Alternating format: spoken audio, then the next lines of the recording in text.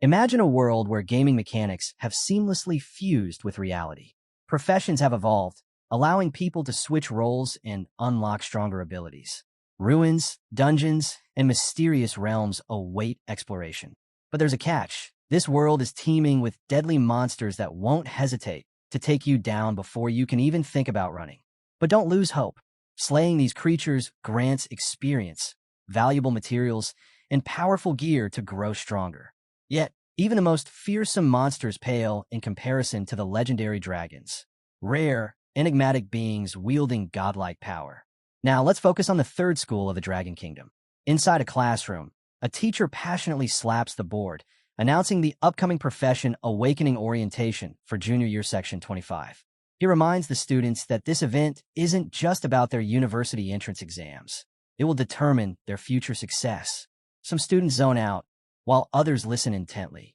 The teacher explains that theoretically, the awakening process is random. However, he urges everyone to believe in themselves. Strong willpower might just land them a powerful combative profession. Among the students sits a young man, his long hair partially covering his eyes. He glances at the test paper in front of him, the Profession Awakening Aptitude Test. A faint smile appears on his lips. His time has finally come. This is Lufan, a transmigrator from a place called Blue Planet. 3 years have passed since he arrived in this world, and in that time, he's grasped its rules and systems. Professions are divided into 3 main categories. 1. Combative professions: warriors, mages, archers, and more. These battle-hardened individuals explore uncharted realms, hunt for rare loot, and rake in substantial rewards. Naturally, they're the most sought-after professions. 2. Reinforcing professions: enchanters, alchemists, and similar roles. They craft powerful enhancements and magical items. However, developing these skills requires expensive materials. Without a wealthy background, progress is difficult. 3. Subsistence professions: chefs, herbalists, miners, and the like. They form the backbone of society, ensuring everything runs smoothly. Lufan's aunt, Hanku, is one of these essential workers. She runs a humble steamed bun shop, working tirelessly every day to support his education. Despite being only 8 years older than him, she has taken on the responsibility of raising him without hesitation. To thrive in this world, and to give his aunt a better life, Lufan has set his sights on awakening as a combative professional. His journey is about to begin. Suddenly, the teacher's phone rings. He quickly silences it before turning to the class with an excited expression. The awakening platform is ready. The ceremony is about to begin. Cheers erupt across the room as students leap from their seats, rushing towards the platform in a frenzy. But in the far corner, Lufan remains seated. The teacher notices and approaches, puzzled. As the top student in the class, Lufan should be the most confident. But just as the teacher is about to ask, something unexpected happens. Lufan awakens a system out of nowhere. The Super Treasure Map system. Confused, he barely has time to process it before BM. The teacher slams the desk, snapping him back to reality. Seeing the concern on his face, Lufan quickly reassures him that everything's fine before dashing after his classmates. As he runs, he can't help but smirk. What transmigrator doesn't get a system? But right now, there's no time to figure it out. The awakening ceremony takes priority. When the students arrive at the awakening platform, they're greeted by the sight of a massive crystal standing at its center, shimmering with mystical energy. Excitement and anxiety ripple through the crowd. The teacher urges them to stay calm, but the anticipation is palpable. As Lufan blends in with the students, he overhears a guy confidently declaring that he'll awaken a hidden combative profession and become a legend. His friend quickly shoots him down, reminding him just how rare that is. Most students just hope to avoid ending up with a subsistence profession. Then, silence falls over the crowd. A powerful figure steps onto the podium, the Grandmaster. With a commanding presence, he announces the official start of the ceremony before gesturing to a priest who will be overseeing this year's awakening. The moment the priest steps forward, the students are in awe. His sheer aura radiates dominance, making them dream of one day reaching that level of power. Lufan shares their amazement, but just then ding, his system activates again. A new skill has been unlocked. Eye of Appraisal. Curious, he immediately tests it on the priest. A panel appears before him. Level 29. Profession, Professional Awakener. Skill, Professional Awakening. Net worth, 5 million dragon coins. Lufan is stunned. 5 million. No matter how hard his aunt worked, even if she sold buns for a lifetime, she'd never come close to that kind of wealth. Before he can dwell on it further, the headmaster's voice booms across the platform. Silence. The awakening ceremony begins now. The excitement reaches its peak as he calls the first name, Zhang Tao, the top student of their section. All eyes turn to Zhang Tao. Whispers spread through the crowd, everyone wondering if he'll awaken as a powerful combative professional. With his high attributes, the chances are definitely in his favor. Even though the process is supposed to be random, everyone knows stronger stats mean better odds. The moment Zhang Tao stepped onto the stage, the girls went wild, showering him with confessions and admiration. As the priest began chanting, the awakening crystal pulsed with energy, glowing brighter and brighter until whoosh. A fireball erupted from it. Zhang Tao had awakened as a pyromancer. Gasps filled the air. A pyromancer wasn't just rare, it was one of the most powerful combat professions out there. The students looked on with envy, realizing that Zhang Tao's future had just skyrocketed. Standing tall, he smirked and casually conjured a fireball in his hand. That was all it took for the girls to lose their minds, screaming and practically begging him to go on dates. Watching the scene unfold, Lufan clenched his fists. If he could awaken a combative profession, he could finally leave behind his struggles. No more scraping by. His life would change forever. Annoyed by all the noise, the headmaster shouted for order before calling up the next student. The ceremony continued, and one by one, students awakened their professions. But as Lufan observed, most didn't get anything impressive. Herbalists, tailors, miners. Reality hit hard. Combative professions were rare. While those who awakened them had limitless potential, those stuck with subsistence professions were destined for an ordinary life. The student in front of Lufan muttered that even getting a subsistence profession wasn't the worst outcome. He pointed out Li Ping from Section 3. Her family was struggling financially, but she awakened as a reinforcing professional. While it sounded prestigious, it required a fortune in materials to develop. In her case, a stable subsistence profession might have been better. That hit a little too close to home. Lufan's family wasn't wealthy either. If he awakened as a reinforcing professional, he'd be stuck in an impossible situation. Then, his name was called. The crowd turned as the headmaster urged him forward. As Lufan walked towards the awakening crystal, whispers filled the air. For the first time, the girls actually noticed him. His sharp features, his calm demeanor. They suddenly found themselves wondering just what kind of profession he'd awaken. Stepping up to the pedestal, Lufan took a deep breath. There was no turning back now. He placed his hands on the crystal as the priest began to chant. Then, something strange happened.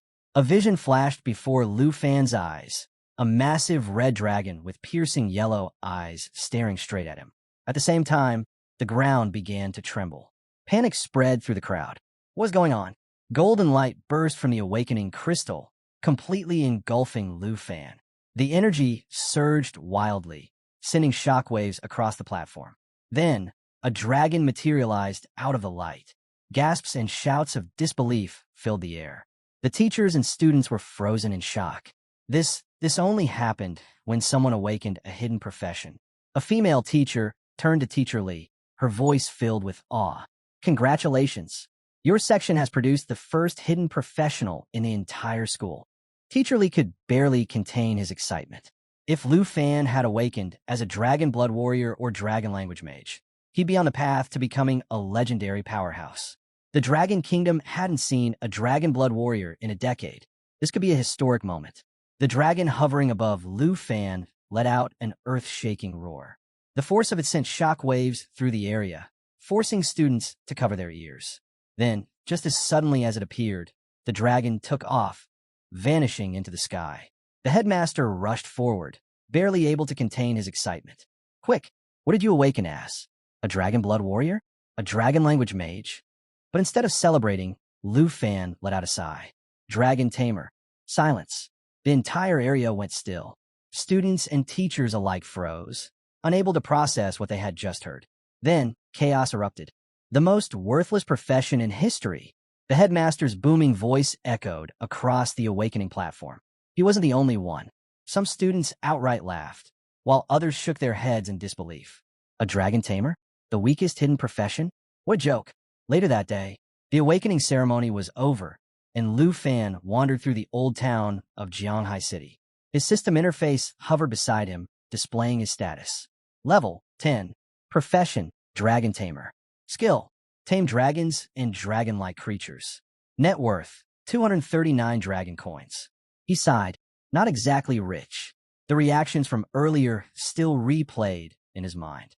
No one had expected him to awaken a hidden profession, but instead of awe, he was met with ridicule. To them, a dragon tamer was useless. After all, dragons were the apex creatures of the world. Who could possibly tame one? Even with a rare awakening, his future seemed bleak. As he walked, he overheard a group of students still talking about his profession. I don't get it.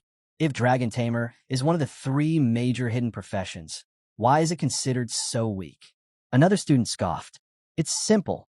No one has ever successfully tamed a dragon. People go their entire lives without even seeing one. And even if they do, what can they do? Dragons aren't pets. They're absolute monsters. Back at the school, the headmaster had tried to console him. Even if it's not ideal, a hidden profession is still a hidden profession. With enough effort, maybe you can tame some subdragon species and grow stronger. But Lufan knew better. Without a real dragon, the dragon tamer profession was nothing. Subdragon species? They were just mutated beasts, nothing close to the real thing. And in the 800-year history of the Dragon Kingdom, dragons had certainly appeared, but not a single dragon tamer had ever successfully tamed one. It was the harsh truth. No matter how strong a human became, compared to a dragon, they were nothing but ants. Taming one? An impossible dream. Lufan glanced at his system window. Every single skill was locked, all because he hadn't tamed a dragon yet. A bitter chuckle escaped him. What kind of dragon tamer can't even tame a dragon? His thoughts drifted to his aunt. She had sacrificed so much to support his education, working tirelessly every day. He had hoped that, after awakening, he could finally make life easier for her. But now, he wasn't even sure if he could provide for himself, let alone change her life for the better. Lost in thought, he barely noticed his surroundings until he suddenly found himself standing in front of his house. He let out a deep breath, shaking off his gloom. No point in showing up looking miserable. Plastering on a forced smile, he pushed open the door. I'm home. Before he could even take another step, a blur of motion flew toward him. His aunt, Han Ku, practically tackled him in a tight hug. You're back, she beamed, squeezing him excitedly. Come on, tell me. How'd it go? What profession did you awaken? Her eyes sparkled with anticipation. After all, today was supposed to be a huge turning point for him. Lufan hesitated. That familiar pang of disappointment hit him again. But before he could say a word, Han Ku gently patted his shoulder. Listen, she said, her voice soft. Even if you didn't awaken a combat profession, that's okay. Honestly, I'd be relieved.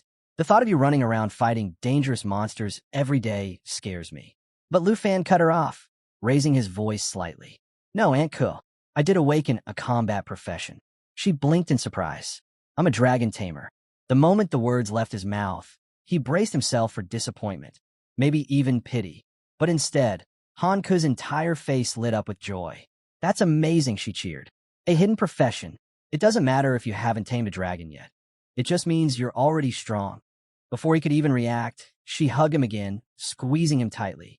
If you decide to go to college, I'll keep supporting you, she said. And if you don't wanna, you can always help me run the steam bun shop. Lufan felt a lump in his throat. The warmth in her voice, the unwavering faith she had in him. It was too much. She suddenly pulled away, hands on her hips. All right, enough sulking. Dinner's getting cold. Finally looking over at the table, Lufan was stunned. She had cooked a feast. There was no way he could eat all of this by himself. After dinner, Lufan collapsed onto his bed, staring at the ceiling. His thoughts kept drifting back to Han Ku. She was only 26 years old, yet she had been working herself to the bone for years. He thought of the cuts and bruises on her hands, the exhaustion in her eyes that she never let him see. She deserved better. He needed to give her a better life. But how? Frustrated, he clenched his fists and slammed them against the bed. If only I had a dragon. His heart pounded. With a dragon tamer would actually mean something. But where was he even supposed to find one? Just when things are looking grim, Lufan receives a system notification, congratulating him on unlocking his first daily treasure map. He checks it out and can hardly believe his eyes. It's a divine level treasure map on day 1. Talk about insane luck. That's when it hits him. His system is called the Super Treasure Map system, yet he's only used the appraisal function during the awakening ceremony. He hasn't even explored the treasure map feature. Curious, he taps the icon, and a prompt appears, explaining the 4 treasure map tiers: beginner, intermediate, advanced, and divine level. And here's the kicker. The system can merge 3 identical lower-level maps into a higher tier one. Another notification pops up, revealing that Lufan will receive a randomly graded and randomly located treasure map every day. Even better, as long as he reaches the designated location, the treasure will be directly tied to his profession. Wait, profession-based treasures? That means if he's lucky, he might actually find a dragon and become a true dragon tamer. This could be his ticket from the weakest to the strongest. If he plays his cards right, this system might be his one shot at changing his fate. And this divine level treasure map, it could be his golden opportunity. Without hesitation, Lufan clicks on the divine treasure map. A large regional map unfolds before him, pinpointing the treasure's location, Mount Sherbas. It's not too far from Jianghai City, and if he catches the last suburban bus tonight, he'll arrive early in the morning.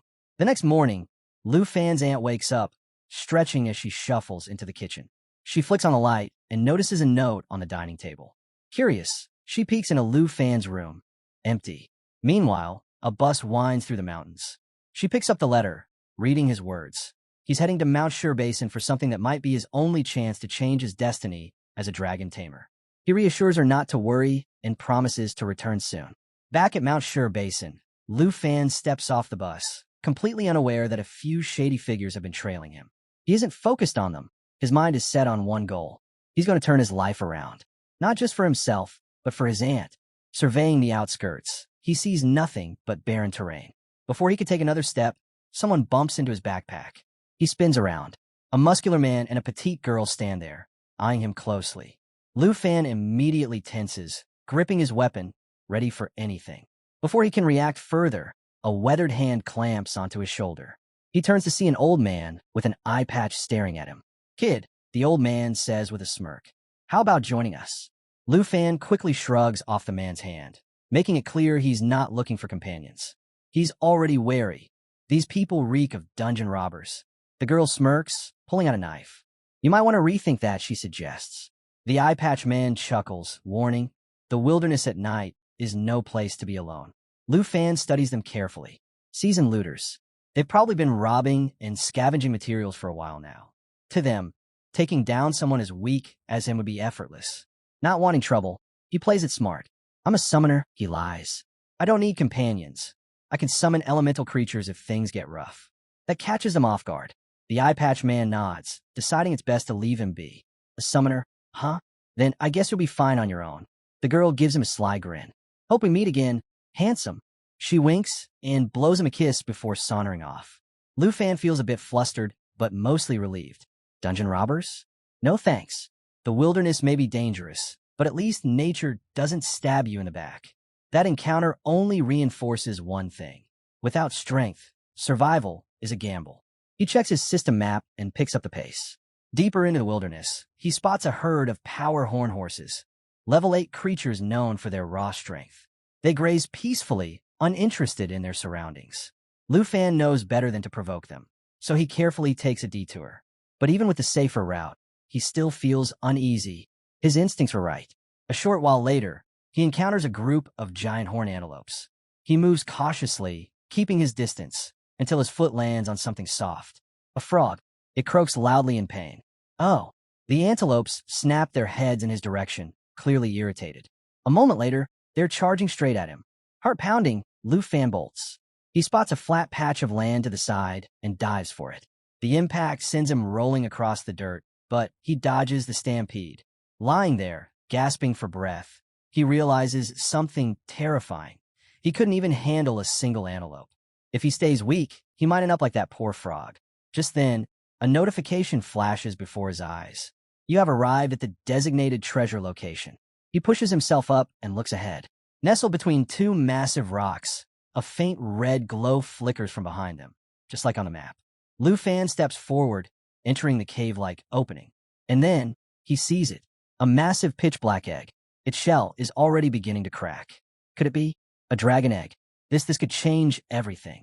Lufan's system pops up with a notification. Black dragon egg detected. Level, unknown. The cracking sounds grow louder. The egg is about to hatch.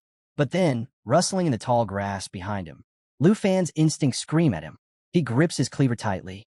Things have been going too smoothly. Of course, a wild beast would show up. Without hesitation, he spins around and slashes at the approaching figure. A bloodthirsty gray fox. The fox catches his cleaver between its fangs, its blood-red eyes gleaming with hunger. With a vicious snarl, it lets out a chilling howl and lunges at him with full force. Lufan barely manages to deflect the attack, throwing the beast to the ground. He stumbles back, gasping for breath. He quickly activates his appraisal skill. Bloodthirsty Gray Fox. Abilities, Triple Claw Strike, Bloodthirst Recovery. Danger level, high. Lufan's eyes widen. This thing can strike 3 times in a row, cause bleeding, and heal itself by absorbing his blood. Glancing back, the dragon egg is about to hatch. He doesn't have time for this fight. If he can just hold out a little longer, maybe he can use his dragon taming ability once the dragon emerges. But the fox isn't waiting. It leaps at him. Instinct kicks in. Lufan raises his arm in defense. Too slow.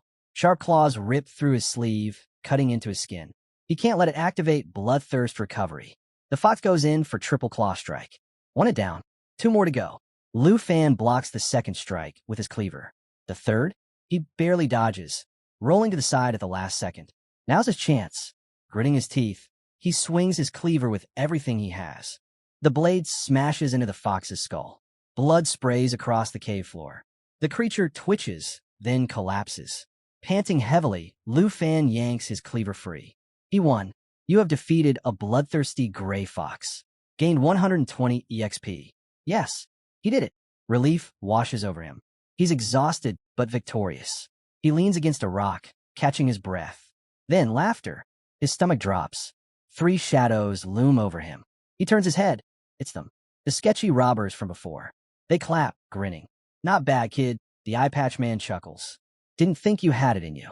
Lufan grips his cleaver tighter. He's not falling for this fake friendliness. Taking a defensive stance, he glares at them. Back off. I'm not interested in joining your little crew. The girl in the group chuckles, teasing him not to be so tense. She hints that they've already figured out his little lie about being a summoner. The guy with the eye patch chimes in, reminding Lufan that despite claiming to be a summoner, he never used any summoning abilities and still got hurt by a weak monster. Oh, busted. Realizing he's been exposed, Lufan tries to play it cool. He kicks the fox's body toward them and says, if it's the fox fur you want, take it and leave me alone. Eye patch guy laughs, picking it up. This? Barely worth 80 dragon coins, he scoffs. We're here for something much bigger. Wait, they're after the divine treasure too? Lufan's heart pounds. He glances back, and sure enough, the muscular guy and the girl have locked onto the dragon egg. Before he can react, the muscular guy rushes in, throwing a devastating punch. The impact sends Lufan flying, his cleaver slipping from his grasp as he crashes hard onto the ground, dazed. When his vision clears, the girl is already on top of him, blade pressed against his throat. Stay still, she warns, or you'll regret it. Eye patch guy smirks. You underestimated how good dungeon robbers are at sniffing out treasure. Meanwhile, the muscular guy calls out, hey, check this out. He stands over the dragon egg, grinning. Lufan watches in horror as his worst fear unfolds before his eyes. Eye patch guy's excitement spikes. Finish him off, he orders. The girl tilts her head, flashing Lufan a sly smile. Too bad. You're kind of good looking, she muses. But this is the end of the line. Not so fast. Just then, the dragon egg trembles, cracks spiderweb across its surface. Something inside stirs. A sudden explosion of energy. The egg shatters, sending debris flying. A massive shadow rises into the sky, looming over them. Everyone freezes, staring in disbelief. A dragon. Eye patch guy panics, hurling some kind of potion at it, but the dragon dodges with ease. The muscular guy, foolishly, tries to punch it. Bad move. The dragon's jaws snap open, and in a single fiery blast, he's reduced to ashes. The eye patch guy watches in horror as his partner is obliterated. His breath catches as the dragon turns its piercing gaze on him. He stumbles back, screaming for help, but the girl is just as terrified. Her grip on the knife weakens. Lufan seizes the moment, shoving her aside. You guys messed with the wrong person, he shouts. Without hesitation, he sprints toward the dragon. It eyes him, confused but not attacking. Lufan takes a deep breath and yells, "Dragon Taming Technique." A golden light flares from Lufan's hands, illuminating the dark scales of the dragon. Even the beast looks momentarily startled. As his fingers make contact, the girl stumbles back, her voice shaky. Who are you?" Lufan turns to her with a smirk. "Oh, now you're interested?" He lets the moment linger before adding, "I'm not just a summoner, I'm a dragon tamer." A system notification flashes before his eyes. Black Dragon Covenant has been tamed by Lufan. The dragon's newly unlocked skills appear: Dragon Claw, Dragon Fang Strike, Dragon's Inspiration. It immediately lunges toward the girl. Her confidence shatters in an instant. She throws up her hands, stammering, "I didn't know it was a dragon egg. I swear." "Please." Lufan remains unmoved. "You had no problem preying on the weak," he says, his voice cold. "Now, you can join your friends." With a single command, the dragon finishes the job. Once the dust settles, Lufan perches on a cliffside, tending to his wounds. His new companion rummages through his bag, sniffing curiously at the contents. Lufan picks up the dragon, marveling at the sheer luck of his situation. Holding it up, he chuckles. "You're way too lively." Even fresh out of the egg, the dragon is already powerful. The thought sends excitement coursing through him. If you're this strong now, imagine how terrifying you'll be when you level up. He pulls the dragon into a hug, grinning. The title of Dragon Tamer won't be the weakest class for much longer. Then he pauses, tapping his chin. "Now, what should I call you?" He cycles through names, discarding them one by one. Little Coal Ball? No. Black Diamond? Too cringe. Just as he's lost in thought, the dragon suddenly licks his wounds. A crimson aura swirls around its body. Before he can react, its wings spread wide, glowing with energy. In an instant, its form shifts. The light fades, revealing a stunning girl with draconic wings and a long, elegant tail. Wait, what? Plot twist.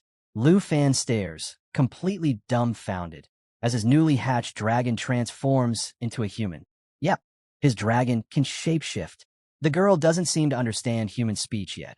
She just tilts her head and nods along to whatever he says, like a clueless but adorable child.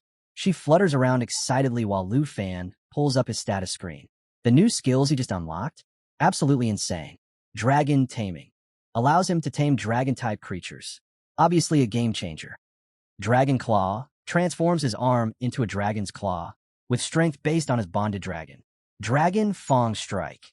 A devastating energy attack infused with draconic power.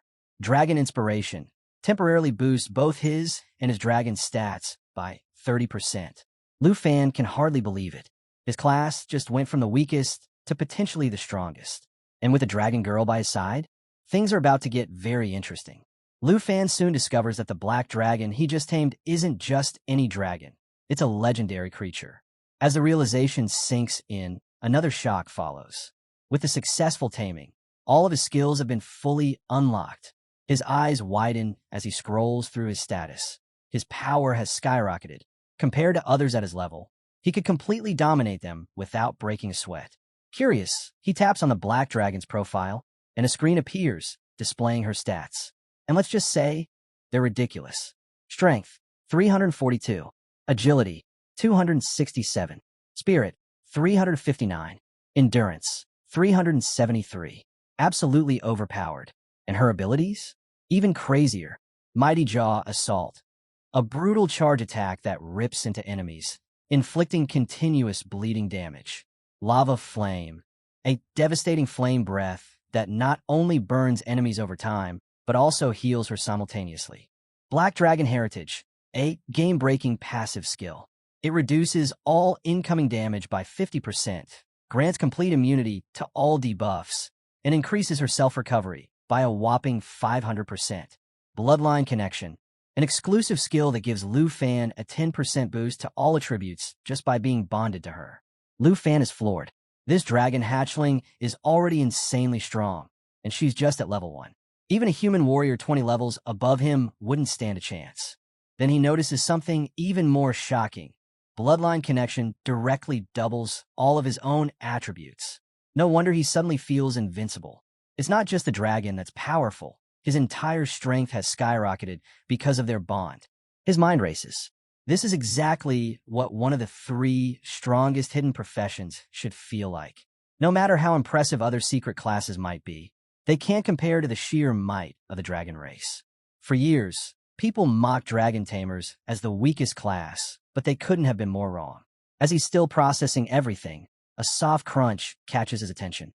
He turns to see the dragon girl happily munching on the eggshells she hatched from. Despite her human form, she still behaves just like a newborn dragon. That reminds him, he still hasn't given her a name. He thinks for a moment, then it hits him. Since she's a little black dragonborn, just before dawn, Xiao Yi. When he says it aloud, the dragon girl's eyes light up. A bright, joyful smile spreads across her face, and she nods enthusiastically. Lufan grins. So you like it, huh? Seeing how happy she is, he knows the risk was completely worth it. He ruffles her hair and asks, "Hungry?" Xiao Yi looks up at him, flashing that same adorable smile, before finishing off the last of the eggshells. Yep, this adventure is just getting started. Lufan pats Xiao Yi on the head and grins. All right, time to hunt. We can't head back on empty stomachs, can we? He stretches, feeling the excitement bubbling inside him. The entrance trial for the university is getting closer, and he knows countless students are out there sharpening their skills, hunting for opportunities. But with his recent power boost, the prestigious Southern Province's Top Scholar Award, and a spot in the most elite institution in the Dragon Kingdom, are finally within reach. Still, he can't afford to be careless. Leveling up and mastering his abilities is his top priority for both him and Xiao Yi. With renewed determination, he takes off running, Xiao Yi following close behind, her eyes gleaming with excitement. We're heading deeper into Mount Shur Basin, Lufan tells her. I hear the monsters there taste way better than eggshells. As they push forward, a sudden noise stops them in their tracks. A pack of creatures is charging toward them at insane speeds. Lufan quickly pulls up his system interface. Plains hyenas. His eyes narrow as he scans their abilities. Rending Bite, a vicious attack that causes continuous bleeding damage. Putrefaction, a disease-inflicting debuff that weakens the target over time. And the good news?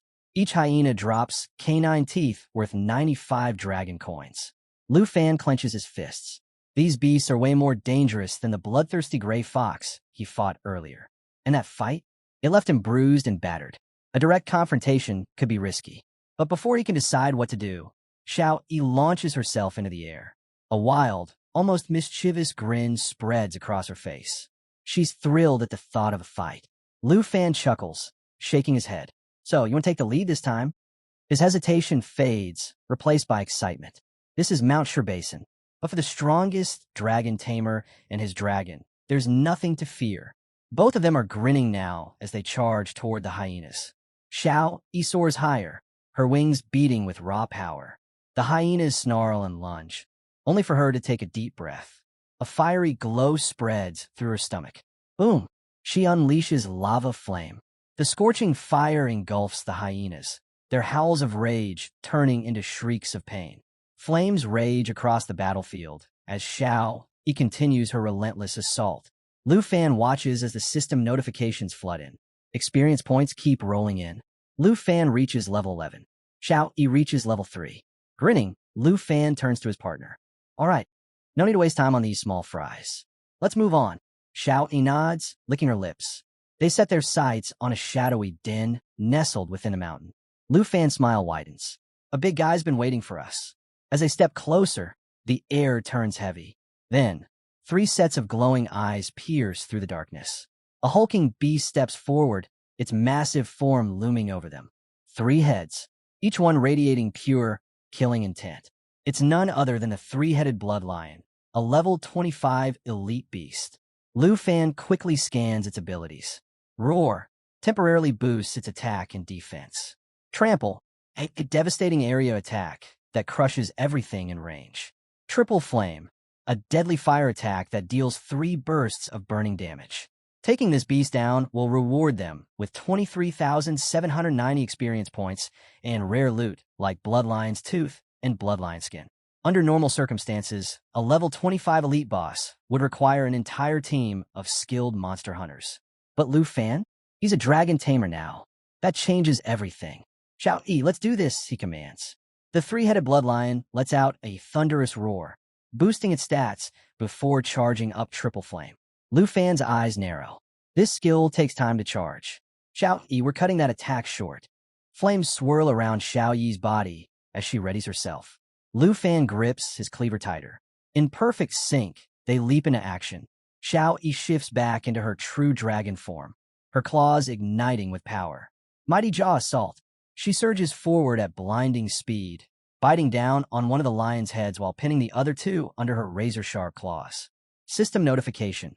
Triple flame attack has been interrupted. Lufan grins. Perfect. Seizing the moment, he charges in. Dragon Fang Strike. Dragon aura surges through his weapon as he swings with full force, delivering a crushing blow. The three-headed blood lion collapses. As the dust settles, Lufan and Xiao Yi land back on the ground. She shifts back into her human form, stretching her arms with a satisfied look. Lufan checks his status. He's jumped to level 14, and Xiao Yi is already level 9. Then, a new system notification appears. Treasure map system activated. A daily treasure map has been added to his inventory. A sly grin spreads across Lufan's face. What kind of exclusive dragon tamer treasure is waiting for them? He turns to Xiao Yi. How about some treasure hunting? She nods excitedly, her eyes sparkling with anticipation. Meanwhile, deep within Mount Shur Basin, another group is having a very different conversation. A blue-haired girl looks at her uncle, her brows furrowed. Uncle Sun Gu, are we really going to let this opportunity slip away? Sun Gu, a seasoned warrior, crosses his arms and sighs. We don't have a choice, he says. He explains that the Fortuitous Realm requires a 5-person team to activate. And unfortunately, they're 2 people short. Sun Gu sighs and suggests sending Miss Kai back to Jianghai City to bring reinforcements. But before he can finish, Miss Kai, a rogue, shakes her head. Even with my speed, a round trip would take a full day, she points out. Meanwhile, the blue-haired girl, Qin Xiao, chimes in. Though her profession remains unknown for now, she explains, fortuitous realms appear randomly and offer far greater rewards than standard dungeons. But they only last for 24 hours, which means Sun Ji's plan is useless. Sun Gu tries to lighten the mood. Hey, if you get into one of the top 10 universities, you'll have plenty of chances to explore secret realms. But Qin Xiao isn't having it. They're so close to an incredible opportunity. There has to be another way. Just then, a rustling sound catches their attention. Sun Gu and Miss Kai instantly snap into battle mode, weapons at the ready. But instead of a monster, it's just some random young guy casually walking by. Lufan. Sun Gu eyes him, surprised to see someone so young wandering this deep into the mountains. Kid, this isn't a place for sightseeing. You should turn back before you get into trouble. But before he can say more, Qin Xiao steps forward. She introduces herself, explaining that they're from the Qin family in Jianghai City. Then, out of nowhere, she makes an offer. Would you be willing to join us temporarily? She asks. We'll pay you 100,000 dragon coins, just for entering the secret realm of chance with us. You won't have to lift a finger. Lufan stops mid-step. 100,000 dragon coins? His mind races. If the Qin family, the richest family in Jianghai City, is after this realm, then the rewards inside must be something truly special. Qin Xiao continues, clarifying that they just need him to meet the party size requirement. He won't have to do anything. Just step inside with them and collect his pay. The scene shifts slightly. Turns out, the group had already recruited a paladin, but was still 1 person short. Sun Gu, now walking toward the massive purplish portal leading to the secret realm of chance, turns back to Lufan. You coming or not? He asks. Opportunities like this don't come every day. Lufan smiles. Not interested in money, he replies casually. But I'll join on one condition. The group pauses, curious. I want a fair split, Lufan continues. Rewards should be distributed based on contribution. Sun Gu and the 2 women exchange surprised glances. Miss Kai quickly catches on. Wait, you're saying we split the rewards according to strength? Lufan nods. Exactly. Qin Xiao is a bit skeptical. Our team averages around level 20, and this guy looks even weaker than us. Is he just overly confident or completely reckless? She wonders. But since they desperately need a 5th member, she decides to go with it. She smiles, extends her hand, and says, all right, since you're interested in teaming up, let's make it official. And don't worry, the 100,000 dragon coins we promised are still yours as a token of good faith. Lufan shakes her hand, sealing the deal. With that settled, Xiao is eager to move out, but Lufan has his own plans. He decides to keep his legendary dragon, Xiao Yi, hidden for now. Revealing her in front of strangers could cause unnecessary trouble. He feels bad for keeping her cooped up, but it's the safest choice. They step through the portal and arrive in the secret realm of chance. The moment they enter, Lufan notices the eerie atmosphere, withered trees, thick purple fog, and an unsettling silence. Noticing he has no visible equipment, he advises him to be careful. But Lufan has a surprise. With a confident smile, he raises his hand. Suddenly, flames surge around him, and a massive black machete with dragon-scale patterns materializes in his grip. A system notification flashes. It's an epic quality weapon with no level restriction, exclusive to Dragon Tamers and Dragon Blood Warriors. It boasts a skill called Dragon Blood Armor, which enhances dragon transformations, along with a plus 65 strength and plus 30 stamina boost. Lufan silently thanks the advanced treasure map he unlocked after slaying the three-headed blood lion. It allowed him to upgrade his basic machete into this legendary weapon. Lufan's display of power left the team stunned. Sunga couldn't hold back his curiosity and blurted out, "Are you sure you're just a material hunter? That weapon looks like something only top-tier players would have." But before he could press further, Miss Kai snapped at him. "Why do you care so much about a stranger?" she huffed. In her mind, if Lufan had any ulterior motives, she could deal with him easily. Just as tension was rising, an eerie movement interrupted them. Out of nowhere, a hand burst through the ground, grabbing at Sunga. A swarm of corrupt zombies emerged. Level 15 monsters with decent loot, 620 experience points, a corruption poison sack, and 256 dragon coins per kill. But these creatures were no pushovers. Their abilities were particularly nasty. Hug and bite. They latch onto their target, scratching and biting relentlessly. Corpse poison. Each attack inflicts poison damage over time. And the worst part? Anyone who dies from the poison transforms into a corrupt zombie themselves. Xiao quickly warned Sun Gu to stay sharp as the Undead Horde crawled up from the ground, eager to attack. Gu, the team's knight, wasted no time. With a shield raised, he stepped forward, expertly deflecting incoming strikes. A quick status check revealed their lineup. Gu, level 20 knight, specializing in defense. Sun Gu, level 28 warrior, on the verge of his second profession change. Miss Kai, level 23 rogue, a swift and deadly fighter. Sun Gu and Miss Kai swiftly took their positions, striking down zombies with precise, coordinated attacks. Meanwhile, Lufan calmly observed the battlefield, his system interface displaying everyone's stats and abilities. He noted that their formation was solid. Having a warrior, rogue, and knight hold the front lines was a smart move, especially with Sun Ji close to a profession upgrade. Then, Xiao sprang into action. Raising her staff high, she began chanting. A golden aura surrounded her, lifting her slightly into the air. She was charging a powerful spell. With a final incantation, she unleashed Holy Light Star Rain. Star-like energy cascaded from the sky, engulfing the zombies in radiant destruction while simultaneously healing her teammates. The battlefield lit up with dazzling brilliance. Sun Gu and Miss Kai had to dodge to avoid getting caught in the holy barrage. The zombies? They had no such luck. The meteoric lights rained down, wiping them out completely, leaving nothing behind but an empty, silent battlefield. Xiao turned to Lufan with a confident smile. "That's my profession," she said proudly. Turns out, Xiao has a hidden class, Holy Light Mage, a rare hybrid profession that blends offensive magic with healing abilities. While her attacks aren't as strong as a pure mage, and her healing isn't as potent as a priest, her ability to do both at the same time makes her incredibly valuable in battle. Lufan was impressed. A system notification confirmed it. Xiao was indeed a hidden professional. He thought to himself, another hidden profession? That's not something you see every day. He complimented her, pointing out how effective her holy magic was against the undead. But before they could enjoy their victory, the ground beneath them trembled violently. Lufan instantly knew what was coming: elite monsters. From the sheer weight of the approaching footsteps, this was going to be a real challenge. Then, a blood-red hand burst through the ground. A system alert appeared. Blood zombies, level 20 monsters. Defeat rewards. 8,140 experience points, a Blood Corpse Poison Sac, and 90 Dragon Coins. Abilities. O Blood-Sucking Bite. Deals damage while simultaneously healing the zombie. O Corpse Poison. Inflicts continuous damage, just like before. O Blood Fury.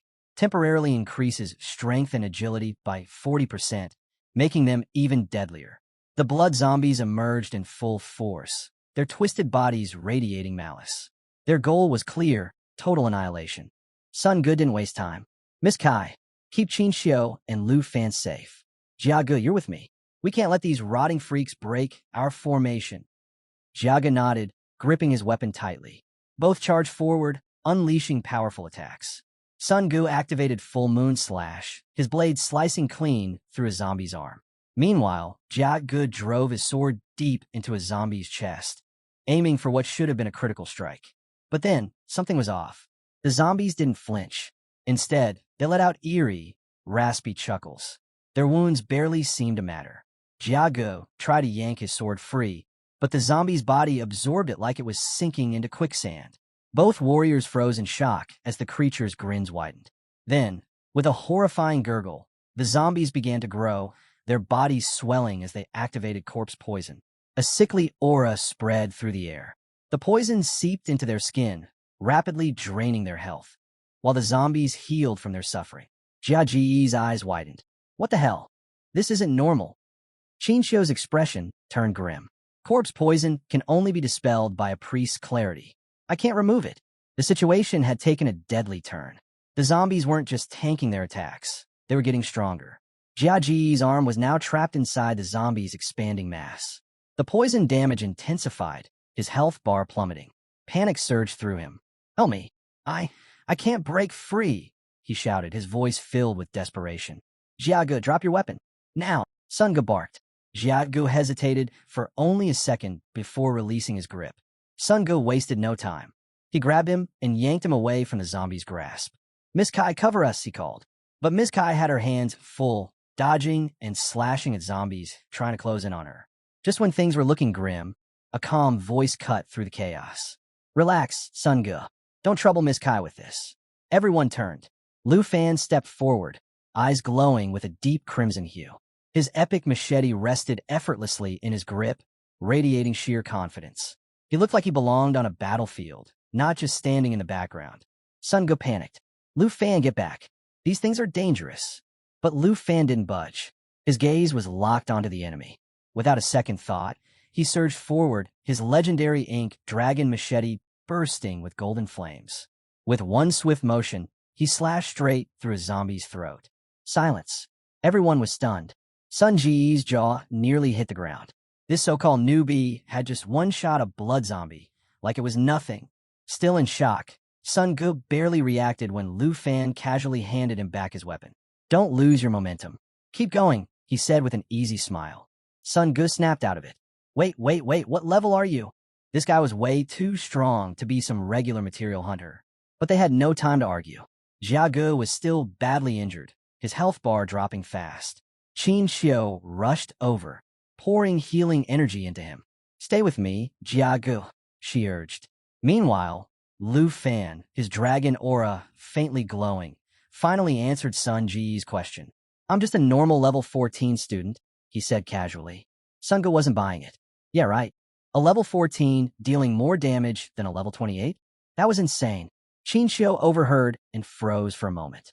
Wait, he's my age? She couldn't believe a student could be this strong. But before she could process the revelation, danger struck again. A blood zombie crept up behind her, its twisted grin widening as it prepared to attack. Miss Kai spotted it first. Qin Xiao, behind you, she yelled, already moving to intercept. But Lufan was faster.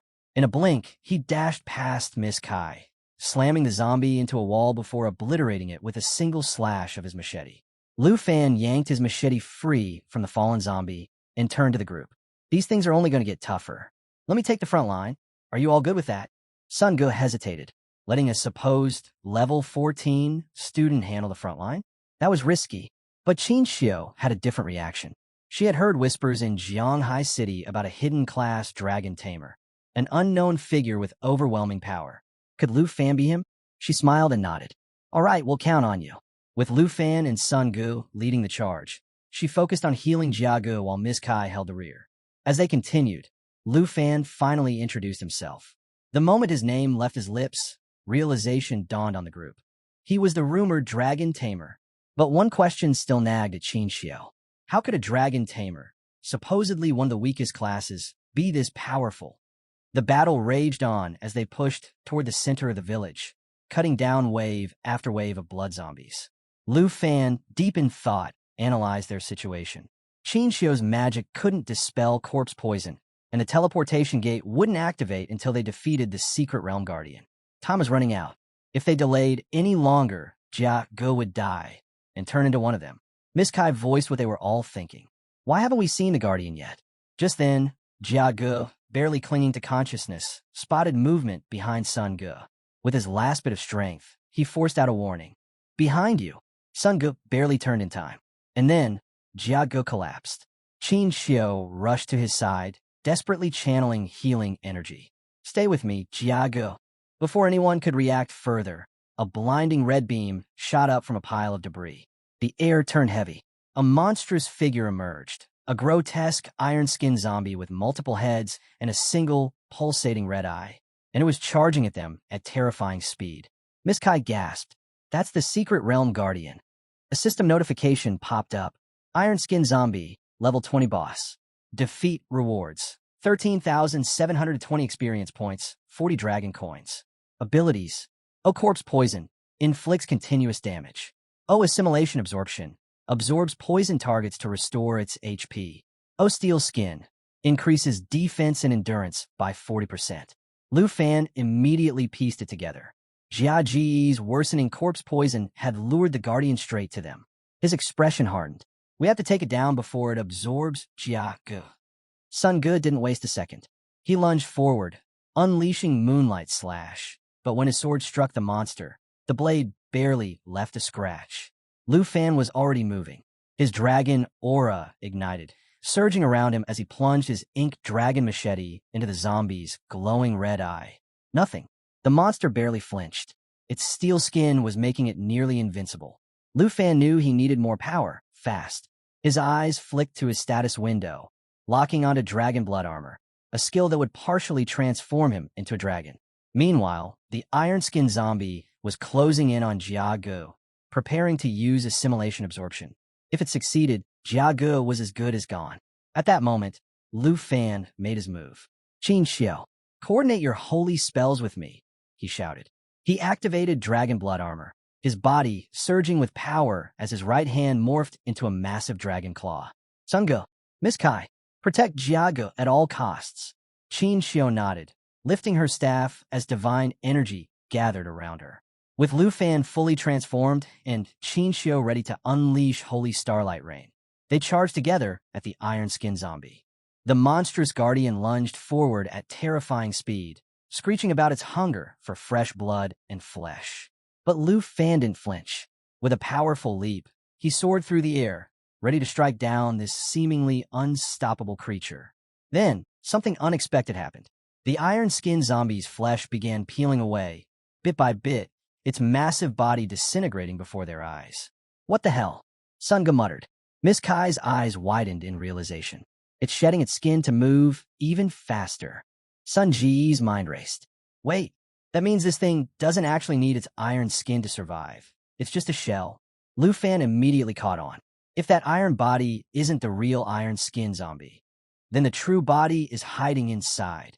Sun Ge was blown away by how fast Lufan put the pieces together.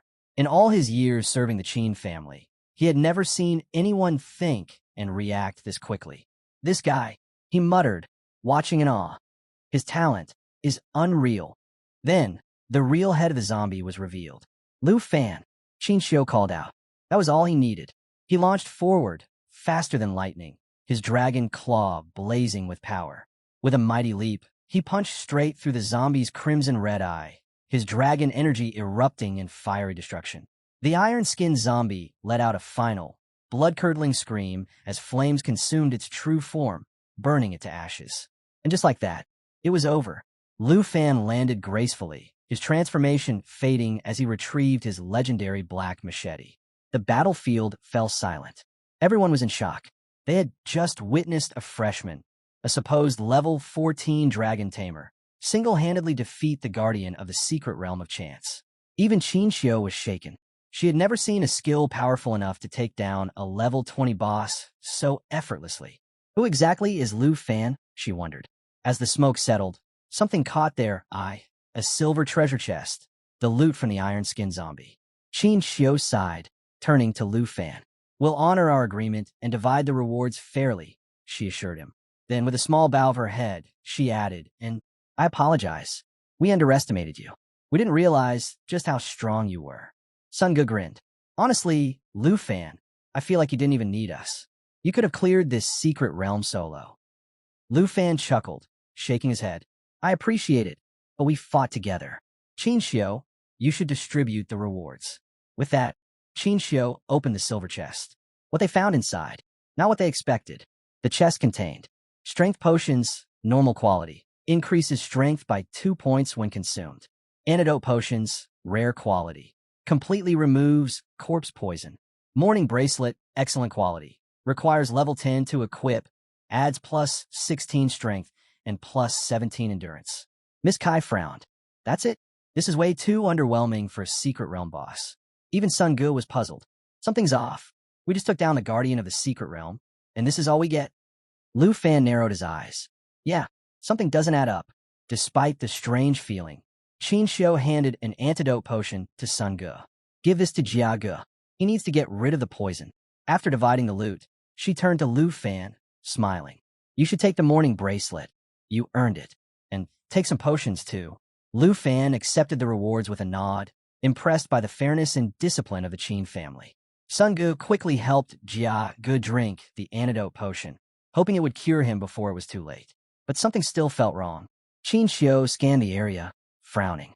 We defeated the boss, but the portal to exit the secret realm still hasn't appeared. Weird, right? Meanwhile, Lufan was fastening his morning bracelet when a sudden chill ran down his spine. He turned, sensing something ominous approaching. Miss Kai spoke up. Maybe we should start searching for the portal. But before she could finish, Lufan's voice cut through the air like a blade. Everyone stay put. Lufan checks his system and realizes something's off. The blood zombies and the iron-skinned zombie are down, but the real boss hasn't shown up yet. There's still something lurking. Sun Ge frowns. How do you even know that? Before Lufan can answer, Qin steps in. As a holy light mage, she can feel a deep, eerie darkness nearby. That can't be good. They make their way toward the lakeside of Morning Village, and the place is downright unsettling.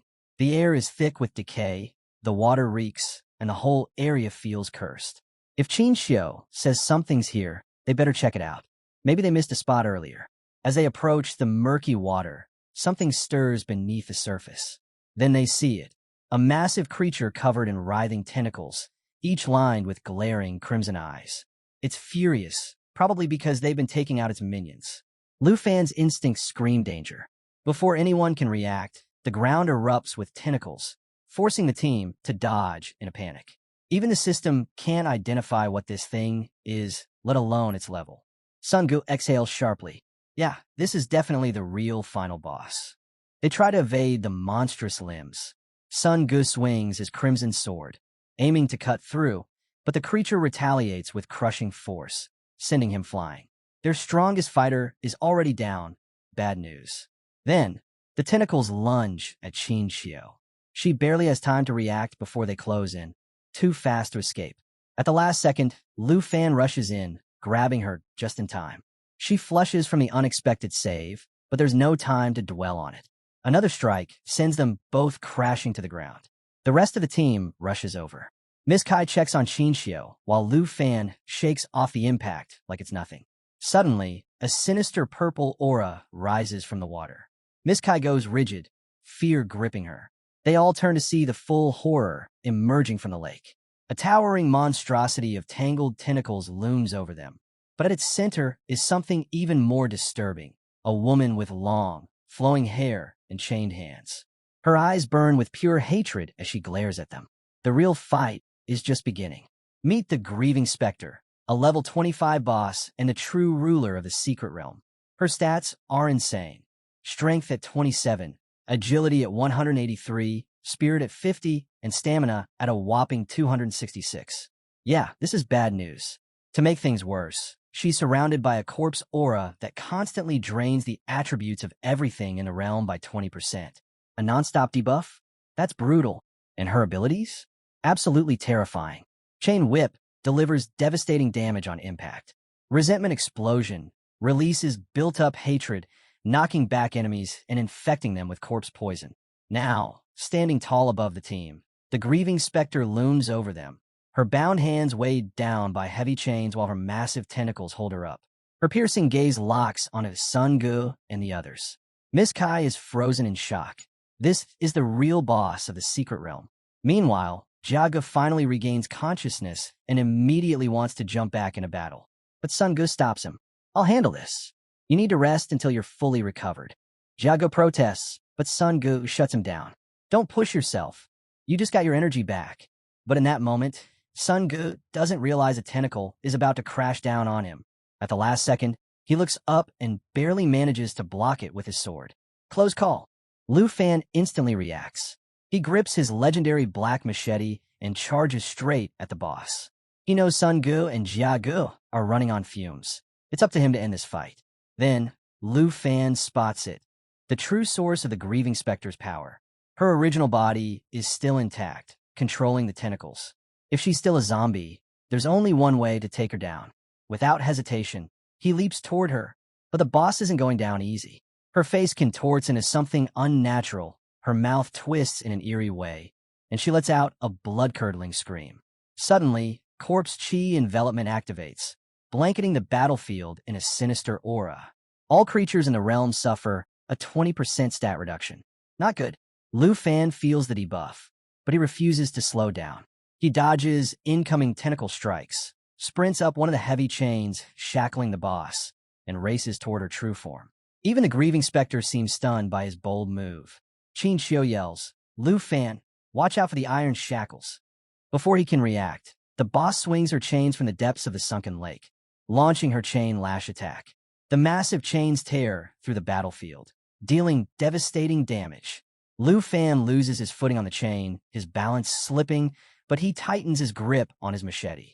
The boss, now completely enraged, lets out a furious shriek. Her chains whip through the air in a relentless assault, determined to wipe out the entire group. Sun Gu leaps in, blocking one of the deadly chains and shouting, Qin Xiao, watch out. Miss Kai and Jia Gu scramble to defend themselves, but Jia Ji's shield shatters with just one hit. The situation is getting worse by the second. Despite the chaos, Lufan refuses to back down. His focus is locked on reaching the boss's main body. But then, out of the corner of his eye, he spots a massive tentacle slicing through the air, heading straight for Sun Gu and the others. The boss sneers, her voice dripping with malice. Keep resisting, and your entire team will perish. Lufan's frustration boils over. Everyone move now, he roars. Summoning every ounce of strength, he channels his dragon energy, preparing to unleash his dragon strike once more. The devastating attack lands, wounding the Grieving Spectre, but she's far from defeated. Now, she's lashing out wildly, her chains becoming a whirlwind of destruction. The team is barely hanging on. Lufan knows he needs more power. Without hesitation, he activates Dragon Blood Transformation, his arm morphing into a dragon's claw, pulsing with raw energy. With this surge of strength, he tears through the chains, freeing himself and breaking the boss's grip on the others. He lands on the ground, panting but victorious over her latest assault. Sun Gu watches in awe before shaking his head. This boss is too much for us right now. We need to fall back and regroup. Even Qin Xiao looks shaken. Lufan, we're all in bad shape. If we don't leave now, we might not make it out of here. The Grieving Spectre is still glaring daggers at them, preparing another devastating strike. But Lufan doesn't flinch. He turns to the group. Head back to the village. We've already cleared out the zombies there. Sun Gu, Miss Kai, make sure everyone gets out safely. Qin Xiao's eyes widen with concern. You're staying here? Alone? Lufan simply smirks. I'll handle the boss. Don't worry about me. Miss Kai gives a firm nod, realizing they don't have much choice. We have to go. She places a reassuring hand on Qin Xiao's shoulder, urging her to come along. Qin Xiao hesitates, her worry evident. But deep down, she knows Lufan won't change his mind. With one last reluctant glance at him, she turns and follows the others to safety. Now things are about to get wild. Lufan raises his hand, and in an instant, flames ignite across the battlefield. A swirling portal rips open before him. He knows the team wouldn't stand a chance against the boss, even without the 20% debuff. Instead of risking their lives, he decides to call in some serious backup. The grieving specter boss glares at him, her rage boiling over. But even she has no idea what's coming next. Lufan smirks. Xiao Yi, let's have some fun. Boom! From the portal, a massive figure emerges. His legendary black dragon, Xiao Yi. Without wasting a second, she lunges forward, sinking her powerful jaws into the boss's writhing tentacles. The entire team is stunned into silence. Did Lufan just summon a dragon? And not just any dragon. Xiao Yi is even bigger than when they last saw her. With razor-sharp claws and enormous wings, she effortlessly parries every tentacle strike thrown her way. Lufan hadn't planned on revealing Xiao Yi to the group just yet, but against an enemy like this, he had no choice. And Xiao Yi, ever the loyal companion, follows his lead without hesitation. She launches into giant assault, surging forward at breakneck speed, her fangs tearing into the boss's flesh. The damage is brutal, deep wounds open, and thick black blood spills into the air. The grieving specter boss lets out a blood-curdling shriek, her attacks turning frantic and desperate. But Xiao isn't done. With one final, devastating move, she rips apart the chains binding the boss, sending her plummeting back into the abyss. And just like that, the hidden ruler of the realm of chance is defeated. Sun Gu stands frozen, his brain struggling to process what just happened. Lufan just took down that monster in 2 hits. The sheer power he just witnessed is both terrifying and awe-inspiring. Jiagu, still reeling, whispers, I never thought I'd see a real dragon, let alone watch one in battle. The whole team is stuck somewhere between shock, fear, and admiration. Dragons were always considered harbingers of doom, yet here they are, still standing. That's when it all clicks for Qin Xiao.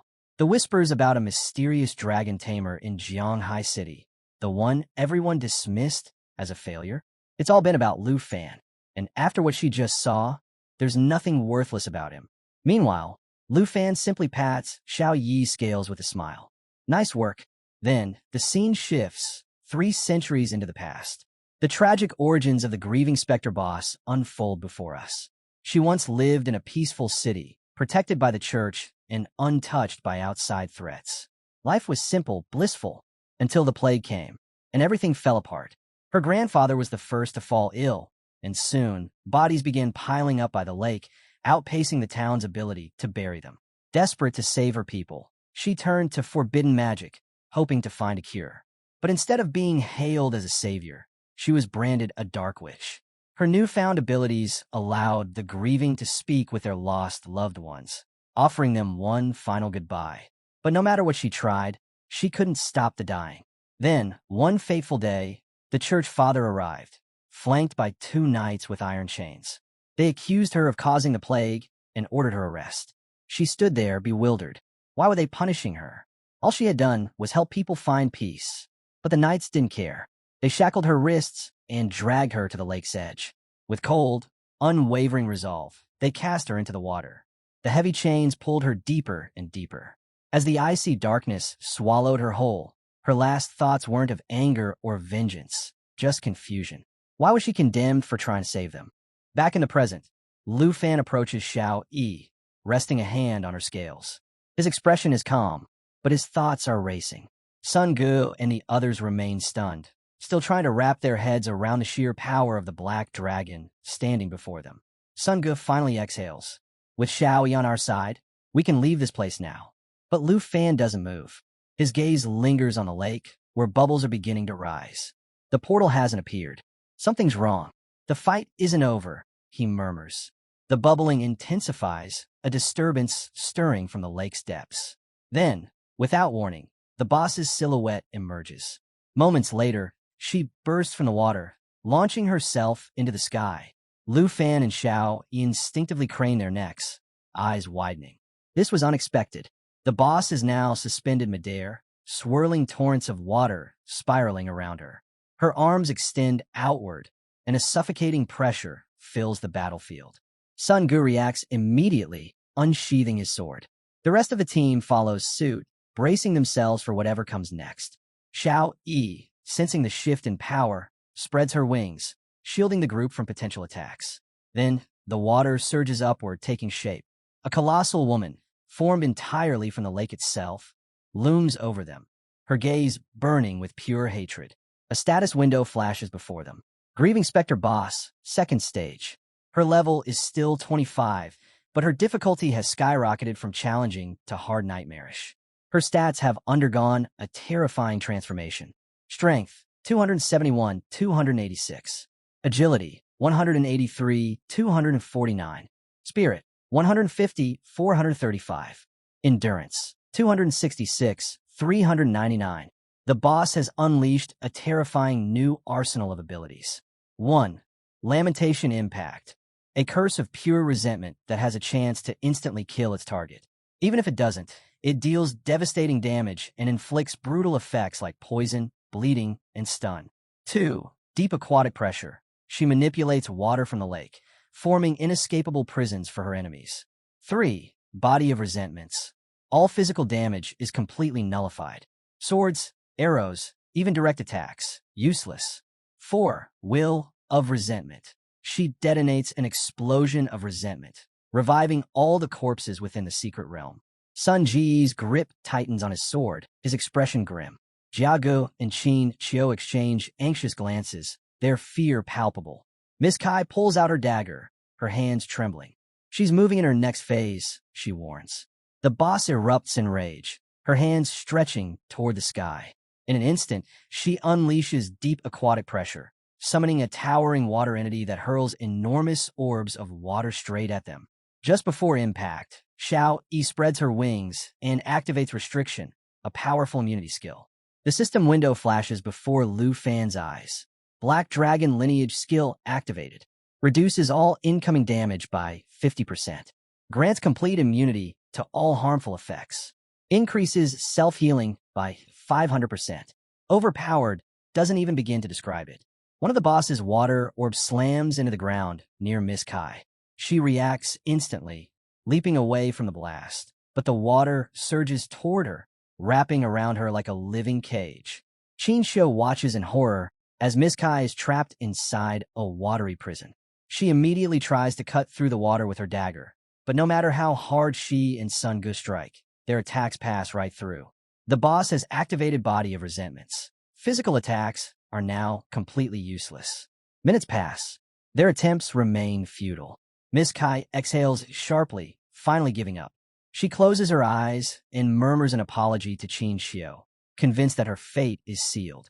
Qin Xiao's expression tightens. She steps closer, locking eyes with Miss Kai. If anyone should be apologizing, it's me.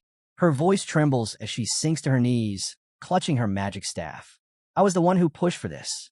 I insisted we come here, and now we're trapped. There's no way out. Lufan, standing a few feet away, crosses his arms and sighs.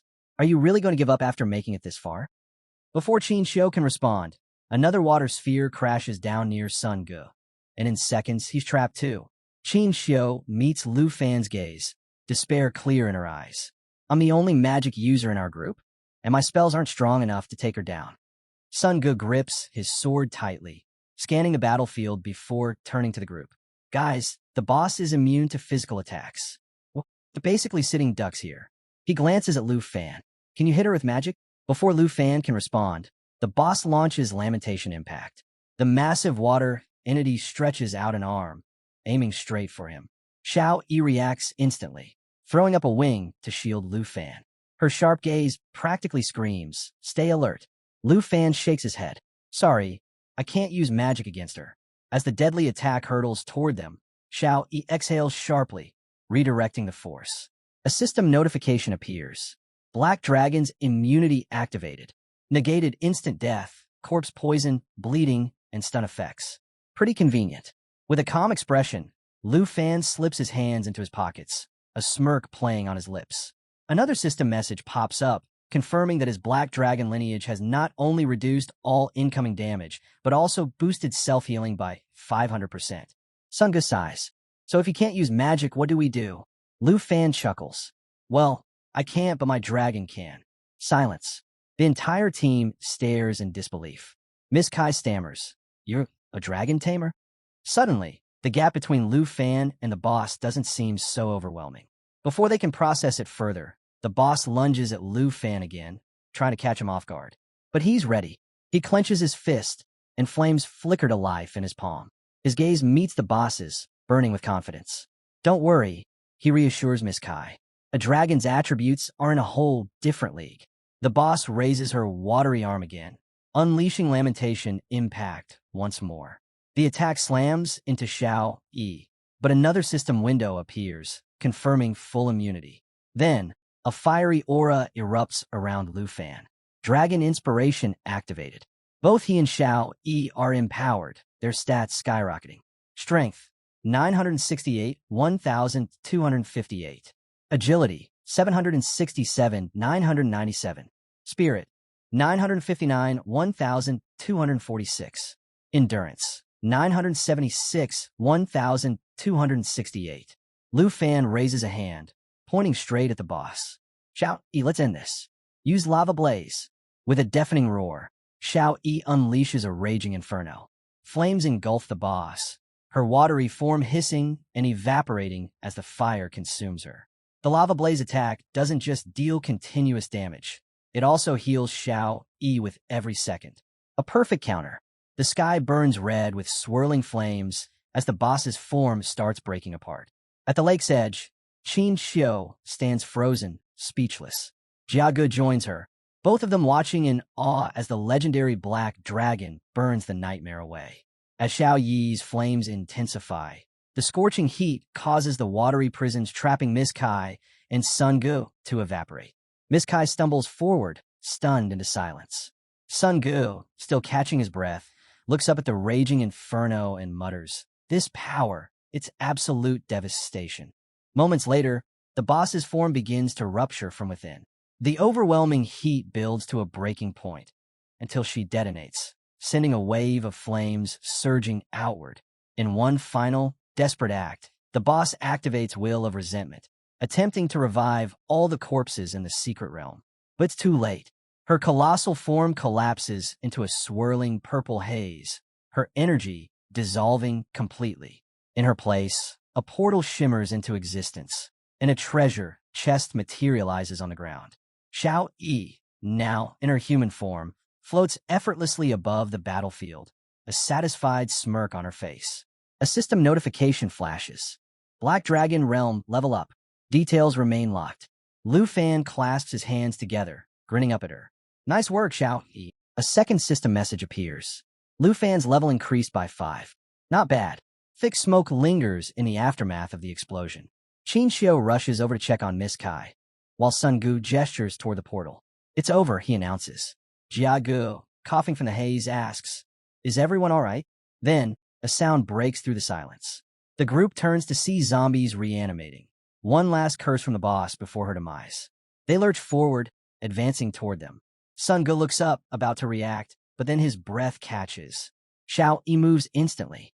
She ascends high above the battlefield, activating Lava Blaze once more. Flames rain down in torrents, engulfing the resurrected corpses. The zombies don't even stand a chance. They disintegrate the moment the fire touches them. Sun Gu stares in awe. That's the dragon? Qin Xiao nods, just as amazed. She's wiping them out effortlessly, those same zombies that gave us so much trouble before. Lufan approaches with a smirk. Yep, that's Xiao E, the black dragon. He claps a hand on Sun Ji's shoulder. No need to be tense. Xiao Yi's got it handled. Then, turning toward the chest, he adds, "Let's wrap things up. Once we divide the loot, we'll head out." He steps toward the treasure, a grin playing on his lips. "According to the rules, I get first pick. Any objections?" Qin Xiao shakes her head, smiling. "None at all." With that, Lufan reaches for the chest and lifts the lid. A golden glow spills out, illuminating his face. His smile widens as he takes in the treasure within. Qin Xiao, gripping her staff, watches eagerly. The rest of the team leans in, anticipation building, waiting to see what Lufan has just uncovered. Inside the chest lies an array of impressive items. 1. Holy Light Staff, a top-tier weapon requiring level 10, boasting 32 spirit and 19 stamina points. Its special ability, Holy Light Seal, allows the wielder to bind a target with light, with the duration depending on their spirit attributes. 2. Twilight Robe, another high-quality item with 35 spirit and 15 stamina points, also for level 10 users. Its skill, Light Flow, generates a protective light barrier, its strength scaling with the user's spirit. 3. Ring of Mourning, a rare ring requiring level 15, granting 57 spirit, 21 stamina, and 12 strength points. It possesses Mourning Aura, which marks a target with an energy that accumulates resentment from attacks, leading to negative effects like poisoning, bleeding, and dizziness once it builds up. 4. Job Transfer Scroll, a rare consumable that provides a chance for a regular profession to transition into a hidden one of the same type. Without hesitation, Lufan reaches for the Job Transfer Scroll. As he lifts it, a surge of blue energy radiates from his body, and a system notification confirms his successful acquisition. Qin steps forward, assuring him that he doesn't have to share. The loot rightfully belongs to him. But Lufan smiles and reassures her that he's not trying to be overly generous. Since the gear primarily boosts spirit attributes, it's better suited for her. The scroll is all he truly needs. Her expression softens as she glances at the remaining items. If not for Lufan, they might not have made it out alive. After a brief hesitation, she picks up the Ring of Mourning and offers it to him, urging him to accept it. Lufan takes the ring without a second thought, closing his eyes momentarily as he holds it. Qin, still gripping her staff, suddenly finds herself blushing as she looks into his eyes. He's full of surprises, and she can't help but wonder what else he's hiding. Meanwhile, Xiao playfully teases Jiago, while Uncle Sungo silently observes Lufan, intrigued by his character. Miss Kai soon approaches, smiling at Qin as she reminds her that it's time to prepare for their return. Later that night, Lufan makes his way back to his Aunt Han Kuzbun shop. The moment she sees him, she rushes over and pulls him into a tight embrace, her relief evident. She tells him how worried she's been, especially with all the dangers he's been facing lately. Lufan is caught off guard but touched by her concern. Gently, he asks what's wrong and suggests she let go since his clothes are still dirty from his journey. But Hanku just holds on tighter, saying she doesn't care. What matters is that he's back safe. She confesses that when he left without telling her, she was terrified he might never return. Feeling a pang of guilt, Lufan apologizes for leaving without a word and promises not to make her worry like that again. He wipes away her tears and reassures her that everything is fine now. Hanku finally smiles, then notices Xiao sitting nearby. She reaches over and strokes the girl's head, and Xiao closes her eyes, happily leaning into the touch. Hanku laughs, mentioning how shocked she was when she first met Xiao. Who would have thought such an adorable girl was actually a powerful dragon? Lufan chuckles at that. Hanku then looks at Xiao and asks if she's hungry, noting that she might not have eaten enough recently. Xiao eagerly nods. She could definitely use a meal. As they chat, Lufan takes out the job transfer scroll and hands it to Hanku. He explains that he specifically chose this for her from the dungeon, telling her that if she uses it to switch to a hidden profession, she won't have to run the bun shop anymore. Hanku is stunned. She shakes her head, saying she can't accept such a valuable item. Instead, she suggests he sell it and use the money to upgrade his equipment for his upcoming exam. Before she can continue, Lufan pulls out his phone and shows her his bank balance. With a confident grin, he assures her that he no longer lacks money or gear. Hanku's eyes widen in shock. Lufan explains that he sold a large number of materials from his adventure, and on top of that, Qin has promised him a 100,000 dragon coin reward. He tells her there's no need to worry about money anymore. Hearing his words, Hanku's face lights up with joy, her eyes shimmering with emotion. Overwhelmed, she wipes away a happy tear as Lufan urges her to use the scroll right away. With a grateful smile, she finally agrees, accepting the scroll from him. As Hanku unfurled the scroll, it emitted a dazzling light. A surge of blue energy surrounded her, making her hair and dress float as if gravity no longer applied. She gasped, caught between surprise and excitement as the scroll's power took hold. Slowly, the parchment dissolved into shimmering particles, and she gently lifted off the ground, absorbing its energy. Lufan squinted against the brightness, shielding his eyes as he looked up at her. Did it work? He called out. Encased in the glowing blue aura, Han Ku turned to him with a smile. Yes, I did it. I become an enchantment chef. Lufan's eyes widened in amazement. Enchantment chef? What kind of profession is that? Still floating slightly, Han Ku explained, I've gained a skill called enchantment cooking. I can now prepare food that grants buffs. Lufan grinned. Your cooking was already amazing. Now with added effects? That's going to be insane. She chuckled, waving off his compliment. You're just saying that to make me happy. Before Lufan could respond, he suddenly realized something. Wait, where's Xiao? They both turned toward the kitchen, only to find absolute chaos. Xiao, he had snuck inside while they were talking and devoured everything in sight. Stacks of buns? Gone. Soup? Finished. Even the side dishes were nowhere to be found. And there she was, curled up on the floor, fast asleep with a satisfied expression. Lufan sighed, shaking his head. Classic Xiao. Meanwhile, at the Qin family villa, late into the night, Qin Xiao sat in her father's study, facing Qin Shanhai, the head of the Qin family. He sat comfortably in his office chair, slowly swirling a glass of champagne. So it's true, he mused. A dragon tamer named Lufan summoned a powerful black dragon to save your team. Qin Xiao lowered her gaze. Yes, she admitted. I was too stubborn and nearly got us all killed. She clenched her fists, recalling the battle. I always thought I was strong, but compared to him, the gap between us is like a firefly trying to compete with the moon. Qin Shanhai leaned back, his sharp eyes fixed on the night sky beyond the window. Have you told anyone else about this dragon? She shook her head firmly. No, I promised Lufan that our family wouldn't reveal anything. Her father finally turned his gaze back to her, a small smirk forming. Good. You're smart enough to understand what would happen if word got out. Dragons are the most coveted creatures in the world. If people knew, Lufan's life would become far more dangerous. Qin Xiao tensed slightly. Father, you wouldn't tell anyone, right? Qin Shanhai let out a hearty laugh. Relax. I'm not that kind of man. He took another sip of his drink, then looked at her with interest. But that does bring up a question. How do you plan to repay Lufan for what he's done? Qin Xiao let out a small breath of relief before explaining that she had already promised Lufan a 100,000 yuan reward when she invited him to join their team. Qin Shanhai sighed, leaning back in his chair. That's fine, but it's hardly enough for what he did. Take a purple tongue card and personally deliver it to him tomorrow. Proper gratitude requires a personal touch. She nodded, but then tilted her head. If you're so curious about Lufan, why not come along? With a wink, Qin Shanhai chuckled. Oh, believe me, I'd love to meet the Dragon Master in person, but I have more pressing matters to handle. Classic dad move. Early the next morning, a new character arrives in Jianghai City. Princess Jin Zhu of the Taizi Kingdom. She's a petite girl wielding a magic staff, accompanied by her assistant, a tall man with black hair, clad in black armor, and carrying a suitcase. Officially, they're here to study. But let's be real, there's definitely more to this visit. Their first stop? Hanku's bakery. Inside, Hanku is busy preparing pastries when she notices customers at the door. Wiping her hands, she calls out, "Give me a moment."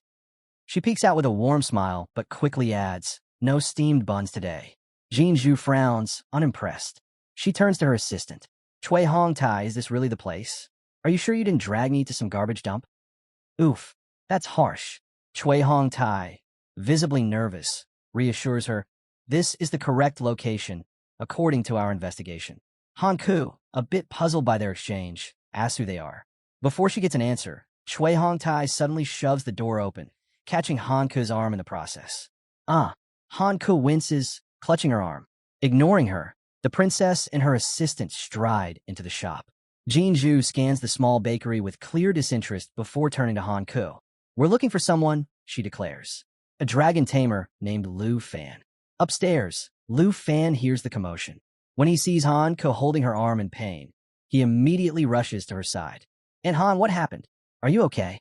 Before she can respond, Jin Zhu wrinkles her nose and whispers loud enough for everyone to hear, "Ugh, this place smells awful." "Wow, rude." Lufan's expression darkens. "What's going on here?" Hanku quickly tries to brush it off, saying she's fine, but Lufan's gaze sharpens as he turns toward the newcomers. Jin Zhu finally acknowledges him. "You must be Lufan," she says, her tone filled with authority. "I, Princess Jin Zhu, have made a special trip just to see you." Lufan crosses his arms. And you are? Chui Hong Tai steps forward, formally introducing her. This is Princess Jinju of the Tai Zi Kingdom. I am Chui Hong Tai, her assistant. Jinju smirks confidently.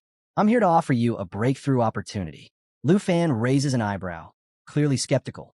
She continues, being a dragon tamer must be tough. But don't worry. She gestures to Chui Hong Tai, signaling him to proceed with whatever they have planned next. Chui Hong Tai snaps open the suitcase, revealing a dragon egg inside. Lufan's eyes widen in shock, beads of sweat forming on his forehead. Before he can react, Princess Jinju confidently declares, "This egg is yours, if you accept my request." She raises a finger, pointing straight at him. "I want you to be my servant and obey my every command, without question." Seriously? This spoiled princess thinks she can just buy him off? Chui Hong Tai holds the dragon egg carefully with both hands, proudly displaying it as if it were the rarest treasure in existence.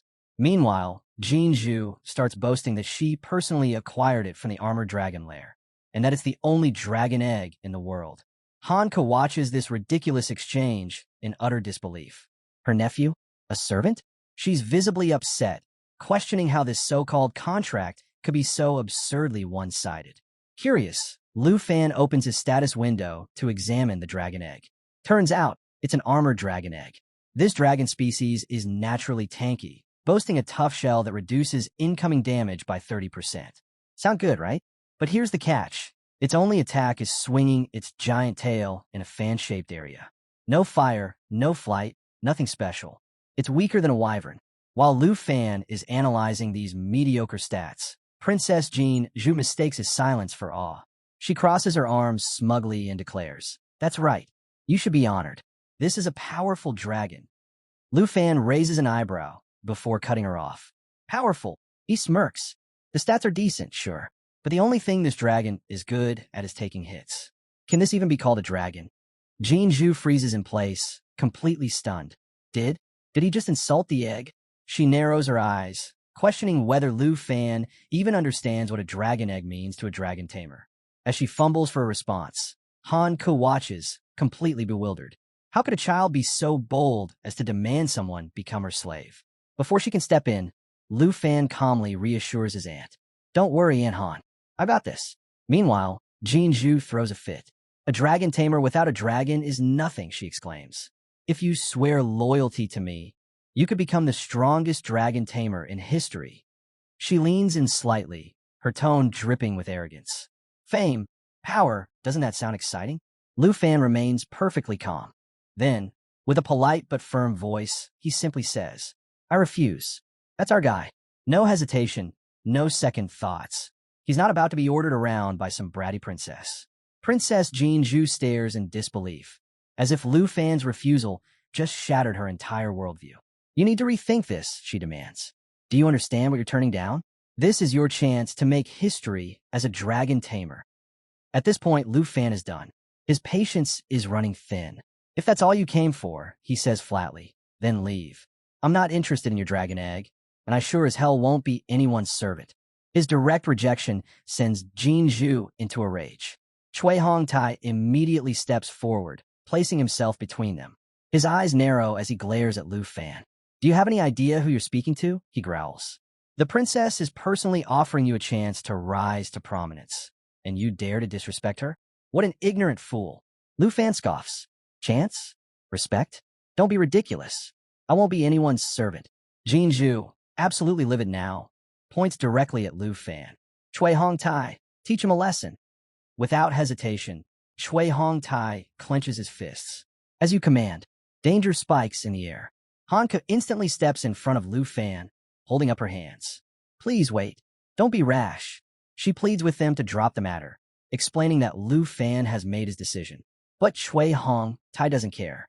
In a flash, he closes the distance and shoves her aside. "Out of the way," he barks. Hanku stumbles, gasping as she cries out in pain. Lufan's heart stops. Everything blurs. By the time he registers what just happened, his aunt is on the ground, holding her cheek. A swollen, red mark burns across her skin. Chui Hong Tai glares down at them. "The princess has given her command. You should know your place." Lufan rushes to Han Ku's side. His voice is tight, controlled, but barely. "Aunt Han, are you hurt?" She shakes her head weakly, still holding her cheek. "I'm fine, don't worry." Chui Hongtai steps forward again, sneering. "Even commoners dare to defy the princess of Taizi? Fine, I'll teach you a proper lesson." Han Ku's voice trembles. "Lufan, be careful." Too late. Lufan moves. In a blink, he draws his massive black machete and slashes. A sharp gust cuts through the air. Chui Hong Tai barely reacts in time, but not fast enough. A thin line of red appears across his cheek. Blood drips. He stumbles back, stunned. Han Ku grasps Lufan's arm, trying to hold him back. "Don't be reckless," she begs. Jin Zhu, still oblivious, frowns. "Chui Hong Tai, what's going on?" Chui Hong Tai wipes the blood from his face, his mind racing. Lufan is not ordinary. But Lufan isn't done. His eyes lock onto the bratty princess. He steps forward, then, without warning, delivers a swift backhand slap across her cheek. A loud smack echoes through the bakery. Jin Zhu stumbles back, clutching her face. Her entire world stops. Lufan doesn't care who she is or where she's from. His voice is sharp, cold. "Shut your noisy mouth, take your trash, and get the hell out of my house." Chui Hong Tai's face twists with rage. "You dare hit the princess?" he roars. He lunges at Lufan, weapon raised. Clang! Lufan deflects the attack with ease, his black machete knocking Chui Hong Tai's spear wand out his hand. It clatters to the ground. Silence. Chui Hong Tai stares wide-eyed. Jin Zhu, still holding her cheek, is too stunned to speak. Lufan simply stands there, unmoved. Looks like the spoiled princess just learned a lesson. Chui Hong Tai turned his gaze back to the princess, who sat on the ground, clutching her cheek in fury. Seething, she retaliated with a slap of her own, calling him worthless and demanding to know if she looked fine to him. Without hesitation, she ordered him to kill Lufan, insisting that even if they couldn't find another dragon tamer, Lufan had to die. Chui Hong Tai responded firmly, "Understood." Meanwhile, at Lufan's place, his phone buzzed nonstop, irritating Xiao E. The persistent caller was Qin Xiao, puzzled by the lack of response.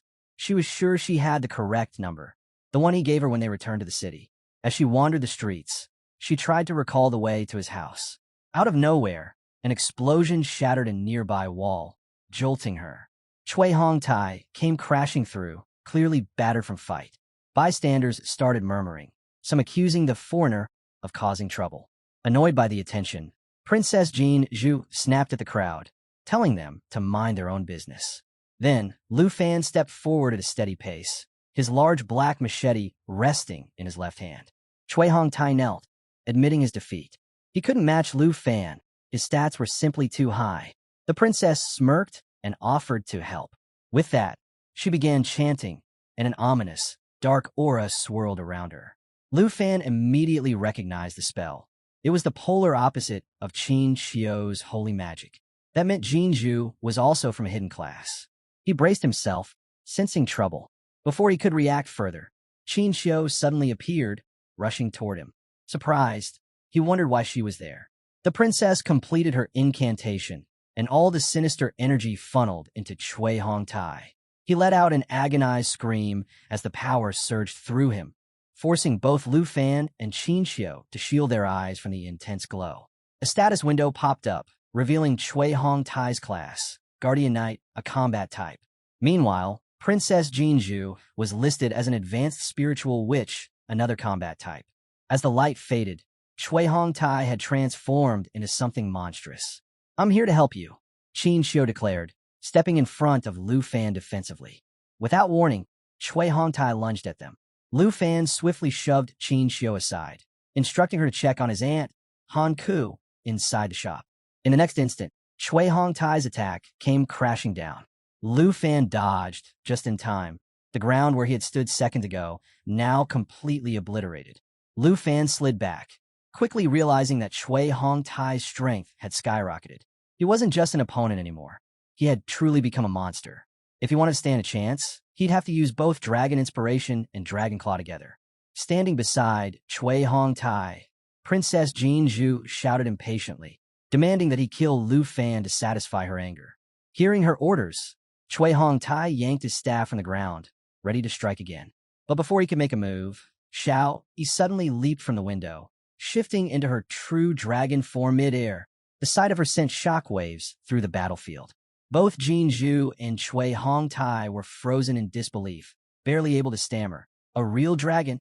The princess, gripping her staff tightly, cursed Cui Hongtai for being useless and urged him to hold out a little longer as she began chanting another spell. But before she could finish, Xiao Yi unleashed a deafening roar, the sheer force of it sending Jin Zhu flying backward and completely interrupting her spell. Xiao Yi then activated her dragon bloodline, a terrifying skill that slashed all incoming damage by 50%, made her immune to debuffs, and boosted her healing by an insane 500%. If that wasn't broken enough, she immediately went on the offensive, slamming Cui Hongtai straight into the ground. Helpless, he screamed, begging her to let go. Being the gracious dragon waifu she was, Xiao Yi obliged, but not without hurling him directly toward Jin Zhu. His body crashed into the street, leaving a massive crater in its wake. Honestly, at this point, he owed Han Ku and Lufan a serious apology for all the destruction. Watching her so-called powerful attendant reduced to a pathetic mess, the reality of the situation finally dawned on Jin Zhu. She had spent her life believing in the strength of the Qin family's so-called defensive lizards, but now she was staring at the overwhelming might of a real dragon. Before she could fully process her defeat, Lufan called out to her. He strode forward, exuding absolute confidence, his black machete now gripped in his right hand. His voice was calm, but his presence was suffocating. "Weren't you planning to kill me to make yourself feel better?" he asked. Jin Zhu instinctively took a step back, then another, before losing her footing and tumbling to the ground. In a panic, she shrieked, "Stay away from me. You attacked my attendant, humiliated me, and now you're threatening me." Her voice quivered as she tried to regain control, warning Lufan that by doing this, he had made an enemy of the Taizi kingdom. But Lufan wasn't interested in her excuses. He casually flexed his machete, unimpressed by her threats. "Are you trying to scare me?" he asked, his tone almost mocking. As he reached her, his eyes darkened with fury. "You sent your people after my family." His grip on the machete tightened. "I don't care if you're a princess or a god. I'll make sure you pay for it." With interest, the princess was petrified, trembling as Lufan raised his machete, ready to strike. At the same time, Xiao Yi was charging up a massive fireball, preparing to incinerate anything in her path. Just as Lufan's blade was about to descend, a voice suddenly called out from the distance. It was Qin Shanhai, Qin Xiao's father, soaring toward them on a griffin. "Dad, stay back. It's dangerous." Qin Xiao shouted, trying to warn him. Xiao Yi immediately locked onto the new threat, shifting her fire attack toward Qin Shanhai. But before she could unleash it, Lufan raised a hand, ordering her to stand down. At that exact moment, he swung his machete, slicing clean through the princess's staff. The sheer force of it sent a shockwave through the air. Xiao Yi halted her attack just in time, and Qin Shanhai landed safely. Taking a quick survey of the battlefield, he urged Lufan to recall his dragon, pointing out the number of civilians in the area who could get caught in the chaos. As he got a closer look at Xiao Yi, he couldn't help but be impressed. True dragons were on an entirely different level compared to the subtypes. The pressure radiating from her was suffocating. Even his griffin was shaking in fear. Qin Xiao stepped forward, pleading with Lufan. "Please listen to us. We're not your enemies." Lufan, being the reasonable guy he was, especially when it came to his friends, gave Xiao Yi the signal to stand down. Without hesitation, she reverted to her human form. Wasting no time, Qin Xiao grabbed Lufan's arm. "Come with me," she urged. Meanwhile, her father approached the still-shaking princess. He asked if she was all right, explaining that he had originally gone to the airport to pick them up and hadn't expected to find her here. He also mentioned that a Qin family driver would be arriving soon to take them to the hospital. Back at Han Ku's bun shop, inside the cozy shop, Han Ku sat across from Lufan, explaining that Qin Shanhai was well acquainted with the princess, the same one who had caused all this trouble. Given his connections, he might be able to smooth things over. That was actually why Qin Xiao had called her father and filled him in on the situation. Lufan leaned back, unconvinced. "I doubt she'll let this go that easily," he muttered. Right on cue, Qin Shanhai stepped inside, shaking his head with a wry smile. Well, we haven't even properly met yet, and you're already causing this much trouble," he joked. Lufan shrugged. "Can't really blame me for this one. The princess started it. Han could cut to the point. How was this going to be handled? She asked. Qin Shanhai sighed. We sent the princess and Shui Hong Tai to the hospital. But there's still the issue of explaining everything to the Qin family. He paused before adding, they're not just business moguls. They have serious pull in the upper ranks of the Taizi kingdom. Hearing this, Han Ke grew worried. If the Qin family was as powerful as Qin Shanhai said, wouldn't Lufan face consequences for attacking them? But Lufan, ever confident, simply shrugged. Even if she's got influence, I'm not about to compromise my dignity over a dragon egg. Qin Shanhai raised an eyebrow, clearly impressed by Lufan's resolve. Taking a slow drag from his cigarette, he exhaled and nodded. I like your integrity, kid. You don't have to worry too much. I'll make sure you're safe. But then, with a smirk, he casually added, of course, I can't do it alone. There's a condition. Lufan's curiosity was piqued. What condition? Pointing his cigarette at him, Qin Shanhai stated, when the title of South Province champion in the grand exam. Lufan blinked. That was unexpected. Qin Shanhai continued, explaining that he'd keep the princess at bay until the exam was over. But only if you rise above the competition and take the top spot. That's the only way I can fully back you. Qin Xiao immediately chimed in. That won't be easy. The South Province is full of top-tier students. Qin Shanhai nodded. Exactly. But if you can surpass them all, I can make sure no one touches you. A spark ignited in Lufan's eyes. His usual relaxed demeanor shifted as determination took over. Got it. I accept. Meanwhile, at the hospital, Princess Jin Zhu was livid. Pacing back and forth, she furiously yelled into her phone. Qin Shanhai is obviously protecting that bastard. Why hasn't Lufan been arrested yet? The person on the other end tried to calm her down, assuring her that they'd reach out to high-ranking officials to handle the matter. But that wasn't enough for her. No, I want pressure on them now. That's an order, she snapped. Slamming her phone shut, she clenched her fists. Lufan, I'll make you pay for this. Looks like she still hadn't learned her lesson. But honestly, with Lufan and Xiao Yi around, even an entire kingdom wouldn't be enough to stop them. The next day, 3rd middle school. The school grounds were packed. Students gathered in clusters, checking each other's levels and forming groups. Excitement buzzed through the crowd. The South Province Grand Exam was about to begin. Then, the murmurs started. Wait, isn't that Lufan? Heads turned as Lufan strolled onto campus, hands in his pockets, as calm as ever. What's he doing here? Some whispered. Didn't he go back home to sell steamed buns? He used to be a genius, but now no school wants him. Is he seriously trying to take the exam? Lufan heard them all, but he barely paid them any mind. A tinge of nostalgia hit him, but honestly, their words meant nothing now.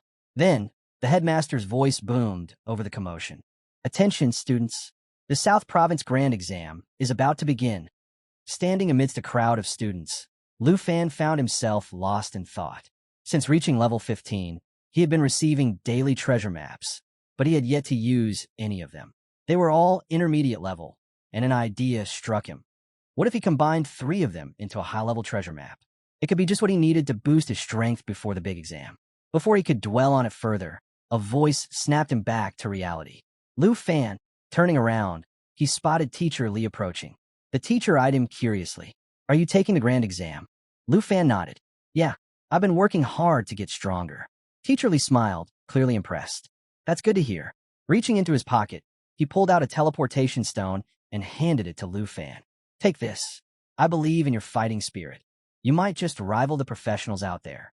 Lufan accepted the stone, inspecting its properties. It was of rare quality and came with some interesting features. When used in the Trial Secret Realm, it teleports the user to the first floor of the Heavenly Tower. When used in the Heavenly Tower, it returns the user to the Trial Secret Realm platform. After examining it, he looked up as Teacher Li continued, his tone turning serious. Remember, professions are everything in this world. Even though it's just an exam, one wrong move could cost you badly. He advised Lufan to find a teammate for the trial and reminded him that if things got too dangerous, the teleportation stone would be his best escape option. Lufan gave a confident nod. Got it. I'll be careful. As Teacher Li walked away, murmurs broke out among the students nearby. Is Lufan really competing? He used to be talented, but there's no way he can keep up now. He should have just quit while he had the chance. But Lufan wasn't the least bit fazed. Let them talk. He had bigger things to focus on. In team trials, scores were split between members, but he didn't just want to pass. He needed to dominate. He had promised Qin Shanhai he would take the top spot, and that was exactly what he intended to do. Just then, another voice called out, "Lufan." He turned to see Qin Xiao approaching, accompanied by another girl. Raising an eyebrow, he greeted them. "Who's this?" "Your teammate." Qin Xiao smiled. "This is my best friend, Tao Xiaoman. She's a level 1 combat swordsman." Tao Xiaoman greeted him politely, but before she could say much else, Qin Xiao cut to the chase. "Lufan, want to team up with us for the trial?" Tao Xiaoman blinked in surprise at the sudden invitation, but before she could even process it, Lufan shook his head. "I appreciate it, but I'll be going solo." Both girls looked at him, surprised. He gave a small smile. "This is a challenge I've set for myself. I need to see it through alone." With that, he waved and turned to leave. "I'll see you at the exam site." Qin Xiao sighed, a hint of disappointment flickering in her eyes as she watched Lufan walk away. She had been hoping to team up with him, but deep down, she knew the truth. With his strength, any teammate would probably just slow him down. Still, she wished him luck, knowing he didn't need it. Beside her, Tao Xiaoman frowned in confusion. "I don't get it. Why would you invite someone from the weakest profession to team up with us?" Qin Xiao just smiled. "Lufan is stronger than he looks. In fact, I think he'll be the top scorer in the entire South Province." Tao Xiaoman's eyes widened. "No way. That's a bold claim." Then, with a teasing smirk, she nudged Qin Xiao. "Wait, don't tell me you've fallen for the Dragon Tamer." What? "No way." Qin Xiao protested, her face instantly turning red. But Tao Xiaoman just laughed. "MHM, I'm sure, but your face says otherwise." Scene shift, the grand exam, trial's secret realm. Lufan stepped through the portal like a total boss.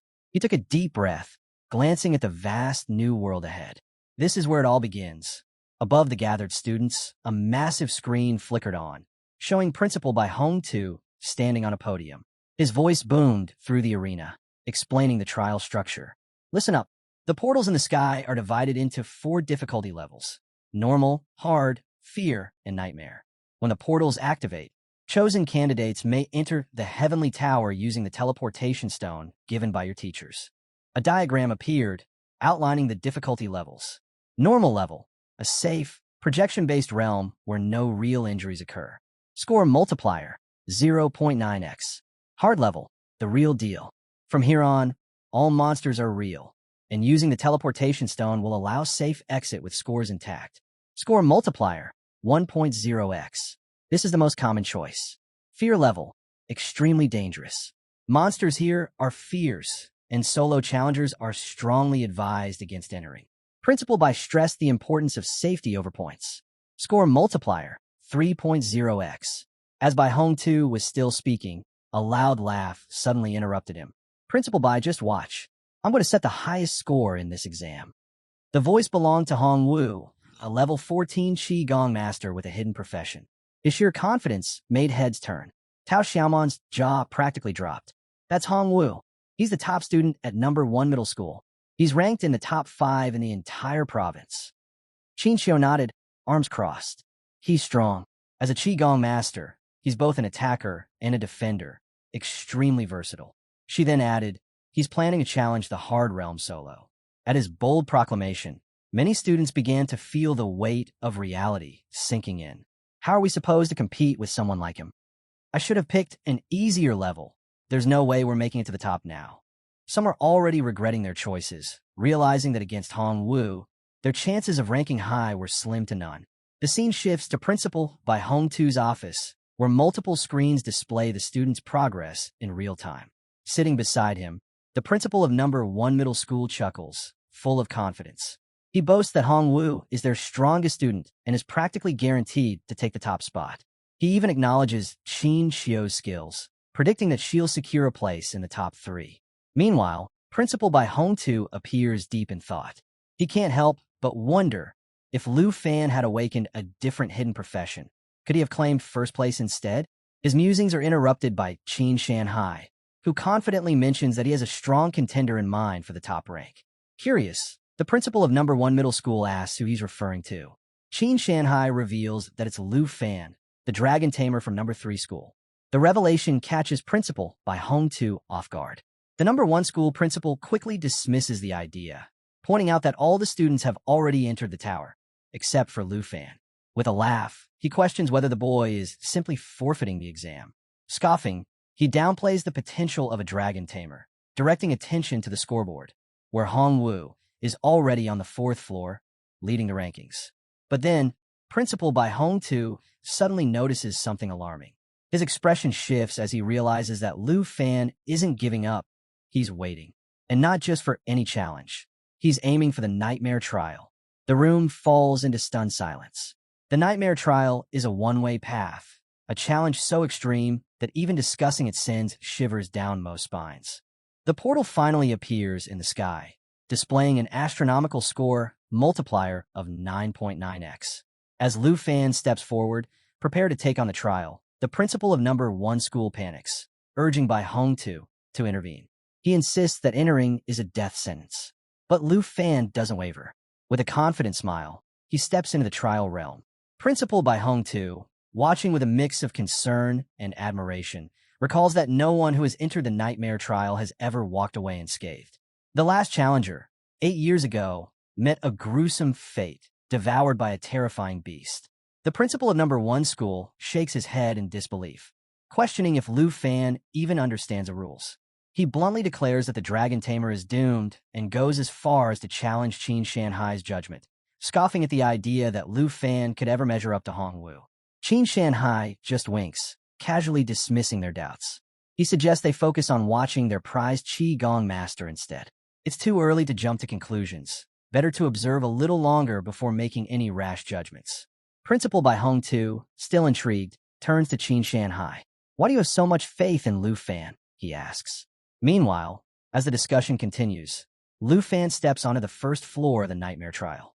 Almost instantly, a massive paw emerges from the dense fog, slamming onto the ground near him. Red eyes glow menacingly from all directions. He's completely surrounded. Without hesitation, Lufan grips his large black machete and shifts into a defensive stance. Based on his understanding of the trial, at least 10 monsters should be lurking around him. The fog parts slightly, revealing a pack of black wolves. They're level 10, and their bite attack inflicts continuous bleeding damage. Worse yet, they possess a skill called Night Howl, which boosts all their allies' attributes and resets skill cooldowns. The wolves let out a deafening roar before lunging at him. But Lufan remains calm. In one swift motion, he unleashes Dragon Fang Strike. His blade tears through the air, slicing through every wolf in a single, devastating blow. A notification chimes. The 1st floor of the Nightmare Trial Sky Tower is cleared. Lufan instantly gains 990 points. Back in the control room, the principal of number 1 middle school is left speechless. A one-hit kill? Just what kind of monster is this kid? He exclaims. He can't believe how absurdly powerful Lufan is. His stats must be far beyond his peers. Principal Bai Hongtu is equally shaken. Could it be? Has Lufan truly found the legendary dragon? With 990 points, Lufan skyrockets to 2nd place on the leaderboard in an instant. In the surveillance room, the staff and officials from number 1 middle school are glued to the screens, completely fixated on Lufan's performance. None of them can believe he wiped out the Black Wolves in a single strike. Just then, the atmosphere shifts. The door opens, and a new figure steps inside. The newcomer is clad in a detective-style suit, one hand in his pocket and a briefcase in the other. His cap and glasses obscure most of his face, adding to his mysterious presence. The sudden arrival draws everyone's attention. Qin Shanhai, upon seeing him, immediately tenses up. The man calmly steps forward and introduces himself. Qin Xiao, special representative from Longdu. His voice is firm, leaving no room for nonsense. I'm here to investigate someone and take them back to Longdu. Removing his cap, he locks eyes with Qin Shanhai and asks one question. Where is the Dragon Master, Lufan? A stats window pops up, revealing Qin Xiong's information. Level 57, specializing in combat. His presence alone radiates authority, making it clear that he isn't someone to take lightly. Meanwhile, inside the Nightmare Trial, Lufan moves steadily through the 1st floor. His big black machete swings effortlessly as he cuts away thick vines, all while keeping an eye on the system map in his other hand. A grin tugs at the corner of his lips. He's finally found what he's been searching for. A system notification pops up, confirming that he has reached the correct location marked on his treasure map. Almost immediately, another window appears, announcing the creation of a high-level treasure map. Excitement sparks in Lufan's eyes. The high-level treasure map he prepared before entering the trial realm actually led him to a spot on the first floor of the Heavenly Tower. Pushing forward, he hacks through a cluster of thorny plants, blocking his path. As the last vine falls away, something catches his eye, a book lying on the ground. Without hesitation, he reaches out and picks it up. A notification appears. Skill book acquired, accelerated growth. The book radiates a brilliant glow, its cover embedded with several shimmering gemstones. Checking its details, Lufan's breath hitches. It's an exceptional skill book. The accelerated growth passive skill doubles the experience gained by pets. Without wasting a second, Lufan opens the book. The moment he does, a surge of powerful energy erupts from it, swirling around him before sinking into his body. He immediately thinks of Xiao Yi, his dragon companion. Ever since they left Morning Village, her growth had slowed significantly. But with this skill, she would level up at double the speed. Lufan smirks. This was exactly what he needed. Back in the surveillance room, Principal by Hongtu, Qin Shanhai, and Qin Xiong are all fixated on the screen, watching Lufan's progress. Breaking the silence, Qin Xiong turns to Principal Bai with a sharp gaze. Since Lufan is a student at your school, you need to stop his trial immediately and have him return with me. Principal Bai's expression hardens. He meets Qin Xiong's stare and responds calmly. It's best to wait until the exams are over. I'll take full responsibility for Lufan's actions as the head of the Third Institute. But Qin Xiong doesn't budge. You might be able to take responsibility for him, but you can't take his punishment in his place. Principal Bai frowns. Punishment? He's clearly puzzled. What exactly has Lufan done? Before Qin Xiong can reply, Qin Shanhai steps in, grabbing his arm. Qin Xiong, take a step back. We go way back, don't we? His voice is calm but firm, urging him to reconsider. At that moment, a staff member from No. 1 Middle School speaks up. Wait, what did Lufan do? Qin Xiong forcefully pulls his arm away, leaving Qin Shanhai momentarily stunned. His expression darkens with irritation. Don't interfere with my job, he warns coldly. And don't try that again. His voice sharpens as he adds. If you get involved, the Qin family and the higher-ups won't take it lightly. Despite not understanding why Qin Shanhai is so determined to protect Lufan, Qin Xiong remains firm. Qin Shanhai, however, simply meets his gaze with a serious expression, remaining silent. With a shove, Qin Xiong pushes him back slightly. Do you understand me? He presses. Without waiting for an answer, he turns back to Principal Bai. Enough of this. Bring Lufan here immediately. I don't have time for games. Hearing this, Qin Shanhai lets out a small chuckle. Old friend, he mutters. The words catch Qin Xiong's attention. He pauses, turning his head slightly. Qin Shanhai pulls out a cigarette, lighting it with a flick before taking a slow drag. Though his tone is casual, the weight behind his words is unmistakable. Their conversation hints at something deeper, a web of connections between long-due officials, the Qin family, and the power struggles between the Dragon Kingdom and the Taizi Kingdom. The situation is far more complicated than it appears. Then, Qin Shanhai exhales a cloud of smoke and speaks with absolute certainty. None of that will matter once Lufan's secret is revealed. His gaze sharpens as he stares straight at Qin Xiong. No one is taking him away today. Straight at Qin Xiong. No one is taking him away today. Qin Xiong's expression twists with anger. Enough of your nonsense. You act like Lufan is hiding some world-changing secret. His patience is wearing thin. You're going too far, Qin Shanhai. Are you really planning to defy an envoy's orders? As Qin Xiong turns to leave, Qin Shanhai grabs his arm once again. If that's what you think, then fine, he says calmly. I'll take responsibility. The tension in the room thickens. A system notification appears. Qin Shanhai, level 57 Knight. Qin Xiong, level 57 Swordsman. Qin Xiong clenches his jaw. You'll regret this, he growls. I'll report your actions to the higher-ups in long due. Before things spiral further, Principal Bai Hongtu steps in. Enough, he says firmly. The major exam is still ongoing.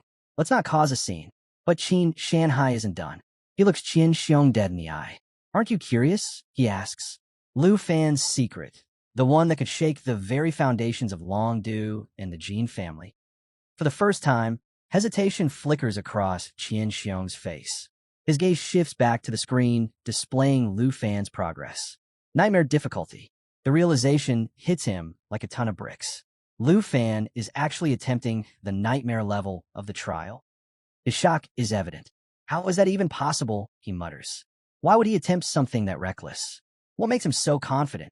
Meanwhile, inside the nightmare trial, Lufan stands before a massive gate, deep in thought. He's ready to push himself to the absolute limit.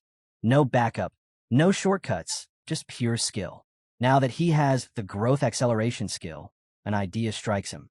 Why not summon Shiao early? With his passive ability, she'll earn double the experience. Checking his status window, he grins.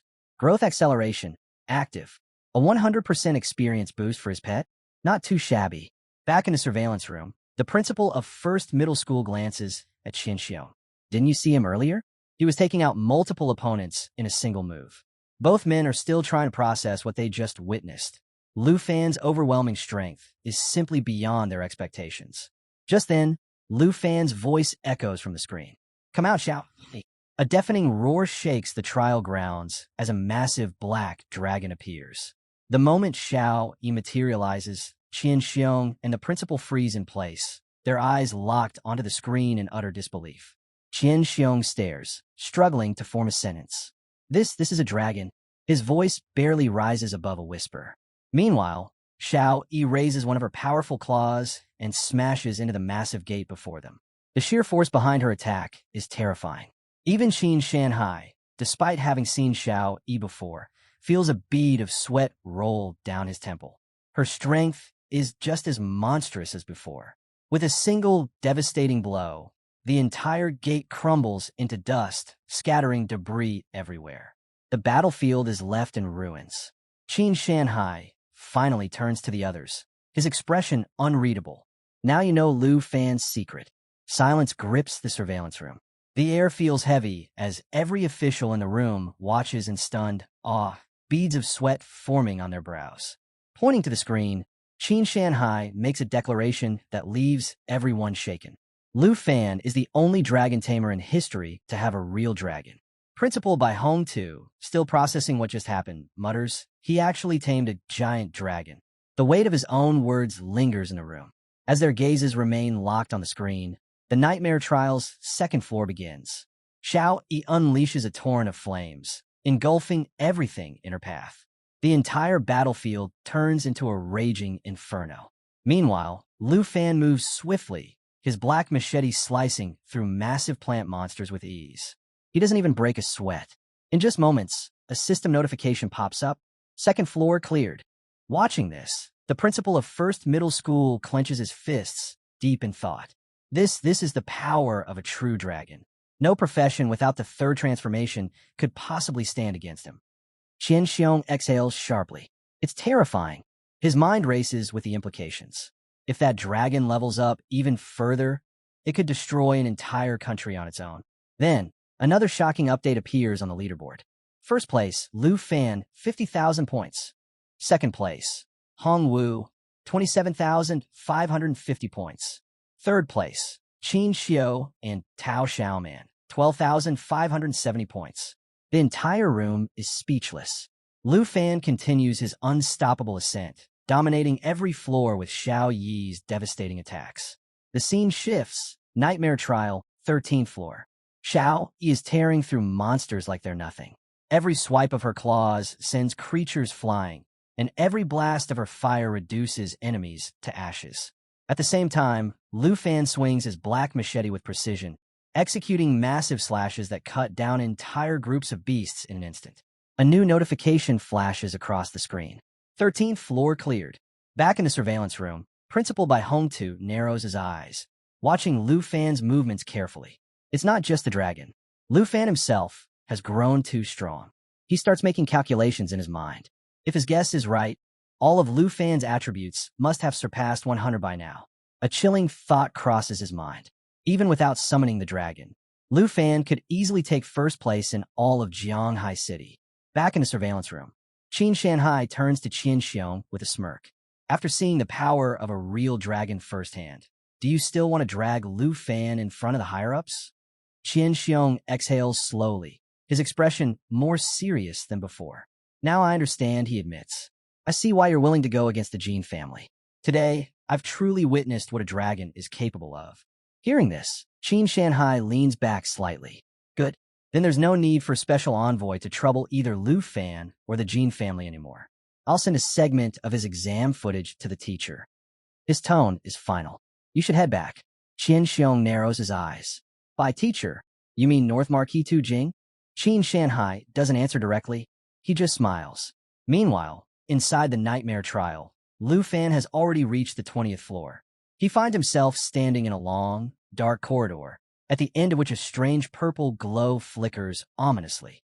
As he steps forward, the glow moves. It's not just light. It's a spell. The system immediately identifies the enemy. Dark Sacrifice, level 15. A status window appears, listing its terrifying abilities. Black Curse reduces all enemy attributes by 50%, while increasing all allies' attributes by 25%. Merge into Darkness allows the caster and all nearby allies to blend into the shadows, becoming completely immune for 15 seconds. Dark Control grants full command over the Dark Knights lurking behind it. Lufan surveys the enemies before him, mind already working through a strategy. With the accelerated growth skill still active, he figures that Xiao must be close to leveling up. A perfect opportunity. Xiao use Lava Blaze. The black dragon coils back, preparing to unleash its attack. A low rumble builds in her chest, growing into a deafening roar. Then, in a single explosive moment, Xiao breathes out a storm of molten fire. A status notification pops up. Lava Blaze activated, continuous forward fire breath. Deals damage while restoring the dragon's health. Incredible. Xiao is not only destroying enemies, she's healing at the same time. The entire floor erupts into flames, engulfing the Dark Knights and their summoner. Their eerie purple magic is swallowed by the inferno, and in mere seconds, they're reduced to nothing but ashes. A new notification chimes. 20th floor cleared. Then more updates. Xiao has leveled up to level 11. Lufan has leveled up to level 16. With the 20th floor completed, Lufan's score soars even higher, leaving the competition completely in the dust. Smirking, he pats Xiao Yi's side. Let's conquer the heavenly tower together. The scene shifts, this time to the 50th floor of the Fear Trial. A massive explosion rocks the battlefield. The cause? Hongwu. A system notification blares across the screen. 50th floor cleared. Standing amidst the wreckage, Hongwu crosses his arms, feeling pretty pleased with himself. He exhales sharply and thinks, this year's grand examination is brutal. These monsters feel like they belong on the 70th floor instead. Despite the challenge, Hongwu is fully convinced that he's going to take first place. In his mind, the only real competitor is Qin Xiao, but since she's working in a team, her points will be halved. With full confidence, he laughs and boldly declares, the title of top scholar in the Southern Province examination is mine. Feeling triumphant, he even turns to Principal Bai Hongtu, saying, you should start reaching out to the top universities now. They'll be fighting to recruit me soon enough. Talk about cocky, right? Little does he know, no one in the surveillance room is even watching him. Every single principal and official in the office has their eyes glued to Lufan's progress instead. Principal Bai Hongtu, without even glancing at Hongwu, murmurs, the 50th floor of the Heaven Tower has always been a major hurdle. Professionals from a southern province rarely make it past this stage. The principal of First Middle School nods in agreement. It's a turning point. Even if Lufan clears this floor, the difficulty from here on will skyrocket. His pace will slow down eventually. Now, let's switch back to our main man, Lufan. He's currently standing on the 50th floor of the Nightmare Trial. The entire battlefield is blanketed in thick snow, the freezing wind cutting through the silence. Lufan, however, isn't fazed. He's too busy checking out Xiao Yi's status window. And guess what? She's just unlocked a brand new skill, Shape Transformation. This ability lets her shift between 4 different forms, each with unique effects. 1. Young Dragon Form boosts all attributes and cuts energy consumption by 50%. 2. Dragon Maiden Form. This form is linked to Lufan through the Blood Pact. Honestly, absolute waifu material. She should stay in this form forever. 3. Destruction Dragon Open Form. Strength decreases by 50%, but Spirit increases by 100%. Unlocks new abilities like Daylight Incineration and Lava Eruption. 4. World-ending form. Spirit decreases by 50%, but Strength increases by 100%. Grants access to powerful skills like Earthbend and Fearful Roar. While Lufan is admiring these insane new abilities, a sudden rumbling shakes the battlefield. The snow-covered ground starts to shift. Slowly, massive stone figures begin to emerge from beneath the frost. Their glowing red eyes lock onto Lufan, their towering bodies looming ominously in the frozen wasteland. 3 monstrous figures stand before him. A status window pops up. Enemies identified. Amethyst Mountain Giants, level 20. Their abilities include Mountain Arm, a devastating frontal attack using their enormous rock limbs. Landslide, a catastrophic attack that you do not want to be caught in. Amethyst Rock, reduces magic damage by 50% and grants complete immunity to armor-piercing effects. Back in the surveillance room, Principal by Hong Tu watches the screen with a serious expression. 3 nightmare-level bosses at once. He can't help but wonder, how will Lufan handle this? The principal of First Middle School nods in agreement. I figured the 50th floor would finally slow him down. Even if he stops here, his score is already high enough to secure first place in Jianghai City. Then, with a sigh, he adds, why couldn't such a promising student have come from our first middle school? Gotta love that friendly rivalry. Now, back to the real action. Lufan stands on the 50th floor, facing off against 3 massive Amethyst Mountain Giants. The status window flashes, alerting him. The monsters are preparing to unleash Mountain Arm, a powerful frontal attack. But does Lufan flinch? Not even a little. As he watches the incoming attack, his thoughts are surprisingly calm. Now that he's halfway up the tower of the ladder, the difficulty has clearly taken a leap. Since the challenges are ramping up, he figures it's time to step up his own game. Just before the colossal strike lands, Shiao steps forward, her massive left hand absorbing the full impact. Boom! The ground trembles under the sheer force of the attack, but Lufan stands completely unfazed in the middle of the chaos. Enough playing around. It's time to go all out. He raises a hand and gives the command. Shiao, activate World Ender Form. A deep roar rips through the battlefield in response. In an instant, Xiao Yi's entire body erupts into crimson flames. Back in the monitoring room, Principal by Hong Tu narrows his eyes. Lufan is up to something. As the flames around Xiao Yi intensify, everyone watching falls silent. The transformation begins. Her scales turn pitch black, her glowing red eyes radiate pure menace, and the sheer pressure from her presence fills the entire battlefield. The system flashes a notification. World Ender Form activated. Strength, 456, 2,912. Spirit, 1,424, 712. New skills unlocked. Earth Shatterer and World Ending. The entire monitoring room is left stunned. Principal by Hong Tu stares at the screen in disbelief. How can this dragon switch combat forms like that? Qin Shanhai exhales sharply, his voice a little shaky.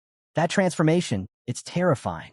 Back on the battlefield, one of the giants suddenly lunges from behind, attempting a sneak attack on Lufan. But before it can even get close, Lufan senses it immediately. With a swift jump, he dodges the strike effortlessly, soaring into the air. Mid-air, he activates Dragon Inspiration. A notification flashes. Dragon Inspiration activated. All attributes and attack power increased by 10% for both Lufan and Xiao Yi. Lufan wastes no time. Xiao Yi, Mighty Jaw Assault, he commands. In an instant, the black dragon lunges forward, her massive jaws clamping down on one of the towering monsters. With a sickening crunch, she shatters the creature's head into fragments. Watching this unfold, the principal of First Middle School is utterly dumbfounded. That was a level 20 boss, and she crushed it like it was nothing. Meanwhile, Principal by Hong Tu is analyzing the scene with sharp eyes. To break through the defenses of an Amethyst Mountain Giant, the dragon's attack power must have exceeded 2,000 points. As the first giant collapses, the second one strikes, reaching out in an attempt to grab Lufan. But he's too fast. With fluid precision, he dodges again, twisting his body effortlessly out of reach. Without missing a beat, he retaliates. Dragon Claw. The moment his attack lands, a massive explosion engulfs the battlefield. Back in the monitoring room, Qin Shanhai turns to Qian Xiong, his voice filled with amusement. After seeing this, you must be glad you didn't take Lufan away earlier. Qian Xiong says nothing. His gaze is locked on the battle, completely speechless. Back to the action. The final mountain giant lets out a thunderous roar, swinging wildly at Lufan, but he continues dodging every attack effortlessly. Then, Xiao Yi unleashes world-ending roar. A chilling shockwave spreads across the battlefield, applying a vulnerability debuff to the monster. Lufan prepares to finish the fight, but, boom! Before he can land the final blow, Xiao Yi strikes first, activating Earth Shatterer. The entire battlefield shakes violently as a massive black pit opens beneath the monster's feet. Unable to react in time, the final amethyst mountain giant plummets into the abyss. The system notification chimes in. Black Dragon Xiao Yi has leveled up to level 12. Lufan has leveled up to level 16. Lufan grins. This nightmare level was definitely the right call. The increasing difficulty isn't a problem, it's an opportunity. With each level he clears, he's only getting stronger. Another notification appears. 50th floor successfully conquered. Without hesitation, Lufan turns toward the portal leading to the next floor, Xiao Yi following close behind. Back in a monitoring room, Qin Shanhai chuckles. So much for the legendary 50th floor barrier. It's nothing to Lufan. The principal of First Middle School shakes his head in disbelief. That dragon's strength, it's beyond anything I've ever seen. At that moment, Principal Bai Hongtu shifts his focus to Qian Xiong, his expression serious. You've been in Dragon City for a long time. Based on your experience, what do you estimate the dragon's strength attribute to be after transforming? Qian Xiong takes a deep breath before responding. I've seen plenty of high-level powerhouses in Dragon City, but if I had to compare, after transforming, that dragon's strength must be at least 2,500 points. The principal of First Middle School nearly falls out of his chair. 2,500 points? Our levels and attributes aren't even worth mentioning compared to that. Principal Bai Hongtu nods. Just as he predicted, Xiao Yi's stats will only continue to grow from here. The principal of First Middle School crosses his arms and sighs. Now that Lufan has passed the 50th floor, the X+1 mode is going to take effect. Qin Shanhai raises an eyebrow. X+1? What do you mean by that? Principal Bai Hongtu steps in to explain. The X+1 mode was established by the scholar who originally designed this trial. Once examinees clear the 50th floor, the structure of the trial changes. From this point on, every regular monster floor, X, is immediately followed by a boss floor, +1. He pauses for a moment, then adds, this system was implemented to make the trial more like a real secret realm, constantly forcing examinees into life-threatening battles. Qin Shanhai nods in understanding. So after every wave of normal enemies, there's a boss fight. That's brutal. Principal Bai Hongtu's expression darkens slightly as he delivers the real shocker. However, in the nightmare-level tower of the ladder, it's even worse. The room falls silent as he continues. Whether it's an X floor or a +1 floor, every single one has been replaced with a nightmare-level boss. A heavy tension fills the room. From this point forward, every step Lufan takes will put him face-to-face with a nightmare-tier boss battle. Bai Hongtu spilled some wild info about Nightmare Mode X+1. Turns out, instead of facing a single boss, challengers get swarmed by an entire squad, and to make things worse, each boss gets a serious power boost. Qin Shanhai listened and agreed it sounded brutal, but why overthink strategy when Lufan was out here bulldozing everything in sight? As they talked, the scene shifted to Lufan, who was in full destruction mode. His massive black machete, Black Dragon, carved through yet another boss effortlessly. Meanwhile, Xiao Yi, the world-ending dragon, casually snacked on the head of a fallen enemy. A system notification popped up. Level 70 cleared. Xiao Yi leveled up to 13, and Lufan hit level 18. Qin Shanhai pointed out that from the 50th floor onward, the Tower of Heaven became a relentless nightmare, with difficulties spiking at every turn. But with Xiao Yi at his side, Lufan didn't need complex battle plans, just raw power. Wiping blood from his mouth, he commanded Xiao Yi to follow, and she did so without hesitation, casually splitting a monster's skull in half on the way. Principal Bai Hongtu watched in awe. Lufan had already blitzed through 78 floors in record time. The first middle school principal, who had previously doubted anyone could reach the 80s this year, was now forced to reconsider. Lufan was proving him dead wrong. Then chaos erupted. Xiao Yi went berserk, spewing fire across the battlefield, sending even the strongest monster bosses running for their lives. The system declared the 76th floor cleared. Lufan barely broke a sweat as he faced off against a massive worm-like boss. One attack, powered by his dragon blood armor transformation, and it was over in an instant. Xiao Yi clutched the boss's head like a trophy, leveling up to 14, while Lufan advanced to level 19. Back in the principal's office, Bai Hong too reflected on how countless prodigies had pushed themselves to the limit trying to conquer the tower, only to fall short in the end. Qin Shanhai added that once challengers reached the 70s and 80s, they were too close to quit, yet victory was still a distant dream. But Bai Hong too had no doubts. Lufan was on another level. He might be the first in a decade to clear all 100 floors. Then the tension spiked. The system displayed Lufan stepping onto the 99th floor, a ruined structure with broken staircases spiraling toward a shadowy throne. Around it stood 4 monstrous figures, world-enders. Headless knights, armed and ready, with eerie blue flames flickering where their heads should have been. Each knight was an absolute nightmare to deal with. Penetration attacks stacked with insane damage multipliers, automatic counterstrikes, lightning-fast slashes, and the most terrifying move of all, an instant decapitation skill that triggered if the target's health dropped below 57%. Oh, and as if that wasn't bad enough, they all shared boosted health and defense. Talk about unfair. But Lufan didn't flinch. He recognized this battlefield. It was modeled after the downfall of the Shattered Kingdom, a place overrun by an undead legion centuries ago. Interesting lore, but there was no time for history lessons. The axe-wielding knight lunged first, its blade primed for an instant kill. With no control-type skills to rely on, Lufan had only one option: go all in, fast and hard. He launched into the air, parrying their counters with his machete, but his first strike barely left a scratch. Worse, the knight instantly regenerated and retaliated with a brutal counterattack. Lufan barely managed to block in time. Realizing they needed more firepower, he called out to Xiao Yi. The dragon answered with an earth-shaking firestorm, engulfing the entire castle in flames. The structure cracked and crumbled under the heat, and Lufan grinned at the sheer destruction. Before he could catch his breath, the dual-sword knight roared, "For my king!" and charged forward, swords crackling with lightning. Sparks flew as Lufan blocked, his arms shaking from the impact. The other knights weren't far behind. This wasn't a fight they could drag out. It was time to end this.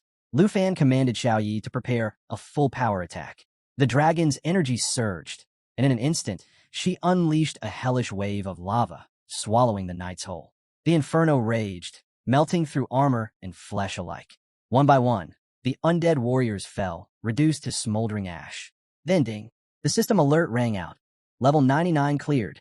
Xiao Yi leveled up to 15, and with it came a brand new skill. Lufan checked the system and was floored. Black Dragon Xiao Yi just kept getting stronger. Meanwhile, he himself had officially reached level 20. Back in the surveillance room, the atmosphere was electric. The first middle school principal watched in stunned silence as the massive doors to the 100th floor slowly creaked open. Even Qin Shanhai, usually unfazed, admitted they were witnessing history. Bai Hong too, normally composed, was visibly shaken. This wasn't supposed to be possible. Yet, here was Lufan, breaking every rule, defying every expectation. Lufan steps onto the 100th floor, eyes locked on the massive throne ahead. Without hesitation, he grips the sword embedded in it and yanks it free. A surge of raw power explodes around him, energy crackling in the air. Xiao Yi stands at his side, her presence just as overwhelming. The scene before them is nothing short of a nightmare. Ruins of a fallen kingdom, skeletal remains scattered across the ground, and at the center of it all, the World Annihilation Emperor, a monstrous level 60 boss. Flanking him, a legion of 500 demon soldiers, waiting to strike. But Lufan isn't the least bit intimidated. Instead, he checks out Xiaoya's newly unlocked skill, Cataclysm, and it's an absolute game-changer. A 3-stage attack capable of raining destruction, setting everything ablaze, and detonating the battlefield. This is exactly the kind of chaos he's been waiting for. Grinning, he nods at Xiao Yi, giving her the signal. In an instant, she shifts into her destruction dragon form. Flames coil around her body, and the system flashes an update. Her stats have skyrocketed, and 2 new skills, All Things Incinerate and Lava Burst, are now active. Back in the surveillance room, the principals are stunned into silence. Bai Hong too watches with wide eyes, wondering if Xiaoya's transformation is something beyond anything they've ever seen. Qin Shanhai can't believe it. Lufan had this kind of firepower up his sleeve the entire time? The battlefield erupts into chaos as the demon commander roars, rallying the undead army to defend their emperor. But Lufan isn't about to give them a chance. Without hesitation, He grabs one of the skeleton soldiers and hurls it forward, shouting for Xiao Yi to unleash Cataclysm. Xiao Yi lets out a deafening roar, taking to the skies before raining down absolute destruction. Fire engulfs the battlefield. The system's casualty counter spikes as enemies are incinerated by the second. The flames spread uncontrollably, reducing the once mighty army to less than 200 in an instant. But Xiao Yi doesn't stop there. She intensifies the assault, the sheer force of her attacks, leaving only a handful of soldiers standing. With one final detonation, the remaining enemies are swallowed by an inferno. The surveillance room falls dead silent. Every principal watches in disbelief. How is a mere student wielding this level of power? Qin Shanhai stares at the numbers in shock. The system count drops. 42 soldiers left. Then 37. The battlefield is all but empty when the demon commander steps forward, voice booming as he demands Lufan kneel before their king. Lufan only tightens his grip on the dragon's sword, eyes sharp and unwavering. Xiao Yi keeps up the onslaught, and one by one, the last of the undead soldiers fall to ash. As the flames die down, only ruin remains. Bai Hong Tu watches intently, deep in thought. Even the legendary Four Horsemen wouldn't stand a chance against Lufan's raw strength. The first high school principal's jaw drops as the system flashes Lufan's score, 989,500 points. A number untouched for 30 years.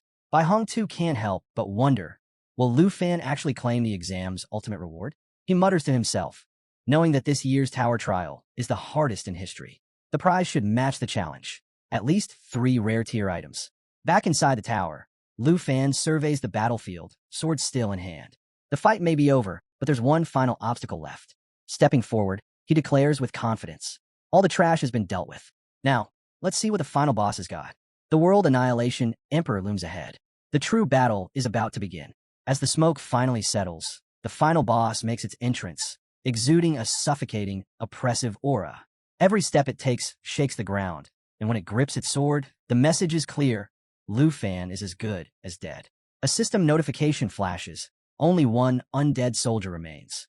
The boss doesn't hesitate. With terrifying speed, it launches itself straight at Lufan, blade aimed for a lethal strike. But Lufan? He's more than ready. Activating dragon armor, his arm morphs into a fearsome dragon claw, its power directly linked to Black Dragon Xiao Yi. A surge of energy crackles around him as his hands transform into razor-sharp talons. Stretching his dragon claws forward, he smirks and signals Xiao Yi to prepare for an all-out assault. Xiao Yi meets the boss's glare, claws poised, wings spread wide. The boss swings with full force, aiming to cut Lufan down in one blow. But Lufan meets the attack head-on, claw against blade, stopping it effortlessly. The moment he sees an opening, he shouts the command, Xiao Yi, attack. Xiao Yi doesn't disappoint. Activating all things incinerate, she unleashes a storm of fire tornadoes, hurling them straight at the boss. The sheer impact sends the enemy skidding backward, struggling to stay upright. It stabs its sword into the ground, trying to stop its slide, but something is wrong. Its power is fading. The reason? Lufan's Lament Ring. The rare artifact saps the life force of enemies, and the boss is feeling the full effect. Lufan lifts his hand, tapping the ring with a smug grin. Yeah, that drain? It's not stopping anytime soon. The system confirms, Lament Aura active.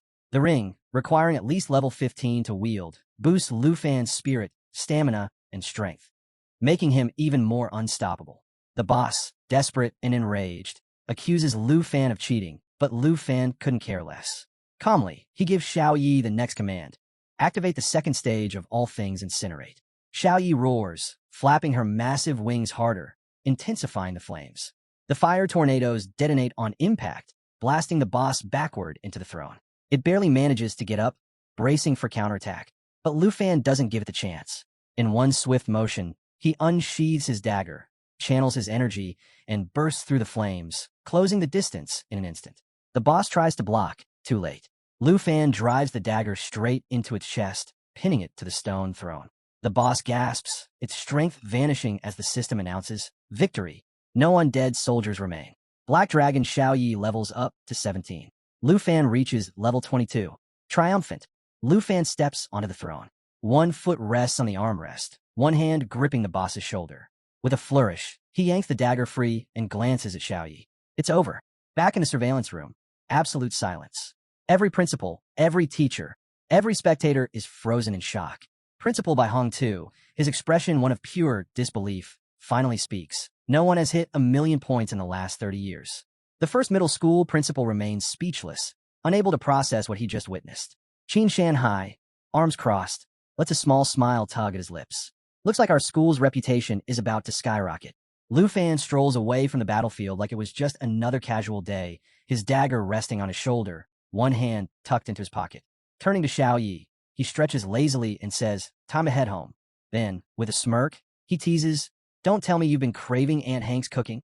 Xiao Yi doesn't even hesitate. She lets out an excited roar, eyes gleaming as she flies over. Of course, she's missed the food. Just then, the system chimes in. Level 100 cleared. In a flash, a treasure chest materializes before Lufan. Hands still in his pockets, he watches as it opens, revealing 3 top-tier rewards. First up, the Wrath of the Ice Dragon King, a rare blue skill book that grants Dragon Masters a devastating ice attack, capable of freezing enemies and slowing them down. Lufan's thrilled. He thought he'd have to wait until level 30 for control-type skills, but now he's way ahead of schedule. The second item, Spirit Wind Ring, a rare accessory that enhances agility, stamina, and spirit, with an ability that boosts movement speed by 35%. Xiao Yi can't use it, but for Lufan, perfect. And the final reward, Flames and Frost Cloak, a legendary red cloak with massive stat boosts, offering resistance to both fire and ice while amplifying damage against enemies of those elements. Without hesitation, Lufan throws it over his shoulders, slides the ring onto his finger, and grabs the skill book. He's more than ready for whatever comes next. With that, he pulls out his teleportation stone, activating the portal back to school. In an instant, he materializes in the surveillance room, where a crowd of stunned teachers and principals stare in silence. Without missing a beat, Lufan casually greets them and asks Principal Bai Hong too, "So, can I head home now and wait for my results?" The room stays dead, quiet for a moment before Bai Hong 2 steps forward, pride clear in his expression. "Lufan, you're the pride of our school." He then makes a bold declaration. Lufan's photo will be placed on the Wall of Fame.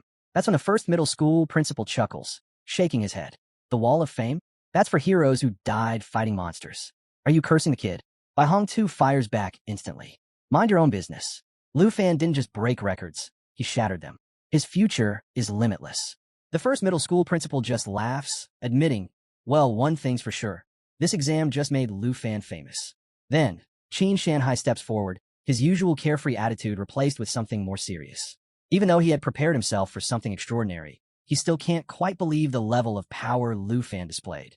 Lufan, not one for sentiment, locks eyes with Qin Shanhai and cuts straight to the point. "So, I met all the conditions, right?" His voice drops slightly, edged with amusement. "Does that mean the princess of Taizi Kingdom is done throwing tantrums?"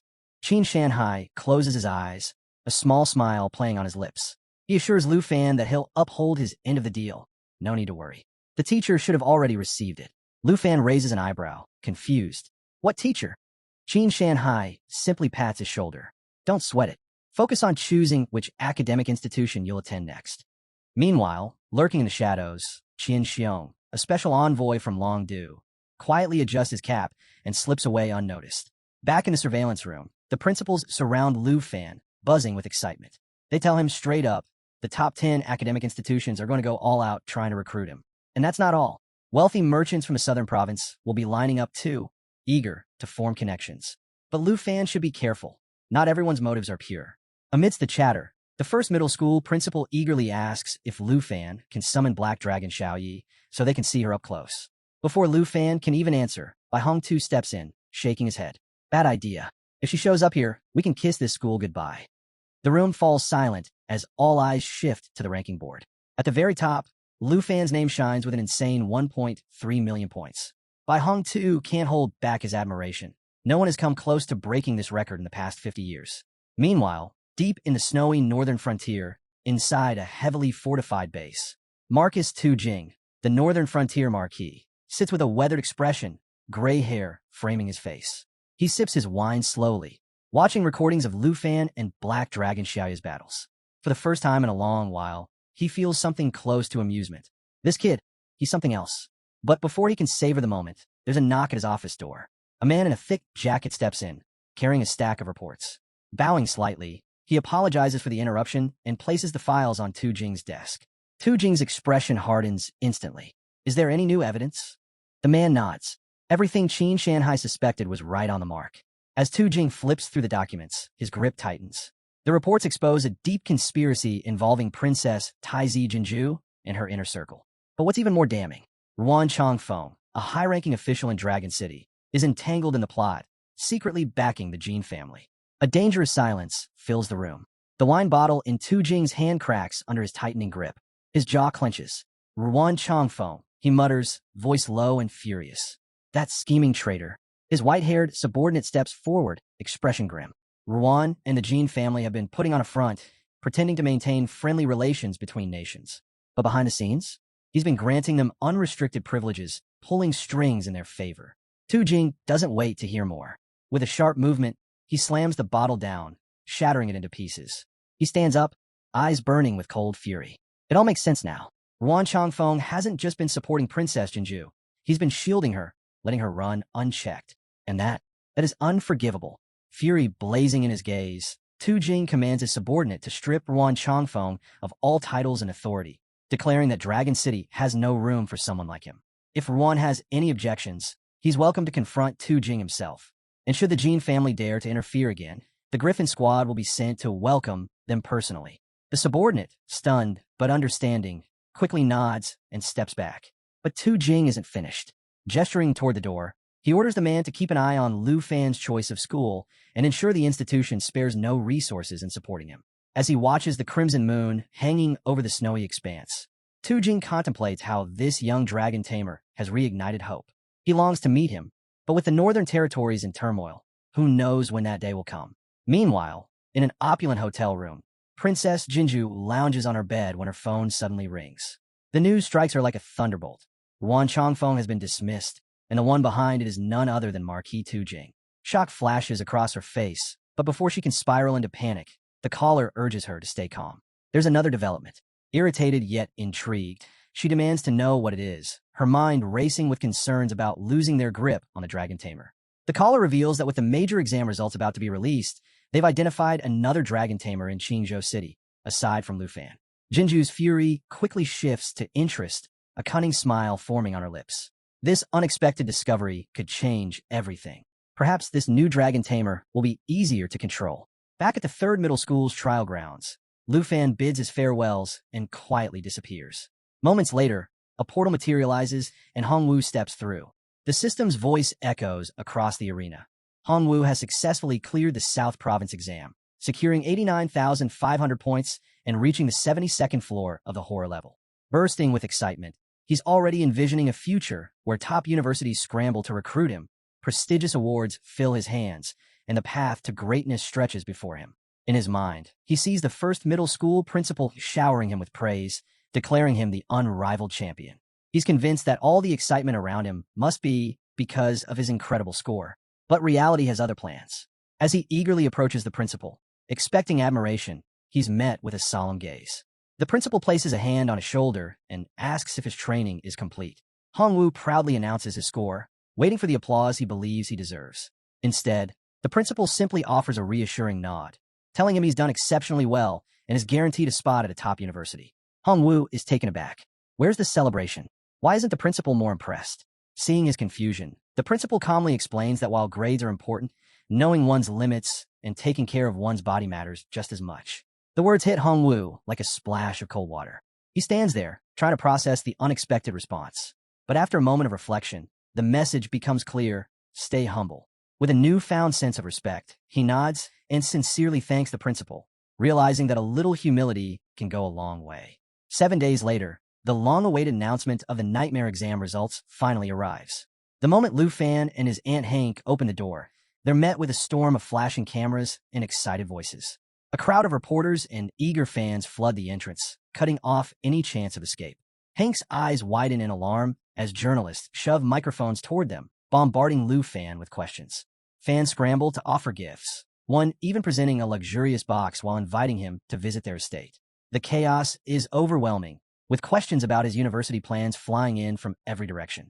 Then, as if the scene wasn't already hectic enough, Mr. Qin Shanghai steps forward, instantly amplifying the excitement. He announces that the official university entrance exam results are about to be released, declaring Lufan the top student in the entire South Province. Sensing the need for order, he suggests they move the conversation indoors. Hank, seeing a chance to escape the madness, quickly ushers Lufan inside. Once they settle in, Mr. Qin Shanhai unveils 6 prize boxes, each containing a staggering 50 million yuan, a reward for Lufan's incredible achievement as the province's top student. He urges Lufan to accept the gift, emphasizing the significance of his success. Lufan checks his phone and sees the notification. He's officially secured first place. However, his total score remains classified. Right behind him in second place is Chun Tianzi, an elite contender with 215,628 points. Mr. Qin Shanhai then reveals even more surprises. On top of the prize money, Principal by Hong Tu has personally selected additional rewards. Lufan's eyes flicker with curiosity as the first gift is revealed, a skill book titled Roar of the Blue Dragon King. The spell summons a devastating lightning attack that not only paralyzes opponents, but also builds up power for a colossal finishing strike. Immediately, Lufan envisions how this technique could combine with Xiaoya's magic, seamlessly shifting from ice to thunder for an even more lethal effect. Next, Mr. Qin Shanhai presents a legendary thunder potion, capable of amplifying lightning abilities and permanently boosting Lufan's power attribute by 20. Lufan knows this will make his thunder magic even more formidable. The third reward is the Green Wind Armor, a rare and powerful piece of equipment that enhances stamina and strength while deflecting impact damage. Mr. Qin Shanhai explains that each item has been carefully chosen by Principal by Hong Tu, ensuring that Lufan is equipped with everything he needs to reach even greater heights. But the surprises don't stop there. The final reward is Unveiled, Flash Wing Boots, designed for lightning-fast movement with a 30-second recharge. These boots also come with Flash Wing Leap, allowing the wearer to dash across a 50-meter radius at incredible speed, also with a 30-second cooldown. Lufan grips the briefcase containing these game-changing treasures, astonished that such elite abilities are usually reserved for top-tier magicians. Determined not to let this opportunity go to waste, he silently vows to master each item, knowing they'll be crucial for both him and Xiaoyi. As he takes it all in, the system officially confirms his newfound treasures: Dragon King's War Skill, Lightning Flash Wing Boots, Green Wind Armor, and a legendary Thunder Potion.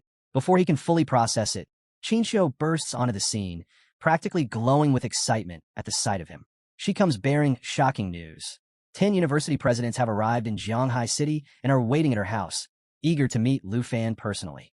Hank watches in stunned silence, still trying to comprehend why Qinxiu is even here. Lufan, equally caught off guard, questions the urgency, considering the results were just released.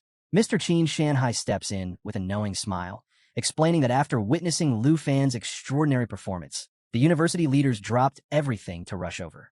He then leans in slightly, lowering his voice as he hints that some footage, seen only by high-ranking officials in the Dragon Capital, must remain classified. Before Lufan can ask more, he adds another revelation.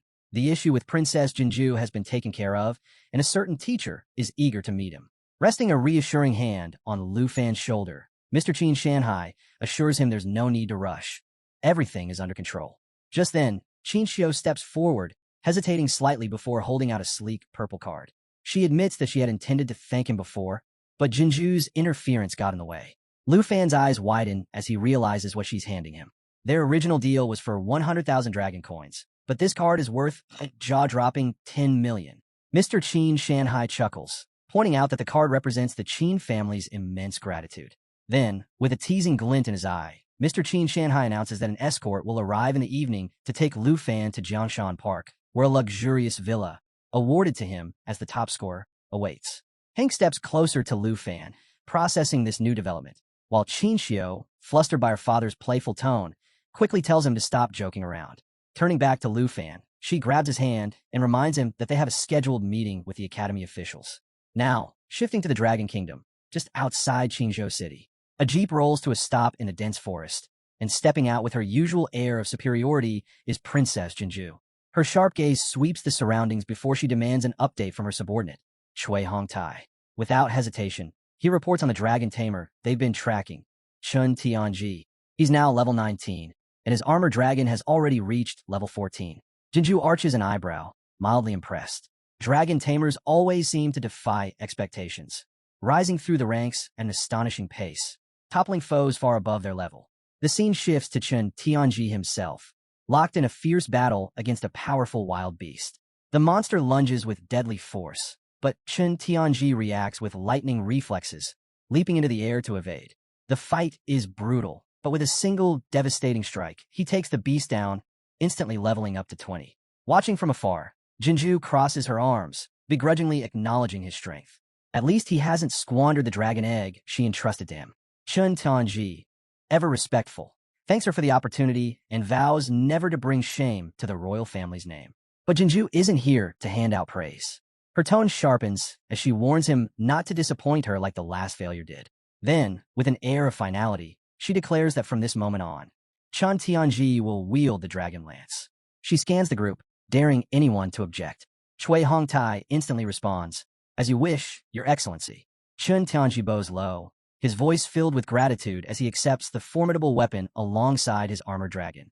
With this newfound power, he's more determined than ever, his sights set on defeating none other than Lufan. Yet, Jinju's mind lingers on Lufan. His final score remains classified, but whispers suggest it might surpass 300,000 points. The thought sparks a mix of frustration and intrigue. She clenches her fists, her hatred for him burning stronger. Fixing Qin Tianji with a steely glare, she orders him to burn Lufan's name into his mind. He is never to rest until he has crushed him and claimed Black Dragon Xiaoyi. If he succeeds, she promises him a future like no other, elevating him to the highest rank among dragon tamers, second only to her. Qin Tianji, unwavering in his loyalty, bows once more, vowing to meet her expectations. As Jinju turns to leave, she can't resist one last jab. With a smirk, she calls Qin Tianji wiser than Lufan, still bitter that Lufan foolishly rejected the opportunity she once extended. But there's still unfinished business. Before stepping into the jeep, she issues one final command. Cui Hongtai is to travel to Jianghai City and uncover which university Lufan intends to attend. Cui Hongtai nods, ready to obey, but Jinju's voice turns ice cold. "Fail this mission," she warns, "and you're finished." A flicker of tension crosses his face, but he bows and promises swift results. The jeep roars to life, disappearing into the dense forest, leaving behind a heavy silence. And there she is, Jinju, standing motionless, eyes locked on the distant horizon. Her fists tighten as she silently vows that Lufan will pay for defying her. Meanwhile, at the Qin family villa, just outside the grand reception hall, Xiao fidgets slightly, cheeks tinged pink as she hesitantly asks Lufan if he's decided on which academy he'll apply to. But before he can answer, she quickly blurts out that it's really her dad who's curious. Apparently, her father thinks it would be a brilliant idea if the two of them enrolled in the same academy. To look out for each other, of course. Lufan, ever composed, nods and remarks that teamwork is essential for academic success.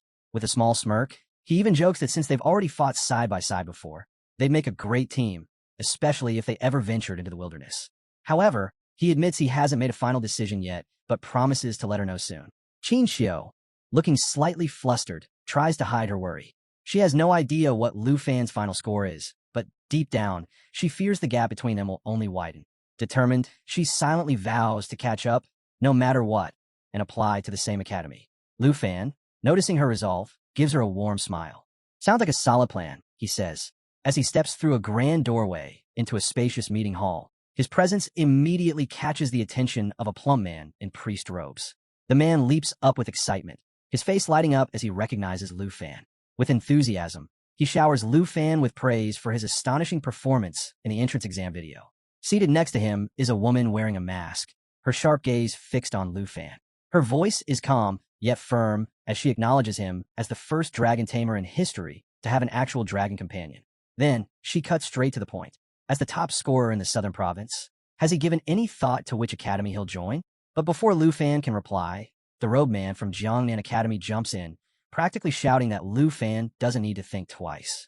Jiangnan Academy, he boasts, offers an annual scholarship of 10 million dragon coins, unlimited resources, including top-tier potions, and exclusive access to secret realms. The masked woman scoffs, unimpressed. She calls him out for trying to entice the top scorer with petty perks, reminding the room that they're all representatives of the Dragon Kingdom's most elite academies.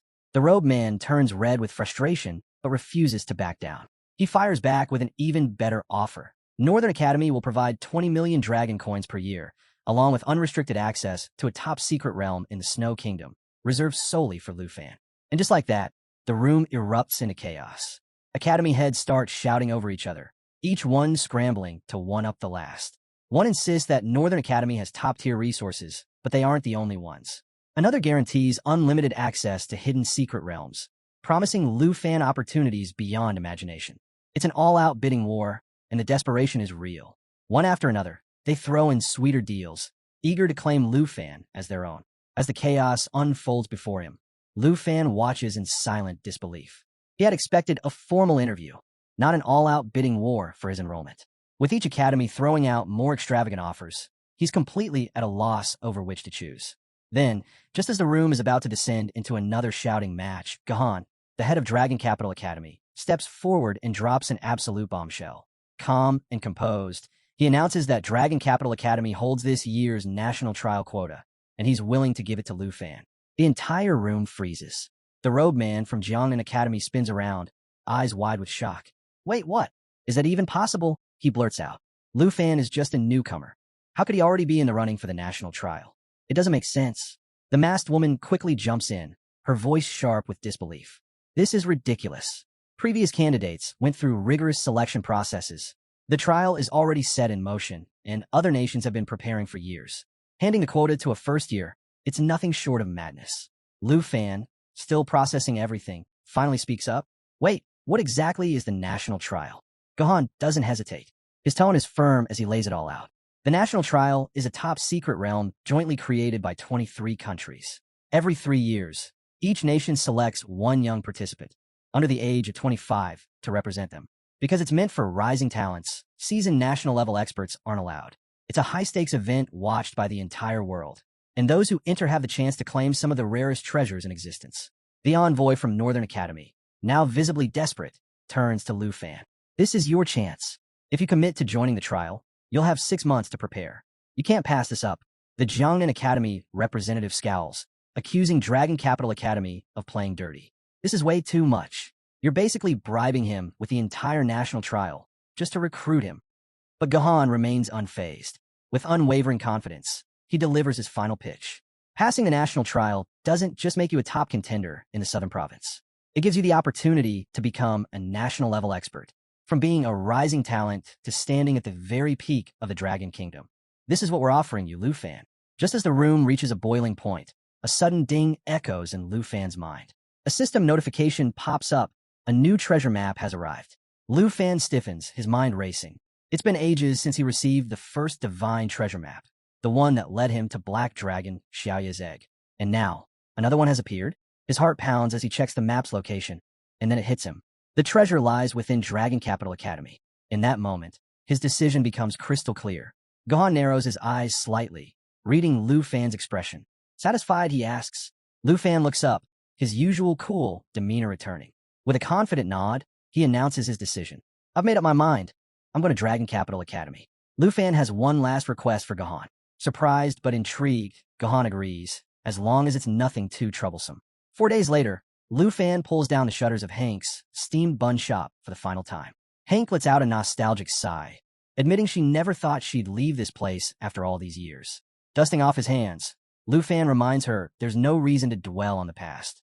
They have a villa now, along with plenty of savings. Hank smiles, reminiscing about the days when Lufan was just a small child moving in with her. Time truly flies. Just then, a car pulls up. Qin Xiao and Tao Xiaomon jump out, waving eagerly. They're here to take Hank and Lufan to Dragon Capital Academy. Tao Xiaomon grins and excitedly announces that they'll all be students there now, and Qin Xiao's family has even arranged a private plane for the trip. Hank waves back with a bright smile, while Lufan is taken aback to see Tao Xiaomon joining them. She smirks, explaining that she scored the same as Qin Xiao and decided to follow. Of course, all because of Lufan. Qin Xiao turns red, quickly trying to shut her up. Feeling emotional, Hank apologizes for all the trouble, admitting she never imagined Lufan would go so far for her. She recalls how he asked Gahan for help securing her a spot at Dragon Capital Academy due to her rare hidden profession as an enchantment chef. Gahan agreed, but warned that the final decision would be up to the academy once they arrived. Tears well up in Hank's eyes as she hugs Lufan, confessing that she once dreamed of attending a prestigious academy, but never thought it would become reality. Lufan gently tells her not to cry, while Qin Xiao urges her to hurry. There's a plane to catch. As they drive off, Lufan reflects on how much Hank has sacrificed for him. He silently promises to make her proud. This is only the beginning of a brighter future for them both. Before long, they arrive at the bustling Dragon Capital. Hank is in awe, taking in a vibrant city so different from their old neighborhood. Qin excitedly points out rare recipes being sold in the marketplace, while Lufan's gaze lands on the towering Dragon Capital Academy in the distance. But before they can soak it all in, a sleek luxury car pulls up. The door swings open, and out steps the arrogant Princess Jinju, with Cui Hongtai holding the door and Chun Tianji standing sharply at attention. Jinju locks eyes with Lufan, her annoyance obvious. Lufan, just as irritated, wonders why she keeps showing up everywhere and why she can't just leave him alone. As Cui Hongtai recognizes him, Chun Tianji immediately steps forward, ready to confront Lufan. But before he can act, Jinju stops him. She reminds Chun that without Ruan Chongfeng's backing, they can't afford to cause trouble and risk being sent back home. Chun Tianji hesitates before reluctantly backing down. Qin, curious, recalls her father mentioning that Jinju came to study in the Dragon Kingdom. She wonders aloud if he was referring to Dragon Capital Academy. Tao Xiaomon, sensing the tension, asks what's going on between Lufan and Jinju's group, while Hank gently tries to calm Lufan down. Just then, Gahan arrives, surprised to find both groups together. She raises an eyebrow and asks if they truly don't know each other, then casually drops a bombshell. Lufan and Chun Tianji are both dragon tamers, known as the twin stars of the southern province. Lufan's eyes widen. He never imagined that Chun Tianji shared the same rare talent as him. Before he can even process the revelation, Chun Tianji steps forward, his tone laced with contempt. He says he's heard Lufan's name plenty of times. Lufan, however, is too drained from the long journey to care. Instead, he turns to Gahan and asks if they can finally get some rest. Hank eagerly agrees, urging him to move on before anything else delays them. Gahan steps in, offering to personally show them their accommodations. If anything isn't up to their standards, she assures them she'll arrange adjustments. She also mentions that freshman orientation will be explained in detail tomorrow. Jinju, of course, scoffs and declares that she'll handle everything herself before walking off. Arriving at the dormitory area, Gahan introduces them to the Villa Zone, an exclusive area for top-ranked first-year students. There are 30 villas in total, with rankings based on entrance exam performance determining who gets to stay here. Since Lufan placed first, he's assigned Villa number 1. Meanwhile, despite being second in the southern province, Chun Tianji ranks 18th overall, placing him in Villa number 18. As Gohan explains the rankings, Lufan silently scoffs at the idea of being considered twin stars with Chun Tianji. In his eyes, it's obvious that Chun chose to submit to Jinju, throwing away his own dignity. Qin looks a little dejected as she admits that she and Tao Xiaomon didn't make it into the top 30, meaning they'll be staying in the student dorms instead. Gahan confirms that she'll take them there later, though she notes that the conditions in the villa area are far superior. Hank, always the playful one, latches on a Lufan's arm and sweetly asks Gahan if they can all move in with him. Qin and Tao Xiaomon immediately flush at the unexpected suggestion. Gahan thinks it over, saying there's no rule against it and that as long as the villa's owner has no objections, it shouldn't be a problem. Without missing a beat, Hank turns to Lufan, pouting as she reminds him about her special cookies, asking if he's really willing to give them up. Lufan doesn't even hesitate. Of course not. Beaming, Hank pulls Qin and Tao Xiaomon close, excitedly declaring how great it'll be for them to live together. She's already picturing how it'll strengthen their teamwork and make exploring secret realms much easier. And just like that, folks, the moment you've all been waiting for. The harem is officially moving in. Our Giga Chad Lufan is making all the right moves, setting the stage for whatever chaos is bound to come next. With a small smile, Lufan tells Qin and Tao Xiaomon that living together will be much more convenient since the dorms are way too far. If they stayed there, he'd have to trek across half the campus just to see them. Qin nods, blushing, while Tao Xiaomon hesitates before saying she'll go along with whatever Qin decides. She has to admit, the villas are a serious upgrade from the dorms. Meanwhile, Hank excitedly swings Qin around, already imagining all the dishes she's going to cook for everyone. Trying to keep her composure, Tao Xiaomon points a finger at Lufan, warning him that living together is fine, but he better not try anything with Qin. She'll be keeping a close eye on him. Before Lufan can respond, a screen pops up in front of him, showing that the treasure map's location is right next door in Villa number 2. Curious, he asks Gahan who lives there. She explains that she only oversees students from the southern province and isn't too familiar with freshmen from other regions. But as far as she knows, only one girl stays there. Lufan tells the girls to head to Villa number 1 while he checks out their neighbor. Hank, ever the mischief maker, teases him to bring back a gift. The girls, however, go quiet. Lufan quickly reassures them that he's just curious about the second-ranked student and they're overthinking it. As he walks off, Hank giggles, noting how fast he moved the moment a girl was mentioned. She playfully wonders if he's finally starting to grow up. Tao Xiaomon, on the other hand, is a little irritated, realizing she might have underestimated Lufan. 3 girls are already moving in with him, yet he's still interested in their neighbor. Meanwhile, Lufan sighs to himself, feeling a bit embarrassed. Why does it suddenly feel like everyone's getting the wrong idea? Lufan stands at his mysterious neighbor's door, cake in hand, hoping she's a fan of sweets. More importantly, he's hoping to get inside. He needs to grab the treasure before she catches on. As the door creaks open, he puts on his best smile and introduces himself as Lufan from Jianghai City in the southern province. The girl in front of him is dressed entirely in black, staring at him in silence with an unreadable expression. Hoping to break the awkward tension, Lufan cheerfully offers her the cake, explaining that it's a welcome gift to celebrate becoming neighbors. He even suggests they get to know each other better. Just then, a system notification appears, revealing that the cake grants a permanent 3-point agility boost on its first use. Still, the girl remains quiet, simply watching him. Finally, she takes the cake, turns around, and in a soft voice, introduces herself as Jianying from Yunbei Province. Well, another potential addition to Lufan's ever-growing circle of admirers. Lufan is caught off guard by how cute her voice is, but he's sweating bullets trying to keep the conversation going. In a panic, he blurts out that he's thirsty and asks if he can come in for a glass of water. Internally, he cringes. Could he have picked a more obvious excuse? But to his surprise, Jianying steps aside, silently letting him in. Grateful, Lufan thanks her and slips inside. The moment she turns to close the door, he vanishes. With the treasure map in hand, he races through the house, determined to find the hidden item before she notices anything. He checks her bedroom. Nothing but clothes scattered across the bed. The bathroom? Empty. Then he opens another door and finally spots it. A stunning jade dragon egg resting in an unused room. A system notification confirms that this is the treasure's location. Excited, Lufan wastes no time snatching up the egg. Just as Jianying returns with a glass of water, he rushes back to the entrance. Awkwardly, he tells her he's suddenly not thirsty anymore and needs to leave. He quickly thanks her, wishes her a good night, and casually mentions he'll see her at the freshman ceremony tomorrow before bolting out the door. Left alone, Jianying glances around and notices her bedroom door slightly open, her bed still covered in messy clothes. She frowns, confused. Did she just invite a total pervert into her house? Late that night in Villa Number 1, Lufan examines the jade dragon egg alongside Xiaoyi.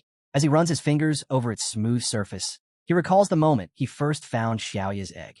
Activating his dragon taming skills, he watches as the egg begins to crack. Moments later, a tiny dragon emerges. A system window immediately pops up, listing its abilities. Life Spring continuously restores the health of all friendly targets. Jade Light removes debuffs and boosts all attributes by 30%, with 3 layers of blessings that block incoming damage. Natural Assimilation allows the dragon to absorb equipment traits. Jade Dragon Bloodline doubles the effects of dragon skills and increases self-healing by 500%. Blood Contract grants Lufan a 10% attribute boost. Lufan quickly realizes that this isn't a combat dragon. It's a powerful support type. With over 600 spirit points and the bloodline effects doubling everything for both him and Xiaoyi, the buffs are absolutely insane. He does the math and estimates that in battle, Xiaoyi's spirit attribute could skyrocket to nearly 12,000. Meanwhile, Xiaoyi is already happily playing with the newborn dragon. Lufan is amazed at the potential. If this little jade dragon absorbs enough equipment traits, it could become ridiculously powerful. But before all that, there's something important to take care of, naming it. Just as he's deep in thought, the tiny dragon suddenly chomps down on Xiaoyi's thigh. Startled, Lufan jumps up, trying to separate them before a full-on dragon brawl erupts. Deciding to settle things quickly, he declares the new dragon's name, Xiaofei, officially making it Xiaoyi's little sister. Xiaoyi, clearly unimpressed, tries to intimidate Xiaofei, but Lufan steps in, scolding them both before they wake up the entire house. The next morning, Lufan, Qin Xiao, and Tao Xiaomon make their way through the lively campus of Dragon Capital Academy, heading toward the freshman enrollment ceremony. Lufan notes that life profession students and combat profession students have separate events. Qin Xiao nods, mentioning that their beloved sister Hank has to attend a different ceremony for her profession. As they walk, Tao Xiaomon suddenly turns to Lufan with a smirk. So, what was all that noise coming from your room last night? She teases. Lufan starts to explain, but before he can get a word out, 2 passing students suddenly freeze in place, eyes widening as they recognize Qin Xiao and Tao Xiaomon. The boys stare in disbelief, whispering among themselves. No way. These girls are total campus belle level. One of them, clearly smitten, starts daydreaming out loud. If I had a girlfriend like that, I'd risk my life in a secret realm for her without hesitation. His friend immediately brings him back to reality. Yeah, right. First of all, there are two of them. Second, they're already walking with some guy. Inside the auditorium, Qin Xiao turns to Tao Xiaomon, reminding her that Teacher Gahan said hidden professions have assigned seats up front. Since she can't sit with Qin Xiao, Tao Xiaomon sighs and decides to take a seat in the back. Meanwhile, Lufan scans the room and immediately spots a familiar face. Hongwu, the loudmouthed martial artist from the entrance exam back in Jianghai City. Lufan greets him with a calm smile, but that only makes Hongwu's blood boil. Ever since his principal ridiculed him, telling him to check the rankings and see how massive the gap was between him and Lufan, he's been burning with frustration. And now, standing in the same room as his rival, all those emotions come rushing back. At the back, Tao Xiaomon fidgets in her seat, glancing toward the front. She's uneasy about how all the hidden professions are grouped together, but what really worries her is the thought of Lufan spending every single day with Qin Xiao. Just then, Lufan notices Jian Ying sitting quietly in front of him. Feeling a bit awkward, he greets her. Qin Xiao, caught off guard, asks if he knows her. Lufan explains that Jian Ying is their neighbor from Villa Number 2. Surprised, Qin Xiao admits that Jian Ying is not only beautiful, but also incredibly strong, considering she's ranked second overall. Meanwhile, a few students in the back are watching Lufan with clear jealousy. Man, Dragon Capital Academy really is something else, one of them mutters. The campus is crawling with absolute beauties. Another chuckles. Doesn't matter. It's not like any of them have anything to do with us. One guy, feeling bold, considers going up to ask for contact info, but before he can make a move, the atmosphere shifts as a tall, well-dressed man steps onto the stage. The man adjusts his glasses and introduces himself. Zhao Shunming, level 78 Thunder Mage, vice principal of Dragon Capital Academy, and a professor in the Combat Academy's magic department. He keeps things brief, welcoming the new students before getting straight to the point. Their teachers will be handing out ID cards soon, and he isn't interested in dragging things out with a long speech. As Gohan distributes the cards, Lufan receives his and glances at the number displayed. 13,539 points. Zhao Xinming explains that these ID cards serve more than just identification. They also store personal points, which act as the Academy's currency. Students will need points to purchase weapons, potions, and even access secret realms. Their initial balance is determined by their entrance exam performance. Just then, a student abruptly stands up, complaining that the entrance exam difficulty wasn't the same across all provinces. He argues that some students had a much easier time scoring high, making the whole system unfair. Zhao Shunming remains unfazed, calmly addressing the concern. He explains that the Academy adjusts for difficulty using a coefficient system. Since the Southern Province had the hardest trial this year, its scores were divided by the lowest coefficient, 96. Lufan furrows his brows, quickly calculating in his head. So this is all I have to work with? Zhao Shunming continues, dropping another bombshell. The points they've received now are only temporary. In just 1 month, the freshman assessment will reevaluate everyone. The top 30 scores will earn a coveted spot in Blue Class, an elite group with access to incredible perks, exclusive secret realms, rare skills, and, most importantly, the right to live in the Villa area. A wave of excitement spreads through the students. Some hadn't even heard of Blue Class before enrolling, but now they're fired up. This means they still have a chance to secure a villa for themselves. Lufan quickly puts the pieces together. As the current top scorer, he already qualifies for Blue Class, meaning Villa Number 1 is his for now. But if he ever loses that rank, he'll be forced to move out. Just as the weight of that sinks in, Zhao Shunming smirks and reveals the real catch. Being in Blue Class doesn't mean you're safe. Any student in the Academy can challenge a Blue Class member, and if the challenger wins, they take their spot. The worst part? Refusing isn't an option. A massive screen lights up, listing the 30 current Blue Class members. Right at the top, Dragon Tamer, Lufan, Southern Province, rank 1. As Lufan rises from his seat, the entire room breaks into hushed murmurs. Students whisper among themselves, eyeing him with doubt. Him? No way. He looks like a total simp. But he's ranked first. Does he really have a dragon? Even an Earth Dragon would be crazy strong. Maybe that's how he got such a high score. One student pulls out their device to check the Academy's official forums, only to find nothing on Lufan. No videos, no battle records, no breakdown of his performance. With no information available, some students start speculating. Could be a rich kid. Maybe his family pulled some strings. Meanwhile, in the crowd, Chun Tianji turns to Jinju, his expression cold. So, when do you want me to deal with him? Jinju, ever cautious, narrows her eyes. Not yet. We need to see what he's really capable of first. At the front, Qin leans closer to Lufan, lowering her voice. So, is the vice principal basically setting you up to get challenged? Lufan sighs, sinking back into his seat. He didn't see this coming. Jinying, sitting quietly nearby, says nothing, but she doesn't take her eyes off the screen. With the ceremony over, Lufan shifts his focus back to what really matters, upgrading Xiao Yi and unlocking her new form.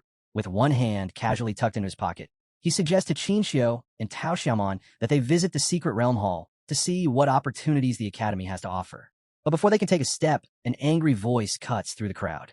Lufan, a finger points straight at him. It's Hongwu, the martial artist from Jianghai City. Hongwu storms forward, demanding a fight. He reminds Lufan that blue class members aren't allowed to refuse challenges. Lufan, slightly confused but unfazed, simply confirms the challenge. Meanwhile, Hongwu is convinced he has this in the bag. With no battle records or exam footage available, he assumes Lufan must have relied on summoning multiple subdragon species to pass the entrance exam. If he takes Lufan down directly, there's no way he can lose. Keeping his cool, Lufan turns to Qin. Step back. Qin nods and moves away, while Hongwu smirks, secretly impressed by Lufan's confidence. All right, since you've got guts, Hongwu says, crossing his arms. Let's make it interesting. 200 dragon coins. Lufan raises an eyebrow, barely holding back a chuckle. That's it. Still, he figures 200 points must be a big deal to Hongwu, so he shrugs and agrees. Around them, the crowd stirs with excitement. So Lufan's really is summoning Mage? Someone whispers. Finally, we get to see the so-called top scorer in action. Watching from a distance, Jinju smirks. Turning to Chan Tianji, she gives a simple order. Watch closely. This is the perfect chance to analyze his strength. Hongwu clenches his fists, golden energy crackling around them. He starts counting down. 3. Tao Xiaomon, biting her lip, leans toward Qin. Be honest, does Lufan actually stand a chance? Qin, leaning lazily on her magical staff, grins. Oh, you'll see. Nearby, Vice Principal Zhao Shanming and Professor Gahan quietly observe from the sidelines. Hongwu roars, 3, and surges forward, his fist glowing as he launches his attack. Lufan doesn't move. Hands still in his pockets, he watches calmly, waiting. Hongwu charges in, his chi strike technique fully activated. This move doubles damage to weak points and massively boosts his chi level on impact. He's putting everything into this one strike. His fists glow brighter as he closes the gap. His teeth clench. Victory is within reach. And then, Lufan vanishes. Hongwu skids to a stop, completely baffled. His eyes dart around. What? Where did he go? The crowd gasps. A teleportation skill? But that's something only second-tier mages should be able to do. Hongwu whips around in confusion. How in the world is Lufan pulling this off? Before Hongwu can react, Lufan appears behind him in an instant. With a calm demeanor, he remarks that Qigong masters are said to excel in both close-quarters combat and range defense. Hongwu spins around, startled and tense, only to see Lufan surrounded by a pulsating blue aura. Flashing a confident smirk, Lufan raises a hand mockingly, challenging him to prove he's stronger than this. The watching students are left in stunned silence, their eyes wide with disbelief at Lufan's overwhelming presence. Fueled by anger, Hongwu lets out a roar and unleashes a relentless flurry of punches with his chi rising wave technique. Each blow sends out rippling shockwaves, growing more destructive with every strike. But Lufan moves like a phantom, effortlessly weaving through the attacks, closing the gap between them with ease. Desperation kicks in. Hongwu realizes that if he can prevent Lufan from summoning his dragon, he might still stand a chance. But Lufan doesn't need a dragon for this fight. Planting his feet firmly, he clenches his fists, ready to counter. Hongwu, refusing to back down, spreads his arms wide and activates his strongest defense, solid as a rock. A golden aura engulfs him, his chi reinforcing his body, making him feel invincible. But Hongwu has no idea what he's up against. With a single burst of speed, Lufan drives a devastating kick straight into his chest. The impact shatters his so-called unbreakable defense, sending him hurtling backward. He crashes onto the ground, blood trickling from his lips. Stunned, his mind reels. Did he just lose in one move? The entire arena is dead silent. No one can believe what just happened. Lufan had taken down one of the Academy's strongest fighters with a single strike. No dragon, no elaborate techniques, just raw power. A brown-haired student wipes his forehead, turning to his blue-haired friend in disbelief. That's it. It's already over. They had expected an intense battle, not a one-kick finish. Another student, pale and shaken, stares at Hongwu's motionless body, wondering if he's seriously injured. Lying on the ground, Hongwu's body trembles, his eyes shut tight. Lufan walks over, reaches into his pocket, and pulls out his ID card. Without hesitation, he places it atop Hongwu's, casually reminding him that a bet is a bet, and the loser has to accept defeat. Since Hongwu was the one who issued the challenge, Lufan decides to claim the 200 dragon coins. A system window appears, confirming his updated total, 13,739 points. Hongwu props himself up with one hand, clutching his chest with the other, his eyes locked onto Lufan in sheer disbelief. But when his gaze falls on Lufan's total points, his shock deepens. A cold sweat breaks out across his face as the realization sinks in. Lufan's entrance exam, in comparison, Chun Tianji's 210,000 looks insignificant.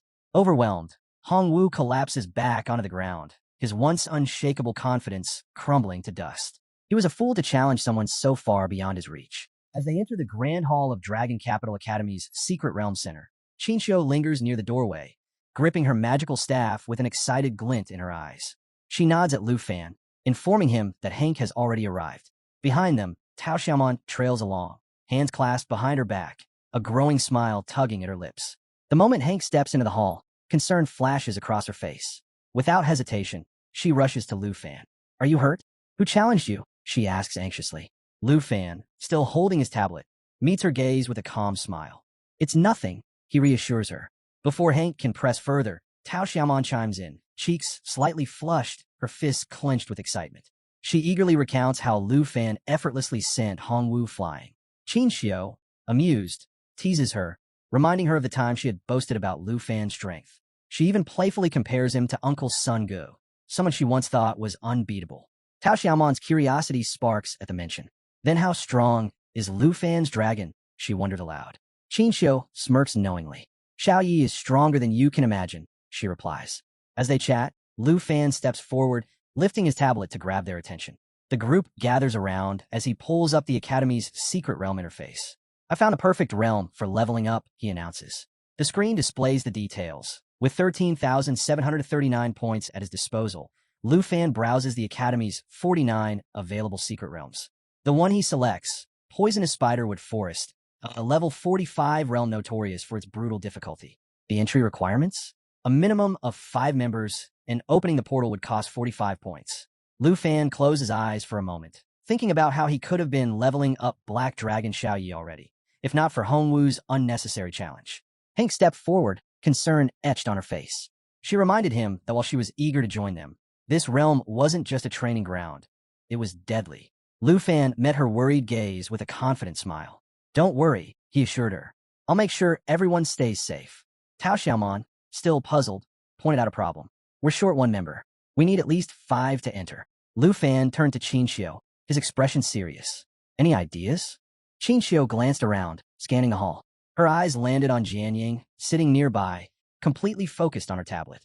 Without hesitation, she nudged Lufan, and the two of them made their way over to her, hoping to recruit her for the team. When they approached, Lufan greeted Jianying with a bright smile, but was immediately met with an icy glare.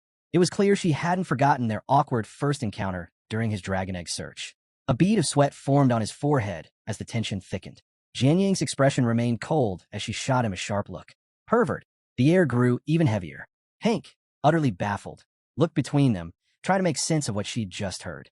Qin took a cautious step back, her face full of confusion.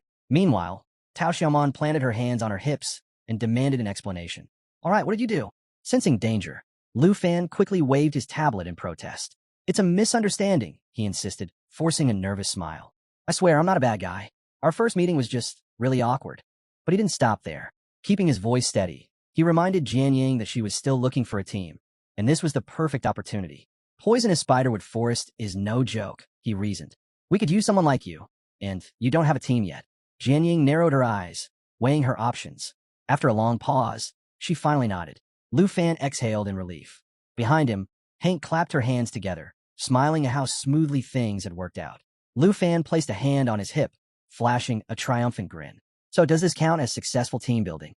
Qin chuckled and turned to Tao Xiaomon. "Well, against all odds, he actually pulled it off," she admitted. "He convinced Yunbei Province's most talented student to join us." Tao Xiaomon, clearly impressed, nodded.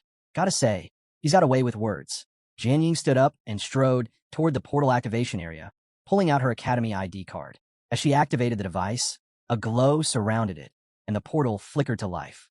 Lufan stepped forward, offering to handle it for her. But before he could say anything, Jianying shot him a look and effortlessly managed it herself. Her ID card displayed her name and remaining points, 8,744. Lufan's gaze lingered on the numbers. Her main exam score had surpassed 800,000, even under the Academy's highest difficulty coefficient. There was no doubt about it. Jianying was a powerhouse. Moments later, the group stepped through the portal. Hank instinctively covered her mouth, noting that the air felt strangely sharp. Qin tightened her grip on her magical staff, scanning the dense mist that shrouded their surroundings. Lufan took a steady breath, taking in the eerie atmosphere before gesturing ahead. "We've arrived," he announced. Poisonous Spiderwood Forest. The group moved cautiously through the fog-covered terrain, an unsettling silence pressing down on them. Strange creatures lurked in the shadows, their faint movements adding to the tension in the air. Jianying took the lead, her usual composure unshaken, while Lufan followed behind, hands casually tucked into his pockets. Walking beside them, Tao Xiaomon cast a sidelong glance at Lufan. "Why this place?" she asked, her voice calm but curious. "A level 45 fear-ranked realm isn't exactly beginner-friendly." Qin remained quiet, gripping her staff with both hands, eyes darting across their surroundings. Hank, on the other hand, clutched her belongings tightly, her nerves clearly getting the better of her. Lufan turned to Tao Xiaomon with an easygoing smile. "Spent ages searching the secret realm hall," he explained. "This was the best one for leveling up." Tao Xiaomon blinked, then quickly shook her head. "Wasn't criticizing," she clarified. Sensing the tension, Hank rummaged through her bag with a bright grin. "Hold on a sec," she said, pulling out a pouch. "I brought something for the trip, high-quality travel biscuits." These weren't just any snacks. One bite granted a 20% experience boost for 3 hours, an absolute game-changer. Lufan's eyes lit up. "Now that's useful," he said, grabbing one eagerly. Qin and Tao Xiaomon each took a biscuit, taking a bite and savoring the unexpectedly delicious flavor. Hank beamed. "The recipe came from my live professor," she explained. "I was lucky. My success rate as an enchantment chef is pretty high. My classmates, not so much." As the group enjoyed the biscuits, Hank turned her attention to Jianying, holding one out with a friendly smile. Jianying looked up, momentarily caught off guard. "Why are you giving this to me?" she asked, eyes narrowing slightly. Her gaze shifted to the biscuits before something clicked. "Wait, the cake Lufan gave me before, was it yours too?" Hank nodded enthusiastically. "Yup, if you liked it, I can make more." Qin and Tao Xiaomon chimed in, backing her up. "Hank's cooking is amazing," Qin said. "You should stop by sometime." Tao Xiaomon nodded. "Yeah, you're welcome anytime." Jianying, who usually kept her distance from others, hesitated. But for the first time, her cold expression softened just slightly. A small, almost imperceptible smile formed as she accepted the biscuit. Just as the atmosphere starts to lighten, Lufan's head suddenly snaps to the side. His sharp eyes lock onto the rustling bushes nearby. Without hesitation, he warns the group to stay alert. Instantly, everyone tenses, weapons at the ready. A massive black-scaled python slithers out from the shadows, its eerie green eyes glowing in the dim light.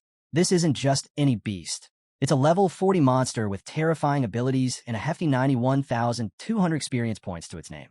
Before anyone can react, Tao Xiaomon's instincts take over. She charges forward, sword in hand, ready to strike.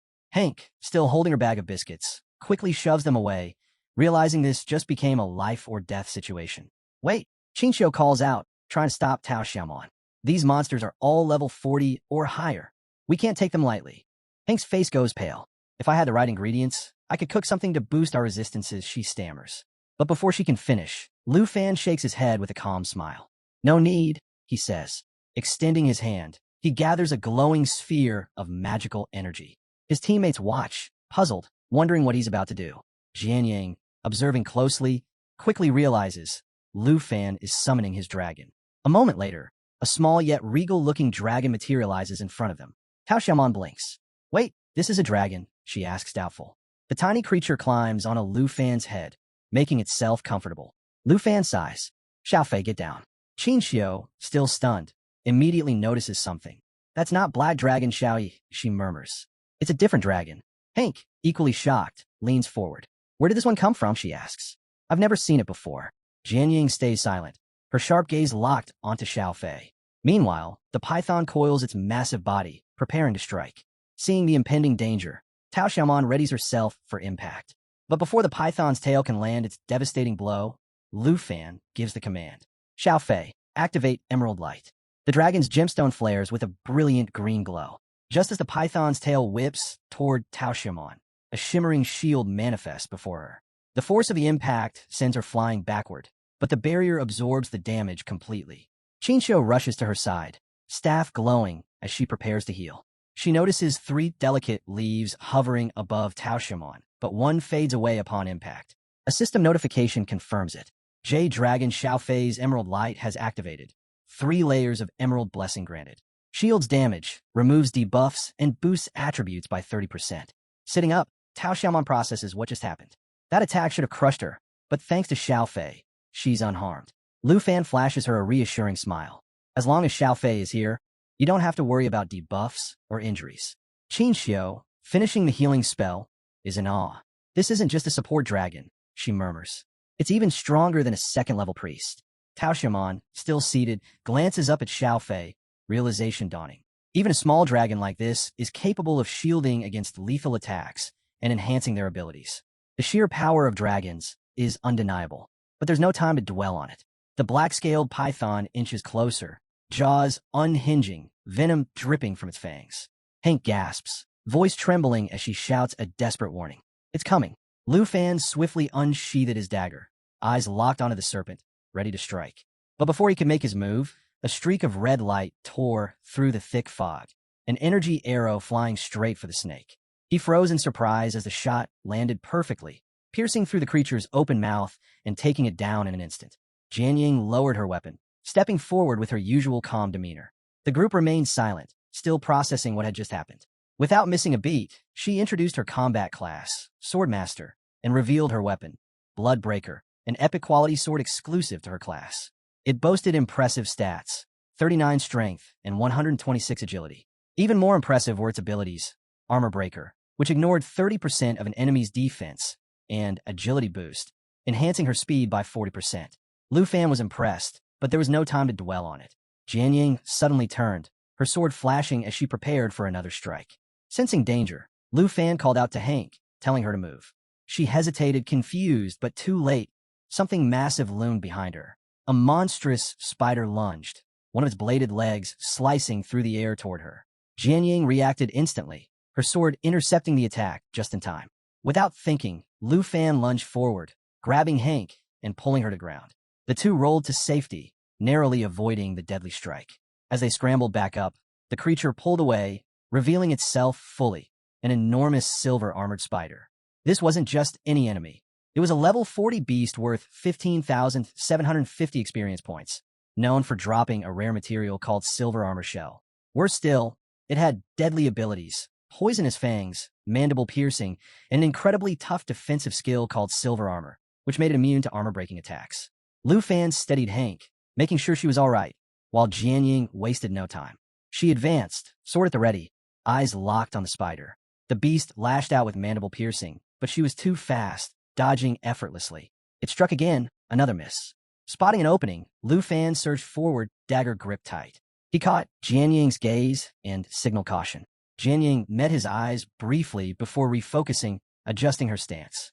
Lufan moved in, striking with precision, his dagger finding the weak spot beneath the spider's jaw.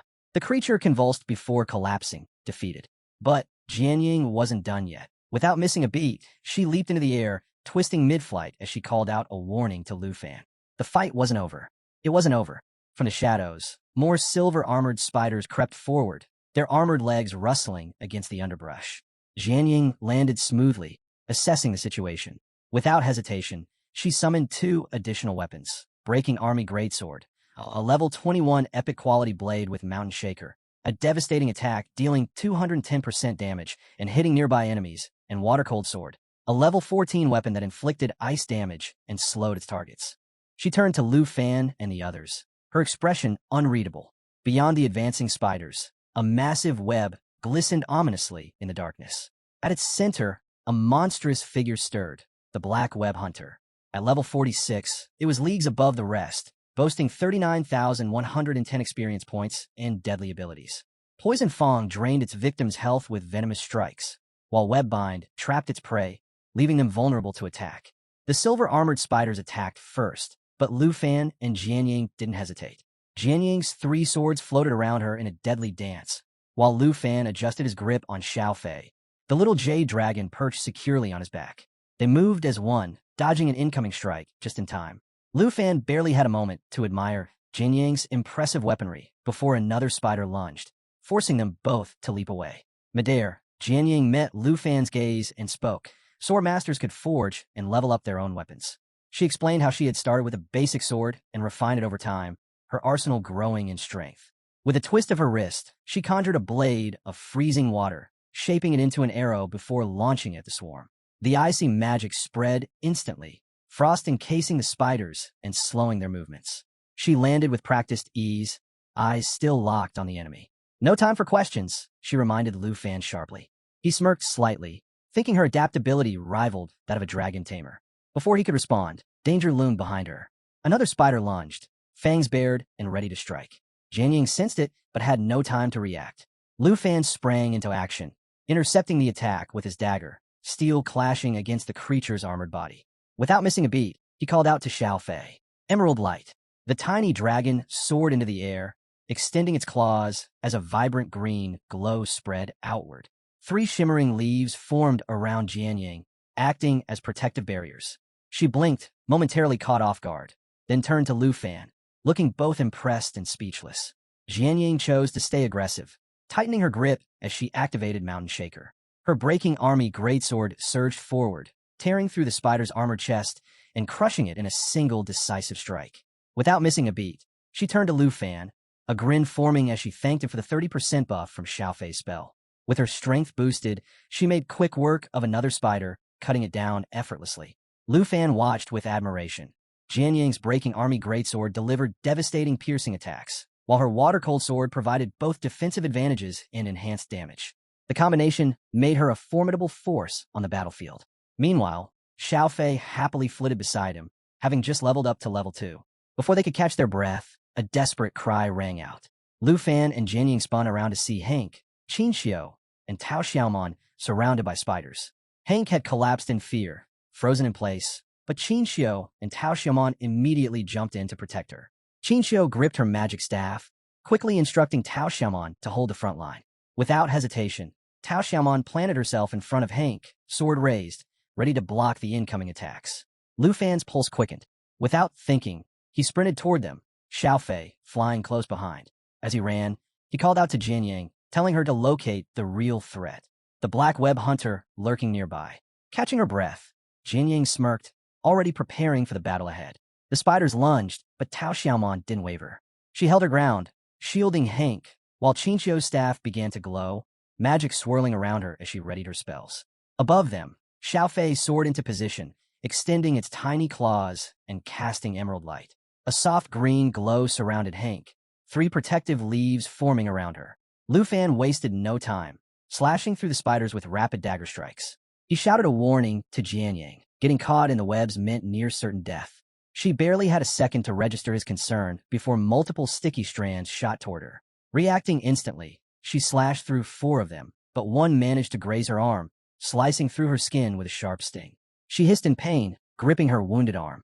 Realizing she couldn't stay exposed like this, she quickly retreated toward the forest. Her expression was a mix of determination and frustration as she fought to stay in control. Lufan's heart clenched at the sight. He immediately called for Xiaofei to heal her, but before he could follow, Qin Xiao shouted his name. She was still fending off the spiders, urgency in her voice as she urged him to go after Jianying. Tao Xiaomon parried another strike, her sword flashing as she called out to Lufan. "We'll be fine. Xiaofei's protection is enough, go." Lufan hesitated only for a second before making his choice. Without looking back, he took off after Jianying, his determination unwavering. Xiaofei flapped its tiny wings, keeping pace beside him as they plunged into the dark forest. The deeper he ventured, the more tangled the landscape became, thick webs stretching between the trees like a massive, suffocating trap. Then, he saw it, the black web hunter's lair. A sprawling nest of silk and shadows loomed before him, its sheer size enough to send a chill down his spine. Amidst the chaos, Jianying stood her ground. One of her swords was trapped in the sticky threads, while she held another tightly, her body marked with fresh cuts. Despite her injuries, Her stance remained unshaken, her eyes burning with sheer willpower. Lufan's pulse quickened. Without hesitation, he called out to Xiao Fei. "Emerald light now." The little dragon responded instantly, summoning 3 glowing leaves that hovered protectively above Jianyang.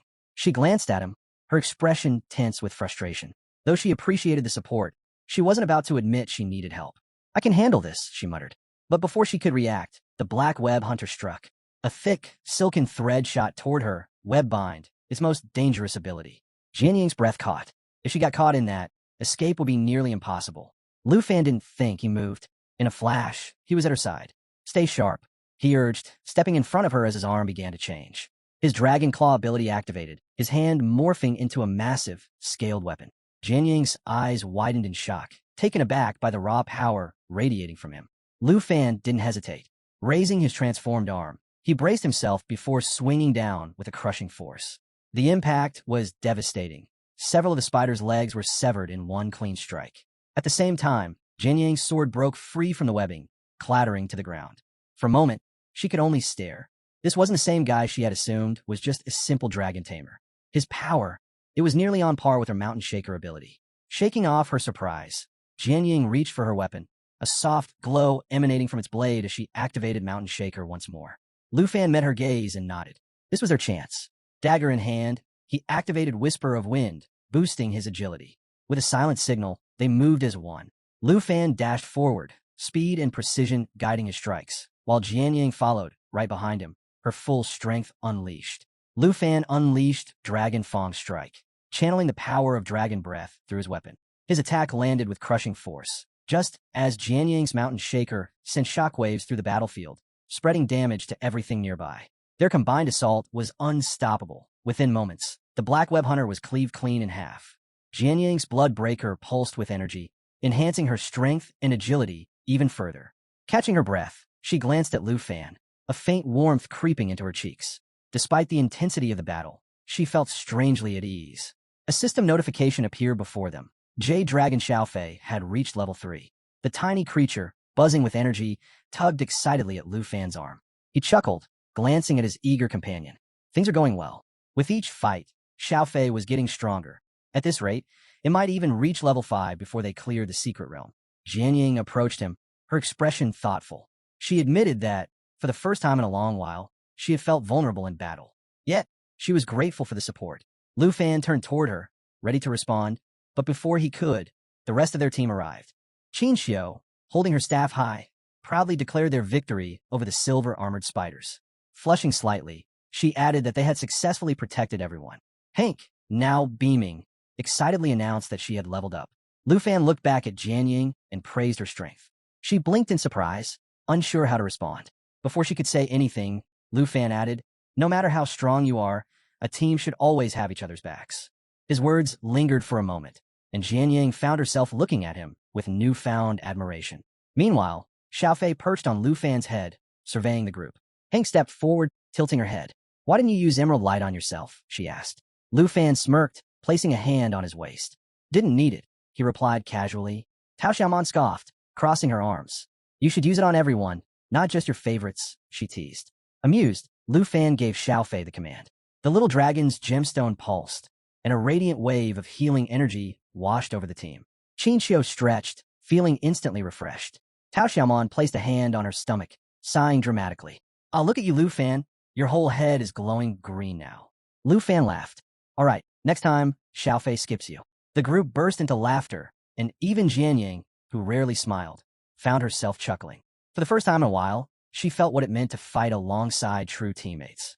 As the sun dipped below the horizon, they reached the edge of a cliff. Lufan stood at the precipice, hands on his hips, Xiaofei perched atop his head. Tao Xiaomon squinted at her tablet, frowning. "That's weird," she muttered. "The map just stops here?" She turned to Lufan, confused, but before he could answer, Qin Xiao stepped forward and looked down. Her face paled. At the base of the cliff, an endless swarm of spiders writhed below, and in the center of them all, waiting in the darkness, was the final boss of the secret realm. As Lufan and Qin Xiao stood at the cliff's edge, the lingering poisonous mist gradually cleared, revealing the nightmarish sight below. A vast web stretched across the chasm, teeming with countless spiders skittering in restless waves. And at the very center of that web sat the true terror of this secret realm, the screeching spider mother. Lufan's gaze locked onto the status window, hovering above the monstrous queen. This wasn't just a high-level opponent. It was a commander, with abilities like regenerative feeding, which allowed it to heal by consuming its minions, and collective fury, which empowered its swarm when enraged. This battle wouldn't be won through brute force alone. Jianying stepped up beside him, studying the battlefield below with an assessing look. Before we take on the boss, she said evenly, we'll need to deal with the smaller ones first. Meanwhile, Hank hesitated before forcing herself to step forward. Her hands trembled slightly, but she clenched her fists, determination flickering in her eyes. Xiao immediately warned her. You don't have to look if it's too much. But Hank shook her head. If I want to improve, I have to face it, she insisted, voice strained but resolute. Tao Xiaomon arched a brow at her. Even battle-hardened pros wouldn't want to stare at that, she muttered, eyeing the grotesque, writhing mass of spiders below. Despite the warnings, Hank took a peek over the edge. The moment she did, her stomach lurched. Turning away, she staggered toward a nearby tree and retched. Xiao rushed to her side, gently rubbing her back. Lufan sighed, closing his eyes for a brief moment before offering a small, understanding smile. His aunt was trying, and that was what mattered. Jianying watched the scene unfold before nodding. She's right, though. We need to clear the small ones first. Tao Xiaomon activated her tablet, scrolling through battle strategies left by other teams. Her expression darkened as she read aloud. Typical clearing time? For days. Long-range fighters should kite the enemies to control the battlefield. Hank went pale. Clutching the tree for support, she stammered. For days? My rations won't even last one. Nervously, she forced a laugh. You think roasted spider legs would be edible? Xiao's face twisted in horror. Please don't say that. But Lufan wasn't listening. Instead, he lifted his hand toward the sky, a confident grin tugging at his lips. Jianying narrowed her eyes. You have something else in mind? Tao Xiaomon tilted her head, tablet still in hand. Wait, what are you thinking? Xiao turned to him fully, realization dawning in her eyes. You go to summon Black Dragon Xiaoyi, aren't you? Lufan didn't leave them waiting. He extended his arms skyward, and in an instant the atmosphere changed. Heat rippled through the air as flames burst forth around them. A thunderous roar echoed across the cliffside, shaking the very ground beneath their feet. Then, with a mighty sweep of her wings, Xiaoyi emerged in her destruction dragon form. Her massive, flame-wreathed body loomed over them, horns curling like darkened obsidian, eyes burning with untamed power. The sheer force of her presence sent waves of heat rolling through the team. Tao Xiaomon inhaled sharply, stunned. That's insane. The colossal dragon flapped her fiery wings, illuminating the night with an ominous glow.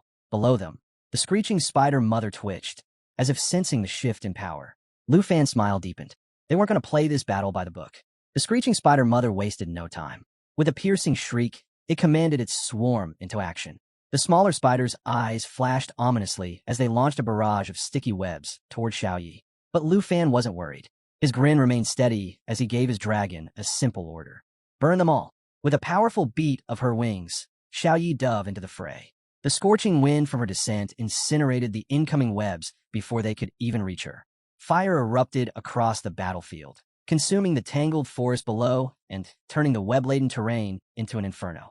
She soared across the sky, her massive wings spreading destruction with every pass. The very ground beneath her smoldered, leaving only ash and embers in her wake. Hank clung to Lufan's arm, her breath caught in her throat. That's unreal, she whispered, barely able to process the raw power on display. Beside her, Tao Xiaomon shook her head in disbelief. This isn't just any dragon. Xiao is practically a legendary beast. Even Jianying, always composed, found herself momentarily speechless. But Lufan wasn't done yet. He turned to Xiao Fei, eyes gleaming. It was time to push Xiaoyi even further. Emerald Dragon Heritage.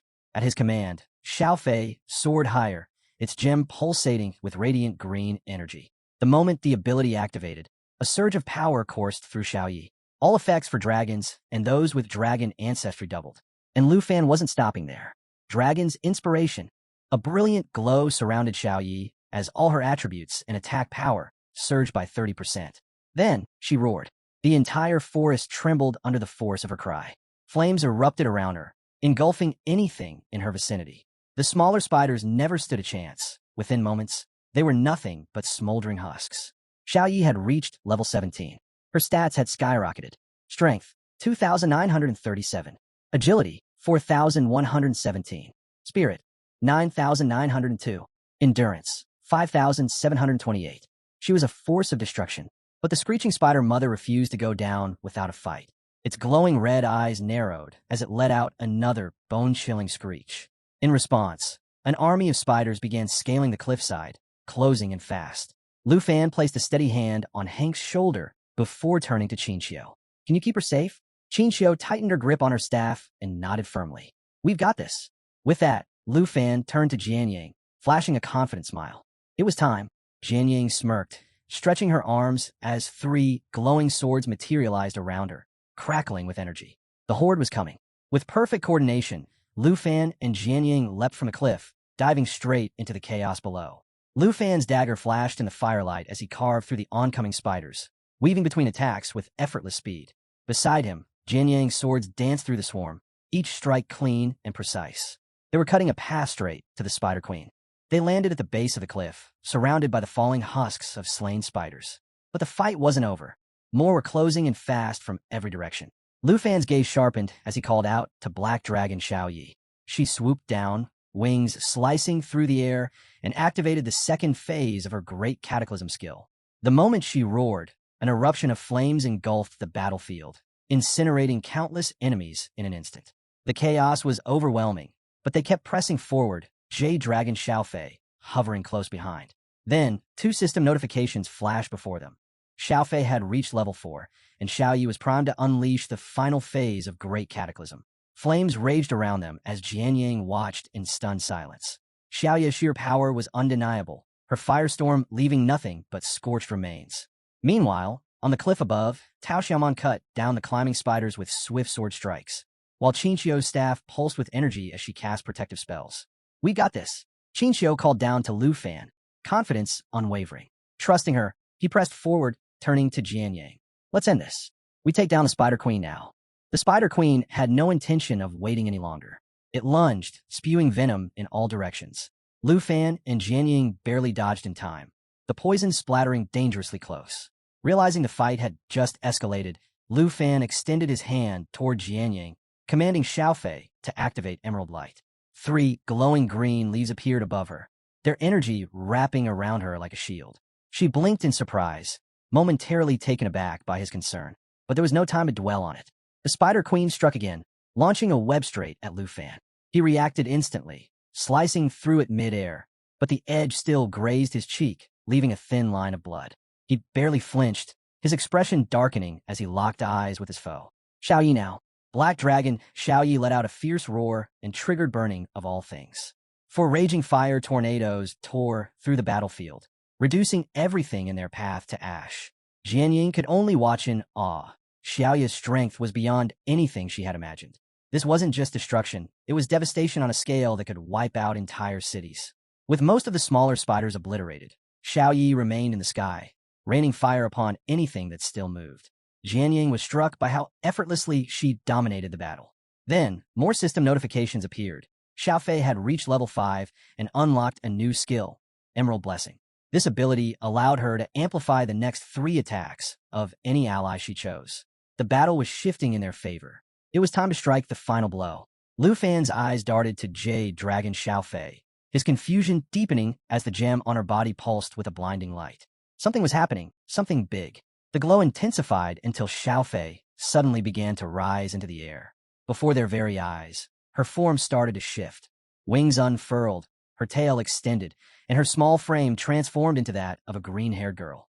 Lufan instinctively raised a hand to shield his eyes, wondering if this was a metamorphosis like Black Dragon Xiaoya's. When the light finally faded, he lowered his hand, and what he saw left him speechless. Xiaofei had evolved, her presence radiating newfound strength. His team had just powered up in the best possible way. Not 1, but 2 legendary dragons now stood at his side. As the battle raged on, the situation was growing more intense by the second. Hovering above them, Xiaofei brought her hands together, a deep green energy surging between her palms. Lufan watched her closely, torn between curiosity and anticipation, while Jianying was equally bewildered. Then, without warning, the ground beneath them trembled violently. From the shadows, a massive claw shot forward, aiming straight for Jianying. But their reflexes were razor-sharp. In a split second, they dodged, narrowly avoiding the attack. Jianying landed gracefully, 3 glowing emeralds now swirling above her. She stared at them, trying to make sense of their sudden appearance. This was it, Jade Dragon Xiaofei's new ability, Jade Blessing. The skill imbued its target with 3 layers of Jade Dragon aura, amplifying the power of their next 3 strikes. Jianying wasted no time. With a determined glint in her eyes, she activated the buff and launched her attack. Her 3 swords shot forward, their edges gleaming with enhanced energy. The moment they struck, the results were undeniable. The Blood Breaker sword, which had barely left a scratch on the Spider Queen's silver armor before, now tore through it like paper. Lufan took in the scene, a proud smirk forming as he watched Xiaofei in action. Not only had she reached level 5, but she had evolved into a powerful new form with abilities that could turn the tide of battle. He reached out, giving her a gentle pat on the head. Xiaofei closed her eyes briefly, savoring the moment. But their fight was far from over. The Spider Queen screeched in fury, its entire body tensing before spewing out a deadly venom spray. The toxic pool spread fast, a single touch capable of draining their health down to critical levels in seconds. Lufan's instincts kicked in. He reacted instantly, leaping out harm's way just as the venom hit the ground. Xiaofei darted back in perfect sync, dodging the attack with ease. But one thing was clear. If they didn't end this fight soon, the Spider Queen wouldn't give them another chance. Lufan didn't hesitate. He turned to Xiaofei and gave a quick command. Buff Xiaoyi. Without missing a beat, Xiaofei perched herself on Black Dragon Xiaoya's head and activated her skill. 3 radiant emeralds shimmered above Xiaoyi, their energy crackling in the air. The temperature surged as Xiaoya's flames roared even higher, her wings stretching wide in preparation for the next devastating strike. Then, with an earth-shaking roar, she unleashed Everything Burns. Towering fire tornadoes spiraled toward the Spider Queen, their sheer intensity scorching everything in their path. The heat was unbearable. Jianying instinctively shielded her face, feeling the wave of power wash over her. Thanks to Xiaofei's boost, Xiaoya's attack dealt a crushing 10,000 points of damage. The screeching spider mother reeled back, screeching in agony, its massive body convulsing as blood sprayed from its wounds. Lufan saw the opening. A confident grin flashed across his face as he called out to Jianying and Xiaofei before sprinting forward. Jianying, still awestruck by the sheer destruction Xiaoyi had just unleashed, snapped back into focus and summoned her swords, determination burning in her eyes. The Spider Queen struggled to rise, but it was too late. Its fate was already sealed. With a single powerful leap, Lufan closed the distance, his dagger crackling with Dragon Fang's strike, further amplified by the Blood Pact's power. He didn't hesitate. With a precise strike, he plunged the blade deep into the Spider Queen's head. The ground trembled on impact, the force of the attack reverberating through the battlefield. The beast let out one final, ear-splitting shriek before its massive body collapsed in defeat. But Jianying wasn't taking any chances. With Emerald Blessing still active, she sent her 3 swords flying straight into its gaping mouth, slicing through its core and putting an end to the battle once and for all. As silence settled over the battlefield, Lufan landed smoothly, his stance relaxed, victorious. Xiaoyi shifted back into her human form, a satisfied smile on her lips, while Xiaofei fluttered down beside them. A cascade of system notifications flooded Lufan's vision. Xiaoyi had reached level 18. Xiaofei was now level 7, and Lufan himself had hit level 23. Victory had never been sweeter.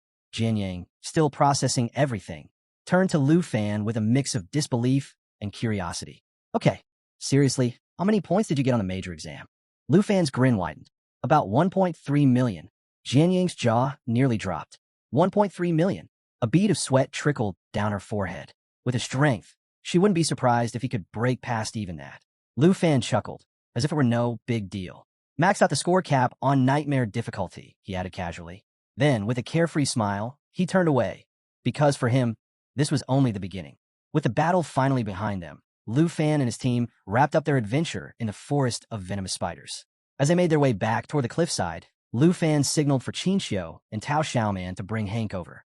Just as everyone regrouped, Jade Dragon Xiaofei floated up to Lufan, closed her eyes, and wrapped him in an affectionate embrace.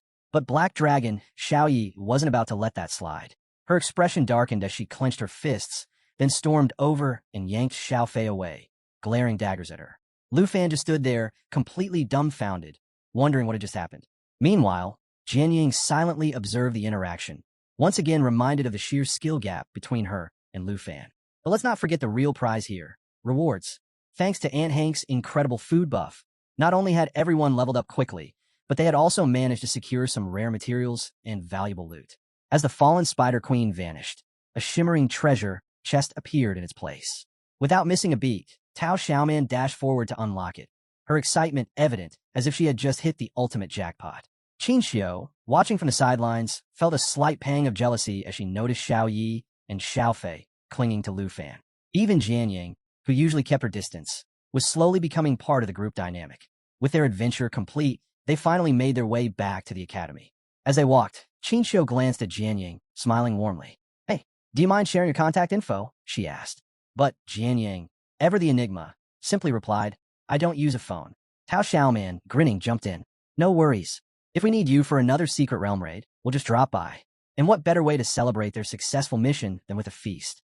Back at Lufan's mansion, Aunt Hank prepared a legendary dinner, with 2 extra stamina-boosting dishes for good measure.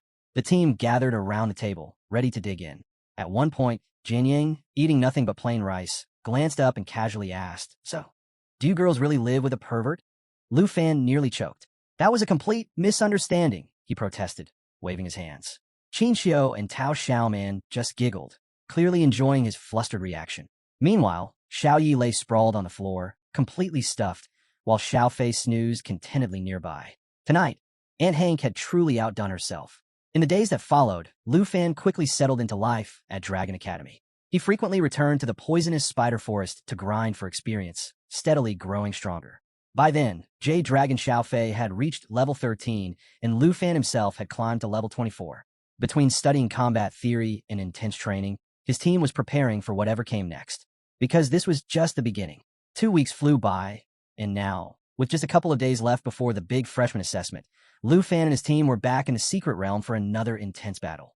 This time, he and Black Dragon Xiao Yi launched a perfectly synchronized attack, their combined power erupting in a massive explosion that obliterated the spider boss on the spot.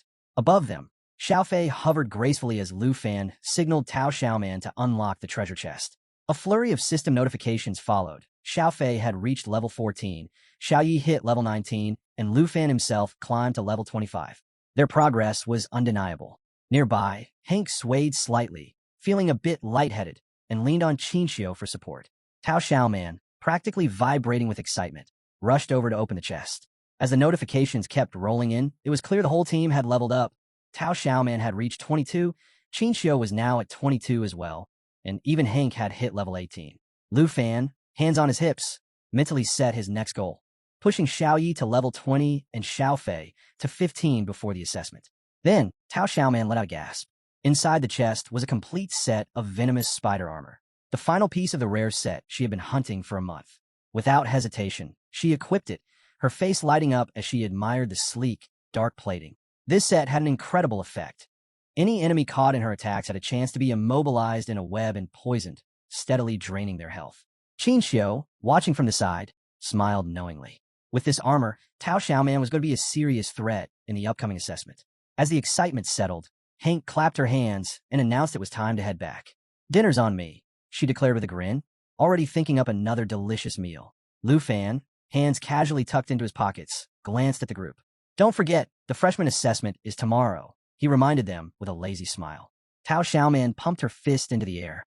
"Let's do this," she cheered, brimming with energy. Just as they returned to the academy, Professor Gahan was waiting for them, a knowing smile playing on her lips. She waved Lufan over. "Deputy Director Zhao has something urgent to discuss with you," she said, her tone hinting at something significant. Lufan raised an eyebrow, but nodded, curiosity piqued. What could be so important right before the assessment? As they walked through the academy halls, students' voices echoed around them. 2 nearby were deep in conversation. "Did you see the new evaluation from the Azure class expert?" One student whispered. "Yeah, it's all about number 73, Hongwu," the other replied, nodding eagerly. Gohan glanced over her shoulder at Lufan, studying his reaction. "That doesn't bother you, does it?" she asked, her expression unreadable. Lufan forced a small smile. "Can't say I know much about it," he admitted. "I haven't exactly been keeping up with classroom gossip." But even as he spoke, his mind was already turning. What was this new evaluation about? And more importantly, what did Vice Principal Zhao Shunming want with him right before the biggest test of the year? As Gohan led Lufan up the stairs, she casually dropped a surprising revelation. The recent betting frenzy among new students? All his doing. After his fight with Hongwu, students quickly realized they could rack up points by wagering on battles. The trend exploded, turning into the Academy's hottest craze. Lufan was caught completely off guard. He had no idea things had spiraled like this. Curious, he asked for more details about Hongwu's situation. Gohan simply laughed and pointed ahead. And there, in the hallway, mopping the floor with tears streaming down his face, was Hongwu. The once proud fighter, who had strutted around the academy with confidence, had lost so many points that he now had to work as a janitor just to afford food. Gohan smirked, explaining that Lufan's strength was now the academy's new standard, measured in Hongs. At this point, students said Lufan was worth 100 Hongs, while Hongwu himself was stuck at just 1 Hong. Lufan blinked, staring at the pitiful sight before him, genuinely wondering how Hongwu had managed to fall this far. They finally reached Vice Principal Zhao's office. Gohan turned to him, her usual smirk softening into something almost reassuring. "Go on in," she said. Lufan took a deep breath, his expression growing serious. He grasped the doorknob, cracked the door open, and asked, "Vice Principal, you wanted to see me?" Zhao Shenming immediately waved him in, looking both relieved and tense at the same time. As soon as Lufan stepped inside, Zhao leaned forward, hands firmly planted on his desk, and delivered the bombshell. The national test is being moved up. Originally scheduled for 5 months from now, it had been pushed forward by 2 months. The reason? The host country, Taichi Nation, had timed the test to align perfectly with Jin Chungan's third transformation. The eldest son of the Qin family was on the verge of hitting level 60, and once he did, he'd become an overwhelming force, one that would be nearly impossible to defeat. Lufan's expression darkened. The gap between a second and third transformation wasn't just about levels. It was a completely different league of power. Zhao Shenming's fist clenched as frustration laced his voice. This isn't a coincidence. The Dragon Kingdom is being backed into a corner. He admitted the situation was unfair, but history had proven one thing. No matter how dire the circumstances, the Dragon Kingdom always found a way to fight back. Now, they had even less time to prepare. Stepping forward, Zhao placed a firm hand on Lufan's shoulder, his eyes burning with urgency. "You need to hit level 30 and complete your second profession transfer in 2 months. If you don't, we're walking into certain defeat." The pressure was immense. The opponents would be level 50 elites, powerhouses who had been preparing for this their entire lives. For a long moment, Lufan was silent, his gaze fixed on the floor as his mind raced. Zhao, watching him closely, waited for a response. Then, Lufan finally looked up. A confident smile spread across his face. "This is my chance," he said, his voice steady. "Not just to compete, but to win." Zhao's eyes widened slightly before a slow grin formed. In that moment, he saw something in Lufan that gave him hope. With one last pat on the shoulder, Zhao reminded him to focus on the upcoming new student evaluation. Lufan nodded and stepped out of the office, more determined than ever. The day of the new student evaluation conference had finally arrived, and the atmosphere inside the massive hall was electric. Every new student was gathered, their eyes locked on Vice Principal Zhao Shenming as he took center stage. With both hands gripping the dais, Zhao's voice boomed across the hall, emphasizing the importance of following the rules. Then, with a dramatic flick of his remote, a giant system window illuminated behind him. And there it was, the criteria for this year's assessment. A bold, glowing bracket flashed across the screen. 2 versus 2 arena. The rewards? The top-ranking team would walk away with a massive 5,000 points each. Second place would snag 3,000 per person, and third place would claim 2,000 each. As soon as the announcement was made, a wave of murmurs swept through the hall. Some students buzzed with excitement, eager for the challenge, while others looked far less thrilled. One student frantically whispered to his friend about teaming up, only to be met with a dry response. "We're both healers." "That's not going to work." Xiao strolled up to Lufan with her usual bright smile. "Looks like our team's setup is perfect," she mused, nodding confidently. Lufan grinned, hands casually tucked into his pockets. "Yeah, with Aunt Hank focusing on non-combat professions, we're in the ideal spot for a 2 versus 2 lineup." The room was still alive with chatter when Zhao Shenming's commanding voice cut through the noise. His gaze swept over the crowd as he addressed them once more. "Some of you still don't understand the importance of teamwork," he noted. "But don't worry, there's still time to learn." Then, with a knowing smirk, he dropped another bombshell. "The first round of matches starts this afternoon." The hall erupted with energy as students scrambled to process the sudden turn of events. Meanwhile, Professor Gahan was already stationed at the front, managing the sign-ups. As the crowd dispersed, Lufan and Xiao stepped outside, spotting Jianying standing calmly near the entrance, as composed as ever. Xiao greeted her warmly, her magic staff resting lightly in her hands. Lufan, flashing his usual confident smile, was about to speak when, wait, a dramatic voice interrupted them, and a purple-haired student swept into view, striking an unnecessarily theatrical pose. I'm the 7th-ranked dual swordsman, he declared, his expression serious. Then, with a hopeful gleam in his eyes, he turned to Jian Yang. Would you join my team? With our combined skills, we'd be unstoppable. Jian Yang didn't even blink. No, the student's face crumbled, as if his entire world had just shattered. Before anyone could comment, Tao Xiaoman arrived, her energy as bright as ever. Come on, let's find Professor Gahan and get signed up, she suggested cheerfully. As they walked, Tao Xiaoman glanced at another nearby student, looking equally devastated. What's his deal? She asked. Qin grinned. Tried to recruit Jian Yang. Got rejected. Lufan chuckled before making his decision. I'll team up with Qin, and Jian Yang can partner with Tao Xiaoman. But Qin had other ideas. She gave him a pointed look and smirked. No way. You should partner with Jian Yang. We need our strongest players at the top of the rankings. Lufan paused, then glanced at Jian Yang. She met his gaze, completely unbothered. Well, looks like the matchups were set. And with the first battles just hours away, it was time to prove who truly deserved the top spot. The arena was alive with energy as the next day's battles kicked off. In one corner, Qin Tianji, a fellow dragon tamer, was making waves with his subdragon. With a powerful sweep of its tail, his opponent was sent flying. Seizing the moment, Qin Tianji darted forward, his dagger gleaming as he unleashed a flurry of precise strikes, securing his 28th consecutive win. Nearby, Princess Jinju stood with her hands on her hips, exuding confidence as she smirked. She congratulated him, but reminded him that there was no room for error, especially with her brother, Jin Shingan, set to make his grand entrance. Qin Tianji gave a respectful bow, assuring her he wouldn't falter.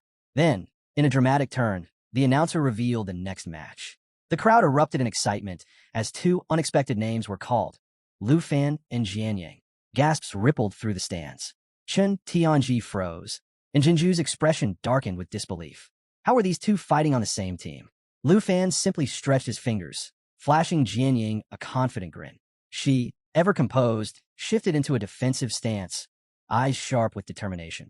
Among the spectators, Qin waved enthusiastically, cheering for Lufan, while Tao Xiaoman watched with a quiet, knowing smile. Lufan turned to Jian Yang, a playful gleam in his eye. Think we'll have any trouble taking first place? He asked casually. Jian Yang met his gaze, unwavering. None at all, she replied. Now, let's rewind a few hours before this high-stakes battle. Inside the break room, Lufan was deep in concentration, his eyes locked onto his system interface. With a decisive tap, he opened a chest icon. Ping! A notification popped up. He had successfully synthesized an advanced treasure map. He smirked to himself, thinking about all the low-quality maps he had collected. Combining them had been a smart move. But then, another alert flashed. This time, it was something far more valuable. He had created a divine-level treasure map. Behind him, Jian Yang tilted her head, puzzled by his actions. Watching him seemingly poke at the air, she couldn't help but ask, Lufan, are you all right? Before he could answer, the system revealed the map's details. The next dragon egg was hidden in the Flying Dragon Cemetery, a perilous location with a difficulty level between 45 and 60. Lufan's curiosity spiked. He had never heard of this place before, but that was a mystery for later. Back to the present, the arena speakers crackled to life. Team 18, Princess Jinju and Qin Tianji. Team 1, Lufan and Jian Yang. Report to the battlefield. Jian Yang turned, deep in thought. Lufan, ever the optimist, placed a hand on his hip and grinned. Looks like it's our turn, he said, his tone light but firm. This was it, the moment that would determine everything. The crowd was buzzing with excitement. Seeing Lufan, the Academy's top-ranked student, teamed up with the renowned Jian Yang was nothing short of shocking. Some were convinced they would dominate, while others weren't so sure. After all, Qin Tianji had already crushed 28 opponents in a row. The stakes had never been higher. Jian Yang glanced at Qin Tianji, her voice calm but direct. Are you sure we can win this, Lufan? Lufan simply rested a hand on his hip, flashing a playful grin. How about a little bet, he teased. If I win, you spill every secret about the Swordmaster class. Jian Yang raised an eyebrow, still unsure why he seemed so relaxed, especially since he claimed he didn't even need to summon his dragon. The referee's signal cut through the tension, marking the start of the battle. Qin Tianji tightened his grip on his spear, his dragon snarling at his side. In contrast, Princess Jinju remained composed, staff in hand, watching with a knowing gaze.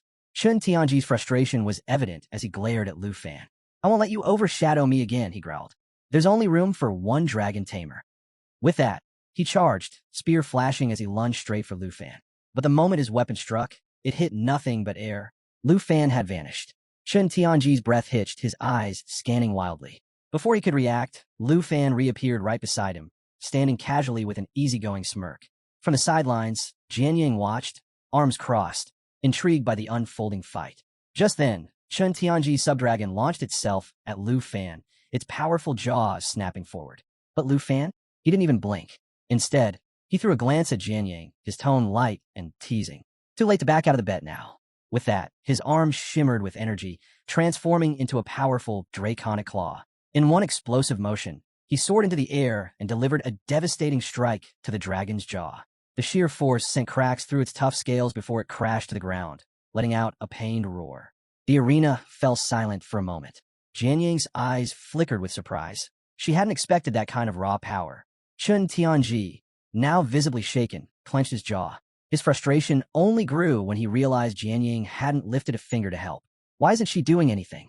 He thought, thrown completely off balance. Meanwhile, Lufan landed effortlessly, his draconic claw still pulsing with energy. Qin Tianji's grip on his spear tightened. Where's your dragon? He demanded. Lufan just chuckled. Didn't need it. This is all just for a fun little bet. Before he could say more, a familiar, playful laugh rang out. Well, Princess Jinju stepped forward, eyes gleaming. Looks like today's finally the day I get to fight you, Lufan. Lufan turned, surprised but already preparing himself. Whatever she had planned, he knew things were about to get very interesting. Qin Tianji tightened his grip on his spear, locking eyes with Lufan. The tension between them was thick enough to cut with a blade. Meanwhile, Princess Jinju's glare burned with irritation. Lufan's laid-back attitude and unwavering confidence were nothing short of infuriating. To her, it was disrespectful. She vowed right then and there she'd make him regret it. Qin Tianji, however, was still reeling. His dragon, its armor shattered, had just taken a brutal beating. But it wasn't done yet. Letting out a deafening roar, the beast pushed itself up, rage fueling its every move as it charged at Lufan once more. Lufan? He barely reacted. Instead, he casually rolled up his sleeve, smirking as he pointed out the dragon's broken fawn. Looks a little uneven now, he quipped. The dragon, now absolutely livid, swiped at him with its massive claw. But Lufan was too fast. With a swift, effortless leap, he dodged the strike and, midair, decided to help correct the dragon's posture. The audacity! His dagger pulsed with power as he activated Dragon Fang Strike, channeling raw draconic energy into his blade. With pinpoint precision, he struck. The force of the attack sent Qin Tianji's dragon crashing down, fragments of armor flying in all directions. Silence fell over the arena. The crowd was stunned. Lufan had just single-handedly taken down a dragon. Even though it was a sub-dragon, the sheer gap between humans and dragons was well known. And yet, Lufan had just rewritten the rules. Princess Jinju's expression darkened as she watched their dragon collapse. Her patience snapped. Turning sharply to Qin Tianji, she ordered him to do something, to take Lufan down. Feeling the weight of her command, Qin Tianji clenched his jaw and steadied his spear. There was no room for hesitation now. At Jinju's signal, the Earth Dragon stirred, preparing to strike. This time, Qin Tianji planned a coordinated assault, hoping to finally overwhelm Lufan.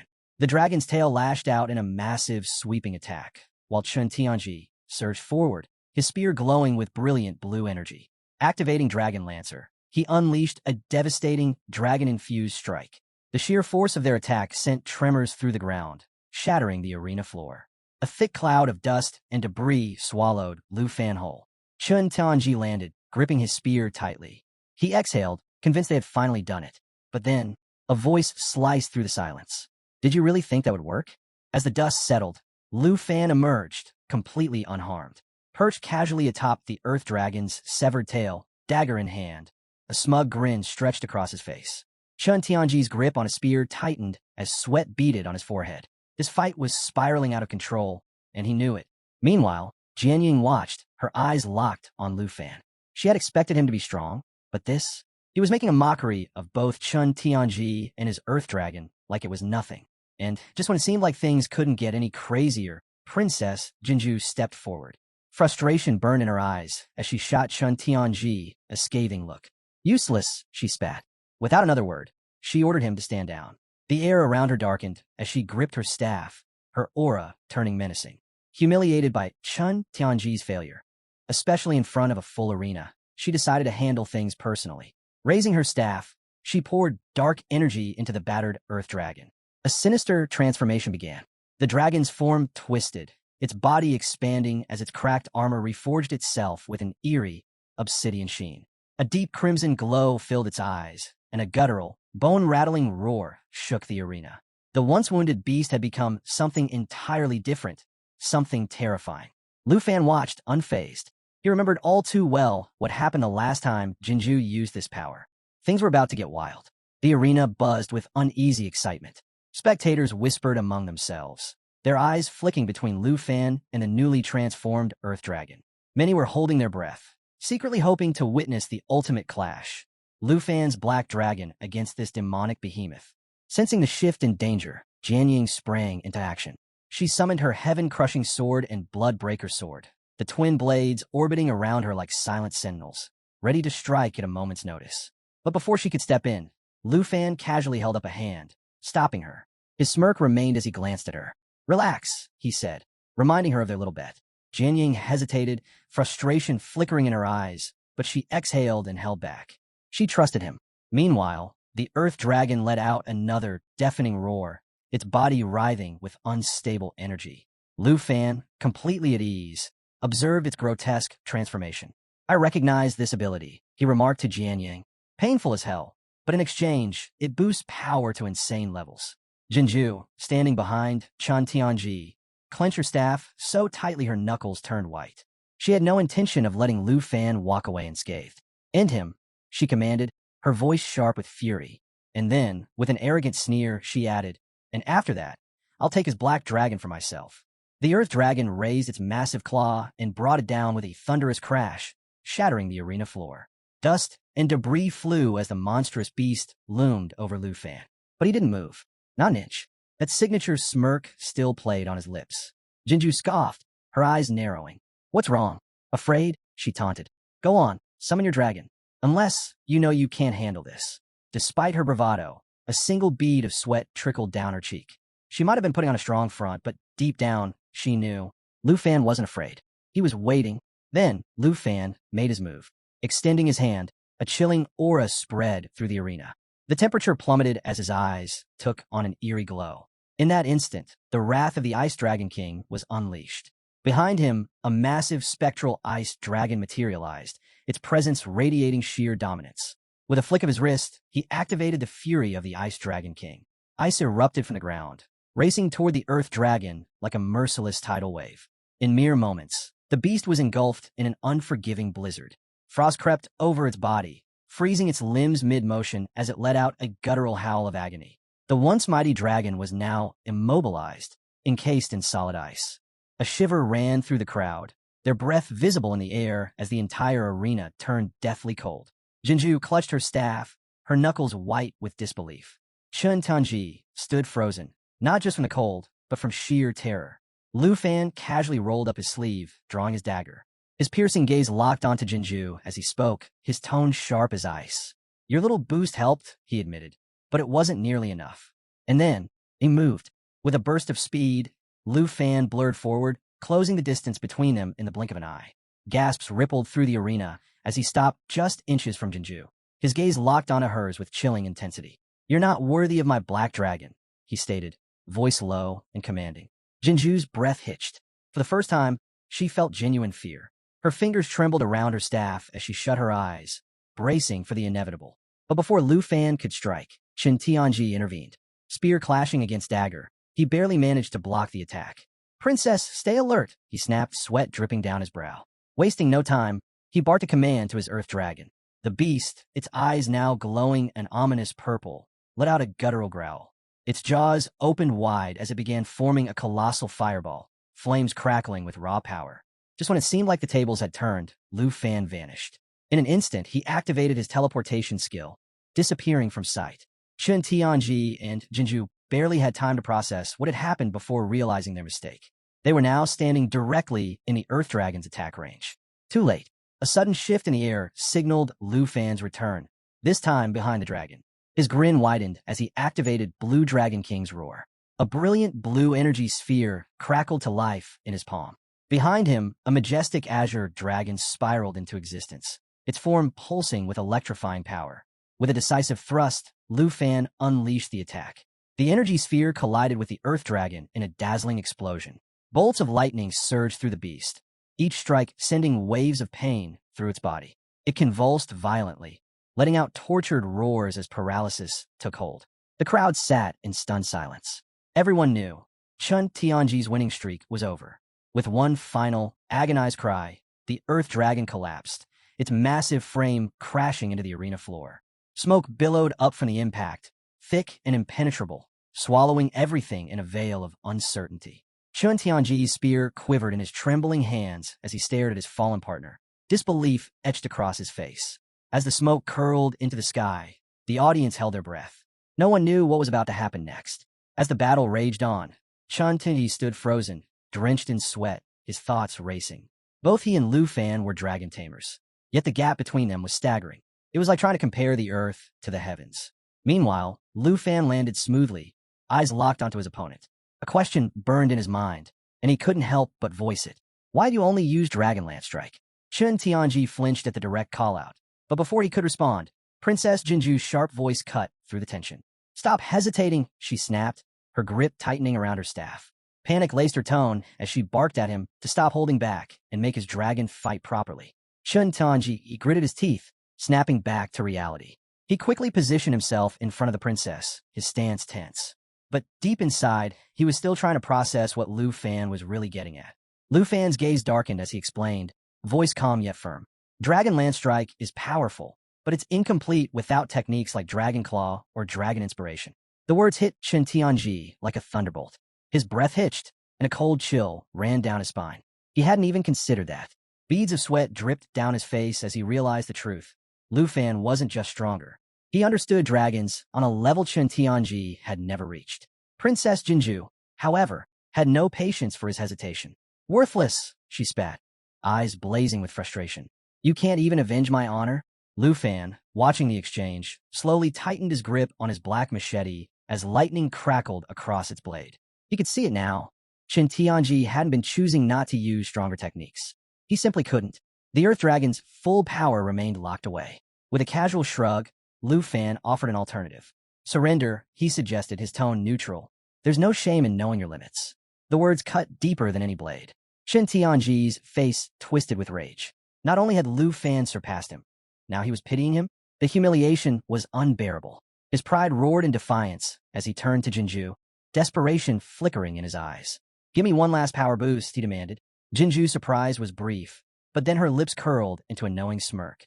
Without hesitation, she raised her staff, and a dark, pulsating aura seeped into Qin Tianji's body. Agony ripped through him as his muscles swelled unnaturally. Veins bulged across his face, 2 extra arms grotesquely sprouted from his torso, and his grip on his spear tightened with newfound strength. His body was barely holding itself together, but he didn't care. Lufan watched in silent disbelief. Why was Qin Tianji willingly letting the princess manipulate him like this? But then, Qin Tianji let out a guttural roar, eyes wild with desperation. His voice thundered across the battlefield. I must become the best. I will prove myself worthy in the eyes of the princess. And with that, he charged, ready to lay everything on the line. With his newfound monstrous strength, Qin Tianji launched himself into the air, descending upon Lufan with the raw ferocity of a dragon. His spear blazed with power as he executed the dragon spear technique, aiming to crush his opponent in one decisive strike. For a fleeting moment, Lufan didn't move. His gaze softened, not with fear, but with something closer to sorrow. There was no hatred in his eyes, only quiet pity for Qin Tianji, a man who had thrown away everything, his pride, his body, his dignity, all for a desperate grasp at greatness. But pity didn't mean hesitation. With a sharp inhale, Lufan invoked Wind Spirit Whisper, his agility surging by 35%. In the blink of an eye, he vanished from sight. Qin Tianji's heart pounded. His eyes darted wildly, struggling to track Lufan's movements, only to feel a sharp, searing pain. Lufan had already struck. Dragon Fang Strike. Qin Tianji's grip failed as his spear was ripped from his hands, agony surging through his limbs. But Lufan wasn't finished. Without missing a beat, he activated Blue Dragon King's Roar. Bolts of lightning crashed down, striking Qin Tianji's body with merciless precision. His skin sizzled, the overwhelming force scorching him beyond recognition. The once proud warrior crumbled to his knees. His spear clattered to the ground. Smoke curled from his lips as he forced out a single, broken whisper, an apology. A final plea for forgiveness from the princess before his body gave out, collapsing in utter defeat. And then, silence. Princess Jinju, watching everything unravel before her, felt her world shatter. Her champion, her strongest warrior, was gone. Tears welled in her eyes, her breath hitching in disbelief. She had been so certain of victory, so sure of her power. But now, all that remained was the bitter sting of loss. After taking down Qin Tianji, Lufan doesn't even pause. He charges straight at Princess Jinju, hand raised, ready to strike. Panic sets in instantly. Desperate, Jinju throws up her hand, trying to stop him, her voice rising in frantic protest. She warns him, her brother, a major figure in the Tai Chi Empire, won't let this slide if he dares touch her. But does Lufan care? Not in the slightest. Without hesitation, he slaps her hard, sending her crashing to the ground. Her magic wand slips from her grasp, skidding across the floor as she stares in stunned disbelief. And Lufan, completely unfazed, he looks down at her and, in the most nonchalant tone, says that if her brother comes after him, he'd actually be doing him a favor. Cold as ice. The audience? They go wild. Some are in complete shock, others call him out for going too far. But there are whispers, too, reminders that Jinju wasn't as innocent as she seemed. Just earlier, she had no problem manipulating Qin Tianji to her advantage. Looks like karma just cashed in. Amid the uproar, the vice principal finally steps in, demanding silence. Without any delay, he makes it official. Jinju and Qin Tianji's team is out, while Lufan and Jianying take the win. Then, without missing a beat, he orders Gahan to send Lufan to his office immediately. And just like that, the next match is announced. No time for drama. This academy keeps things moving. Cut to Lufan in the vice principal's office. The atmosphere is heavy. The vice principal stands with his back turned, deep in thought. Then, without even facing Lufan, he speaks. At first, he assumed this whole thing with Jinju was just some family dispute. Turns out it was way more personal, and Mr. Qin Shanhai spilled all the details. He warns Lufan that using the arena for personal grudges is dangerous. It could lead to serious accusations of misconduct.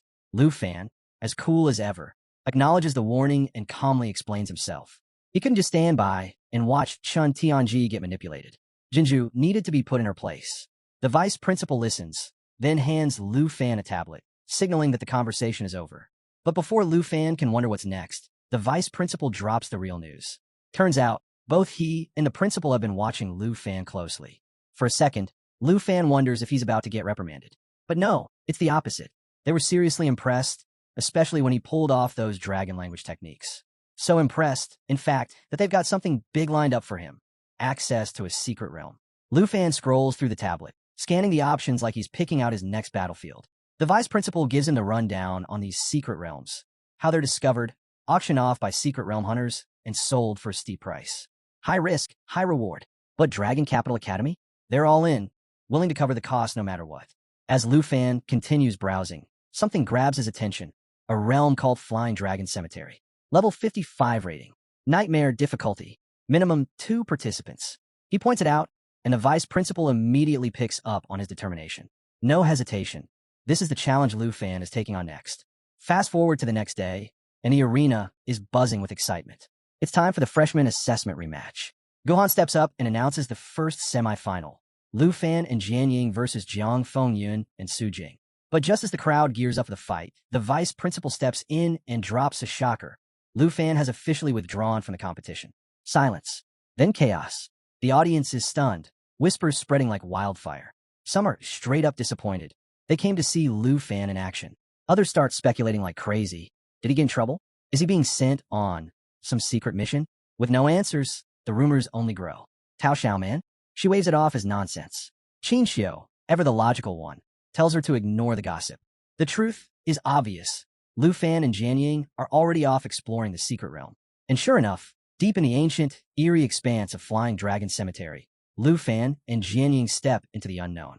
The air is thick with tension, the massive forest around them shrouded in mystery.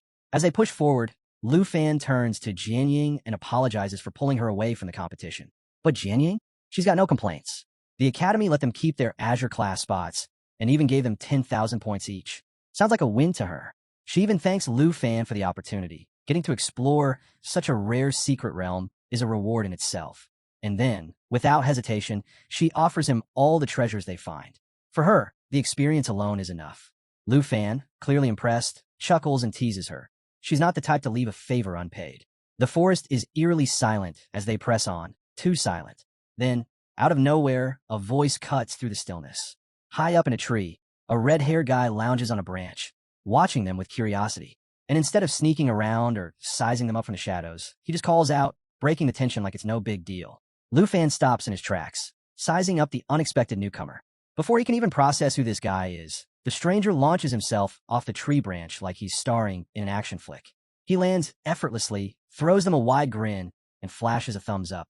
Name's Black Rat, he announces, all confidence. Secret Hunter Guild. Yep, you heard that right, Black Rat. Pretty bold name for a guy who just came falling out of a tree. Lufan stays cautious, introducing himself and Jianying while keeping an eye on him. He asks if Black Rat is supposed to guide them to the Flying Dragon Cemetery's entrance. Black Rat spots the Academy badge on Lufan's shoulder, gives a knowing nod, and waves for them to follow. His job, he explains, is simple. Escort them to the teleportation gate, and then he's out. As they walk, Black Rat starts chatting, casually throwing out how ridiculously rich Dragon Capital Academy must be to get access to such a high-level secret realm. With a smirk, he asks about their levels, probably expecting some crazy numbers. But Lufan? He just shrugs, points at himself, and says, level 25. Then he gestures to Jianying. She's 24. Black Rat's entire world shatters for a second. He stops dead in his tracks, staring at them like they just said they planned to fistfight a dragon for fun. A level 55 secret realm? Nightmare difficulty? And these two haven't even reached their second transformation yet? No way. This has to be a mistake. Panic kicks in as he pulls up his system, muttering about how he needs to double-check with the Academy. He's convinced they're walking straight into a death trap. But before he could do anything, Lufan cuts him off, cool and firm. Don't waste your time.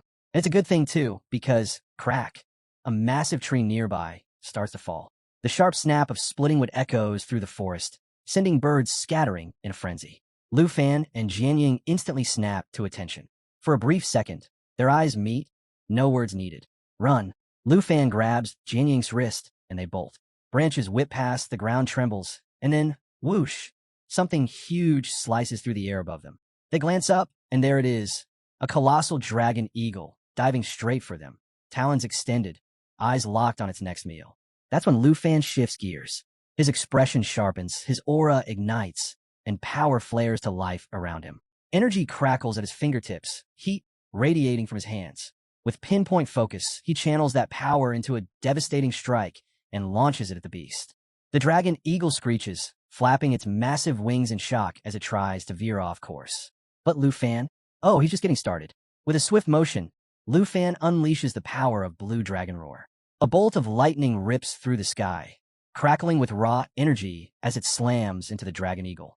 The impact is immediate. The beast freezes mid-air, its body twitching uncontrollably as the electricity courses through it. And if that wasn't bad enough, the lingering effect ensures that any follow-up attack will hit even harder. Talk about overkill. Black Rat? He's standing there like his brain just short-circuited. A level 25 doing this? No way.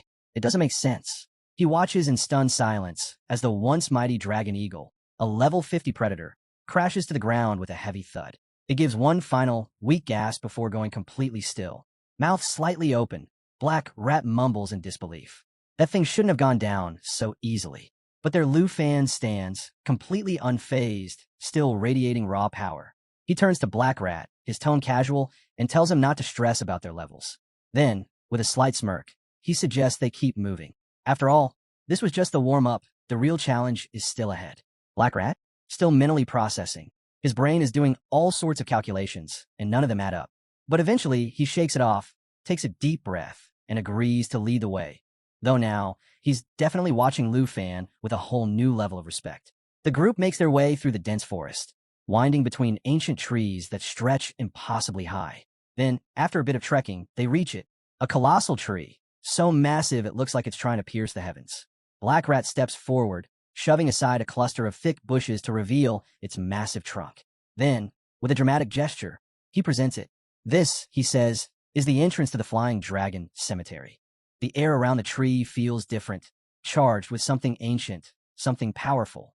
Soft light filters through the canopy, illuminating a shimmering portal embedded in the bark. Just looking at it, you know things are about to get serious. Black Rat points at the glowing portal. That's your way in. With his job done, he starts edging away, clearly ready to make his exit. But before he can slip off, Lufan casually extends a hand, flashing a friendly smile. He suggests they stay in touch. After all, Black Rat seems like the kind of guy who knows his way around these hidden places. And who knows, Lufan might need a little geographical intel in the future. Sounds like a win-win deal. Black Rat hesitates, clearly caught off guard by the idea of befriending someone who just annihilated a dragon eagle like it was nothing. Sensing the hesitation, Lufan casually sweetens the deal. He's willing to pay for the intel. That gets Black Rat's attention. Money? Now that's a language he speaks. But still a little skeptical, he blurts out, "Wait, you're really willing to drop cash on basic location details? Not even secret realm stuff, just regular info?" Lufan nods, completely unfazed. As long as they keep it to general locations, it won't break any secret realm hunter guild rules. He keeps it light, even throwing in a grin, making it nearly impossible for Black Rat to say no. After a moment of consideration, Black Rat names his price, 100,000 dragon coins per location. And, of course, he makes sure to emphasize that this is his exclusive friends and family rate. If Lufan's not interested, he's happy to walk away. But Lufan, he doesn't even blink. He shakes on the deal with that easygoing confidence, leaving Black Rat internally kicking himself for not charging way more. Seriously, are all Dragon Capital Academy students this rich? Or is Lufan just built different? Before the conversation drags on, Jianying steps forward, already halfway into the portal. She glances back at Lufan, her expression a mix of impatience and exasperation. "You talk too much," she mutters. "Let's go." Classic Jianying, always about the mission. The moment they step inside, a cold, mechanical voice echoes through the air. Rotten Corpse Dragon Graveyard, level 55. Nightmare difficulty. 2 participants maximum. Lufan quickly pieces it together. This must be the Flying Dragon's sacred tree, and somewhere at the top lies the divine treasure platform. The thought alone gets his adrenaline pumping, but before he can dwell on it, Jianying suddenly freezes. Something's off. She murmurs that it feels like the ground is moving. Lufan focuses, sharpening his senses, and then, bam, he sees it. A stampede of dragons, tearing across the landscape, heading straight for them. His eyes widen. "Jianying, look," he shouts, pointing at the approaching horde. Then, as if mocking them, the system chimes in again, delivering more bad news. Rotten Corpse Dragons detected. Level 50. Skills. Pack Bite. Summons nearby dragons for reinforcement. Corrupting Breath. Reduces enemy attack power by 50%. Yeah, this just got serious. One of the dragons lets out a deafening roar and lunges straight for Jianying, jaws wide open, ready to crush her in one bite. But Lufan? He doesn't even blink. Moving with lightning-fast precision, he steps in and blocks the attack with ease. Keeping his cool, he calls out to Jianying, "Get ready." She doesn't need to be told twice. Tightening her grip on her sword, her eyes flash with determination. In one swift, powerful motion, she unleashes Mountain Shaker, a devastating technique that carves straight through the charging beast. The massive dragon splits clean in two, its body crashing to the ground in a brutal, lifeless heap. But there's no time to celebrate. Another Rotten Corpse dragon charges at Lufan, and this one isn't holding back. Just as it closes in, Lufan smirks. Xiao Yi. In an instant, his dragon companion, Black Dragon Xiao Yi, materializes on his shoulder, radiating intense heat like a living flame. Flames swirl around her, forming a protective ring of fire around Lufan. Then, with a single flick of her gaze, she unleashes Burning Flame. Fire erupts across the battlefield, engulfing everything in its path. Several dragons don't even get the chance to react before they're reduced to nothing but charred remains. And the best part? The more enemies Xiao Yi takes down, the stronger her flames burn, powering her up in real time. Meanwhile, Jianying is on a rampage, slicing through the remaining dragons with deadly precision. She activates Armor Break, slashing through 32% of their defenses with every strike. Her movements are sharp, calculated, each attack landing with ruthless efficiency. Then, mid-air, she reaches for her next strike, only to realize something's wrong. Her broadsword is gone. Panic spikes as she quickly scans the battlefield, searching for it. But before she can come up with a plan, another dragon barrels toward her from below, jaws wide, ready to devour her whole. She's out of time, out of options, and still mid-air. Then, just when it seems like the end, Lufan steps in. Charging forward with his dragon sword, He activates Dragon Fang Strike, channeling pure dragon energy through his blade. His sword arcs through the air, slashing through the massive beast in one clean, unstoppable motion. The dragon doesn't even get the chance to react before its body splits apart, green blood splattering across the battlefield as it collapses with a sickening thud. But the chaos isn't over yet. Jianying, still mid-air after her last attack, is seconds away from a brutal crash landing. Lufan doesn't hesitate. He rushes forward, reaching out just in time. Their hands meet, and for a brief second, it seems like disaster has been avoided. Then gravity kicks in. Now both of them are falling. Thinking fast, Lufan grips his dragon sword and slams it into the massive tree trunk, using it as an anchor to break their descent. With one hand locked onto the sword and the other clutching Jianying, he glances over at her. His expression says it all: relief, concern, and maybe just a hint of, can we please stop almost dying today? Jianying meets his gaze, her exhaustion and unspoken gratitude clear. She steadies herself, and they finally settle onto a thick branch, taking a moment to catch their breath. But that moment doesn't last long. Lufan, always analyzing, points something out. They've been heading in the wrong direction. Their goal isn't down below. It's right here, hidden somewhere in this massive tree. And of course, that's when things get worse. Out of nowhere, a dark, shadowy figure appears in the distance. Lufan's instincts flare, his body tensing as he immediately calls for Xiaoyi. In an instant, she's perched on his shoulder, glowing like a fiery sentinel. Then, piece by horrifying piece, the figure steps closer. First, skeletal hands emerge from the darkness. Long, bony fingers ending in razor-sharp claws. Then, its head becomes visible, a dragon's skull, hollow eyes, and a gaping, bone-filled maw. Its entire form is a nightmare brought to life, radiating an unsettling, otherworldly menace. It's as if someone thought, let's bring back a dragon, but make it terrifying. The skeletal dragon locks eyes with Xiaoyi and unleashes a deafening roar that shakes the entire tree. For the first time, Xiaoyi, normally composed and unwavering, is visibly shaken. This isn't just another high-level monster. This thing radiates final boss energy. Its hollow eyes glow with an eerie light, and as it lifts its head, the tension in the air thickens. Lufan doesn't wait for it to make the first move. He scoops up Jianying and jumps. They hit the ground hard. Jianying winces at the impact. Nothing serious, but enough to remind them how far out of their comfort zone they are. And standing before them, the bone dragon doesn't just exude power, it feeds off their unease. Then, like an uninvited guest at a horror movie, the system chimes in. Wild Berserk Bone Dragon, level 55. Nightmare difficulty. It doesn't stop there. Abilities. Bone Armor, sky-high defense. Bone Knife, blood-infused devastation. Bone Storm, grows deadlier the weaker it gets. Yeah, this thing is the definition of bad news. Lufan, completely unfazed by the monstrous opponent in front of him, turns to Jianying with quiet confidence. Don't worry, he says. This'll be over soon. Jianying, eyes wide with alarm, isn't having it. She warns him, this thing is way too dangerous. But let's be real. When has Lufan ever backed down from a fight? Before she can stop him, he's already rushing in, leaving her scrambling after him, her voice full of worry. With perfect timing, Lufan calls for Black Dragon Xiaoyi to activate her destroyer form. And no, does she deliver. Her body glows with an intense light as she expands, her flames burning hotter, fiercer. When the transformation is complete, she looks like a walking natural disaster. Then, to make things even more unfair for the Bone Dragon, Jade Dragon Xiaofei joins in, adding another layer of raw power to Lufan's arsenal. Lufan moves in with pinpoint precision. He calls for Xiaofei to activate Jade Blessing, surrounding himself with an empowering aura that amplifies his next attack. His dragon's sword hums with energy, glowing like it's alive. Then, in perfect synchronization, Lufan and Xiaoyi go in for the finishing blow. Xiaoyi lets out another thunderous roar, the sheer force of it shaking the ground beneath them. The bone dragon's brittle frame begins to shatter under the pressure. Then, boom! With one final, devastating strike, its skull separate from its body and crashes to the ground. But Lufan isn't taking any chances. As the creature collapses, he channels everything into Dragon Fang Strike. His glowing blade slices clean through the bone dragon's spine, then drives straight into its chest with a sickening crunch. For a brief moment, silence falls over the battlefield. It looks like it's finally over. But just as relief starts to settle in, the bone dragon's eyes flicker back to life. A deep, ominous purple glow radiates from its hollow sockets, spreading across its shattered frame. And then, the scattered bones across the battlefield begin to levitate. The system chimes in again, like the worst kind of horror narrator, confirming what they all dread.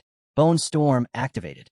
The swirling mass of bones expands, growing larger, more chaotic, feeding off the dragon's decayed energy. This thing isn't just coming back. It's coming back stronger. Before the storm can fully unleash, a sudden force rips through the battlefield, shattering the swirling bones and sending them flying in every direction. Lufan whips around, eyes wide, only to see Jianyang stepping forward. Her expression is calm, steady, resolute. She reminds him of the promise he made after defeating Chun Tianji, that he'd one day see the true skill of a swordmaster. Well, that day is today. As the bone dragon starts pulling itself back together, now even more menacing, Jianyang unveils her trump card. She explains that swordmasters unlock a new weapon every 5 levels. Then, with a surge of fiery energy, she summons the Scythe of Calamity, a level 20 epic quality weapon radiating raw power. Its abilities? Pure nightmare fuel. It can switch between fire and dark attack modes, and for every life it takes, its attack power permanently increases by 9%. Yeah, this thing doesn't just kill, it remembers. Wasting no time, Jianyang charges Scythe in hand. The first strike lands with an explosive impact, shaking the battlefield as a massive blast engulfs the bone dragon. The monster writhes, struggling to hold itself together against her relentless assault. Watching her in action, Lufan smirks, finally understanding the true potential of a swordmaster. It's not just about flashy skills, it's about weapons that evolve into absolute destruction. But there's no time to admire for long. Jade Dragon Xiaofei suddenly appears beside him, eyes gleaming with eagerness. Lufan nods. Time to wrap this up. Without hesitation, he commands Xiaofei to cast Jade Blessing on Black Dragon Xiaoyi. Xiaofei, always one to deliver, unleashes the ability, amplifying Xiaoye's next 3 attacks to devastating levels. With everything set up, Lufan gives the final order. Xiaoyi, earth-shattering. And oh boy, does she deliver. The ground trembles, the air crackles, and then boom, a massive explosion rips through the battlefield. The earth splits open, forming a giant fissure that swallows the bone dragon whole. Its skeletal frame crumbles, collapsing into the abyss. And just like that, the nightmare is over. As the dust settles, the system chimes in with some well-earned rewards. Jade Dragon Xiaofei has leveled up to 15 and unlocked a new skill, Transformation. Lufan takes it all in, satisfied with how much they've grown from this battle. His own level ticks up to 26, but he's more focused on their collective progress. Meanwhile, Jianyang stands there, silent. The battle is over, but doubt creeps in her mind. Sure, her Scythe of Calamity was powerful, but in the end, it was Xiaoye's earth-shattering that finished the fight. For a split second, she wonders, did her efforts really matter? Just when things finally seem to settle, Xiaofei happily clings to Lufan, soaking up the victory celebration. Jianyang catches this, and oh boy, jealousy slams into her like a runaway carriage. But she's quick to shake it off, composing herself like the pro she is. Turning to Lufan, she admits that, with his powerhouse team of dragons, she probably didn't even need to step in. She even apologizes, feeling like she didn't contribute much to the battle. Lufan, ever the supportive leader, meets her with a reassuring smile. He thanks her for saving him earlier during Bone Storm, reminding her that every effort counted. Besides, they've all made huge gains today. Jianyang got to showcase her swordmaster skills, and Xiaofei hit a whole new level. Wins all around. Curious about Xiaofei's level up, Jianyang asks if there's more to it. As if waiting for the cue, the system chimes in with the details. At level 15, Xiaofei's stats have skyrocketed. Strength, spirit, stamina, the whole package. But the real kicker? She's unlocked 2 epic transformations. Eternal Guardian of the Tree of Life grants Life Pulse and Eternal Guardian, abilities focused on healing and protection. Soul Light allows her to shed her physical form entirely, unlocking Soul Refuge and Soul Influence, skills tied to spiritual manipulation. Talk about a glow-up. Lufan, clearly impressed, notes how Xiaofei's new abilities make her as versatile as Xiaoyi. Jianyang chuckles, pointing out that while Xiaoyi has been steadily leveling up, Xiaofei's sudden quadruple transformation upgrade feels like a cheat code. Either way, both dragons are shaping up to be absolute monsters on the battlefield. Feeling proud, Lufan reaches out to pat Xiaofei's head, only to be met with the sharpest glare from Xiaoyi. The jealousy is real, and her mix of annoyance and playful anger is impossible to miss. To break the tension, Lufan suggests testing out Xiaofei's new form, eager to see what she's capable of. Jianyang agrees, her mood lightening as she suggests heading back to the Flying Dragon Sacred Tree to continue their search. But before they can even take a step, Xiaoyi and Xiaofei start bickering over who gets to stand closer to Lufan. It's almost comical, a much-needed break after all the chaos. That is, until the sky erupts in fire. Flaming projectiles rain down, shattering the moment like glass. Explosions rip through the battlefield, sending shockwaves through the air as dust and debris swirl in every direction. Jianying's sharp voice cuts through the chaos. Magic attack. Lufan doesn't hesitate. Scatter. Take cover. The group sprints for the nearest shelter, a massive tree, where they huddle together to regroup. Jianying crouches, scanning the area for any sign of their attackers, while Lufan carefully peeks out from behind the trunk. It doesn't take long to put the pieces together. Their battle with the bone dragon must have drawn unwanted attention. And sure enough, when he looks up, he sees them. A swarm of dragons, their massive wings blotting out the sun. Lufan ducks into cover, heart pounding as he scans the battlefield. No time to hesitate. Dragons are everywhere, and the pressure is on. Quickly pulling up the system interface, he lays out the plan. Jade Dragon Xiaofei's soul light form isn't just for show. It allows her to shed her physical body and become pure energy, granting a game-changing soul shield to whoever she links with. Without missing a beat, Lufan orders Xiaofei to merge with Xiaoyi. In an instant, Xiaofei shifts into her ethereal form, fusing with Black Dragon Xiaoyi. The transformation creates an aura so powerful it practically radiates invincibility. As the newly supercharged Xiaoyi soars above, Lufan turns to Jianying, his voice all business. Head toward the Divine Dragon Tree. It's like a high-stakes treasure hunt, except this one comes with a real risk of getting torched by an angry dragon horde. Just then, fireballs rain from the sky like a meteor shower. Lufan's stomach drops as he looks up. A swarm of dragons, their massive wings blotting out the light, is descending upon them. It's an ambush. They're surrounded. But Lufan doesn't panic. Keeping his cool, he orders Xiaoyi not to attack. Yet, instead, he commands Xiaofei to absorb the incoming damage. A glowing green orb forms above Xiaofei, pulsating as it gathers energy. Each hit adds another layer, fueling the buildup of Qi shield. And when that shield maxes out, the real counterattack begins. The moment of truth arrives. Lufan commands Xiaofei to activate Qi Shock. Instantly, a massive surge of energy erupts, releasing every ounce of absorbed damage in a single explosive counterattack. And since dragons take extra damage, the impact is doubled.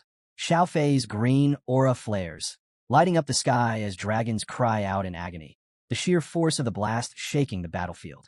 Jianying watches in stunned awe, realizing this isn't just a defensive move, it's total annihilation. Lufan smirks, explaining that Xiaofei's soul protection isn't just a shield. It's a force that strikes back even harder every time it's hit. But before they can celebrate, the atmosphere shifts. A chilling wind sweeps through, sending a wave of unease through the group.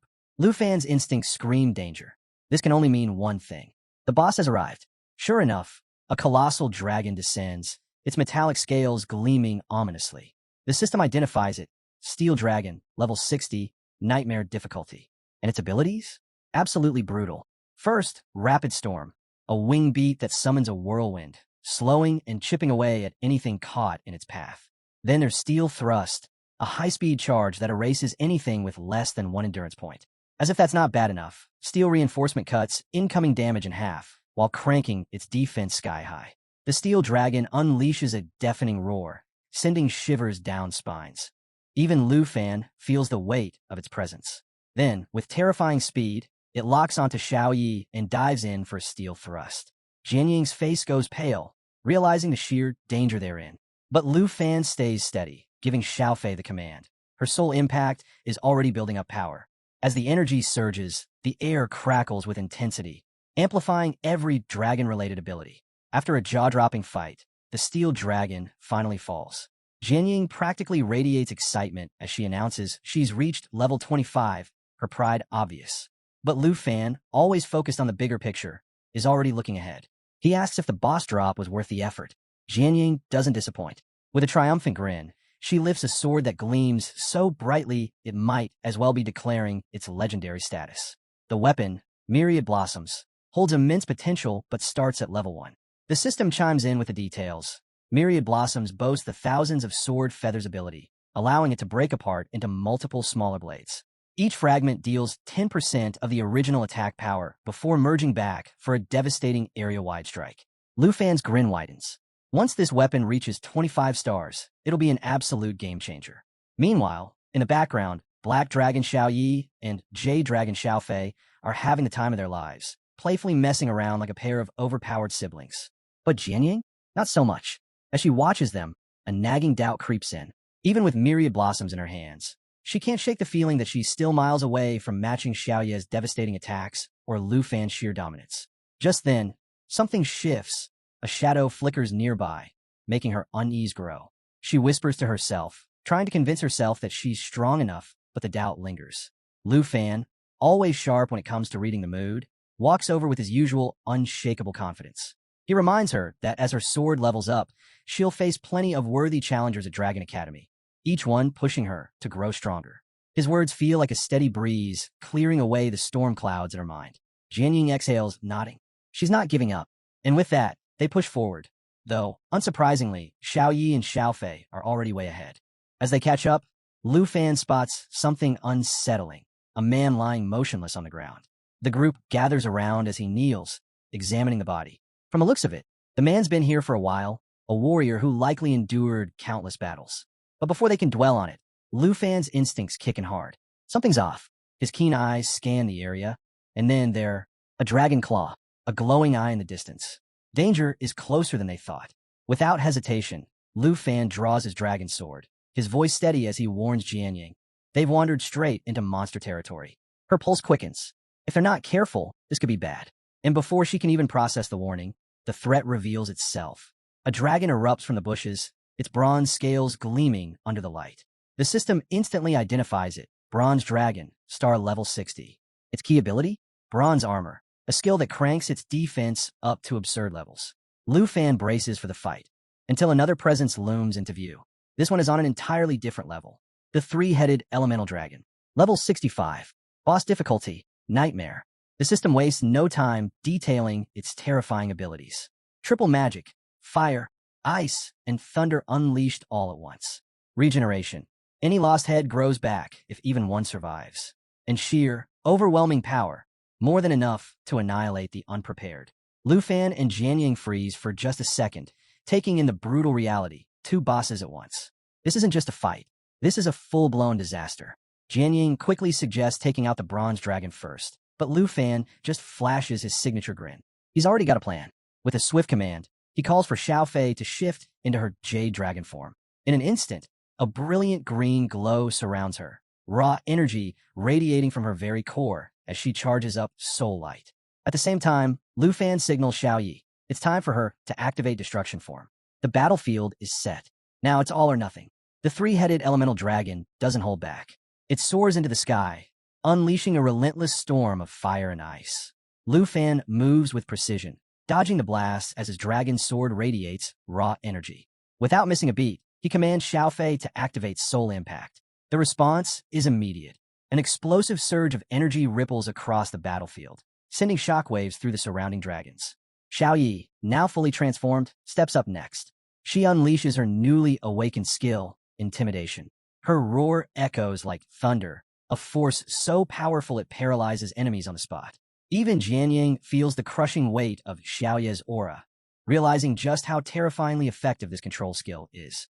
With the Bronze Dragon staggered under Xiaoye's overwhelming presence, Lufan seizes the opportunity. His dragon sword flashes as he executes a deadly combination, Soul Effect fused with Dragon Fang Strike.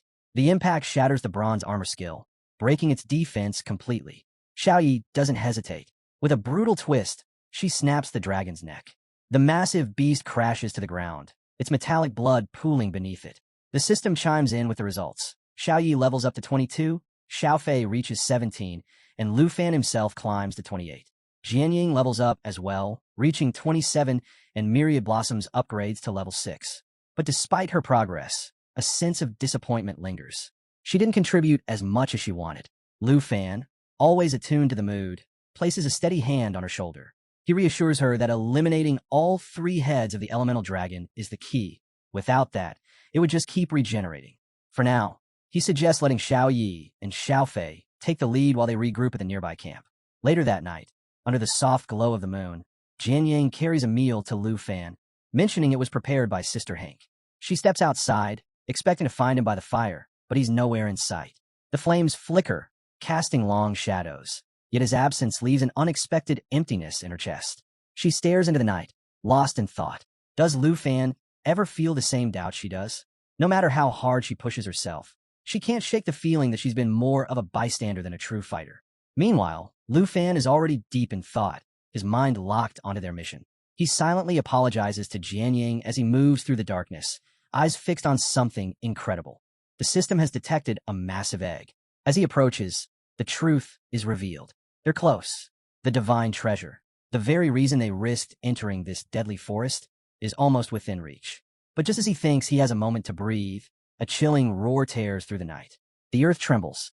From the shadows, a dragon emerges, massive, menacing, and unlike anything he's faced before. Its eerie green eyes glow with an unnatural light as the system flashes an urgent warning. Soul of the Flying Dragon King. Level 70.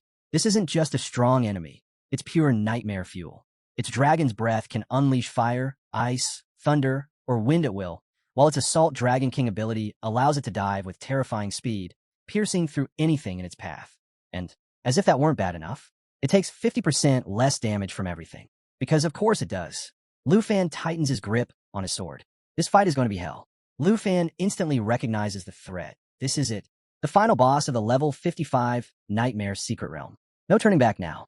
Gripping his dragon sword, he readies himself for what might be the toughest battle of his life. Beside him, Xiaoyi and Xiaofei step up, their determination clear. Though if they were being honest, there's a definite hint of what did we just sign up for in their expressions. Lufan snaps them back to focus. This fight is all or nothing. Meanwhile, back at the resting area, Jianying hears the dragon's earth-shaking roar in the distance. A knot tightens in her stomach. Memories of Lufan saving her flash through her mind, and doubts creep in. Is she just holding him back? What if he realizes he's better off without her? The thought stings, but she quickly pushes it away. She clenches her fists, determination surging through her. She's not here to stand on the sidelines. She's fighting alongside Lufan, no matter what. Back on the battlefield, the soul of the Flying Dragon King wastes no time. A powerful gust tears through the air, followed by a thunderous blast aimed straight at Lufan. He glares at the monstrous beast, realizing just how powerful it is, maybe even stronger than the great Destroyer Emperor he faced before. His grip tightens. This won't be easy. Without hesitation, he orders Xiaoyi to prepare Lava Flame while activating Dragon's Inspiration, boosting everyone's power by 30%. Xiaoyi roars, shifting into destruction form, and unleashes a scorching wave of flames that engulfs the dragon. The beast shrieks in pain, but doesn't stay down. In a flash, it retaliates with Soul Assault, rocketing toward Lufan at a speed that's downright terrifying. Too fast. His heart pounds as the dragon shifts behind him, already coiled to strike. Thinking fast, he commands Xiaofei to shift into Eternal Being form. In an instant, her aura transforms, radiating a powerful yet calming energy. Then, Jianying arrives. Her voice rings out with unwavering resolve as she calls to Lufan. Without hesitation, she raises her hand, summoning power of 1,000 swords and falling feathers in one sweeping motion. I've got this. Focus on your fight. Her confidence ignites something in Lufan. He meets her gaze, nodding. No words needed. He knows he can count on her. And then, the system delivers a game-changing update. Jade Dragon Xiaofei has unlocked new skills, Life Pulse and Eternal Guardian. A radiant glow bursts from Xiaofei as she activates Life Pulse, waves of energy rippling outward, restoring stamina and amplifying their strength. At the same time, Xiaoyi doubles down, pushing her lava flame attack to an even greater intensity, the searing heat rising higher and hotter. Lufan doesn't waste a second. He sees the opening. Xiaoyi, finish it. With a thunderous roar, Xiaoyi launches forward, ready to deliver the final blow. But the soul of the Flying Dragon King isn't going down that easily. With a furious roar, it takes to the sky, chanting in ancient dragon language to counter Xiaoyi's attacks. Lufan's eyes narrow. The stakes just skyrocketed. Xiaofei, shield us, he commands. High above, the dragon begins preparing its ultimate move, Apocalypse Fall. A last-ditch, all-or-nothing attack that sacrifices its own life to unleash an explosion at 2,000% power. The tension is unbearable. The beast dives, its massive form hurtling toward the ground like a meteor. The moment it makes impact, boom, a shockwave tears through the entire realm, shaking the land for miles.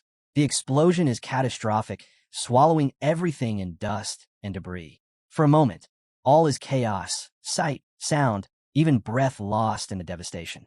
And then, a faint green glow emerges through the haze. Xiaofei's protective barrier. The energy pulses, shielding them from the worst of the blast. They're alive, barely. As the dust settles, Lufan turns to Jianying, concern clear in his gaze. You okay? She nods, though her hands are still clenched from the shock. Yeah, thanks to Xiaofei. They take a breath, processing just how close they came to total annihilation. Then the system chimes in. Lufan levels up to 29. Xiaoyi reaches 23. Xiaofei hits 17. Lufan ruffles Xiaofei's head, praising her for her incredible skill. But Xiaoyi? Not a fan. She glares at Xiaofei, pouting like she just got outshined at her own party. Lufan chuckles, shaking his head. Relax. That final attack wouldn't have landed without your insane damage output. That gets a begrudging nod from Xiaoyi. Fine, she'll take the win. Meanwhile, Jianying reflects on everything. This was her first time facing a boss this strong together. She always assumed fights like this were for players way above their level. But here they were, alive, victorious, and somehow still standing. Lufan leans back, rubbing the back of his head. Didn't mean to scare you earlier, he admits. I was just checking things out. Didn't expect to, run into a level 70 monster. Jianying interrupts, her voice steady. I never doubted you. She meets his gaze, a small but determined smile forming. You said it yourself. We don't let teammates fight alone. Something about the moment settles deep. Lufan feels it too, a quiet pride in how far they've come. And then, bam, a treasure chest pops open right in front of him, like the universe itself decided, congrats, you earned this. Meanwhile, Jianying, completely oblivious. She's staring off in the opposite direction, totally missing the loot drop. Lufan steps forward, eager to see what kind of legendary loot he's just scored. The first item practically radiates power as it emerges. Soul Wing of the Flying Dragon King. This thing is stacked, plus 60 agility, plus 356 strength, plus 291 spirit. But the real kicker? It grants full-on flight. Not hovering, not gliding, actual flying. And if that wasn't enough, those with dragon language magic can even cast and receive spells mid-air. The catch? Level 60 required. Lufan sighs, staring longingly at the item. Looks like soaring through the skies will have to wait. The second item? A level 30 artifact for dragon riders. This beast of an item allows the user to merge their abilities with their dragons, boosting dragon energy and unleashing devastating long-range attacks. Lufan's grin stretches ear to ear, riding Xiaoyi into battle while obliterating enemies from a distance. Yeah, that's going on the future to-do list, just as soon as Xiaoyi hits level 30. And then, the third item emerges, the late Dragon Bone Flute. This enchanted flute can summon twin flying dragon kings, their levels scaling to match the user's. A dream come true. The downside?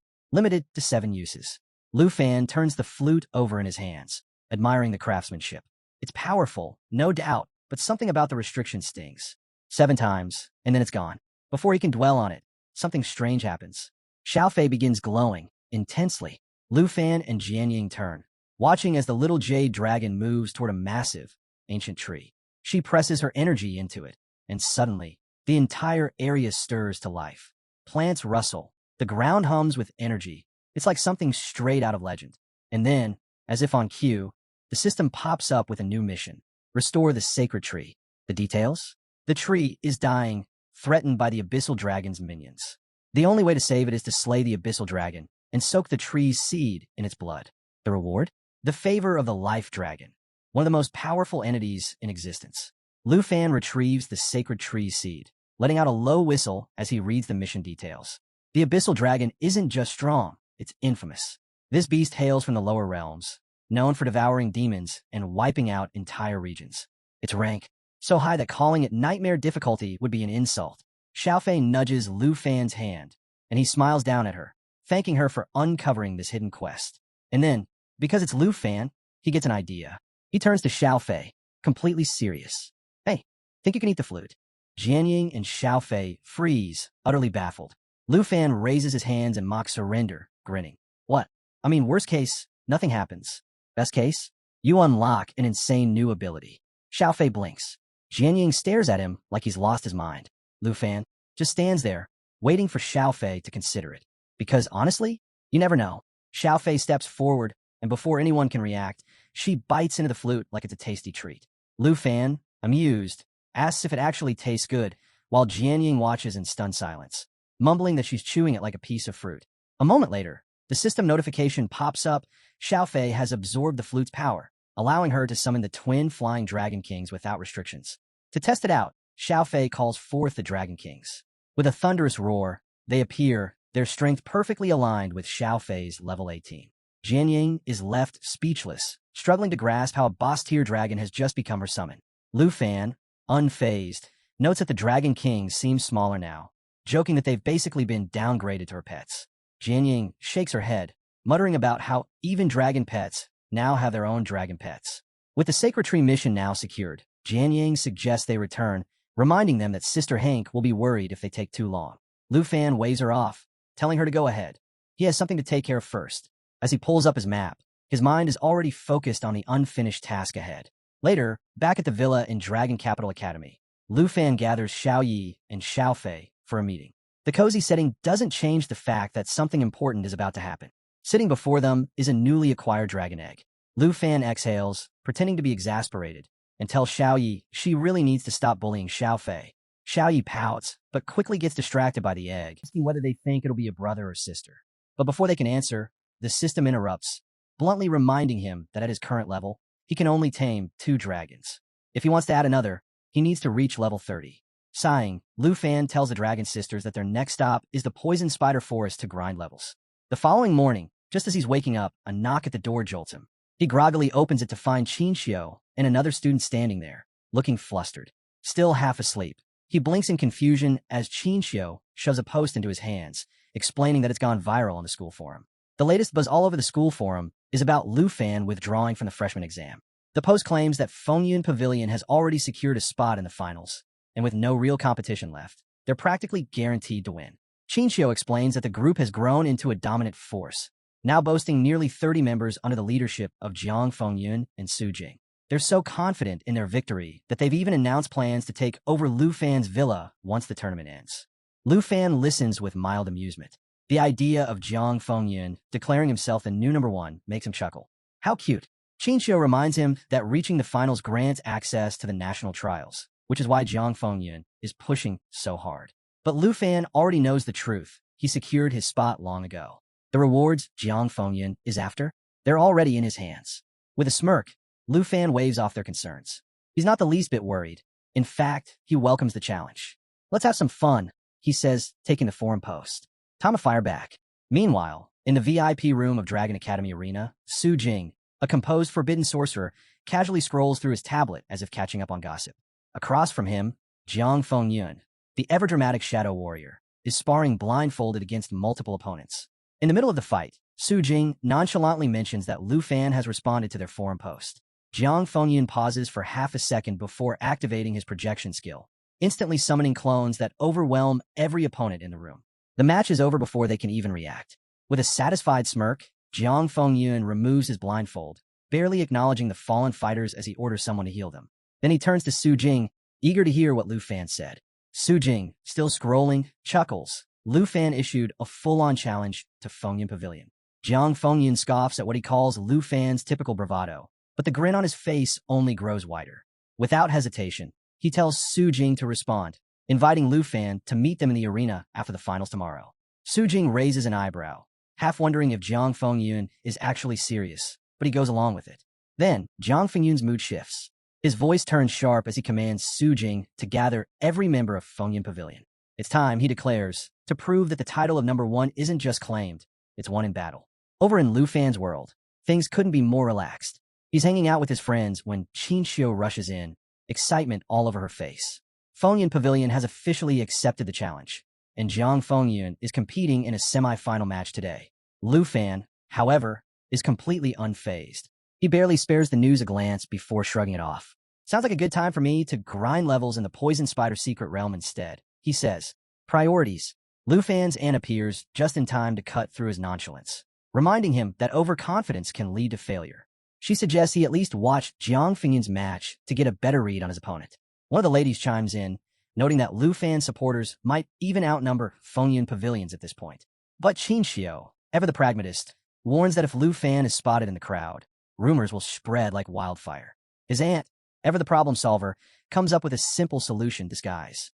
Moments later, Lufan emerges in a dark cloak and mask, looking like he just walked off the set of a spy thriller.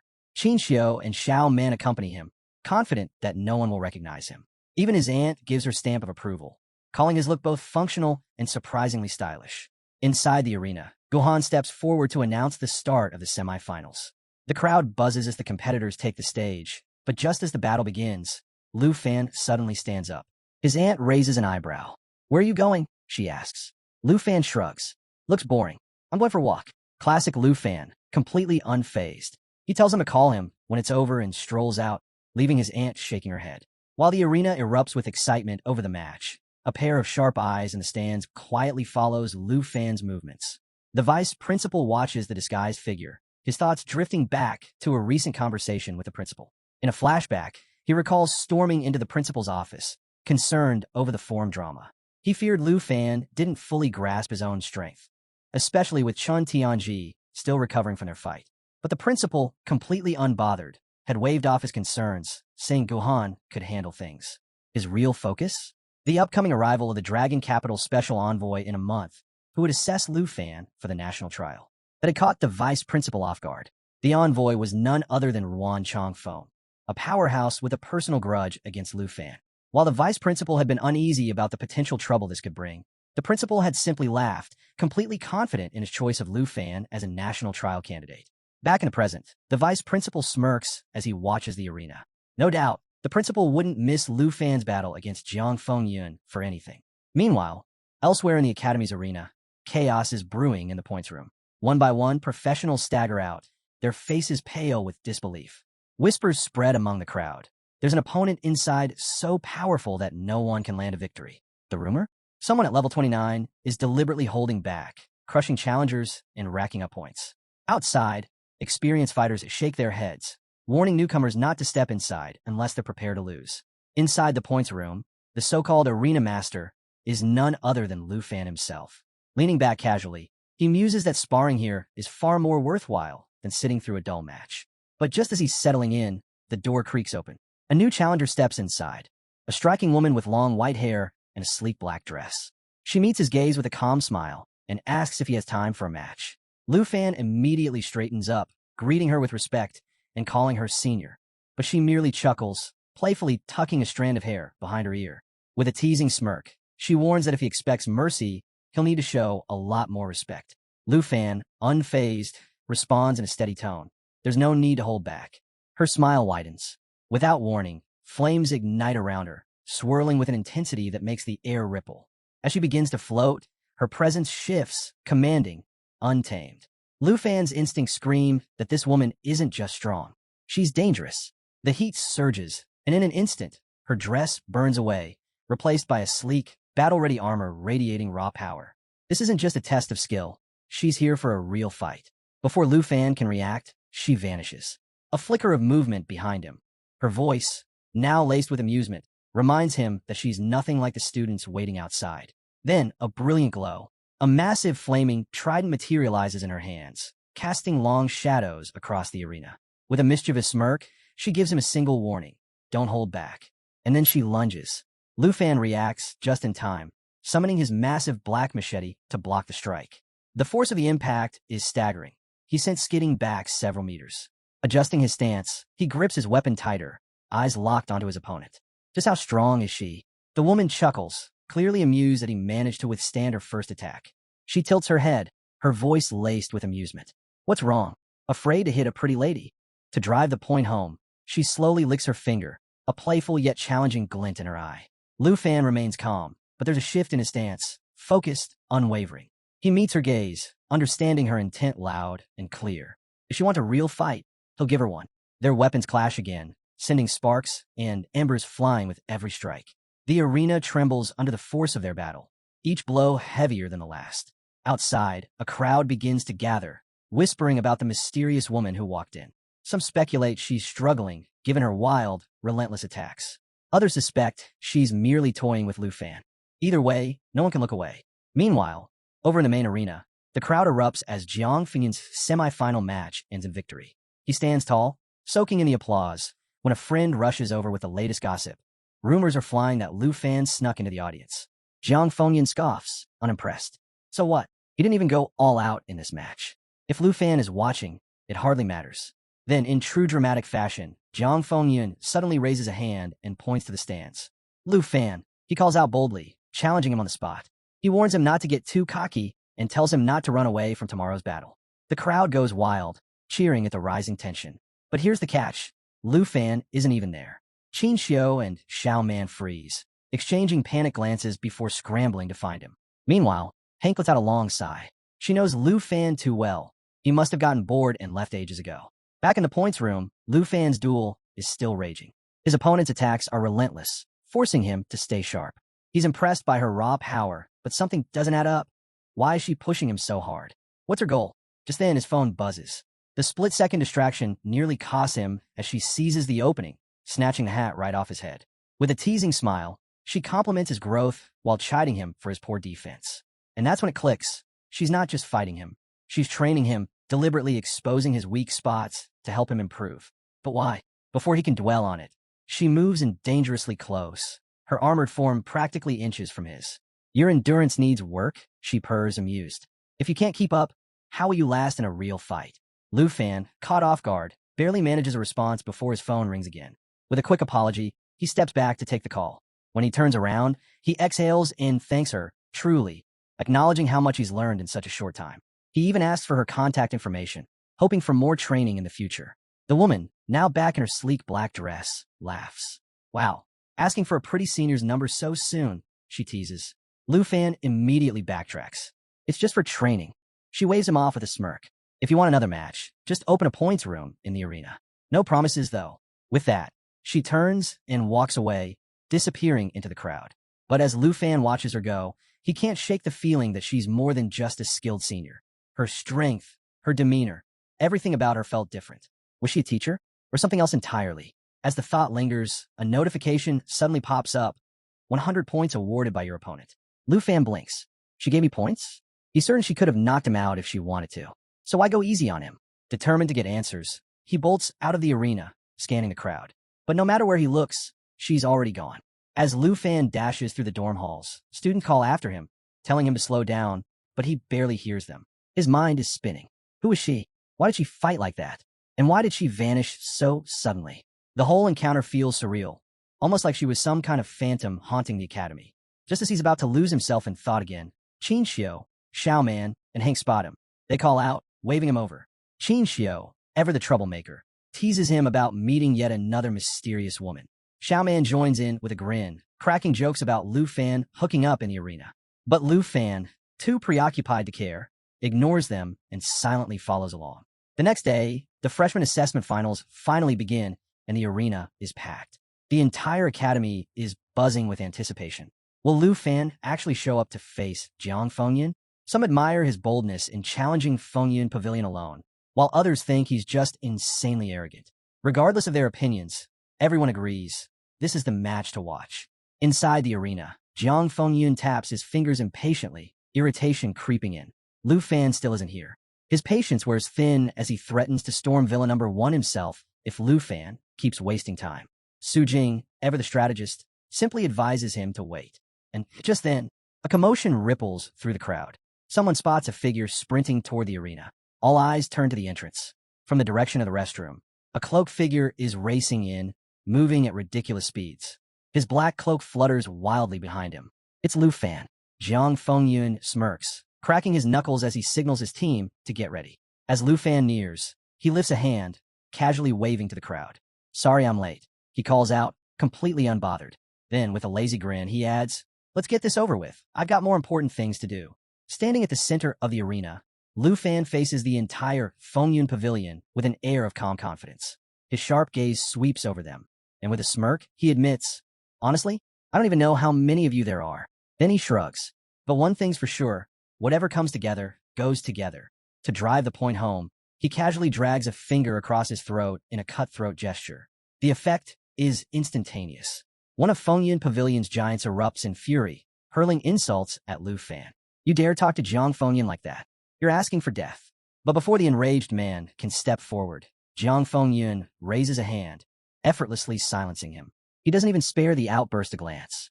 Instead, he locks eyes with Lufan, his smirk unwavering. There's no need for pointless words, Jiang Fengyun declares smoothly. If he refuses to take us seriously, we'll just make him regret it. Then, without hesitation, he raises the stakes. I'll wager 7,000 points on this match, he announces, his voice ringing through the arena.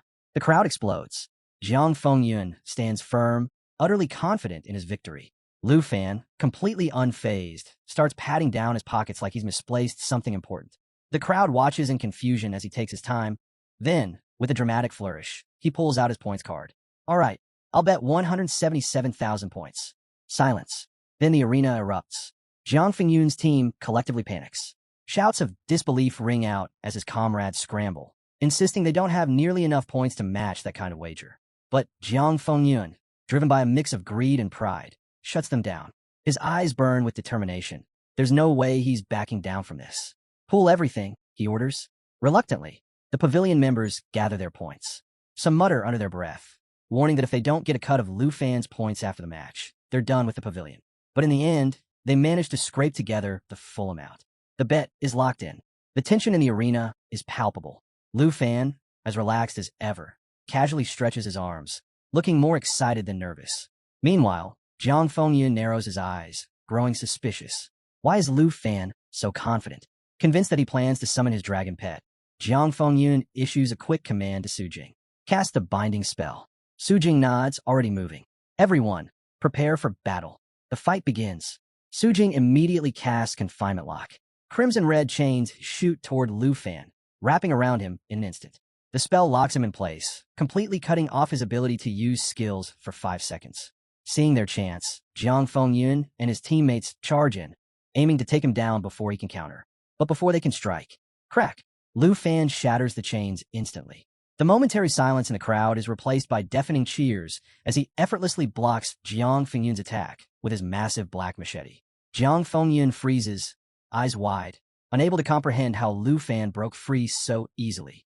Before he can react, Lufan snatches him by the collar, lifts him into the air, and flips him 360 degrees before slamming him into the ground hard. The impact echoes across the arena, shaking the floor. The crowd loses it. Lufan, standing over Jiang Fengyun like it's just another sparring match, doesn't even look winded. But the fight isn't over yet. A pavilion mage sneaks up behind Lufan and quickly casts Stiffness, a powerful debuff that slashes movement and attack speed by 75%. The moment the spell lands, the ranged attackers launch a coordinated assault, bombarding Lufan with a hail of projectiles. Smoke and dust cloud the battlefield. For a moment, the pavilion dares to hope. Then the dust settles. Standing in the middle of the wreckage, completely unharmed, is Lufan. He's casually grinning, like he's watching a group of children try to tackle him. "This is how you plan to take down the top freshman?" he asks, voice laced with amusement. Then, just because he can, he slams his foot into Jiang Fengyun's face. Jiang Fengyun, dazed and furious, spits out a curse. Why isn't the spell working? Sujing, equally baffled, scans Lufan and quickly realizes the issue. "It is working," he mutters. "Your movement speed was cut by 75%. Jiang Fengyun stares in disbelief. Sujing exhales sharply. "The problem is, even at 25% speed, Lufan is still faster than all of us." Lufan shrugs, looking down at Jiang Fengyun with a lazy grin. "Don't blame your friends," he says. "It's just that my dragon pet bonuses make your skills kind of useless." Under mounting pressure, Jiang Fengyun unveils his ultimate technique, Afterimage. Countless mirages of himself appear, surrounding Lufan in a dazzling display meant to overwhelm him. The pavilion erupts in cheers, certain that their leader is about to turn the tide. But Lufan remains unfazed, slicing through the illusions effortlessly, as if swatting at mere insects.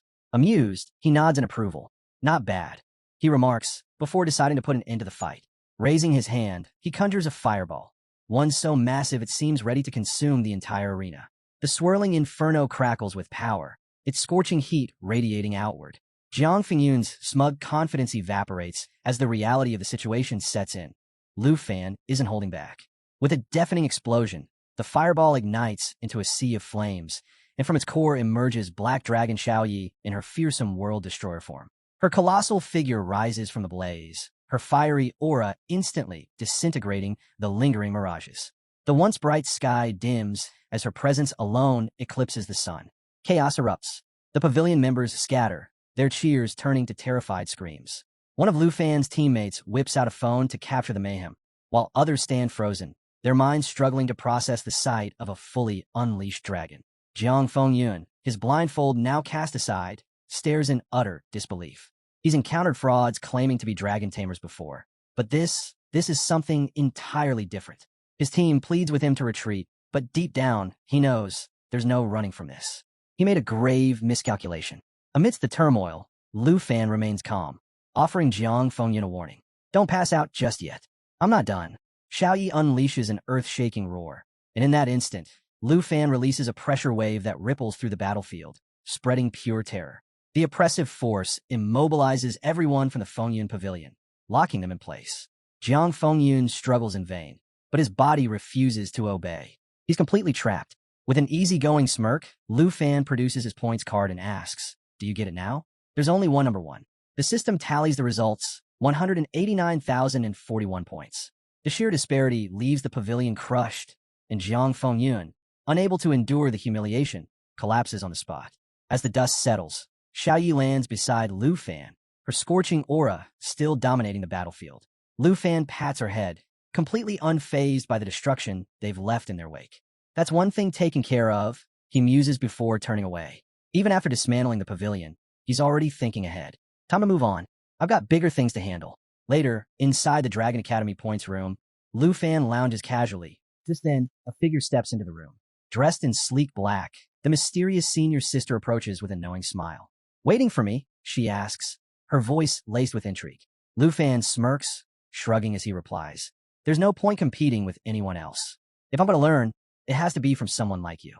His voice carries a teasing edge as he adds, "Besides, you're over level 70. You're the only real challenge around." The senior sister pauses, her gaze flickering toward the arena's level restriction sign. A knowing smile plays on her lips. Lufan follows her line of sight, his mind racing as he begins to put the pieces together. She's not a student. She's something far beyond what he initially thought. Meanwhile, back in the arena, the vice principal kneels beside Jiang Fengyun's unconscious form, checking his pulse. The aftermath of the battle still lingers, the shattered remains of the Fengyun pavilion standing in stunned silence. As the vice principal takes in the sheer level of destruction, one thing becomes clear. Lufan doesn't just fight. He calculates. Every move, every decision was executed with precision. And despite the overwhelming power on display, no lives were ever at risk. With a nod of approval, he acknowledges that Lufan understands the weight of his strength. Back in the points room, the senior sister lounges casually, her tone playful as she eyes Lufan. "Did you set a trap for me to walk into?" she asks, her smile laced with amusement. Lufan raises his hands in mock innocence. "Hey, it's not a scam. The level limit is right there on the door. If you walked in, that means you're over level 70. Definitely not a student." She arches an eyebrow, unimpressed. "So, you're saying I'm not a senior? Then what do you think I am?" Lufan hesitates, analyzing. She looks young enough to be a senior, but her strength is leagues beyond any student he's encountered. After a moment of thought, he blurts out, "You must be a teacher." The room fills with laughter. "A teacher," she echoes, clearly amused by the thought. Then, stepping closer, her fiery aura subtly flickers back to life. "Believe what you want," she says, her voice carrying a playful but firm edge. "But I am your senior." Her eyes glimmer with mischief as she leans in slightly. "And this time, you didn't hide your handsome face. Much better to look at." Lufan barely has time to react before her tone shifts again, turning sharp. "Don't dig too deep into who I am," she warns. "If you want to see me again, don't set the points room level to 70 or higher. Otherwise, I won't return." Lufan quickly nods, though in the back of his mind, he'd been considering setting it to 80 next time. "Well, guess that plan's off the table." The air thickens as flames swirl around her, her sleek black dress morphing once again into that striking, battle-ready armor. "I have to admit," she says, watching him intently, "your performance in the arena was impressive. You used my techniques against Jiang Fengyun flawlessly. You pick things up fast." Lufan grins at the praise, summoning his massive black machete with a flick of his wrist. There's no doubt about it now. She had been watching the entire fight. She continues, her tone almost proud. "The crowd went wild when you summoned your dragon so effortlessly. And when you dropped Jiang Fengyun in an instant, they didn't even know how to react." Her gaze sharpens. "Your speed? That's proof of the training you honed in the points room." Lufan chuckles, rubbing the back of his head as he thanks her for the guidance. "But," he admits, "my melee combat still needs a lot of work." Before he can say another word, she suddenly materializes her fire trident and lunges straight at him. Lufan barely reacts in time, blocking just as the force of her strike sends sparks flying. His heart pounds as he registers the seriousness in her expression. "You've improved," she says coolly, "but don't get ahead of yourself. You're still not ready to brag." Lufan quickly waves his hands in surrender. "I wasn't bragging. I really do want to keep learning." Then, thinking fast, he shifts his approach, turning on the charm. With a grin, he starts showering her with praise, calling her an incredible teacher. You've been like an older sister to me, he adds, teaching me, guiding me, even giving me 100 points. She lets out a laugh, clearly amused. You're pretty good at building relationships, she notes. But if you want to keep learning from me, bring me something in return. Lufan blinks. Like what? She smirks. Enchanted food from your house. I hear your big sister is an amazing cook. He laughs, agreeing without hesitation. Though his big sister is actually his aunt, close enough.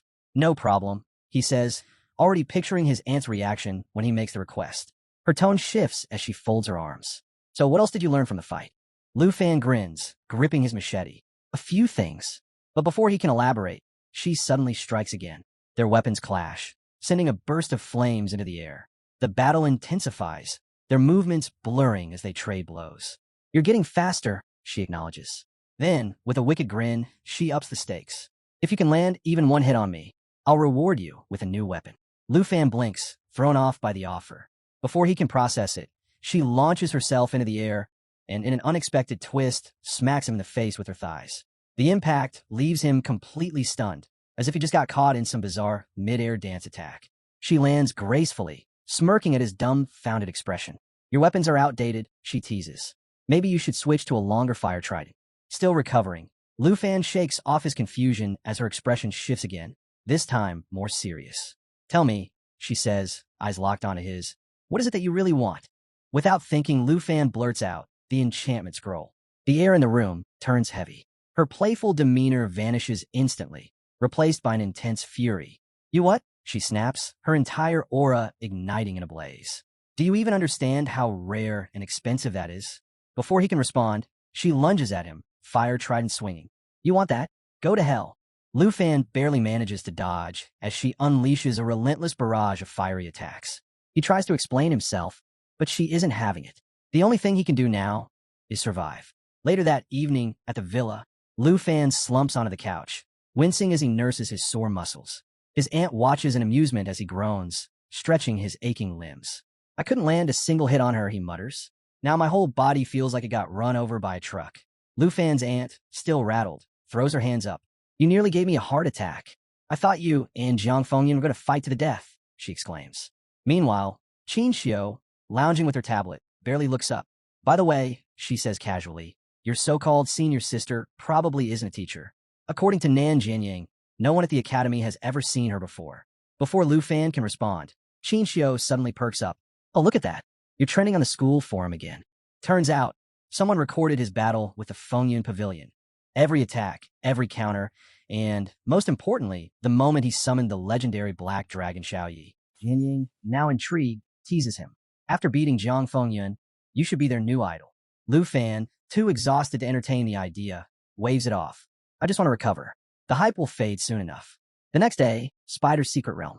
Back in action, Lufan slashes through a swarm of monstrous spiders, his attacks precise and relentless. Jianying watches from the sidelines, arms crossed. I thought your plan was to learn from your senior, she says, raising an eyebrow. Lufan, never pausing in his strikes, replies, if I raise my level, I'll have an edge over her. Besides, I need to keep up. With one final swing, he clears a tough wave of enemies. And then, he feels it. A powerful surge of energy washes over him. Level 30. Grinning, he calls everyone over to celebrate, opening a treasure chest to mark the occasion. Xiao congratulates him, while his aunt, looking pale from all the spider corpses, forces herself to pat him on the back. Jianying and Xiaoman, meanwhile, exchange excited glances because hitting level 30 only means one thing. It's finally time, Jianying says. You can visit the job transfer hall and upgrade your class. Outside the secret realm, instant chaos. Lufan steps into the open, excitement still coursing through him. But before he can even take in his surroundings, the air shifts. Students nearby start whispering. Then a few turn, recognizing him. Then, complete mayhem. In an instant, he's mobbed by students eager for selfies, autographs, and even just a handshake. Word had spread fast. This was the guy who took down Chun Tianji and obliterated the entire Fengyan Pavilion. Jianying and Xiaoman watch from a distance, stunned by the scene unfolding. Jianying's expression darkens as girls swarm around Lufan, all too eager to get close. Xiaoman just sighs, shaking her head. How did he get this popular so fast? She mutters. Seeing no way to escape the growing crowd, Lufan's aunt quickly takes charge. 10 minutes later, Lufan steps out in full disguise. Mask, goggles, the whole works. As the students frantically search for him, the disguise does its job, and the mob gradually scatters. Qin exhales in relief. Finally, we lost them. Lufan, however, looks less than thrilled. Am I really gonna have to go out like this every time? He sighs. Xiaoman, watching the whole scene unfold, pouts. Lucky you. I wish I had a bunch of handsome guys chasing after me. Jianying, still unimpressed, changes the subject. There's no record of a second job transfer for dragon tamers, she points out. No guides, no data. Lufan's completely on his own here. Qin claps a hand on his back, grinning. That just means you get to be the first. Pretty exciting, right? Lufan can't help but feel a sense of pride. This isn't just a challenge. It's a chance to carve a new path. Before long, they arrive at the job transfer hall. The group exchanges nods of encouragement. The ceremony is solo, Jianying reminds him. This is all on you. Lufan gives them a reassuring nod.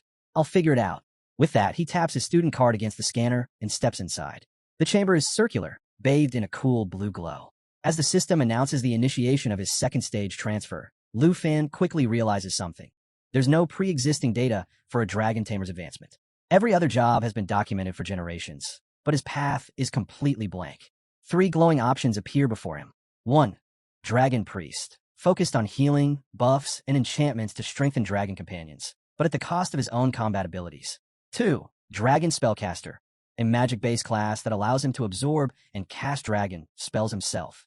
3. Flame Dragon Warrior, a powerful melee fighter with high endurance, capable of transforming into a massive dragon. Each path offers distinct strengths, but comes with major drawbacks. None of them align with Lufan's balanced approach to combat. Frustrated, he hesitates, unsure of which to choose. Then, as if responding to his dilemma, a 4th option suddenly appears, Dragon Rider. A suit of formidable armor materializes before him, its cape flowing with energy. The system explains, this class enhances skills by synchronizing them with dragon companions, allowing for seamless teamwork and adaptability in battle.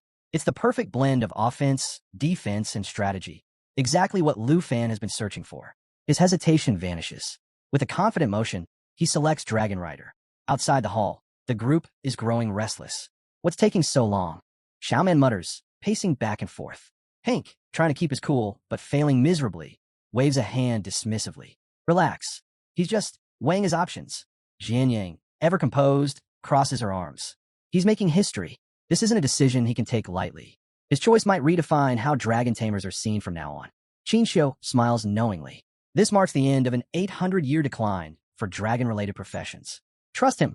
Lufan knows exactly what he's doing. Just as the tension peaks, the doors swing open. Lufan steps out, and the group collectively exhales in relief. Before he can even blink, they bombard him with questions, eager to hear his decision. As they walk, he finally reveals his new class, Dragon Rider. Oh, and my contract slots increased from 2 to 3, he adds with a satisfied grin. Xiaoman's eyes light up.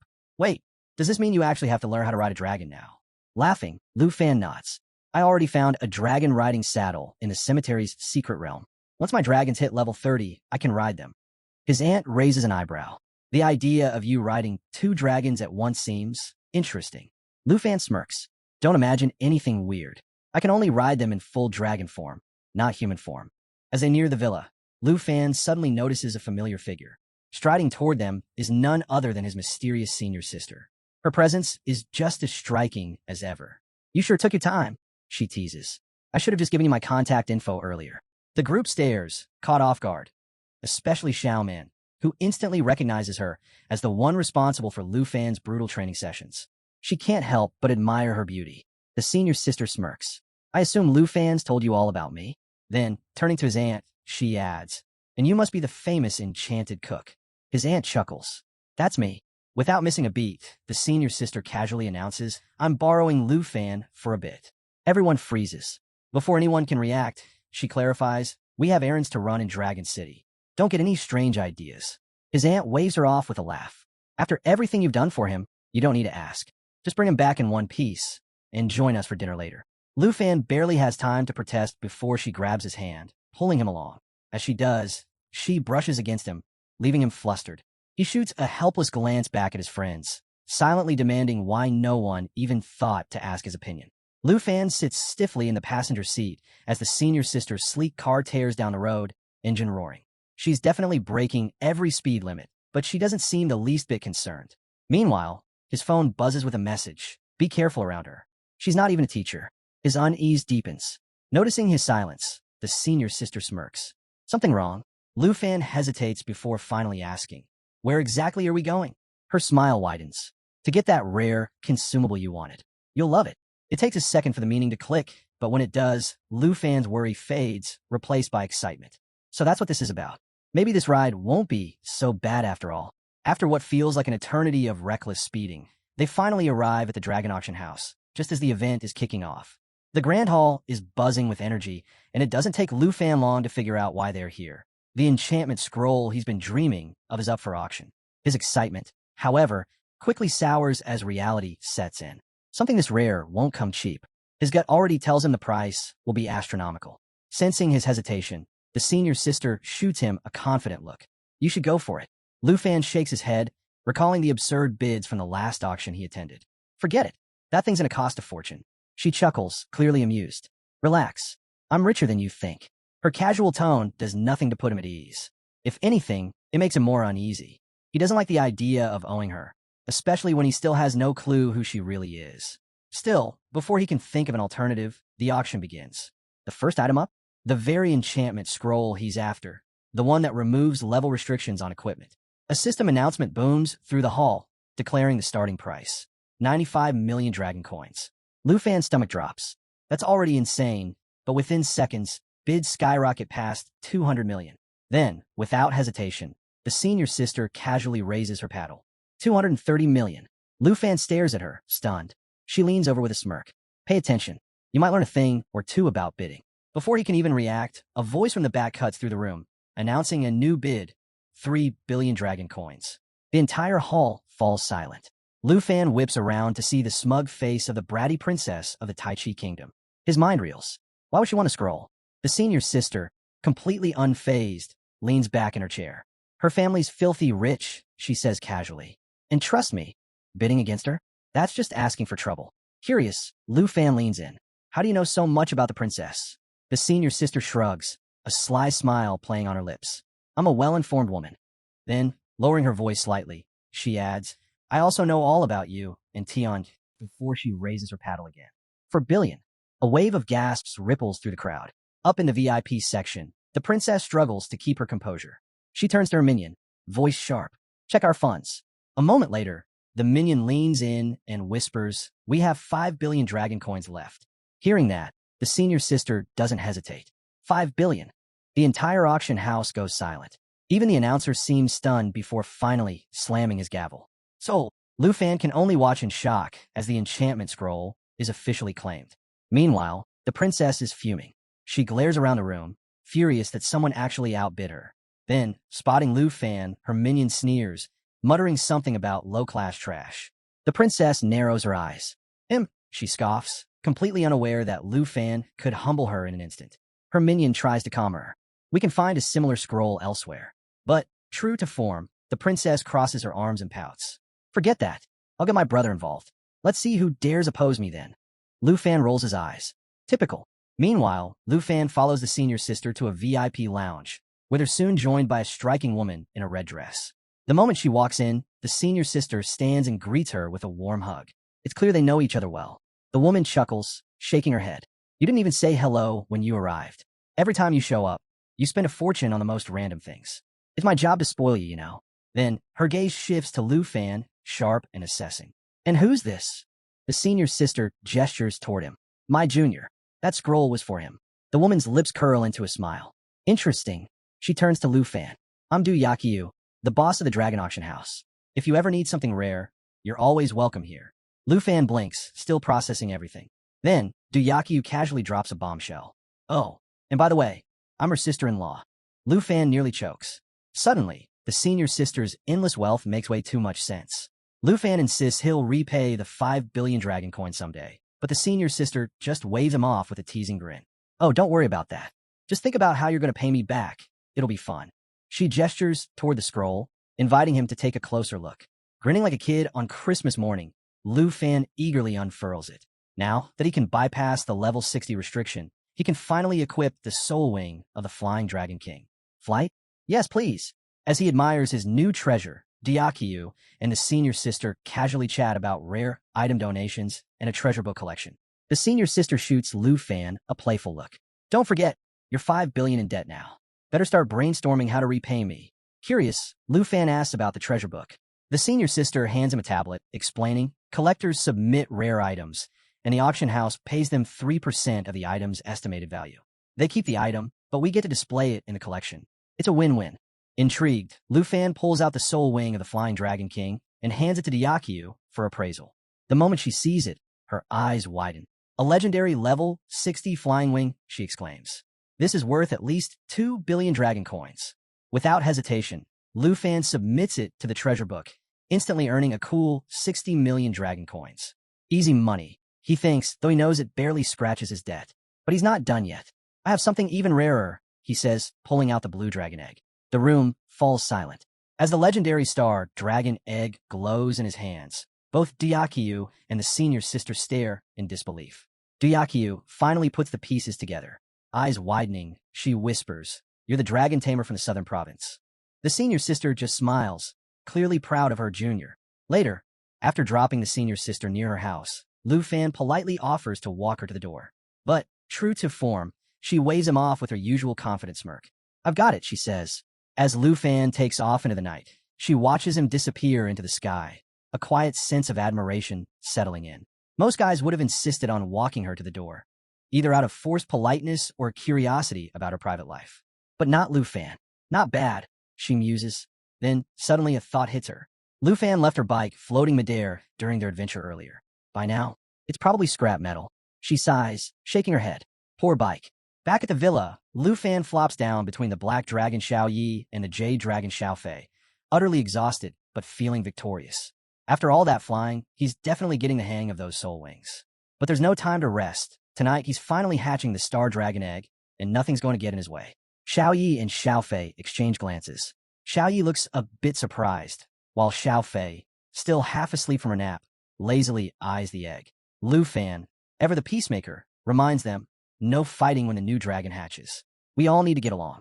He's not sure they'll actually listen, but hey, it's worth a shot. With that, he focuses, channeling his dragon tamer skill and pouring his aura into the egg. A brilliant blue light fills the room as cracks spread across the shell. Xiao Fei, ever the troublemaker, immediately starts munching on the broken pieces. Lufan sighs but can't help chuckling. Of course, she'd turn this into a snack break. Then, the light intensifies. For a moment, it's like the whole room is filled with falling stars. And when the glow fades, there it is. A baby star dragon stands before them. Sleek black scales, shimmering blue wings, and a starry aura that makes it look like it was born from the cosmos itself. Even at level 1, its stats are already insane. Strength, 795. Agility, 276. Spirit, 109. And its skill set, even crazier. Broken Star summons a star that crashes into enemies, dealing massive area damage. Starlight Scale Armor absorbs damage for 60 seconds, then reflects it back. Star Surge increases endurance the longer the battle lasts.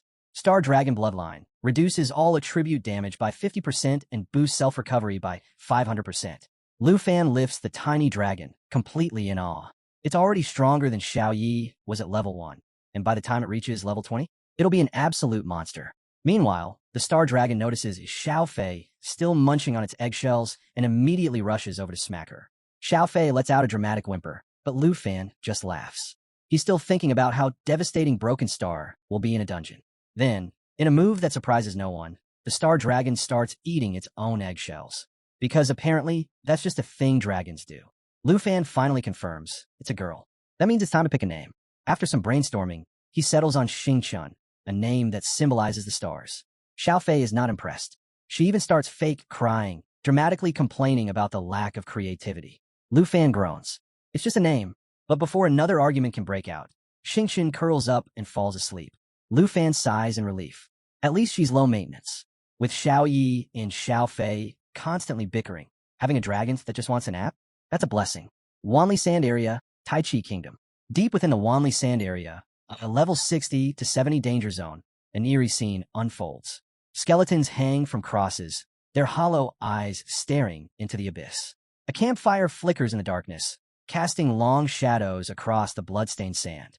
Standing near the fire is a man draped in a long cape, his gaze locked on his phone. Jin Chunghan, a top-ranked professional, and more importantly, Jinju's older brother. A voice cuts through the silence. Something wrong? Without looking up, Jin Chunghan answers, voice cold. My spoiled little sister keeps pestering me about some trashy boy who had the nerve to hit her. Twice. His tone carries neither anger nor concern, just mild irritation. Nearby, the lake stirs. From its depths, a monstrous centipede-like creature emerges, its grotesque form towering over the shoreline.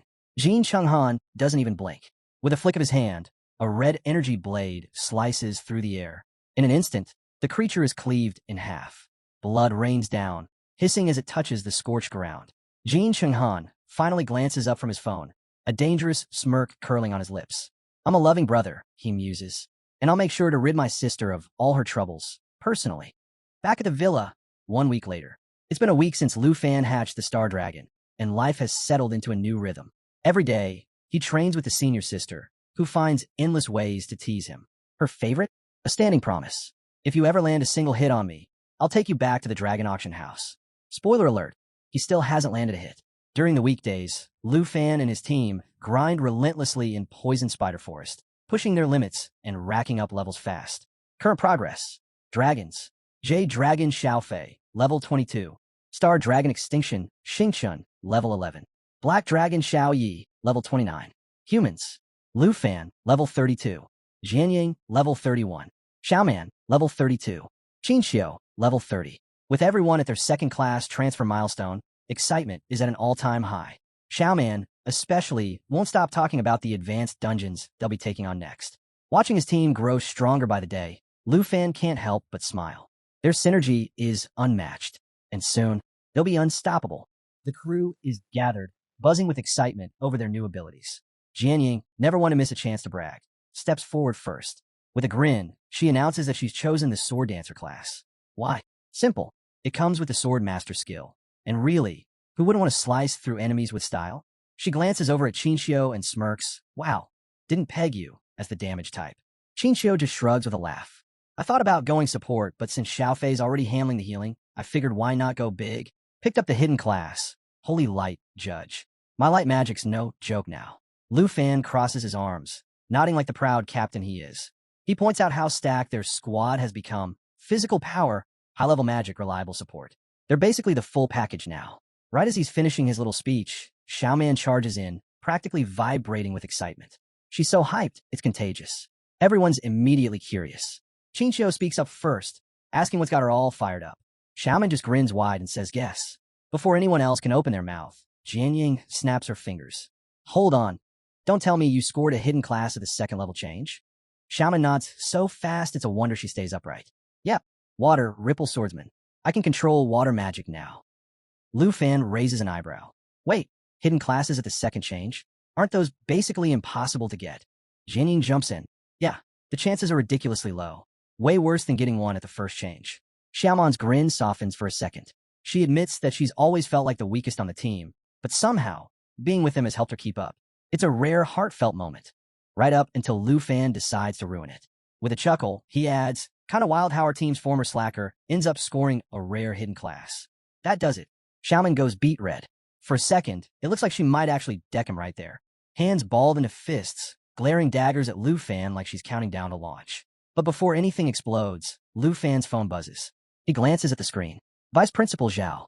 Instantly, his playful vibe fades. He picks up, listens for a moment, and then hangs up with a sharp nod. The envoy's on the way. Without missing a beat, he tells the team he's heading out. Xiaoman's still mid-glare, but whatever comeback she had loaded is cut short, left hanging in the air as Lufan disappears, the whole mood shifting in an instant. At the Combat Class Hall of Dragon Capital Academy, the place is packed, and every student's gaze is locked on the stage. Off to the side, Teacher Gahan leans toward Lufan and casually shares the scoop. The envoy? That's Ruan Chongfeng. Not exactly someone you brush off. A level 76 Holy Shield Knight, third-tier powerhouse. Oh, and by the way, Vice Principal Zhao mentioned this envoy's got some thoughts about Lufan. In other words, things are about to get real awkward. Lufan can't help but recall his sister's warning. Apparently, this guy might have him in his sights. Before he can dwell on it, something else on stage catches his eye. Among the three figures standing there, one of them is draped in white robes, casually holding the Brahma staff. Yeah, That Brahma staff, the one that once topped the treasure book rankings. And this person's just standing there like it's no big deal. Curious, Lufan leans in and asks Teacher Gu who that is. Gahan smirks. That's the principal. Lufan blinks. The principal? The one nobody ever sees? Gahan nods. Total mystery.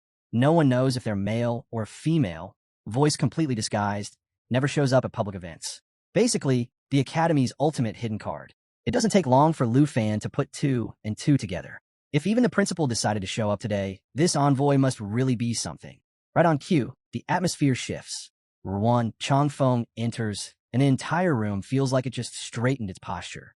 The guy walks in with that unshakable, heavy presence. Like one glare from him, and you're double-checking if your uniform's crooked.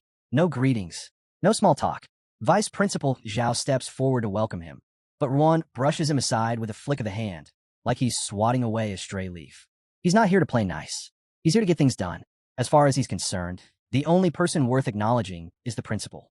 Everyone else, just extras in the background. Then comes the question that locks the room in silence. Ruan asks if the candidates for the national trials are ready. The principal gives the slightest nod, and Vice Principal Xiao answers smoothly, announcing that the Academy is recommending just one person, Lufan. And just like that, Ruan's expression hardens. Teacher Gu leans in again, whispering that this is exactly why the vibe's so tense. Turns out Ruan wanted to handpick the candidates himself, but the Academy shut that down by throwing all their weight behind Lufan. Bold move, to say the least. With the whole hall watching, Ruan fixes his gaze on Lufan. His voice is flat, unimpressed. Looks like the decision's already been made. But Vice Principal Xiao doesn't blink. Calm as ever, he replies that the Academy stands firmly behind Lufan. And to top it off, he casually mentions that the principal is confident Lufan will exceed expectations, basically promising Ruan he's about to regret doubting him. Ruan Changfeng, clearly still unimpressed, flips through Lufan's file like he's reading a grocery list. And this file? It's loaded. Lufan's not just some random student. He's a level 32 Dragon Tamer, reigning champion of the Southern Province, top-ranked among new students, and his exploit from Jianghai City have made him a household name. Even the Qin family and the Northern Duke have taken notice. Basically, Lufan's resume reads like a legend in the making. But does any of that move Ruan? Not a chance. To him, Lufan's just another kid riding the high of a hidden class. He's convinced Lufan's had it way too easy, spared from the grind and hardship that real candidates have faced. With a smug little smirk, Ruan throws out the question everyone's thinking. How's this level 32 rookie supposed to stand against third-tier elites from other nations, the ones already cruising at level 50 or higher? The tension spikes instantly. Lufan picks up on it right away. This guy's already decided he's not worthy. The condescending grin, the narrowed eyes, yeah, it's obvious. Ruan's not here to test him. He's here to break him. And just like that, without warning, the envoy makes his move. 1 second he's standing there, and the next his sword is slicing through the air, aimed straight at Lufan. No formalities, no announcement, just pure aggression. But Lufan reacts on instinct, raising his black machete just in time to block the hit. Metal clashes, and the force alone shakes the room. Chaos erupts. The crowd immediately loses it. Outraged shouts echo through the hall. A level 76 powerhouse attacking a level 32 student? Everyone knows that's ridiculous. It's not a challenge. It's a one-sided beatdown. But Ruan doesn't even blink. He just shrugs like it's no big deal. If Lufan doesn't like it, he can quit. That's the envoy solution. According to him, levels don't mean a thing. Sure, right? Now Lufan's cornered. Ruan's smirking like the fight's already over, daring him to show what he's really got. But the odds are brutal. Close combat against someone like Ruan is a straight-up death trap. And with the Auditorium Pact, there's no way Lufan can unleash his dragons without causing serious damage. Ruan's locked him in, and he knows it. Sensing the hesitation, Ruan cranks up the pressure. His voice drips with mockery, practically daring Lufan to prove he's not just some overhyped name on a file. Then, just when it seems like things can't get any worse, Ruan lands a crushing blow. Lufan's machete goes flying across the stage. And in that split second of vulnerability, Ruan closes in. The next strike is already coming, and it's too fast to dodge. But just as that final strike is about to land, the principal steps forward, effortlessly raising the Brahma staff like they've done this 1,000 times. Their voice, still masked by magic, echoes calmly through the hall. Perhaps we should take this little test somewhere more suitable. Wouldn't want the auditorium reduced to rubble. After all, before anyone can blink, a massive crimson-red magic circle lights up beneath their feet. And just like that, Lufan, Ruan Changfeng, the principal, and Vice Principal Xiao vanish in a flash, leaving the rest of the students gaping at empty air. 1 second it's chaos, the next it's silence. All that's left are wide eyes and dropped jaws as the reality sets in. Whatever's about to happen, it's going to be big. The scene shifts to a vast outdoor arena, open and spacious, exactly the kind of battleground Lufan needed. No walls, no spectators in harm's way, just endless sky above and plenty of room to unleash everything he's got. Ruan Changfeng barely reacts to the change of scenery. He adjusts his grip on his sword and shrugs. Whether indoors or out, he's here for one thing, pushing Lufan to his limit. But for Lufan, the pieces finally click. This isn't just about sizing him up. This envoy, he's the same guy who let Princess Jinju run wild without consequences. No wonder the guy's been radiating hostility since the moment they met. It's personal. It was always personal. And now, with no more obstacles in his way, Lufan stops holding back. He activates Flash Leap, vanishing from the ground and reappearing atop his legendary black dragon, Xiao. In an instant, she shifts into her full-world destroyer form, scales glinting like nightfall and wings casting a shadow that stretches across the arena. The sight leaves everyone stunned.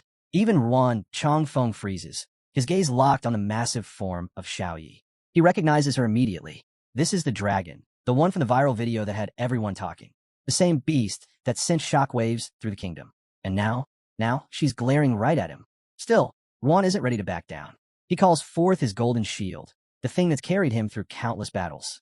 In his mind, this is just another fight, another opponent who doesn't stand a chance.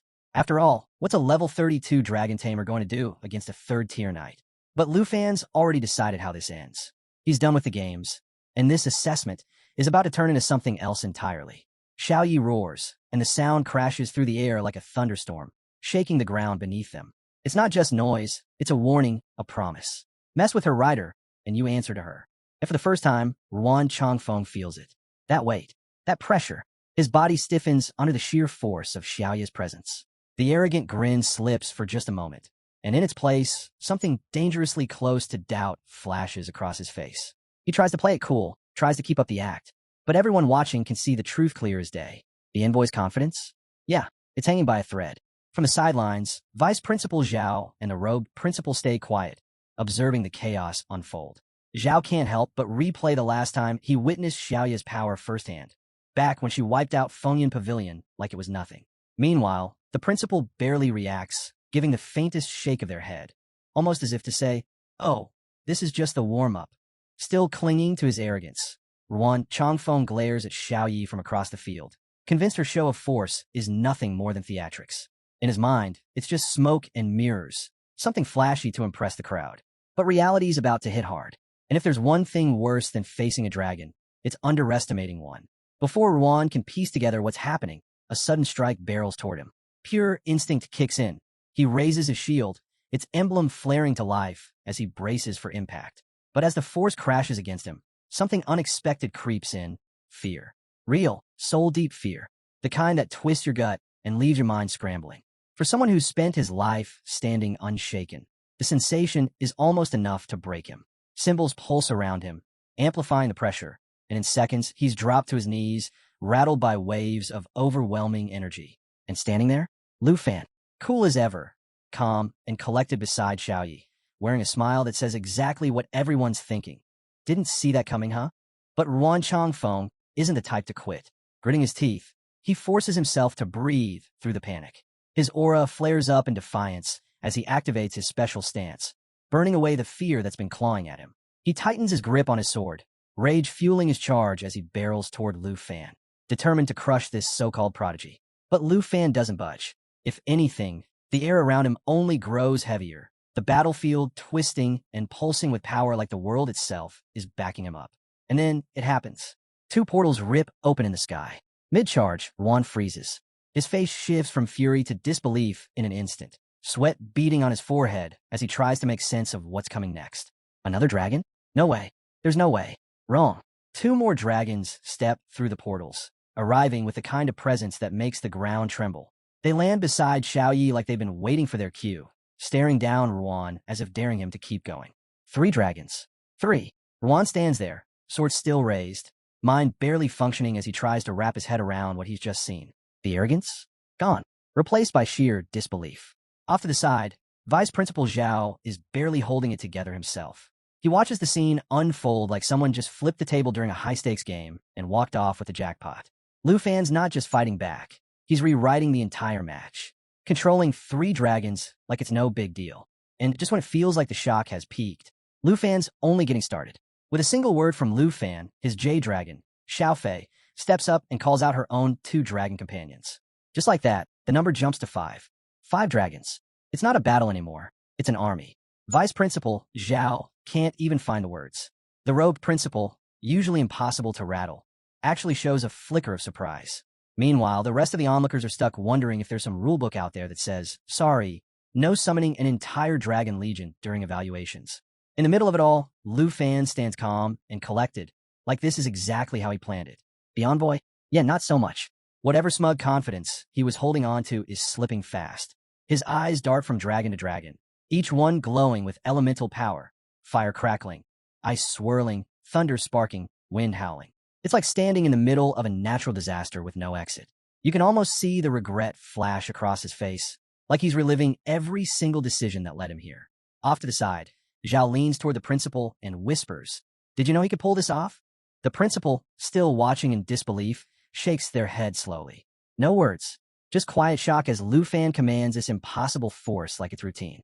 But even backed into a corner, Yuan Changfeng refuses to fold. He tightens his grip on his shield, activates Holy Light Protection, and charges in like he's got something to prove.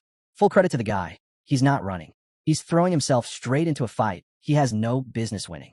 Honestly, it's like he signed up for a friendly duel and ended up facing the final boss on nightmare difficulty. As the dragons unleash waves of flame and shadow across the battlefield, the envoy raises his shield, bracing for impact. Vice Principal Zhao watches from the sidelines, already mentally calculating the damage bill for the academy, because let's face it, this is going to cost a fortune. And then, out of nowhere, the envoy starts laughing. Loud, wild, unhinged laughter echoing across the arena. Everyone freezes for half a second, unsure if he's lost it or if this is part of some last-ditch plan. Either way, he's not backing down. Perched on his mount, shield glowing like a miniature sun, he barrels forward, still sneering. He shouts that without his dragons, Lufan's nothing more than a name, like he's trying to convince himself as much as anyone else. But time's running out. His Holy Light Protection is nearly spent. With one final push, he gathers all the power he has left, unleashing Holy Light Judgment in a blinding burst. The sky erupts as the attack surges toward Lufan, lighting up the battlefield in a blaze of radiant energy, like the sun itself decided to crash the party. But Lufan, he doesn't even flinch. The moment Holy Light Judgment slams toward him, his Jade Light Shield, powered effortlessly by Xiaofei, activates, stacking layers of defense like it's child's play. The blast hits, but it might as well have been a breeze. Lufan doesn't budge, doesn't even bother looking impressed. Just stands there, cool as ever, like he's waiting for Yuan Changfeng to wrap up his little tantrum so they can move on. And the envoy? Oh, he feels it. The second his ultimate move fades into nothing, the cracks start showing. The confidence? Slipping fast. His Holy Light Protection is seconds from burning out, and now he's face-to-face with 5 dragons and a Lufan who hasn't even broken a sweat. Yeah, this is spiraling fast. Lufan decides it's time to end the warm-up. He taps into the Blue Dragon King's roar, and suddenly the air splits open as a massive spectral dragon surges to life around him, crackling with raw, untamed power. The ground shakes. The sky hums. And for the first time, the great envoy looks genuinely rattled. Like, maybe this wasn't such a good idea rattled. He starts to backpedal, but Lufan's voice cuts through the arena. Calm, sharp, and ice-cold. A warning. The kind that lets Yuan know exactly how close he is to being completely humiliated. Before the envoy can react, the star dragon flashes behind him. Fast, silent, unavoidable. Yuan spins around, expecting, well, anything but this. The smug grin he's been holding onto evaporates instantly, replaced by a wide-eyed, slack-jawed look of pure regret. And honestly, who can blame him? Lufan moves in, gaze locked, ready to shut this down for good. Overhead, the Blue Dragon King roars again, and the sky cracks open as purple lightning rains down like divine punishment. Bolts slam into the envoy with brutal precision, ripping him off his mount and slamming him into the dirt like yesterday's news. The mighty Holy Shield Knight, flat on his back, his armor scorched, his pride shattered, confidence obliterated. Lufan strolls forward, unhurried, that same faint smirk tugging at his lips. He doesn't need words. His whole presence says it loud enough. So, how's that ego holding up? Yuan, scrambling, coughs and stammers from the ground, barking weak protests, telling Lufan to stop. But let's be honest, this fight's only ending when Lufan says it does. The arena is a mess. Smoke and debris hanging thick in the air. The tension is unbearable. Off to the side, Vice Principal Xiao and the principal exchange glances, both clearly debating whether they should step in or just let Ruan finish learning his lesson the hard way. Finally, as the dust starts to settle, the scene becomes clear. The great envoy of the kingdom, lying in the dirt, trembling, gasping for air. His once proud mount crumpled beside him, out cold. Yeah, worst day ever. But hold on, it gets even better. Somehow, despite being wrecked and barely able to breathe, Wan Changfeng still refuses to quit. Shaking like a leaf caught in a storm, he actually tries to push himself back to his feet. And Lufan, he gives him an apology, but the kind that drips with sarcasm. He casually says sorry for taking out the envoy's mount, then reminds him with a grin that, hey, eliminating mounts is totally fair in the national trials. Just in case Wan needed that extra sting. Off to the side, Vice Principal Xiao is watching this unfold like, seriously? How is this guy still going? Impressed? Maybe a little. But mostly, he's probably wishing Ruan would just throw in the towel already. But no, Ruan's hanging on to what little authority he has left. When Xiao even thinks about stepping in, Ruan snaps at him, barking that the evaluation isn't over until he says it is. The man's half buried in dirt, and he's still trying to play boss. Finally, the principal speaks up, calm and smooth as ever. They suggest, in the politest way possible, that maybe it's time to call it. Because really at this point, the only thing keeping Ruan upright is his pride, and that's hanging on by a thread. But nope, Ruan's not ready to let go. The frustration's boiling over. Between clenched teeth, he mutters about how Lufan, immune to burst damage, fluent in dragon tongue magic, commanding 5 dragons, is basically the perfect national trials candidate. He knows it. Saying it out loud, though?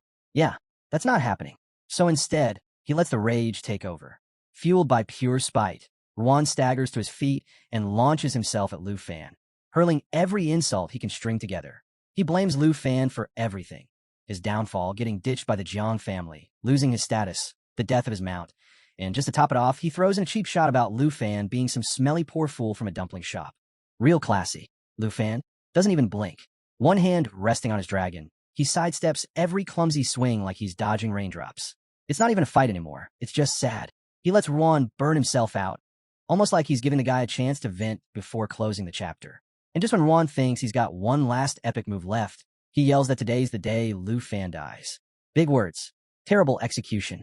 With zero effort, Lufan shuts him down with a single, brutal kick. Ruan goes flying, again, landing in a heap completely spent. Lufan strolls over, slow and steady, the picture of control. He stands over what's left of the once proud envoy and drops a bit of advice like he's wrapping up a lesson. Keeping your cool in battle? Kind of important. Maybe something to think about next time. Then, with that same cool smirk, Lufan tells him not to worry. He won't bother attacking someone already down. But hey, if Ruan still thinks this fight isn't over, he's welcome to stand back up and keep going. Though by the looks of it, yeah, good luck with that. And then Lufan decides to address the real issue. If Ruan genuinely believes his downfall with the Qin family is somehow Lufan's fault, he's welcome to settle the score. Anytime, anywhere. But Lufan doesn't sugarcoat it. Next time, there won't be any holding back. No mercy. Today's humiliation? That's just the preview. That's when Ruan finally starts to lose the fire in his eyes. Or maybe he's just completely out of energy. Either way, it's over. All 5 of Lufan's dragons close in, surrounding him like silent, towering shadows. There's no need for words. Just the weight of their presence alone is enough to crush whatever scraps of pride he had left. Ruan crumples even further, unable to stand, barely able to breathe. Seeing how bad it's gotten, Vice Principal Xiao rushes over, immediately calling for a priest. Even he can't help feeling a bit sorry for the guy. But really, what did Ruan expect? Challenge a dragon tamer running a full squad and expect to walk away in one piece? That's on him. Once the dust finally settles, the principal steps forward, still keeping that mysterious aura intact. But for the first time, there's clear respect in the way they look at Lufan. After all, 5 dragons? That's not exactly something you see every day. With genuine curiosity, the principal asks how much strength Lufan actually used in the fight. Lufan doesn't make a big show of it, just shrugs and says, not even 1%. Yeah, 1%. He explains that the dragons barely even tried. No real skills. No full power. Just a little warm-up, and it was more than enough to end things before they even got started. The principal actually pauses at that, like they're trying to imagine what 100% would even look like, and realizing that whatever it is, it probably involves craters where cities used to be. Then the Brahma staff in the principal's hand begins to glow, casting a soft light over the arena. The air changes. Their presence sharpens. And with a voice full of quiet authority, the principal declares that choosing Lufan as the Academy's representative was absolutely the right call. It's the kind of moment that feels like it needs fireworks or an orchestra swelling in the background. But Lufan just give a small nod. No big reaction. Just turns and walks away. Xiao Yi and Xiao Fei calmly following at his side like this whole showdown was just another part of his day. Only, something stops him. As he glances back at the principal, a strange sense of familiarity hits him. It's not just déjà vu. It's deeper than that. Like there's something about the principal that's tugging at a memory buried, just out of reach. Something he can't quite place. And for the first time, Lufan starts to wonder if the biggest mystery of today isn't the envoy lying in the dirt, but the person quietly watching from the shadows. Meanwhile, way up north in Dragon Country, the scene shifts to Duke Junbei, who's currently flipping through Lufan's file like it's the most entertaining thing he's read all week. He can't help but laugh, clearly enjoying himself. And now that Lufan's officially representing Dragon Country, that's just the icing on the cake. Junbei even cracks a joke to himself, picturing Ruan Changfeng stamping the approval with clenched teeth, probably on the verge of tears. You can almost imagine Ruan glaring at the document like it just ruined his whole day. While Junbei's still having his moment, there's a knock at the door. A soldier steps inside, all serious, asking if there are any orders. Junbei, as cool as ever, casually swings his coat over his shoulder like he's about to hit the stage and tells the soldier to get the griffin ready. After all, why settle for a regular horse when you can roll out on a mythical beast? The soldier hesitates, clearly uneasy.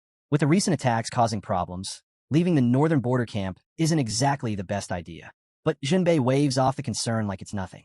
He promises he'll only be gone for a couple of days and tells the soldier to keep things running as usual.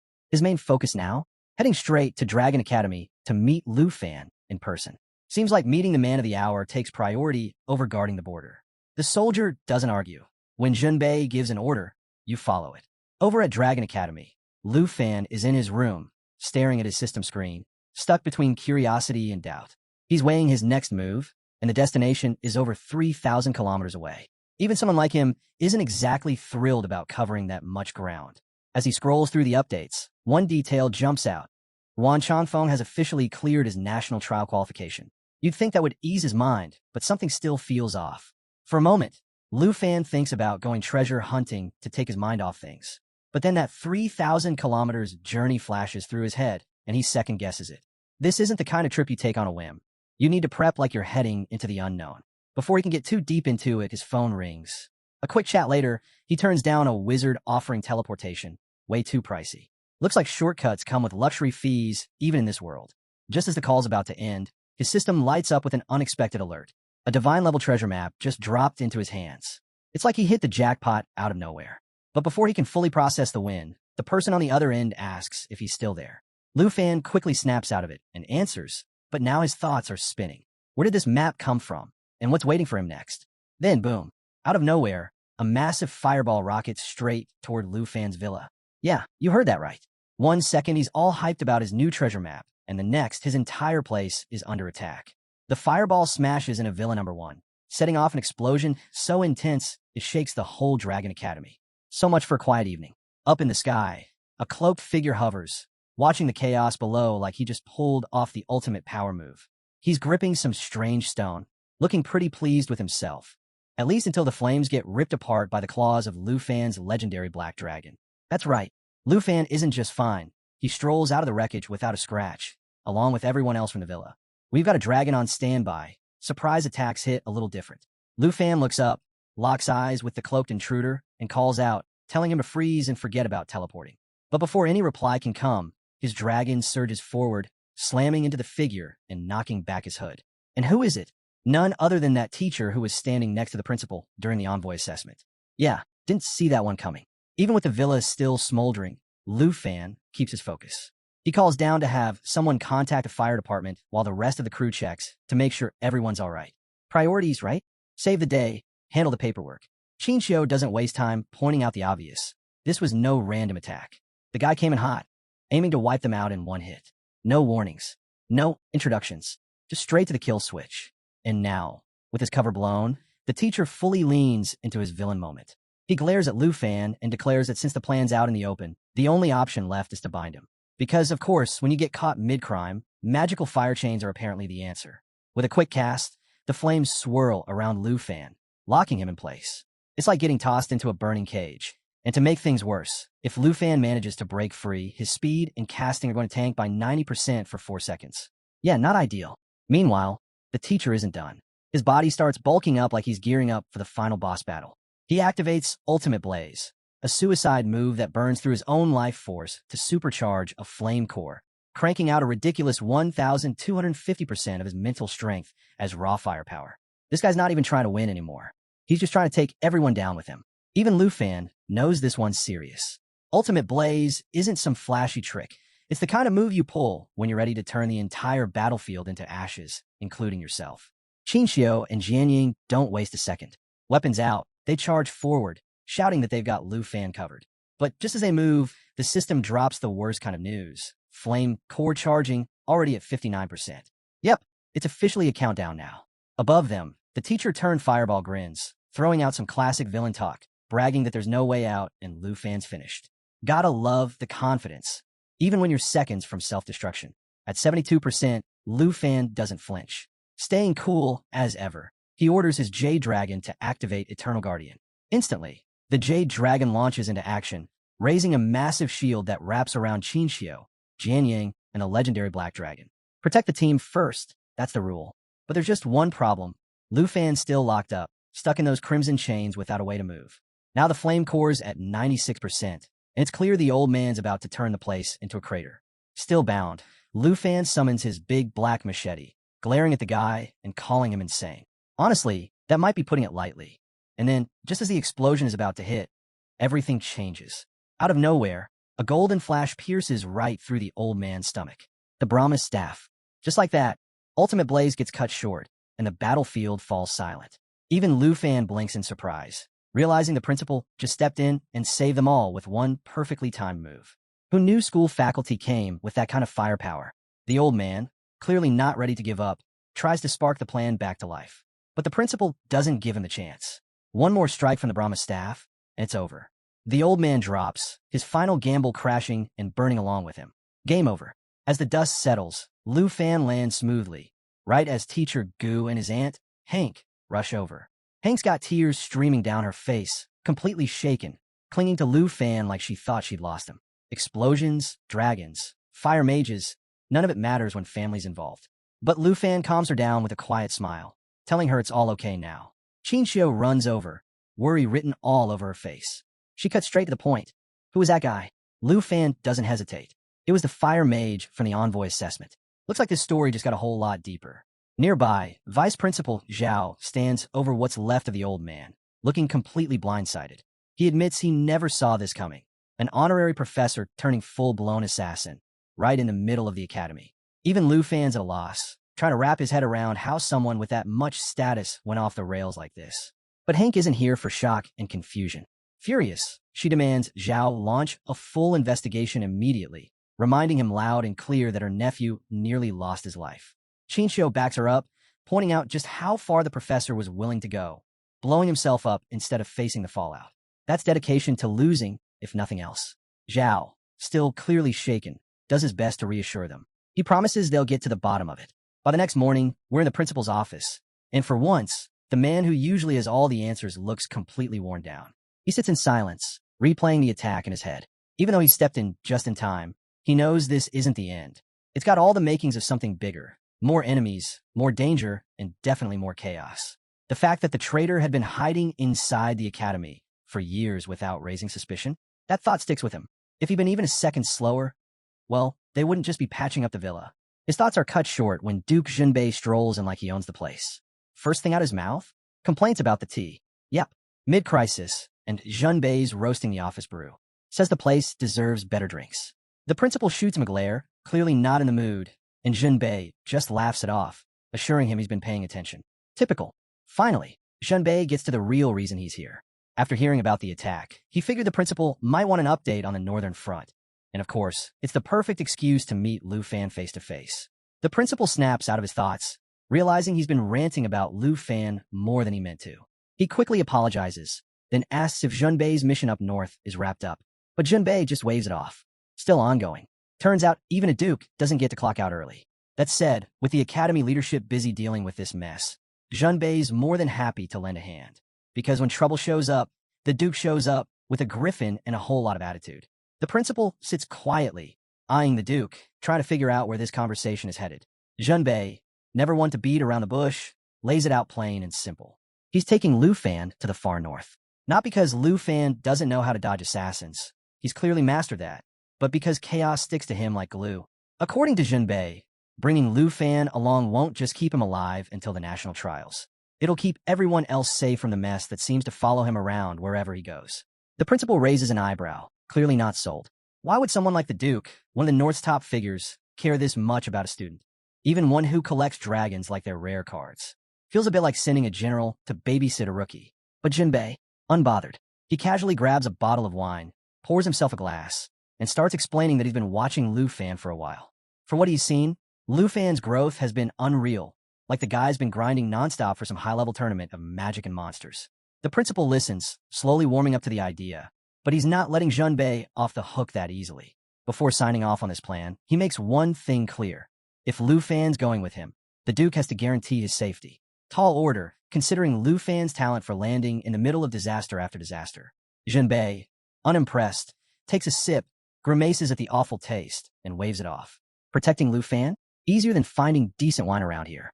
Meanwhile, over at Dragon Academy's front gate, a sleek car rolls up and outsteps none other than Princess Jinju.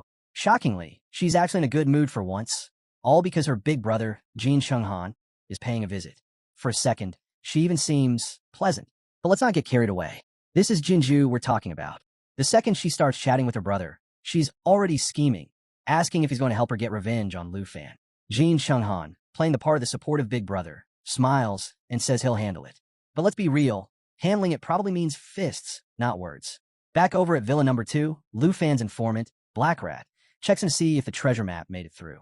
Lufan confirms it did and assures him the payment's already on its way. Even with assassins dropping out of the sky, business is business.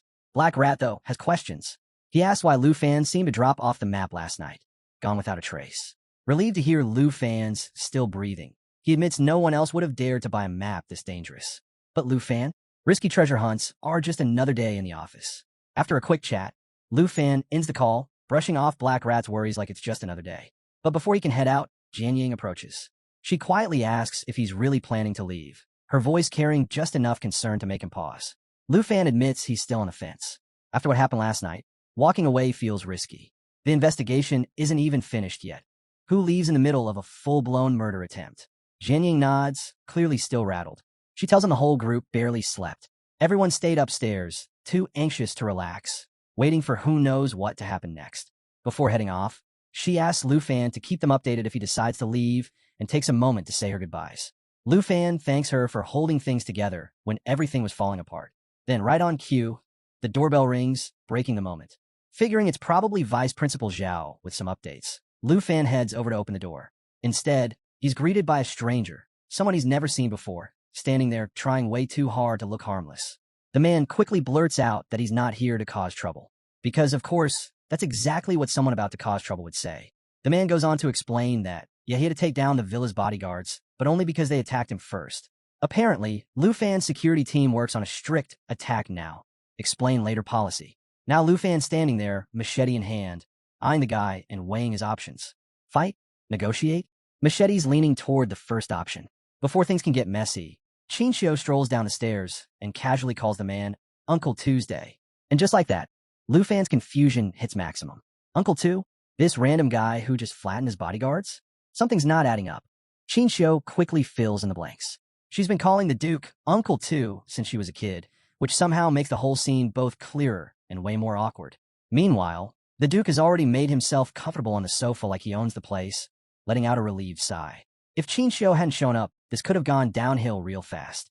Lufan finally lowers the machete and thanks the Duke for stepping in during the whole princess with a grudge situation. But the Duke just waves it off like it was no big deal. He casually mentions that even after Ruan was dismissed, the old man hadn't stopped plotting against Lufan. But hey, that's all handled now, thanks to a healthy dose of dragons and fistfights. Just as the mood starts to settle, Xiao can't help but throw some playful shade. She jokes that she never thought the legendary hero who once soared into battle on a griffin to stop the Beast Tide would stroll into Dragon Academy and get mistaken for an intruder. Turns out, saving the world doesn't come with an ID badge. And when Lufan hears who this man actually is, he practically jumps out of his seat. I mean, wouldn't you? One minute you're facing down some random stranger, and the next, you realize the guy chilling on your sofa is the same hero you grew up reading about in textbooks. Lufan instantly remembers those academy walls lined with stories of fearless warriors who gave everything battling vicious beasts. And leading them all, Duke Shinbei himself. The Duke just waves off the praise with an easy smile, saying every era has its legends, and right now, Lufan's one of them.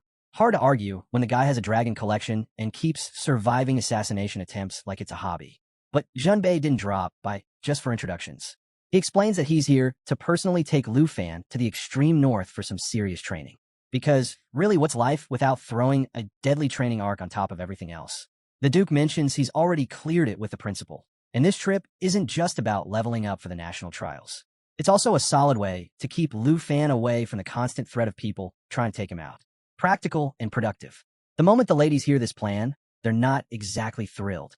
Xiao is the first to point out that the extreme north isn't some casual retreat. It's wild, dangerous, and barely mapped. Definitely not vacation material. Jianying backs her up, reminding them all that Lufan represents Dragon Country now, and they kind of need him alive. The last thing they want is for him to get frozen, mauled, or worse before the big event. But the Duke stays calm, reassuring them that the danger is exactly the point. Pushing Lufan into the harshest conditions is what's going to make him stronger. Plus, taking him far from the academy means fewer innocent bystanders getting caught up in whatever disaster decides to follow him next. Think of it as a tactical getaway, just with blizzards and monsters instead of beaches and drinks. Now Lufan's left debating his next move. On one hand, the treasure he's been tracking is hidden somewhere in the extreme north, so this could actually work out perfectly. On the other, he's got a house full of powerful, beautiful women who've already been through one attack, and the thought of leaving them behind with danger still lurking isn't exactly easy. Turns out, locking up a dragon-proof villa and walking away is harder than it sounds. Before Lufan can get too lost in his own thoughts, Jianying steps in and makes the decision for him. She tells him there's no question, he has to go. With all the women in the villa having advanced to the second level, she assures him they're more than capable of handling whatever comes their way. Xiao jumps in too, promising to personally keep his aunt safe. And just like that, Lufan feels the weight lift. If they're confident, so is he. With a grin, he shrugs and mutters to himself. Guess no fan service for a while, finally committing to the trip. The Duke, clearly satisfied, suggests they kick things off with some wine and a feast. But before the celebration can get started, Xiao reminds him that strong liquor is banned on academy grounds. Rules are rules, even for war heroes. And if that wasn't enough of a buzzkill, Jianying admits her villa's cupboards are completely empty. No wine, no food, so much for dinner plans. Lufan, always ready to take charge, volunteers to make a grocery run. Because what's a little shopping trip squeezed between assassination attempts and extreme survival training? He also figures it's a good time to swing by the academy to say goodbye to his senior. But first, there's the small problem of the unconscious bodyguards still lying around, thanks to the Duke. When the Duke asks if Xiao can heal them, Lufan suggests something even better. He leaves his J-Dragon behind to handle the job. After all, why call a medic when you got a dragon on standby? Later, at the academy's training hall, Lufan finds himself still replaying everything in his head. The Duke of the Beast Tide, sitting in his living room? Unreal. Meeting a hero from the history books and realizing the guy's somehow even cooler in person? Definitely not something you expect to check off your daily to-do list. While he's standing there, his senior shows up, waving and asking why he's hanging around so late. She mentions how slammed she's been with work, but says she can spare some time for close combat practice if he's up for it. Before she can finish, Lufan cuts her off, explaining that he's actually here to say goodbye. She tries to play it cool, pretending she doesn't know about his trip to the extreme north, but Lufan fills her in. He tells her he'll be gone for an entire month. She smirks, teasing him as she grabs his cheeks, saying fighting dragons in the freezing wild will probably teach him more than sparring with someone as pretty as her. Lufan blushes so hard he might as well be on fire. But underneath the jokes, there's real concern. She warns him how dangerous the extreme north really is and urges him to be careful. Lufan nods, cheeks still burning, and starts to head out. But just as he's turning away, she surprises him by pulling him into a hug from behind. Before he can even process what's happening, she presses a protective band into his hand. With a playful grin, she slips the protective band into Lufan's hand, telling him to use it to stay safe, and throws in, bring back some unmelting ice as a souvenir. Before Lufan can even think of a reply, she vanishes, leaving behind nothing but magic, mystery, and that usual hint of mischief she's known for. Classic senior lady move. On his way back to the villa, bags of groceries in hand, Lufan can't shake the feeling that something's off. Sure enough, someone's tailing him. Without slowing down, he casually calls out, telling the shadow to quit sneaking around and show themselves. And stepping into the open, none other than Jin Chunghan, the bratty princess's big brother himself. Judging by his expression, he's not thrilled Lufan spotted him so easily. Stealth clearly isn't a family skill. Still not sure who this guy is, Lufan asks straight up for his name. That's when Jin Chunghan, in full dramatic fashion, adjusts his cape like he's prepping for some big, final boss reveal. He smirks and says that while Lufan may not know him, he knows Lufan very well. Then he drops the name, Jin Chunghan, brother of Jinju, and he's here to personally deliver a thank you for how well Lufan's been taking care of his sister. The sarcasm in his voice makes it pretty clear this isn't exactly a friendly visit. Lufan narrows his eyes, reading the situation instantly. He asks if this arrogant newcomer is the famous top recruit from the Tai Chi Kingdom. But Lufan knows exactly why the guy's here, and it's not to chat. Without hesitation, Lufan summons his big black machete, making it very clear he's ready if things go sideways. He calls out, telling Jinju to stop lurking and come out already. No point hiding. And sure enough, right on cue, Jinju steps forward with her usual smug grin, practically bouncing with excitement. She declares she's ready to watch her big brother teach the dragon tamer a lesson, like she's front row at her own private grudge match. Jin Chunghan, just as smug, throws out a so-called peaceful offer. This whole thing could end right now if Lufan just lets Jinju slap him around a bit. Totally reasonable, right? Lufan isn't having it. He shoots back, asking if the whole Qin family suffers from memory loss, reminding Jinju exactly how her last stunt turned out. Spoiler, it ended with her getting slapped back even harder. The reminder hits its mark. Jinju flinches, her smug act slipping for just a second before she snaps back into full brat mode. Glaring at her brother, she hisses that negotiating with Lufan is pointless and urges him to attack already. Following his sister's orders, Jin Chunghan boldly steps forward, swagger on full display. He warns Lufan to start respecting the Qin family, or else. And by else, he means fists, spells, and a whole lot of trouble. With a smirk, Jin Chunghan raises his hands and starts chanting. Right away, Lufan recognizes the dark summoning spell. Thick, purple poison gas seeps from Jin's palms, filling the air with a choking stench. Grinning like he's already won, Jin Chunghan declares this will be Lufan's final moment. From within the swirling gas, a grotesque, slimy creature takes form, hurling toxic sludge in every direction. Lufan dodges fast, his groceries scattering everywhere. So much for dinner. Watching the acid eat through everything it touches, Lufan knows one thing. Getting hit is not an option. But things only get worse. The creature shifts and twists until its face becomes a perfect copy of Jin Chunghan's. Because, clearly, one arrogant Jin wasn't enough. Now there's two. Side by side, Jin Chunghan and his twisted creation advance, both wearing identical smug looks. Lufan doesn't need long to figure it out. This thing is an abyssal crawler, the kind of nightmare creature people whisper about in fear. Just as the situation is spiraling out of control, a sharp, piercing cry cuts through the air. Lufan glances up just in time to see a colossal mount descending from the sky. The legendary extreme, Cold Griffin King. And if there was ever a moment for a perfect rescue, this is it. The Griffin King wastes no time, swooping down and tearing into the abyssal crawler with ruthless, icy power. Even Jin Chunghan is left speechless, watching his prize summon get ripped apart like it's nothing. Before anyone can react, a figure leaps from the Griffin King and lands with effortless grace. It's Duke Yunbei, stepping in like the unstoppable force everyone knows him to be. He doesn't waste a second on greetings. His voice is cool and sharp as he demands to know why Jin Chunghan is trespassing outside his territory. Jin Chunghan instantly recognizes him, and the flash of fear in his eyes says it all. This isn't someone you challenge. This is someone you escape from. But escaping? Yeah, that's not happening. The Duke lifts his staff and extends it in a single, smooth motion. Panic hits Jin Chunghan all at once. He shouts at Jinju to move, and for once, even she knows better than to argue. Frozen in fear, she stays put. Too late. The Duke's staff drives straight through Jin Chunghan's chest with deadly accuracy. Dark blood spills from his mouth, and even with the scene toned down by magic filters, one thing's crystal clear. Jin Chunghan is finished. The Duke, as composed as ever, withdraws his staff, his gaze icy and indifferent. He calmly informs Qin Shenghan that not even an abyssal crawler can break free from the Griffin King's grasp. After all, when you've got a legendary, ice-breathing beast at your command, there's no room left for negotiations. Off to the side, Jinju crumples into a corner, sobbing loudly. Classic move. Whenever things fall apart, she's always ready with the waterworks. But just as the dust seems to settle, something unexpected happens. Qin Shenghan's body starts dissolving into sludge. The Duke doesn't even blink. He explains the twist. This wasn't Jin's real body. Turns out Qin Shenghan's an abyssal summoner, and thanks to his third-tier skill, Abyssal Symbiosis, he's got a cheat code for survival. As long as his abyssal beast is still breathing, so is he. The Duke doesn't bother playing along. With his usual calm, he warns Qin Shenghan to come out now or watch his precious abyssal crawler get torn to pieces. And when Duke Yunbei gives a warning, it's never empty. Realizing things are unraveling fast, the abyssal crawler contorts and shifts until, boom, Qin Shenghan is back, though he's clearly worse for wear. Hard to act tough when your backup plan is already falling apart.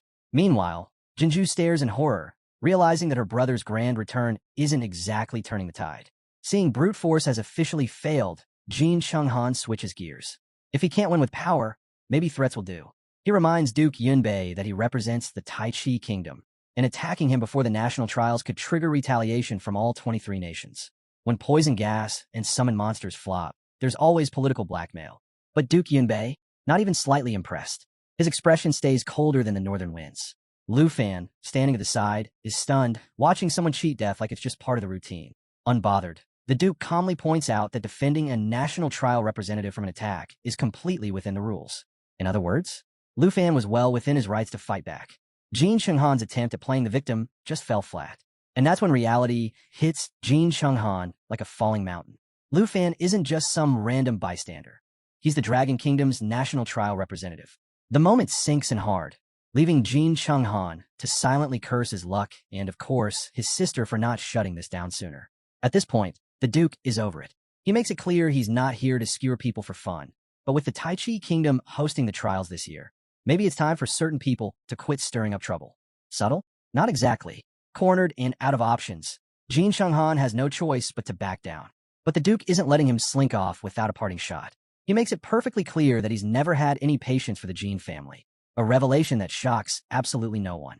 Then, with a single, effortless strike, the Duke lands a final blow on the abyssal crawler, sending a message louder than words. Stay away from him, and stay even farther away from Lufan. When the Duke gives a warning, it's not advice, it's a guarantee. Defeated and humiliated, Qin Shenghan drags his weeping sister away in retreat. But even while leaving, he can't help himself. He spins around and throws one last threat at Lufan, claiming that his safety won't last beyond the national trial. It's almost impressive, getting crushed, resurrected, and still finding time to brag. Lufan can't help but find it hilarious. Who talks tough after barely escaping with their life? Before the mood gets too light, the Duke brings everyone back to reality. He reminds Lufan it's time to head back to Villa Number 2. After all, the women inside have probably been pacing the floors, imagining worst-case scenarios. But just as they start wrapping things up, the Duke pauses and casually asks about the groceries. That's when it hits Lufan. Everything, the food, the drinks, the precious stash of alcohol, was wiped out by the abyssal crawler's acid. The Duke takes the news like a dagger to the heart. Turns out, losing dinner hurts more than taking down monsters or scaring off royals. Later that night, they finally sit down for the long-overdue meal. It's less about the food and more about shaking off the chaos of the day. Jianying quietly nurses her drink while the Duke and Xiaoman trade stories, laughing and filling the room with rare, easygoing energy. Lufan's aunt, unable to hold back, dabs at her eyes between reminders for him to stay safe. It's classic aunt behavior, equal parts love and worry. Across the table, Qin Xiao stays silent, tears slipping down her cheeks as she struggles to say goodbye. She doesn't need words. Her quiet sadness says everything. Lufan, ever the one to keep spirits high, gives them all a reassuring smile. He promises to return in a month and insists that leaving is the only way to protect them. It's one of those moments that's both heavy and hopeful, where walking away is the only way to keep the people you love out of harm's way. The next morning, Lufan soars through the skies beside the Duke, riding high on the back of the extreme cold Griffin King. After everything he's been through, gliding over the endless landscape feels like a reward in itself. Below them stretch the untouched lands of the extreme north, filled with level 60 dangers and treasures beyond imagination. To Lufan, it feels less like a trip and more like the start of something huge. Just as Lufan is taking in the breathtaking view, something unusual catches his eye. A blood-red moon hanging low and ominous in the sky. It's unsettling, like a warning you can't quite shake off. Curious, Lufan asks the Duke about it, but Yunbei just gives one of his trademark cryptic smiles. He hints that the blood moon is part of the reason they're headed north, leaving Lufan with more questions than answers. When they finally arrive at the extreme north military camp, it's obvious this trip is anything but casual. The entire camp is alive with movement, and the elite Griffin squad is front and center. These aren't your run-of-the-mill soldiers. They specialize in aerial combat, the fantasy world's version of high-speed dogfights. The Duke explains that the camp has been charting the area for a while now, with 114 exploration routes already mapped out. But the real prize, the Blood Moon, has stayed just out of reach. No matter what they try, it's like chasing a boss that refuses to spawn, and the frustration around the camp is impossible to miss. But with Lufan now on the team, the Duke seems hopeful. Having a Dragon Tamer on board changes the game, and Lufan immediately spots the opportunity. He sees how this mission aligns perfectly with his own goals. High-level training and a shot at the Divine Treasure. Looking over the map, two routes stand out, Route 77 and Route 78. Both paths lead closest to where the treasure is rumored to be. Without wasting any time, Lufan points them out and asks to join the next exploration team. For once, the Duke's laid-back attitude disappears. He levels a serious look at Lufan, like he's trying to decide whether to talk him out of it or just let him learn the hard way. Route 78, he explains, is no joke. It's crawling with creatures so deadly, even the toughest soldiers hesitate before setting foot there. Basically, it's not the kind of place you visit unless you've got a death wish or a really solid backup plan.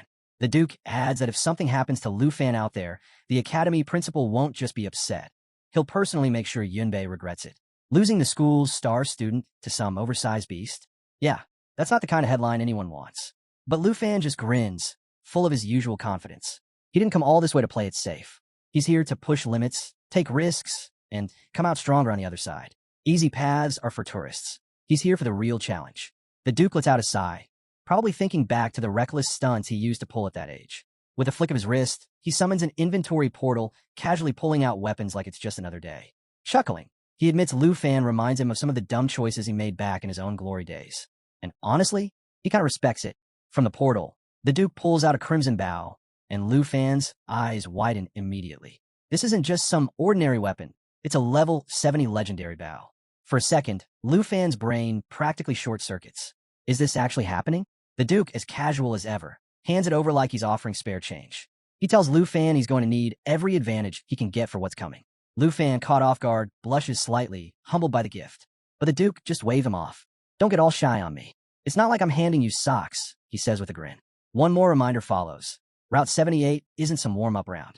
Lufan nods, fully locked in, promising he's ready for whatever's waiting out there. The Duke chuckles and adds that if his own arms could still pull the bowstring, Lufan wouldn't even be getting a peek at it. But hey, getting older has its perks for other people. Right then, a soldier shows up carrying a military uniform, and the Duke insists Lufan gear up before they get any closer to the Blood Moon. Because if you're charging into danger, you might as well look the part. Lufan suits up, checking out his fresh new gear, and declares he's good to go. The excitement is obvious. This is exactly the kind of chaos he signed up for. Later, while soaring high above the snowfields on the extreme cold Griffin King, the Duke can't resist teasing. What's a dragon tamer doing riding a griffin? He asks, smirking.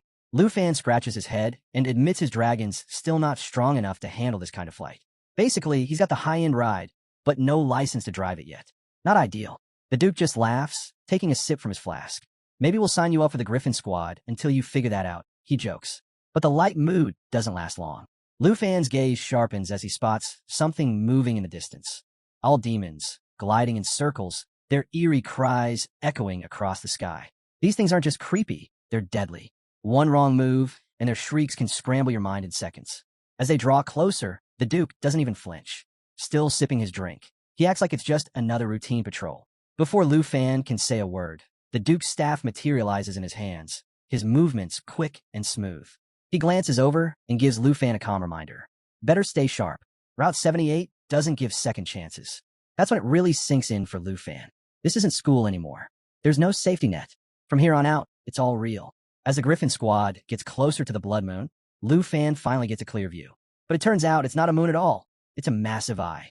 Yep, an enormous eyeball embedded right into the mountainside, silently staring out into the distance. It's the kind of sight that makes you question every decision that led you here. The Duke, unbothered as usual, explains that somewhere deep inside these mountains, there's a creature unlike anything they've ever seen. The problem? Nobody knows what it is. Not even the legendary Griffin squad has been able to get close enough to figure it out. Lufan studies the terrain and notices something odd. The surrounding mountains seem to form the outline of half a dragon's head. He starts to wonder if the creature could actually be a dragon, but with no proof, it's anyone's guess. Whatever it is, it's so massive and terrifying that even the Duke's own Griffin refuses to fly too close. And if a legendary beast won't go near it? Yeah, that's not a good sign. Hoping for answers, Lufan pulls up his system window, but comes back blank. No data, no information, nothing. Even his reliable system is stumped, leaving Lufan more intrigued and unsettled than ever. Catching on to Lufan's curiosity, the Duke breaks the silence. He reminds him that their world is still packed with places no one has dared to explore, filled with creatures humans can barely begin to understand. Most of these mysteries are just waiting for someone crazy enough to poke around. And if that person happens to enjoy flying legendary mounts and sipping whiskey while doing it, well, all the better. The Duke drifts back into memory, recounting the first time he encountered the giant eye. What should have been a routine rescue mission, just pulling out a few teammates from an owl demon ambush, turned into chaos. Mid-battle, an avalanche hit. And right when they thought things couldn't get worse, the mountain cracked open and that massive eye appeared, staring them down like something out of a nightmare. So much for a simple extraction. That was over a year ago, and since then, scholars and experts from every corner of the land have tried to figure out what it is. They've all come to the same chilling conclusion. It's alive. And the Duke knows one thing for sure. If that thing ever fully wakes up, humanity's in for the fight of its life. Because an ancient monster hiding in the mountains isn't the kind of problem you can just ignore. Just as the Duke falls silent, lost in thought, Lufan spots movement in the sky. He calls out, thinking they're just fellow Griffin squad members returning from patrol. But the Duke's expression darkens immediately. Gripping his staff tightly, the Duke explains that those aren't living soldiers. They're fallen warriors, former squad mates, now cursed as level 65 undead. Their bodies have been twisted and corrupted, forced to keep fighting even after death. Out here, in the extreme north, not even dying means you're done with the battlefield. Lufan finds himself locked in combat with one of the fallen, its twisted body still carrying faint traces of who it used to be. For a brief moment, he wonders if this creature had once served proudly in the Griffin squad, standing guard near the Blood Moon before becoming whatever this is now. He glances over at the Duke, hoping for some confirmation, but the old man stays quiet. The usual smirk is gone, replaced by a silence that says this is one part of his past he'd rather leave buried. Without a word, the Duke turns his Griffin and unleashes an icy net, freezing the undead mid-flight. When you got a legendary ice-breathing mount, you might as well put it to good use. The frozen corpses crash to the ground in a heap, and as Lufan looks closer, he notices something chilling. Draped over the brittle bones are the old, tattered capes of the Griffin squad. These weren't just random creatures. They were once elite soldiers, warriors who fought under the Duke's banner. Now they're nothing but hollow remnants, stuck in an endless loop of death and combat. By the next morning, Lufan is seated across from the Duke in his office, looking more determined than ever. He makes it clear that nothing out here, undead soldiers, mysterious eyeballs, or whatever else the extreme north has hidden, will keep him from pushing forward. After all, backing down now would ruin the whole Dragon Tamer, treasure hunter legacy he's building.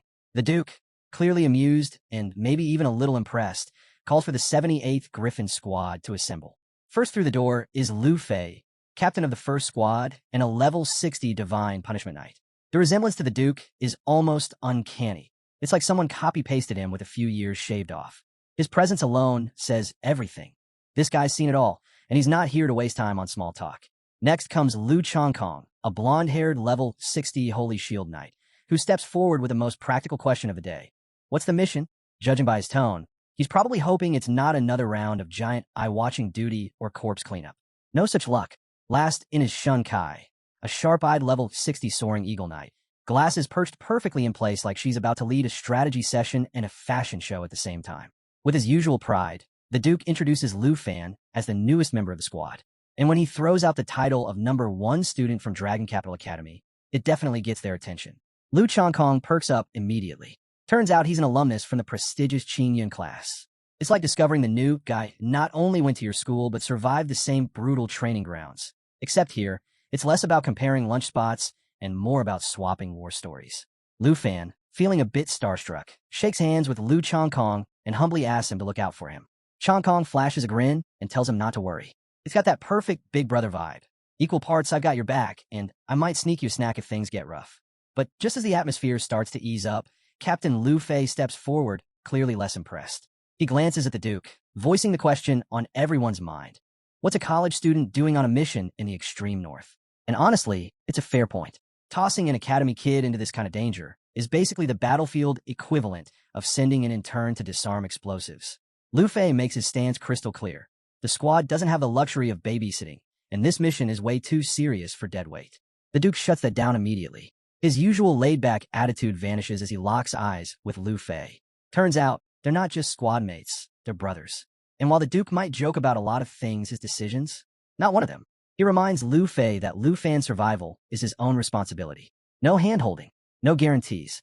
The battlefield doesn't pause for anyone, not even promising students. And with that, the Duke makes it official. Lufan is part of the 78th Griffin Squad now. No special privileges. No easy outs. He'll be thrown into the fire, just like the rest of them. Lu Fei, though clearly still skeptical, gives in. He orders Shun Kai to take Lufan over to the meeting room for the mission briefing. Shun Kai, not bothering to hide her annoyance, looks like she just got assigned cleanup duty. But orders are orders, so off they go. Inside the 78th Squad's meeting room, Captain Lu Fei lays out the situation.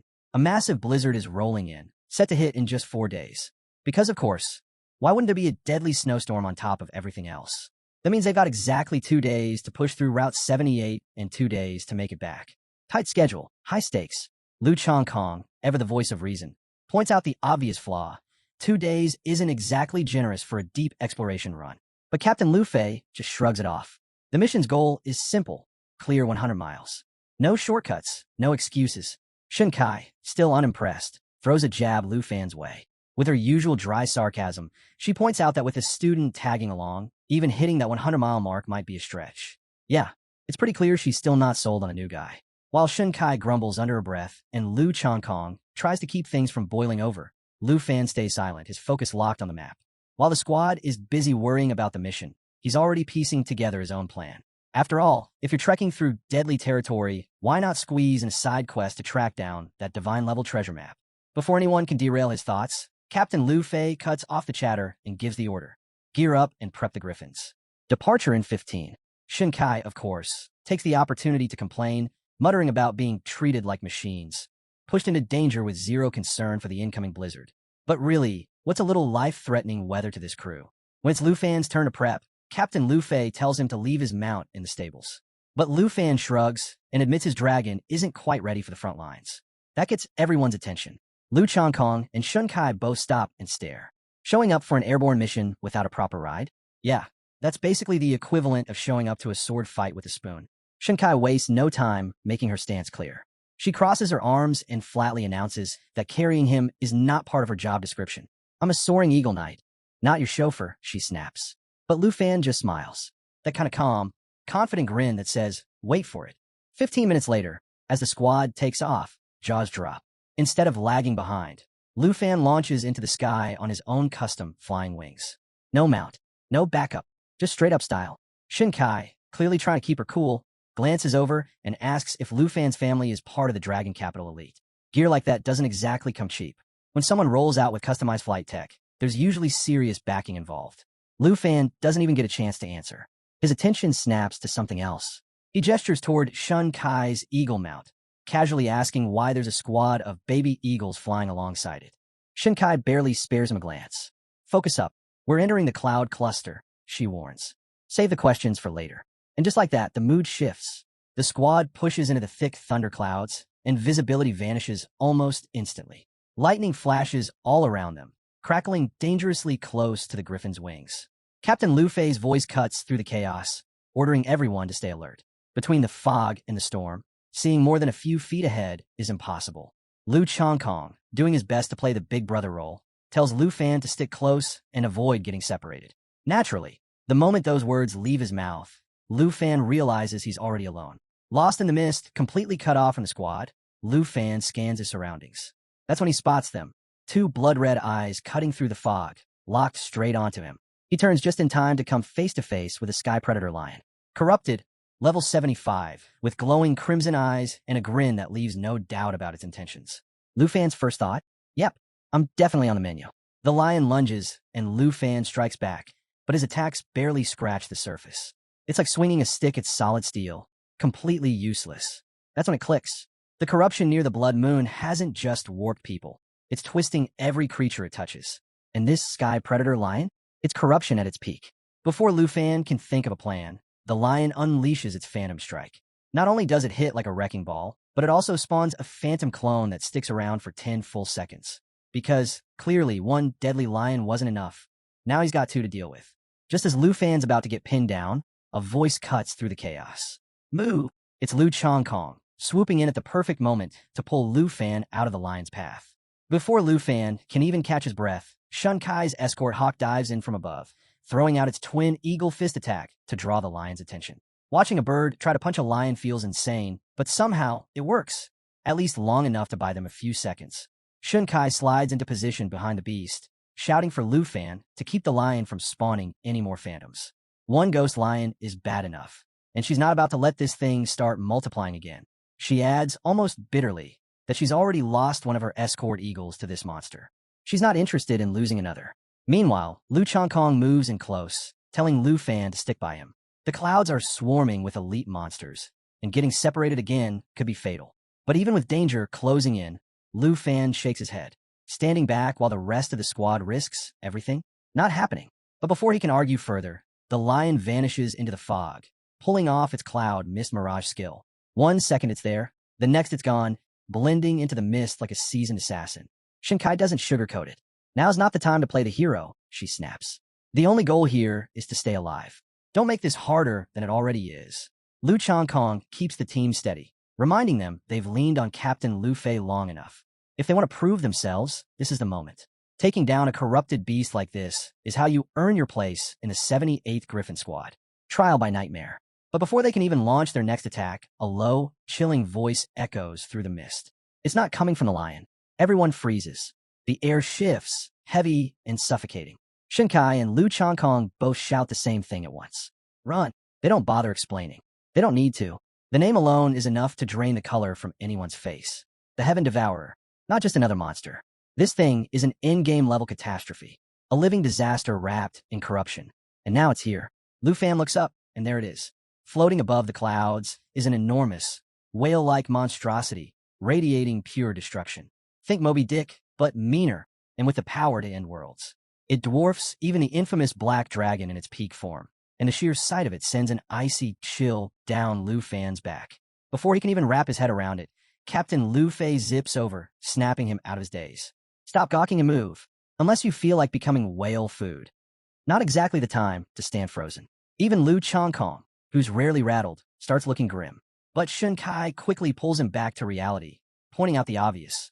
The cloud cluster is already crawling with corrupted corpses. Anything touched by the Blood Moon is done for. Lufan, on the other hand, is busy realizing just how bad things really are. The Heaven Devourer isn't even alive in the normal sense. Its presence alone twists reality, turning the battlefield into something straight out of a nightmare.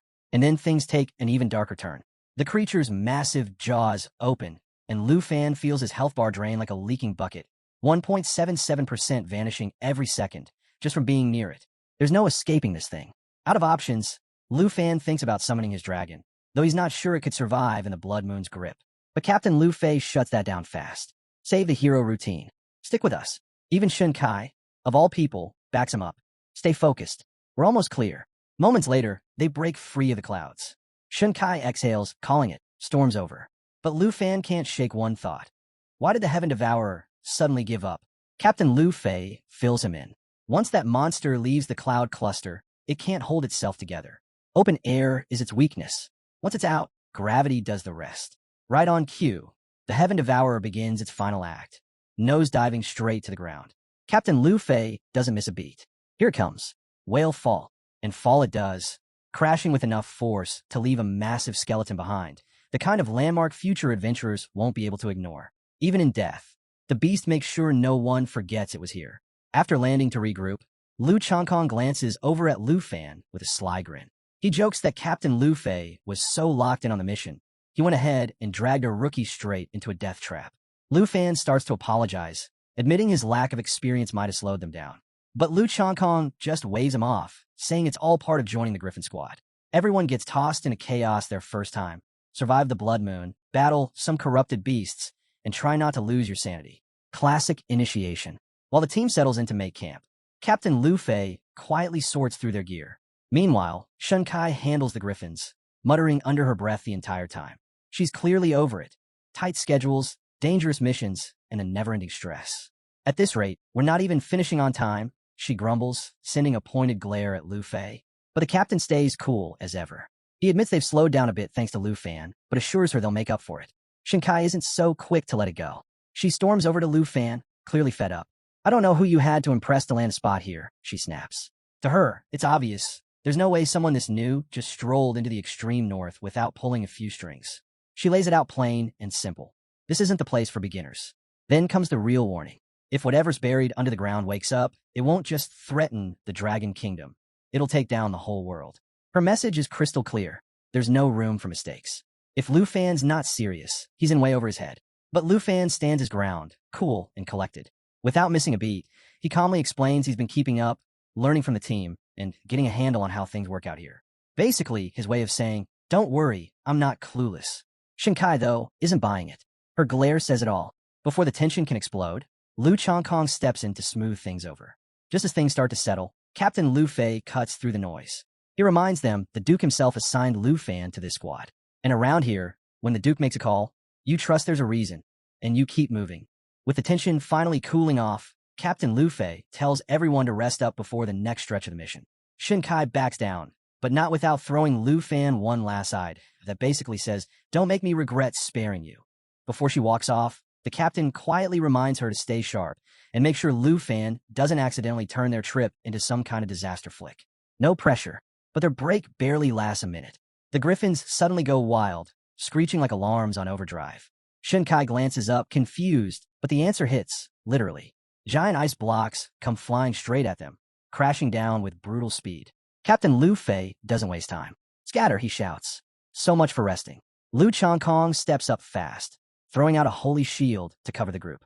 But luck isn't on his side. He slips, injures himself, and ends up separated from Lufan.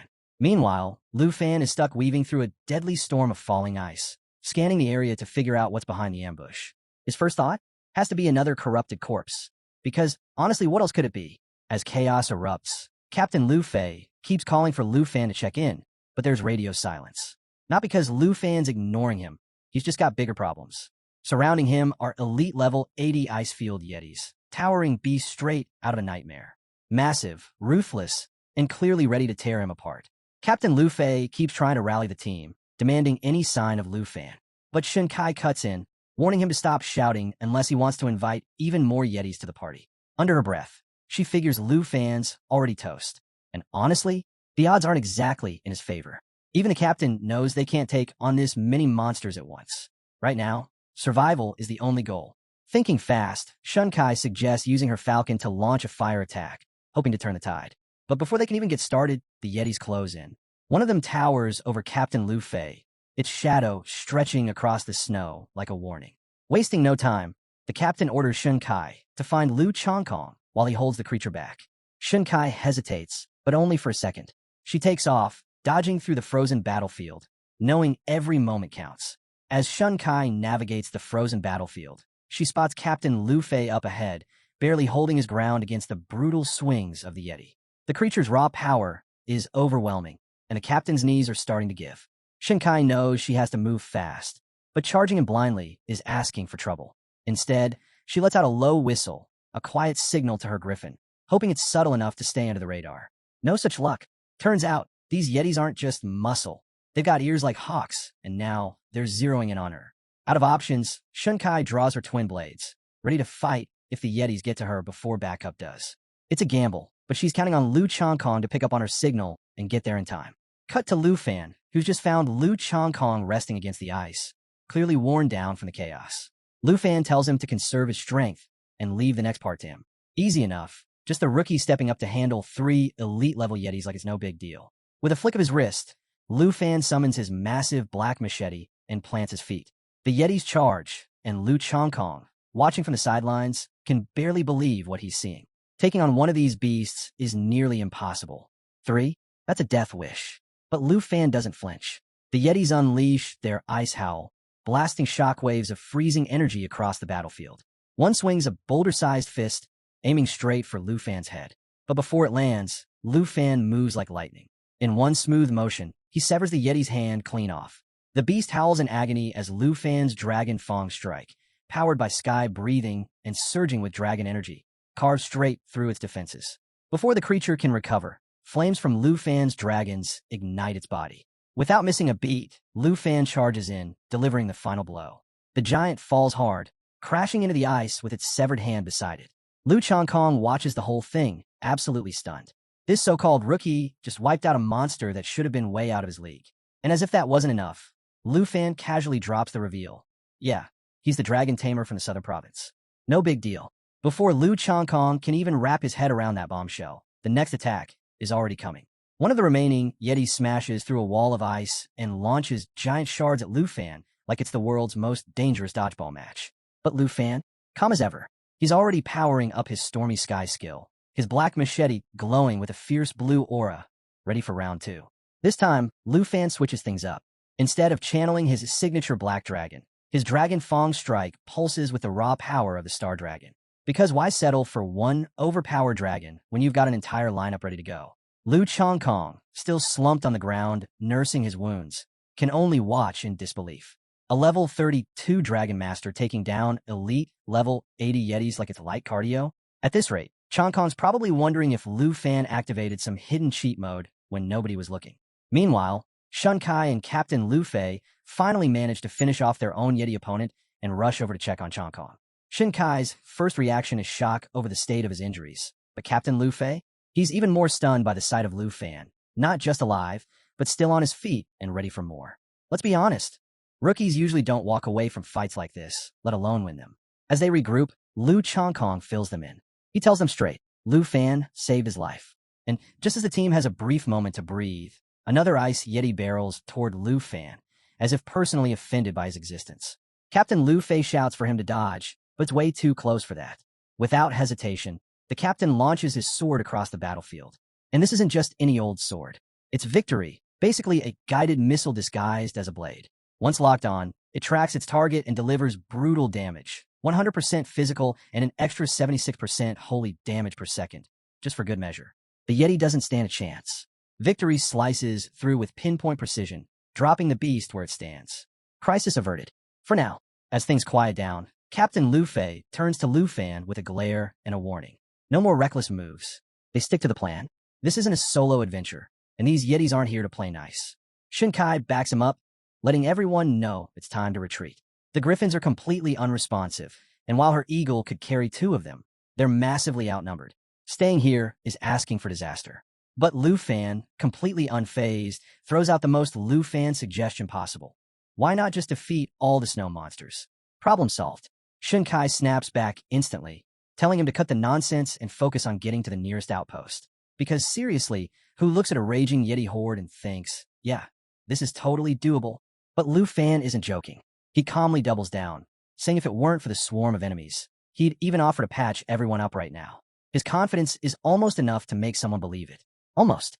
Shinkai, on the other hand, is probably wondering when Lufan decided to audition for the starring role in Monster Slayer, Extreme North Edition. Right then, Lufan pulls something out of his inventory. A crimson bow glowing with a faint, ominous light. It's no ordinary weapon. This is the Dark Serpent Bow, a gift straight from the Duke himself. The moment Captain Lufei spots it, his expression shifts. He knows exactly what that bow is. This is the same legendary weapon that once forced back entire armies, and now here it is, casually wielded by the guy who just suggested taking on a Yeti army solo. Even Shinkai, who is seconds away from calling Lufan completely out of his mind, pauses. When someone draws a weapon with that kind of history, you start to wonder if maybe, just maybe, they know exactly what they're doing. But there's no time left to debate. The captain gives the order, and they leave Lufan to hold the line alone while they get the injured to safety. If Lufan wants to go full hero mode against a horde of snow beasts, who's going to stop him? As the trio flies toward the nearest outpost, Shunkai can't shake the feeling they just made a huge mistake. The image keeps replaying in her head. Lufan, standing alone, surrounded by Yetis like an all-you-can-eat buffet. Meanwhile, Lu Changkong tries to keep her calm. He tells her straight up, after what he just witnessed, he's convinced Lufan isn't going down. At this point, Changkong might as well be the president of the Lufan fan club. Back on the battlefield, Lufan is right where he wants to be. The dark serpent bow hums with power as a deep red aura coils around it like living flame. It's the kind of moment you know is about to become legend. The Yetis don't let up, launching wave after wave of ice throw attacks. Each chunk of ice hits like a wrecking ball, and getting clipped too many times means getting frozen solid for half a minute. And yeah, 30 seconds locked in place while a mob of Yetis rushes you? Not exactly part of the plan. But Lufan doesn't flinch. He draws the bowstring back, steady as ever, the energy building with every second. The glow intensifies, lighting up the battlefield in a fiery crimson blaze. Somewhere far off, Shunkai and Captain Lu Fei glance back, tension thick in the air. Changkong, just sitting there with a grin, convinced Lufan's about to pull off something nobody's going to believe. And as Lufan releases the shot, one thing is clear. When you're holding a weapon made to rewrite history and staring down an army of ice monsters, there's only one play left. Let rain fire. The arrow streaks across the frozen wasteland like a meteor, lighting up the night as it tears through the battlefield. The Yetis double down, unleashing wave after wave of attacks, but Lufan doesn't flinch. In one smooth motion, he whips out his massive black bow like he steps straight out of fantasy action flick.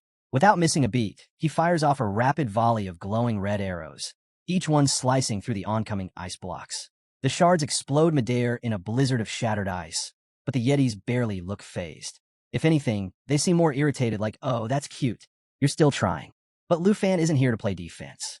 Raising his bow, he activates the Shadow Serpent Arrow, unleashing a dozen sleek, glowing arrows that spiral through the air, hitting their marks with deadly precision. It's an absolute clinic in controlled chaos, and for a second, it feels like the tide might turn. But of course, the Yetis aren't finished. With a roar, they crank things up, activating Berserk State. Suddenly, their attack power spikes by an absurd 350%, and just to make things interesting, their speed doubles. As if that wasn't enough, they stack on Fallen Corpse Tide, giving themselves a 25% defense boost.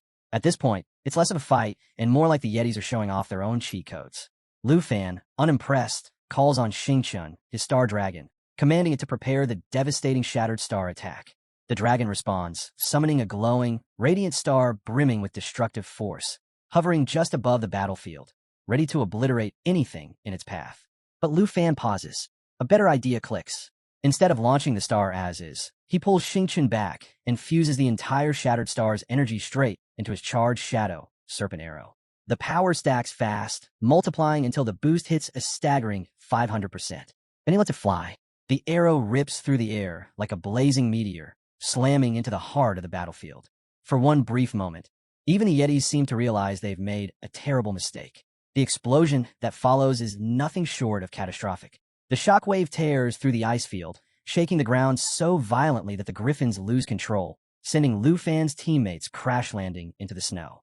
When the dust finally clears, all that's left is a massive crater, so deep and wide it looks like Lufan decided to casually redesign the entire landscape of the extreme north. As the Griffins scramble to pull everyone out of the wreckage, Captain Lu Fei is the last one to climb free. He stares at the crater in stunned silence, finally grasping the full weight of what it means to have a dragon tamer with legendary dragons on the team. It's less of a fight now and more like watching someone tear through reality with cheat codes switched on. And in the middle of it all stands Lufan, calm as ever, giving a nod to Xiao Yi and Xingqian like a proud parent after a school play. Only this time, the encore involves leveling half a mountain. Lufan gives a simple command to Xiao Yi, his legendary black dragon, telling her to clear out the last of the fallen corpses. But before she can even take flight, a griffin swoops down nearby, carrying Captain Lu Fei and the rest of the squad. They dismount slowly, all of them staring at Lufan like they've just walked into the final chapter of some epic legend.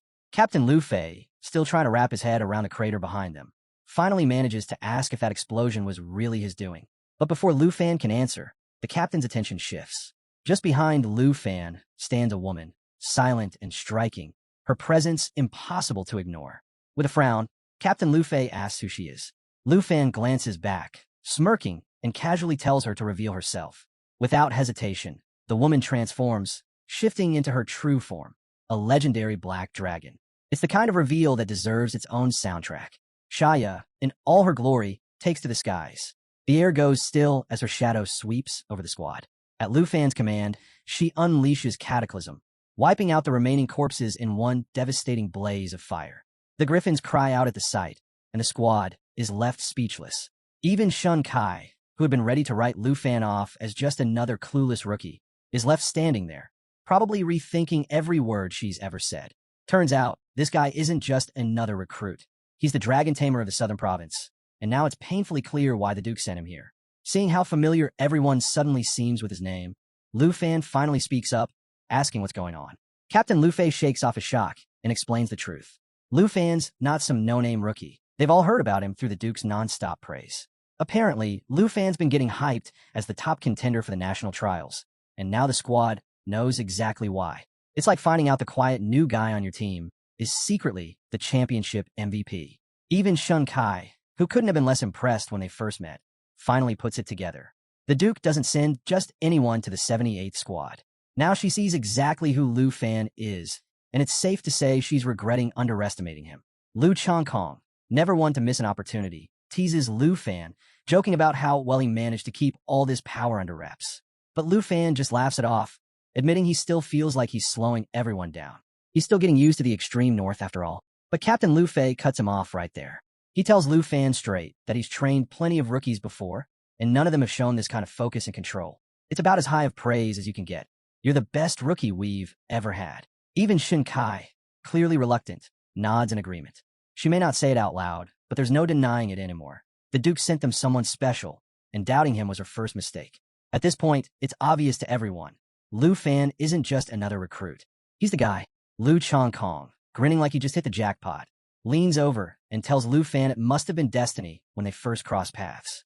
And now, he's fully planning to stick close and let Lufan handle the heavy lifting. Classic Chongkong. Find the strongest player on the field and lock in that friendship. Lufan, staying humble as ever, just smiles and thanks the team for having his back. But before things get too sentimental, the entire mood shifts. Right there, in front of everyone, the black dragon begins to change. 1 second, she's hovering calmly. The next, she's ascending into something even more powerful. The squad just stands there, wide-eyed, watching what feels like a live broadcast of the ultimate magical evolution. It's awe-inspiring and also slightly terrifying. Turns out, Xiao Yi just hit level 30, unlocking her second-tier transformation. But that's not even the best part.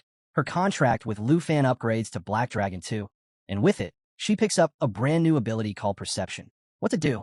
Oh, just casually reveals any hidden enemies. Stealth? Disguises? Surprise ambushes? Not anymore. With this skill, anyone thinking about sneaking up on Lufan might as well rethink their life choices. While the squad is still trying to wrap their heads around a sudden power boost, Lu Chongkong can't help but blur out the question on everyone's mind. What exactly just happened? Lufan, cool as ever, explains it like it's no big deal. The dragon leveled up. She's stronger, faster, smarter. Her stats just skyrocketed, and now she's pretty much an apex predator with a radar for hidden threats. Sneak attacks? Cancelled permanently. Then, as if remembering something, Chongkong snaps his fingers. Wait, didn't Lufan say earlier he couldn't ride the dragon because her level was too low? He's about to ask when Lufan beats him to it. Without missing a beat, Lufan materializes an epic quality dragon saddle, like it's nothing. And just like that, the moment arrives. With zero hesitation, Lufan announces that it's officially time to become a dragon rider. If there was ever a mic drop moment, this is it, and the saddle is the mic. But this isn't just some regular riding gear. This thing is top tier. Once mounted, Lufan and Xiao Yi don't just look impressive, they become an unstoppable force. The saddle unlocks mounted combat mode, supercharging both of their stats. Every one of Lufan's attacks gets a dragon energy boost, turning him into a high-speed, long-range, fire-breathing powerhouse. The squad can only watch in stunned silence as Lufan steps into his new role, claiming his place as a true dragon rider. Then it happens. Right in front of the squad, the black dragon ignites, engulfed in roaring flames as she undergoes her second transformation. The sky lights up like a battlefield at sunrise, casting an eerie glow over the ice fields. When the flames die down, she's not just a dragon anymore. She's a full-grown, fully awakened black dragon, radiating sheer, unstoppable power. Even Captain Lufei, who's usually impossible to rattle, just stands there speechless. One look, and it's clear, this isn't just impressive. This is game-changing. Realizing how rare this moment is, the captain steps forward and offers Lufan a military-grade saddle. It's a prized item, capable of boosting a dragon's stats by 10%. something most riders would kill to get their hands on. Shun Kai, now fully converted into a Lufan believer, chimes in to back it up, reminding him just how big of a deal that 10% really is. But Lufan? He just smiles and politely declines. He casually explains that he's already equipped with a custom saddle that transfers 100% of his attributes directly to Xiao, designed specifically for legendary dragons. The squad falls silent. Shun Kai, who'd finally stopped doubting him, now looks like she's questioning her entire existence.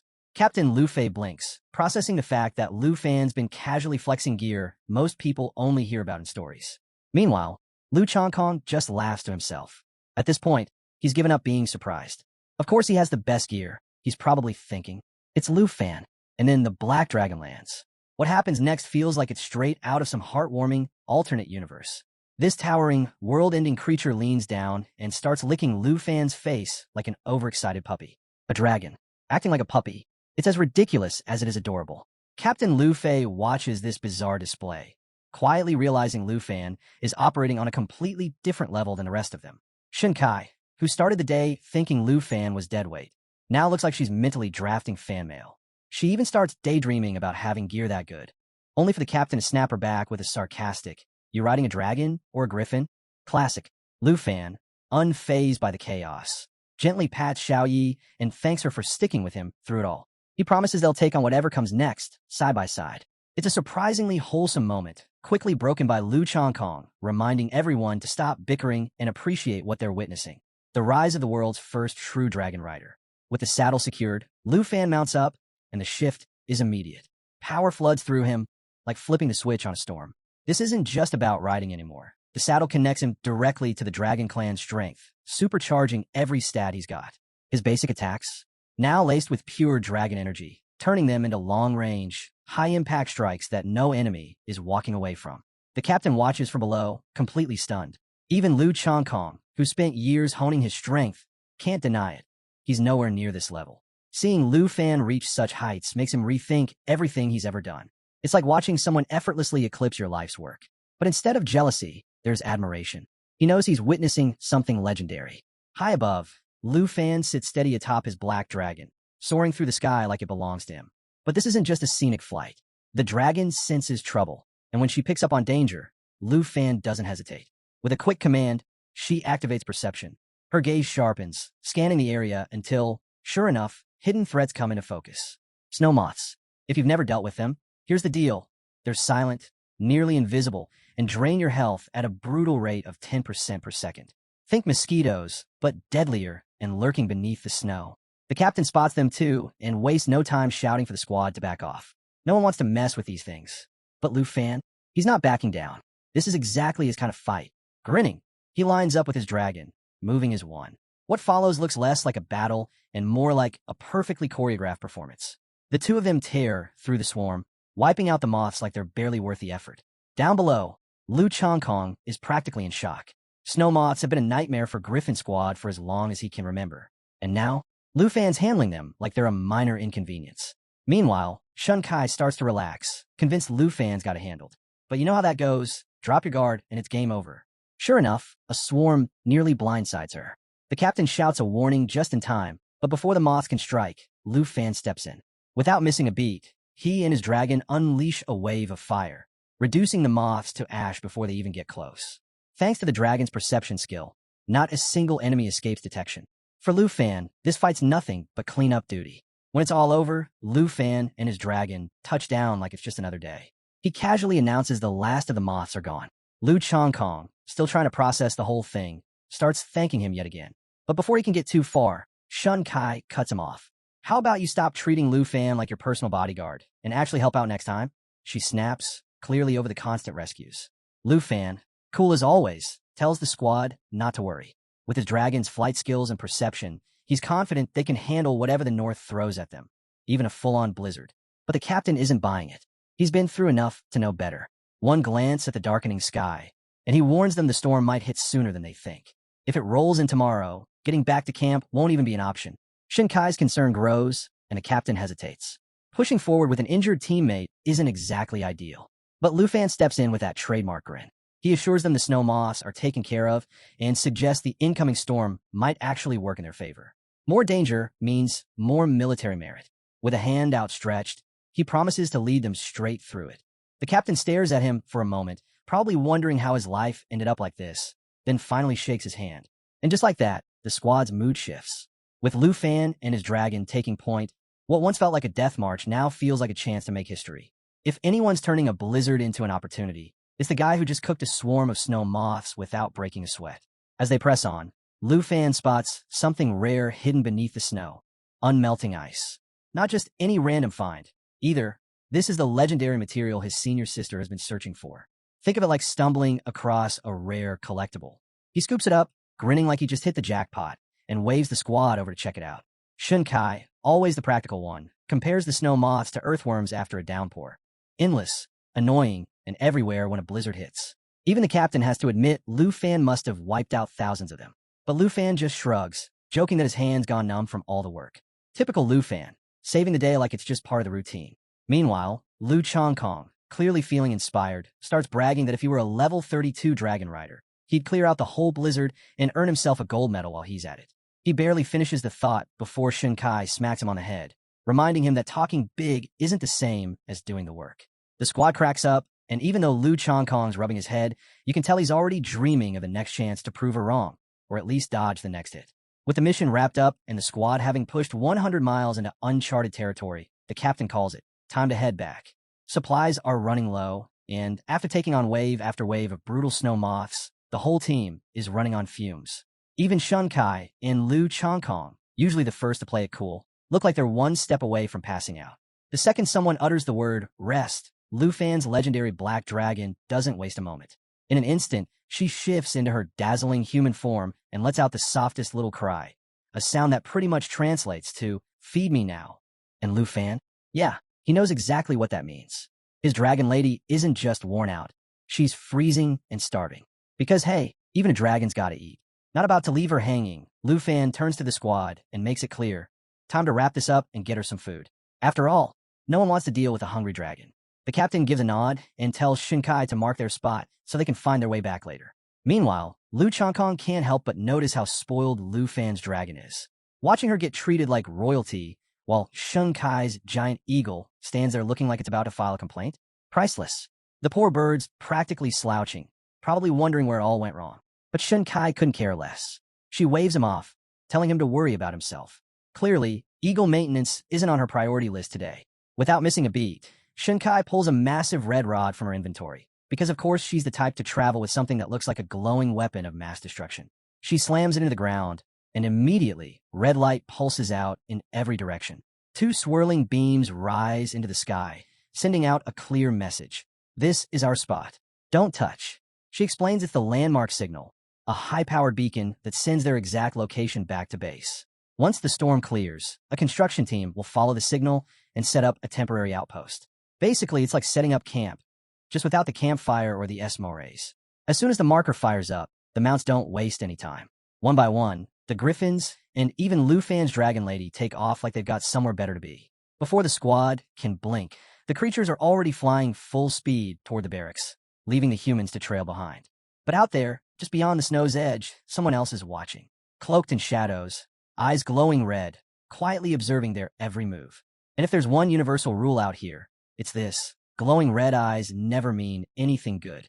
The next day, back at the extreme North Region barracks, the captain gives the order for everyone to rest.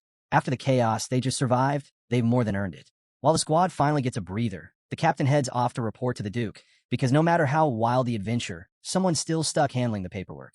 Meanwhile, Lufan's already got his next goal in mind. Spotting Shunkai, he jogs over and asks if there's anyone around who knows how to work with unmelting ice, the rare treasure he scored on their trip. Shunkai smirks, pointing him toward the blacksmith at the supply office. But of course, she can't let him off that easy. With a teasing grin, she asks if the ice is meant for his girlfriend.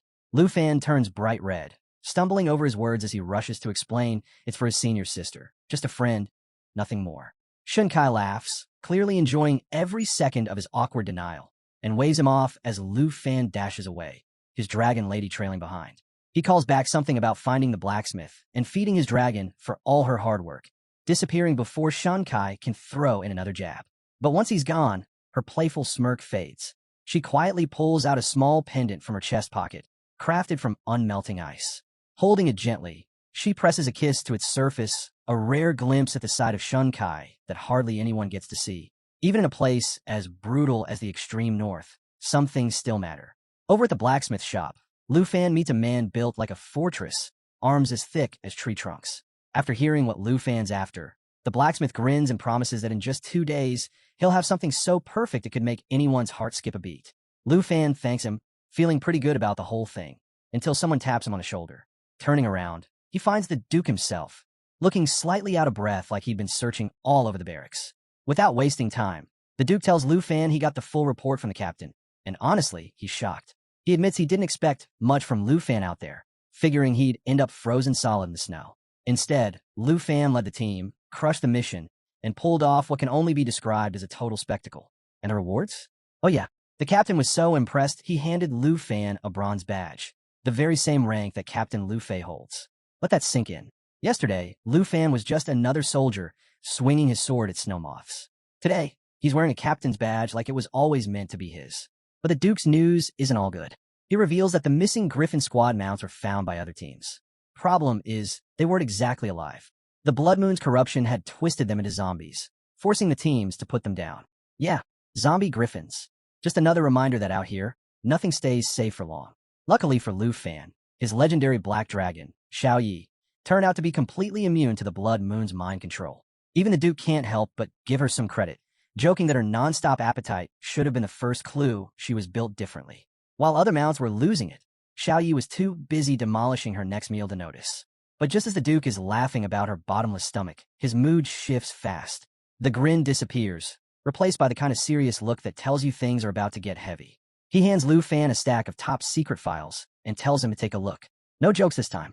Lufan flips through the pages, and within seconds, his expression changes. What he's seeing is beyond anything he expected.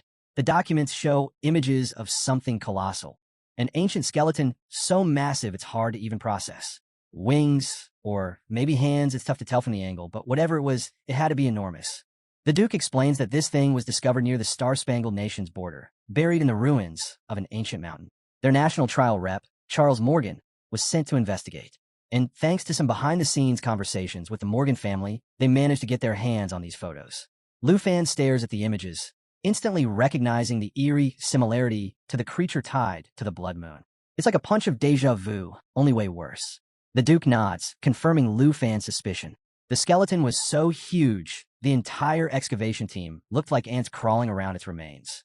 And just when Lufan thinks it can't get any worse, the Duke drops the next bombshell, a video. Yep, actual footage from inside the ruins. Somehow, the Duke's intelligence network got eyes on the scene and recorded what was happening in the heart of that nightmare. The video starts with 2 figures, an elderly man who looks like a butler and a woman, standing near the gigantic humanoid skeleton. Off in the distance, a massive temple looms, casting a strange golden glow. Both of them look like they're realizing, way too late, that this mission was a terrible idea. As if that's not unsettling enough, the entire team sent to check out the temple has vanished. And whatever's happening inside, yeah, it's turning the local wildlife into full-blown mutant beasts. Nature's going through some horrifying upgrade, and nobody signed up for it. Then, out of nowhere, footsteps echo through the ruins. Everyone freezes. A man steps into view. It's one of the missing team members. But this isn't a happy reunion. The guy looks like a nightmare brought to life, his wings soaked in blood. The butler takes one look and knows immediately. This isn't their teammate anymore. What's standing in front of them now is something else entirely. A holy mountain thrall, something no one ever wants to meet, let alone fight. Before anyone has a chance to react, the thrall lunges straight at them. The butler shouts for the woman to run, yelling that the man they knew is gone. And just like that, the video cuts to black. The Duke, now looking like he could really use another drink, explains that his informant barely made it out alive with that footage. If they hadn't escaped, no one would have believed any of this actually happened. Still trying to wrap his head around what exactly a holy mountain thrall is, Lufan asks the Duke for the details. And the Duke, as casually as if he's giving a morning briefing, explains that thralls are creatures warped by the monstrous power leaking from the giant skeleton in the temple. Think of them as the upgraded, nightmare-fueled version of the holy mountain puppets. And trust him, that's not an upgrade anyone wants. And now, the bigger picture clicks for Lufan. He starts piecing together the connection between these thralls and the strange corpses he's been fighting near the Blood Moon. It's the same pattern. ancient forces twisting anything in their path into something monstrous. The Duke takes a slow sip from his flask, like the weight of all this madness is just routine now, and says the scholars at the Academy have started calling these creatures the ancient gods. Yeah, gods. Turns out the skeletons in temples are so old nobody can trace where they came from and whatever power they're hiding.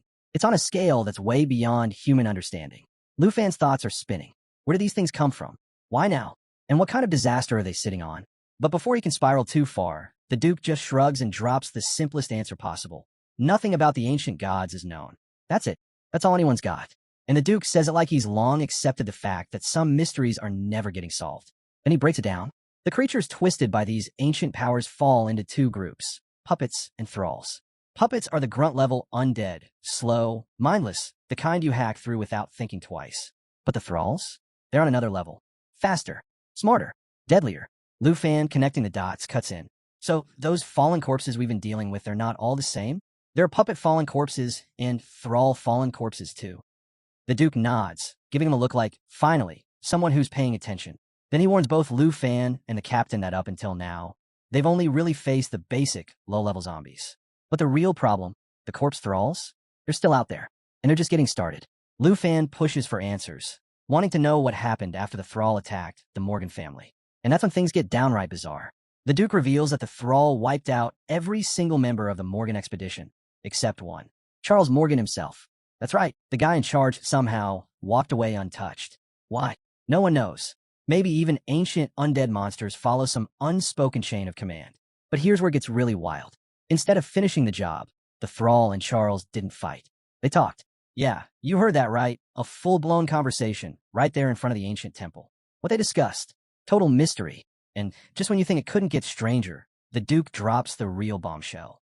The thrall didn't just spare Charles. It handed him something. Not a warning. Not a threat. No, it gave him the essence of the Holy Mountain. Now Lufan's hooked. What kind of ridiculous power-up is this? The Duke explains that Charles, already a powerhouse as a combat priest, used the essence to unlock a completely unheard-of profession. Holy Priest. A class so rare it doesn't even show up in any records. Basically, Charles stumbled into an exclusive upgrade that no one else even knew existed. Hidden boss-level stuff. Naturally, the Duke's spies tried to dig deeper, but the Morgan family locked things down tight. Their estate turned into a fortress overnight, and getting any more intel was impossible. So now, the Duke warns Lufan to keep his guard up during the trials of nations. With the ancient gods backing him, Charles is shaping up to be the kind of opponent no one wants to cross. But Lufan, not the least bit concerned. He brushes it off like Charles is just another speed bump on the way to his next win. Titles, power-ups, secret professions, none of it matters. If someone's standing between Lufan and victory, they're getting knocked aside like everyone else. 2 days later, back at the blacksmith shop, Lufan finally picks up his commission. The blacksmith hands over the freshly crafted necklace, grinning like he just delivered his finest work. Lufan beams, calling it flawless, easily top tier. But he doesn't just leave it at a compliment. Nope. Lufan pulls out a bottle of the Duke's favorite strong drink and gifts it to the blacksmith as thanks. The man's face lights up like he just hit the jackpot, clearly not expecting such a rare and thoughtful gesture. Before he can celebrate too long, though, Lu Changkong and Shun Kai show up, crashing the moment like a couple of troublemakers. They drop the news that a new exploration mission's already on the table, and it's time to suit up. Lufan bids farewell to the blacksmith, who's already mentally putting Lufan at the top of his VIP list. And just like that, it's back to business. As Lufan steps outside, Lu Changkong nearly chokes when he spots the bronze badge gleaming on Lufan's uniform. After grinding for a year, just to level up, he's now watching Lufan climb the ranks like he's speedrunning the entire system. Even Shun Kai, usually cool as ice, can't help but wonder if Lufan's secretly got some divine sponsorship deal going on behind the scenes. By the next morning, the squad assembles near the outpost. Captain Lufei announces they're fully stocked with supplies to last 15 days, and for once, everything seems under control. That is, until Lufan, flying overhead on his dragon, catches sight of something that throws the whole plan off. The landmark signal rod from their last mission? Gone. Shinkai spots it a few blocks away, but it's not just misplaced, it's shattered.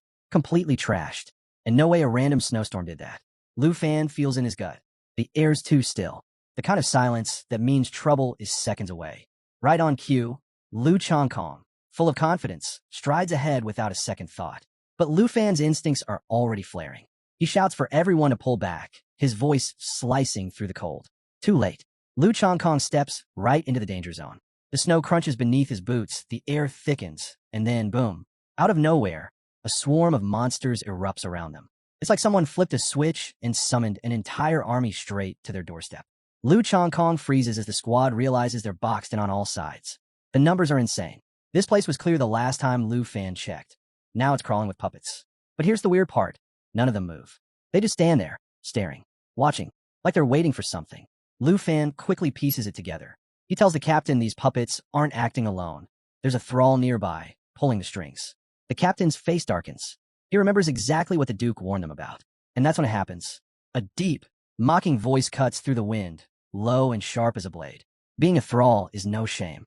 For the fallen thralls are the glorious thralls of God. The squad spins around, searching for the source, and from the shadows, a pale figure steps forward. Same uniform as theirs. Same squad markings. Lu Chongkong, never one to stay quiet, demands to know who this guy is. But Captain Lu Fei and Shin Kai, the second they get a good look, the color drains from their faces. They know exactly who it is. Li Luo, a former squad mate, a hidden class spear knight. And now, something far worse. The entire squad stands frozen, unable to process what they're seeing. But for Shun Kai, the shock cuts the deepest. Her eyes fill with tears as she realizes the man standing in front of them isn't just some random fallen thrall. It's Li Luo, the man she thought she'd lost forever. This wasn't just a teammate. Li Luo was the one who brought Shun Kai into the regiment. He trained her, believed in her, and before long, they were engaged. But then, just like that, he vanished on a mission tied to the Blood Moon, gone without a trace. And now here he is, back from the dead, literally. Just not exactly how she pictured their reunion. Lu Chongkong, as blunt as ever, has zero patience for the moment. Yeah, can we not turn this into a therapy session right now? He snaps, already over the emotional breakdown playing out in the middle of what is very much still a battlefield. Meanwhile, Shun Kai falls to her knees, sobbing as everything crashes down on her. The man she loved, the one she waited for, is standing right there, but as an undead puppet. Off to the side, Lufan's just standing there, awkward as can be, thinking, so, are we just letting this happen? Shin Kai cries out Li Luo's name, begging for answers. Why didn't he come back? Why did he leave her behind? Her voice echoes through the frozen air, and then something strange happens. She looks up, and there he is, Li Luo, looking like his old self again. For a split second, it's as if none of this nightmare ever happened. Before anyone can stop her, Shin Kai throws herself into his arms, crying like the world's finally been put back together. Lufan watches from the sidelines, completely unsure whether to cheer or cringe. Do we just let them have this moment? Shin Kai clings to Li Luo, rambling through her tears about how no one's going to believe he's alive, how the squad will be so relieved, how everything will finally be okay. But then the air shifts. It hums with dark energy, thick and suffocating. Li Luo's voice changes, turning cold and empty. Whatever hope Shin Kai had vanishes in an instant as he calmly declares he's not coming back. And then, with zero warning, he drops the real bombshell. He wants her to join him. Shin Kai stares up at him, completely stunned. She barely has time to react as Li Luo pulls her close and starts in on his grand offer. Serving some ancient god, gaining unimaginable power, waking up whatever nightmare is still sleeping beneath the ice. Romantic, right? Just your typical, leave your squad and help me awaken an ancient deity kind of proposal. Shin Kai's brain completely short-circuits. 1 minute, she's reuniting with her fiancé. The next, he's pitching her a front row seat in some creepy cult. Before anyone can stop it, her body gives out. Shin Kai faints right there on the spot. Lufan barely manages to catch her, shouting her name and trying to wake her up, shaking her gently like he's scolding a kid who fell asleep at the wrong time. And Li Luo? He just stands there calmly, as if offering Shun Kai god-tier power in exchange for her soul is the most casual thing in the world. Because apparently, this is how reunions go now. Lufan's not letting this slide. He shouts louder, his voice cutting through the tension, urging Shun Kai to wake up and block out Li Luo's twisted nonsense. It's your classic snap-out-of-it moment, except with way more undead drama hanging over their heads. Shin Kai, still half out of it, barely manages to whisper, begging Li Luo not to go through with this. But Li Luo? Oh no, he doubles down, cold as ever. He warns her straight up, refuse him, and she'll end up just another fallen corpse. Real charmer, that one. But Lufan's voice keeps pushing through, steady and clear. Shin Kai blinks, the fog lifting as reality comes crashing back. She looks around, finally seeing the chaos they've landed in. Panic flashes across her face, but Lufan is right there, grounding her with the truth. You've been tricked, he tells her. Don't listen to him. Meanwhile, Li Luo climbs onto his horse like he's starring in some dark fairy tale. ready to ride off into the night. He fixes his gaze on Shun Kai, his words sharp as ice. So, are you coming with me, or not? Yeah, nothing like getting pressured into joining a creepy god cult by your undead ex. Captain Lufei's had enough. He turns to Lufan, his voice urgent. Can you save her? It's the kind of question that leaves no room for doubt. This is Lufan's moment to step up. But Lufan doesn't rush it. He stands there, thinking it through, as the tension stretches tight. Lu Chongkong, ever the one to state the obvious, reminds everyone they're surrounded by monsters. Chasing after Liluo? Total suicide. And without fixing the signal rod, they'll never find their way back. Captain Lu Fei shakes his head. Forget the post. We survive first. He's ready to pull the squad out before things spiral any worse. But then Lufan smiles. That calm, dangerous smile. And everyone knows what that means. If Lufan's grinning in the middle of this nightmare, something big is coming. He turns to the squad, cool as ever. I don't think running's our best move. All eyes lock on him, the tiniest flicker of hope lighting up. Without hesitation, Lufan raises his hand, and just like that, boom, power flares to life, swirling like a storm ready to be unleashed. Lu Chongkong nearly loses it. You're not about to cause another massacre, are you? And Lufan? Oh, he just grins wider. Exactly. Watch this. Out comes the divine bow, radiating enough energy to make the air hum. It's glowing like it's ready to steal the spotlight in the biggest battle scene of the year. Lufan doesn't hesitate. If they've got weapons, if they've got strength, there's no point holding back now. Because if this is going down, Lufan's making sure it ends his way. Meanwhile, Liluo, looking every bit like the villain who just couldn't keep his mouth shut, narrows his eyes and makes his move. With a cold glare, he declares that rejecting God comes with only one outcome, death. And just like that, he gives a command, unleashing his army of monsters with a single order to kill them all and turn the squad into mindless puppets. The creatures surge forward, eyes glowing with murderous intent, their shrieks slicing through the air like a nightmare soundtrack. And Lufan, cool as ever. Without missing a beat, he charges up his Shadow Serpent arrow and calls out to Lu Chongkong. Shield. Now, Lu Chongkong snaps into action, activating the Sanctuary Shield.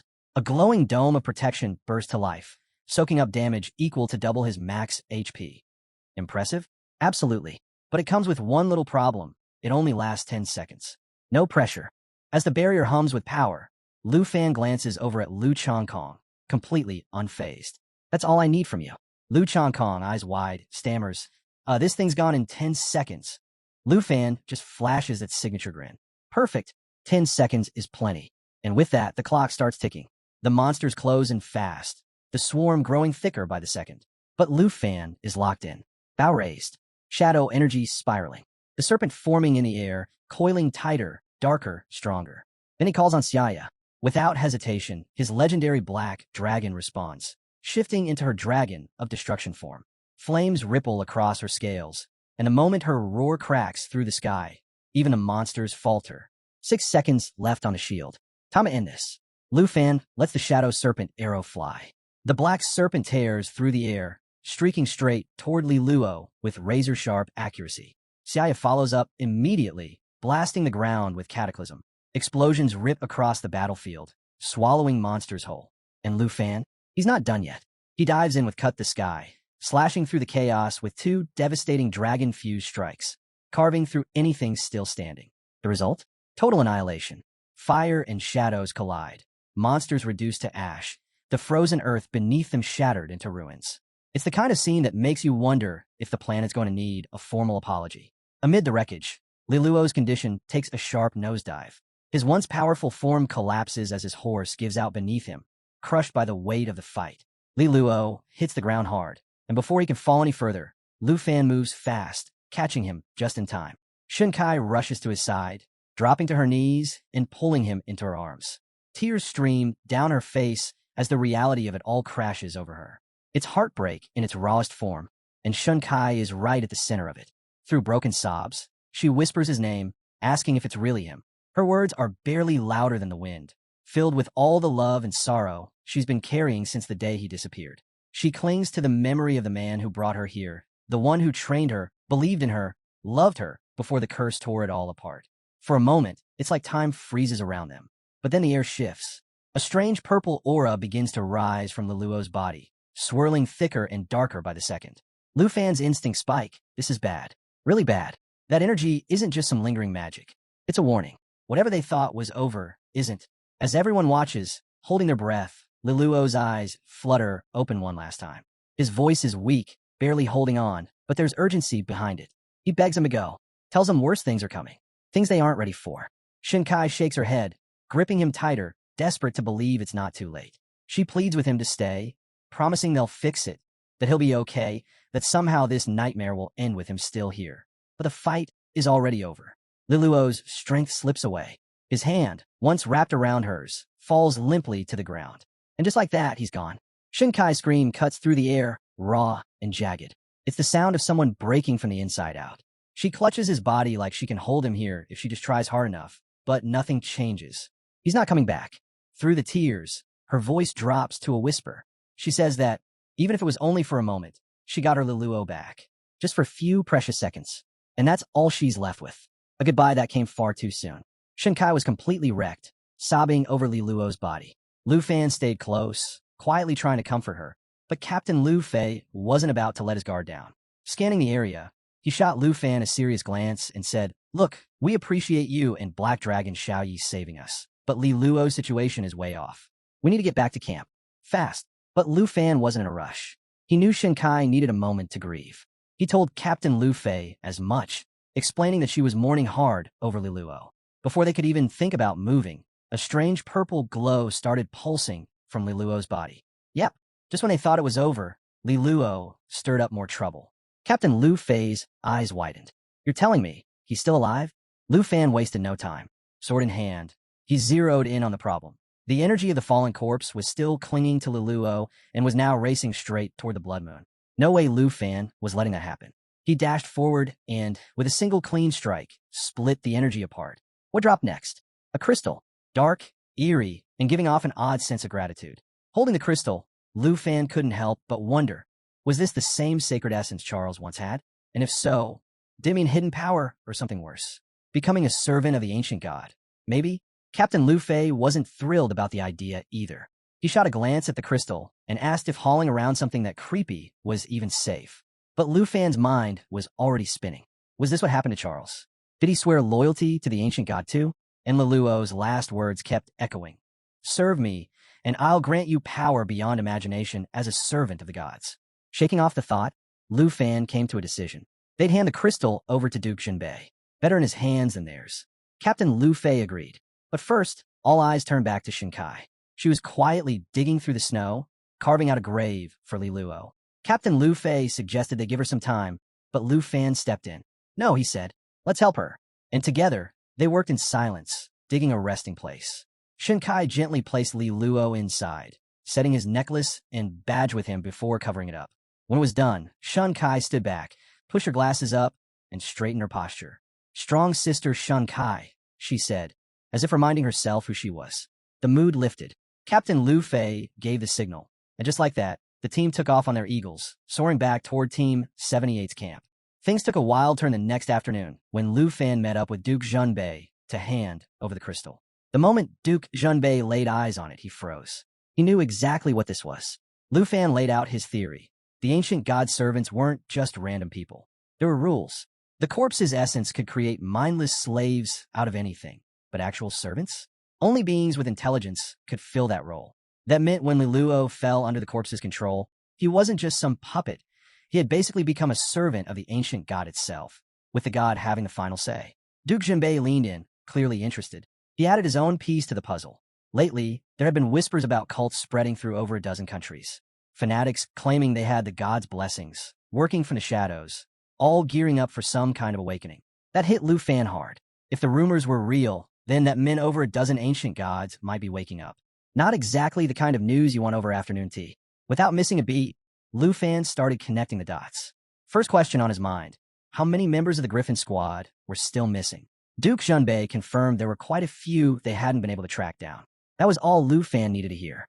His theory? Those missing soldiers might already be corpse slaves. To prevent total disaster, he suggested putting out a bounty to find them before things spiraled out of control. The reality of it all weighed on Duke Jinbei. These weren't just soldiers. They were his brothers, men who had fought beside him. Now, they might be the enemy. Lufan placed a hand on his shoulder and said what needed to be said. There weren't any good answers, only necessary ones. Then came the big question, what were they supposed to do with the crystal? Lufan already had a plan. He wanted to run a little experiment. But don't worry, no humans involved. His test subjects? His dragons. Duke Junbei immediately shot him a look. You're planning to use that thing on your dragon? Lufan just smiled. Relax, senior. I'm not talking about my 5 dragons. That got Duke Junbei's attention. Hold on. You mean you have more dragons? Cut to a wide, open field where Lufan and Duke Junbei set up their little experiment. Of course, Duke Junbei couldn't help poking at Lufan, pressing him for details about these other dragons. Lufan explained it casually, like it was no big deal. 2 of the 5 dragons aren't exactly mine in the usual sense. They're more like summons that show up when my dragons call on them. That stopped Duke Junbei in his tracks. Wait, so your pets come with backup? Mind blown. Without wasting time, Lufan called over Jade Dragon Xiaofei and asked her to summon the twin Flying Dragon Kings. Moments later, the sky shook with a roar as the twin flying dragons descended, majestic as ever. What made them special? They had the ability to summon identical versions of themselves, perfectly matching the summoner's level. Duke Junbei could hardly believe it. Xiaofei didn't just summon them. They were completely loyal to her.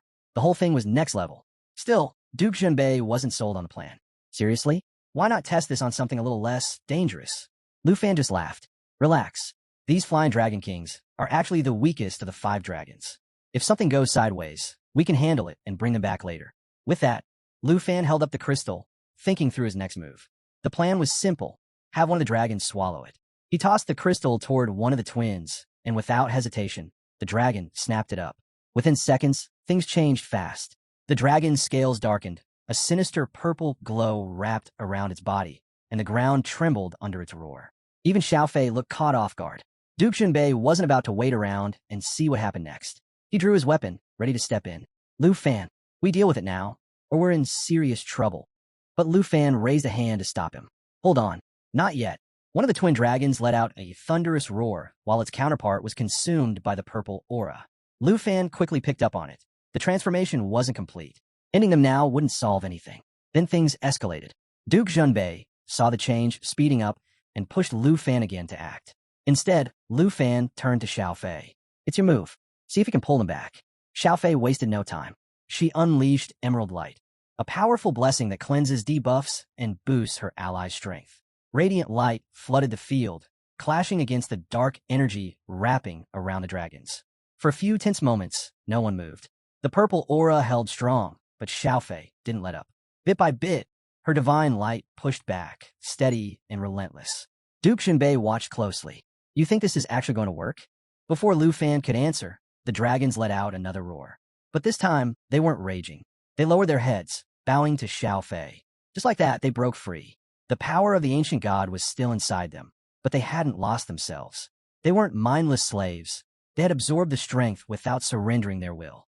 The system update rolled in, and with it came some crazy news. The Fallen Corpse Demon Dragon had hit level 22, unlocking some seriously overpowered abilities. Elemental Dragon Breath Demon, a magical breath attack that could revive fallen enemies as demon dragon puppets. Soul Charge Demon Dragon, aura armor that blocked 99% of incoming damage and bounced enemy skills right back at them. Dragon Tongue Magic, a devastating spell that replaced the standard dragon breath with something even more destructive. Duke Junbei was floored but also relieved. Turns out, Lufan's theory about the ancient god's essence was right on the money. The experiment worked. Thanks to Jade Dragon Xiaofei, the twin dragons were back under control, and the ancient god's influence had been wiped clean. Lufan, always looking for his next move, was already itching to test out these new skills in action. But before he could get too far ahead of himself, he checked in with Duke Junbei. So, we still got that mission to handle? Duke Junbei nodded. The job wasn't finished. They still had to investigate the ruins tied to the ancient god's awakening. The following morning, the squad pushed on through the snow. As they left the worst of the blizzard behind, Shunkai pointed ahead, her curiosity piqued by a glow on the horizon. Sure enough, the storm gave way to a breathtaking scene. A massive, crystal-clear lake under open skies, the whole area shining like something out of a dream. As they touched down, Captain Lu Fei noticed something half-buried nearby. A giant chain stretched out under the snow, and no one could tell what it might be connected to. Lu Chongkong suggested they follow it. With any luck, it would lead them straight to the ruins Li Luo had mentioned. Meanwhile, Lufan felt a familiar tug from his system. The signal was clear. They just stumbled onto a treasure map location. Digging through the snow, Lufan uncovered a blue dragon egg. The 4th egg, still perfectly intact, Safe. But that wasn't all. His sharp eyes caught sight of something else tucked beneath the snow. He brushed it off, popped it open, and there it was, a box holding an epic-level skill book, Dragon Language Resonance Magic. Not your average loot. This was next level. The skill required level 35, but Lufan was already scheming. With this, his magic would hit a whole new tier, and once the blue dragon hatched, game over. On top of that, he was already making mental notes to contact Sister Diakyu from Tianhua Auction House. He needed a pet slot expansion scroll, and she was just the person to make it happen. Later, while the rest of the group kept moving, Lufan lagged behind, admiring the egg and daydreaming about his future dragon lineup. Shinkai and Lu Changkong noticed him falling back and wandered over. Shinkai raised an eyebrow and smirked. What's got you so distracted? Lu Changkong chimed in with a grin. Enjoying the view all by yourself? Caught red-handed, Lufan quickly tucked the egg and book out of sight, flashing a nervous smile. Oh, nothing. Just taking in the scenery. But Lufan, being Lufan, couldn't leave it at small talk. He shifted the mood, glancing out over the endless glacial lake and wondering aloud if there might be an entirely new region waiting on the other side. Captain Lu Fei jumped in, reminding everyone just how enormous the far north really was. The place stretched for miles inland, with the Blood Moon mountain range running over 1,000 miles long. Lufan tucked that detail away, piecing together a theory. What if the Blood Moon wasn't just some natural phenomenon? What if it was under the control of the ancient gods, or worse, a weapon forged by them? Shinkai tried to picture it, joking about some colossal ancient god, chained to the moon like a mountain come to life. Before the mood could turn too grim, Lu Changkong clapped Lufan on the shoulder and grinned. Enough guessing. Let's follow this chain and find out what's waiting on the other side. But Captain Lu Fei wasn't about to let them charge in without a second thought. He shot Lu Changkong a look. Careful. Remember what happened last time you acted on impulse. Lufan stepped up, offering to scout ahead. Captain Lu Fei hesitated, but eventually nodded. Fine, but don't take any unnecessary risks. With that, Lufan summoned Black Dragon Xiaoyi in her full destroyer form, radiating molten lava energy that lit up the snowy landscape. The squad couldn't help but be impressed. This was no ordinary dragon. This was a force of nature. As the team set up camp to rest, Shinkai called out to Lufan, telling him to watch himself out there. Lufan gave a quick nod. I'll signal once the coast is clear. Then he was off, flying over the vast lake with Xiaoyi. 2 hours passed, but the chain they were following still didn't end. Just as Lufan was wondering how much farther it stretched, his system hit him with a warning. You have entered the Fallen Corpse Ruins realm. Yeah, not exactly comforting. Right away, Lufan recognized the place from the Star-Spangled Kingdom's research. The clues all lined up. This had to be connected to the sacred temple and the people who had turned into sacred slaves. The puzzle pieces were coming together, and none of it looked good. That's when Black Dragon Xiaoyi stopped cold mid-air, letting out a deafening roar. Lufan scanned the ground and spotted it. A massive black coffin buried beneath the snow. His system had nothing to say, except for a single line of text. The mystery of the Fallen Corpse Ruins. Whatever was down there, Xiaoyi could feel it. She thrashed, roaring wildly, clearly disturbed by the shadow creeping around the coffin. Lufan knew immediately. This wasn't just some forgotten relic. Whatever was inside that coffin, it was alive, and it had noticed them. No hesitation. Lufan ordered Xiaoyi to fall back, activating his spiritual wind ring to crank up their speed. They tore through the skies, the shadow lingering behind them like a threat they couldn't shake. It was a close call, but eventually the lake came back into view, and Lufan finally breathed a little easier. They made it out. For now. When Lufan finally made it back to the group, it was clear something was off. He looked rattled, and Lu Changkong rushed over, eager to hear what he'd found. But Lufan didn't waste time sugarcoating anything. His voice was flat, serious. He told them about the Fallen Corpse Ruins and the terrifying presence buried deep beneath the snow. The whole team went quiet, trying to process what they'd just heard. Lufan didn't leave any room for doubt. They needed to get out. Now, Lu Changkong blinked, stunned. What could be so dangerous that even you had to back off? Whatever answer he expected, it wasn't this. After Lufan laid it all out, nobody argued. They activated the teleportation system and got out of there as fast as they could. The tension followed them all the way back to camp. Once they landed in the office, all eyes turned to the big screen. Duke Shunbei wasted no time breaking it down. Black coffin, shadows under the ice, chains running through the snow. None of it was good. He reminded the team what had happened to the Morgan family. If they poked the wrong thing out there, not a single one of them would make it out alive. Lufan backed him up. He explained how the whole area felt locked down by something ancient, something that shouldn't be disturbed. Even Black Dragon Xiaoyi, who normally never flinched, was barely holding it together. That alone was enough to tell them how bad this really was. Duke Junbei didn't hesitate. He marked the frozen lake as a forbidden zone and shut down every special route in the region. Captain Lufei got his orders to alert Dragon City's scholars immediately. Team 78? Their isolation mission was officially over. Their new job was supporting the scholars who'd be researching the ruins. Then Duke Junbei turned to Lufan and dropped the real surprise. In front of everyone, he praised Lufan for leading the team to such a major discovery in under a month. As a reward, he presented him with the Griffin Corps Silver Military Merit Medal. No small thing. This was one of the highest honors out there, and only a select few had ever earned it. Lufan tried to brush it off, saying he hadn't been in the Griffin Corps long enough to deserve something that big. But Duke Junbei shut that down fast. He told Lufan to take the medal. Someday, after graduation, it might just open doors for him if he decided to stick around. Lufan finally accepted, and the whole squad couldn't help but cheer him on.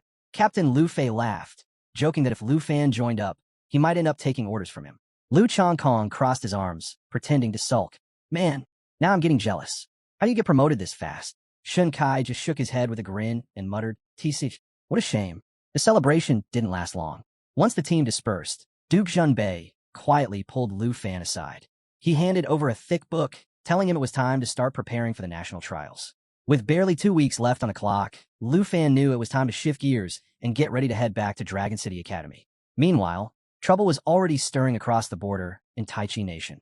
Deep in the forest, Jin Chenghan, brother of the princess, was up to something twisted. By his side slithered an abyss crawler, not even fully grown but already terrifying. And to help it grow, Jin Chenghan casually unleashed it on a nearby family, sacrificing them without a second thought. Chun Tianji, an old family ally, tried to step in, but Jin Chenghan shrugged him off like it was nothing. Just sacrifices, he scoffed, as if the people meant absolutely nothing. Princess Jinju could only watch, horrified and helpless, trailing behind her brother with no power to stop him, disgusted by his cruelty. But the chaos wasn't limited to Taichi Nation. All over the continent, the stage for the national trials was being set. In Hung Nation, Kira met with the other leaders, plotting strategies. Alongside him were Wei Ji of Han Nation and Yasenlai of South Nation. Together, their four-nation alliance felt unbeatable. This year, they were aiming straight for the top. Over in Snow Nation, Andre was finishing up some light training by slaying a demon near an active volcano. When news of the trials reached him, he barely blinked. With a smirk, he welcomed the challenge, ready to show the world what he was made of. And on the ruins of Sacred Mountain Temple, Charles Morgan of Star Stripes Nation stood tall, looking down over the wreckage as if the whole world already belonged to him. Invincible, he declared. That's what I'll be at the trials. Back at camp, 2 days flew by while Lufan dove into the materials Duke Junbei had given him. When it was finally time to leave, the team gathered to see him off. Lu Chongkong couldn't resist poking fun. So what's the plan? Going for first place. Shun Kai laughed, promising to cheer him on from afar. Captain Lufei gave him a firm nod. Time to move on. The team's in good hands, thanks to you. Before Lufan left, Duke Junbei shared one last bit of advice. Make the most of your abilities out there. With Mountain Summoning and the Fallen Corpse Dragon at your side, you've got more than a fighting chance. Lufan nodded, promising to give it everything he had. By the next morning, Lufan was back at Dragon City Academy. First stop, the Vice Principal's office. He knocked on the door, stepping in with the usual respect. Inside, Vice Principal Xiao welcomed him like an old friend, shaking his hand enthusiastically. With the principal away, Xiao was temporarily running things, and clearly enjoying the spotlight. Standing beside him were two figures who instantly commanded attention. Shadow Guards Yu and Zhun, sent by higher authorities to protect the delegates traveling to the T Empire. These weren't just any guards. These two were on a whole different level, far beyond even the Griffin Regiment. Xiao couldn't help but point out how much attention the higher-ups were putting on this year's national trials. Lufan, never one to miss an opportunity, casually asked if Xiao would join him on a trip to Taichi Nation. Xiao agreed without much hesitation, but mentioned the principal wouldn't be back for another 10 days. No problem there. He'd already lined up a private plane, and they'd be taking off the next afternoon. While they shared a pot of tea, Xiao leaned in with an offer. Anything Lufan needed, the Academy would provide. Simple as that. So naturally, Lufan didn't hold back. I want a pet slot expansion scroll. Xiao nearly choked, spilling tea all over the table. He scrambled to clean up the mess, shaking his head. You really know how to pick the impossible. We're fresh out of those. Still, he assured Lufan that his schedule was his own. The Shadow Guards wouldn't be hovering, and he was free to do as he pleased until departure. Later on, Lufan headed over to meet up with his close friends, and the reunion did not disappoint. The moment he walked through the door, Sister Hank practically launched herself at him, hugging him tight and tearing up as she told him how much she'd missed him. Xiao jumped in right after. "We've been waiting since last night for you to show up." Lufan scratched his head, a bit embarrassed, admitting that Vice Principal Xiao had probably let it slip he was back. "And here I am, empty-handed. Didn't bring anyone a gift." They laughed it off and dragged him over to the dining table, which was packed with food. Sister Hank beamed. "I made all this just for you. Figured you'd had enough of that awful far north food." Lufan grinned. "You have no idea. I missed Auntie's cooking the most." As they ate, Xiao kept the questions coming, wanting every detail about his time in the far north. Lufan didn't hold back, sharing story after story, demon battles, forbidden ruins, everything they'd been dying to hear. At some point, Lufan pulled out a bracelet he'd been working on. It was meant as a gift for his senior sister. Xiaoman spotted it immediately. "Oh, who's the lucky girl?" Caught off guard, Lufan fumbled to hide it. "It's not. It's nothing like that." Kim smirked. Sure. We all know it's for your senior sister." The teasing kept going until Aunt Hank stepped in to rescue him. "Enough of that. Lufan, make sure you're back early tomorrow night. We're all going out." Later that evening, Lufan found himself standing at the old training grounds where his elder sister had once pushed him to his limits. The place felt empty without her, and memories flooded back. How she introduced him to Sister Diakyu in the Tianhua auction house, how she always had his back. Feeling nostalgic, he pulled out his communicator and called Diakyu. She picked up with a teasing tone. "Calling me this late? You must be blushing over there." Lufan chuckled. "Come on, I just want to know if there's been any news about my senior sister." Diakyu paused for a moment before answering. "She left for some personal matters. But don't worry, she didn't forget about you. Left something behind at the auction house. Come by when you get the chance." Later that night, Lufan made his way to the Tianhua auction house. Sister Diakyu welcomed him with her usual playful grin, immediately poking fun at him. "Look at you, rolling with shadow guards now. Someone's moving up in the world." Lufan just shrugged it off. "They're just doing their job. They don't get in the way." Diakyu led him to a private room, and without much build-up, revealed the real reason he'd come. A gift left behind by his senior sister. She carefully presented a flowing meteorite sword, and the moment Lufan laid eyes on it, he knew it wasn't ordinary. Level 30, 256 strength, 204 agility. And the kicker? Flame enhancement, boosting fire skills by 50% while storing up damage for an extra, devastating attack. Lufan picked it up, and the power practically hummed through his hands. One look at the craftsmanship, and he knew this had been made just for him. Diakyu couldn't help but smile. She really put some thought into this one, but she wasn't finished. Next came a Magma Burst skill book, another rare find. The skill was brutal, turning targets into molten magma and dishing out massive damage. A perfect match for his arsenal, especially with the national trials coming up. Then came the final piece, a letter. Diakyu teased, "What's this?" "A love letter." Lufan smirked and unfolded it. His senior sister's words were simple but carried weight. She explained she'd left unexpectedly, but hoped these gifts would push him forward in the trials. She reminded him of his promise, to give her something that could melt the ice. Lufan carefully folded the letter and thanked Diakyu for taking care of it all. Before leaving, he tossed out a hopeful question. "Any chance you've got a pet slot expansion scroll lying around?" Diakyu shook her head. "Those are super rare. Hunters pick them up fast. We barely ever see one come through." Lufan wasn't too bothered. "No scrolls for now. Guess it's time to focus on leveling up Xingqian and hold off on hatching the blue dragon egg." Diakyu promised to keep an eye out for any scrolls or dragon-related spellbooks and would contact him the moment something popped up. With that, Lufan headed out into the night, shadow guards trailing quietly behind. But his mind wasn't resting. If he wanted to stay ahead in the national trials, he'd need more than strategy. He needed levels, and Xingqian needed serious training. The far north sharpened my military skills, he thought, but now it's time to push my power even further. As he approached home, he spotted someone waiting under the moonlight. Jianying stood on the path, arms crossed, smirking. "Wow, you look pretty relaxed for someone with a big competition coming up." Lufan grinned right back. "What are you doing out here alone?" Jianying didn't waste time. "Simple. Before you head overseas, I want a sparring match. Just you and me." Lufan, never one to back down from a challenge, agreed without hesitation. Perfect timing, he thought, eager to put the flowing meteorite sword to the test. They made their way to the training hall at Dragon Capital Academy, where Jianying wasted no time drawing her blade, her eyes sharp and ready. Lufan unsheathed his new sword, the fiery glow instantly filling the room. Jianying smirked. "Don't get too comfortable just because you've got some fancy new gear. Let's see what all that far north training really did for you." The match kicked off fast. Jianying launched a series of quick, precise strikes, but Lufan's new weapon responded like it was reading his mind. Every movement felt effortless. This sword, it's on a whole different level, he thought. Activating Wicked Surge, Lufan surrounded the blade in a layer of burning energy, boosting his attack with every swing. Jianying raised an eyebrow, noticing the power stacking with each hit.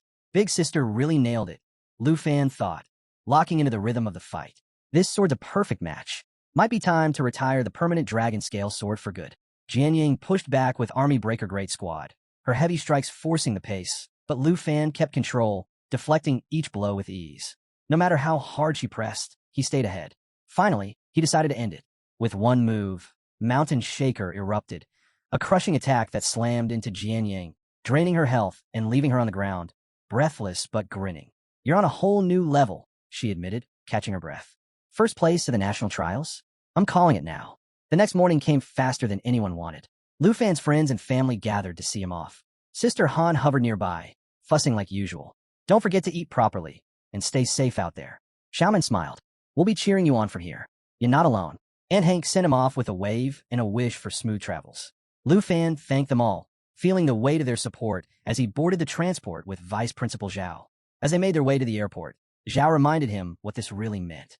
"This is your shot, Lufan. The national trials are your stage to prove yourself. Make it count." Lufan nodded, already locking in his mindset. "This is my chance. I won't waste it." When they arrived, Xiao casually mentioned that the Dragon Nation Overseer was already waiting for them. That caught Lufan's attention. "The Overseer? Who is it?" Xiao explained how every nation assigns an Overseer, not just to enforce the rules, but to make sure everything behind the scenes stays in check. As they entered the terminal, Lufan noticed it immediately. The air shifted. Shadow guards knelt without hesitation. Respect, fear, pressure. Something wasn't normal. Xiao leaned in quietly. "Careful. Watch your words. And your attitude." The Overseer stepped forward, commanding the entire room with just his presence. He raised a hand, signaling everyone to rise. His gaze locked on Lufan. "Dragon Nation's representative," he said, as if measuring every part of him. For a moment, Lufan felt it, a tension he couldn't quite place. This Overseer wasn't just here to watch the trials. There was more to this story. Much more. Vice Principal Zhao's eyes widened in shock when he noticed Overseer Han himself waiting to receive them. Recognizing the rare honor, Zhao quickly stepped forward to express his gratitude. But Elder Han simply smiled, brushing it off as a gesture of respect owed to representatives of the state. With a wave toward Lufan, Zhao introduced him as a second-tier professional from the prestigious Dragon Capital Academy, also pointing out Lufan's rare dual roles as both a beast rider and tamer. Hearing this, Lufan stiffened, a flicker of recognition crossing his mind. He'd met Elder Han before. Zhao was clearly surprised, but Elder Han just laughed softly, confirming they had indeed crossed paths. He praised Lufan, mentioning the impressive dragon now under his command, and compared him to the legendary figures of old. With a nod of approval, Elder Han said he believed Lufan would surely bring honor to the Dragon Empire during the national trials. Lufan bowed deeply, genuinely grateful for the recognition, and promised to live up to the Overseer's expectations. Before leaving, Elder Han shared a bit of advice, reminding Lufan that he had a good relationship with Tu Jing. If anything ever went wrong, Lufan should seek Tu Jing's help first, and if that didn't solve it, Elder Han himself would step in. With that, Elder Han got into his car, his bodyguard holding the door open. Just before the vehicle pulled away, he reminded them to get ready for the evening banquet. As the car disappeared down the road, Lufan turned to Vice Principal Zhao. "Is Elder Han really one of the 3 elders of the Dragon Empire?" he asked. Zhao nodded. "That's right. His influence runs deep across the entire empire." The confirmation left Lufan stunned. The 3 elders held power greater than even the dukes, making decisions that shaped the fate of the nation. But what puzzled him most was how Elder Han carried himself. There was none of the overwhelming aura or sharp edge of a top-tier fighter. Still curious, Lufan voiced his thoughts, wondering aloud if Elder Han might be hiding his true strength. Zhao chuckled and explained that Elder Han's strength wasn't about combat. His true power came from his unmatched wisdom and the vast network of influence he controlled. Though still in his early 40s, Elder Han had enough sway to change the future of the entire Dragon Empire. Zhao continued, explaining that while combat strength earned admiration, it wasn't the only kind of power that mattered. Among the 3 elders, only one was rumored to have a combat profession, and even that was whispered to have reached the rare 5th tier. Another focused entirely on enhancement, offering little in direct battle, yet still stood as one of the Empire's greatest pillars. Elder Han, Zhao said, was living proof that true power often worked quietly, hidden well beyond brute force. And if that wasn't enough, Zhao added, there were the four legendary swords. These elite bodyguards, known across the Empire for their unmatched swordsmanship, had pledged themselves to Elder Han personally. Their presence alone spoke volumes about the level of respect and influence he commanded. Hearing all this, Lufan couldn't help but feel a deep sense of awe. The stories about the three elders always felt like distant legends, but now, standing so close to one of them, he realized just how little anyone truly knew. Their power wasn't something you measure by strength alone. It ran deeper, through wealth, strategy, and the quiet control of the Empire's fate. A small smile tugged at the corner of Lufan's mouth. Elder Han's calm, unassuming nature suddenly made perfect sense. There were lessons to be learned from people like him, lessons that went far beyond the battlefield. Just as this thought settled in his mind, the car slowed to a stop, pulling his focus to the scene outside. It was impossible to miss. What waited for them wasn't just an arrival. It was a full-blown event. Crowds of reporters and curious onlookers had gathered in force, their excitement filling the air. Cameras flashed non-stop, and the buzz of eager voices rolled like waves across the street, all of them hoping for a glimpse of the Dragon Nation's representative. Stepping out of the car, Lufan barely had a moment to adjust before the crowd closed in. Vice Principal Xiao stuck close by his side, helping to shield him from the surge of reporters. The questions came fast and relentless. Microphones were pushed toward him from every angle. Everyone wanted to know how he managed to control a dragon, each reporter trying to get their voice heard over the others. Some pressed him about the rumored conflict with the Qin family. Others demanded to know his thoughts on the championship and whether the Dragon Nation was prepared to hold onto its title this year. As the flood of questions raged on, Lufan's thoughts drifted back to Elder Han. Compared to the quiet, hidden power of the elders, this chaotic attention felt almost absurd. Still, it reminded him just how much weight his own actions now carried. Glancing around at the spectacle in front of the hotel, Lufan couldn't help but marvel at how far he'd come from his early days in Jin City. The whole scene felt more like a traveling circus than a formal welcome. Vice Principal Xiao, calm as ever, raised his voice above the crowd, firmly announcing that interviews would have to wait. His words cut through the chaos, and with the help of the bodyguards clearing the way, the commotion slowly died down. Before long, Lufan was safely inside the hotel and finally able to catch his breath in the quiet of his room. By evening, the dining hall was buzzing with conversation as more representatives continued to arrive. As the room filled with chatter, Lufan casually mentioned the crowd of reporters outside, joking about how even a short walk felt impossible with all the attention. Xiao, always thinking ahead, advised him to stay inside where it was calm. Stepping out into that mess, he said, wouldn't do anyone any good. As Lufan glanced around the hall, another thought crossed his mind. He turned to Xiao and asked about Charles, the representative from the Star-Spangled Empire. Why hadn't he shown up yet? Xiao just smirked, explaining that those from the Star-Spangled Nation were known for cutting it close, often arriving right before the competition kicked off. Before Lufan could think much more about it, his gaze shifted toward the front of the room, where Jin Shenghan sat quietly observing. Not far from him, the overseer of the Taichi Nation, Jin Zion, rose from his seat and began walking over. Lufan's mind immediately wondered, was he heading straight for Elder Han? Sure enough, Jin Zion introduced himself to Elder Han with a respectful handshake, addressing him formally as the overseer of this year's national trials. Elder Han returned the gesture with a calm smile and a steady handshake, his quiet authority filling the space without effort. Almost instantly, whispers rippled through the hall. Everyone had noticed. Murmurs spread as people speculated about Elder Han's identity. Some questioned if he was truly one of the famed three elders of the Dragon Empire, while others pointed out the figure standing nearby, guessing that it had to be one of the legendary four swords guarding him. The excitement only grew as someone in the crowd mentioned spotting Elder Han at a global summit in the Roman nation. It was clear to everyone, the Dragon Empire wasn't holding back this year. They had come prepared, and the weight of that realization hung in the air, setting the tone for the competition ahead. Elder Han returned to his seat with the same composed grace he always carried.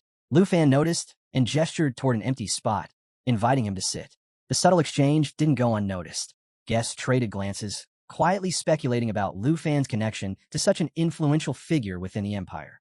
But the curiosity soon gave way to excitement as the evening's main event began, the grand banquet that marked the official start of the national trials.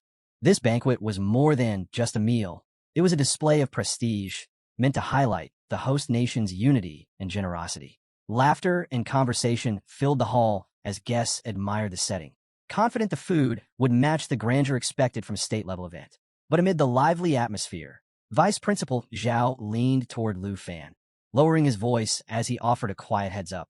He suggested Lufan temper his expectations, hinting that the Tai Chi nation's cuisine might not quite compare to the refined standards of the Dragon Nation. Lufan nodded in understanding, though the warning left him both curious and slightly skeptical. When the first dishes arrived, it took everything Lufan had to keep his reaction in check.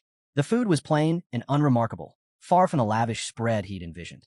He couldn't help but wonder how something this modest was meant to represent a grand banquet. Though he said nothing, his thoughts didn't go unnoticed. Elder Han, as composed as ever, spoke up to offer some context. The Tai Chi nation, he explained, lacked the agricultural resources of its neighbors and depended heavily on its mineral exports. It made sense, but Lufan couldn't help thinking of his aunt's home-cooked meals. Simple, sure, but packed with flavor. This wasn't that. Before he could dwell on it much longer, a loud bang cut through the chatter. Andre, a competitor from Snow Nation seated nearby, slammed his fist on the table, making no effort to hide his frustration. His voice rang out as he complained about the small portions and uninspired dishes, his irritation spilling over into the once festive atmosphere.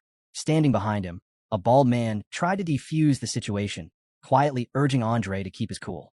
But Andre wasn't having it. As a level 60 hidden fighter, he wasn't used to holding his tongue. Adding fuel to the fire, Qin Shenghan glanced over and shook his head with a mocking smirk. Barbarians must have no taste, he quipped, his words sharp and deliberate. Andre shot to his feet, his chair scraping loudly across the floor. He marched straight toward Qin Shenghan, demanding he repeat the insult to his face. The entire hall fell into a heavy silence. Tension crackled in the air as the two locked eyes, neither willing to back down. Qin Shenghan's aura shifted, a faint purple glow rising around him, a clear sign he was more than ready for whatever came next. Before things could escalate further, Jin Zion, the overseer of the Tai Chi nation, stepped forward. Calm and authoritative, he positioned himself between the two, reminding Qin Shenghan that the trials hadn't even started yet. This wasn't the time or place for meaningless fights. At the same time, the bald man behind Andre spoke up again, his voice firm as he urged Andre to stand down. But the damage was done. Andre wasn't about to forget the insult. He pointed directly at Qin Shenghan, his voice cold as he warned him to watch his step. The message was clear. This wasn't over. They'd settle it in the trials. Qin Shenghan didn't flinch. He met Andre's fury with a cold, steady gaze and responded without hesitation, warning that if they crossed paths during the trials, he'd be more than ready. The tension lingered, thick and heavy, until Andre finally scoffed and turned away, his frustration boiling over. Fed up with both the meal and the brewing conflict, he announced loudly that he wouldn't be touching the food, and anyone was welcome to take a share or toss it out. Without another word, he stormed off. But just as he was making his exit, Andre slowed. His nose twitched. A mouth-watering aroma drifted through the hall, cutting straight through his frustration. Confused, he paused, scanning the room. The scent was rich and savory, impossible to ignore. Others noticed it too, the previous tension giving way to curious glances as the unexpected fragrance filled the air.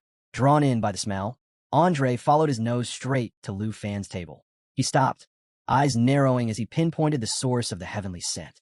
At the table, Elder Han leaned back slightly, commenting with a rare note of approval about the incredible aroma, pointing out how it put the official banquet dishes to shame.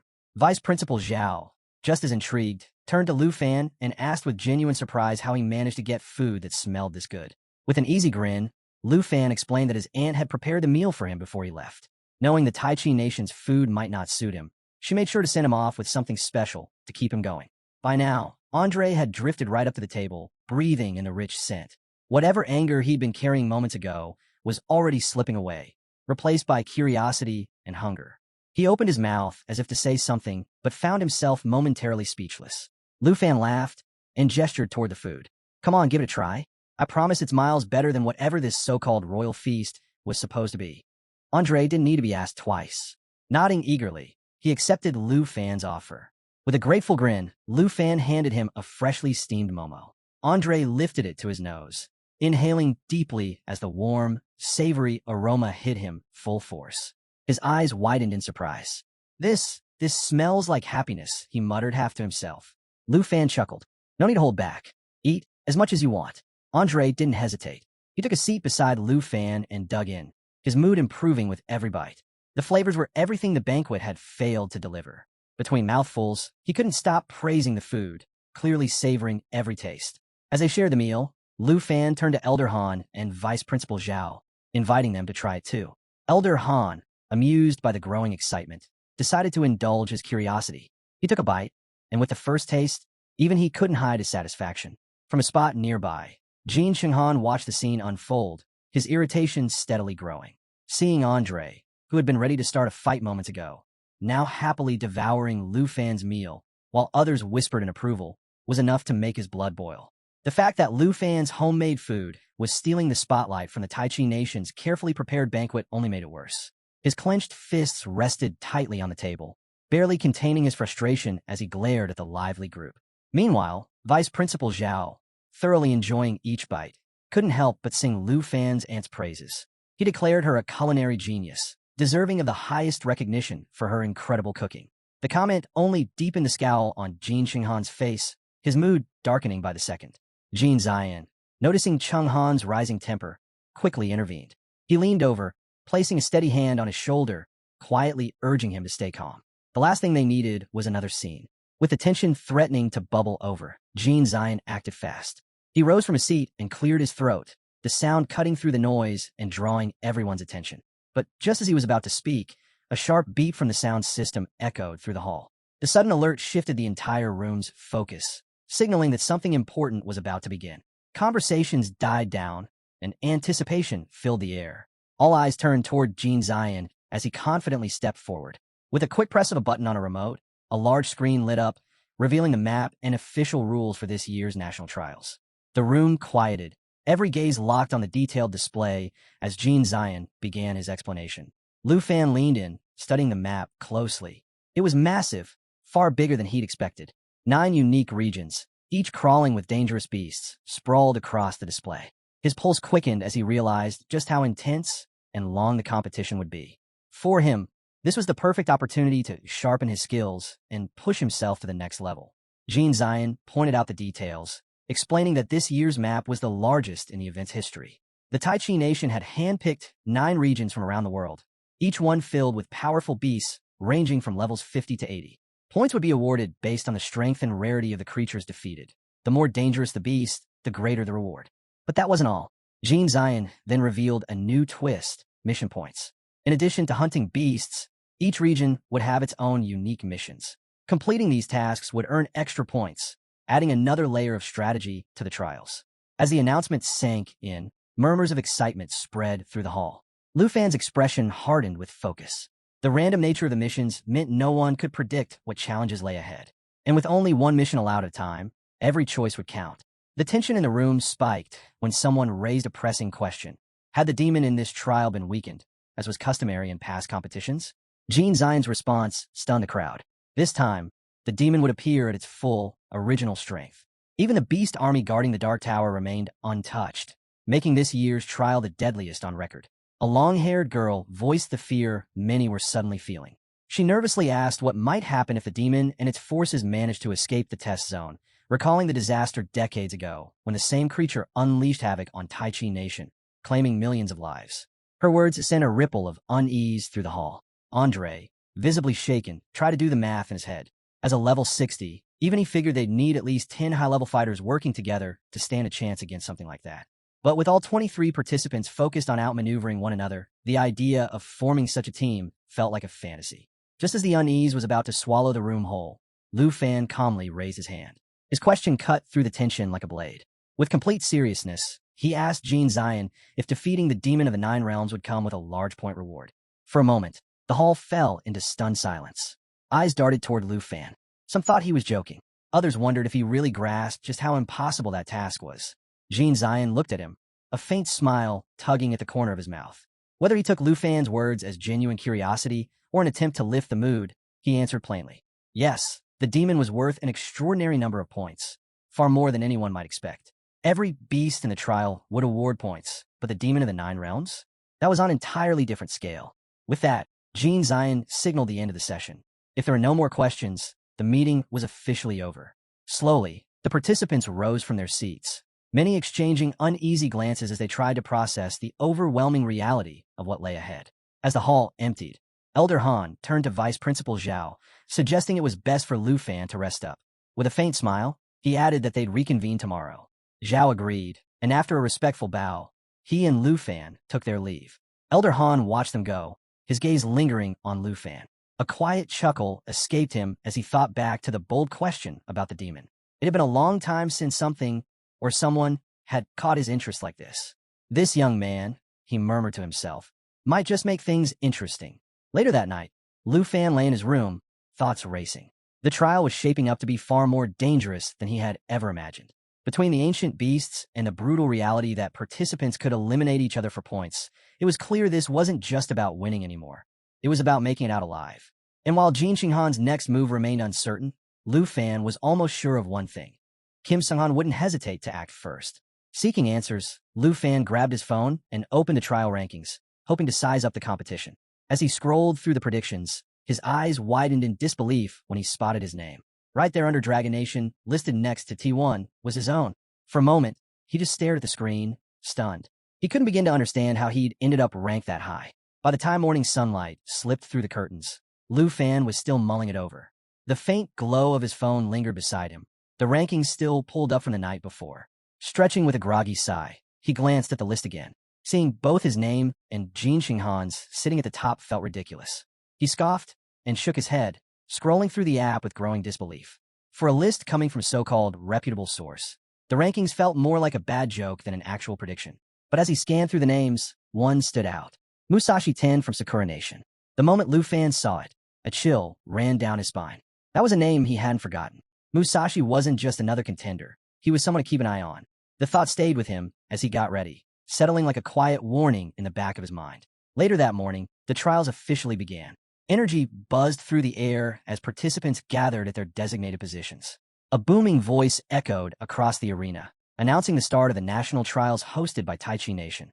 The crowd shifted, anticipation crackling as everyone waited for the competition to unfold. "Look to the sky," the voice commanded. Lufan and the others glanced upward, spotting a swirling blue vortex forming high above. It shimmered with streaks of light, spinning like a spiral of raw energy. The portal to the secret area was ready. Then, out of nowhere, the voice returned with an unexpected announcement. "The trials will not begin until everyone has liked this video."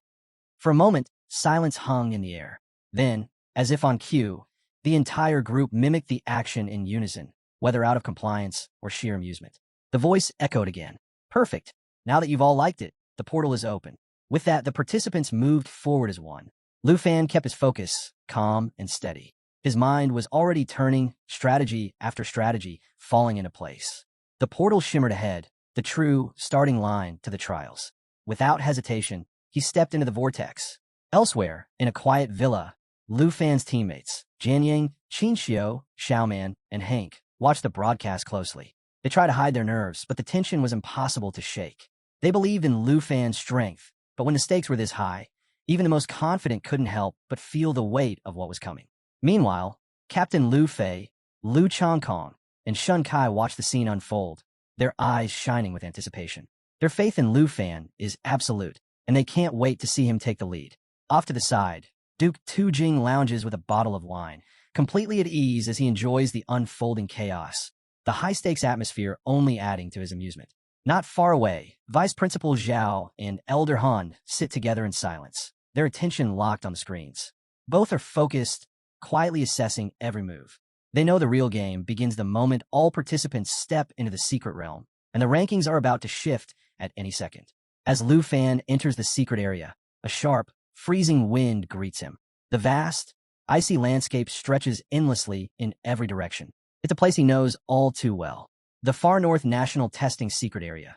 He murmurs, recognizing the terrain immediately. The frozen wasteland may be brutal, but it's familiar ground.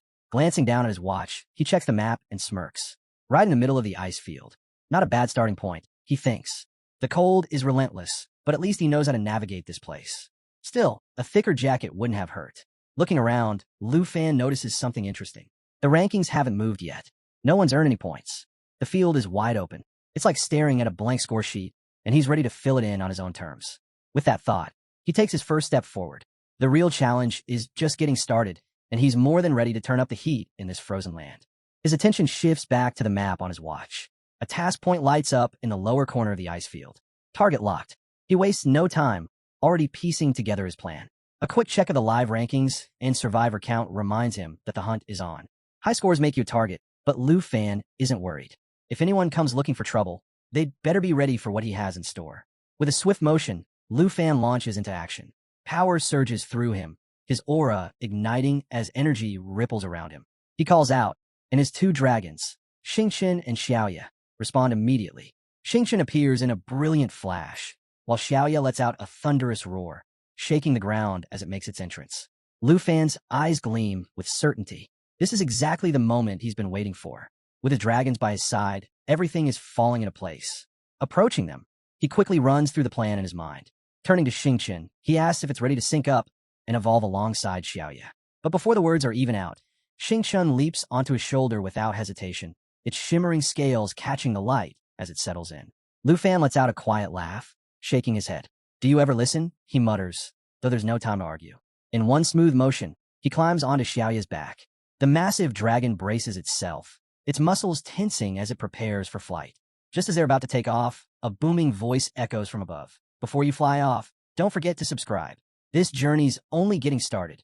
Lufan smirks at the unexpected interruption, but doesn't let it break his focus. The rush of adrenaline is already pulsing through him. Xiaoya unleashes a thunderous roar, wings spreading wide before they cut through the air with a powerful gust. As they shoot into the sky, Lufan tightens his grip, the excitement of what's ahead sparking through his veins. The dark peak lies in wait, and he's ready for whatever it throws his way. Meanwhile, far across the secret realm, Qin Shenghan moves steadily through the blistering heat of a vast desert. The familiar landscape brings a grin to his face. "Back here again," he mutters, already adjusting to the scorching air and endless dunes stretching around him. With a simple gesture, Qin Shenghan summons his beasts. These aren't just ordinary creatures. They mirror pieces of him, eerie and fragmented, as if someone stitched together reflections of his own shadow. His skill, Fragmented Ambush, is as clever as it is unsettling. Bits of the abyss splinter off, scattering across the sand, each one settling into hidden spots to form a deadly web of traps and surprises. As the beasts skitter into place, their small legs kicking up sand, Qin Shenghan watches with satisfaction. In front of him, the system interface flashes to life, highlighting his ability stats. The Abyss Symbiosis effect stands out, his greatest weapon. As long as these creatures survive, they share their power with him. And if the worst happens, no problem. He can revive through any of them. 9 times, to be exact. Qin Shenghan chuckles to himself. "Practically immortal," he says, the thought lingering as his voice carries through the empty desert. Of course, no one answers. Not that he'd expect the desert to laugh back. Just as Qin Shenghan was savoring the thought of his unbeatable advantage, a sword sliced through the air with terrifying speed. In an instant, one of his summoned beasts was struck clean through the head, collapsing into the sand and vanishing without a trace. Qin Shenghan's gaze snapped toward the attacker, Musashi 10, the representative from Sakura Nation. With a smug grin, Musashi called out mockingly, "Looks like you're down to 8 lives." Qin Shenghan's expression darkened. His hands clenched at his sides as he stared at the scattered remains of his fallen summon. The audacity of the attack left him speechless for a moment. Weren't they supposed to be allies? What was Musashi thinking? Grinding his teeth, he demanded an explanation, accusing Musashi outright of breaking their agreement. A system notification popped up, flashing Musashi's details. Musashi 10, Sakura nationality, level 61 class, Demon Samurai. But Qin Shenghan barely glanced at it. His focus stayed locked on Musashi, who stood there as if nothing out of the ordinary had just happened. Completely unfazed, Musashi slid his sword back into its sheath and shrugged. He claimed he was just testing whether killing one of Qin Shenghan's summons would net him any points. Like it was nothing, like it was some casual experiment. Qin Shenghan let out a sharp scoff and pointed directly at him. "If you're so eager for points, why didn't you go after Lufan?" he snapped. His frustration boiled over as he reminded Musashi that taking out one of his summons wasn't just a cheap shot, it directly chipped away at his survival chances. He jabbed an accusing finger at him, demanding to know what kind of nonsense was running through his head. But Musashi stayed as calm as ever, barely blinking at the outburst. "You've still got 8 left," he replied with a shrug, like it wasn't even worth the argument. Then, as if that wasn't enough, he tossed out a half-hearted offer to make up for it. Something about a boss fight as compensation, as though that would somehow even the score. Qin Shenghan exhaled slowly, forcing himself to let it go. Arguing was pointless. With an irritated wave of his hand, he told Musashi to move aside. But Musashi wasn't going anywhere. He tagged along without a hint of shame, grinning as he reminded Qin Shenghan not to leave his teammate behind. As they pressed on, Musashi dropped an unexpected bit of info. Apparently, Qin Zion had secretly teleported him into this area, slipping past the Overseer's radar just to keep their alliance intact. With a mischievous grin, Musashi added, "So you better protect me." Jin Shinghan shot Musashi a sharp glare, warning him to keep his voice down before the Overseer caught wind of their conversation. Lowering his tone, he laid out the plan. Their alliance wasn't just for show, it had been arranged by the committee. As for Lufan, Jin Shinghan made it clear he'd take care of him personally. Musashi's job was to handle the Black Dragon, Xiao. Then, shifting to a more serious note, Jin Shinghan finally revealed something he'd been keeping to himself. "There's one detail Jin Zion didn't share about the Dark Spire," he said. He explained that the spire wasn't fixed in place. It moved randomly across the map. Worse still, if it detected a participant, it wouldn't hesitate to attack. Musashi's smugness vanished in an instant. "And you just now telling me this?" he snapped. Realization hit him fast. "So that's why you've got all those extra lives."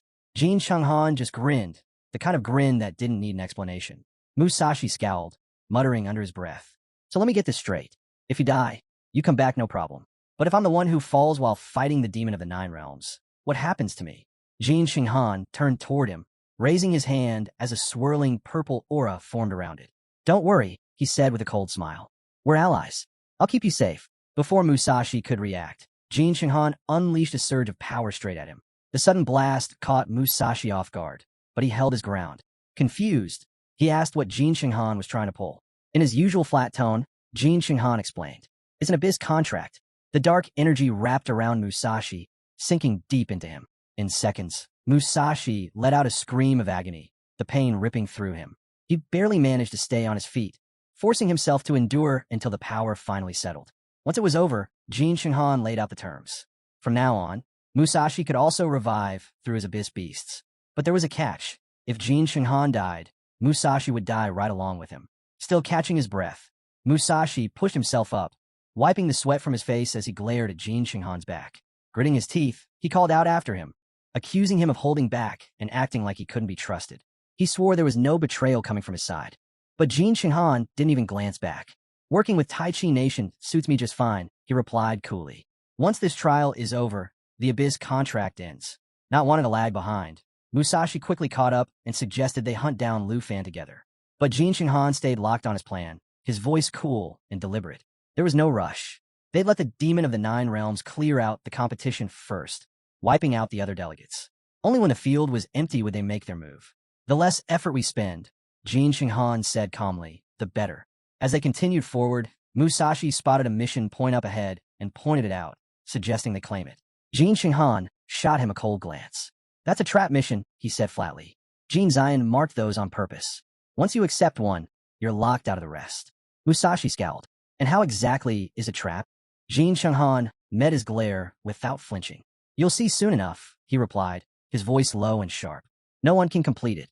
Time passed, and back at the monitoring station, the overseers kept a close watch on the feeds. Jin Zion leaned back in his chair, a smirk tugging at his lips as he glanced at the rankings. "Looks like the so-called Big Three, Dragon Nation, Star Nation, and Snow Nation, aren't making much noise this time," he said mockingly. One of the other overseers turned toward him, intrigued. "And what's that supposed to mean?" Jin Zion pointed toward the rankings on the screen. "Take a look at Dragon Nation. Lufan was hyped up as Tier 1 by the media, but he's sitting dead last with just 257 points. The overseer raised an eyebrow. "That's surprising. Dragon Nation usually puts up strong numbers. Guess it's all talk this year. Maybe people just bought into the dragon hype." Jin Zion laughed. "Overrated. Even clearing a few weaklings should have gotten him more than that." A few seats away, Elder Han quietly sipped his tea, the faintest chuckle escaping him. He didn't bother correcting them. Let them keep talking. Watching them eat their words later would be far more enjoyable. Meanwhile, in the secret area, Lufan wandered through the frozen terrain, frustration building with every step. He checked his watch again. 257 points. Still no change. The silence of the landscape only made the tension worse. He muttered under his breath, questioning where the peak of darkness was supposed to be. He'd been searching endlessly and hadn't found the slightest clue. As if on cue, the wind picked up, carrying a chilling sound through the air. Then, out of nowhere, a massive beast appeared before him. Its lion-like body radiated raw power, the system quickly flashing its details. Sky-hunting flying lion, level 60. Beating it would net a decent chunk of points. Before Lufan could react, the creature lunged, moving with deadly speed. But Xiao was faster, leaping back in a smooth motion, narrowly dodging the first strike. Lufan studied the creature in front of him. quickly assessing the situation. Compared to the Fallen Cloud zombies, this sky-hunting flying lion barely posed a threat, and the reward wasn't worth the effort. It was clear to him, if he wanted to climb the rankings, the real strategy was taking on missions and clearing bosses. Wasting time here wasn't an option. Tugging gently on Xiaoya's reins, he gave a signal to move out. Before long, a mission point appeared on his map, marked just ahead inside a nearby cave. Without hesitation, he directed Xiaoya toward the entrance. As they descended, Lufan spotted another participant locked in combat, just outside the cave. The man moved with sharp precision, finishing off a massive snow bear in a single, crushing blow. As the beast hit the ground, the man let out a breath, muttering to himself about the grind of life as a second-tier professional. Still, securing the mission point seemed to make it worthwhile. Just as the man turned to head into the cave, the sound of footsteps made him pause. He glanced over his shoulder and froze. His eyes widened as Xiaoya came into view, towering over him with an unmistakable, commanding presence. His body tensed immediately, readying for a fight. Lufan slid down from Xiaoya's back in one smooth motion, calm and unhurried. The man's gaze flickered between the dragon and Lufan, a mix of surprise and suspicion creeping into his expression. Recognition came fast. "You're Lufan from the Dragon Empire?" he asked, disbelief in his voice. Lufan didn't respond. Instead, he quietly pulled up his system screen, checking the details of the man standing before him. Yasen Lai, level 45 Water Wave Swordsman. South Nation, rank 19. Score, 5,153. A faint smirk tugged at Lufan's lips, but he kept his silence. Without offering so much as a glance back, he shut off the system and walked past Yasen Lai as if he wasn't even there. The dismissal hit hard. Yasen Lai's face darkened, his pride stung by the blatant disregard. He watched Lufan's figure move further away, his mind racing with resentment. Old tensions between the Southern Empire and the Dragon Empire came flooding back. He remembered the disgrace his nation had suffered when two Jing of the Dragon Empire humiliated their king, nearly toppling their rule. Now, standing here with Lufan ranked dead last at level 32, Yasen Lai saw his moment. Taking out the Dragon Empire's representative would earn him fame and bring honor to his country. In his eyes, this wasn't just a fight. It was the perfect chance for payback. And judging by the rankings, it looked like an easy one. Without a moment's pause, Yasen Lai unsheathed his sword, his determination razor-sharp. Water surged from the blade, swirling into a tight cage that locked around Lufan. Confident he'd already won, Yasen Lai smirked, his voice dripping with arrogance. "You're out of your depth if you think you can take me." But Lufan didn't so much as flinch. His calm, steady silence only fueled Yasen Lai's irritation. Muttering under his breath, Yasen Lai prepared to finish the job, raising his sword for a decisive strike. Before he could land it, Xiaoya moved. In a blur of motion, the black dragon's massive claws tore through the air, smashing into Yasen Lai with brutal force. He flew back like a ragdoll, crashing into the ground with bone-jarring impact. A sharp, searing pain shot through his arm, and when he looked down, the truth hit him hard. His arm was broken. Gritting his teeth against the agony, he tried to push himself up, but the pain was relentless. Humiliation settled over him like a weight. So this was the strength of the Dragon Empire. The difference between them wasn't just skill, it was world apart. Lufan stepped effortlessly out of the water cage, as if the technique had been nothing more than a breeze brushing past him.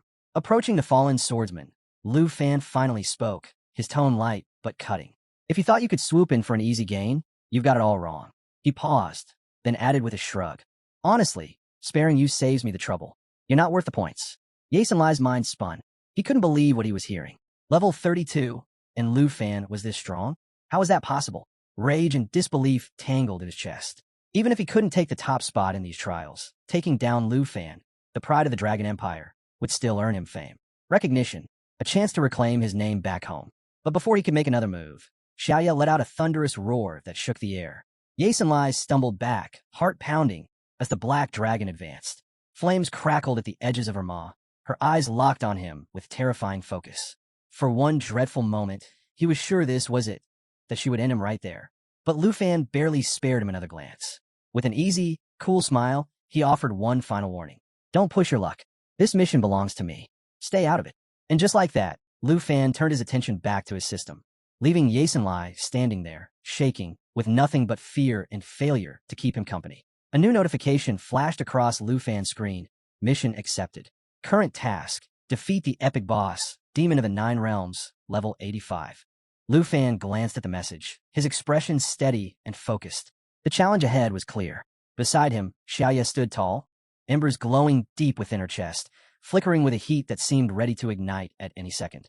The black dragon towered over the battlefield, a force of pure destruction waiting to be unleashed. Nearby, Yasin Lai collapsed to the ground, his entire body trembling. His sword slipped from his grasp as he struggled to breathe through the weight of the pressure crushing the air around him. He couldn't understand it. Why wasn't Lufan attacking? Was this some twisted setup? Before the thought could settle, a shadow fell over them. A monstrous figure plummeted from the sky, slamming into the earth with bone-rattling force. Ice cracked and exploded outward from the impact. Xiaoya reacted in a flash, charging forward and striking the beast with a powerful blow that sent it staggering back.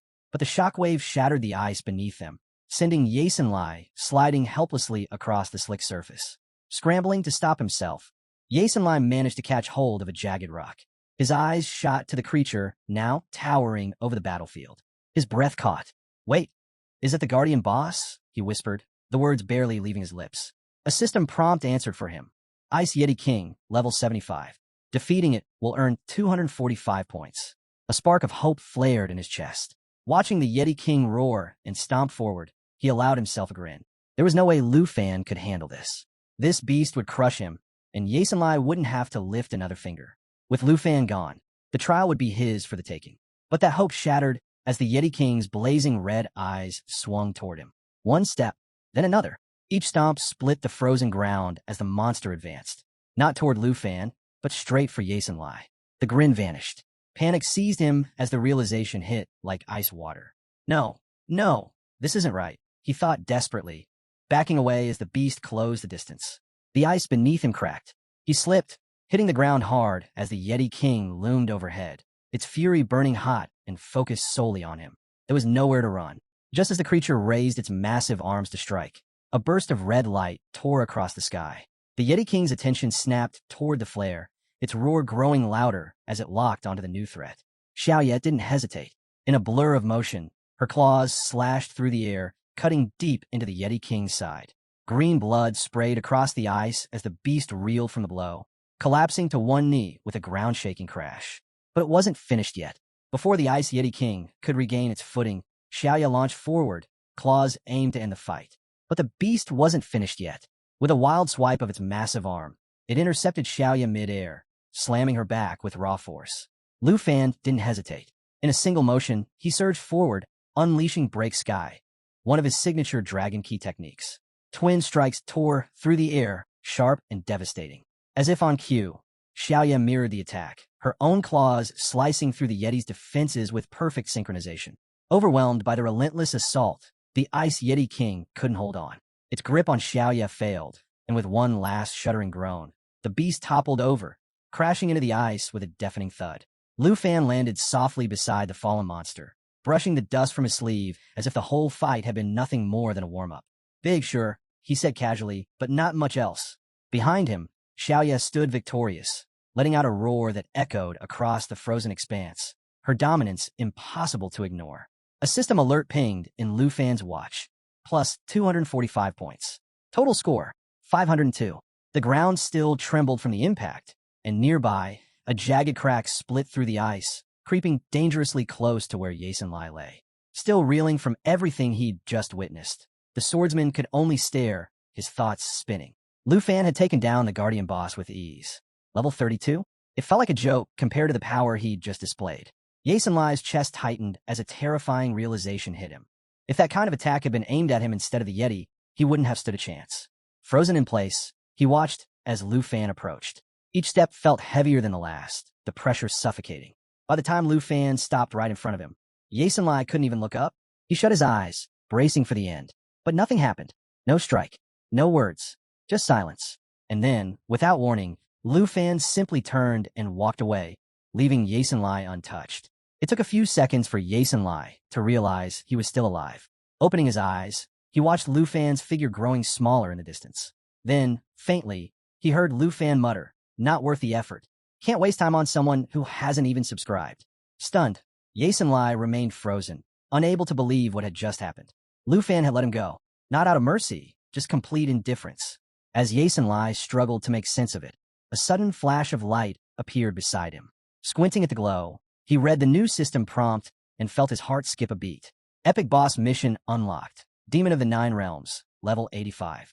The sheer ridiculousness of the mission left Yasin Lai speechless. How does something like this even exist? He muttered, still shaken. The image of Lufan's calm, almost bored expression replayed in his mind, and it finally clicked. Lufan hadn't bothered to finish him off because the points just weren't worth the effort. But now, the thought of Lufan actually facing the Demon of the Nine Realms sent a chill down Yasin Lai's spine. Was he seriously planning to take on something like that? How could anyone survive such a fight? Meanwhile, far away in the observer's room, the entire scene played out across the massive screen. Vice Principal Xiao watched with growing disbelief, his face paling as the details of the mission became clear. He shook his head, muttering under his breath, "How is this even possible? Why would a mission like that appear in the secret area?" The tension finally snapped. Xiao turned sharply toward Jin Zion, his frustration boiling over. "This mission is insane," he shouted. "The risks are outrageous. What if the mission card malfunctions? What points could he even hope to get from something like this? It's absurd." But Jin Zion barely reacted. A smug grin tugged at his lips as he leaned back, answering in the same relaxed, mocking tone. "Calm down," he said, clearly enjoying every second of Zhao's anger. That was it. Zhao lost what little patience he had left, grabbing Jin Zion by the collar. His face flushed red with fury as he snapped. "This whole mission setup is a disaster. I'm filing an appeal. I'll see it canceled myself." But Jin Zion didn't even flinch. His grin only widened. "Appeal all you want," he replied coolly, "but your title doesn't give you the power to stop this." And just like that, Jin Zion clamped his hand around Zhao's, shaking it with a firm grip that made his meaning crystal clear. "Push any harder, and you'll be shown the door." Off to the side, Elder Han watched the heated exchange unfold, his expression as calm as ever. He set down his cup of tea with a soft clink and turned toward Xiao, his voice quiet but steady. "Don't waste your energy getting upset," he said, breaking the silence. Xiao blinked, surprised by the lack of outrage. He'd expected Elder Han to back him up, but instead, the overseer poured himself another cup of coffee with the same easy calm. "The problem can't be solved through an appeal," Elder Han added, his tone measured. Xiao frowned, clearly not understanding. He leaned in, searching Elder Han's face for an answer, trying to make sense of why everyone else seemed so composed while he felt like the only one seeing how wrong this was. Leaning in, Elder Han lowered his voice, revealing something that instantly thickened the air in the room. Tai Chi Nation, he explained, had been quietly manipulating the trials all along, stacking the odds to give their own representatives every advantage while setting traps to hold the others back. And this wasn't some new scheme. It had been happening right under their noses for years. Zhao's fist clenched. "If you've known this, why not step up for Lufan?" he shot back, his frustration boiling over. But Elder Han only offered a knowing look, his voice calm and steady. "Even the cleverest people get blindsided when power runs this deep," he said. "An appeal won't fix this. We're playing against forces way bigger than us." Instead, Elder Han tilted his head toward the screen, a rare glint of confidence in his eye. "But maybe this is exactly the kind of challenge Lufan's been waiting for. You should trust him." Xiao stared, stunned into silence. Elder Han's unexpected support caught him off guard, leaving him wondering if the overseer knew something he didn't. But before he could press for answers, his attention was yanked back to the broadcast. There, clear as day, was Lufan, calm, steady, and already marching straight into the most dangerous part of the secret area, like it was just another stroll. "He's really going through with it," Xiao muttered, unable to believe what he was seeing. Back in the icy wasteland, Lufan pressed forward, a quiet smile tugging at his lips. The magnitude of the mission didn't weigh on him in the slightest. With Xiaoya at his side, her breath steaming in the cold air, they pushed ahead. The system pinged softly in his ear. Tower of Darkness detected ahead. Lufan's grip on Xiaoya's reins tightened, his eyes fixed on the path. Whatever came next, he wasn't slowing down. As they advanced, hordes of demonic beasts emerged from the shadows. But even as the danger grew, Lufan didn't so much as falter. Xiaoya roared beside him, shaking the frozen ground, her presence a thunderous reminder of their unstoppable force. Another system alert followed. The demon army is awakening. The air filled with the shrill, piercing cries of hundreds of killer bats, all of them level 60, surging toward Lufan like a black wave. The system flashed again. Defeating each bat rewards 84 points. Lufan smirked, completely unbothered by the swarm closing in. "The precious mountain of Ruan Changfeng," he mused with a grin. "Looks more like a mountain of free points to me." With a glance at Xingchen, whose small form pulsed with raw energy, Lufan gave the order. "Your time to shine." Xingchen growled low, ready for the chaos. Then, turning to Xiaoya, Lufan issued his next command without hesitation. Destroyer form. Now, in an instant, Xiaoya's massive body shifted, her muscles surging with power as her stats skyrocketed. Strength, 5,124 agility, 9,431 stamina, 10,474. The battlefield was set, and Lufan wasn't backing down.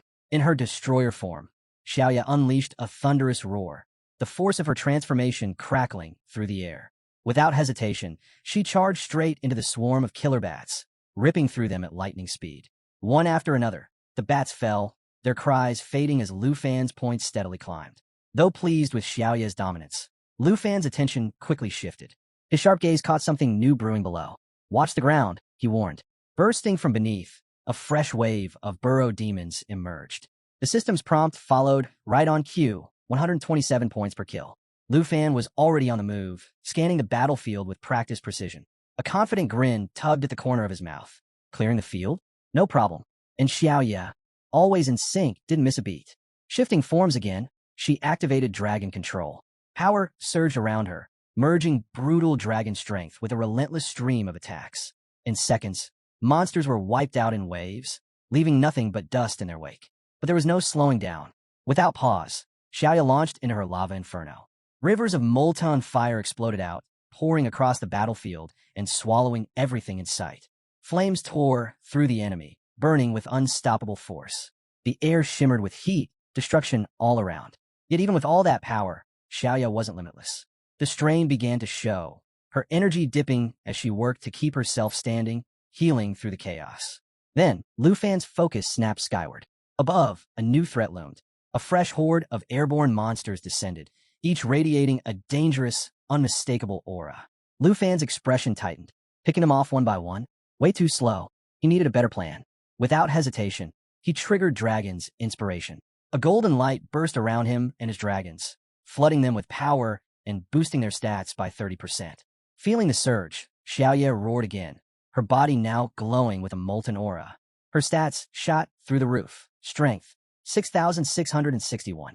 Agility, 12,260. Mental power, 26,728. Stamina, 13,614. She was an unstoppable force. Lufan narrowed his eyes and raised his divine bow. "Let's turn this into a massacre," he said under his breath. With a signal to Xiaoya, he drew a snake arrow, its dark energy twisting and swirling with deadly intent. Nearby, Xingqian shifted restlessly, practically shaking with the urge to dive into the fight. Lufan's mind worked like clockwork.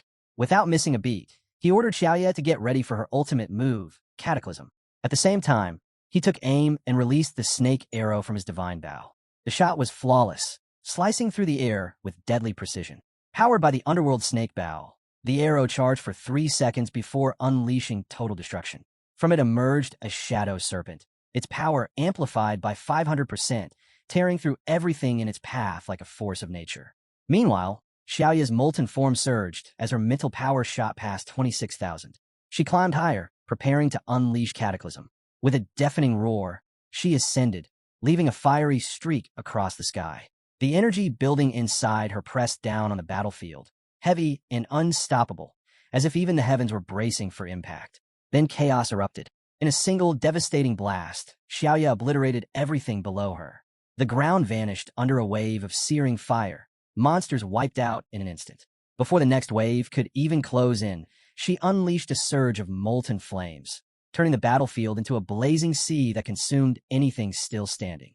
As she climbed higher, more explosions rippled out around her, swallowing the battlefield in fire and smoke. Even the massive stone chain blocking her path crumbled under the final wave of Cataclysm, melting into rubble. Any monsters hoping to regroup were instantly swallowed by the relentless inferno. When the dust settled, the only sound left was the crackling of flames and the slow drip of molten rock. Lufan's snake arrow hit right on target, colliding perfectly with Xiaoya's destruction below. The moment of impact triggered a raging firestorm, swallowing the battlefield whole. With Xiaoya's mental power behind it, the damage multiplied, reaching a staggering 500%. Flames roared, and the air thickened with the stench of burning flesh. A final, earth-shaking explosion marked the end of it all. Then came the system's alert. Dragon Nation's Lufan has earned 22,758 points.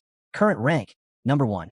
Lufan stood at the center of the scorched battlefield, his eyes scanning the remains of the fallen demon army. Not a single enemy left standing. A faint smile tugged at his lips as the system delivered the latest update. Xingqian had advanced to level 12, and Lufan himself had climbed to level 33. The momentum was his, and the progress spoke for itself. Meanwhile, at the monitoring station, the atmosphere shifted from disbelief to shock. Murmurs spread through the room as Lufan's name shot to the top of the rankings. The three great families had reclaimed their place at the front, with Lufan now holding the #1 spot. Amid the chatter, someone blurted out, "We never thought he'd actually pull it off." In the background, Charles and Andre's names remained frozen in place. Their scores hadn't moved. Vice Principal Xiao watched the scene unfold, part stunned, part impressed. Maybe Elder Han had been right all along. What once seemed like an impossible trap now looked like a warm-up round for Lufan. Elder Han observed the feed, the corner of his mouth lifting in quiet amusement. "Look at that worn-out black dragon of his," he said casually. "And to think, Lufan hasn't even brought out his full lineup." Xiao paused, unsure how to respond, then awkwardly offered to prepare tea. Elder Han waved him off. "Save it. The real show is just getting started. We can't afford to miss what happens when Lufan faces the demon of the 9 realms." Jean Zion, watching from his seat, smirked to himself. Everything was unfolding exactly as he had hoped. The true threat hadn't even appeared yet, and once it did, Lufan would have his hands full recovering his dragons and surviving the next stage. Back on the field, Lufan's brief moment of satisfaction didn't last. The ground shuddered violently as the stone chains snapped apart, sending a shockwave ripping across the terrain. Above him, a massive pyramid-like structure began to collapse at alarming speed. Lufan's expression hardened. The fight was far from over. With a deep groan, the earth split open as a towering door swung wide, unleashing a new horde of savage beasts. These weren't like the others. They moved faster, hit harder, and radiated pure bloodlust. Lufan's eyes narrowed as realization hit. He'd been too quick to clear the field. If he had waited, he could have taken them all down at once. Clicking his tongue in annoyance, he adjusted his stance. No time to regret it now. It was time to adapt. Sword in hand, Lufan braced himself as the system rapidly updated with a new wave of threats. Wandering Pavilion Beasts, level 75, 135 points each. Two-Headed Ogres, level 80, 297 points each. Demon Scouts, level 60, 50 points each. Lufan's mind worked fast. Instead of trouble, all he saw was opportunity. A grin spread across his face. This isn't a problem. This is a goldmine. Sensing the shift in the battle, Shiao morphed back into her destructive form. Her molten body pulsed with fresh power, flames rippling across her scales as if feeding off the chaos ahead. Lufan's eyes gleamed with anticipation. "Perfect," he muttered. "Just what I needed. More monsters, more points." Without wasting a second, he rallied his team. With a sharp nod, he signaled Xingqian to enter the fight. To his surprise, she shot forward without hesitation, as if she'd been waiting for this exact moment to unleash her strength. Watching her charge ahead, Lufan couldn't help but smirk. "What, planning to handle them all yourself?" Xingqian answered with a piercing roar, the sound slicing through the battlefield like a blade. And just like that, the next stage of the battle erupted. The field transformed into pure chaos. Waves of monsters crashed forward, their roars merging into one deafening wall of sound. Right at the heart of it all, Lufan stood firm, unmoving. Xingqian unleashed a blast of icy breath, freezing enemies mid-charge, their bodies locking in place as her powerful wings sent shockwaves tearing through the horde, scattering them like leaves in a storm. Beside him, Xiao loomed like a shadow of fire. At Lufan's command, "Protect Xingqian," she answered with a roar that shook the ground, her flames surging outward in a fiery wall, burning down anything that dared come close. Above, a radiant light pierced through the chaos, pulling the attention of every creature on the field. But Xiao didn't slow. She charged headfirst into the blinding glow, her body a living blaze crashing against the light as the battle reached a new peak. A monstrous two-headed brute led a pack of goblins straight toward Lufan. Their screams echoed as they closed in, but he didn't flinch. Perched atop Xiaoya, his gaze burned bright, cold, and focused. Flames whipped around them, the dragon roaring loud enough to shake the skies, clearing a path of destruction ahead. Then Lufan's attention shifted. Xingqian had broken through the front lines, moving with sharp precision, her true power finally surfacing. Blue energy pulsed from deep within her, growing brighter, stronger, until it radiated out in waves. Now Lufan thought, his excitement building. Xingqian surged forward, her entire form glowing with a fierce blue aura. As the energy peaked, the temperature around her plummeted. The air froze, signaling the activation of her star armor. an ability that would absorb every hit for the next 60 seconds and hurl that damage right back at her enemies. The real fight had only just begun. The battlefield erupted as Xingqian unleashed a surge of pure energy, blasting through the waves of goblins and sending them flying like leaves in a storm. Their ranks crumbled instantly, shattered into frozen fragments scattered across the ground. But in the midst of the chaos, the towering two-headed brute let out a thunderous roar. Gripping its massive club, it charged straight through the icy tempest, its determination unshaken. With a single swing, the brute unleashed a crushing shockwave, ripping through the battlefield, scattering debris, and shaking the earth. Above the chaos, Lufan hovered on Xiao, the fiery glow of their flames lighting up the sky. The brute's glowing red eyes locked onto him, its fury radiating like a challenge issued in silence. Lufan met its gaze cold and unfazed. His flames flared higher, ready to strike, but then he caught something in the corner of his eye. Signaling Xiao to hold back, he spoke calmly, "Looks like we don't have to worry about that one." The system confirmed it. Every bit of incoming damage had been absorbed and was waiting to be unleashed. Lufan's smirk returned as he watched Xingqian take full control of the battlefield. The brute roared again, raising its weapon to crush everything in its path. But Xingqian moved before it could act. Without hesitation, she unleashed a storm of icy blades, tearing through the air and freezing the ground beneath her. Her wings glowed like twin beacons, slicing through the chaos as her Xingqian armor reflected every attack back in a devastating shockwave. Enemies were sent flying in every direction, their formations destroyed, their numbers dwindling with every second. The battlefield began to glow under the chilling blue aura spreading from Xingqian.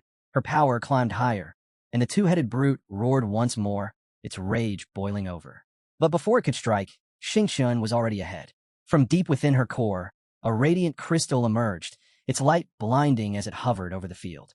Then, without warning, it shattered, unleashing an enormous wave of destruction that swept across the battlefield. The energy tore through everything in its path, scaling with the strength of the enemies it consumed, leaving nothing behind but silence. Watching Xingqian unleash her full strength, Lufan felt a deep sense of pride. "She's not holding anything back," he said quietly. Deciding not to interfere, he ordered Xiao to ascend, pulling back to give Xingqian the room she needed to finish what she started. With a deafening roar, Xiao soared higher, her flames burning brighter, her crimson eyes locked on the chaos below. Far beneath her, Xingqian was still in motion. With precision and power, she activated Frost-Laden Fury. Her icy aura expanded, forming a glowing sphere of frozen destruction. Enemies were locked in midair, frozen solid before exploding into shards of ice that rained down over the battlefield. Then came the final blow. A colossal wave of freezing energy surged out, sweeping across the field, erasing the last remnants of the horde. Every movement, every strike flawless and unstoppable. Xingqian had become a storm. The two-headed brute roared in defiance, but Xingqian's freezing surge left it no chance. Ice engulfed the massive beast, locking it in a prison of frost until it shattered under the crushing cold. Above the frozen wasteland, Lufan and Xiao sliced through the sky, her blazing flames carving a path of fire against the swirling blizzard below. On the ground, the battlefield shook as Xingqian's power surged. A vortex of frost spiraled around her, pulling enemies into its grip mid-flight. Winged creatures shrieked as the storm tore through them, scattering frozen fragments across the field. At the center of the chaos, Xingqian dropped like a falling star, her radiant wings cutting clean through the icy air. Every flap sent waves of energy pulsing outward, freezing everything they touched. The enemy had no way out. Her strength was absolute.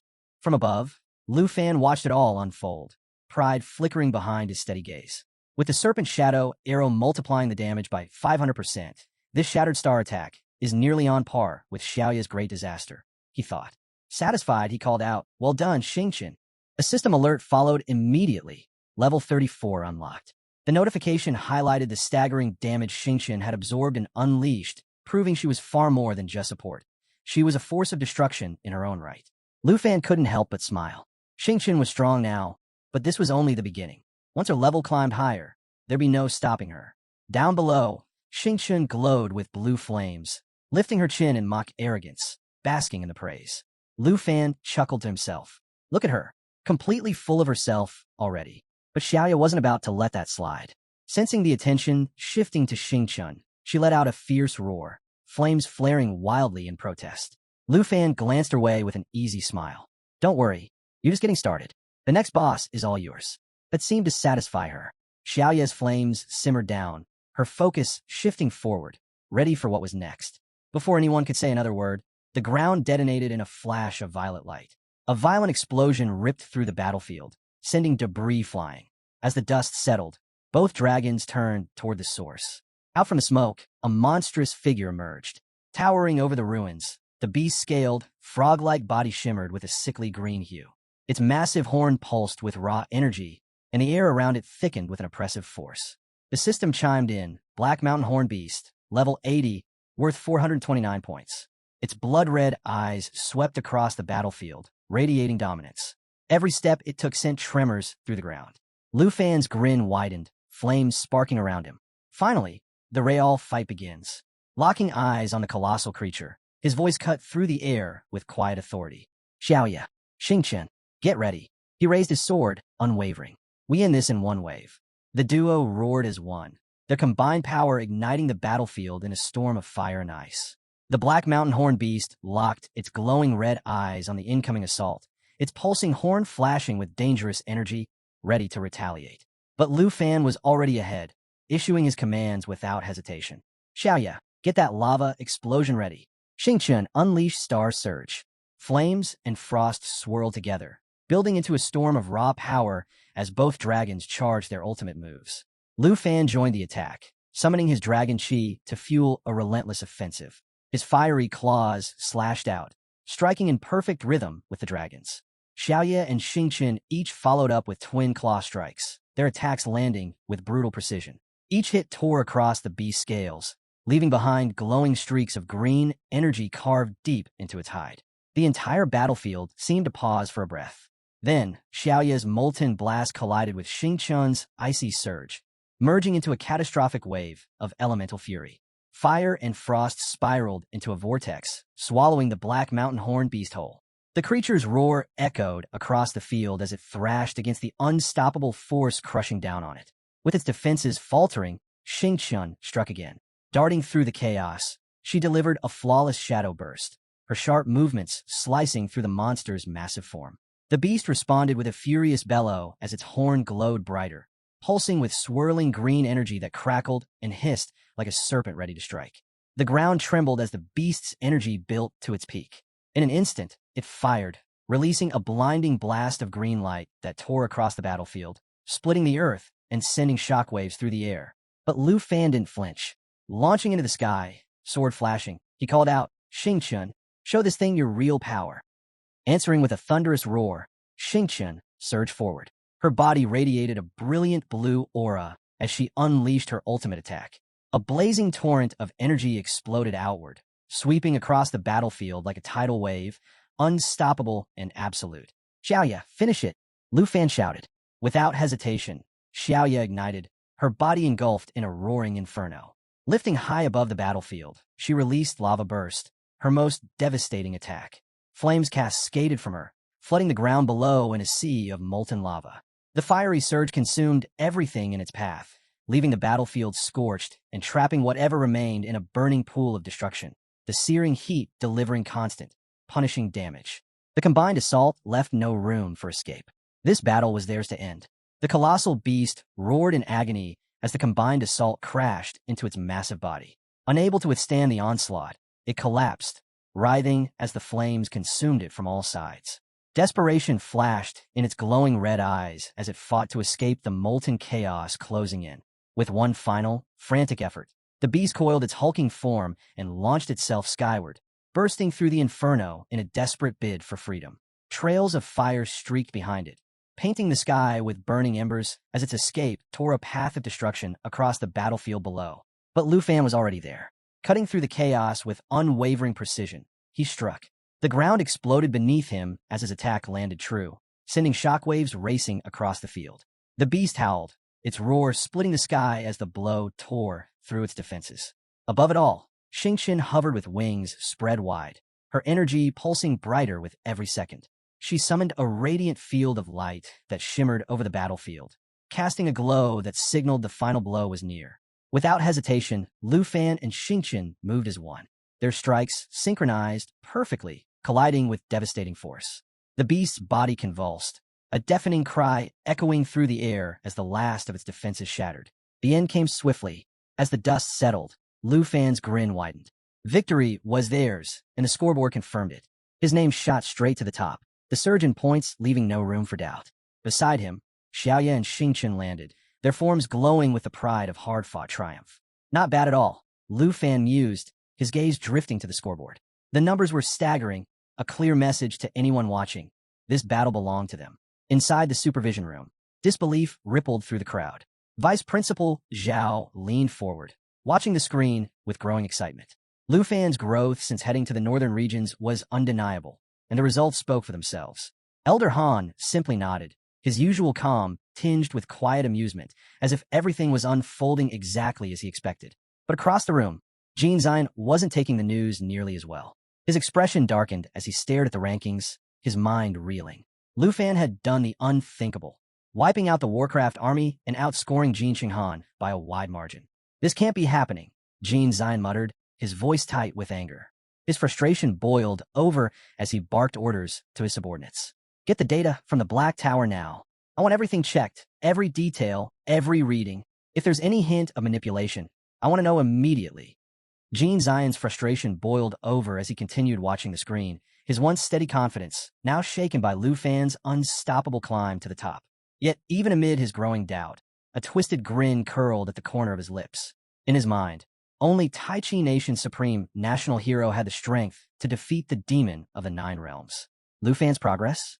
Impossible. Sooner or later, Jin Zion was certain he'd catch Lufan breaking the rules and strip him of his qualifications.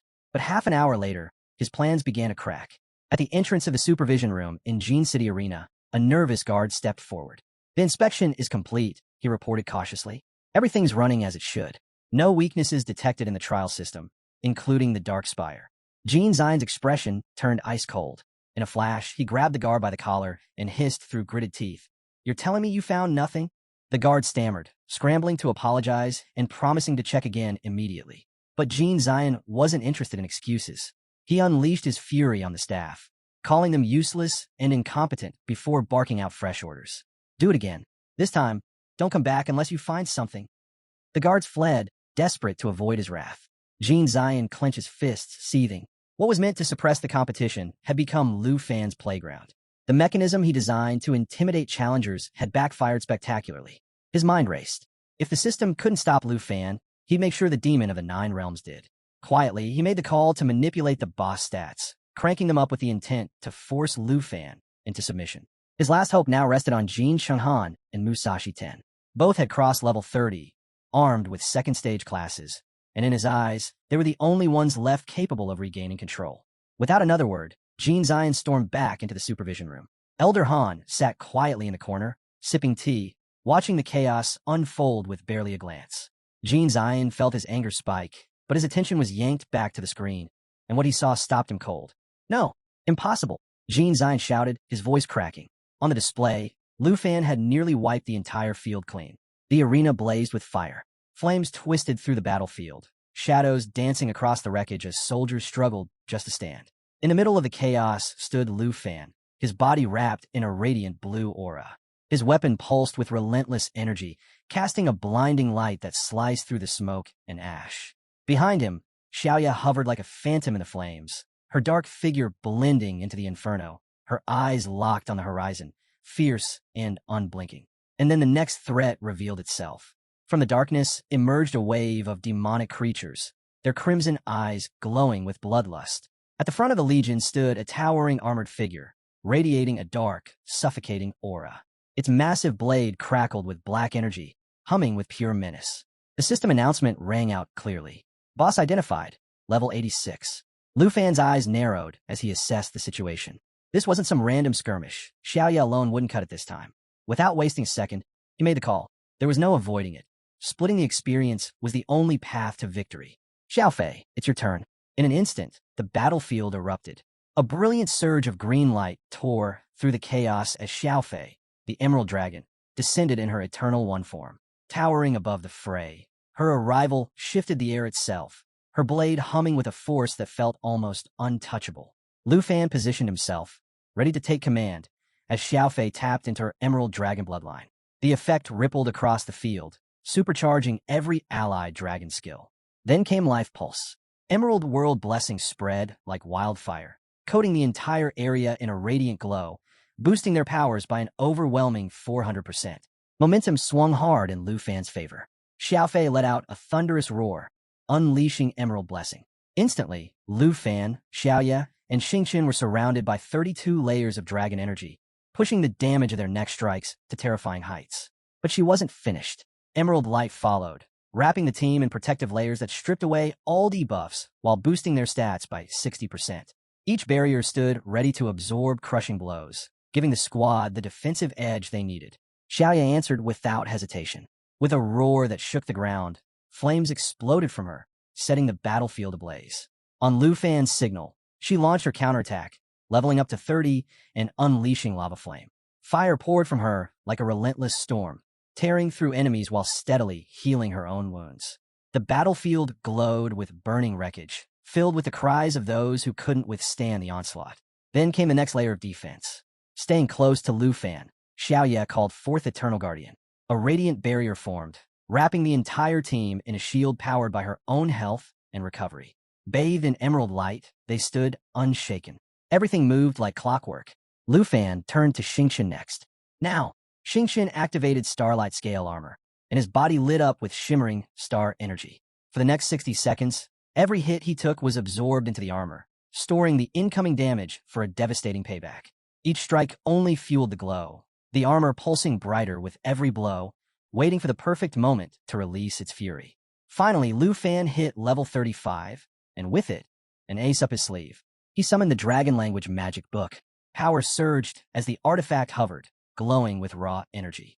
The moment it disintegrated, its force transferred into Lufan, activating Dragon Resonance, a passive skill built to sync dragon riders and their dragons when casting the same magic. As the light faded, Lufan felt the shift. The real battle was only just beginning. Flames spiraled around Lufan as he locked in perfect sync with Xiaoye, their combined strength surging through the battlefield.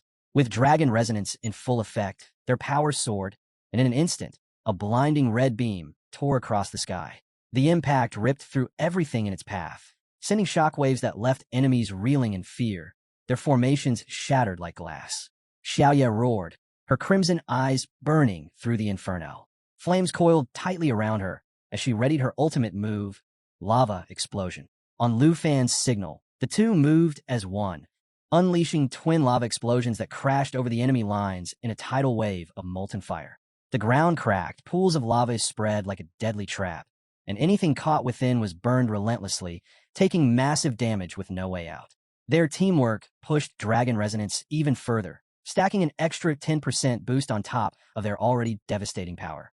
Together, their combined strike didn't just double in strength, it quadrupled, turning the battlefield into an unforgiving sea of fire. The ground shook under the weight of their assault. Lufan could feel every beat of their shared rhythm, power surging through him like never before.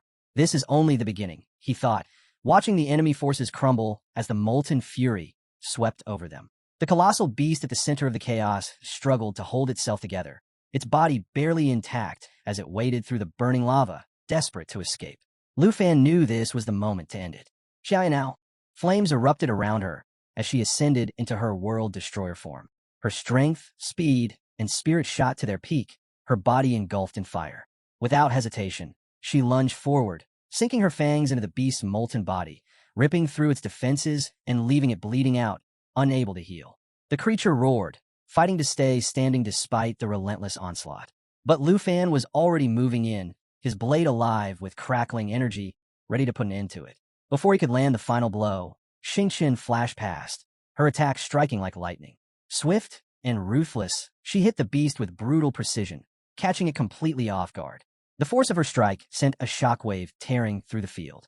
Casting a glance at the crumbling monster, Xingqian smirked. Just dropped dead already.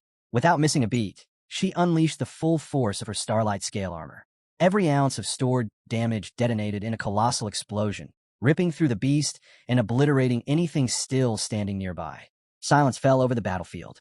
The army that once seemed unstoppable was gone, reduced to nothing but ash. With the battle finally over, the dust settled, and the spoils showed themselves. Xiaoye climbed to level 31, her power soaring, while Xiaofei hit level 23, her abilities sharper than ever. Xingqian stood tall, her aura pulsing with fresh energy as she reached level 15, unlocking her long-awaited form transformation. Lufan glanced her way with a playful grin. Since when did you start stealing kills? Xingqian didn't bother hiding her smug satisfaction, clearly savoring her moment of glory. She looked different now, gone with the traces of her baby dragon days. The change wasn't just in her appearance. Lufan knew the real upgrade was hidden in her stats and skills. Curious, he pulled up Xingqian's updated attribute panel. Level 15. Strength 4,656. Agility 1,031. Mind 5,418. Endurance 1,543. Forms. Baby form. Lowers energy use by shrinking the body. Battle form. The go-to mode for fighting. Starlight form. Cranks up physical strength by 5x for 60 seconds, turning Xingqian into a short-term powerhouse. Skills. Starlight Annihilation. LV1 fires off all stored starlight power in a single laser blast that ignores defenses and can't be blocked. Lufan's eyes lit up as he read through the list. Xingqian had officially hit her evolution stage, and her stats shot way past what he'd expected. At just level 15, her power already crushed Xiaoya's numbers at the same level. It was clear now, Xingqian was built to dominate the battlefield. What really grabbed Lufan's attention, though, were her new forms, especially Starlight form and the even more intriguing Galaxy Overlord form. Starlight form was risky but devastating. 5 times the strength for a full minute, perfect for crushing enemies in short bursts. And pairing it with Starlight Annihilation, that combo alone could wipe out nearly anything in her path without even giving defenses a chance to react. But Galaxy Overlord form? That opened up a whole new level of destruction. Starfall, passive automatically attacks any enemy nearby, non-stop. Nebula Star, locks down enemies, keeping them from moving. Neutron Nebula Annihilation, an all-out attack that might even top Shatterstar in raw power. Lufan couldn't help but grin. The potential here was unreal. He was already itching to find some high-level monsters just to see how far Xingqian could push these new abilities. Looking over at her, he noticed the change wasn't just physical.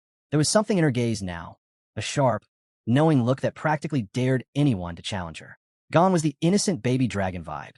Now, she carried herself like someone who'd seen too much and wasn't about to take orders lightly. Lufan sighed to himself. At this rate, she might not even let me ride her anymore, he thought, half amused, half worried about what she'd be like at full maturity. Still, one idea lingered in his mind. If Starlight form could push Xingqian to such insane levels, maybe the dragon saddle could help him tap into that power too. He made a mental note to try it later. But for now, his focus shifted ahead. Hell Demon Peak was waiting, and something told him they were just getting started. The Dark Castle gate stood wide open, yet not a single demon had shown itself since the Demon General's fall. The eerie stillness wasn't lost on Lufan. Something wasn't right. The Hell Demon's still hiding inside, he thought. Refusing to face me directly? Fine. If you won't come out, I'll drag you out myself. Before advancing, Lufan gave the order. Xiaoya, activate Qi Perception. Light flared from Xiaoya's eyes, scanning the area in a radiant sweep. The skill exposed anything concealed, stripping away stealth, and leaving no place for enemies to hide. At the same time, Xiaofei activated her own detection ability, bathing the battlefield in divine light. Lufan stayed sharp. The Hell Demon was waiting, no doubt planning to strike when the moment was right. But Lufan wasn't about to give it the chance. He'd flush it out on his own terms. Without hesitation, he led the charge straight into the looming dark castle. The moment they crossed the gate, the air turned heavy, thick with the weight of something unseen. His dragons stayed close, their towering forms slicing through the oppressive darkness. Inside, Lufan dismounted and stepped forward. Shadows clung to every surface, smothering the space in near-total darkness.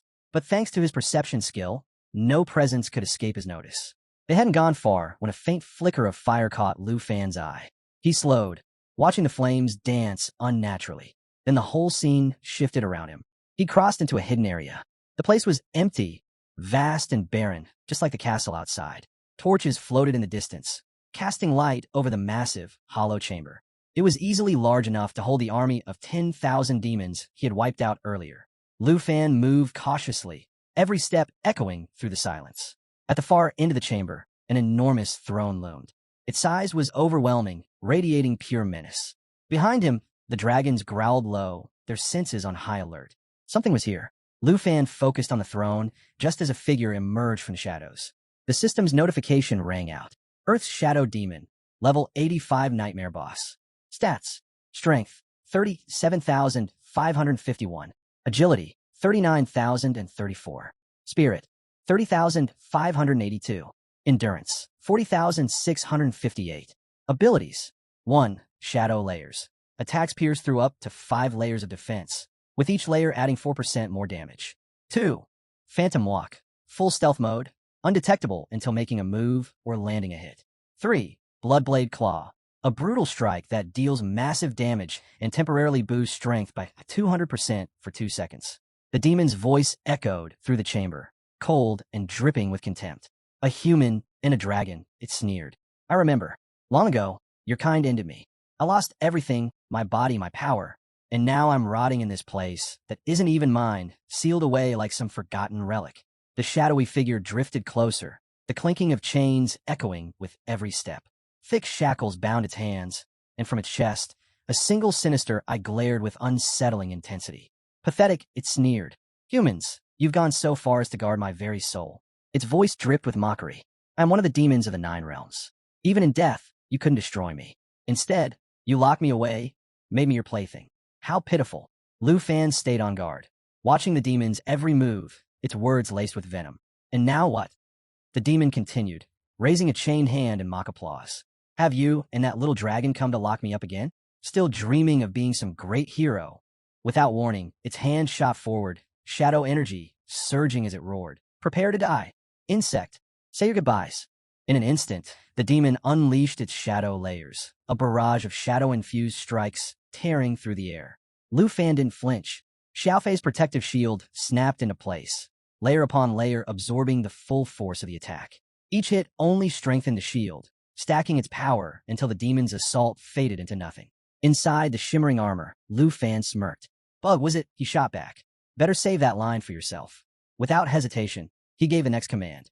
Xiao, Emerald Light. A radiant glow burst forth, wrapping Lufan in a second shield. The aura absorbed incoming hits, wiped away all debuffs, and pushed his attributes up by 60%. The emerald light shimmered around him, turning the demon's aggression into wasted effort.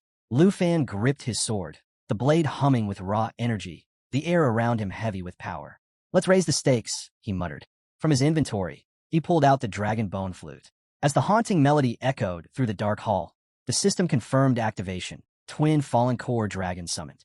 The ground trembled as 2 massive dragons appeared, their roars shaking the castle walls. System alert. Dragon's breath deals magic damage.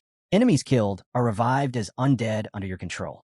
Dragon charge cloaks the body in undead energy, negating 99% of incoming damage and reflecting enemy skills. Forbidden dragon magic unlocks powerful spells, including Dragon Curse and Enhanced Dragon Charge. Bloodline effect reduces all damage taken by 5%. For the first time, the Earth Shadow Demon faltered. Its voice dropped, laced with unease. What were those creatures? What power is this? Lufan's expression stayed cold and steady. You don't need to know. At his signal, Xiao moved. Her roar shook the chamber as waves of molten fire erupted from her mouth. Lava explosions struck hard, sending walls of flame crashing over the demon and blasting through the throne room. The force of the blast rattled the ground, the heat burning through the shadows. For a moment, Lufan thought it was over. But as the smoke cleared, the Earth Shadow Demon stood tall, untouched, its laughter echoing through the ruin. So this is all you've got? You weak and careless fool, the demon sneered. Did you really think you could kill me so easily? Lufan's expression hardened. The Earth Shadow Demon had slipped into phantom walk, vanishing into the swirling shadows. Even Xiaoya's detection skills couldn't break through its stealth. Frustration built as the demon darted through the darkness, unseen and untouchable. Then, without warning, the demon struck. Its claws tore into Xiaofei, landing 4 precise blows. Shadow layers stacked with each hit, pushing its damage output up by 40% per strike. The demon chuckled darkly. Let's see how long you can survive, human. Xiaofei held firm, but the strain was showing. Lufan didn't flinch. Activating Emerald Light, he restored the protective shield and cleared away the lingering shadow effects. Enough playing defense, Lufan muttered, tightening his grip on his sword. The Earth Shadow Demon lashed out again. Your turn now, human. Its claws swelled with Earth Shadow energy, slamming into Lufan's blade, blocking his counter.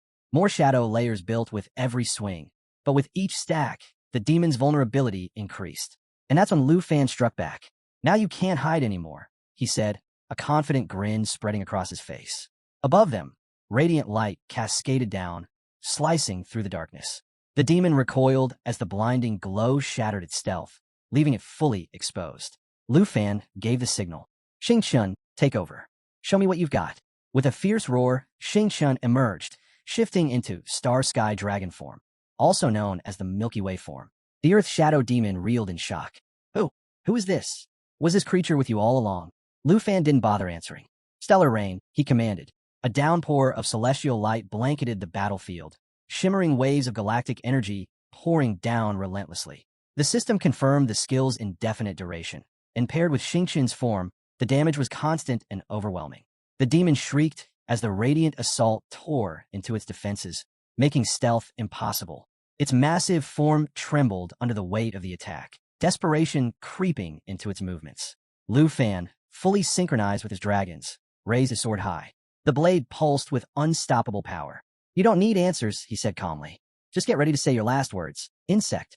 The fight wasn't finished, but the momentum had shifted. As Lufan and his team closed in, the Hell Demon tried once more to slip back into the shadows using Shadow Walk. But Xingqian wasn't about to let escape. Every time the demon tried to vanish, Xingqian's relentless barrage forced it back into the open, slamming it with precision strikes and cutting off any attempt to flee. Stunned and helpless, the Earth Shadow Demon could do nothing but endure the onslaught. The tables had turned, and there was nowhere left to hide. The demon's gaze shifted sharply to Lufan, realizing that Xingqian's barrage wasn't meant to deal real damage. It was all about locking down its movements. Fury twisted across the demon's face as it abandoned its defense and focused solely on Lufan. With a roar, it raised both claws, activating Shadow Strike. Dark energy surged as it lunged forward, unleashing a devastating double slash aimed straight at him. But Lufan was already moving. Dodging with precision, he barely missed a step before giving the next command. "Xiaofei, Soul Light Form." In an instant, Xiaofei's form shimmered, turning translucent as she shifted into her invulnerable state. The demon's claws tore right through her without leaving a scratch. Its killing blow had landed on nothing but air. Lufan didn't waste the opening. He vaulted onto Xiaoya's back, triggering his Dragon Rider ability. Their connection flared to life, merging their stats into one overwhelming force. Strength, agility, stamina, all of it surged as the bond deepened.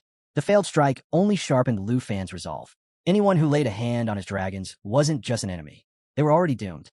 "Dragon Inspiration," Lufan called out, stacking even more power onto himself and Xiaoya with a 30% attribute boost. Xiaofei responded in sync, activating her Emerald Dragon bloodline. A surge of power rippled through the battlefield, enhancing every dragon and anyone linked to dragon blood. The entire team felt a rush as their strength skyrocketed. But Xiaofei wasn't done. She activated Soul Protection, linking her soul light to Xiaoya, layering her with even more defense and pushing her attributes to brutal new heights. Fueled by the overwhelming support, Xiaoya's eyes burned with unstoppable fury. She roared, sending waves of searing heat across the dark spire. In that moment, the battlefield belonged to her. Dragon Qi, intensified by the stack of abilities, rained down on the Hell Demon. Every hit pounded into its body, drawing deep, guttural cries from the creature as it struggled to withstand the relentless assault. "Disgusting human," the demon spat, its voice shaking with rage. "How can you wield the power of dragons? They were gods. Why would they lower themselves to follow an insect like you?" Panicked, the demon clawed desperately at the swirling Dragon Qi, trying to push back the waves of power slamming into its body. But Lufan didn't even flinch at its words. "Xiaoya, increase the pressure," he commanded calmly. Xiaoya answered with another roar, pouring even more force into the storm of flames. The assault became merciless, forcing the demon back step by step under the weight of her strikes. The Hell Demon kept shouting, demanding answers, trying to understand how a human could command such power. Lufan didn't give it the satisfaction of a response. He simply drew the underworld serpent bow, its dark energy pulsing in sync with the chaos around him, ready to end this once and for all. At that exact moment, the twin fallen corpse dragons charged into the fight. Undead energy wrapped around their massive bodies as they activated Dragon Charge, creating a shimmering shield that absorbed nearly all incoming damage. With unstoppable force, they barreled straight into the demon, slamming it hard into the ground. The Hell Demon roared, its disbelief cutting through the chaos. "Why? Why would creatures with such ancient power submit to a mere human? Lufan, growing tired of the endless whining, glanced over at Xingqian with a smirk. Well, what do you make of that? Without needing another word, Xingqian leapt into action. A sharp twang rang out as a blazing star shot across the battlefield like a meteor, hurtling toward the Hell Demon with pinpoint accuracy. Sensing the danger, the demon let out a furious roar and charged, claws ready for a desperate final strike. But Shiao was already there. She intercepted perfectly, blocking the attack with her shadow claws and throwing the demon off balance, leaving it stunned just long enough. From his spot atop Xiaoya's head, Lufan gave a nod. Nice work, he said, his focus never leaving the target. With calm precision, he began charging the underworld serpent bow. Dark energy built with every passing second, layer upon layer, stacking as the air pulsed with power. Hold the line, Lufan commanded. Xiaoya and Xiaofei answered without hesitation, keeping the demon pinned while the bow gathered strength. As the fourth layer locked into place, Lufan activated Snake Shadow, pushing the bow's power even higher. Realizing the danger, the Hell Demon unleashed Bloodblade Claw, aiming directly for Lufan. But Xiaoya dodged effortlessly, then countered in a flash, wrapping her claws around the demon's arms and locking them in place. Release me, the demon screamed, panic overtaking its rage. Too late. Lufan let the arrow fly. A brilliant streak of energy tore through the air like a comet, burning with unstoppable force. At the same moment, Xiaoya unleashed lava flame, drowning the demon in molten fire. The flames roared across the battlefield, consuming everything in their path. But the assault didn't stop there. Still in galactic form, Xingqian activated Energy Shockwave. 10 layers of power spiraled around the nebula star, pulsing as they neared critical mass. Lufan's arrow struck the nebula star mid-flight, the timing flawless. The impact supercharged the energy, turning it into a force beyond control. The Hell Demon, already writhing in the middle of Xiaoya's inferno, looked up just in time to see the final blow coming. Frozen in shock, it couldn't move. The nebula star detonated, unleashing a massive explosion that shook the entire dark spire. The shockwaves ripped through the air, the force of the blast echoing out in every direction as the battlefield trembled beneath the weight of the destruction. Inside the observation room, the tension was suffocating. Deputy Chief Zhao and Elder Han stared at the screens, locked onto the unfolding battle. Even without being on the field, the sheer scale of the fight left them speechless. Zhao muttered under his breath. Did Lufan actually pull it off? Did he kill the Earthshade demon? Jin Zion, usually calm and collected, looked rattled for the first time. The idea that some kid from Dragon Nation could push a 9 Realms demon, something only national-level heroes should face, was impossible to swallow. His frustration simmered as a dark thought formed. If this keeps up, Jin Zion clenched his fists. I might have to reset the Earthshade demon's stats myself. But before he could move, a voice cut through the room. The explosion's over. The Earthshade demon, it's still alive. Jin Zion's lips curled into a cold smile. Still alive, he whispered, a low chuckle escaping as if the real fun had only just begun. Back in the secret realm, the smoke began to clear. From the heart of the blast, the demonic Hell demon emerged, body torn and scorched, but far from finished. A guttural snarl ripped through the silence. You filthy insect! It spat, rage pouring from every word. You actually dared to wound me. I'll make you regret it. Black energy exploded around its form, wrapping the demon in a violent aura as its strength shot up. Its power climbed fast, but Lufan didn't so much as blink. Spare me, Lufan replied, his voice dripping with amusement. Maybe worry about yourself first. With a casual flick of his hand, Lufan pointed to the sky. The demon froze, an uneasy chill crawling down its spine. Looking up, its eyes widened as the twin fallen corpse magic dragons descended from the heavens. Blue-black flames devoured their colossal bodies, and the ancient language of dragons rippled through the air like an omen. Their presence alone made the ground tremble, the weight of their power choking the battlefield. As they dove, the dragons activated Downfall, a forbidden ability reserved for their final stand. Willingly sacrificing themselves, they unleashed an attack that magnified their total power by a staggering 2,000%. Realizing the threat, the demon lashed out, fury masking its panic. Reckless beasts, it roared. Reduced to pets for a human. And this is how you choose to die? Claws glowing with blood energy, the demon struck out with everything it had, desperate to tear them down before they could collide. But the downfall had already been set in motion. A blinding flash consumed the cavern as the dragons detonated mid-dive, their combined force slamming into the Earthshade demon with unstoppable intensity. The explosion tore through the dark spire, light swallowing everything, followed by a deafening blast that shook the entire realm to its core. And at the center of it all, The demon was lost in the storm of their final, devastating sacrifice. The dark castle burned on, flames raging in every direction. Amid the inferno stood the king of the 9 realms, the Hell Demon. His severed hands hung limp, the chains around him shattered.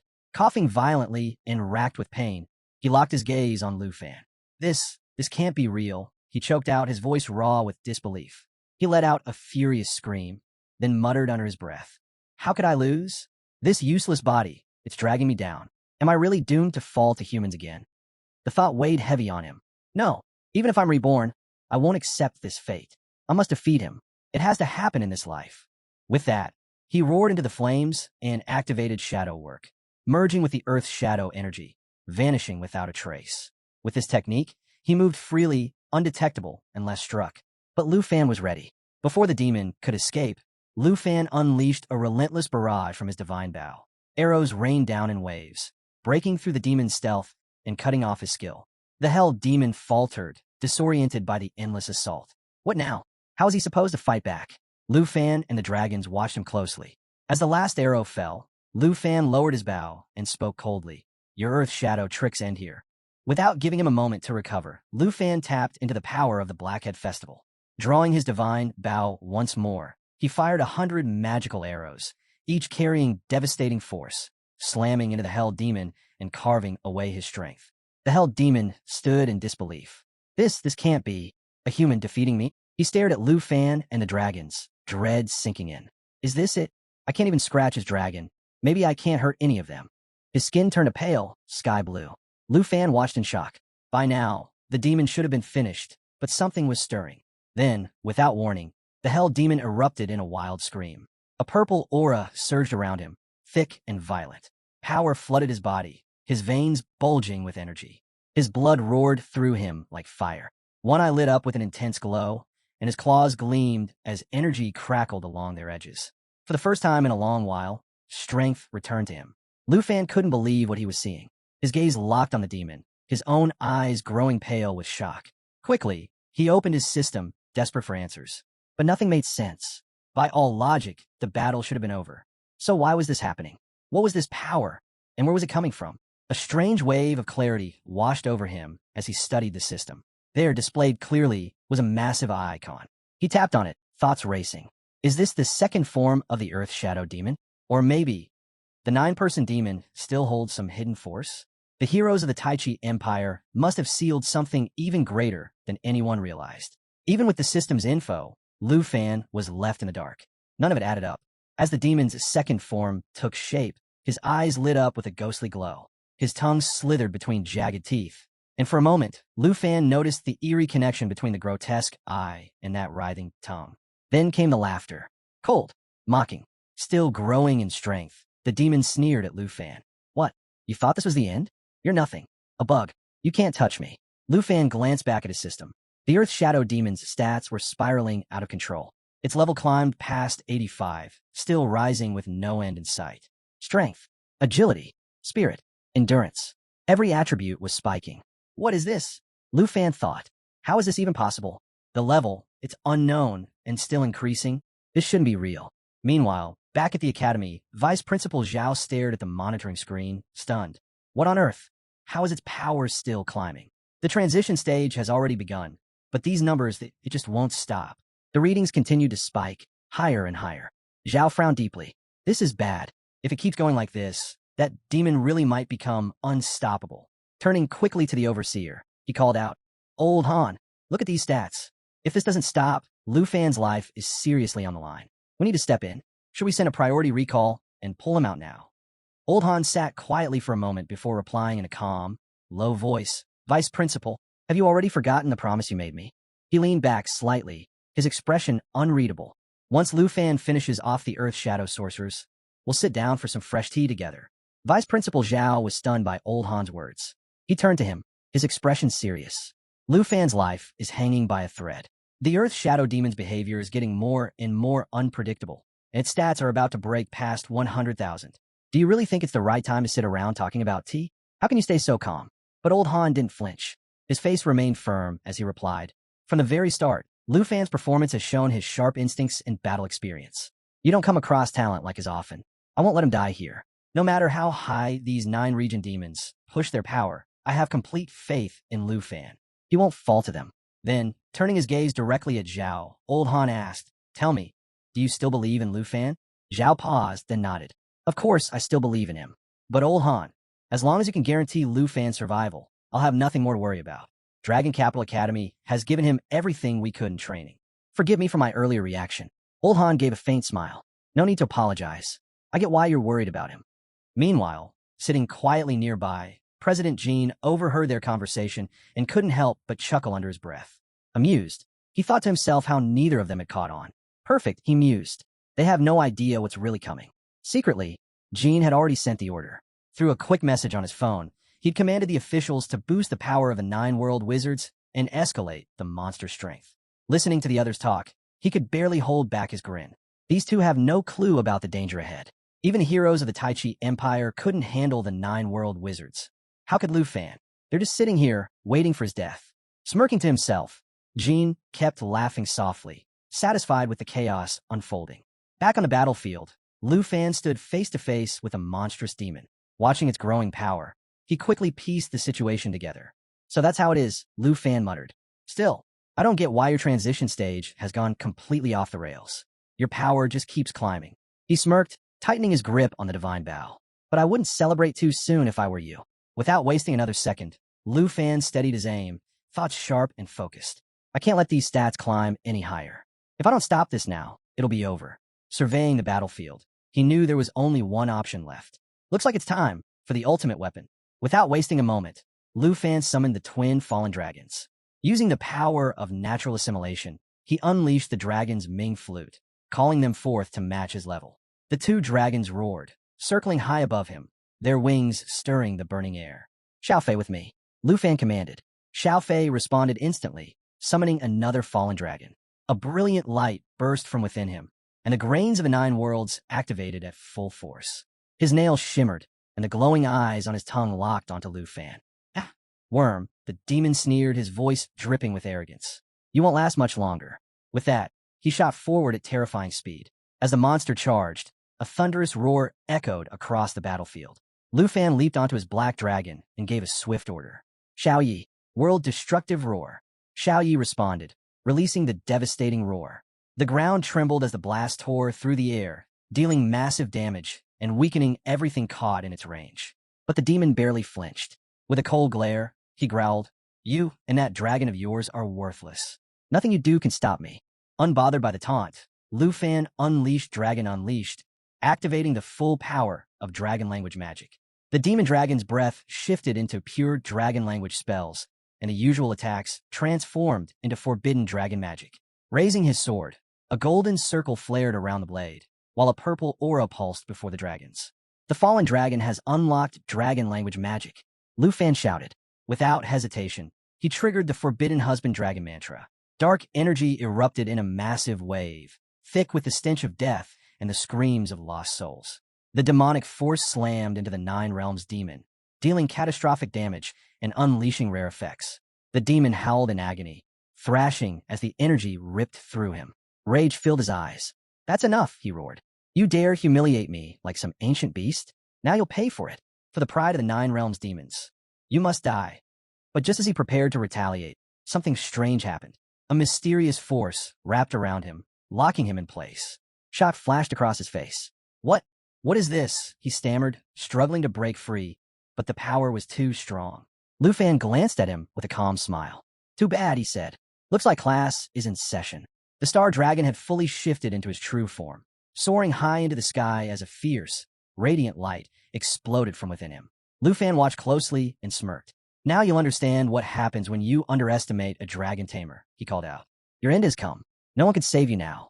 At that moment, the system alert appeared, Starlight form active. Time remaining, 59 seconds. The star dragon, now at level 15, surged with newfound power. His strength skyrocketed from 4,656 to 23,280. His agility shot up to 548. Without hesitation, he unleashed the power of morning starlight. Meanwhile, the 9 realms demon trembled, writhing in pain. He looked up at the young dragon and muttered, What is this monster?" The star dragon let out a thunderous roar, and from his mouth erupted an unstoppable force, Starfall Buren. The light of countless stars focused into a devastating beam, cutting through everything in its path. Defense meant nothing. There was no way to block it. The damage fed directly off the dragon's strength and level. The beam struck the Nine Realms demon head-on. His body began to dissolve instantly, his limbs breaking apart and melting into the air. Realizing there was no escape, the demon could only accept it. So this is my fate. As the dragon's power climbed even higher, pushing past 349,200, the destruction became unstoppable. The demon's body melted away piece by piece until nothing remained. I can't believe it, the demon whispered in his final moments. I just got my power back, and I lost again. Moments later, the last traces of his body vanished. Only his eyes lingered for a brief moment. Then they, too, melted into nothingness. Silence fell over the dark castle. Lufan and the dragons stood frozen, staring at the empty space where the demon had been. For a brief moment, the battlefield felt completely still. But as Lufan glanced upward, something felt off. Wait, it's not over, he said. The Earth's shadow demon is trying to take us down with him. The entire peak is starting to collapse. Without wasting any time, he shouted, Xiao Yi, get everyone out of here.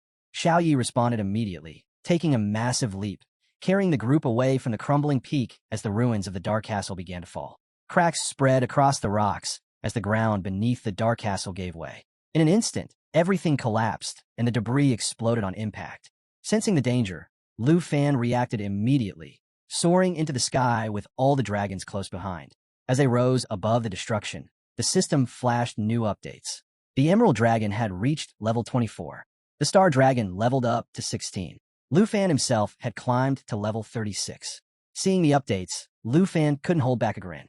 The Black Dragon, Zio, had also reached level 32. Not bad at all, Lufan thought. Even after such a massive explosion, there was more than enough space to escape. Flying up saved us from taking any damage. He glanced down at the ruins below. This battle dragged on for so long, but I finally took down the Earth Demon. With back-to-back level-ups and the system rewards coming through, it felt completely worth it.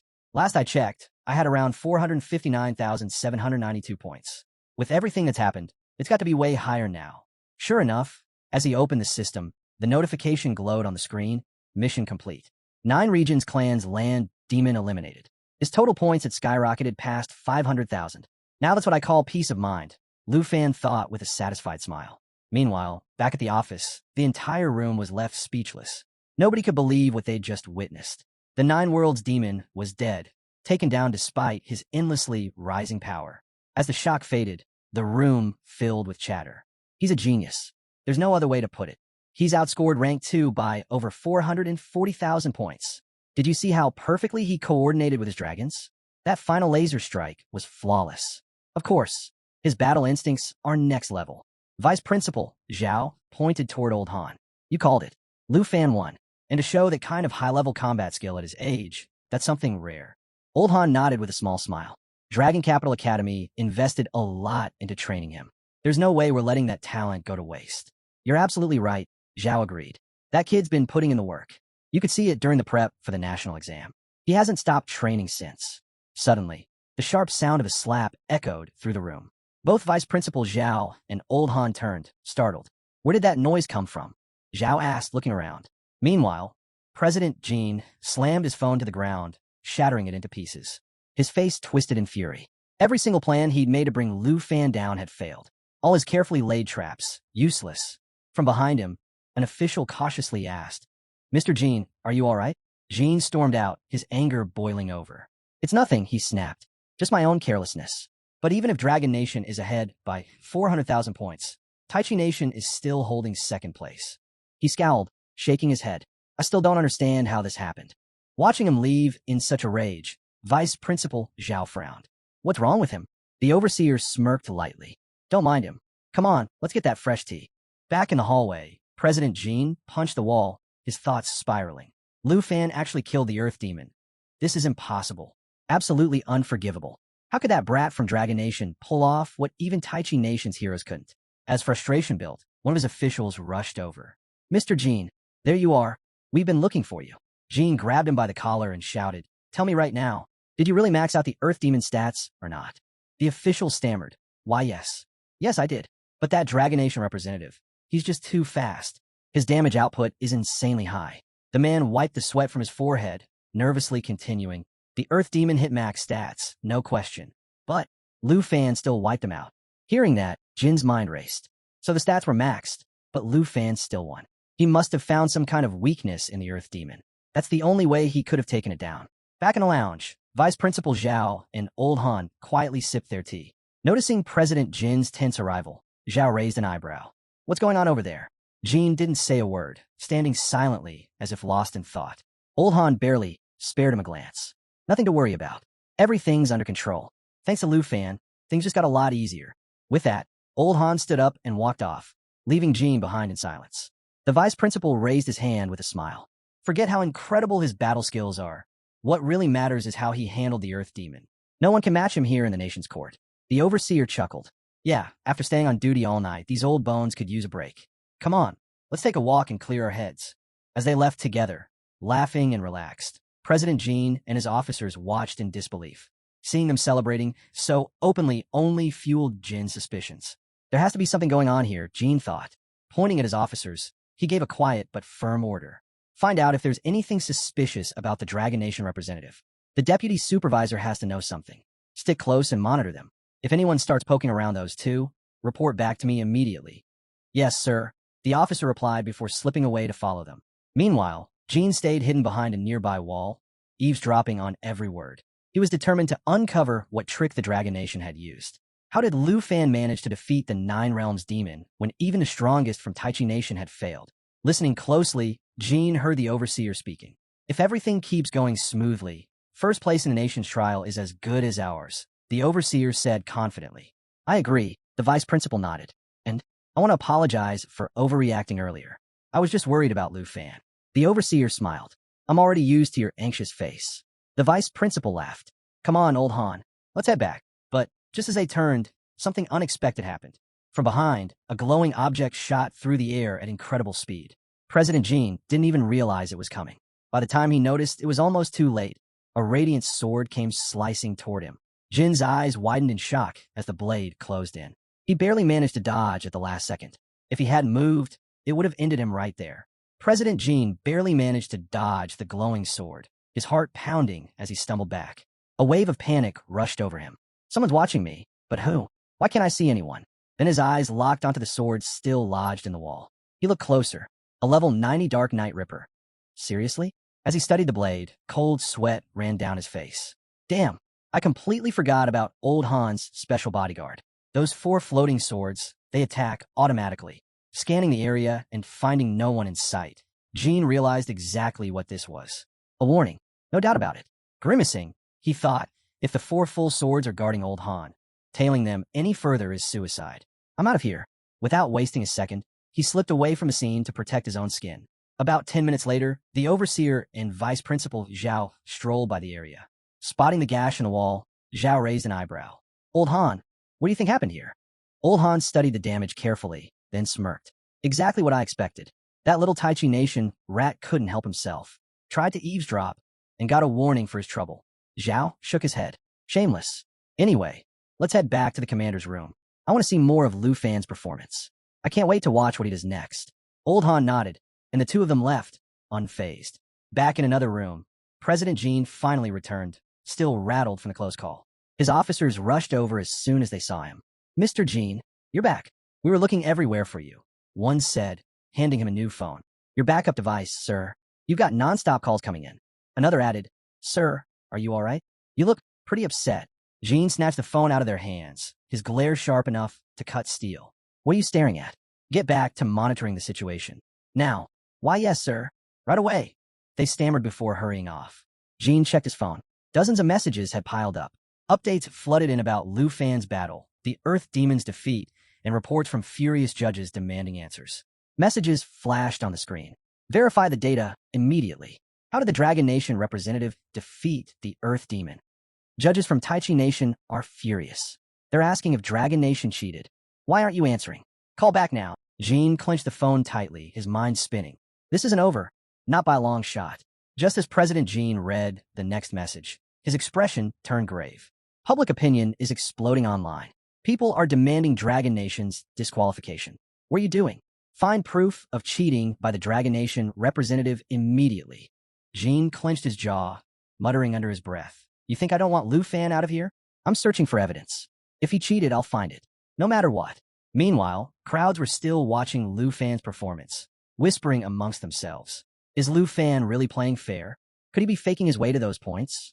This Dragon Nation guy, he's something else. Hearing the chatter, Jin's curiosity spiked. He stepped closer to the leaderboard to check Lufan's score himself. The moment his eyes landed on the screen, his heart skipped a beat. What? His points went up again?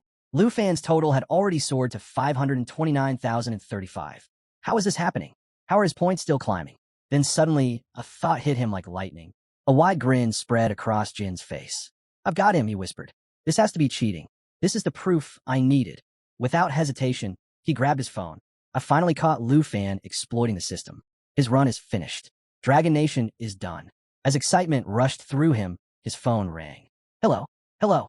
Finally, you picked up, the voice on the other end said. What's going on? Public pressure is growing. You need to provide proof of Dragon Nation's cheating now. But before Jin could answer, his eyes shifted back to the screen, and his smile instantly faded. He stared in shock, his eyelids twitching. What is this? The Earth Demon, who should have been completely defeated, was somehow back on the battlefield. But not just that. Now, the demon and its entire army were actively helping Lufan, wiping out enemy forces, racking up kill after kill, and feeding Lufan endless points. Jin felt the ground slip out from under him. What's going on? How is this possible? The Earth Demon is boosting Lufan's score? Meanwhile, Lufan sat calmly with his dragons, finally taking a breather. I can finally rest for a bit, he sighed. The leaderboard continued updating every minute, flashing higher and higher as Lufan's points kept rising, non-stop. About an hour earlier, Lufan's black dragon soared out from the peak of the towering structure where he had been resting. As they emerged, Lufan remarked on just how massive the interior of the tower was, and how it felt like forever just to find the exit. Reclining atop his dragon, his thoughts drifted back to the brutal fights he'd survived. Finally, that Earth Demon is finished, he thought. The victory brought him a wave of relief. Not only did the battle push his strength and level higher, but it also earned him a massive boost in experience. For now, his points were stacked high enough to afford a break. After a while of quiet rest, Lufan glanced at the spirit dragon beside him. That's when it struck him. This creature had never been just some pet. Through it all, this dragon had been a true partner. Reflecting on all their past battles, he realized just how far his dragon had come. Fight after fight, it had evolved into a force that could hold its own against even the deadliest monsters out there. As the black dragon hovered near the mysterious tower, Lufan, seated calmly on its back, caught sight of something strange. Without warning, the ground shuddered violently. A massive claw tore up from the base of the tower, and thick clouds of smoke flooded the air. Lufan stayed composed, already thinking through his next move. His mind drifted to the origins of his black dragon. He remembered the story well.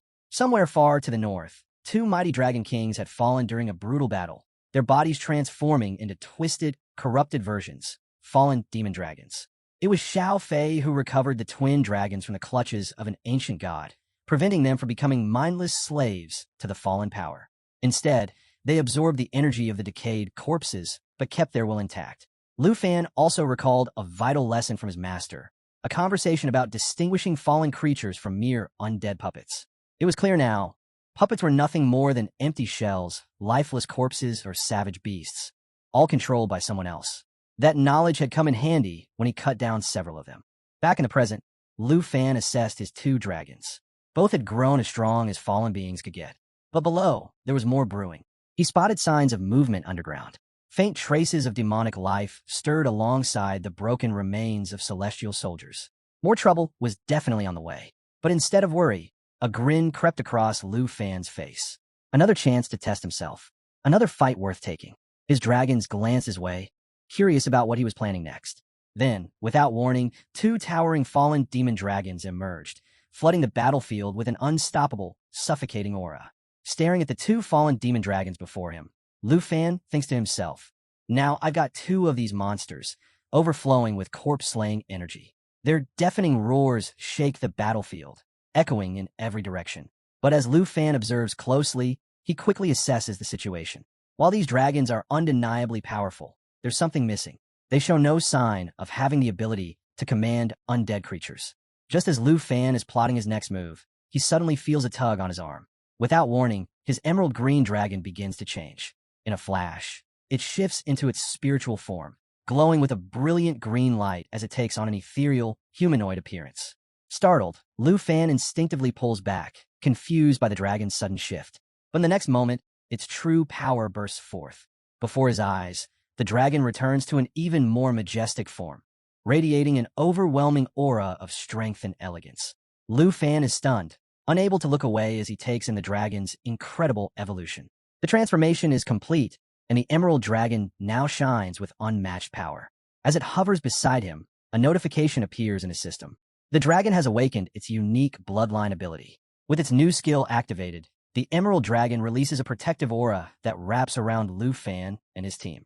The shield not only boosts their overall stats, but also grants them powerful damage absorption and a counterattack mechanism, making them nearly unstoppable. Watching this unfold, Lufan is blown away. His dragon has ascended beyond anything he imagined, a true supreme existence, capable of amplifying its passive abilities to incredible levels. Glancing over the system display, Lufan checks the fallen demon dragon stats. After their recent upgrades, their strength, agility, spirit, and endurance have all skyrocketed.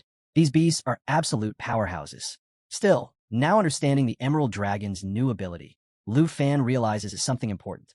The fallen demon dragons aren't limited by strength. They're held back by their very nature, unable to command higher-level creatures no matter how strong they become. A plan forms instantly in Lufan's mind.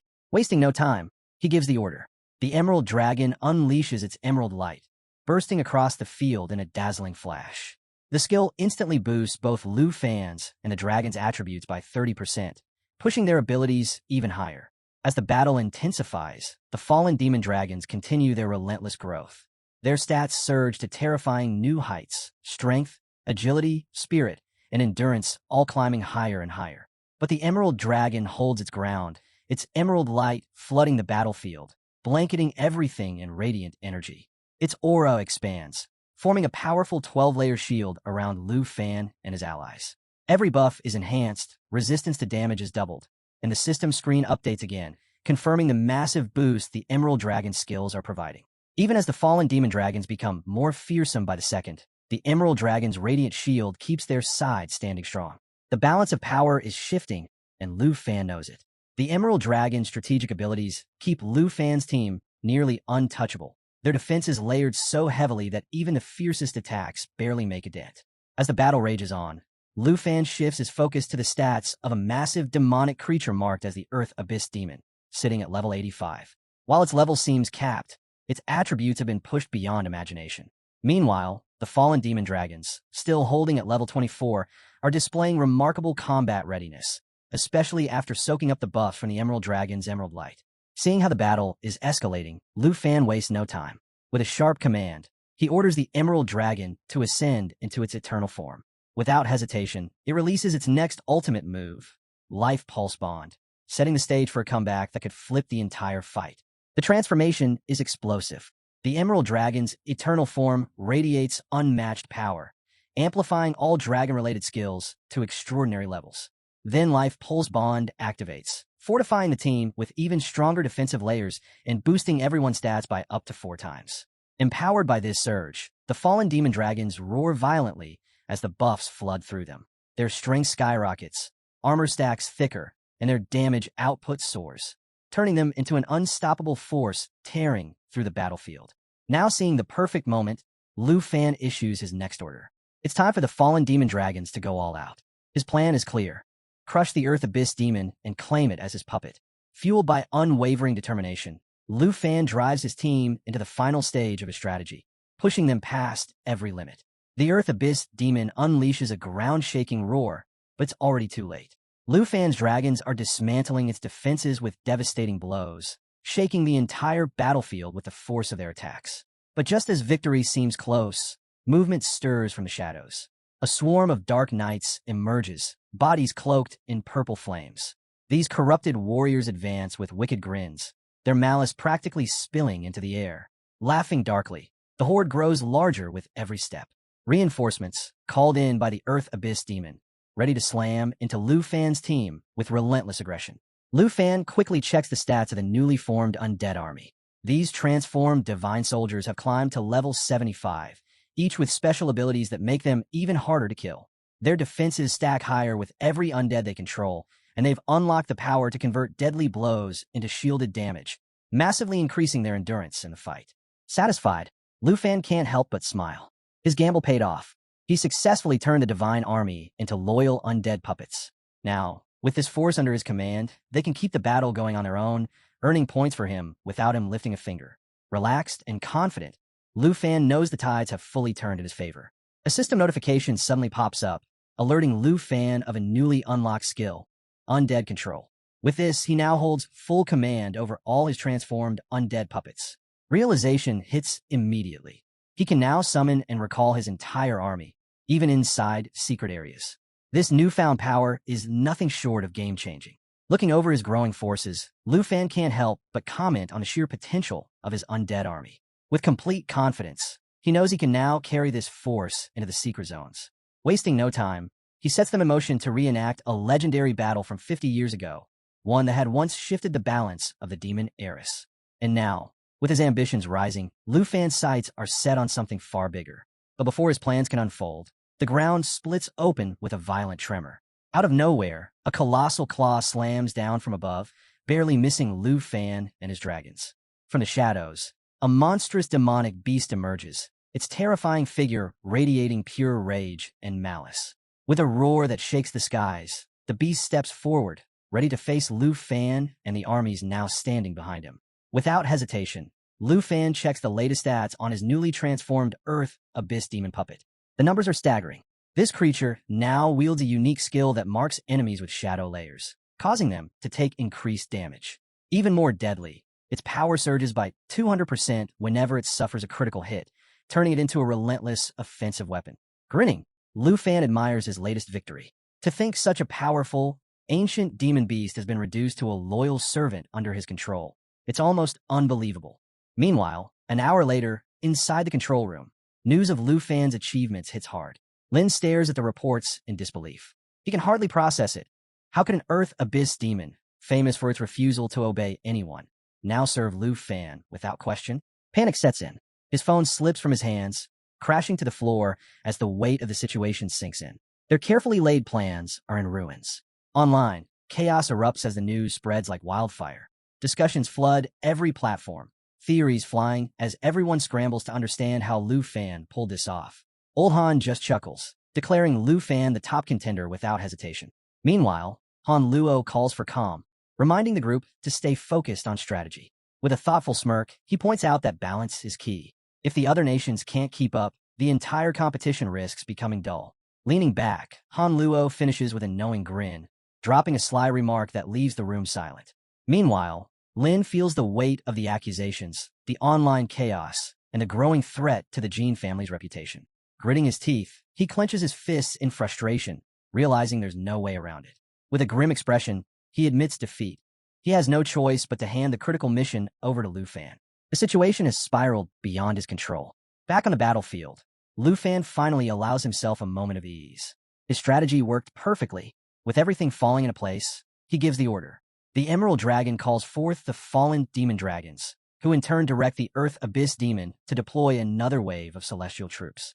As Lufan's companions unwind beside him, the system keeps ticking upward, their points climbing higher and higher, a clear sign of their complete dominance.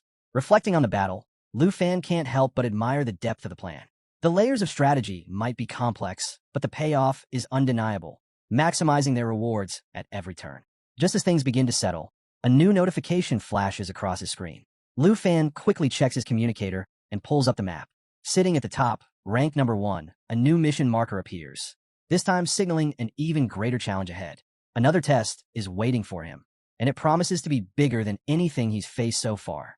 In a snow-covered region, the next country test quietly unfolds. A boy hides behind a tree, holding his breath as a beam of light shoots down from the sky, signaling the appearance of a new mission. Relieved, he whispers to himself that his task is complete. Smiling, he thinks, finally, some luck. I didn't run into Lufan at the checkpoint, and no one else has made it this far. This one's all mine. But his confidence doesn't last. The moment his grin starts to settle in, his eyes catch something terrifying, a massive dragon approaching through the sky. Something about its presence feels off. Moments later, Lufan arrives, soaring in with his black dragon, its menacing aura spreading across the mission zone like a storm. The boy's stomach drops. All hope drains from his face as he realizes Lufan has shown up again. Watching Lufan land with his usual calm stride, the boy mutters in frustration.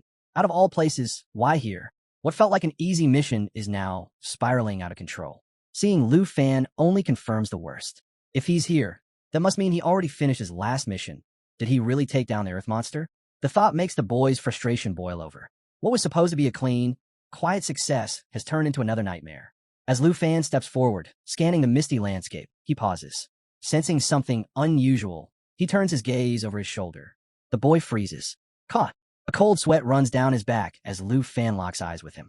Scrambling to recover, he blurts out, sorry, I was just being a little loud. Total mistake. Nothing serious.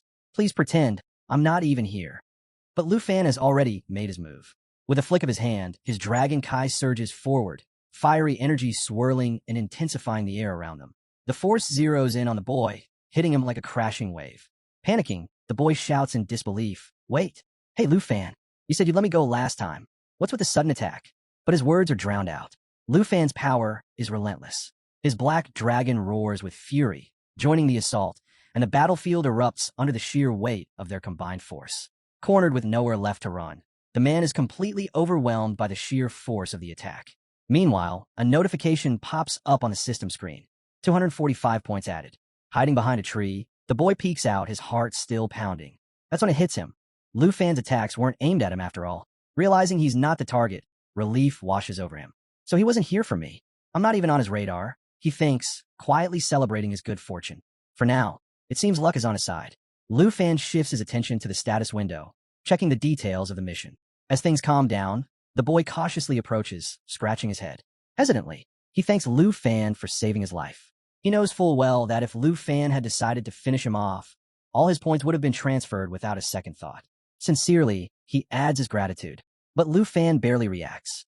It was just teamwork, he replies flatly. Don't overthink it. Temporary help, that's all. With that, he brushes off the conversation, his focus already back on the next task. The boy stands there awkwardly, feeling both grateful and a little unsettled. Curious, Lufan glances at the boy's status window. His name pops up, Nagunji Song. Hearing this, the boy laughs nervously. Honestly, just a minute ago, I thought I was done for. Lufan checks his ranking, 17th place, and raises an eyebrow.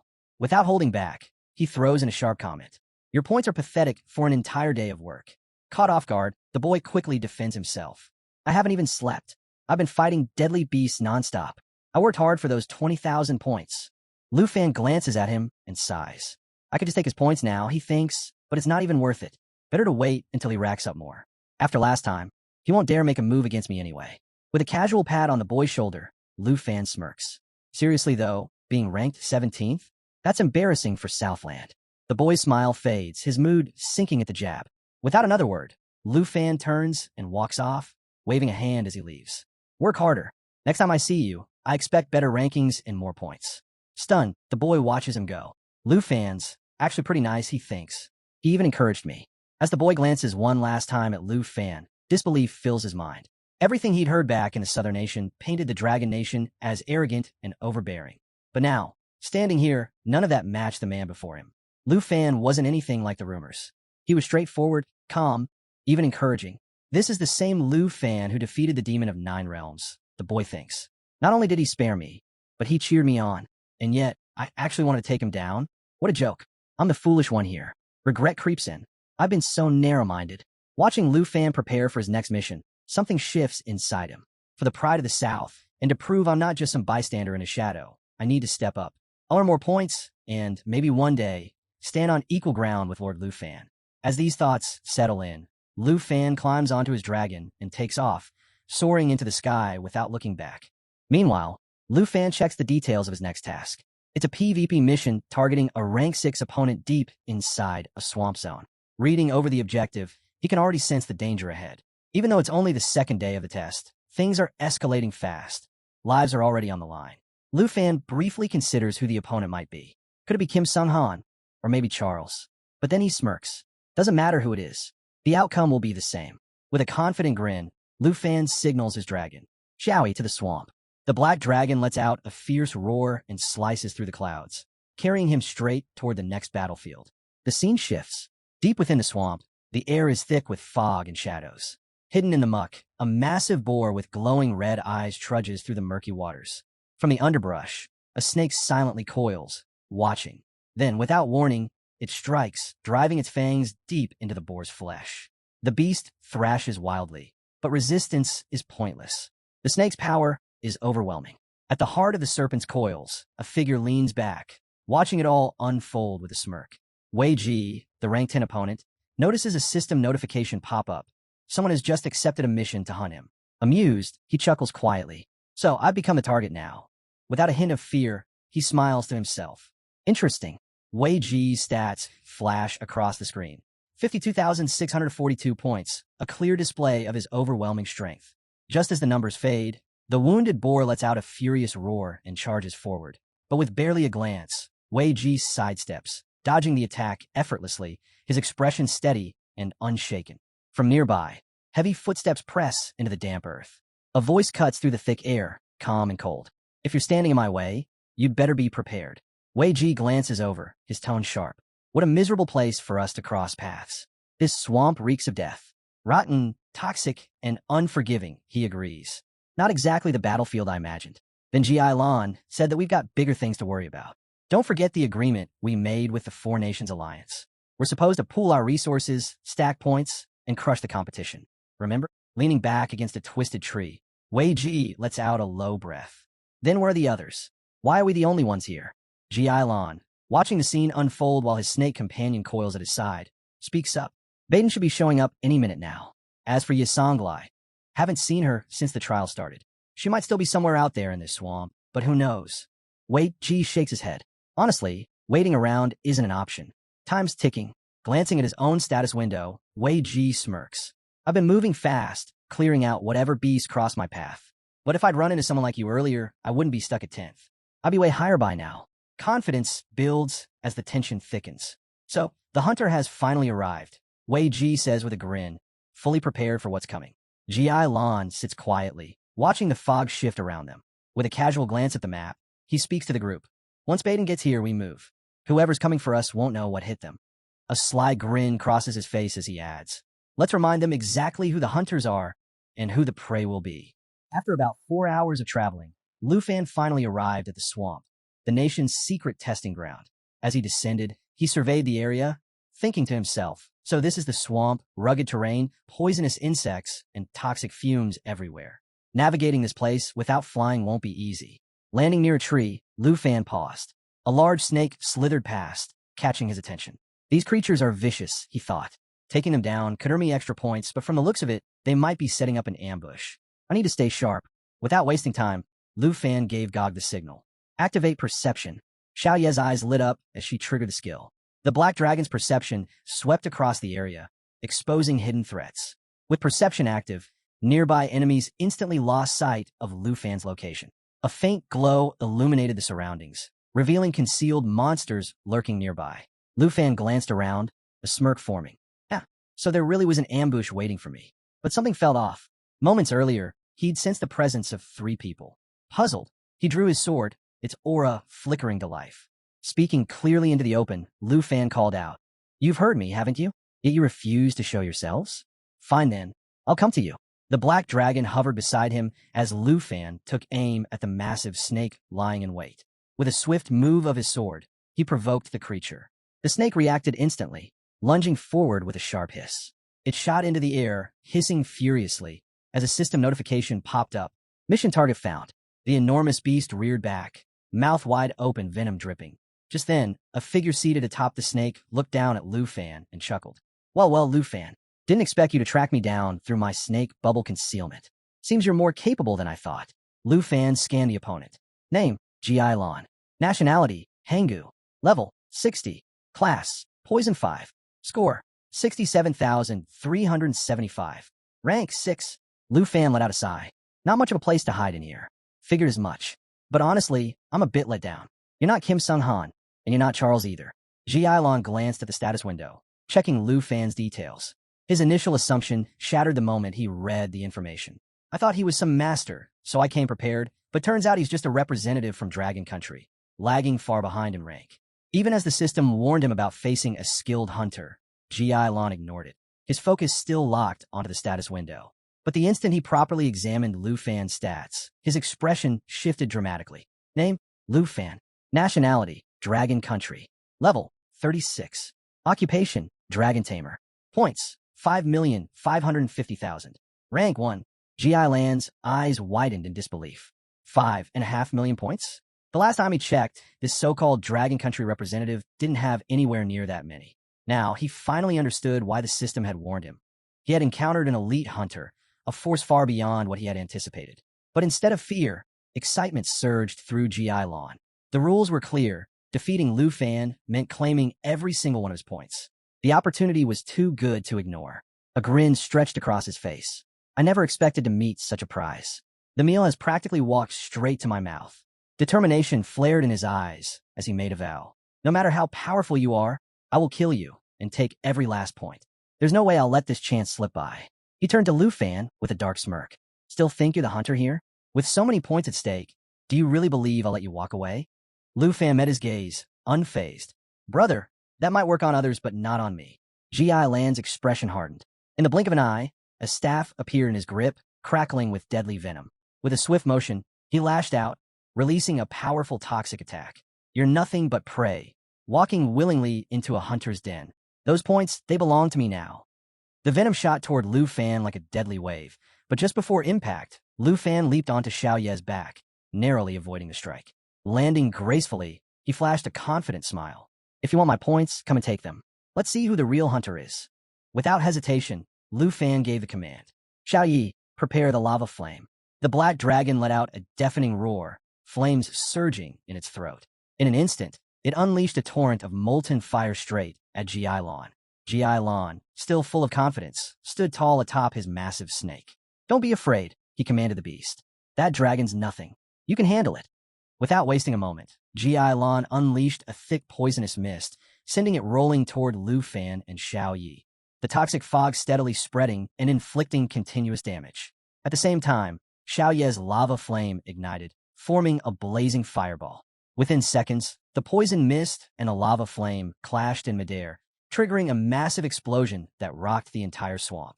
The blast sent shockwaves in all directions, and as the smoke cleared, the fire from the lava flame kept surging forward, burning everything in its path while healing Lufan's side with its energy. Still mounted on his snake, Ji Lan prepared for his next move, but Lufan's attention drifted elsewhere. Strange, why did the others back off? 2 enemies are still missing, Lufan thought, scanning the area. Just as the thought crossed his mind, a shadow crept up behind him. A woman, swinging heavy chains like spinning boulders, launched a sudden attack. Lufan reacted instantly, leaping aside to dodge the strike. But Xiaoye wasn't having it. With a swift, brutal swipe of her claws, she struck the woman down, slamming her into the ground. The force of the blow left the woman coughing and bleeding from her mouth. Staring at the dragon in disbelief, she thought, how is he this strong? He's only level 30. This can't be real. Wounded and shaken by Xiaoye's assault, the woman finally understood the true power of Lufan's beast. This dragon, its strength is insane, she muttered as her expression darkened. Her gaze shifted to Lufan, filled with murderous intent. Lufan noticed and tilted his head. What's her deal? Is she angry or laughing? Before he could figure it out, the giant snake lunged at him with a hiss. Xiaoye was ready. She shot forward, reaching out to grab the serpent. The snake struck first, sinking its fangs into Xiaoye's hand. Unfazed, Xiaoye clenched the snake's neck with her free hand, squeezed hard, and with a powerful lift, slammed the massive creature into the ground before unleashing a thunderous roar. Ji Lan's eyes widened in shock. Hey, get up. Are you okay? He yelled, panicking at the sight of his snake getting tossed like nothing. And just then, the third enemy stepped into view. Ah, missed my mark again, the man said casually. This newcomer, from Jingu Country, was a level 57 Dark Hunter with a total score of 34,831. The woman quickly gathered herself and muttered, honestly, this isn't looking good. We might actually fail, or worse, get killed. Baden scoffed. Yeah, this guy's no joke. He doesn't feel like some level 36 rookie at all. Ji Lan chimed in. Tough or not, we're not backing down. If we take him out, his points alone could push us straight into the top 3. Meanwhile, Lufan stood watching them, still wearing that same calm smile. Really? This is your big ambush? Looks more like a bad joke, he said. Honestly, if you keep sneaking around like that, you'll end up hurting yourselves. And if you're after my points, what chance do you really think you have? The woman glared back. Don't get ahead of yourself. You might be stronger than we expected, but this fight's far from over. We'll see who's still standing at the end. Lufan lifted his sword, ready for battle. Perfect. Let's settle it with a melee and find out whose body ends up buried in this swamp. Jiailon wastes no time. With a sharp command, he orders his massive serpent to unleash a poisonous mist at Lufan. The giant snake instantly obeys, filling the air with a toxic fog aimed straight at its target. This venomous cloud isn't just for show. It inflicts serious damage while poisoning anyone caught in it. But Lufan senses the threat and quickly shields himself. Without hesitation, he turns to Xiao Yi. Take down that snake. Now, he commands. With the poison's effects fading, the black dragon taps into its bloodline power. This ability is no joke. It cuts incoming damage in half, blocks all negative effects, and boosts its healing rate by a staggering 500%. Xiao Yi lunges, her claws sinking into the enormous serpent. With a single, brutal move, she slams it to the ground and tears it apart. Green blood splashes everywhere as the snake's body is shredded. Watching his prized beast fall, Jiailon erupts in rage. You kill my snake. You're finished, he roars. Off to the side, another figure takes note of the shift. Seeing Lufan gaining the upper hand, he decides it's time to strike. Drawing his bow, he lines up a shot and calls out, I'll cover you. Move forward. The sudden declaration catches Lufan off guard. What is this guy up to? Why is there white light surrounding him? Before Lufan can fully process it, he reacts on instinct. He raises his wand, activating its power. Lufan, my magic circle's ready. Just hold on a second, someone warns. Within moments, Jiailon summons his next move, a terrifying formation known as the 10,000 Snakes. Hissing fills the air as the deadly swarm appears. This is no ordinary spell. It's one of the most powerful techniques among the 5 world magicians. After a full minute of preparation, it unleashes billions of venomous serpents, dealing devastating damage equal to 750% of the caster's spiritual strength and poisoning anything they touch. The horde of snakes surge forward, closing in on Lufan from every direction. For a split second, he's thrown off, but with a steady breath, he tightens his grip on his sword and starts cutting down the endless waves of snakes. Lufan keeps tearing through the endless wave of snakes, their hissing echoing all around him. As he fights, he realizes just how many there are. This is going to take forever, he thinks. There's no end to them, but he doesn't slow down, biting and slashing his way through the swarm. Meanwhile, Jiailon raises his hand and smirks. Lufan's finished. My 10,000 snakes will make sure of that. Now, you too, get in there and take down that black dragon. Baden, standing behind, hesitates. Wait, seriously? How are we supposed to hurt that massive black dragon? And if we go in there, won't we get caught up in the poison too? He looks over. You're not about to let these snakes attack us, right? The woman cuts him off. There's no time to overthink it. What's in this now? By now, the swarm has completely buried Lufan. Not even a glimpse of him is visible under the sea of writhing snakes. Then, out of nowhere, Xiao Yi releases a blazing fire that scorches a huge chunk of the snakes into ashes. Jiailan's face twists in shock. What is this? But even with the flames clearing a path, Jiailon sneers. You still can't run. Don't think you're safe. Just then, Xiao Yi lets out a mighty roar. The sound shakes the entire battlefield, and the special power of the roar sends devastating damage through everything in range. Flames erupt everywhere, burning through the snakes as Xiao Yi roars on. And as the fire clears, Lufan steps out of the chaos, his body glowing with a fierce red aura. His hand has shifted into a dragon claw, and in one swift motion, he shreds through several snakes like they're nothing. This formation? Please, it's just an eyesore, Lufan says, his voice steady and cold. He activates his dragon claw ability, chaining together rapid strikes from a distance, while working in perfect sync with Xiao Yi. Jiailon glares at Lufan. Fine, then suffer the full punishment. You won't escape me. Without wasting a second, Jiailon lifts his staff high. Energy crackles above him as a massive circle appears, drawing the sliced remains of the snakes upward. Hurry up, now, Jiailon shouts. Wei Ji responds, launching a chain circle straight at Lufan with full force. The attack hurtles toward him, but Lufan doesn't flinch. He raises his dragon claw and effortlessly stops the attack midair. Wei Ji's eyes widen. How did he block that so easily? And Lufan is still standing there, holding the chain like it's nothing. Xiao Yi moves closer to Lufan, watching him closely. But before Lufan can say anything, he feels a strange tremor beneath his feet. Is that an earthquake? No, the sound is different. That's when Jiailon, smirking from a distance, reveals his next move. Come back to life, he shouts. In an instant, the bodies of the 10,000 dead snakes begin to twitch. One by one, they rise, merging together into a single monstrous serpent. Poison seeps from every part of its massive body, filling the air with a deadly fog. A quick glance at the status window confirms Lufan's worst fear. The so-called Crazy Dragon has been resurrected. Formed from the spiritual power of the 5 Wish Magicians, this creature can't truly die as long as its master lives. If it's ever destroyed, it can be revived again with spiritual energy. Even worse, if its body shatters, it splits into multiple giant pythons. Lufan stares in disbelief. But that's not all. Another terrifying detail flashes on the status screen. The millions of snakes summoned by the 10,000 snake spell can still attack after death. Their bodies blend into the world itself, launching area-wide assaults. And the worst part? These attacks drain a target's mental energy by 900% per second. Realizing what he's dealing with, Lufan quickly pieces it together. This giant python is basically a living weapon built from GI Land's abilities. But if he can slice it just right, he might be able to force it to split and weaken it. Wasting no time, Lufan calls out, "Xiao Yi, get over here." By now, the poison is spreading fast. Even Wei Ji, caught up in the fog, starts to choke. "What? Are you attacking your own ally now? What's wrong with you?" she shouts, struggling for air. The status window blares again. The snake's poison is intensifying. Wei Ji's condition takes a sharp turn for the worse. Ji Lan leaps onto the back of the massive snake, laughing.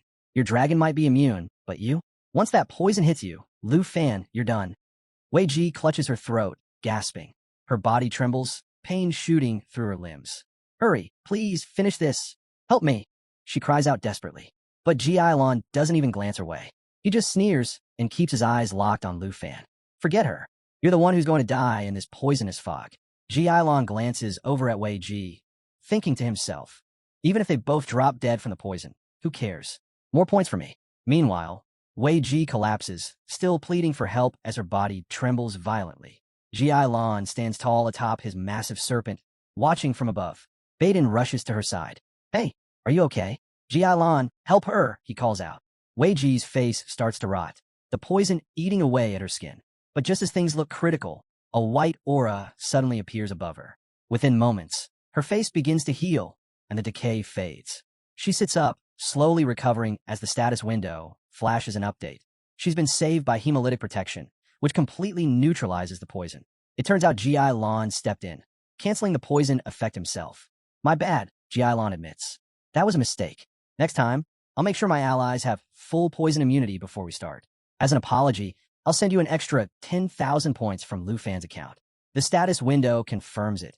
Hemolytic protection grants total immunity to poison for 6 minutes, and if the target is already poisoned, it clears the effect completely. Ji Lan quietly thinks to himself, "Andre, Charles, it's not time to pull out of the 4-Nation Alliance just yet." Waving his hand, Ji Lan says, "All right, you're safe now. Go check if Lufan's finally finished." Wei Ji stands up, brushing herself off. "We'll deal with you later. First, let's see if Lufan's actually dead." Baden nods. "Yeah, I'm coming too." But before they can move, Lufan appears, sitting comfortably on Xiao Yi, watching the whole scene unfold with a calm smile. Everyone freezes, staring in disbelief. "You don't need to check. Obviously, I'm still here," Lufan says, smirking. They all stare at him, barely able to process what they're seeing. The status window updates. Lufan's level has shot up to 36 plus 32. Making a relaxed gesture with his hand, Lufan grins. "Honestly, this whole thing has been pretty entertaining." "Your alliance?" "Weak." Xiao Yi roars fiercely as the Black Dragon bloodline activates, instantly reducing all incoming damage by 50%, blocking every negative effect, and cranking up recovery by 500%. Baden is stunned. He's still alive? He's riding the dragon and immune to everything? How is that even possible? Ji Lan can't believe it either. Watching Lufan, he realizes the bitter truth. Both of them are completely immune to all my abilities. Nothing works on them. What is this? Then Ji Lan's expression darkens. "Andre, Charles, forget them. Lufan is the real problem here." Boiling with frustration, Ji Lan points furiously at Lufan. "Kill him. Kill him now. Whoever finishes him gets 20,000 points. Take him down and earn more than me." Watching the mess unfold, Wei Ji finally accepts the truth. Her team is completely useless. All they do is yell and get themselves hurt. Frustrated, she makes up her mind. If anyone's going to turn this around, it's me. Turning to Baden, she says, "Get ready to back me up. We're going in." But just as she moves to attack, something catches her eye. a blazing fireball flying straight toward her.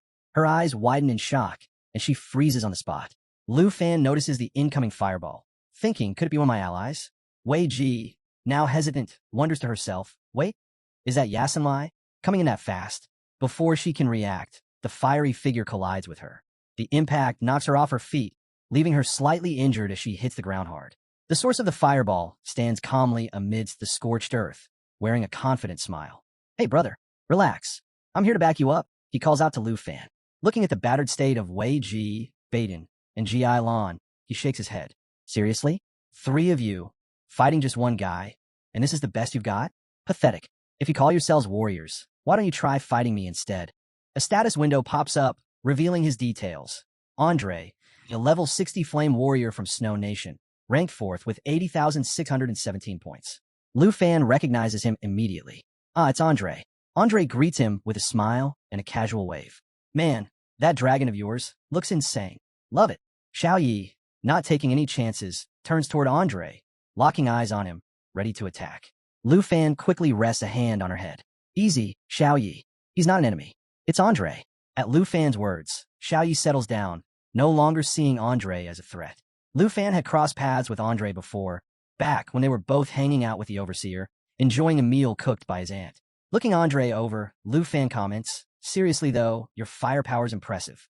But man, you hit her pretty hard. Andre casually raises his hand and grins. What can I say?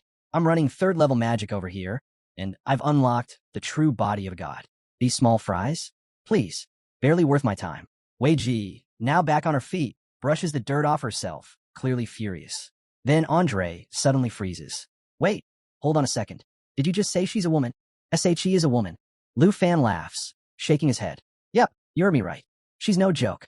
We haven't even seen her real abilities yet, so we can't afford to take her lightly. Hearing them talk like that, the woman clenches her fists, her anger boiling over. Andre smirks and steps forward. Oh, so she's strong, huh? Fine, I'll handle her first. He glances at Lufan. Hey Lufan, why don't you take care of the snake rider and the archer while I deal with her? Lufan leans back, resting his hands on his head with a grin. Sure. But honestly, there's really no need. I can take care of all 3 of them myself. That's all it takes to push the woman over the edge. Grinding her teeth, her eyes glow bright yellow, and a golden aura flares around her. You think you can underestimate me like that?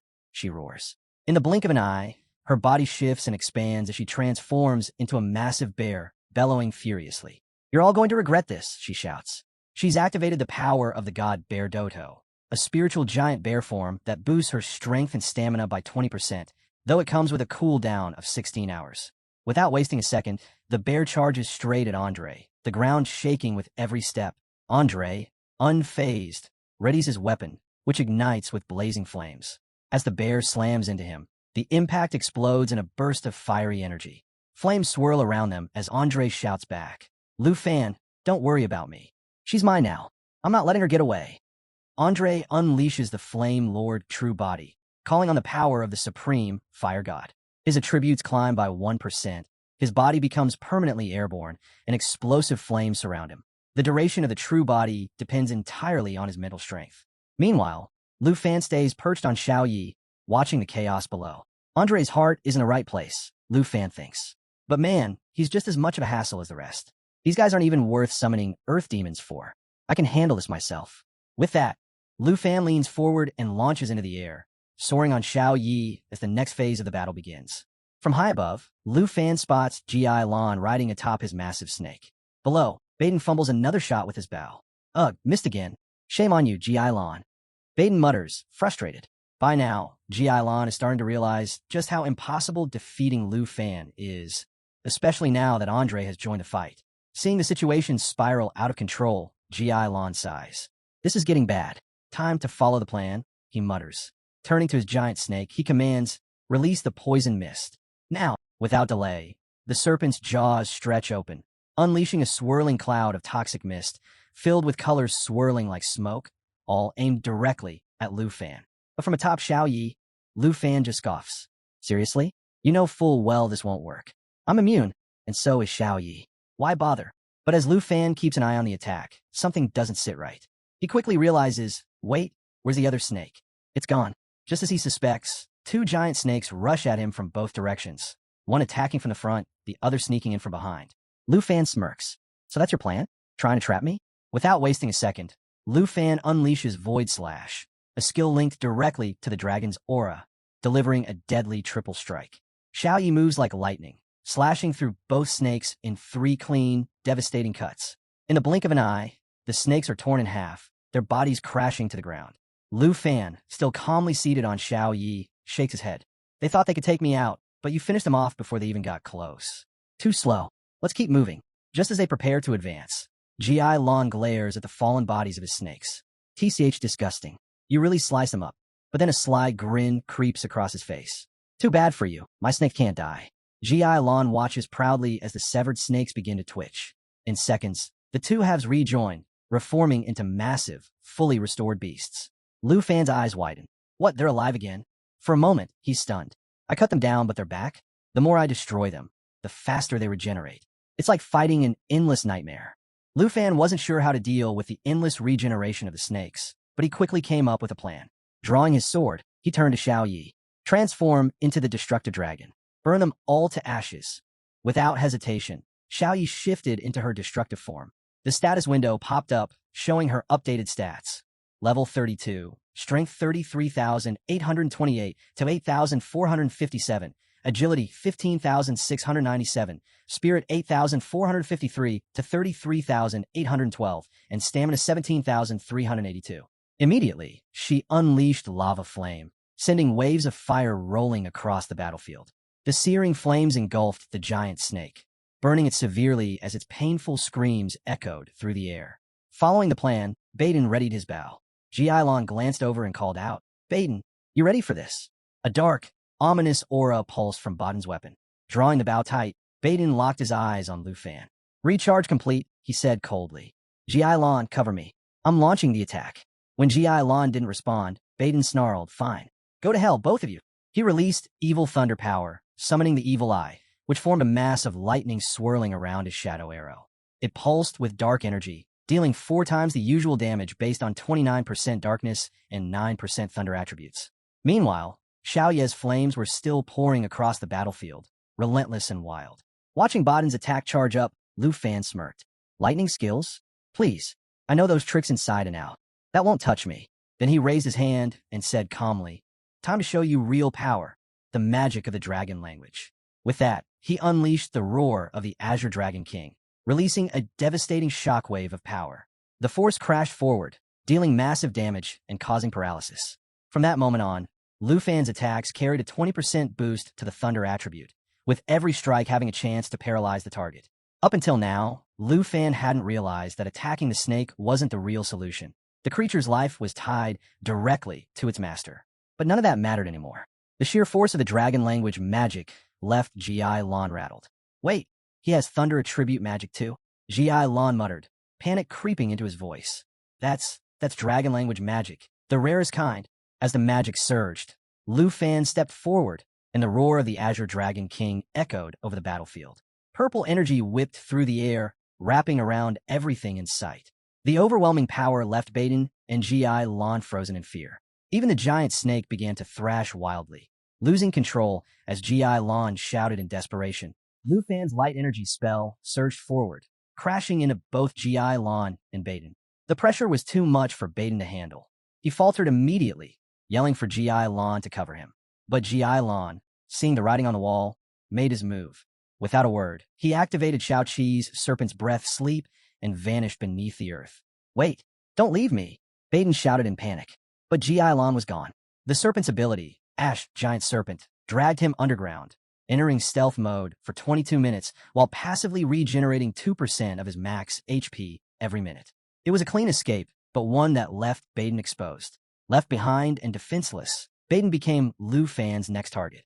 Without giving him a chance to recover, Lufan launched a barrage of attacks, engulfing him in flames. It didn't take long before the system message popped up.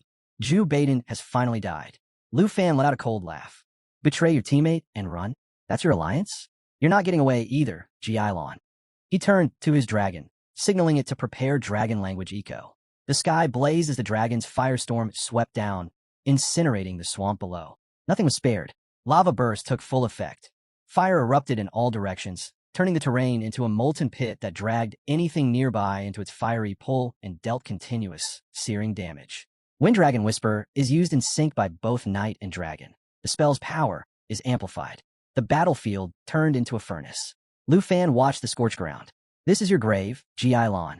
The relentless inferno didn't just burn the land.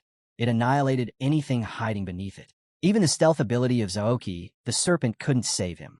Another notification appeared. Ji-Lan has been eliminated. Only 21 of 23 eliminations remained. His Dragonation points soared. Total mission score, 700,000. A jump of nearly 160,000 from the last encounter. It was brutal, but the PvP rewards spoke for themselves. Lufan had taken the top spot in the Dragon Nation rankings. Just as he was savoring the win, a thunderous roar came from behind. Through the flames emerged the trial of the World Nation Swamp, a towering beast with glowing yellow eyes. Standing in front of it was Giant Andre, now fully berserk, ready to end it. With one massive swing of his axe, Andre brought it down on the beast, killing it instantly. As the body reverted to its original form, Andre sneered, "Those who hide in the shadows and scheme, they don't deserve forgiveness." Lufan didn't waste time. With his dragon at his side, he stepped forward and asked calmly, "Are you handing over your points? Trial of Nations rules are clear. Take out a representative, and their points are yours." While Andre dealt with the aftermath, Lufan stood off to the side, calmly readying his underworld serpent separation. The magic arrows hovered around him. No need for a bow, and each one landed with a guaranteed 20% damage output. Eyeing the situation, he muttered to himself, "Hard to turn down an offer this good." With every move, Lufan's Dragonation points continued to climb. The momentum pushed him forward, but Andre took a moment to pause. He seemed hesitant, then gave in with a short nod. He clarified his intentions. He hadn't come to start a fight. In fact, he admitted he originally thought he'd be triple-teaming Lufan, only to realize it was a necessary alliance. Lufan just smirked, unbothered. "Honestly, I wouldn't mind doing this kind of thing a few more times, even for free." Andre chuckled. "No big deal, especially after tasting what you fed the Dragon Nation." The battlefield had quieted, the dust slowly settling. Standing side by side, the two looked out over the scorched terrain. Andre turned toward Lufan, still chewing thoughtfully. "You got any more of those tasty meals?" He sat down, relaxed, devouring another Dragonation dish like it was a delicacy. Completely satisfied, he tossed out an offer. "Tell you what, I'll give you 5,000 points for a piece of that chicken." Lufan shook his head with a grin. "Keep your points. If you're hungry, eat." Not far off, Lufan's dragon, now in a female humanoid form, was enjoying the same feast, stretched out in total comfort. The mood was calm, almost too casual for a battlefield. But Henry stood frozen, unable to believe what he was seeing.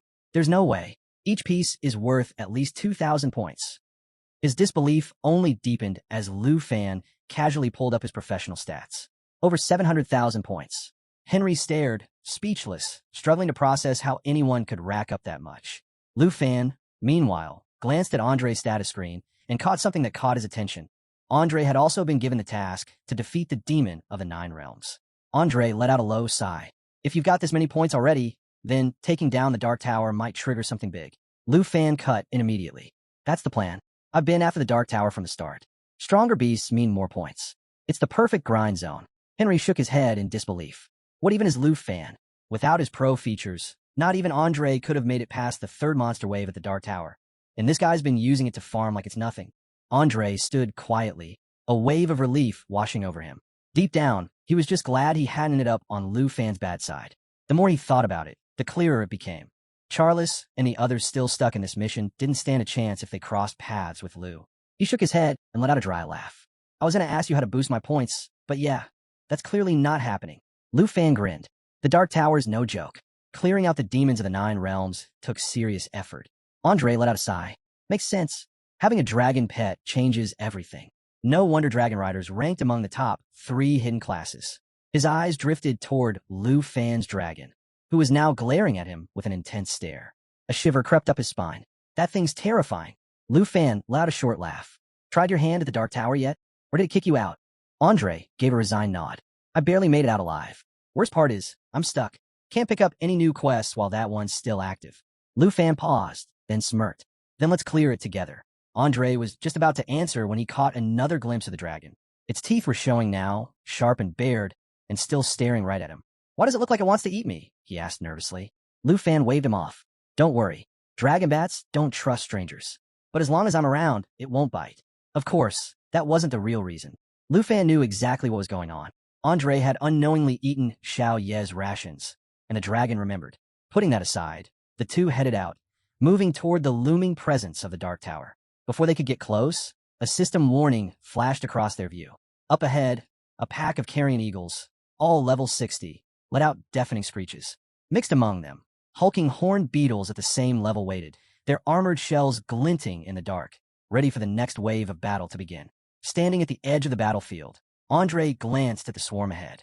So, how exactly are we doing this? Lufan summoned mana into his palm. Simple, he replied. You fight your way, I'll fight mine. With a flash, a glowing sword formed in his hand. Let's rely on our own strength. The air trembled as the monsters hovered above, screeching and circling. Lu looked up, a smirk tugging at his lips. For us, dealing with carrion eagles and dead men shouldn't be a big deal. Andre shook his head. Maybe, but even if their stats are low, the sheer number makes the first two waves overwhelming. Lu gave a brief nod. Then I'll leave those two waves to you. As he spoke, blue mana erupted from his body like a storm, and in its wake, his dragon burst forth. Lu turned toward the tower. I'll head inside and clean out whatever's waiting. Andre blinked. Wait, was Lu seriously saying he'd solo everything inside the Dark Tower? Before he could say anything, Lu raised his voice. Xing Chun, Starlight Mode now. The dragon transformed instantly, its body surging with radiant power. It expanded, glowing brighter, and with another pulse of blue energy, launched forward using sky, crossing to tear through the air, shooting straight into the tower. In Starlight Mode, the dragon's strength was multiplied fivefold, entering a form known as Star Shatter. Unstoppable for the next 60 seconds. Lu grinned. No point waiting for the monsters to come out. I'll save time and go wipe them all out at once. He activated the Starlight Struggler, an ability that ripped space apart to create a rift gate. This portal led straight to his target zone and couldn't be affected by magic seals or blocking spells. It would remain open for 1 minute. As he prepared to enter, Lu glanced back. Watch your back out here. I'll take care of the monsters inside and wrap up the Dark Tower as fast as I can. Andre could only watch as more dragons began to swirl around Lufan. He muttered under his breath. How does one person have this many dragons? The moment Lu stepped through, the rift shattered behind him. Inside the tower, darkness reigned, until the flickering light of mana revealed the ambush waiting ahead. Deep dagger moths flitted through the shadows. Cryptic devourer centipedes slithered along the walls. Dark thorn knights stood ready. Carrion-devouring insects clicked and crawled, filling the air with an eerie hum. A cold voice echoed from the gloom. A foolish human dares enter this domain. A massive, centipede-like creature slithered into view, its tone laced with malice. You've stepped into your grave. But since you're here, I'll let you choose how you die. This was no ordinary monster. It was an earth demon, classified as a nightmare tier boss. Its skill, Deathbind. A horrific blend of paralyze, poison, and stun, wrapped in a storm of slicing limbs that tore everything apart on contact. Lufan's lips curled into a smirk as a green aura surged around him. What a shame. You don't seem to value gifts. Let me offer one you'll wish you never received. A massive emerald dragon spiraled around him. It wasn't strong by stats or level, but its ability was unmatched. It doubled the effectiveness of all dragons and bloodline-linked allies. Xiao Fai, Serpent Shelter. In an instant, his power spiked. The skill boosted his attributes by 100 to 200%, and each hit he took was absorbed and stored as air control layers. Once 10 layers stacked up, they would unleash a counterattack equal to the total damage absorbed. With just 30 seconds left on Starlight Mode, Lu charged forward. Sheer numbers won't stop me. The Black Dragon too roared and unleashed its power. Enemies surged in from all sides, but Lu stayed focused. 5 seconds left before Starlight Mode ended. Final clear now. He activated Sky-Cutting Dragon Strike. In sync with his dragon, he launched a flurry of dragon-infused attacks. A massive shockwave exploded outward, shaking the tower walls. The Destruction Dragon stormed through the enemy horde, annihilating anything in its path. Then came the finisher, Star Crush, a high-damage ability that scaled directly with the Dark Tower's level. Xing Chun, Starlight Crush. With a 2-second charge time, Lu switched techniques. Snake Shadow technique activated, and the Dark Snake Bow was drawn. 3 seconds later, he fired the Shadow Snake Arrow, boosting damage by 500%. The assault of Dragon Force, Blade Strikes, and Shadow Energy combined into a devastating storm. The enemy couldn't keep up. 5 seconds left in Starlight Mode. The final stage, Starlight Destruction, kicked off. His dragon opened its mouth wide, blue mana fire swirling around as it absorbed starlight into a single point. The resulting blast ignored all defenses, impossible to block or predict. It surged with a raw 300,000 power output, wiping out the last of the monsters just as Starlight Mode came to an end. Standing amid the wreckage, Lufan glanced around. Almost done with the upgrade. Time to speed this up. Just then, a new presence descended, the Holy Corpse Demon Dragon. It radiated thick purple mana, heavy enough to distort the air around it. Lu didn't flinch. Xiaofai, call in the fallen demon dragon.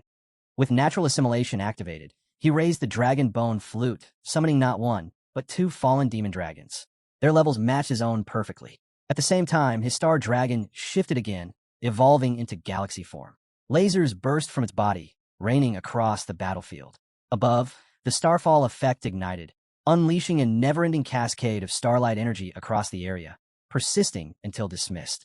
With the dust finally settling, Lufan glanced at his updated stats. His double dragon had hit level 25, his star dragon soared to level 80, and he himself reached level 36. He gave a nod, pleased. Now this is how you rack up points. But the moment of calm didn't last. A new threat stepped into view. Abyss Moss, level 75. It loomed ahead, but Lu's dragons didn't hesitate. The Abyss Moss let out a wave of corrosive breath, releasing swirling green poison bubbles through the air. Lu didn't flinch. He countered with a precise strike, cutting straight through.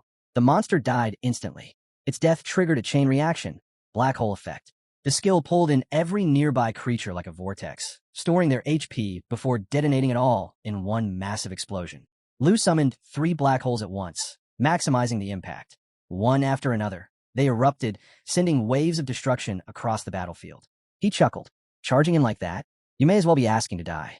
But then, something was wrong. Lu paused. His eyes scanned the field. One of the enemy dragons was gone. Spatial Break Shadow. The name left his lips as a whisper. It was a rare ability, one that let its user merge with space itself, moving unseen through shadows. While active, no attacks could touch it. Physical, magical, nothing landed. But the stealth only lasted 9 seconds. Then came the chill, the kind that froze instinct. Behind him, a presence emerged. A massive earth demon materialized. No warning, no aura, no sign. Not even his dragons had sensed it. It had slipped past everything.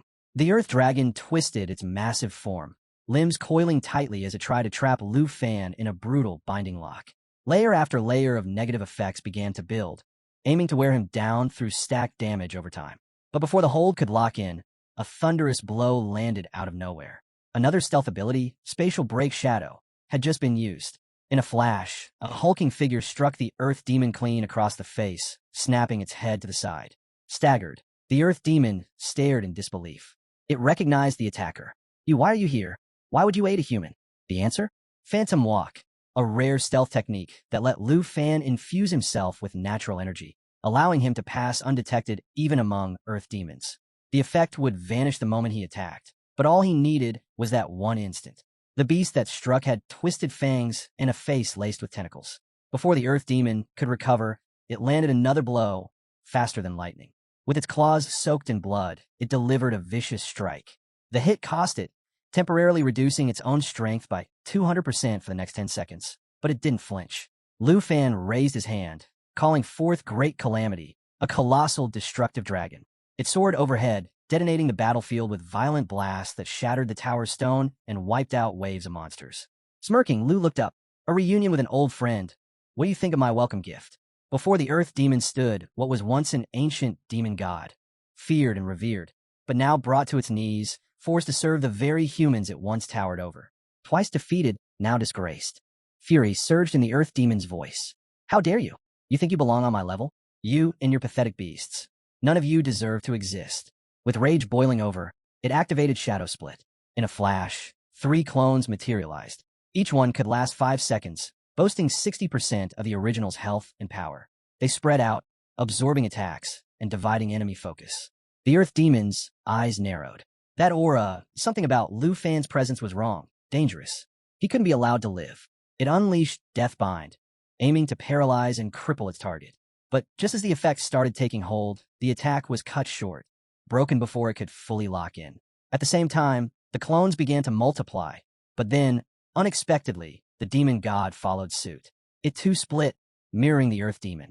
Each demon god clone rushed to engage an earth demon clone in brutal one-on-one combat. Lufan laughed, his voice sharp through the chaos. Looks like you're enjoying my gift. Let me sweeten the deal. He raised his hand, summoning his demon forces. His dragons roared, their cries shaking the tower. Using corpse manipulation, he took control of the corpse demon dragons, transformed puppets. With a simple command, he could summon or withdraw them at will. And just like that, half the earth demon army inside the tower turned. Now under his control, they turned on their former allies without hesitation. Swords raised, they launched a merciless assault, tearing through the earth demon ranks from within. Just as the earth demon began to realize the tide had turned, the demon god struck again. Another crushing blow that left it pinned between two unstoppable forces. Surrounded, outmatched, and overwhelmed, it had no room to breathe. From a distance, Lufan watched the chaos unfold, a small grin tugging at his lips. Two ancient monstrosities, once feared, now locked in savage combat, while his dragons roared above, ready to strike at a moment's notice. With every second, more enemies fell under Lu's command. His army grew. The battlefield spiraled further into madness. The earth demon looked around, stunned. A human, a mere human, had turned everything upside down. Lufan took a step forward, his gaze locked on the towering beast. Your turn, ugly, he said coldly. The earth demon snarled, defiant. You think you can defeat me? What nonsense! Suddenly, it released a thick green aura that spread like poison across the battlefield. The pressure from the wave of energy cracked the ground and shook the air. Even the tamed monsters struggled to stay upright. Thinking it had found an opening, the earth demon tried to slip away in the chaos. But Lufan was already ahead of it. With a wave of his hand, he summoned Dragon's encouragement, cloaking himself in a golden aura that surged through his body like lightning.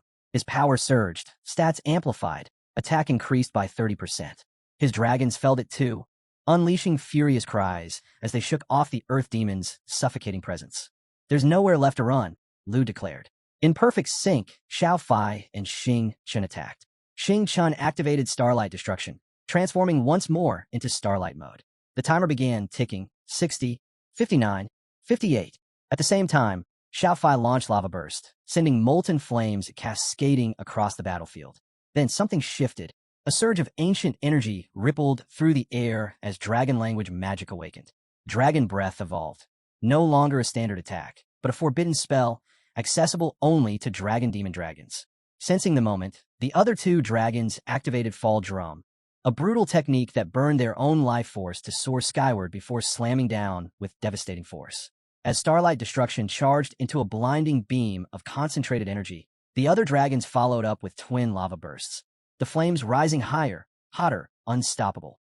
Then came the resonance. When Dragon Knight and Dragon Pet cast the same dragon language spell, their power surged.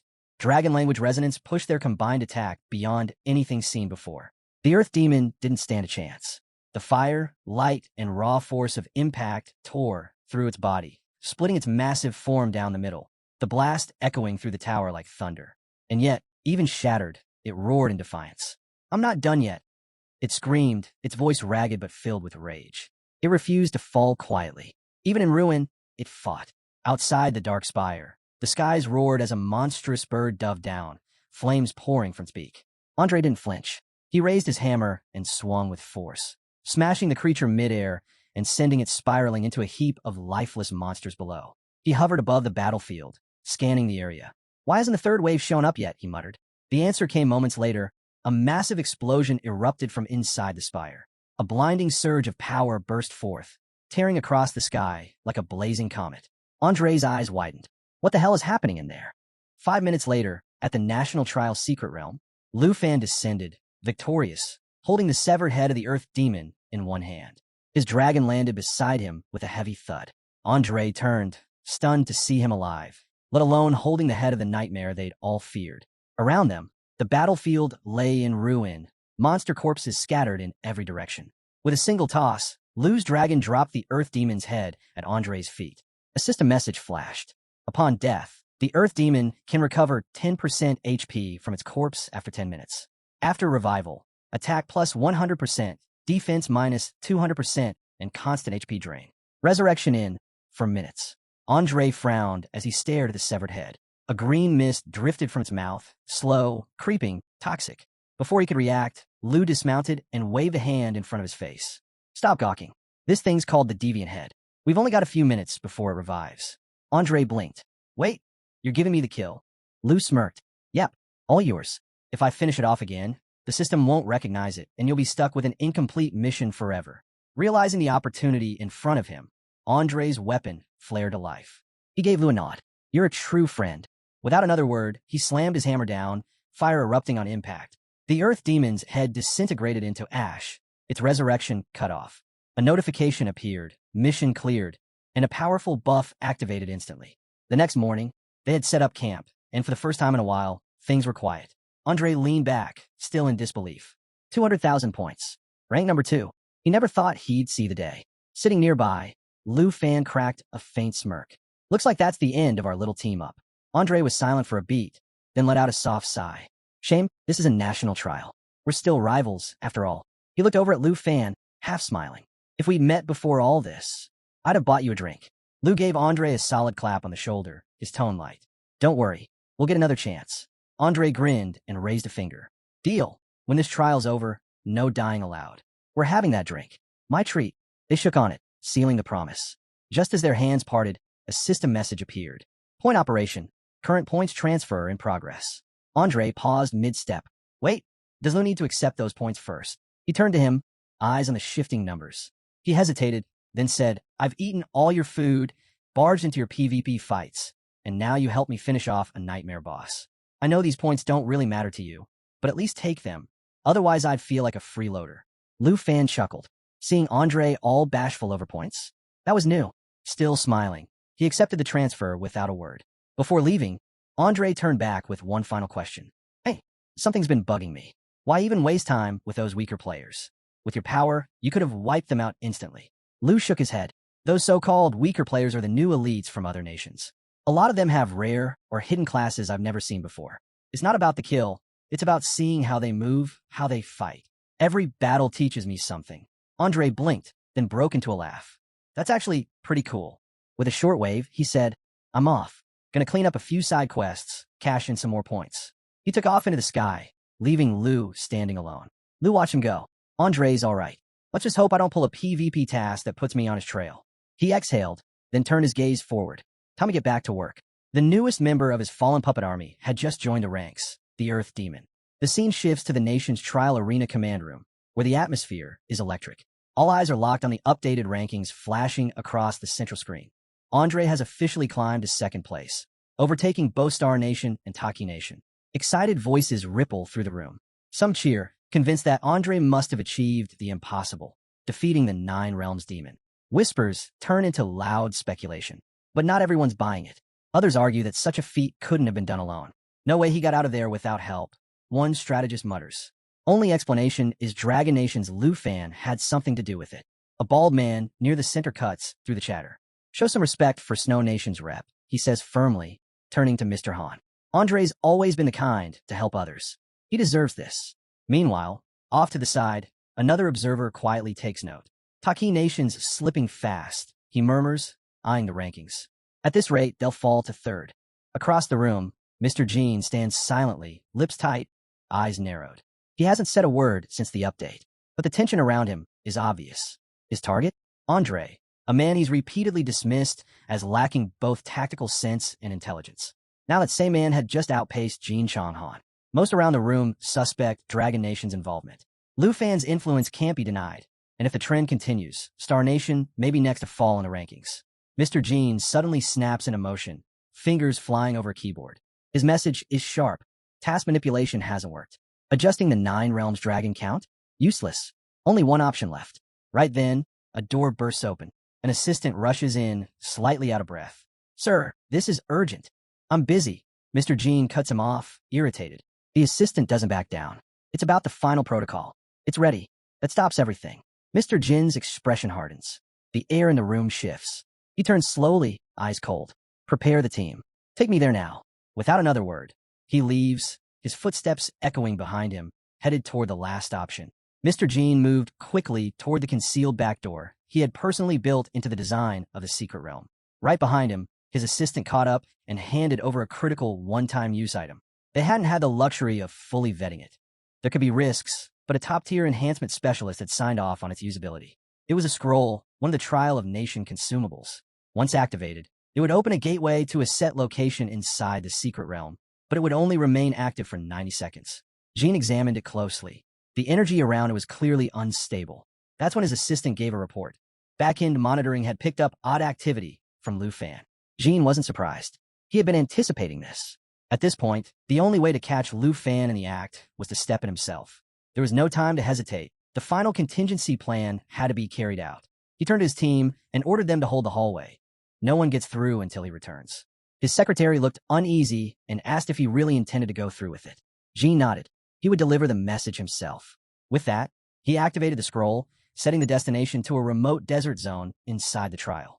A system warning immediately popped up, alerting him that the portal's stability was dangerously low. His secretary stepped in again, cautioning him about the risks. This was untested tech, and if international rivals caught him on a live feed, the fallout could be serious. Qin remained calm. He'd already notified the main controller and the director. No footage from the desert would be broadcast until he came back. As the portal began its 90-second countdown, Qin gave one final reminder. This mission was classified. If word got out, the Taichi Nation's image could take a massive hit. Just before stepping into the portal, he issued his last command, activate the ultimate mission. Lufan was already tracking new 9 Realms damage missions, and they were running out of time. Back in the desert, Lufan scanned his surroundings in silence. His current objective, take down the Earth Demon, a top-tier boss. But unlike before, there was no need to locate the Dark Spire first. Missions with this level of reward weren't supposed to appear so frequently. Yet he'd been offered 3 so far, all linked to the 9 Realms demons. That couldn't be a coincidence. Something didn't sit right. The setup felt too convenient, almost staged. To test his theory, he contacted Shiao and told him to head for the Dark Spire. Soaring through the air, Lufan began connecting the dots. The Taichi Nation, hosts of this entire event, clearly had some schemes in play. Monsters had been positioned across multiple zones, as if waiting for him. No time to waste. He summoned Shiao, and Xingqian, telling them their break was over. It was time to activate the Star Shuttle. In an instant, the Star Dragon morphed into its starlight form and unleashed a fierce roar. The timer started, 90 seconds left. The Star Shuttle ripped through space, opening a portal straight to their destination. It would stay open for 60 seconds and couldn't be blocked by any formation or curse. Without delay, they jumped in, arriving directly at the Dark Spire. Inside the cavern, a towering level 9 Earth Demon sat unmoving, until Lufan stepped in. Instantly, the demon roared, shaking the chamber, demanding to know who dared intrude upon its domain. All around, the lesser monsters stirred, hissing and snarling, ready to strike. Lufan didn't flinch. He offered a calm apology, but made one thing clear. He wasn't the one who'd be dying today. He glanced at his dragons. One command was all it took. It was time to end this. No delays. With a wave, he activated his puppet control. The undead forces, all once turned by the fallen corpse's Imperial Dragon, moved on his command. Even if they were destroyed, their essence returned to the fallen dragon, fueling its core. That meant Lufan could endlessly summon fallen dragons into the fight, keeping the pressure on without pause. Far across the desert, a hulking tribal warrior was on his knees, begging for mercy. Before him stood a swordsman, blade in hand, eyes filled with amusement. Musashi grinned, clearly entertained by the pitiful sight. He traced the edge of his sword just beside the warrior's face, voice dripping with mockery. So, tell me, how exactly do you plan on begging? The warrior, Upson, cracked under the pressure. He offered everything, his points, his rank, even the match itself, as long as he lived. But that wasn't enough for Musashi. Killing him would give him the points anyway. He wanted more. With a wicked smirk, he lowered the sword closer and gave a humiliating order. Lick his boots and scream that everyone from the micronation were pigs and dogs. Upson froze. His pride clashed hard with his fear. Musashi caught it right away. His smile faded, voice cold. What's this? You're not actually willing. Left with no way out, Upson gave in. Swallowing his pride, he bent down, licked the boot, and started to mutter the words. Not good enough. Musashi demanded he shout.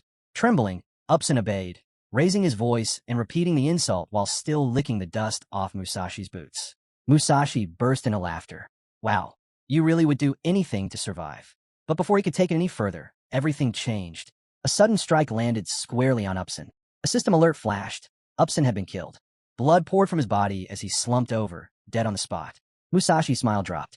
He turned sharply, eyes burning. Qin Shenghan, what the hell are you doing? I wasn't done. Qin Shenghan, ranked 3rd and representing the Taichi Nation, didn't even blink. He was going to die anyway. Don't tell me you actually planned to let him walk.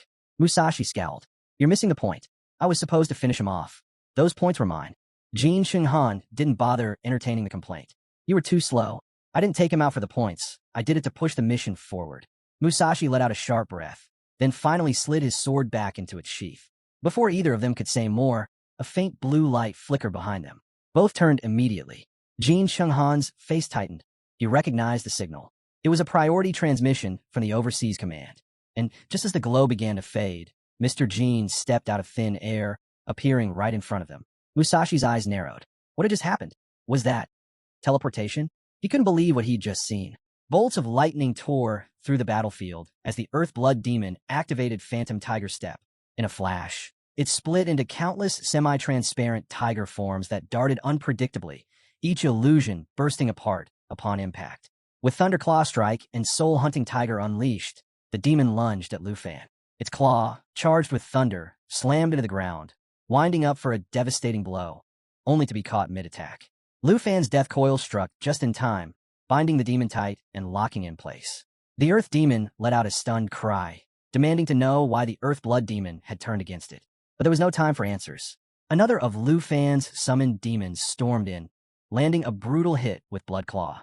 The Earth Demon wailed again, this time accusing the Earth Fiend Demon of betrayal too.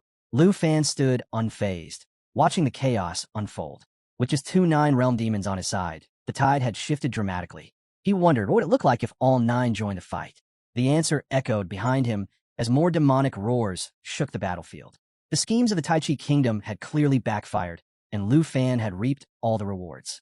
As the Earth Demon fell, Lufan stood tall, his strength greater than ever. The thought of unleashing his full demon army stirred something in him. And now, another powerful demon was his to command. Soaring high in the sky atop a strange magical sphere, Musashi shouted over the wind, urging Jin Shenghan to slow down. He was frustrated. If the Overseer had already revealed the ultimate mission's location, why weren't they heading there now? Jin Shenghan shrugged it off. I don't need it yet, he said coolly. He then reminded the Overseer that the teleportation ray was unstable. He had to pass along the information quickly before he vanished again. Musashi growled under his breath, cursing the Tai Chi Kingdom's shamelessness. Sending an Overseer into the trial? With the way points were being handed out, why not just eliminate their rep outright? He turned to Mr. Jin for an answer. Mr. Jin explained that the secret realm was functioning normally. There were no technical issues, no loopholes being exploited. That meant there was no valid reason to kick anyone out. Grinding monsters and clearing standard quests wouldn't be enough to break through the ranks. If they wanted real points, they had to understand how the Dragon Nation's rep was farming the Darkspire. If Lufan could do it, so could they. As the teleportation ray grew increasingly unstable, the Overseer made his exit, leaving behind a final reminder. The ultimate mission had been triggered, and Jin Shenghan needed to use it wisely. For a moment, silence hung in the air between him and Musashi. Then Jin Chung spoke. The mission wasn't meant for Lufan. No, its true purpose was to eliminate Charles Xian. Using it now would be a waste. First, they needed to find Darkspire and uncover Lufan's method for taking down the 9-realm demons. He understood one key detail. The ultimate mission automatically locked onto the top-ranked player. To use it against anyone but the strongest would be a tactical blunder. Musashi, still bitter about the Tai Chi Kingdom's shady moves, kept his grumbling to himself and followed. But mid-thought, the magic sphere jolted to a stop, throwing him down hard. Furious, he accused Jin Sheng of sabotaging the ride over a harmless comment. Jin Sheng ignored the complaint and pointed forward. Musashi looked up and froze. Lying before them were the fallen corpses' elite demon soldiers. The air was thick with Darkspire's oppressive energy. But Jin Sheng stayed calm. We can handle this, he said. A dark purple aura spiraled around his hands as he narrowed his eyes. Something didn't add up. Why was the 9th realm demon army so small? Before he could investigate further, Musashi stepped in, unsheathing his blade with a twisted grin. What's the matter? Don't tell me you're afraid of a few remnants from that so-called legendary demon army that tore through Tai Chi. He swung his sword wide, unleashing a brutal ghost side slash. The spinning wind blade shredded through the front line of demon soldiers like a buzzsaw. Not to be outdone, Jin Sheng cast a spell, scoffing at Lufan's overdependence on dragons. Without those system bugs, would he have even stood a chance? He grabbed a cluster of demon soldiers with his magic, tearing them limb from limb and hurling the remains aside. If Lufan can do it, so can I. When the dust cleared and the demon soldiers were gone, Musashi frowned. No point in crease. What's going on? Jin Chung didn't like it either. Something was off. They moved into Darkspire cautiously and were met with eerie silence. The place had already been cleared. Tension gripped them. Their instincts screamed at them to turn back. But it was too late. In the next instant, a towering earth demon emerged, flanked by two monstrous elites. The air turned cold. Musashi and Jin Chung stood frozen, a chill running down their spines. They'd walked right into a trap. The crushing presence of the 3 Nine Realms demons left Musashi speechless. His voice trembled as he muttered, almost to himself, "This pressure, I can feel in my bones." Jin Chung Han's expression darkened. Something was definitely off. Then, a voice broke the tension from behind. They both spun around. Lufan stood there, calm as ever, wearing a faint smirk.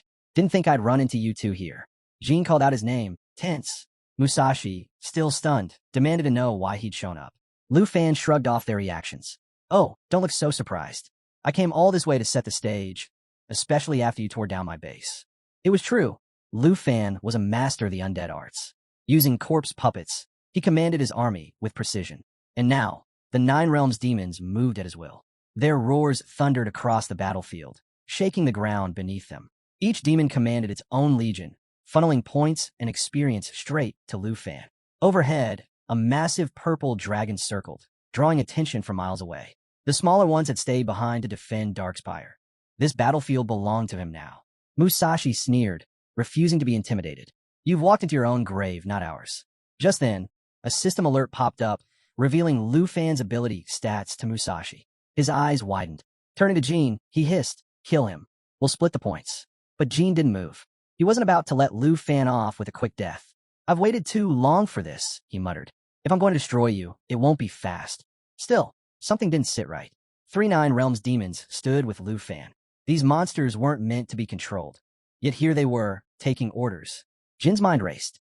If Lufan had come alone, there was no way he fought them head-on. He had to have done something else. Lufan chuckled, clearly enjoying the hesitation. "Still doubting me? Even with all this right in front of you?" Jin narrowed his eyes. "Tell me the truth. How are you controlling the 9 Realms demons? You tell me now, and maybe, just maybe, I'll let you walk." Musashi rolled his eyes, summoning his mana. "Enough talk. Let's beat it out of him if we have to." Lufan let out a mocking laugh, raising an eyebrow. "Oh, curious, are we?" he said, pretending to be surprised. "Fine, I'll tell you. I found a bug, used it to farm Darkspire." Jin's eyes locked onto his. "Impossible. We've cleared 2 full waves of gatekeepers and haven't found anything. How are you racking up points like this?" Musashi joined in. "There's no way. You've only done, 30-something job changes? And you cleared Darkspire alone? Not buying it." Lufan shut his eyes and let their doubts roll off him. But Musashi wasn't done. "Then explain why the 9 Realms demons are just standing there. Why aren't they attacking?" Jin's eyes narrowed. He'd been thinking the same thing. The demons were too still, too quiet. That wasn't right. Could Lufan really be commanding them? No, it should have been impossible. Lufan let out a laugh. "If a system like that existed, don't you think your precious Tai Chi kingdom would have abused it already? You think I can just rewrite quests whenever I want?" Jin's face darkened. There was only one explanation. Lufan had discovered their interference in the trial. Worse, he might have actually figured out how to command the 9 Realms demons. Musashi had had enough. "I'm done listening. We're ending this now," he shouted, his aura flaring. Lufan's smirk deepened. "TCH, you're both disappointments." Still not convinced, he raised his hand, fingers twisting once. That was all it took.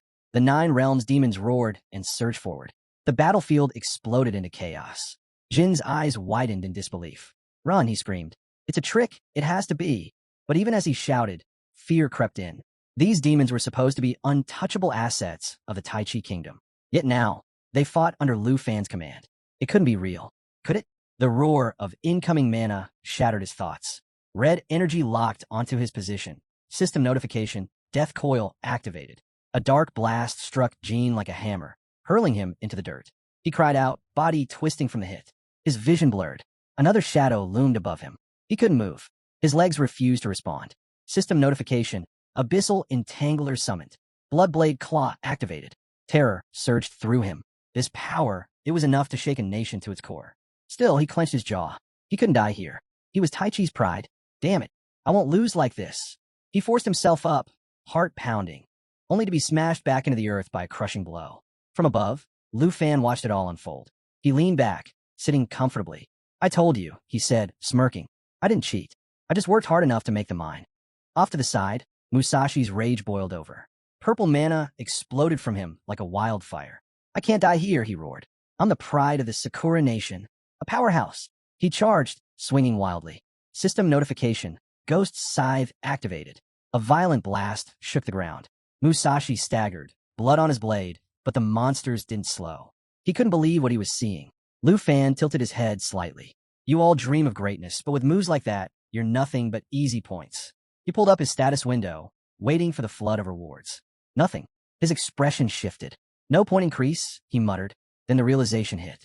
Of course, Jin Shenghan can revive through his summoned beasts, and Musashi 10 has the same ability. The scene cuts to the National Trial Secret Realm, where a blazing sun scorches the endless desert. Musashi and Jin stumble through the heat, frustration written all over their faces. System notification. Split hibernation skill activated. Musashi suddenly drops to his knees, coughing violently. The revival was real. Another alert flashes. Abyssal symbiosis cool down in effect. He forces a shaky grin. Well, at least we're still breathing. Jin remains guarded. Don't get cocky. Lufan still has 3 Nine Realms demons and a full army. If we don't stop him, we'll just keep reviving until our lives run out. Just then, a cold alert hits them both. Musashi freezes. Remaining split hibernation points. 5. He spins toward Jin wide-eyed. 5? Are you kidding me? That was half our revives gone. Jin doesn't respond. He's deep in thought. We need to find another Darkspire. Figure out how Lufan took control of the 9 Realms demons. If he can do it, so can I. His eyes narrow. He's a dragon tamer, not a beast controller. There's something else going on. A method, and I'll find it. Musashi smirks, pushing himself up. Then let's kill him within these 5 lives. But as soon as he takes a step, his legs give out. He crashes into the sand again. System notification. Weakness debuff active. Jin glances down at him, frowning. You burn too much energy. Minimum recovery time, 9 minutes. Musashi goes pale. 9 minutes? You're saying we're vulnerable now? Jin lets out a slow breath. Exactly. We need to stay low and find a nearby Darkspire, preferably near the ultimate mission, before it's too late. Suddenly, boom, a massive explosion of fire erupts behind them, sending waves of sand into the air. Jin spins around, heart racing. Who the hell? A voice cuts through the heat. Smooth. Taunting. Imagine my luck, running into weaklings in this godforsaken place. Jin turns, eyes widening. Musashi's body lies still in the sand. Above him stand a young man, smirking like he owns the world. The prince of the Qin family, wandering the desert like prey, he mocks. I warned you before. I don't show mercy in the secret realm. Jin doesn't move. He can't. The system had already warned him. His current state made him unfit for battle. And now, he was completely exposed. System notification. Opponent identified, Andre of Snow Country. Andre cocked his head, amusement flickering in his eyes. You just gonna sit there forever? He taunted. Feels like I'm playing whack-a-mole. System notification. Andre has activated Flame Avatar. Temporary flight and blazing wings enabled. With a smirk, fire burst around him as flaming wings erupted from his back. He shot into the sky like a blazing comet. Whack-a-mole's fun, don't you think? He called down, voice full of mockery. Jin's mind spiraled. He had nothing left. No strength, no skills, no time. Still seated in the sand, he tried to push himself away. Too late. Andre hurled a fire-infused strike straight at him. Boom! The explosion shook the entire battlefield, flame and smoke surging in every direction. Andre touched down lightly, checking his status window, only to frown. No point gain. His smile faded. That's not right.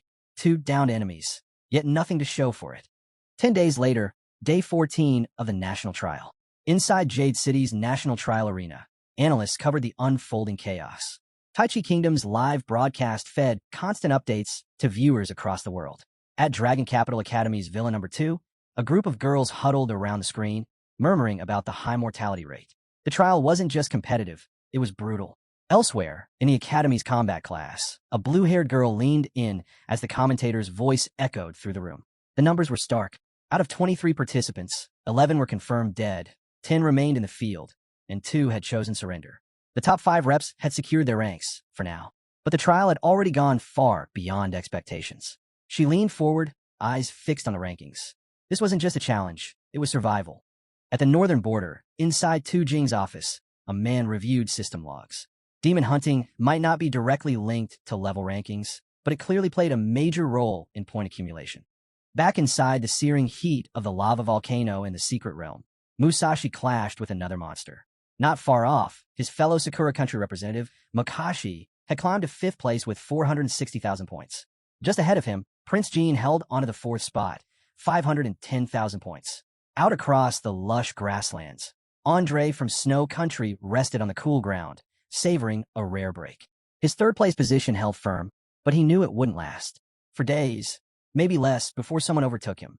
Meanwhile, within the depths of the volcano, Charles of Star-Stripped Country stood in silence.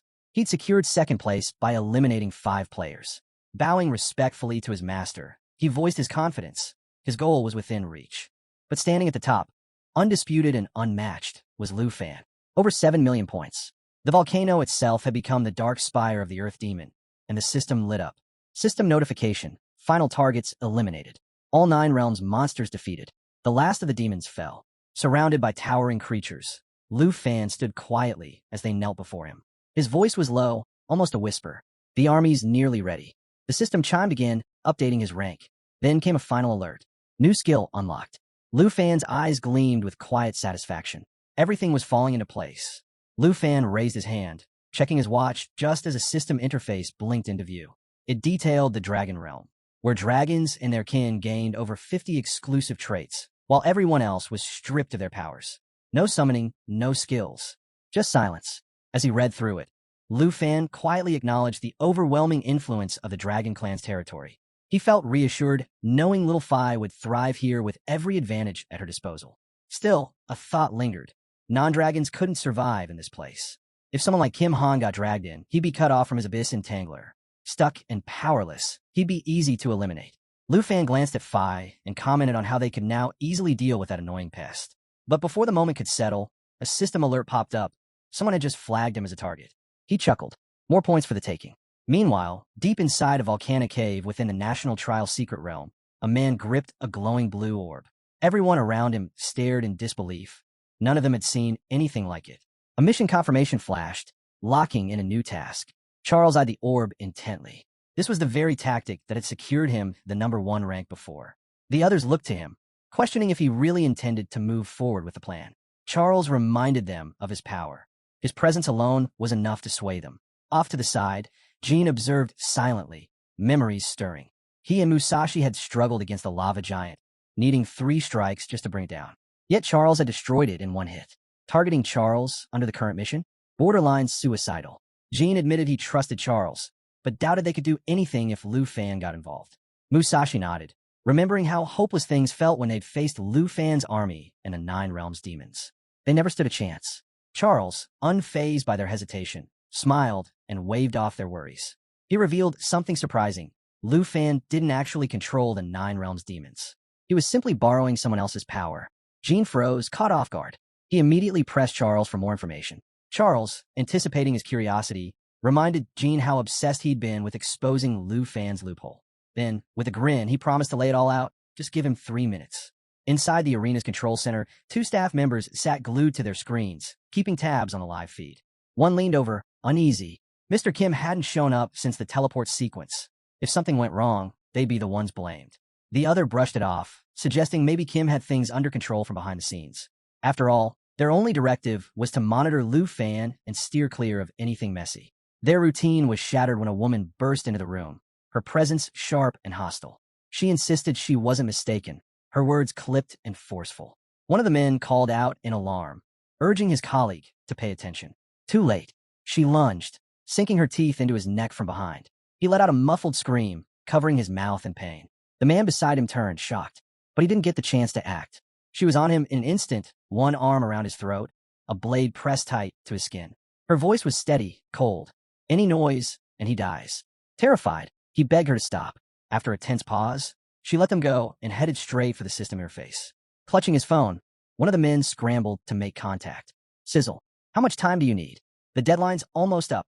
Her voice came through cool and composed. The Morgan family never fails. Outside, the public started to buzz. A system-wide announcement blamed technical difficulties, but people weren't buying it. Questions flew. Why did the stream cut off? What was the star-striped country hiding? Amid the chaos, a secretary leaned toward Old Han. Could this be Tai Chi Country's doing? Old Han replied calmly. We're not as simple as others think. Nearby, an official turned to Mr. Kim for answers. He was supposed to be handling this. But Kim was gone. Someone mentioned he had just stepped out, called away by someone. At the end of a dim corridor, Kim finally came face-to-face with Morgan. What do you want to talk about? Kim asked flatly. Morgan checked his device and gave a casual shrug. 3 minutes. That's all I needed. Now I'm done here. Kim's eyes narrowed. I don't have time for your games. Morgan smirked as he turned his back. Then don't waste any more. Time's up. This is goodbye. Back inside the volcano arena, Musashi broke the silence with a question. Could Lufan's control over the 9 realms demons actually come from an ancient god's power? Jean scoffed at the idea, brushing it off as a fantasy. Stories like that were just myths to him. Charles didn't blame them for doubting. He admitted it sounded far-fetched, but insisted the power of the gods was no legend. Even the slightest trace of it could unlock overwhelming strength. To prove it, he summoned his mana, and a golden glow radiated from his body. This was holy mountain power, he explained, passed down to him by his master. Musashi immediately felt its immense pressure, while Jean, intrigued by the display, asked if the power came from some kind of special essence. He even noted it felt more potent than the 9 realms demons themselves. Charles confirmed it and told them they could gain it too. Jean asked whether this force could change them fundamentally. Musashi chimed in, skeptical that something so powerful would come without a price. Charles clarified, it wasn't a gift, but a pact. Accept the power, and in return, the Morgan family would continue their pursuit of the ancient gods across Taichi and Sakura. Jean took a moment to consider. As royalty, he knew they wouldn't dare deceive him. And the thought of combining divine power with the essence? It could catapult their strength to a whole new level. Musashi, clearly tempted, asked if they could make the arrangement official. Jean nodded firmly, but he added one condition. Once Lufan is gone, the Morgan family must come to terms with the Qin family. No exceptions. Musashi was surprised by how serious Jean had become, but Jean didn't waver. He wouldn't let Lufan rise any higher. This was his shot to seize the ancient god's strength for himself. Charles handed Musashi a portion of the essence and asked if he was ready to move forward, to witness what lay beyond. Musashi accepted without hesitation. Charles warned him, don't fight the change. The more his mind shifted, the stronger he'd become. Then Charles turned to the final piece of essence, a sly grin forming. This one's for Lufan, he said, to make him the next holy mountain puppet. Inside the control center of the National Trial Arena, 2 bodies lay lifeless on the floor, blood pooling beneath them. A staff member reported grimly that all security footage had been wiped. Nothing from the live feed, nothing from the war room. The killer had left no trace. The secretary turned to Mr. Kim, asking if they should file a formal report. He shook his head firmly. No, we handle this ourselves. Off to the side, a cameraman silently captured the scene. Kim glanced at the bodies once more, his thoughts racing. This had Morgan's fingerprints all over it. Meanwhile, high above the smoldering volcano in the Trial Realm, Lufan flew across the blazing sky on Shiao Dragon's back. As the competition entered its final phase, he knew it was only a matter of time before participants started hunting each other. And now, it was his turn to be the hunted. He opened his status window and blinked in surprise. The avatar displayed was Nango. A few quick commands later, he locked onto his location. He turned to Shiao. Stay close. I've got someone to meet. With a thunderous roar, Shiao glided across the volcanic sky as Lufan descended onto the rocky terrain below. Scanning the area, Lufan muttered, no sign of him. From behind a nearby boulder, Nango finally revealed himself. It's really you. I was scared, but now, I'm glad it's you. He stepped forward, voice shaking but sincere. You spared me back then. Gave me the strength to keep going. Lufan smirked. Guess you've been lucky to hang on this long. Pulling up the status window again, he noticed something odd. Nango still had only 150,000 points. Nango didn't offer much of an explanation. I've just been trying to stay alive. That's all. But seeing you again, I'm grateful. Lufan studied him carefully. You seem way too calm for someone this deep into the game. He paused, then added quietly, don't trust anyone. Not now. As he spoke, he summoned his weapon. Xiao suddenly growled, alert and tense. Her instincts had picked something up, something hidden. Lufan immediately scanned the area. That's when he felt it, a massive wave of mana surging all around Nango. From behind, a towering beast emerged, a massive paw raised high in the air. Nango's face drained of color. It was a summon. The creature let out a roar and lunged straight at him. Nango screamed for help, panicking as the monster closed in. Lufan recognized it instantly, Kim Song's work. And not just any creature. This was a holy mountain golem. Acting fast, Lufan threw up a barrier and launched his serpent arrow, a guaranteed lethal hit against beasts like this. But he was too late. The golem swallowed Nango whole, silencing his cries in an instant. A system alert rang out through the molten air of the lava volcano. Nango has died. Just then, Jin emerged, a smug grin plastered across his face. "We meet again, Lufan," he said mockingly.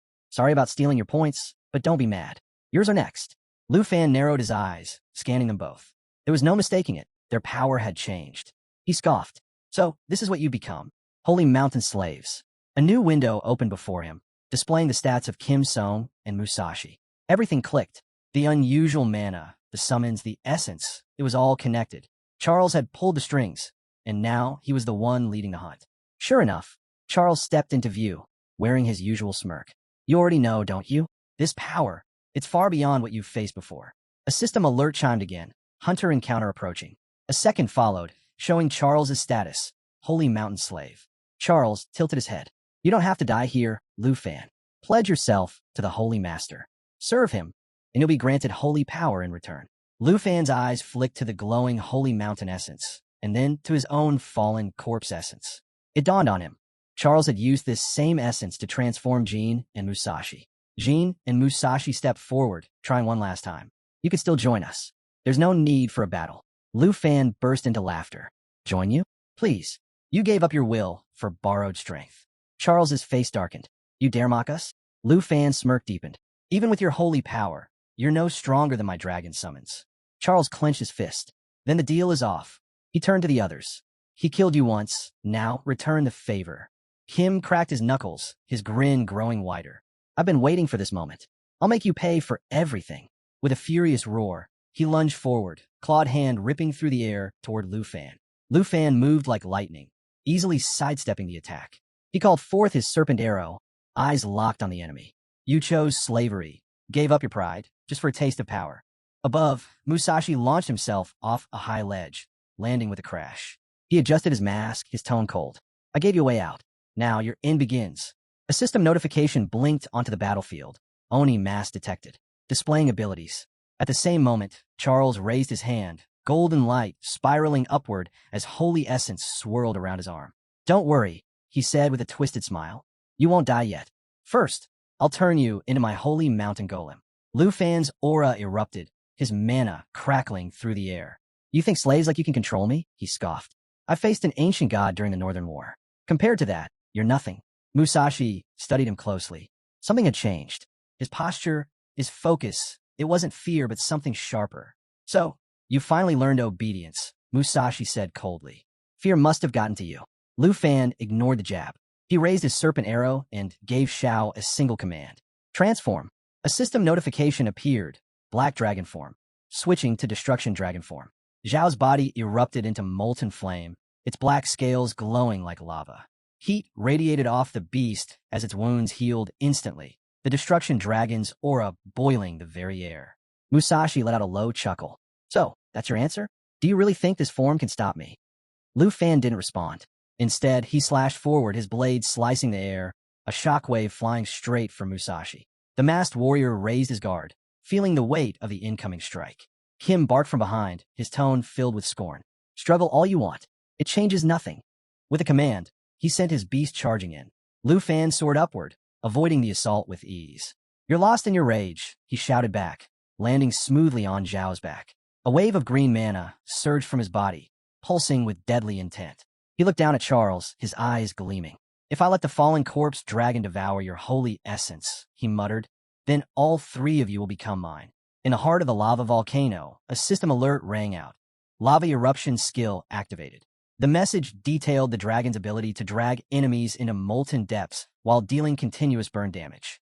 Lufan gave the command without hesitation. "Lava eruption now." Shiao responded with a thunderous roar, unleashing a tidal wave of fire that poured across the battlefield. The system followed with another update. Dragon language resonance activated, doubling the power of both dragon and rider. Kim Suk's face twisted in panic as the flames closed in. Instinct took over. He turned to flee. Musashi, caught in the firestorm, crossed his blades and tried to hold on, screaming as the heat seared through him. Lufan watched their frantic struggle, unfazed. "If you wanted a real fight," he said flatly, "you should have brought beasts worth summoning. This is pathetic." Kim Suk faltered, confused. "That was my strongest, the Holy Abyss excavator." Lufan laughed coldly. "And look at you, gasping for breath from one attack." Musashi clenched his teeth, staring at the dragon in disbelief. How can a dragon that young have this much power?" Lufan's smirk widened. Credit where it's due. Thank Charles for handing me free points.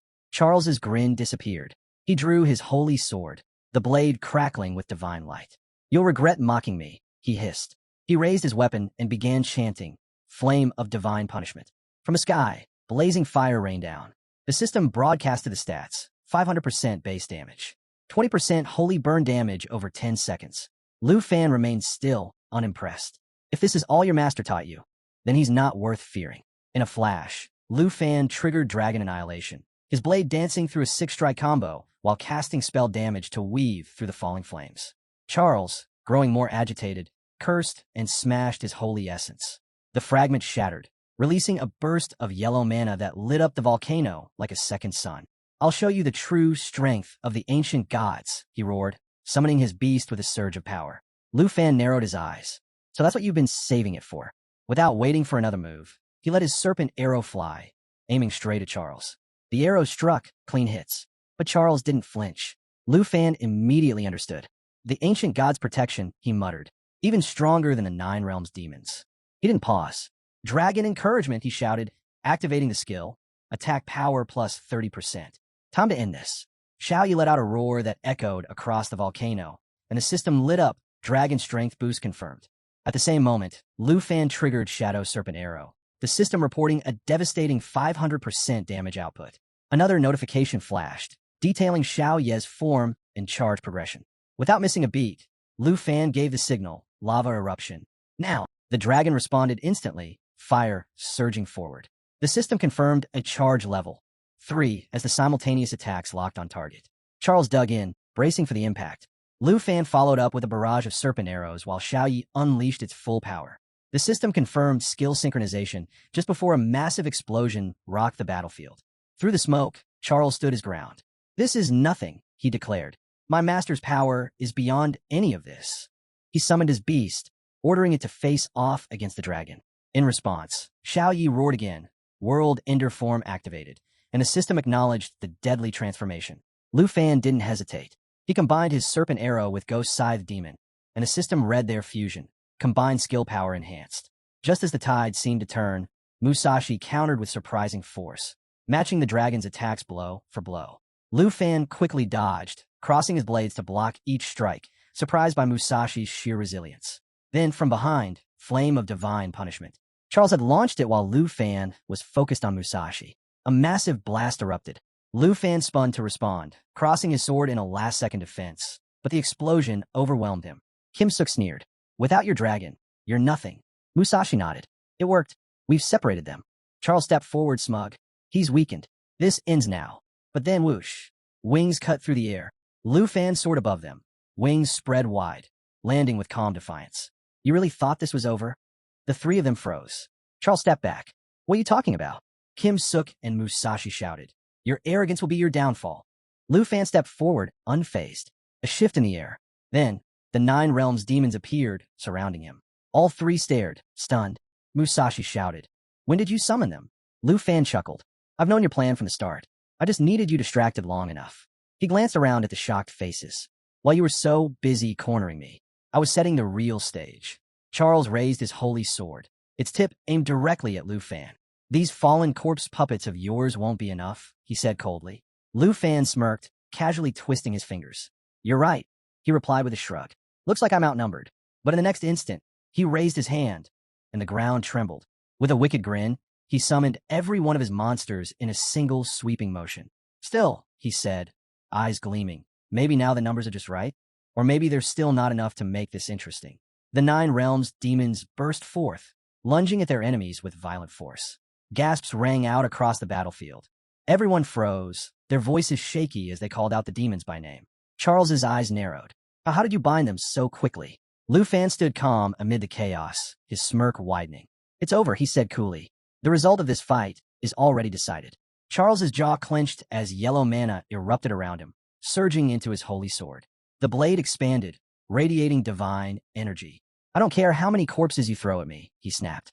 You're nothing before the chosen of the holy mountain god. With a roar, he activated Divine Sanctuary, a radiant mark glowing above his head. The system confirmed the boost, all attributes plus 100% for 60 seconds. Musashi and Kim shouted in unison as divine energy surged through their bodies. The system followed up, Divine Sanctuary active, and Divine Flame of Retribution triggered. 500% base damage plus Divine Burn for 10 seconds. From above, a new alert rang out. Phantom Reaper / activated, a deadly skill that ripped through defenses and inflicted devastating physical damage. Charles laughed, confidence building. You don't understand, Lufan. Your demons? They're nothing. We're beyond them now. Kim crossed his arms smug. This isn't the same battle as before. We've been reborn through holy fire. Lufan clicked his tongue. Temporary buffs don't change reality. You're still no match for my Dragon Legion. He raised his hand. Emerald Dragon, eternal form. The system blazed. Emerald Dragon Ascension complete. With a roar that shook the volcano to its core, the dragon revealed its full power. All dragon abilities effectiveness x2. Lufan gave the next command. Shiao, pulse power. The system responded. Pulse of life activated. Doubles ability effect range. Simultaneously, Emerald Blessing triggered. 6 stacks applied to next 6 attacks. A radiant green light washed over the field, and a burst of text blessings flashed across the system window. 36 buffs granted, all attributes plus 30% to plus 60%. The battlefield trembled. Lufan's army roared in unison, a deafening call to war echoing in every direction. The monsters surged forward, their power fully unleashed, ready to crush the so-called divine warriors. Kim's eyes widened, his breath catching. What is this pressure? Musashi clenched his sword, barely keeping his stance. T-Sate, this isn't just a buff. This is something else entirely. Fueled by the overwhelming blessings, the Emerald Dragon lunged into battle, crashing into the beast Charles had summoned. Another system message flashed. Attack power boost plus 50% from applied blessings. The dragon roared, a ground-shaking cry that sent tremors through the scorched battlefield. With fury ignited, it released a searing torrent of flame, bathing the entire area in blistering heat. Charles stumbled back, shielding his face. His sword trembled in his grip. No, this is impossible. How can you hold power like this? Lufan grinned, his tone dripping with mockery. You holy mountain dogs sure love to talk. Didn't you say you wanted to fight? He raised his hand. Then let's see how long you can survive. The system rang out, to strike activated. The dragon lunged again, delivering a brutal bite, burning its target with massive damage over time effects. Charles's beast staggered, roaring in agony as flames devoured its battered form. Charles's eyes went wide. This shouldn't be happening. Have we lost the power of the holy mountain? His voice broke into a panicked shout as an enormous wave of mana radiated from Lufan. Lufan's smirk deepened. Open your eyes, Charlie. The real show's just getting started. He raised his hand, revealing a radiant orb of mana. Dragon Domain activate. The system blared. Dragon Domain activated. Range, 10 meters. All attributes plus 50%. A golden aura exploded around Lufan and Shiao, warping the air with raw energy. The pressure alone sent shockwaves across the battlefield. Everyone froze. Musashi's voice cracked in disbelief. A player under level 30, using a demon skill? Charles growled, forcing a grin. You think a domain skill can save you? I'll crush it. Divine Flame of Retribution. The system responded. Divine Flame of Retribution activated. Plus 500% damage output. Charles roared. Feel the gap in power, Lufan. Face your punishment. Yellow mana surged violently around him, until something streaked through the sky. From behind Lufan, a majestic eagle soared into view, its wings spread wide. Charles turned, his confidence shattered. What? That counter, how? My 50% boost, it's gone. Neutralized. Musashi stepped back, alarmed. Charlie, something's wrong. Your power's fading. Kim's panic erupted. I can't summon my beast. I've lost the link. Charles's expression darkened. This isn't just suppressing us, it's enhancing them. Kim and Musashi yelled in desperation, shouting commands to their monsters, trying to retreat. But it was too late. The battlefield now belonged to Lufan. Amid the chaos, Lufan stood firm, his expression calm, completely at ease. You're not going to die here, he said softly, with unwavering confidence. Overhead, the eagle soared while his army of monsters launched wave after wave of brutal attacks, tightening the noose. Charles's face darkened. He etched a glowing symbol into his palm and muttered, I wanted to free you, offer you the chance to serve the ancient god of the holy mountain, just like I did. His eyes sharpened. But you're too wild, too dangerous. His mana surged violently, spiraling around him. Then you'll die for my master. You'll be his puppet instead. A brilliant yellow shield formed around Charles as his beast moved into position beside him. Suddenly, Holy energy erupted from the ground like a geyser, pulling all attention toward him. Endless holy light, activate, he roared. The system chimed. Endless holy light activated. Holy damage plus 200%. Minor holy spell unleashed. Blinding radiance exploded from Charles's body, casting golden light across the battlefield. It was a declaration. This would be the ultimate clash. Off to the side, a man in glasses stared in disbelief. Can Lufan even dodge that? He whispered to the old man beside him. But before the question could be answered, boom. Charles hit the ground, knees crashing into the scorched earth. Mustache and Kim froze in place, stunned into silence. Charles gasped for breath, wide-eyed. No, impossible. My spell. It did nothing to him. He stared blankly ahead. How? How did he survive an attack laced with the ancient god's essence? The system responded with a chilling notification. Eternal Guard activated. Lufan is now immune to all attacks. And then came another. Murderous Dragon Bloodline detected. All attributes X2. Self-regeneration plus 5,000%. Lufan stepped forward, a smirk tugging at his lips. You look disappointed, Charlie. Was that supposed to be your big finish? He raised his hand. Xiao unleashed a deafening roar. System notification. Intimidation skill activated. All enemies within range suffer from depressive aura and dizziness. Mustache dropped to his knees, clutching his ears. Charles collapsed again under the crushing pressure. Panicked, Mustache scrambled to escape the aura's reach. Kim reached for him, shouting, but Mustache shoved him aside and ran, vanishing without a trace. Lufan calmly drew his sword. Looks like luck isn't on your side today. His voice dropped, and this time, I doubt you're coming back. Kim's hand extended, but Mustache was already gone. He turned to Lufan, trembling. No, this can't be happening. Kim can't figure out why he's unable to connect with his beast. Confusion turns to panic as Charlie suddenly grabs his hand, desperation in his eyes. He pleads with Kim to make a contract with him. He refuses to die alone. But Kim, shocked and overwhelmed, quickly pulls away, shaking his head in refusal. Before he can even gather his thoughts, Lufan steps in from behind. His sword, sheathed in a yellow scabbard, glows with intense golden mana. Speaking calmly, he brushes off Charlie's request, telling him it's already too late. Revival is no longer an option. Lufan flashes a smug grin and reminds them both.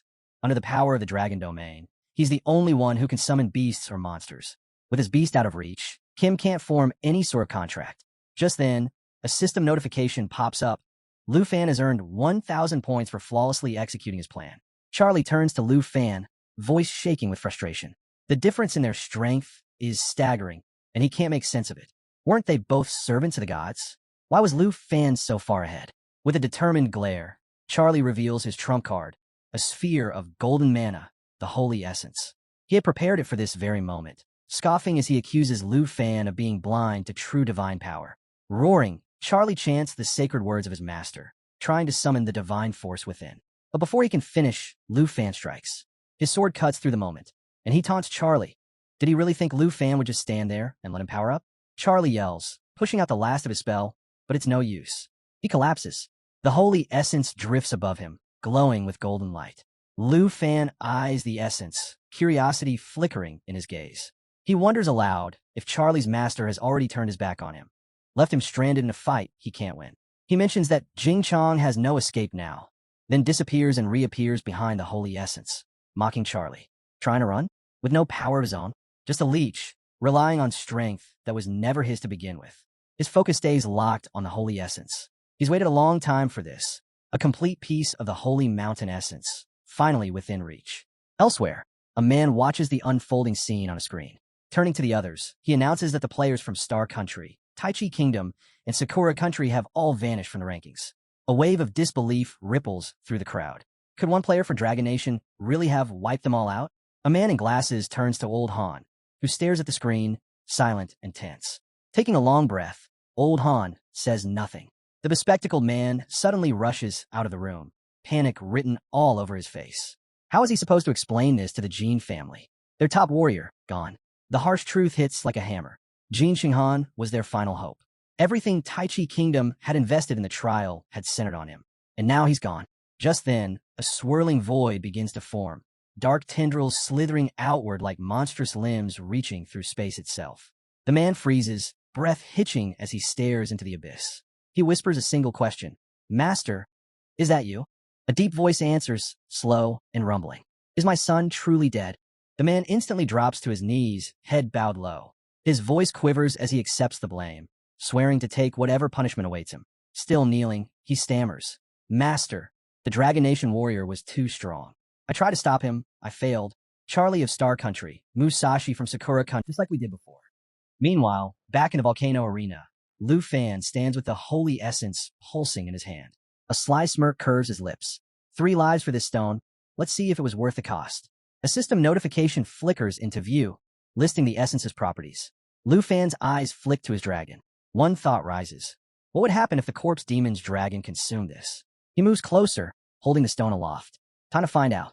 With a swift toss, he hurls the essence into the air.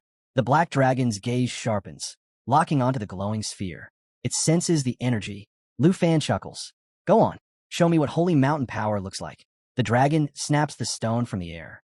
Instantly, golden mana erupts from its body in all directions. A thunderous roar tears through the arena. The system echoes. Evolution initiated. Lufan stares, awestruck, as the dragon rises. Its form begins to shift, growing larger, brighter. The radiant glow flares before finally dimming, revealing something new. The once dark dragon now glistens with flawless white scales. Its aura, unmatched. Its presence, overwhelming. Within the tribe of nations' secret realm, now under Dragon Nation's control, 2 majestic dragons streak across the sky, wrapped in golden mana. Loop and Luffy gaze upward, stunned. The corpse demon's dragons have awakened new powers. A system alert flashes before them, listing the latest abilities, Holy Light Gate and Holy Light Blessing. More information follows. Now at level 35, the corpse Holy Dragon can inflict up to 99% base damage. But with Holy Light Blessing, that damage spikes to 230%. As for Holy Light Gate, it allows the release of Holy Mountain Essence, slashing incoming damage by 75% while cleansing all debuffs. Lufan narrows his eyes, taking it all in. The corpse demon's gift, combined with the healing influence of the continent, is stronger than he expected. It's not overpowering, but a 30% regeneration boost is more than enough to cripple the corpse prophet's forces. He runs a hand along his chin, eyes locked on the shimmering gate above. Holy Light Gate changes everything. Where once he needed both himself and Shia to summon the corpse demon or 9-headed demon, now he can do it alone. His gaze drifts to the corpse holy dragon, a thought forming. With more ancient god essences, this beast could evolve even further. Looking toward the twin demons, his voice drops to a murmur. I can't wait to see what you truly become. Then, a new notification appears in his status panel. Lufan's expression sharpens. He speaks quietly. It's done. Little Fee glances over, confused. What does it say? Before Lufan can answer, Fi asks Xiao. Xiao gives a small smile. It means we can finally go home. But Lufan knows the real message. Only 6 players are left. Andre has voted to end the trial. No one wants to keep fighting. Lufan doesn't hesitate. He taps agree. A wave of blue mana sweeps across the realm. Another system message appears. The trial has officially concluded by majority vote. Rewards have been distributed based on individual scores. Please collect your prizes before exiting the realm. Cheers erupt across the room. The tension breaks. Little Fee stares in disbelief. We're really going home? Lufan smiles, the weight finally lifting from his shoulders. I've been waiting a long time for this. As the top-ranked player, Lufan has captured the attention of 23 nations. Now, all eyes are on him and his rewards. He wastes no time, eagerly opening his first prize box. His breath catches as he pulls out not 1, but 5 legendary quality belts, each glowing faintly with power. They all require level 90 to equip, but what grabs his attention is the skill embedded in each one, Golden Dragon King transformation. A wide grin spreads across his face. If I wear all 5, can I really fight like a true dragon warrior? Next, he opens the second reward, a level 30 skill book. His eyes brighten immediately. The book grants him the ability to copy dragon language magic. No need to study countless spell dialects. With this, he can mimic dragon abilities directly and unleash powerful spells without delay. Then comes the final prize, a scroll expansion pack, marked as legendary quality. The system explains that it contains 3 scrolls, each guaranteed to be rare or higher. Lufan opens the pack slowly, hoping for something big. Come on, let's make this count. 3 scrolls float up from the box, each bathed in a warm yellow glow. One is a skill scroll. The second, an enchantment that upgrades any item's quality by 1 tier. The third scroll allows him to remove level restrictions from equipment. Staring at the glowing scrolls, Lufan can hardly believe it. These kinds of items are practically impossible to find. even at elite auction houses. Just then, the small slot expansion scroll appears in his inventory, arriving at the perfect time. With it, he can hatch the blue dragon egg before its third growth stage, an opportunity that might change everything. But it's the level removal scroll that catches his eye most. Using it, he can equip the legendary belts immediately, bypassing the level 90 requirement. He glances at the belts again, wondering how they stack up against typical legendary gear. Curious, he throws his weapon forward and uses the quality upgrade scroll. The system chimes. Meteor Fire Sword upgraded from legendary to ultra-legendary. Its power surges, unlocking 2 new skills, Blazing Star and Blazing Dragon Warrior. Lufan exhales in disbelief. With these upgrades, his strength has leapt forward. He tightens his grip on his equipment, his mind racing with possibilities. With language replication and language resonance, casting dragon spells now feels as effortless as breathing. His eyes shift toward the blue dragon egg. It pulses with growing energy inside the remote hatching slot, its potential now even more immense. Suddenly, the belts begin to hum with energy. The supreme belt pulses, and the Golden Dragon King's power stirs within him. A system notification flashes, Belt King effect activated. Lufan takes a step forward into the arena. The crowd erupts. Cameras zoom in on his face. The roar of the stadium shakes the ground as the announcer declares, returning to the stage, ranked number 1. Representing Dragon Nation, Lufan. The crowd's reaction is mixed. Some erupt in cheers, shouting about his solo victory over 3 powerful opponents. Others aren't so quick to celebrate, demanding answers about the Qin family. Meanwhile, excited fans lean over the barricades, calling out, eager for autographs. The noise swells until a manager steps forward, urging everyone to clear a path for the media and for Mr. Han to get through. Han pushes ahead, voice booming with pride as he praises his star player, calling him a national hero. Lufan steps forward to greet Vice Principal Xiao and Old Han. I'm back, he says with a calm smile. Old Han clasps his hand tightly, eyes gleaming with pride. You didn't just reach the top 3 like before. You took first place. Outstanding.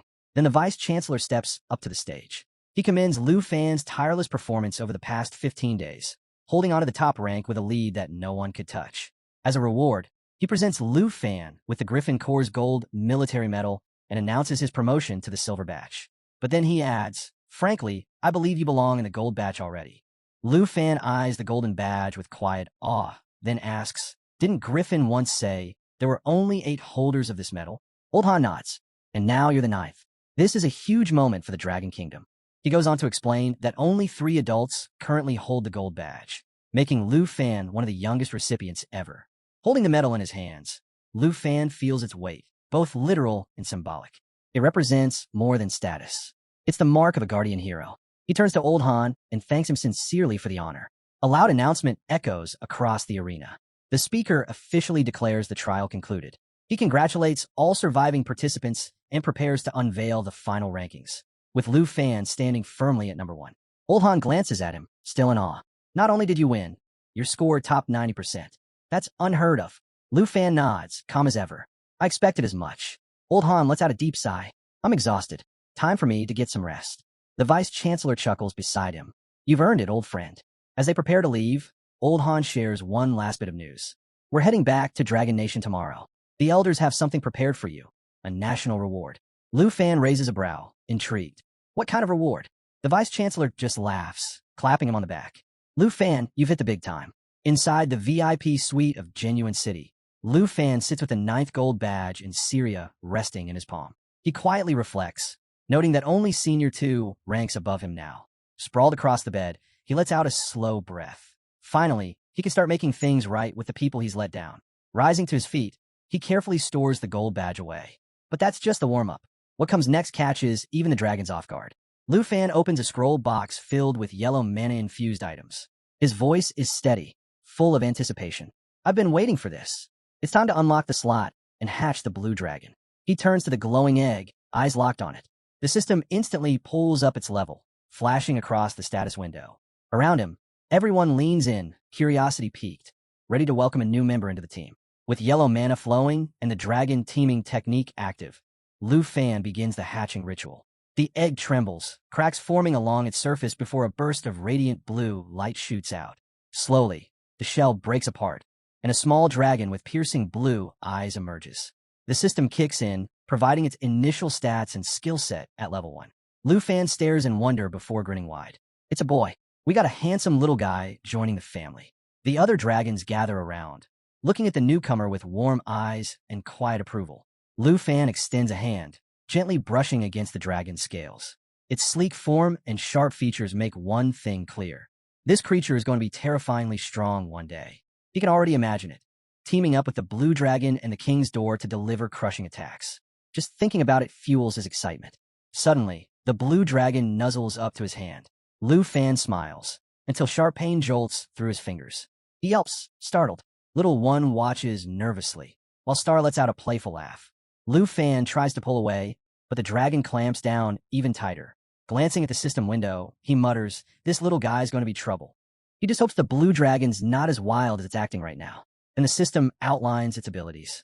2 magic skills are unlocked, Tightening and Roaring Thunder. The latter is especially impressive. Though it deals standard damage, it comes with an AoE tag and control function, a signature of the Blue Dragon King's bloodline. There's also Punishment, a simple lightning attack. But the real game changer is Thunder, a skill that allows the Blue Dragon to cast spells instantly, with no cooldown and 0 mana cost. Lufan stares at the newborn in disbelief. No cooldowns, no mana cost? He laughs, both thrilled and slightly concerned. Yeah, this one's going to shake things up. Excited by the Blue Dragon's potential, Lufan decides it's time to give him a name. But before he can speak, the dragon suddenly locks eyes with the Starry Sky Dragon and charges straight at it. Startled, Lufan shouts, "Hey!" as the 2 dragons clash. The Starry Sky Dragon doesn't hesitate, swatting the smaller one right on the back. Sparks fly as they growl and bark at each other in a flurry of blue and stardust. Lufan sighs and shakes his head. Are you 2 really fighting over food again? He steps between them, trying to calm things down. Shin Chang, behave. I'm in the middle of something important here. After finally feeding the blue dragon, Lufan turns back to the real challenge, picking a name.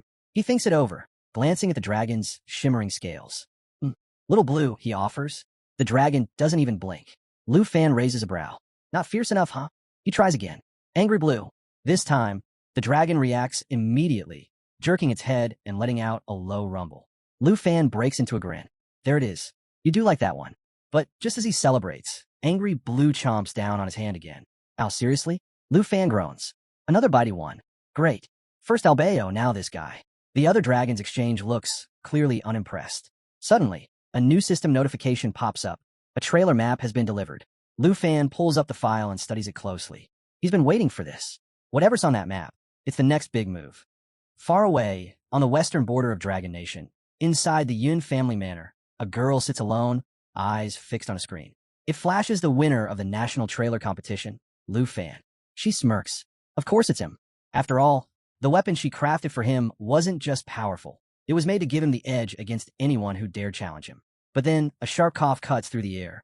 She lowers her hand and freezes. Blood. Her eyes widen in shock. The family method rarely manifests with physical signs. But now, she stares at the blood in her palm, realizing something's gone very wrong. A maid steps quietly into the room, bowing low before speaking. Miss Yi, the Huang family has returned.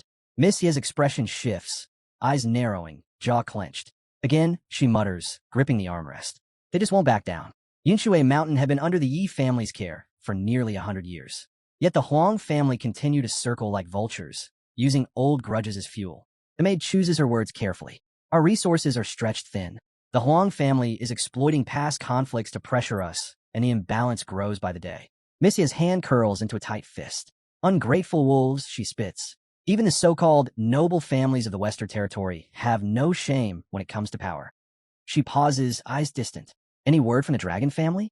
The maid hesitates, then shakes her head. No, my lady. A loud slam rings through the room as Miss Yi strikes the table in frustration.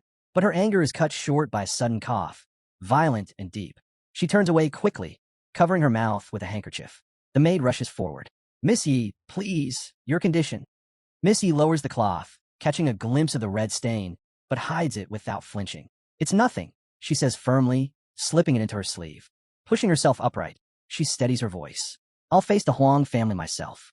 Let's see if they dare speak so boldly when I stand in front of them. High above the clouds, Lufan sits by the airplane window, eyes following the golden sunset bleeding into the horizon. The soft hum of the engines fades beneath his thoughts. Old Han, the rewards, the future ahead. He flips open a digital tablet, pulling up a report on a newly discovered secret realm, a desert zone straddling the Taiji Dragon Nation border. The difficulty rating is high. That alone is enough to grab his attention. Maybe there's something hidden in the sand, something worth finding. The plane touches down at Jinyu City International Airport. Lufan steps out with Old Han and a small escort team. The air hums with anticipation. This isn't just any reward. It's a national-level recognition, granting him a rare chance. The right to select hidden challenges. Standing beside Old Han, Lufan scrolls through a massive list. 460 secret realms, each with its own mystery, its own danger. But the catch? He can only choose 10. Old Han gestures toward the screen filled with realm listings. These 46 secret realms were collected by Dragon Nation's high authorities from across the globe. Even the richest elites couldn't buy their way into these. Lufan scrolls through the names, scanning quickly. His excitement fades slightly. Most of these start at level 60, he mutters. They're not much use to me right now. But then, something catches his eye. The Sea of Death. Its classification, Nightmare Difficulty. The name alone would make most players turn back. But for Lufan, it's more than a challenge. It's familiar. Just last night, the Divine Treasure map he discovered pointed to this very location. Old Han sees the shift in Lufan's expression. Found something? Lufan nods slowly.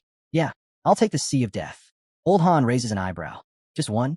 You still have 9 picks left. Lufan smirks. The rest don't matter. Chuckling, Old Han rubs his chin. Well, it's right on the border. I'll have Vice Principal Xiao assemble a scouting team and set up a teleportation point to get you in safely. One of the men near them steps forward. Old Han, I appreciate everything. I'll be staying back a bit. Andre invited me, and it wouldn't be polite to decline. Old Han nods. Got it. I'll return first and have Xiao fill out the other 9 slots with high experience realms. Lufan stays quiet for a moment. Principal Xiao gives his shoulder a light pat. You look deep in thought, he says, smiling. Anyway, we've landed. Time to get off. Lufan snaps back to reality, blinking. Already? That was fast. As the aircraft doors open, Lufan steps out to the sight of fans cheering from the barricades. Banners wave, and voices call out his name.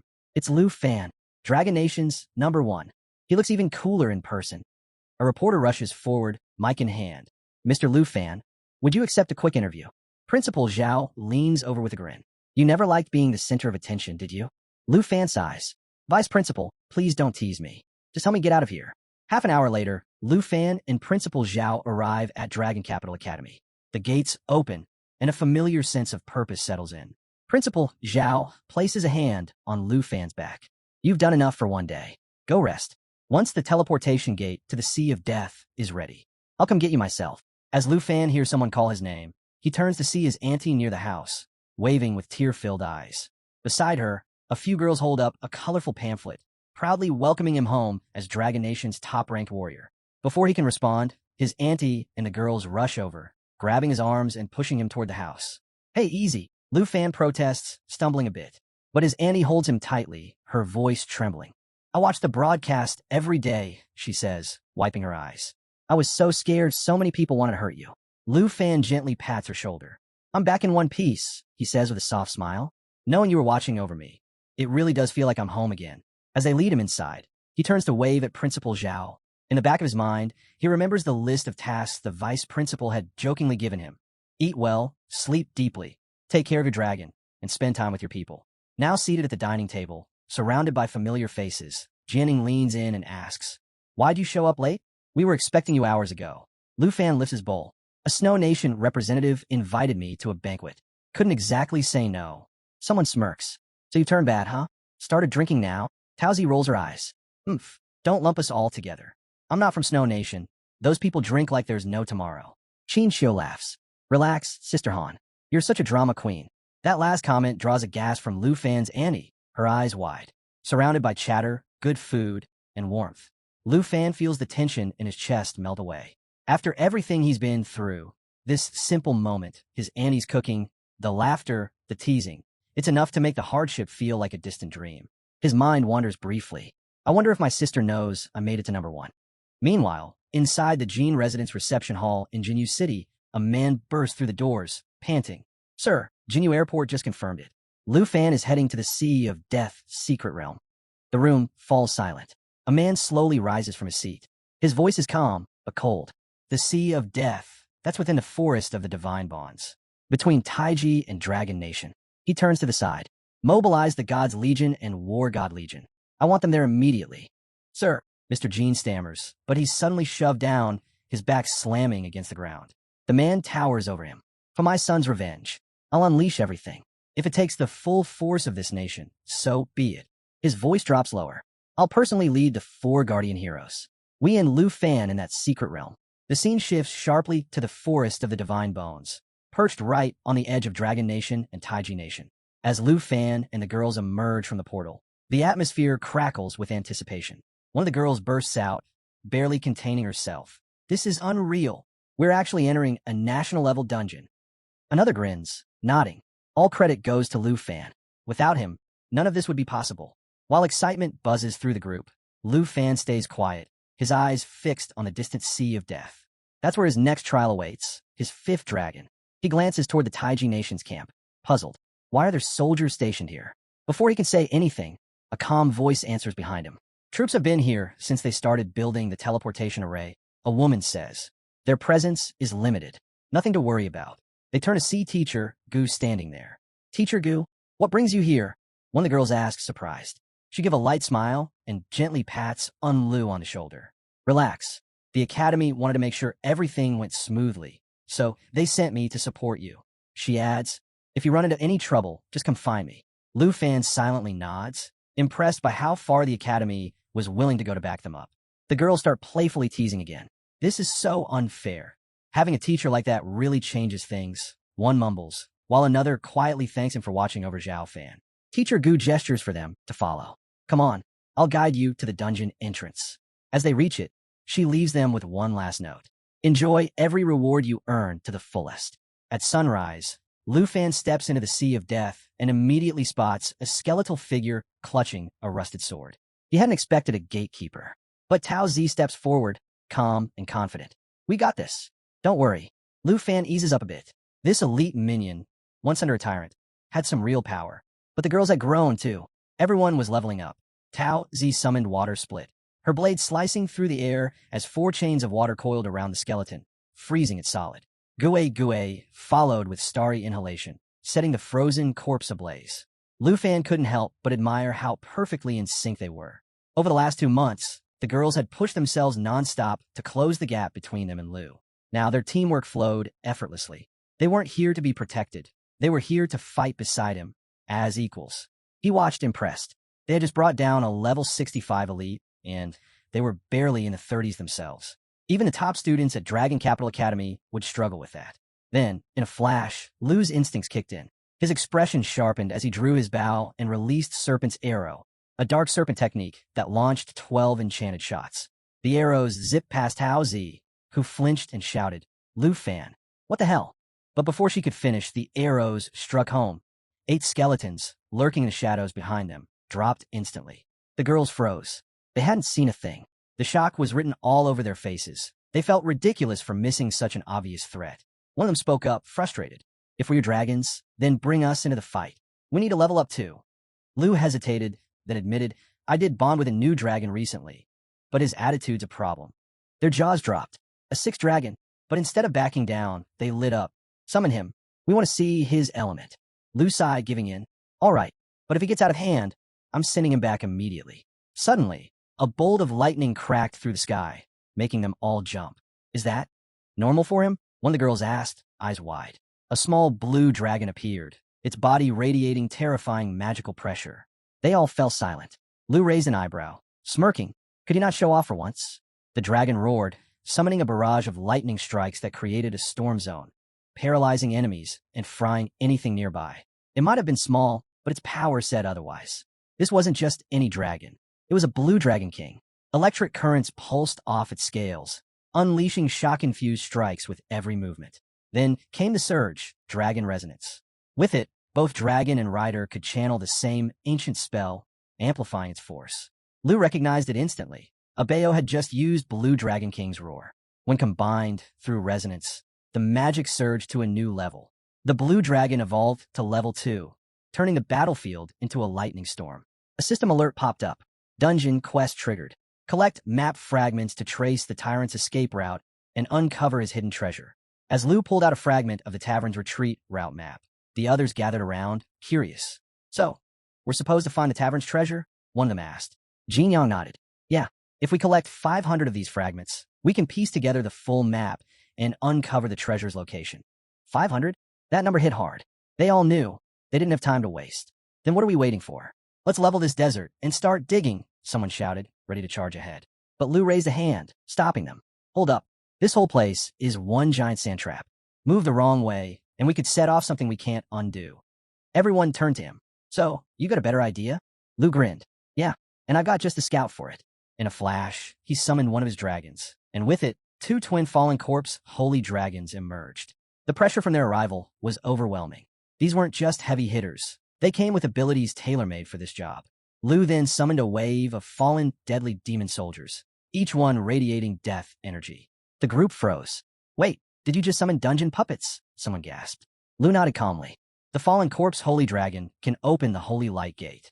It lets them teleport themselves and all corpse puppets anywhere. Distance, barriers, formations, even dimensions, none of that matters. Jin Yang looked like he'd seen a ghost. This blows hidden glass, necromancy, out of the water. Tao stared at the summoned forces. You seriously brought out all of 9 round Demon City? Lu laughed. You think I'd let miners this good go unused? Right then, the ground quaked. A massive monster burst out, unleashing a bone-shaking roar. The girls instinctively took a step back, startled. Lu didn't flinch. They'll clear the way. At his command, the fallen demon soldiers stormed the battlefield, colliding with waves of tyrants, servant skeletons, and desert spiders. In seconds, chaos exploded across the sand. More monsters began erupting from the ground, swarming the battlefield as the sky cracked with thunder. Lightning poured down, engulfing the field in a storm zone that fried everything in its path. The girls could only stare in disbelief, watching the desert transform into an all-out war zone. Tao muttered, I trained like crazy for 2 months and felt proud of myself. Then this guy shows up and wipes out an entire dungeon like it's nothing. How are the rest of us even supposed to compete? No one had an answer. Suddenly, a system prompt appears. Congratulations. The host coordinates match the dividing treasures map. Treasure map activated successfully. Lu immediately opens the reward, expecting a dragon egg. But what he sees stuns him. The will of the blazing dragon warrior, a legendary tier item. He didn't need another power-up, but this wasn't just a boost. It was a game changer. And then he spots it. The Shadow Dragon King contract blueprint. This is a divine artifact, he mutters. Without a second thought, he activates natural assimilation. The contract dissolves, fusing into his body. From now on, the Shadow Dragon King is a permanent summon, just like the fallen corpse holy dragon. Not long after, another alert appears. Fragment collection complete. Do you wish to assimilate the tavern's retreat route map? Without hesitation, Lu selects yes. Before he can even process the success, the view shifts entirely. The camera pans to a battalion of soldiers on the move. At the front, a captain raises his hand sharply. Halt! The secret realm is currently in use. But before he can say more, a soldier steps forward, draped in black armor, wielding a colossal sword, and slices the captain clean in half. Gasps erupt. One of the troops scrambles, raising a flare gun and firing a blinding shot into the sky, a distress signal. The call for backup has been sent.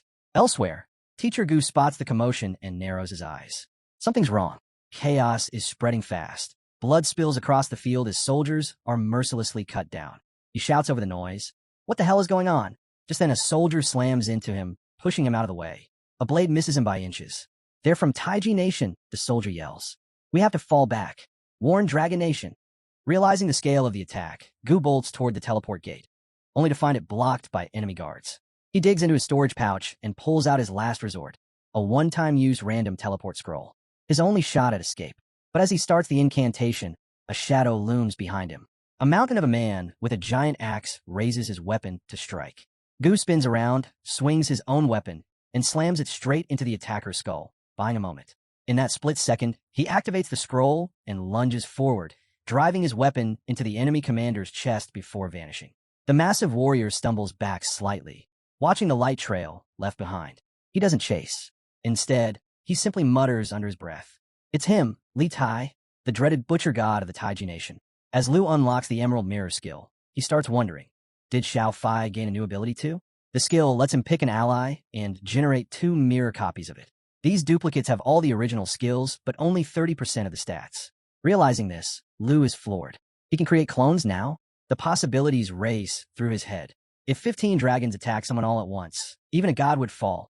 Now that he's hit level 30+, mastered the dragon domain, and unlocked this game-breaking skill, Lu gently pats Xiao Fai with pride.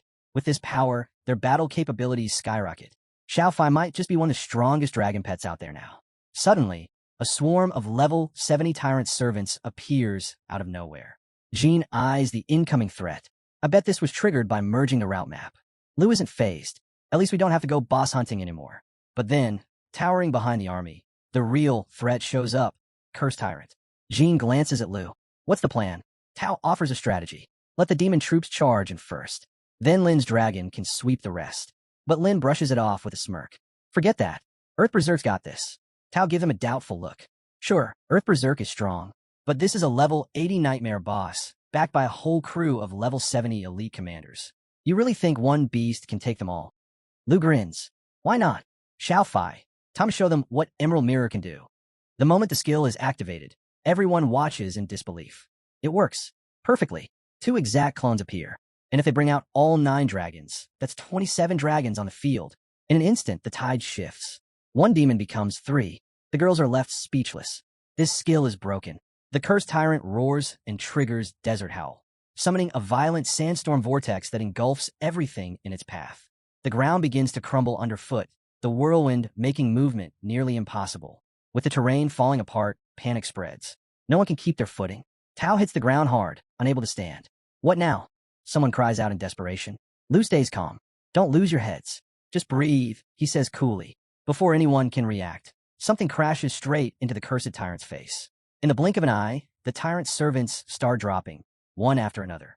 Lu watches with a smug grin. Just sit back and enjoy Earth Berserk's grand entrance. The Earth Berserkers charge in, massive steel weapons in hand, tearing through the battlefield with unstoppable force. The cursed tyrant roars in rage, but it's no use, completely overwhelmed. Then, without warning, metallic cubes begin raining from above. The cube storm hits hard, each cube delivering full power damage. The tyrant and its minions are smashed directly on the head, driven into the ground like nails under a hammer. To Lu, the whole fight looked almost too simple. The girls exchange stunned glances. Every time we think he's maxed out, Lu hits us with something crazier. Tao mutters, still dazed. Wait, it's already over? I didn't even see how it ended. And with that, the dungeon's cleared. A glowing yellow chest appears in front of them. Lu's level jumps to 42. A message pops up. He's received an enchantment level removal scroll. Lu grins wide. Perfect. This saves me a fortune on upgrade costs. More loot follows. A seeker paper, an ultra-rare item for Xiao Fai, which lets him bypass usage restrictions and devour limits for cracking and looting. A cooking blueprint, Dawnstep Platinum boots, and a tidal blade, which summons a temporary water shield to block attacks. Yuan steps forward. I'll take the scroll and seeker paper.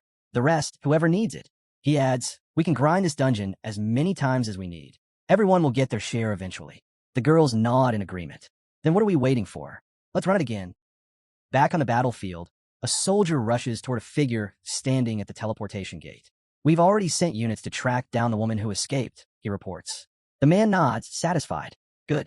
Tell Lord Jean that Goodborn Forest is completely cleansed. The second Lufan shows his face. We wipe him and his team out in one clean sweep.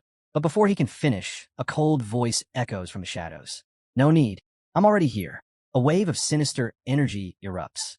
In an instant, black tendrils, twisting like octopus limbs, lash out and consume the soldier.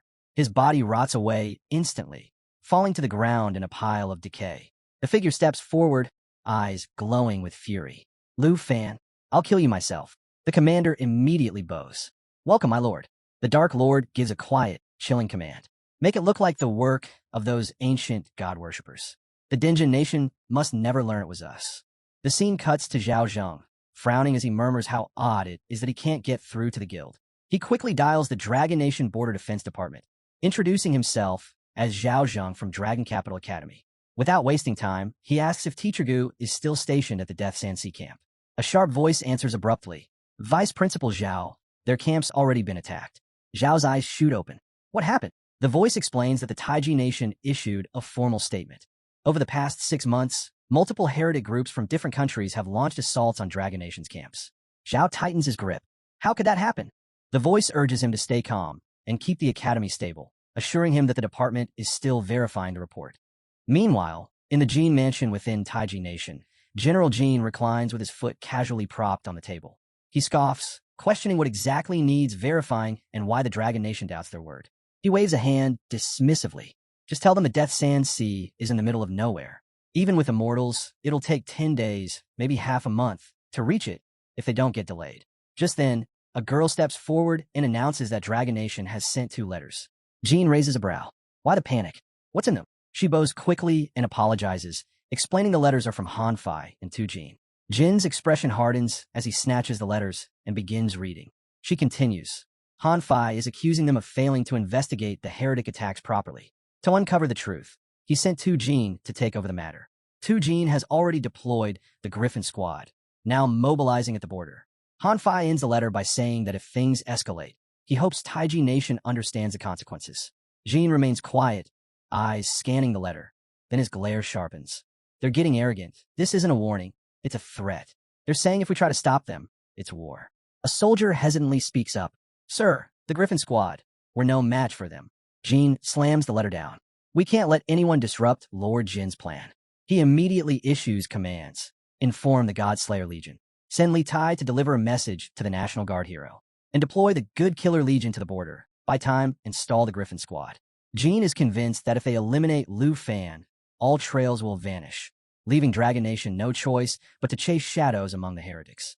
He stresses that there's no room for mistakes. Lufan must die. Elsewhere, Lufan and his group are making their way through rough terrain when Tao suddenly groans, clearly exhausted.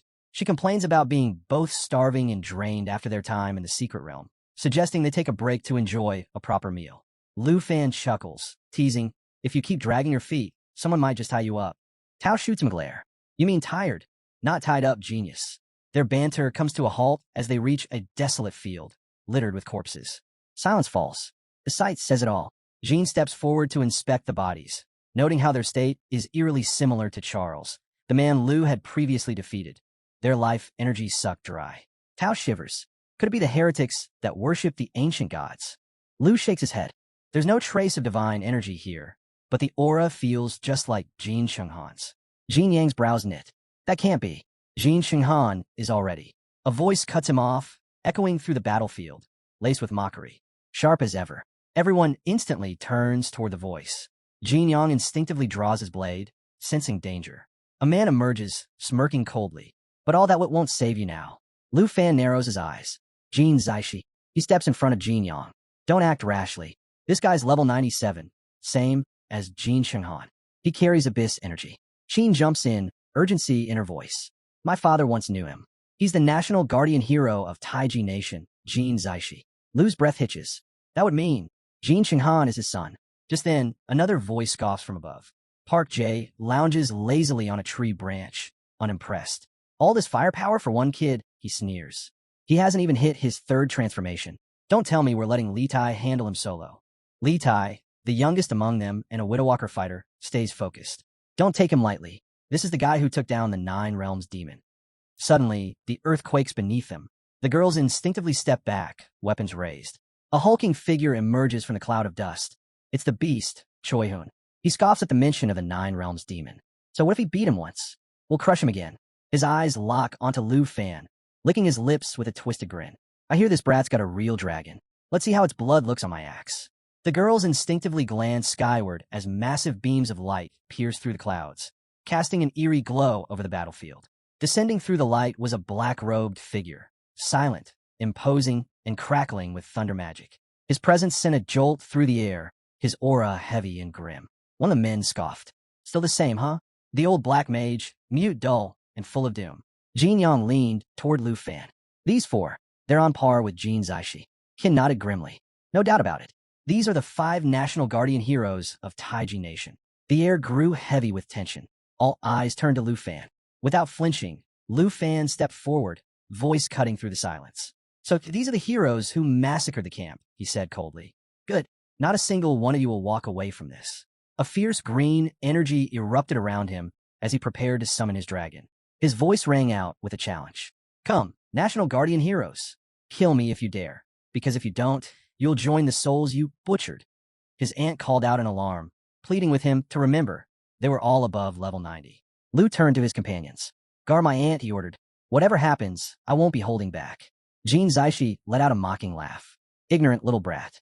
With a snap, his monstrous tentacles exploded outward, joining a barrage of weapons from the other heroes, all surging toward Lufan. Attack! Jin Zaishi roared. For my son, crush him. Choi Hoon charged in and slammed his massive weapon into the ground, sending tremors through the earth and shattering the surface. Lu launched himself into the air with ease, dodging the impact without breaking a sweat. At the same time, Li took aim with his bow, but Lu quickly ordered Xiao Fai to activate the Emerald Dragon's power. A thick emerald barrier surged to life, forged from the dragon's bloodline. It was immune to all debuffs and boosted its regeneration rate by 5%, protecting everyone inside it. Li's arrow struck the shield and bounced off harmlessly. His eyes widened in disbelief. Lu's voice rang out, sharp and furious. If you want to kill someone, then aim at me. You dared to slaughter innocent citizens of Dragon Nation? I'll make sure you watch every last Taiji soldier under your command fall. Park Ji, furious, rushed in with a vicious sword strike. But the moment his blade touched the barrier, it fizzled out, completely useless. Choi Hoon stepped forward, brushing Park Ji aside. Move. I'll handle this. He sneered at Lu. What's the matter? Hiding inside your little shield? Then he hurled his axe, the Hell Blood Axe Totem. It crashed against the barrier, dealing 300 physical damage, but not even a scratch appeared. Someone else stepped up, pulling out the natural remediation Dragonbone Flute, trying to summon the twin fallen corpse Holy Dragons. But even that failed to break the Emerald defense. Lu dropped back to the ground, unfazed. Coward, he scoffed. You really think I'm the one hiding? Jin Yang called out, worried. Your only job is to protect your aunt. But Lu was already wrapped in a dense yellow aura. The Holy Light Gate skill had activated, blanketing him in holy protection. The energy extended across the battlefield, ensuring the fallen corpse Holy Dragons could attack through any dimension. As the dragons roared to life, the essence of fallen warriors surged toward them, strengthening them even more. Suddenly, enormous demonic figures appeared in front of the Taiji forces. Lu had summoned the 9 Realms demons straight out of the secret realm. Shock spread through the enemy ranks, but Jin remained calm. So what? They're just hollow husks now. Even the silent black mage finally spoke, his voice steady. We've killed them once. We'll do it again. But Lu stood tall between his dragons, a smirk on his face. Then go ahead, he challenged. Show me how you plan to kill the 9 Realms demons this time. Park suddenly tensed. Something wasn't right. His eyes darted toward the 9 Realms demons. Their roars grew louder, shaking the air as their numbers suddenly swelled. He quickly pulled out the emerald mirror and gasped. There's 18 of them now. Panic set in as he shouted. Everyone, stay together. But Jin remained unfazed. Relax. Even if they're clones, their stats are bound to be lower. We can wipe them out easily. To prove his point, he swiftly took out one Earth demon and followed up by slaying a Realm demon. The count dropped to 16. See, he barked. Just an intimidation trick. These copies are weak. Morale lifted instantly. With new confidence, the group turned their attention to taking out the clones. But the black-robed mage wasn't so sure. His eyes narrowed on Lufan, who was now pulsing with an ominous glow. What is he doing? Jin caught it too. A wave of unease rippled through him. What trick is this now? Lu's smirk deepened. Took you long enough to notice? I've been charging this skill the whole time. Now, face the will of the fierce dragon warrior. In a blinding flash, his body shifted and surged upward. He transformed into a colossal golden dragon. His voice shook the battlefield. Your death countdown starts now. The entire field froze. The girls stared in disbelief. He can turn into a dragon. The mage's face turned pale. He's not just transforming, he's mastering the dragon's power. Panic rising, he shouted for backup. But it was already too late. The summoned demons began closing in fast. Li found herself surrounded, unable to escape. One by one, the others were cornered, their cries echoing across the field. The pleas for help reached Lord Jin, but he stood paralyzed, unable to move, unable to comprehend. The dragon domain exploded in size, stretching out to a full 100-meter radius. Every dragon, every beast sharing Lu's bloodline, was supercharged. Buffs stacked endlessly. The demons, now unstoppable, thundered forward, crushing everything in their path. The feared 9 Realms demons weren't just back, they were dominating. Roaring with pride, they trampled over the battlefield. And at the center, the golden dragon radiated an aura of absolute power. Its strength now doubled. Jin stood frozen, sweat dripping down his face. This battle was no longer his to win. He barely had time to react as the golden dragon lunged forward, claws slicing through his tentacles like they were paper. The blow sent him soaring through the air like a discarded doll. Spinning midair, His mind raced. Was this defeat? How did Lufan get this powerful? The pain was unbearable. As he slammed into the ground, dazed and broken, he heard Li's voice screaming for help. But he couldn't move. He couldn't save anyone. Jin's fading eyes drifted toward the mage, bloodied, trembling, and begging for someone to save him. That's when the realization finally sank in. They never should have gone after Lufan. It was already over. His allies were either broken or bound. And now, drowning in regret, Jin could only watch it all fall apart. Blood spilled from his lips as his body gave out, crashing to the ground in defeat. Lu stepped forward, his foot crushing the slick black blood beneath him. With the dragon domain still in effect, he said coldly, "You'll die here like the rest." Jin coughed, struggling to keep his eyes open. "Then just do it already. End it." Lu slowly drew a red blade, its edge gleaming ominously. "Killing a National Guardian hero won't stop Taiji Nation from hunting me down," he said under his breath. Then his gaze sharpened as it locked onto Jin. "But do you remember what I told you?" Jin, broken but still breathing, forced himself upright, legs trembling, voice cracked with fear. "W, what are you doing?" Lu raised the blade without hesitation. "I told you. I make you watch as I erase every last Taiji soldier you command." With Lu's crimson blade still dripping from the final blow that felled the 5 heroes, Jin Yang glanced at the aftermath, his thoughts already racing. How are we going to explain this to Taiji Nation? But Lu's aunt wasn't focused on politics. She stepped forward with concern. "Lu, are you all right? Do you feel anything off?" Nearby, Qin eyed the wreckage and bodies. "Should we clean this up?" Tai, however, stared at the fallen figures, stunned. Who would have thought Jin Zaishi, leader of Taiji's 5 national heroes, would fall like this? Lu glanced at them and let out a small grin. "Who said they're dead?"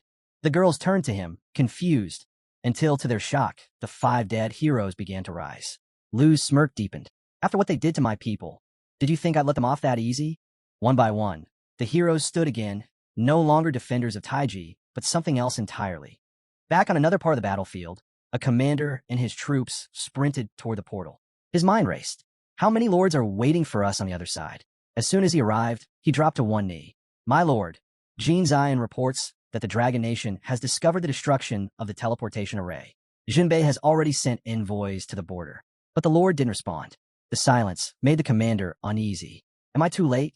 Lord Jin should have finished Lufan by now." Then footsteps echoed across the battlefield. Someone was approaching. The commander's hand flew to his sword, only to freeze. It was Lufan. His voice was cold and sharp. "Who gave you the courage to attack the Dragon Nation?" The commander's eyes widened. "He's alive." He barked a panicked order, "Attack." But before his soldiers could react, an arrow whistled through the air and slammed into his hand, knocking his sword away. The commander tumbled back. Lu had fired it. Before the others could move, jagged tentacles tore through the soldiers, piercing their hearts before coiling around the commander himself. His face went pale. Why, Lord Jin? Why are you doing this?" Lu stepped in, grabbed the lord's cloak, and pulled it aside. "Because," he said with a smirk, "they belong to me now." The tentacles tightened. Desperate, the commander broke free and let out a furious roar. "You killed Lord Jin. You'll pay for that." He lunged at Lu, blade raised high. But before he got close, a shadow dropped from above. A massive axe crashed down, slamming the commander into the dirt. Lu didn't even blink. "If Lord Jin couldn't last 2 rounds against me," he said flatly, "what made you think you had a chance?" Pinned beneath the crushing weight of the axe, the commander clenched his jaw, growling, "I swear I'll kill you. I'll cut you to pieces." Lu smirked without flinching. "Save your breath." Tentacles slithered back around the commander, lifting him high into the air. He thrashed in panic. "What do you want from me?" Lu's tone dropped. "One last chance." "Ta." Still resisting, the commander stayed silent, until the tentacles tightened and a savage beating left him swollen and barely conscious. Finally, broken and breathless, he gave in. The truth spilled out of him. Tao's brow furrowed. 2 elite armies and a hero. Just to take down one man? Didn't expect that from Taiji Nation. Someone else chimed in, and there's no sign of Teacher Gu's body. Looks like he escaped, just like the commander said. Lu's aunt looked to him. "So what now?" "The teleportation array's gone, and we're thousands of miles from home."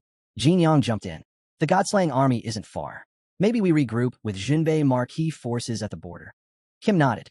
If the scroll used was random, the distance couldn't be beyond the current map's limits. "We gotta find Teacher Gu before the God-slaying army does." Meanwhile, the commander, barely clinging to life, begged for mercy.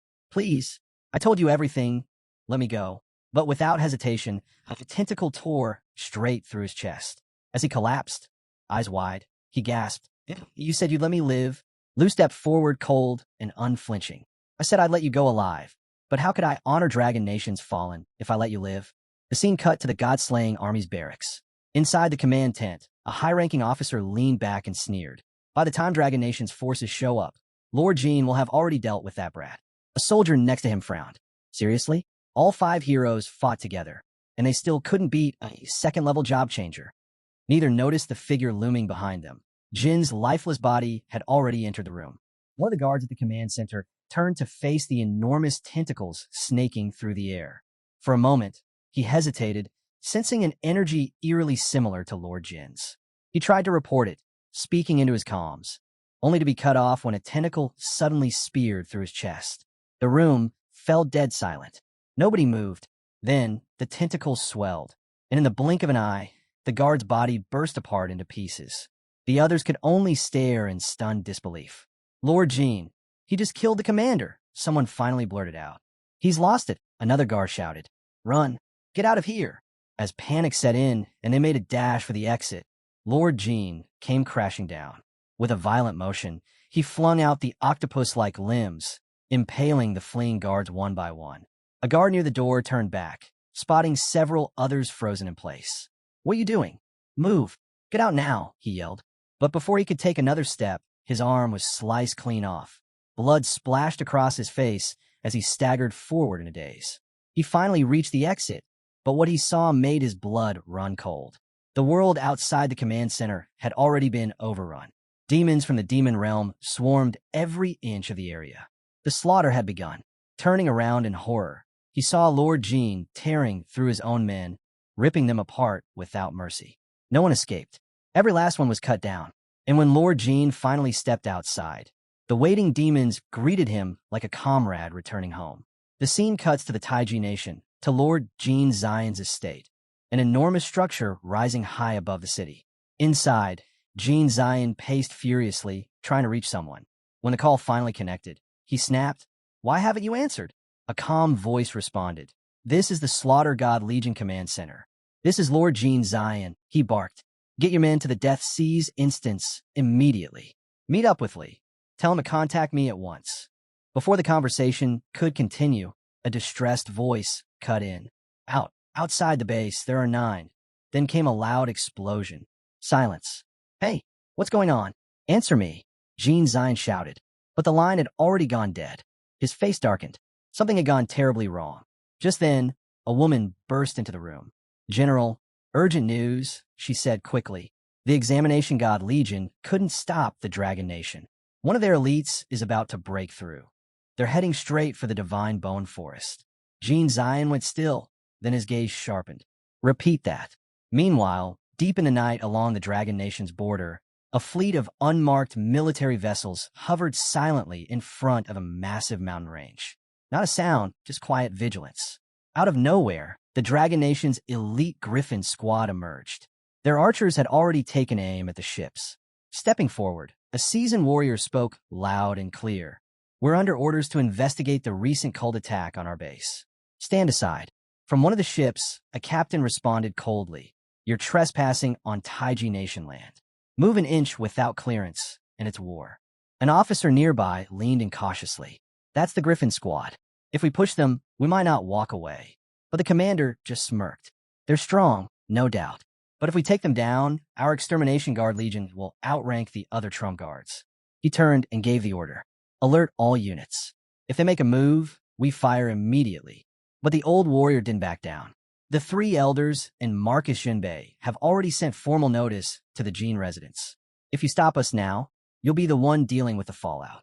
Then a thought struck him, a weapon that once shook the battlefield, the Burning Desolation staff. He hadn't expected to see it again, or for him to appear here. The man behind that staff was said to rival even the 5 national heroes.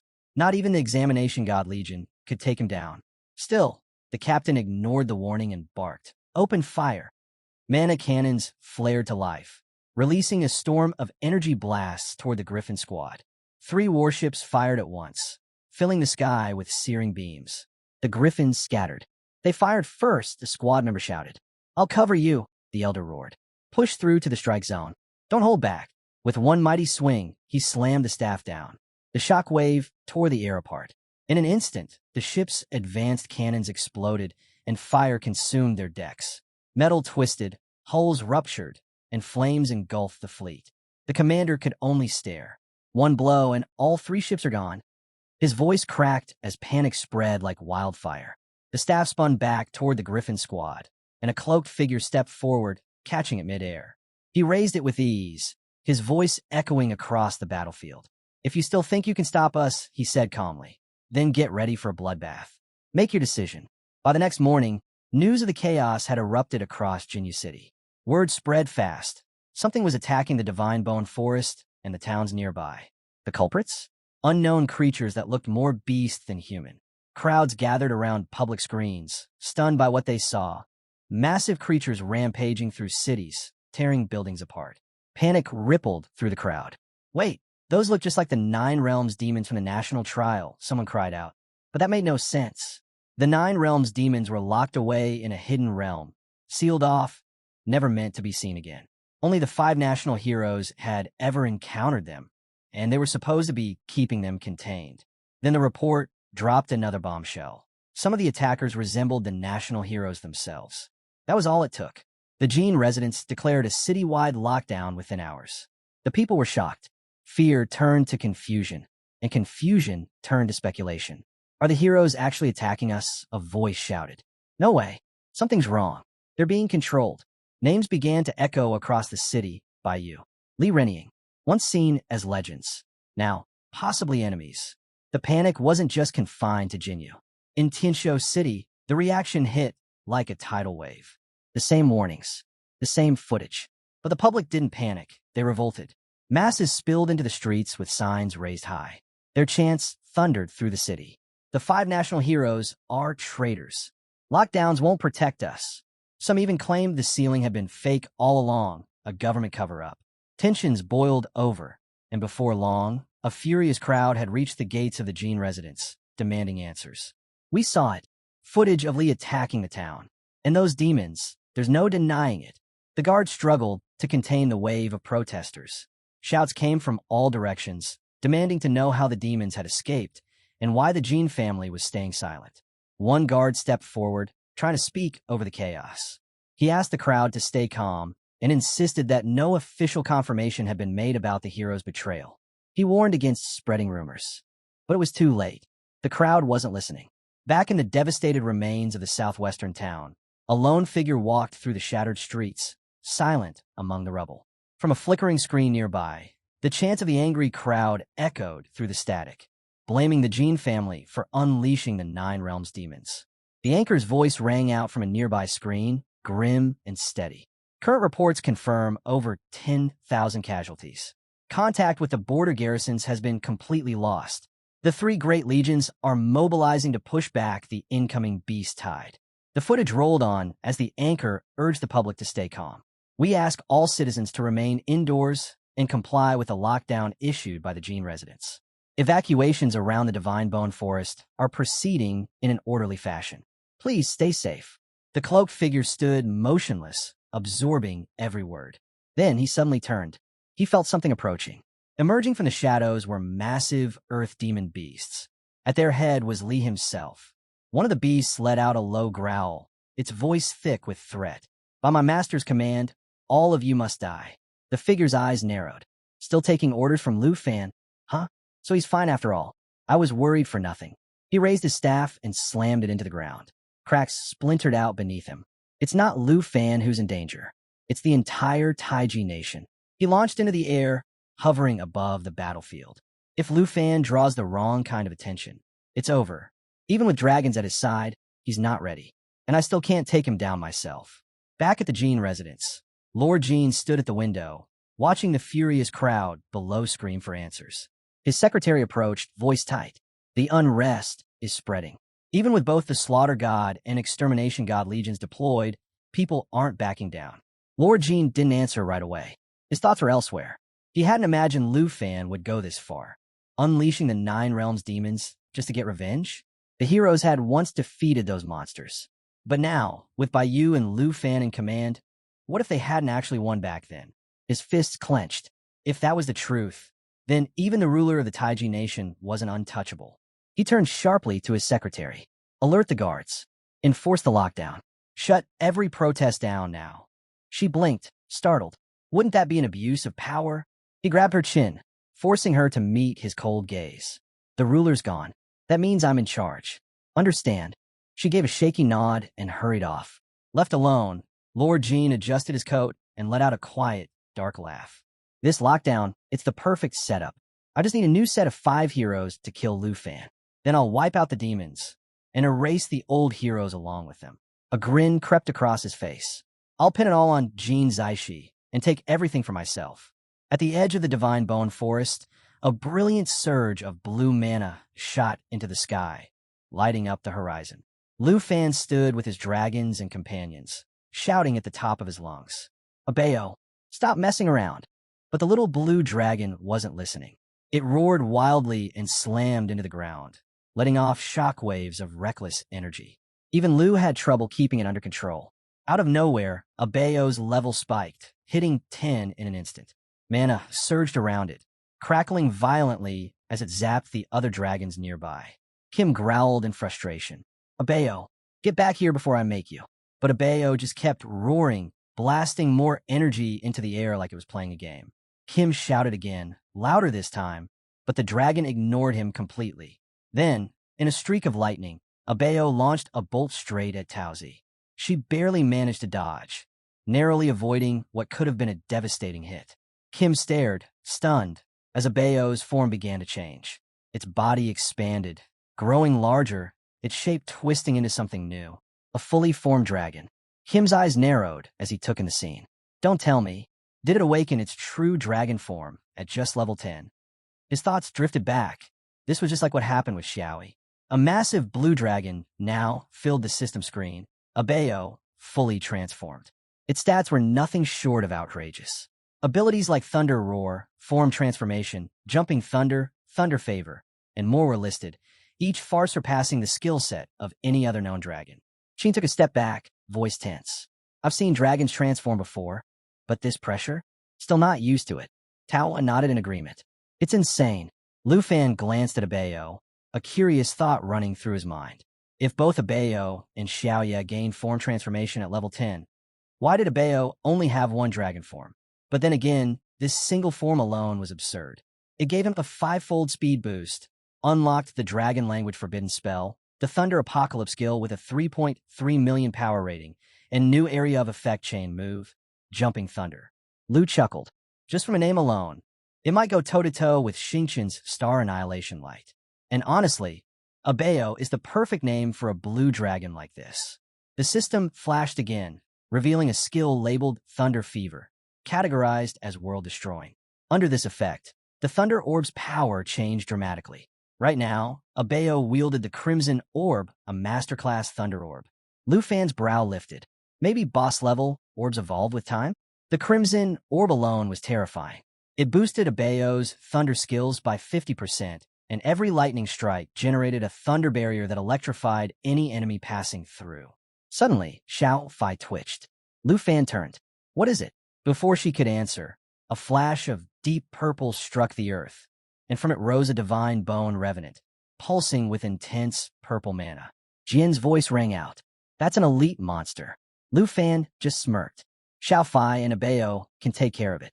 Without hesitation, Xiao Fai charged forward, and Abeo followed with a thunderous roar that echoed through the forest.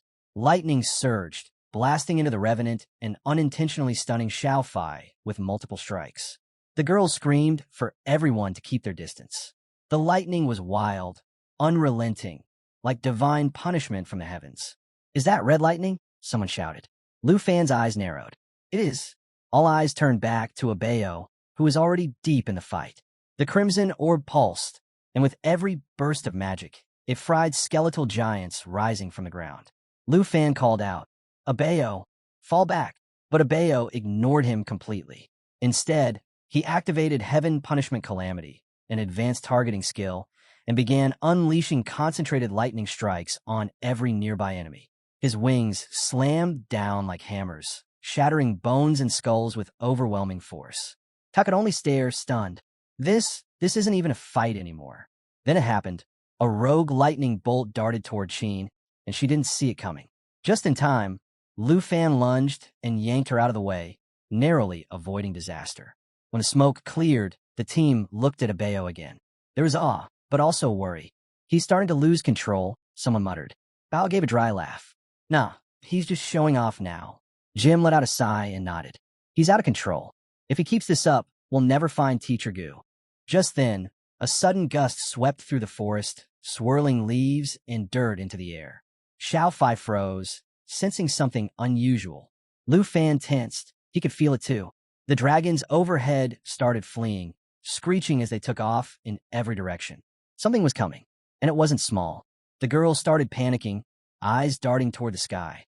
Abeo crouched low, mana pulsing as he prepared another surge. Then it started. Right before their eyes, fragments of bone scattered across the forest floor began to move. The shattered remains of something ancient and powerful were pulling themselves together. Piece by piece, the creature reconstructed itself until it became unmistakable. A massive skeletal dragon, reformed from divine bone. The divine bone death whisper. Lufan stared in disbelief. Those fragments, they're combining. All of them. He looked up as the colossal undead beast took shape, a thick wave of mana pouring from its body. Abeo roared at it instinctively, but Lufan held up a hand. Don't get cocky. That thing's different. The skeletal giant rose into the air and unleashed a blast of purple flame straight at Abeo. The blue dragon dodged, but barely. The hit shook him.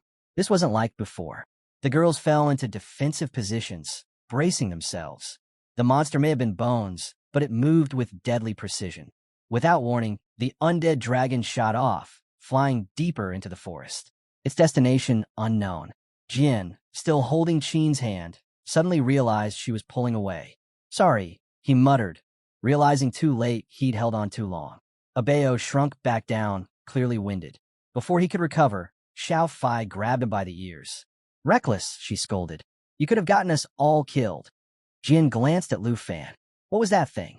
That bony dragon. It was scarier than the berserk one we saw in the Flying Dragon Mausoleum. Lufan's eyes stayed on the horizon. That's probably the real boss of this whole place, the undead ruler. If I'd figured out earlier, but I couldn't risk everyone to chase a hunch. He clenched his fists. No more detours.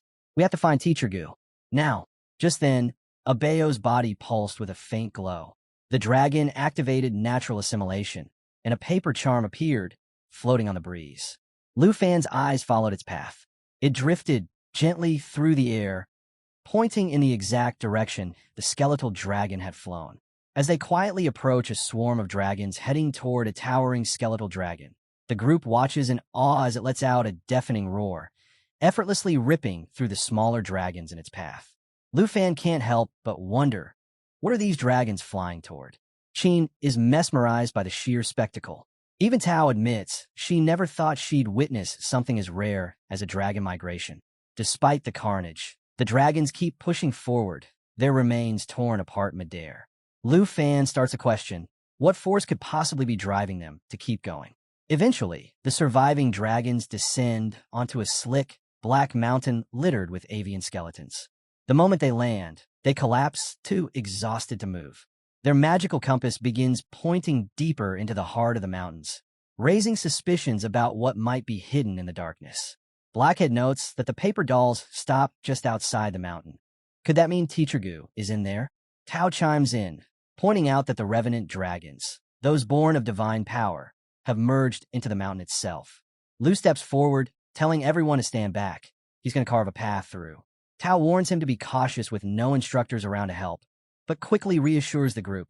She's got this. She activates the dragon claw, transforming her arm before slicing through the terrain, sending a paralyzing shockwave rippling outward. That energy surge instantly triggers a reaction. The skeletal dragons begin to rouse and lift into the air. Panic sets in as the dragons start circling them, but Lu remains calm and tells the group to hold their ground. This is all going according to plan. He leaves the aerial chaos to his blue and black dragons. The blue dragon morphs and shoots upward into the sky. Meanwhile, the black dragon launches fire from the crimson orb in its mouth. The blue one unleashes a powerful roar that ignites a massive storm. ravaging the entire area. Then, without warning, a deep, ancient voice echoes, demanding the human to stop. Strangely, only Lu seems to hear it. The voice speaks again, this time directly to him. Are you an agent of the Divine-born Revenant or the Sacred Mountain? Lu hesitates, uncertain if he should respond. The voice speaks once more. I am the ancient god of the Divine-born. If you serve the Revenant or the Sacred Mountain, turn back now. I'll spare you this once.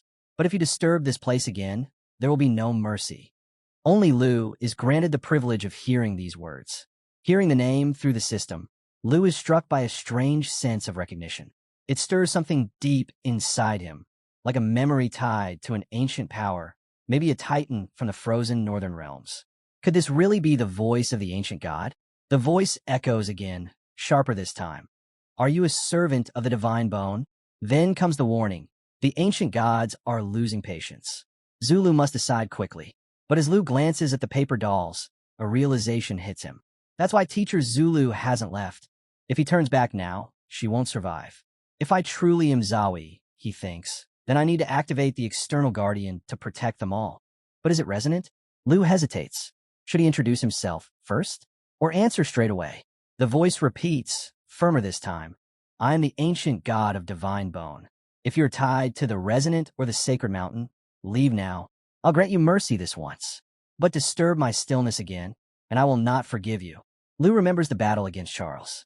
Back then, the ancient god's image appeared on the sacred map and tried to destroy him, even though he carried revenant energy. That made one thing painfully clear: ancient gods aren't allies. It's bluffing now, most likely because it's not at full strength. Still, even weakened, an ancient god is nothing to take lightly. The voice growls once more, its warning final. Lu knows the time to choose is now. Looking at the paper dolls again, he's certain Teacher Gu is alive. There's no way she falls like this. He turns to Xiaoye and says he'll wait for them in the garden. He's made up his mind. It's time to fight. Xiaoye transforms, her body shifting into the form of an eternal dragon. A glowing shield forms around them, locking in a layer of protection. She unleashes the power of the Jade Dragon bloodline, boosting all skill effects and recovery by an astonishing 5,000%. At the same time, the blue-robe members of the protective sect instruct everyone to stay within the barrier no matter what. They turn to Xiaoye, asking what her next move is. She answers casually, about 2 weeks ago, time dropped by a decade, and just as the portal opened, a star diver emerged, someone from a far-off galaxy, already beginning their transformation. The ancient god speaks once more, declaring that Lufan has made his choice. Instantly, the skeletal remains, the star progressor, and an enormous dragon of bones begin piecing themselves back together. The earth quakes beneath them, and fear grips the girls as the air turns heavy. You've chosen death, the ancient god booms. Now you'll all serve as puppets of the divine bone. In that moment, the divine bone flow erupts, wrapping around them like a spiraling chain. A whisper cuts through the noise. Look carefully. The divine bone flow comes from a being capable of rebuilding itself entirely from nearby broken bones, an overwhelming edge in any fight. The seasoned cultivators observe the battlefield, noting the divine-born creature towers over Xiaoye. But Lu doesn't see it that way. To him, it's nothing more than a replica of the ancient god. Then the god's voice rings out again, dark and final. Within this eternal corridor, everything fades into dusk. A colossal thunderstorm erupts overhead, churning wildly through the corridor. From the Divine Bone throne, a vortex forms, 30 meters wide, sucking up every trace of mana in the area. The storm barrels toward the twin dragons, slamming them into the protective barrier. Trapped, they struggle to move under the crushing pressure. A sudden strike from the storm slices into Lu's hand. Blood sprays through the air, his and the star dragon's. As the dragon crashes to the ground, it bursts with scattered mana, sending waves of energy rippling across the field. Unaware of what's unfolding, Lu glances toward Xingqian, only to see his hardware transforming before his eyes. It takes on a radiant humanoid shape, something completely unfamiliar and unlike anything he's ever seen. Lu hadn't seen Xingqian like this in ages, her humanoid school form glowing with quiet strength. The moment was fleeting, though. The ancient god's voice shattered it. He scoffed at the scene, mocking the humans as nothing but ants waiting to be crushed. Meanwhile, the remnant dragon lunged at Lu's dragon, fangs bared for the kill. Sensing the looming threat, impending danger, Abeo, Xingqian, and Lu's black dragon didn't hesitate. In an instant, they all launched into action, roaring as one, the sky trembling with their fury. Lava blaze and thunderstorm blast collided with the skeletal beast in a brilliant explosion of elemental fury. Xingqian unleashed something even more chaotic, an unpredictable combo fueled by thunder, fire, and pure blue soul mana. Thunder Favor, Crimson Jewel, and Star Crush merged into one devastating assault. Everyone had switched into full attack mode. The scattered dragons joined in, pummeling the ancient skeleton with their own strikes. Roaring thunder and lava blaze crashed into the bone frame, sending a massive mana shockwave through the air. But the ancient god just laughed. "This is your strength? Pathetic. All of it. Pointless," he growled as mana exploded from his elite skeletal form like a raging storm.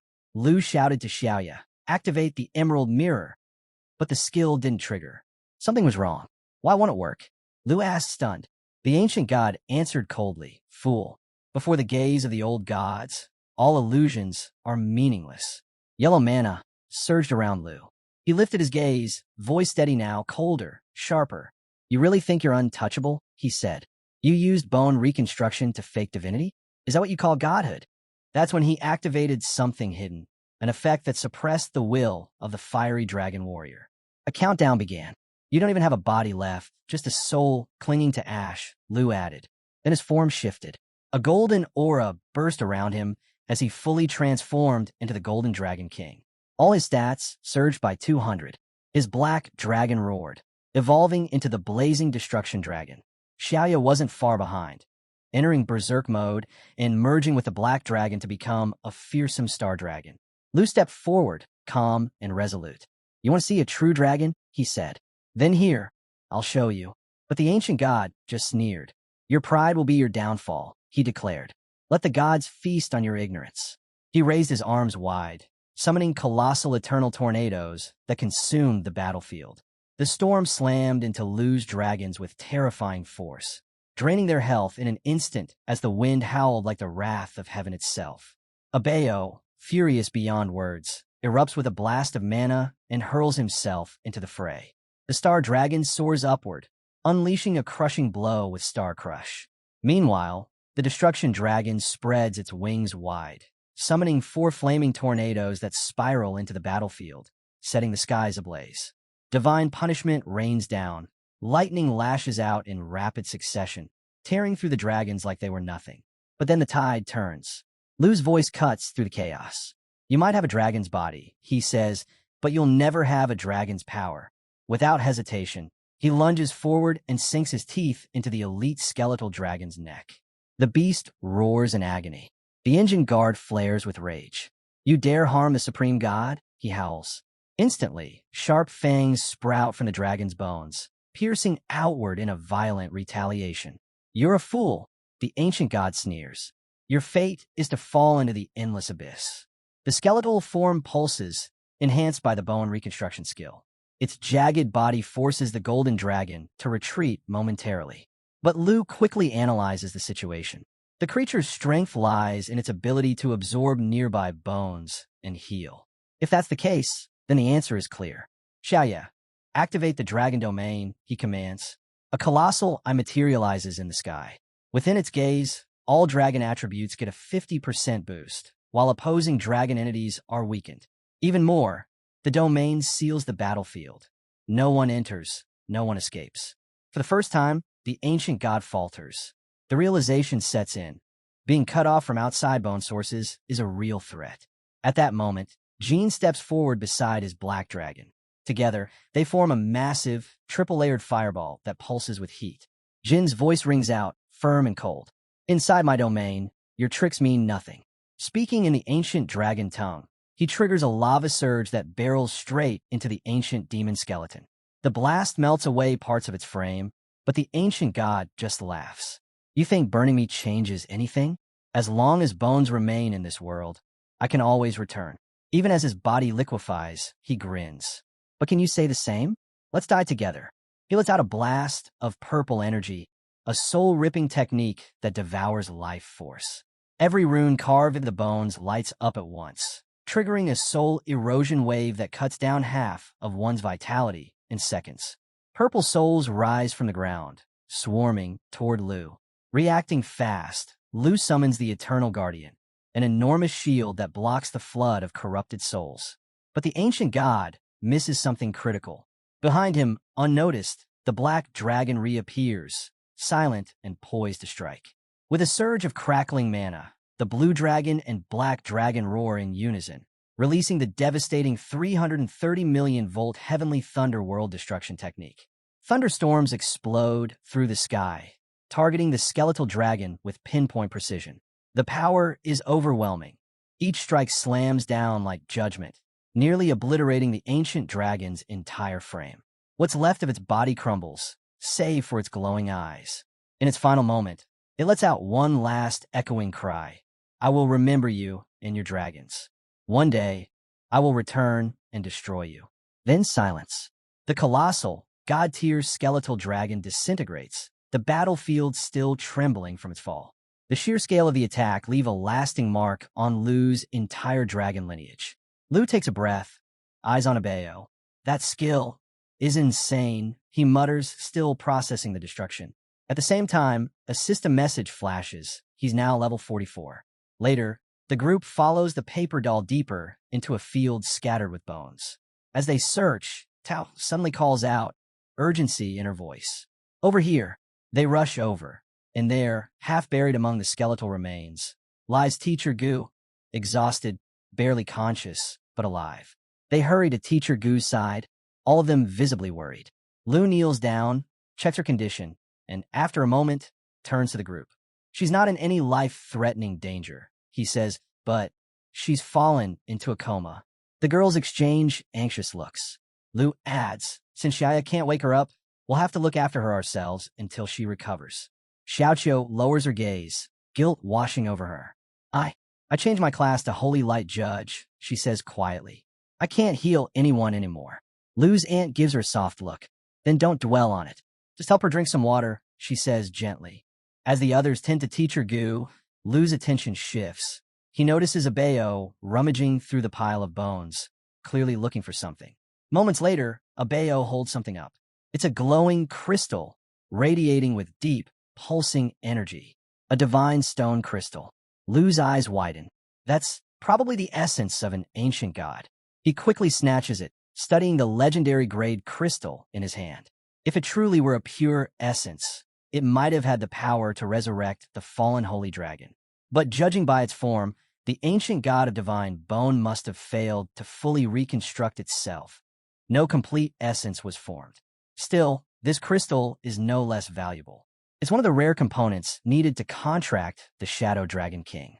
As the realization hits, Lu freezes. Tao, use any cleansing skill you've got. Purify this crystal now. Meanwhile, Abeo keeps following Lu, trying to reclaim the crystal with her arms stretched out like a begging merchant. Thao raises an eyebrow. What? Am I just your personal water tap now? She teases, crossing her arms. I'm a hidden class swordswoman, not a well. Lu chuckles, holding up the crystal. Hey, there's no other water around. You're all I've got. Then something shifts. The divine bone crystal in Lu's palm starts to crack. A moment later, a glowing fragment drops out, an actual divine bone essence. Lu exhales. All right, that's enough. It's draining too much mana. Relieved, he smiles. Good. The crystal still works. That was close. Now, with the essence in hand and the material intact, he knows it's still fit for crafting. Holding the uncharged essence in his hand, Lu can't help but wonder, could this incomplete item still trigger the evolution of the fallen holy dragon? Without wasting a moment, he calls out to Xiaoye. Summon the holy dragon's corpse. Let's try it. Xiaoye responds, channeling natural assimilation to bring forth a new form. What emerges is the twin golden dragon horse, a golden dragon infused with swirling green mana. Lu steps forward, steady and focused. Come forth, third, ancient god essence. The dragon lets out a thunderous roar, launching a golden beam into the sky. For a moment, energy surges with promise. Lu watches with anticipation as the evolution begins. But then the beam fizzles out. Lu blinks. That's it. He checks the system panel, confusion written all over his face. Turns out, the essence didn't have enough charge to complete the full transformation. Still, the creature gained a new skill from the attempt, a small win. Off to the side, Abayo crosses her arms with a little pout. Show off. Lu pulls up the stats of the fallen corpse Holy Dragon. Even in this state, it's gained a unique edge. Divine Bone Fusion allows it to absorb 1% of another being's attributes. And with Fallen Corpse Control, it can endlessly convert puppets, creating the potential for infinite growth. He thinks it over, then nods. The best targets for this would be the demonic soldiers. Time to bring them back, he says. Leave the 9 Realms demons and the 5 national defense heroes behind. They'll keep pressure on Taichi Nation. Just then, Lu's aunt calls out an urgency. Everyone hurry. Teacher Gu is awake. They rush over as Gu begins to stir. Her voice is weak, but her words are sharp. It was an ambush. Her eyes snap open, and she gasps. Return to the Dragon Nation immediately. Our camp's been attacked by the Taichi Nation. Lu gently takes her hand. It's all right. You're safe now. The girls nod quickly, trying to comfort her. Lu dealt with those monsters. He fought so hard just to get to you. Thank goodness you're alive. One of them whispers, close to tears.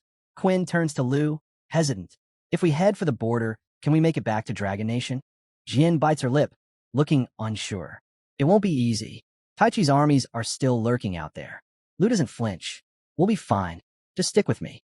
We leave for Taichi Nation tomorrow. 8 hours later, the group arrives at a tightly patrolled city crawling with police. Lu, now masked and low-key, leads the group through back alleys until he stops in front of a discreet love hotel. Qin squints. Seriously? A couple's hotel? Lu responded coolly. The whole city's locked down. This was the only place that would take us. Tao, oddly upbeat, chuckled from the corner. That bone dragon ride felt like flying first class. We should have just flown straight to Dragon Nation. Qin wasn't convinced. We had to walk for hours to stay off the radar. Even now, this doesn't feel safe. But Lu wasn't really listening. His thoughts were elsewhere. That bone clone, it's a game changer, he mused.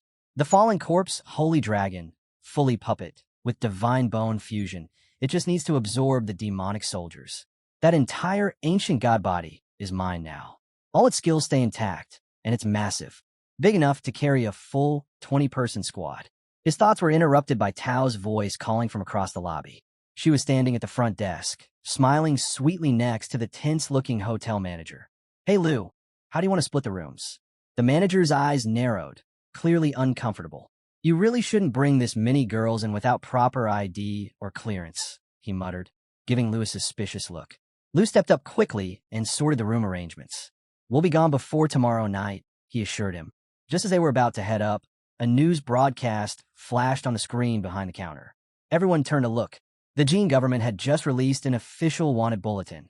Lufan, named as a Dragon Nation envoy involved in the national trial, was now accused of orchestrating a terrorist attack. His face appeared front and center.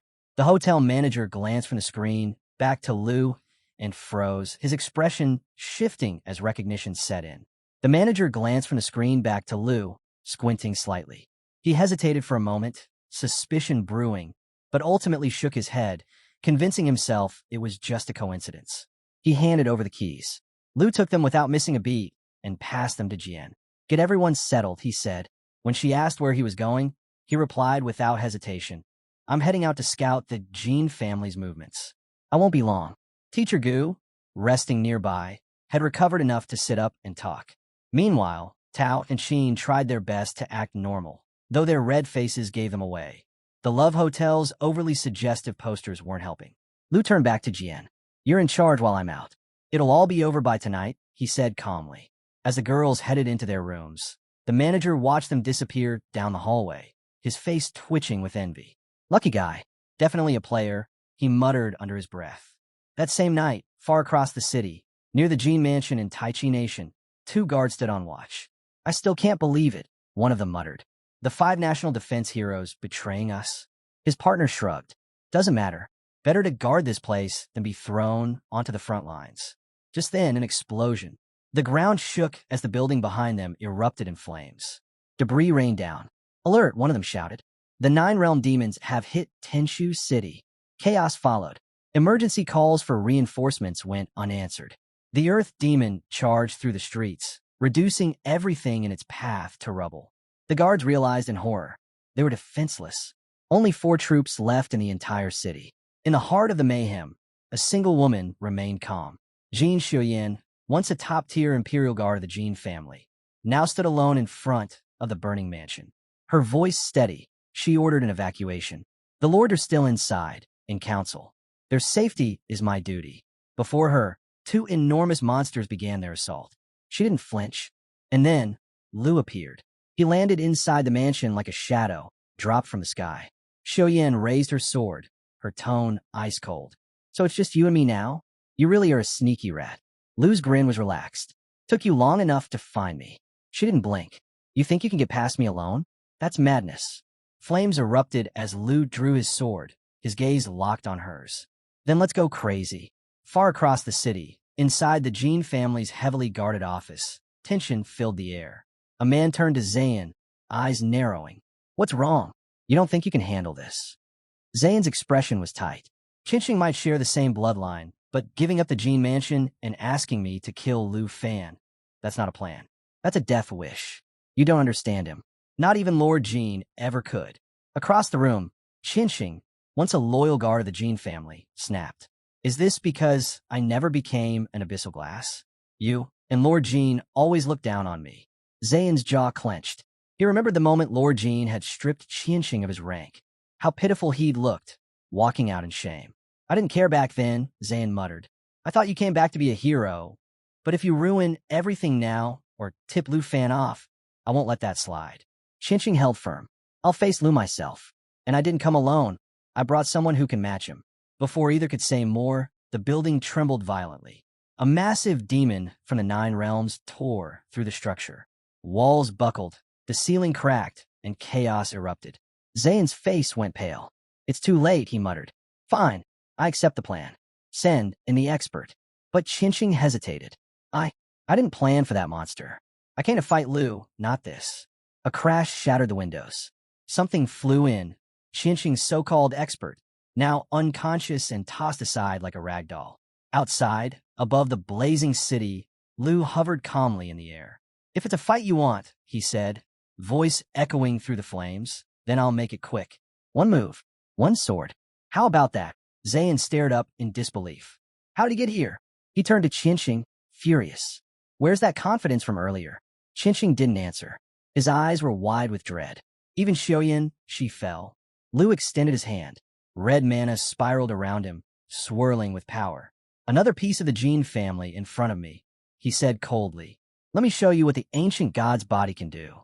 From the sky, the ancient god's massive form let out a roar and dove downward. In one crushing blow, it smashed through the Qin family office. Stone, steel, and glass shattered. The entire structure was reduced to ruin in seconds. Buried under the wreckage, Zayn coughed, struggling for breath. Next to him, Qinsheng lay motionless, a scroll still clutched in his lifeless hands.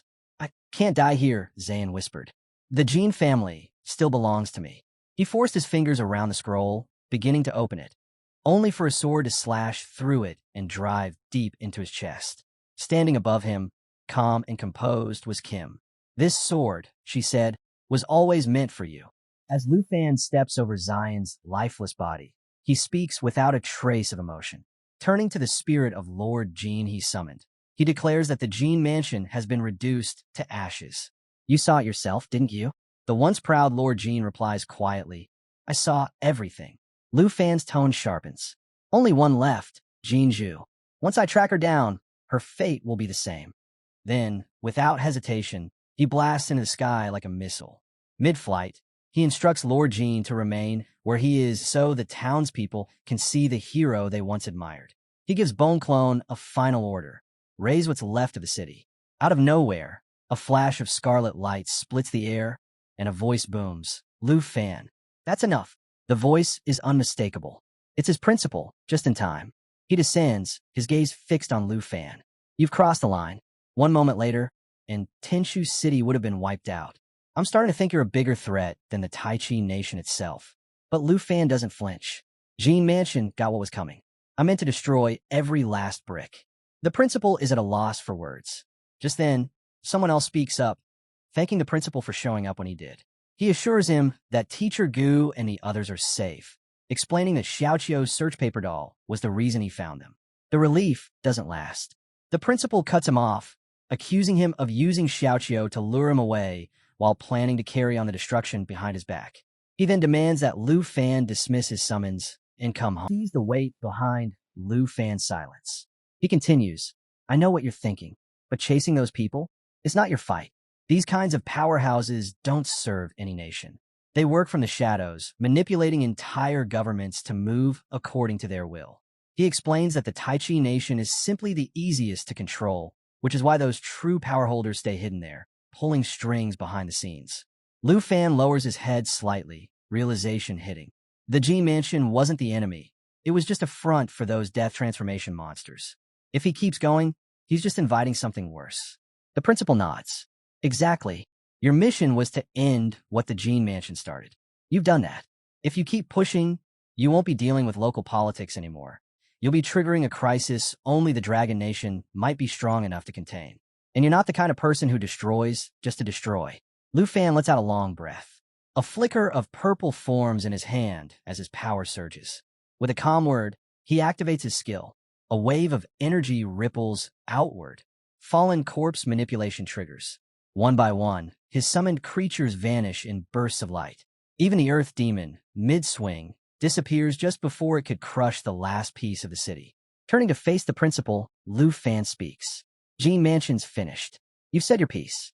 I'll leave the Tai Chi nation alone. In a flash, every summon dissolves into golden light, spiraling back into his palm. The principal gives a nod, casually mentioning that when it's time to face their next opponents, he'll unleash the Griffin Corpse. But Lufan stops him. Not just yet, he says. I owe you a gift first. He pulls out a necklace, glimmering with the cold brilliance of unmelting ice, an epic-grade accessory, and holds it up with a grin. The principal arches a brow, clearly intrigued. Lufan laughs. Drop the act already. Bring out your little sister. She almost had me fooled, almost. If she doesn't want it, I'll just hand it to Anne instead. Before he can finish, a cloaked figure darts forward and snatches the necklace. You've got some nerve thinking you can give my gift to someone else. She throws her hood back, and there she is. The ultimate surprise waifu reveal. Fooled him. Fooled us. Fooled everyone. If I didn't have to deal with certain family matters, I'd have gotten this from you a long time ago, she says, eyeing the necklace with a mix of pride and satisfaction. How'd you know it was me? She asks. Lufan's grin widens. Your scent gave it away. She squints at him. Don't be ridiculous. That's not a real thing. Quit spouting nonsense. He leans in slightly, still poking fun.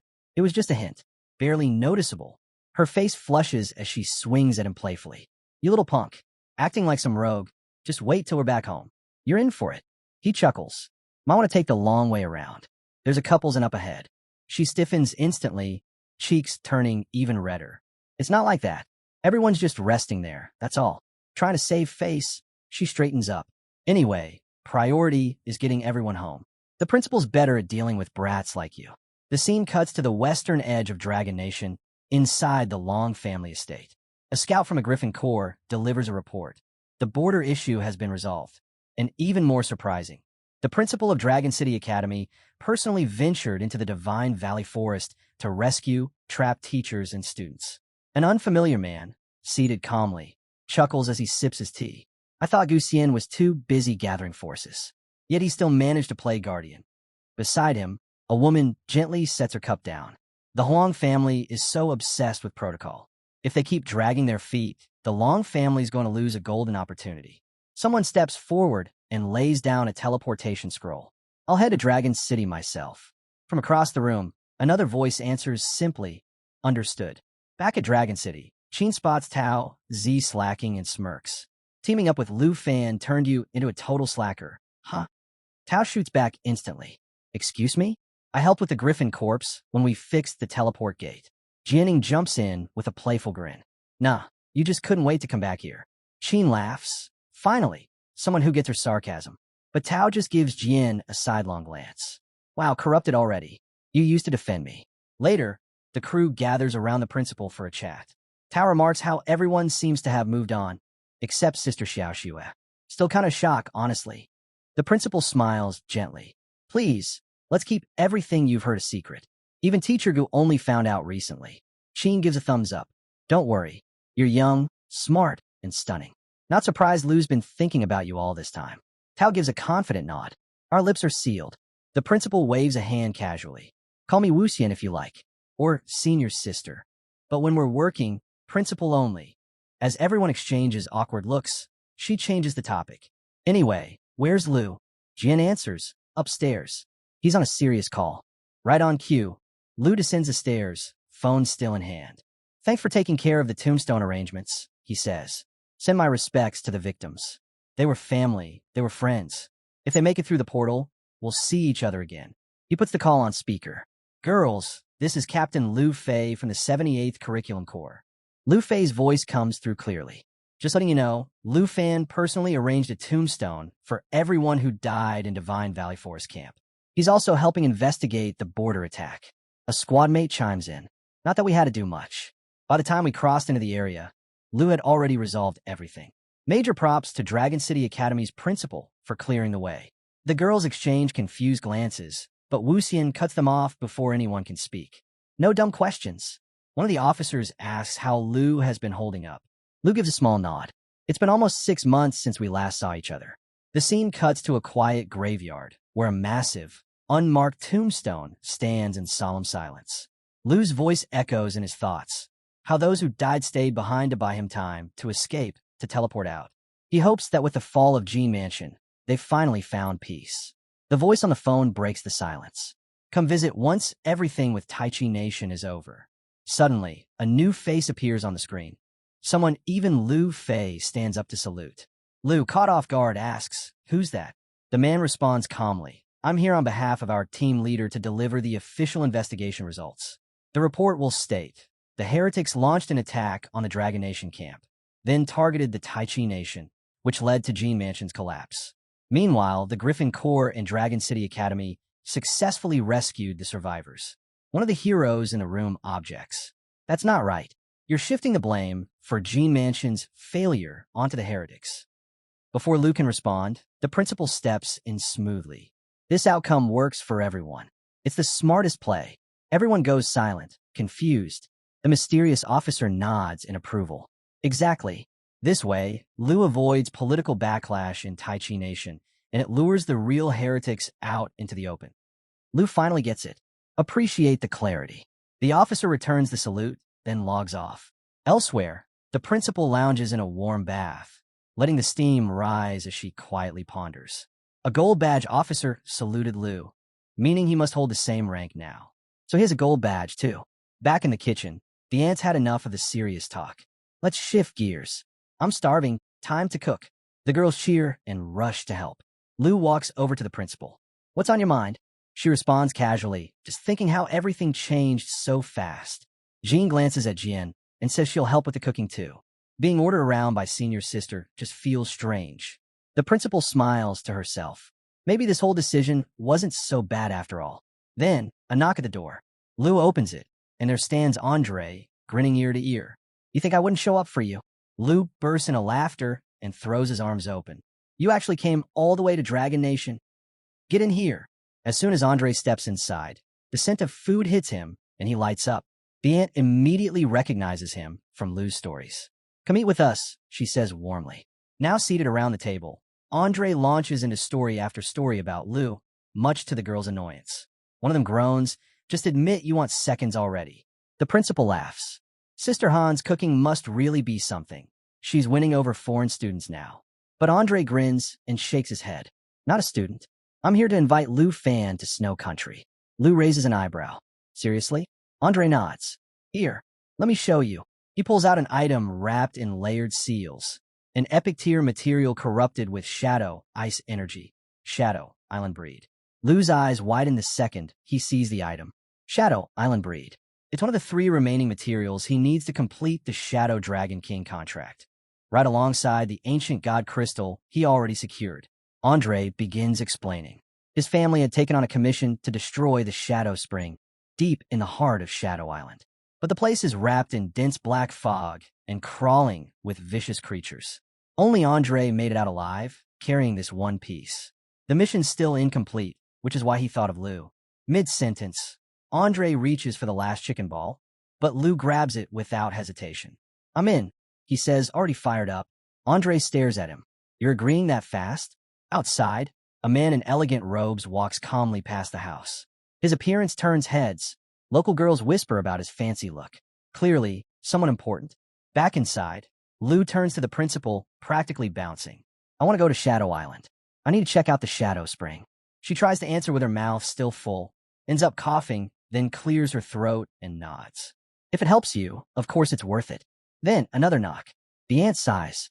The wind's probably gotten a Wuxian. "Lu, get the door." Lu opens it to find a stranger asking for Wuxian by name. As soon as she hears his voice, the principal freezes in place. The man introduces himself as Long, saying he's here on a private visit. He wants to discuss urgent matters at the western border. Wuxian bolts from her seat and storms outside. "What are you doing here?" "We agreed on next month." Lu follows quickly, trying to support her. "You're sick, don't push it." But Long brushes off the tension. "This is better.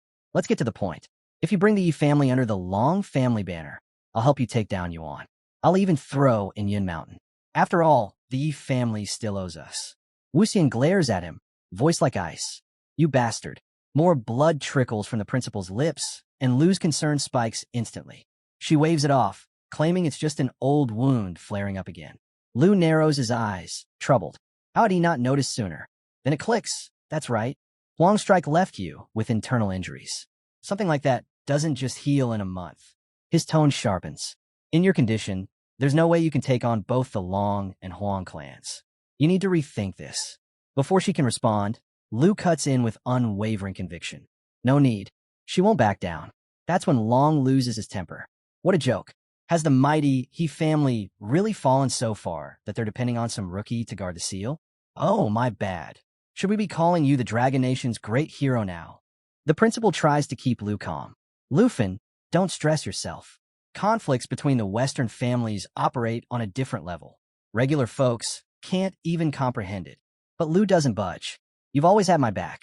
Now that you need help, there's no way I'm just watching from the sidelines. Long sneers. A couple of wins, and now you think you're invincible? That hero title doesn't come free. It's paid for with your life. Tension crackles in the air as both begin channeling mana, pressure thickening. Lu simply smirks. If it's just you, I've got more than enough to deal with it. Right then, Andre's voice rings out. Lu turns to see him and the girl's already armed and ready. Andre steps forward. You shouldn't overexert yourself right now. Leave this one to me. But Lu shakes his head. No need.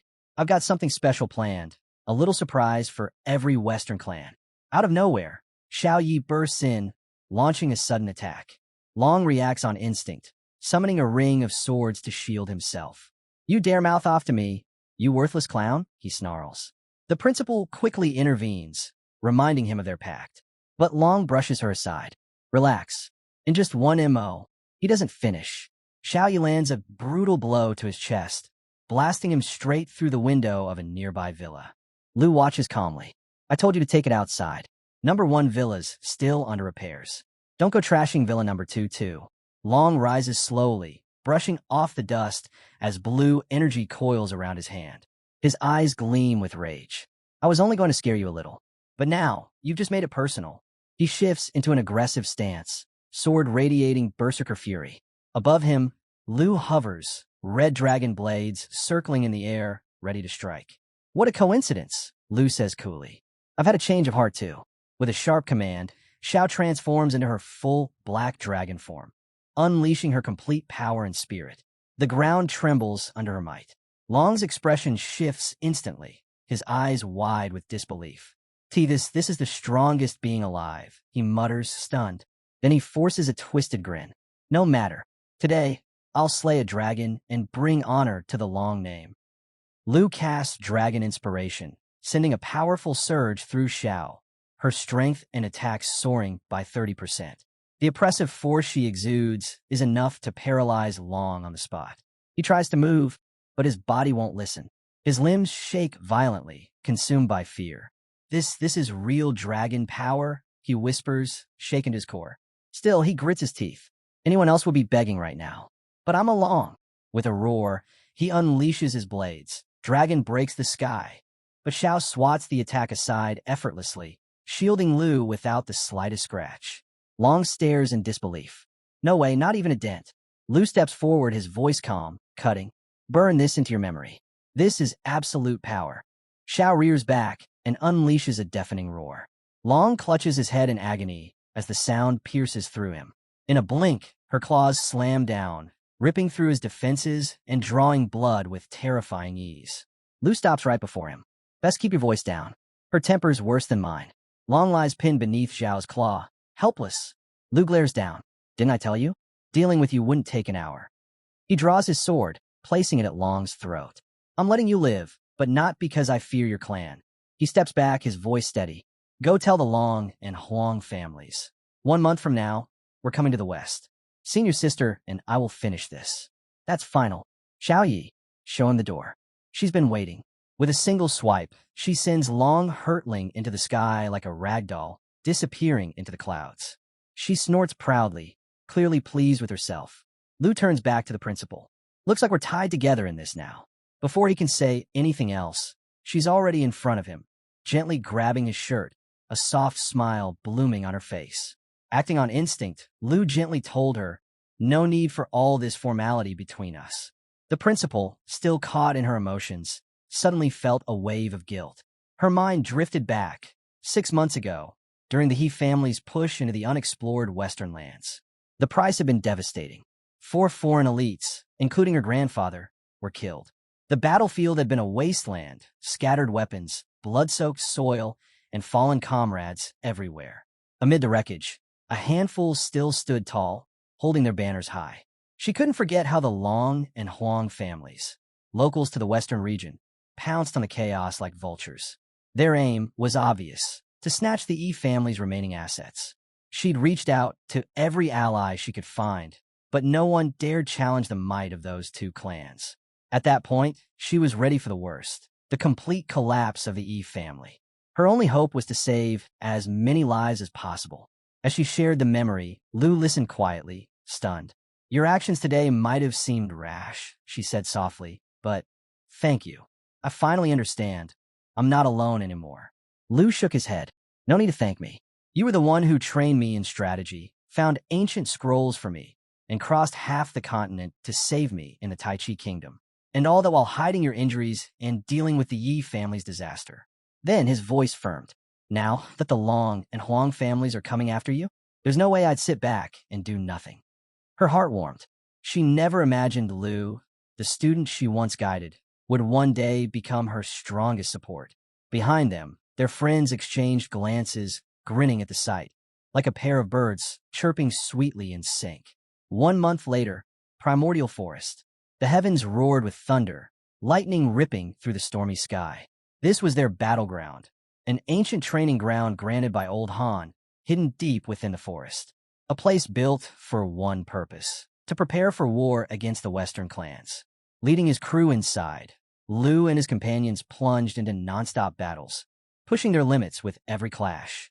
Tao, now level 34, took on Nightmare Beast head-on. Han, Qin, Jian, and even the Blue Dragon fought like a tempest. The dragon, unleashing its crimson jade thunder, obliterated enemies with cataclysmic power. As the dragon reached level 25, its power exploded. The crimson jade evolved into yellow jade, doubling its might and unlocking terrifying new abilities. Amid the relentless storm of combat, 2 devastating skills emerged: Thunder Vortex and Thundercloud Expansion. A week later, Andre returned with news that lit a spark in the group. The teleportation array linking Longdu Academy to Breakwave Harbor was finally complete. Lu had originally planned to tackle Shadow Island with just Andre, given how dangerous the place was. But before he could set things in motion, Senior Sister stepped up and insisted on coming along. Her eyes were unwavering. Even though Lu was still worried about her injury, there was no changing her mind, and he didn't have the heart to stop her. They soon arrived at Breakwave Harbor, nestled deep within the frigid lands of the north. The air was biting cold. From a distance, Andre spotted Lu and lit up with a grin, waving like a brother who'd been waiting a lifetime. Without wasting time, he introduced 3 of their strongest allies, each one a 4th turn cultivator. Victor, level 91, stood firm like an immovable mountain. They called him the Destroyer. Next was Ivan, quiet and composed, the Frost Messenger, also level 91. And then came Kyle. His presence was hard to read, veiled and strange. At level 92, he held the rare and powerful title, Magic Feather. The ship they boarded was brimming with strength. 23 seasoned third-turn experts, each one battle-tested and ready for war. But Andre hadn't even gotten to the best part yet. With a proud grin, he unveiled their ultimate weapon, a colossal Sea Emperor-class magic warship. The sight left Lou stunned. Built from pure mithril and reinforced with ironwood aged over 1,000 years. This ship wasn't just a vessel, it was a fortress. 36 high-grade magic cannons lined its decks, each capable of leveling a small island. Designed by master engineers and backed by immense funding, this ship represented their determination. They weren't just heading to Shadow Island. They were going to conquer it. Lou was impressed. It felt like overkill, but there was no denying it. This mission meant everything. Andre's confidence was unmistakable. With Lou on board, he truly believed they could pull it off. As the ship departed, its magical systems roared to life. Above them, the sky shimmered as the Starfall formation was activated. Starlight cascaded down like a celestial waterfall, blanketing everything in a divine glow. Within its radius, all combat techniques could be used at full power until the spell ended. The light storm would continue until someone turned it off. Then came a second wave, Heavenly Punishment Calamity. It locked onto a target and unleashed a relentless barrage of thunderstrikes, each one cracking the sky with brutal lightning. The force was monstrous, like the wrath of the heavens themselves. Andre watched the storm of magic unfold with quiet satisfaction. The last time he'd been to this realm, everything had felt unstable, chaotic. But now, everything was smoother, more precise. The difference was clear. Not far off, Star Dragon 2 floated with calm dominance, steady at level 34. Its presence was so commanding that even the wind seemed to follow its lead. Beside it, Blue Dragon now stood at level 26. All the battle training, the sleepless nights, and grueling fights, they were finally paying off. Xingchun and Abeo had both leveled up as well. Lou felt a flicker of hope. If they could just secure the right synthesis materials on the island, they'd be ready, completely ready. Suddenly, a crew member rushed up with urgent news. They had arrived. Ahead of them, Shadow Island rose into view. Wrapped in a veil of mist, its jagged cliffs and eerie silence gave nothing away. It was ominous, uncharted. Andre glanced at Lou, a confident smile on his face. "This is just the outer edge," he said. "The real challenge lies further in." But he wasn't nervous. With the mission guide in hand, he could navigate straight to the island's core without stumbling into death traps. The warship would land smoothly, just as planned. This was it. Shadow Island stood before them. Everything from this moment on depended on Lou, and somewhere in the heart of the landing zone, another figure touched down. His arrival didn't go unnoticed. Hang had arrived. Level 98. Title, Peerless Sword Cultivator. The name alone echoed with weight, and he was already waiting. The ancestor stood quietly, eyes fixed on a shrine before him. The Yi clan's flying immortal ancient shrine truly lived up to its fame. In just a few short days within its walls, he shattered the barrier at level 97 and pushed through to level 98. The progress was staggering, proof of the shrine's legendary power.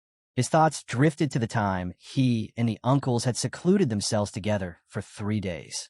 Despite all their effort, their combined gains couldn't even compare. It wasn't just about individual aptitude. Class roles played a critical role. They were all Sky Curse Masters, but the shrine housed the spirit of a sword immortal. Their cultivation paths simply didn't align. No surprise they couldn't sync with the shrine's energy. A shame, really. The shrine allowed only one visit per person, and only for 3 days. He couldn't help but wonder, if he'd had 6 months, or even a full year inside, could he have reached level 100? Turning to Yukin, he shared a vital truth. After the 4th revolution, grinding for experience became nearly pointless. Advancement no longer relied on sheer effort, but on understanding. Once someone mastered their class's true essence, strength would flow naturally, and leveling up would follow with ease. Yukin's eyes lit up as the realization hit. That surge of growth he'd felt in the shrine wasn't just about numbers, it was insight. A deeper understanding of his own path had allowed him to rise without force. Yin chimed in then, recalling something he'd heard while making his way up the mountain. Tensions had flared between the Yi and Long families. Someone from the Longs had violated the rules, trying to pressure the Yi girl ahead of the agreed time. But, unexpectedly, one of her students had stepped in and publicly humiliated him. The ancestor arched a brow. A student? That was unexpected.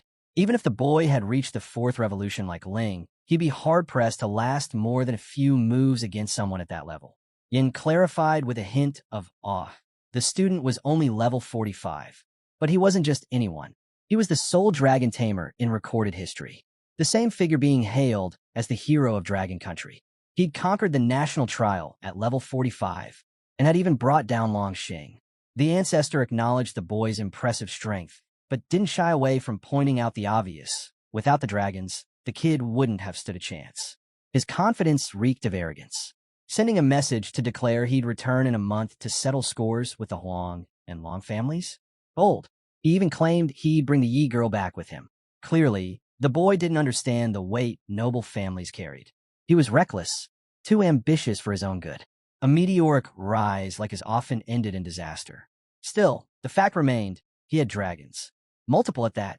If he actually stepped into the western borderlands a month from now, he might prove useful. If he chose to submit to the Huang family, there was a chance to mold him into something greater, maybe even a powerful commander. The ancestor figured that if the boy had any foresight, he'd come to appreciate the opportunity. But there was another concern. The Long family likely had similar plans. If the Yi clan was absorbed, conflict between the two great houses would be inevitable.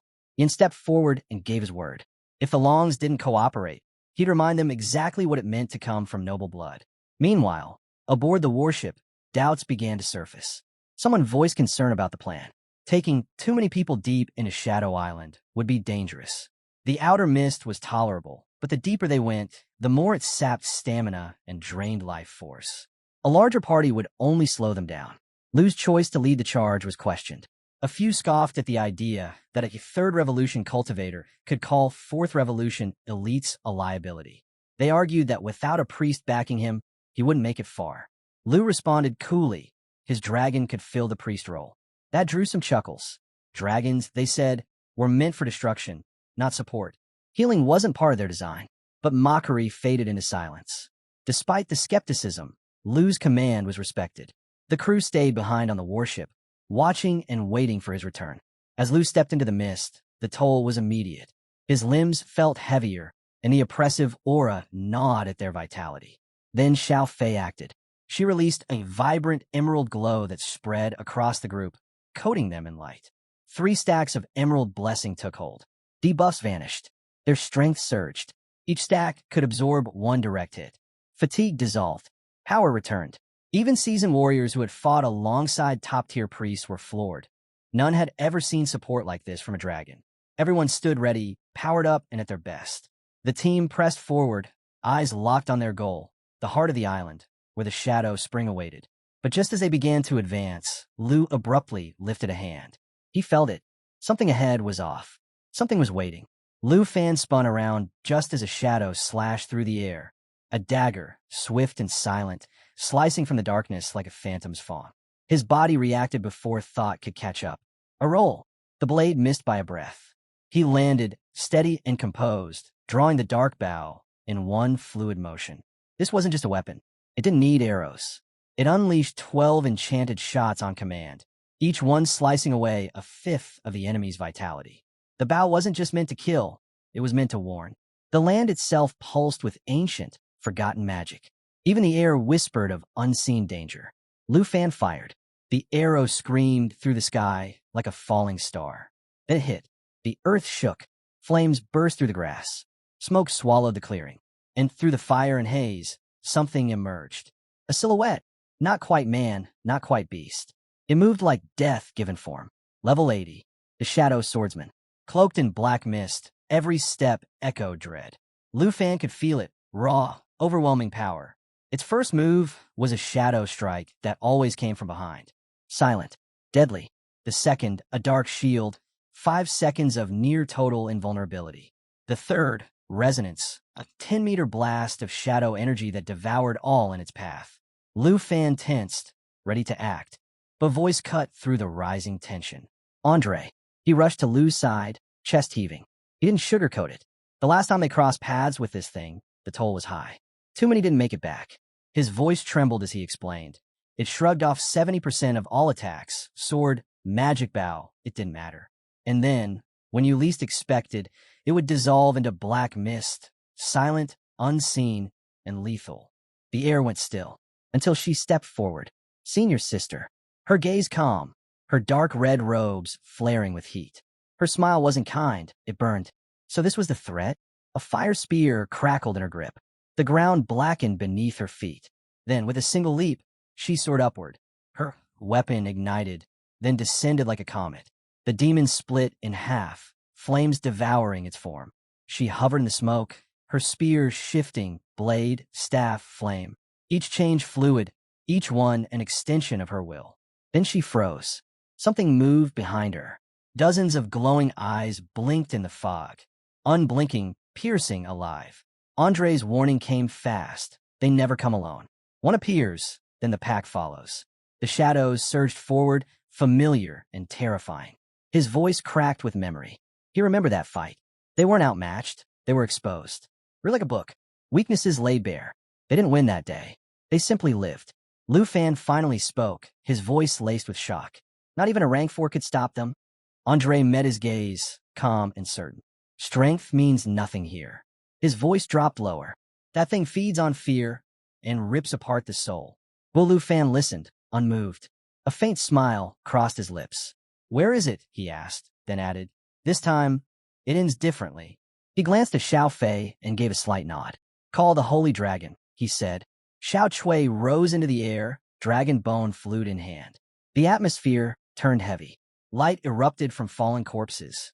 The Holy Dragon awakened, eyes glowing with ancient fire, divine energy radiating from its form. This was the same corpse dragon, one whose strength always mirrored its summoner. Andre stood frozen, barely breathing. One dragon, summoning another? His mind couldn't keep up. Lufan unsheathed his blade.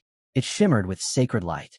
Using the dragon's wings, he soared upward like a figure descending from the heavens. From above, he called out to Xiao Fei. Release the emerald light, and the blessing. A surge of green light poured out like waves. Runes lit up the sky. The emerald blessing cloaked its target in dragon essence, amplifying power, shielding from harm. It peeled away curses, boosted strength, and guarded like an invisible wall. Lufan's eyes lit up. Dragon, more power, he shouted. The sacred dragon roared. Golden light burst outward. Lufan and his dragons radiated raw might. Their stats surged. Their strikes sharpened. 2 more dragons rose from Xiao Fei's flute. One flamed with fire, the other echoed with thunder. Ancient rage swirled around them. No commands were needed. They dove straight into the fray. In the chaos, Lufan's eyes stayed locked. He turned to Andre. The man was bleeding, worn down. Pain etched across his face. I'll heal you, Lufan said, and I'll make them pay. He didn't need to say more. His eyes said it all. Andre's brow furrowed. 2 dragons. Will that be enough? Lufan just smiled. He stepped forward and sliced the air with his sword. 2 is all we need. Then the monsters came. The clash erupted. The sacred dragon breathed fire. Shiao's dragons scorched enemies into dust. The earth cracked. The sky turned crimson. Screams ripped through the battlefield like thunder. Amid the chaos, one figure didn't move. Purple mist wrapped around it like smoke. Its eyes were darker than the void. Lufan's gaze locked on it. He lowered his sword and stepped back. The real threat is here, he warned. This wasn't just a battle. It was a war waged in the shadows. He turned to Xiao Fei and Andre. Stay sharp, he said. This thing didn't strike like the others. It crept in silence, draining life with a whisper. One hit could ruin everything. Suddenly, a crimson chain lashed out toward Lufan. It wasn't meant to wound. It aimed deeper, reaching into the soul. Another shot towards senior sister. Lufan's expression changed. Not for himself, but for her. Watch out, he yelled. She heard him, but her eyes stayed focused. Calm. She drew her bow with steady hands. Giving up? Not my style, she said. Her arrow met the chain midair. It yanked. She yanked harder. Now she was the one hunting. The demon hidden in the mist was forced into view. Its face contorted. The fog around it shattered. Without hesitation, she fired again and again.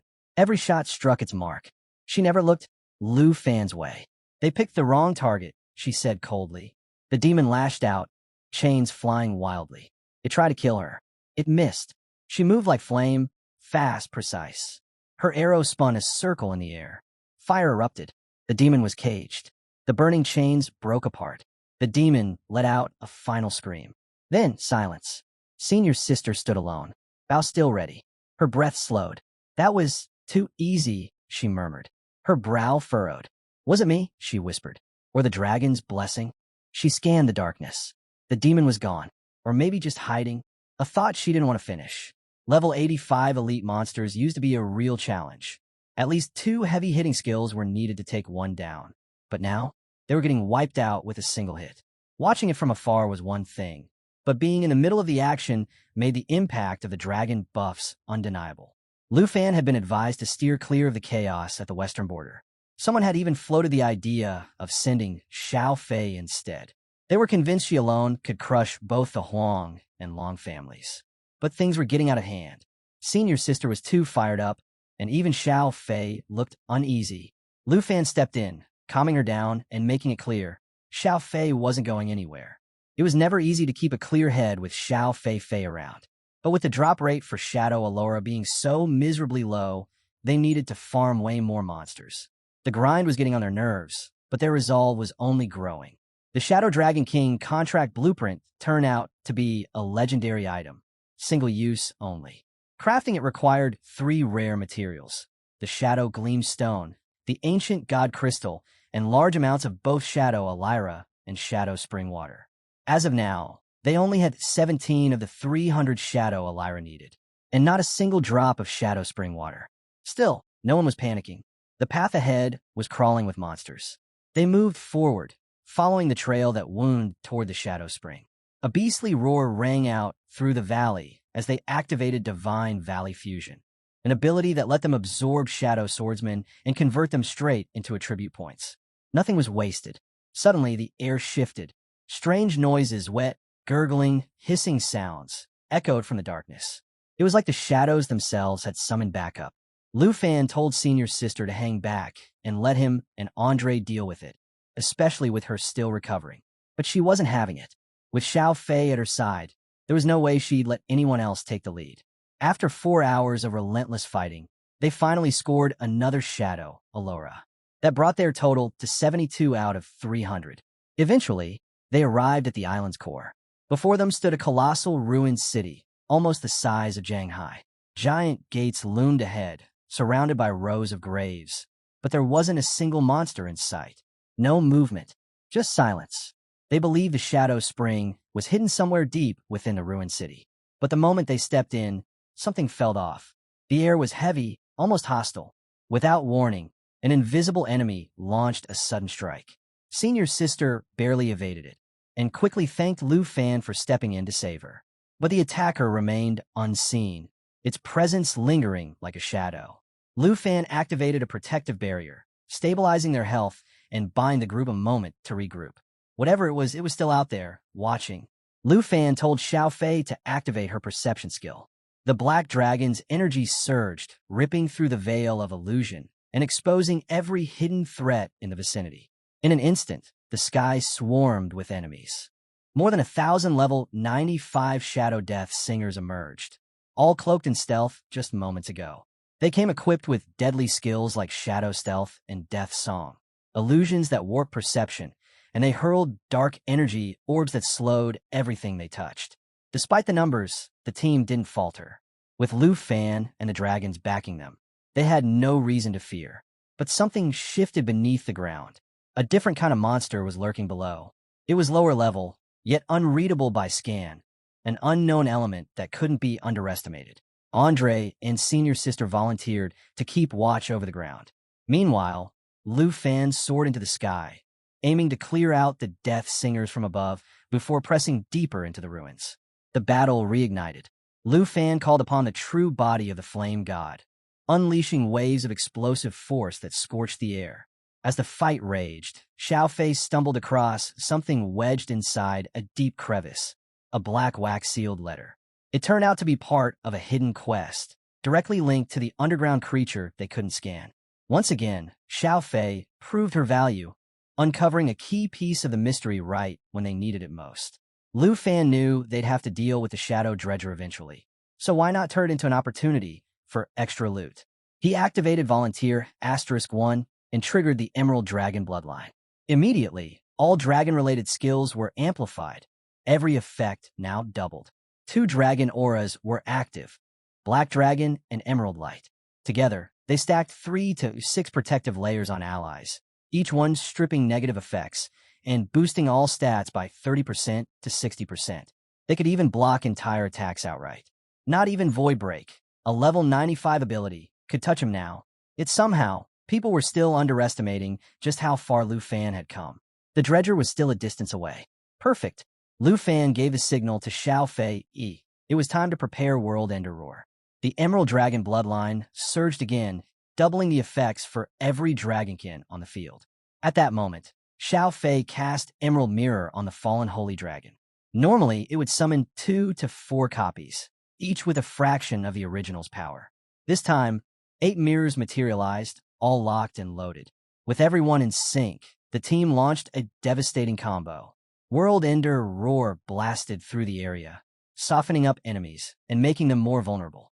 Demon Dragon Assault then consumed corpse energy to form a thick armor shield, while surging forward, dealing brutal damage, cutting incoming harm to nearly 0 and bouncing debuffs right back. Lufan's speed was unreal. He was landing 10 hits per second. As the warning came that the Dredger was closing in, he didn't even flinch.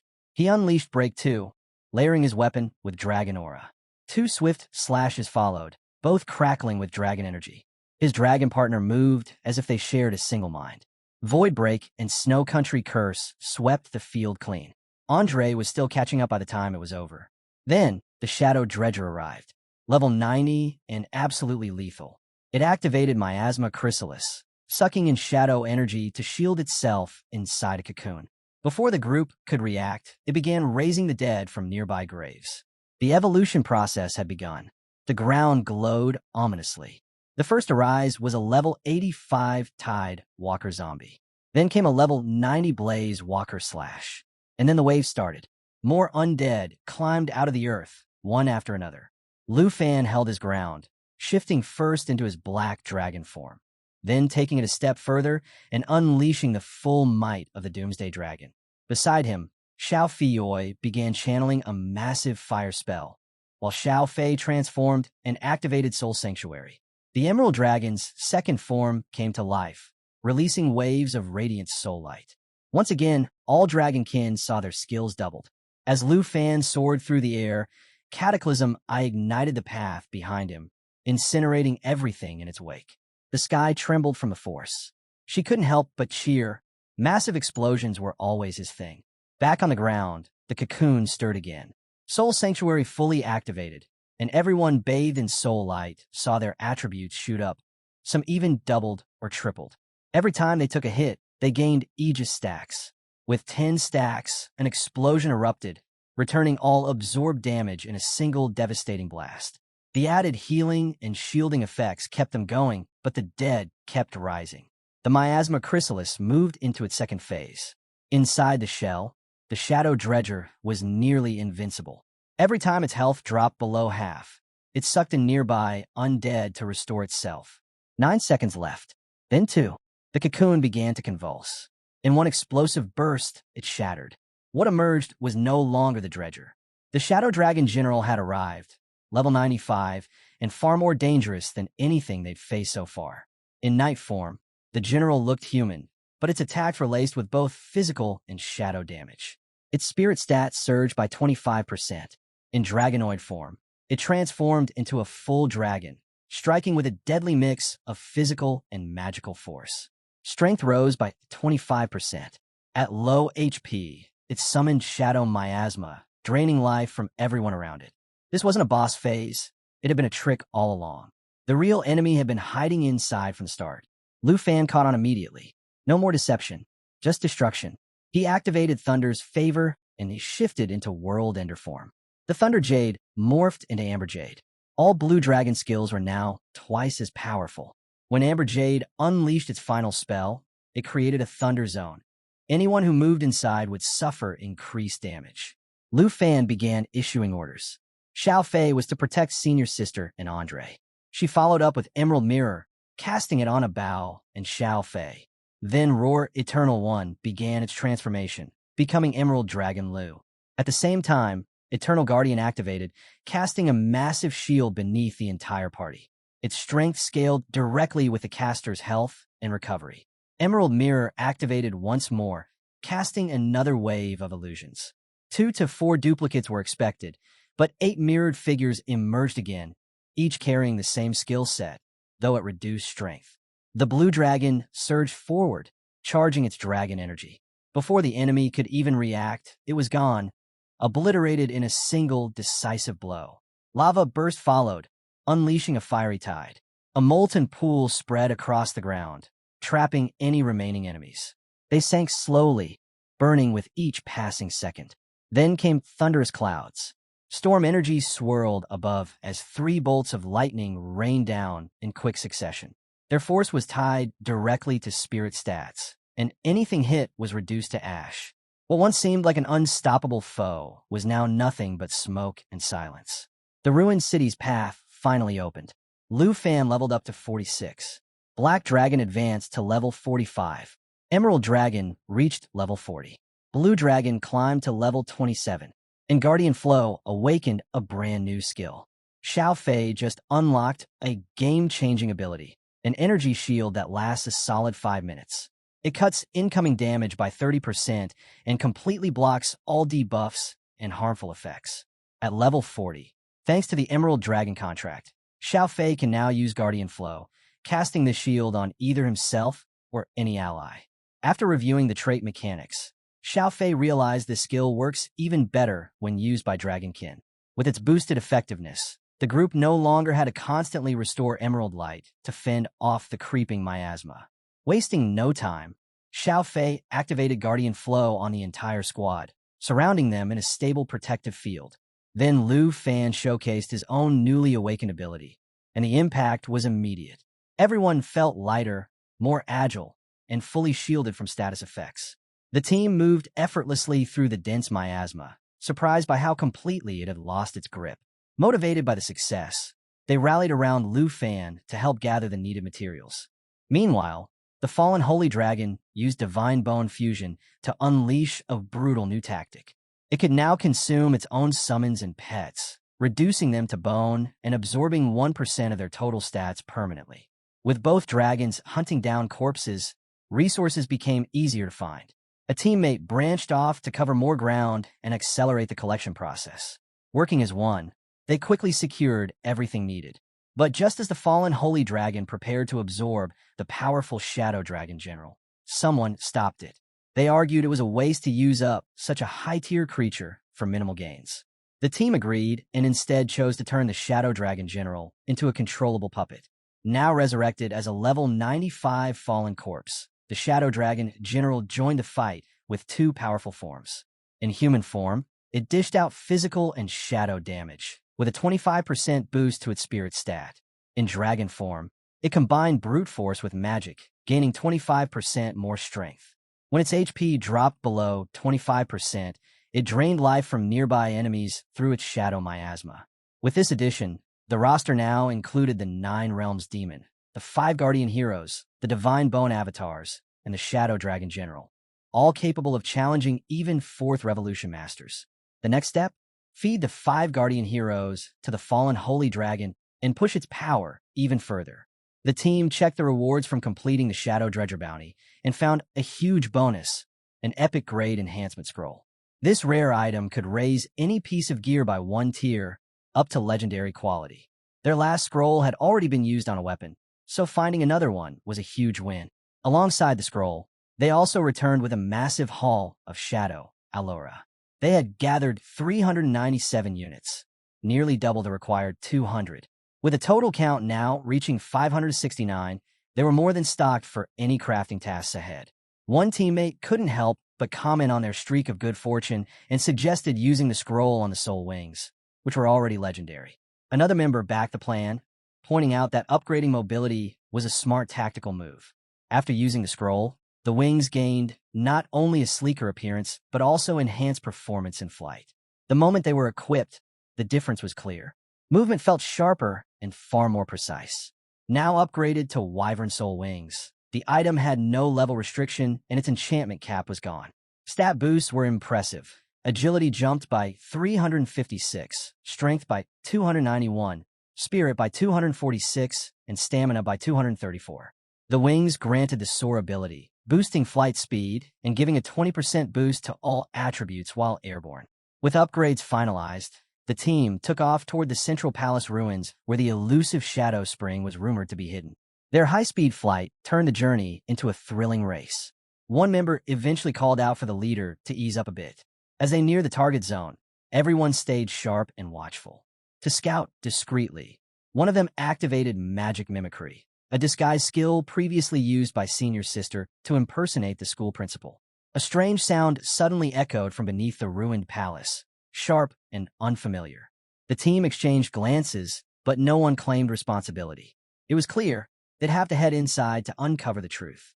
Deep within the ruins at the core of Shadow Isle, a mysterious voice began to speak. It grew clearer with every step, and the group realized the source was nearby. The voice confirmed what they had hoped. The Shadow Spring was indeed here, untouched for the past 3 centuries. Without warning, a ghostly dragon emerged and launched a sudden attack, throwing the group into a brief moment of chaos. A voice from the past echoed through the air. Some of them recognized it. The spectral presence didn't appear hostile, but they stayed alert. The figure introduced himself as the court grand mage of the former Tenfu Kingdom. He had perished while defending the sacred fortune light spring 300 years ago. He explained that a black dragon's invasion had unleashed the miasma, corrupting the entire island. The king fell into darkness, and the people were turned into undead. The mage begged them to free the king and end the suffering that had plagued the island for generations. He revealed that no other adventurers had made it this far since the fall. The Shadow Spring was still protected, but by the corrupted king himself.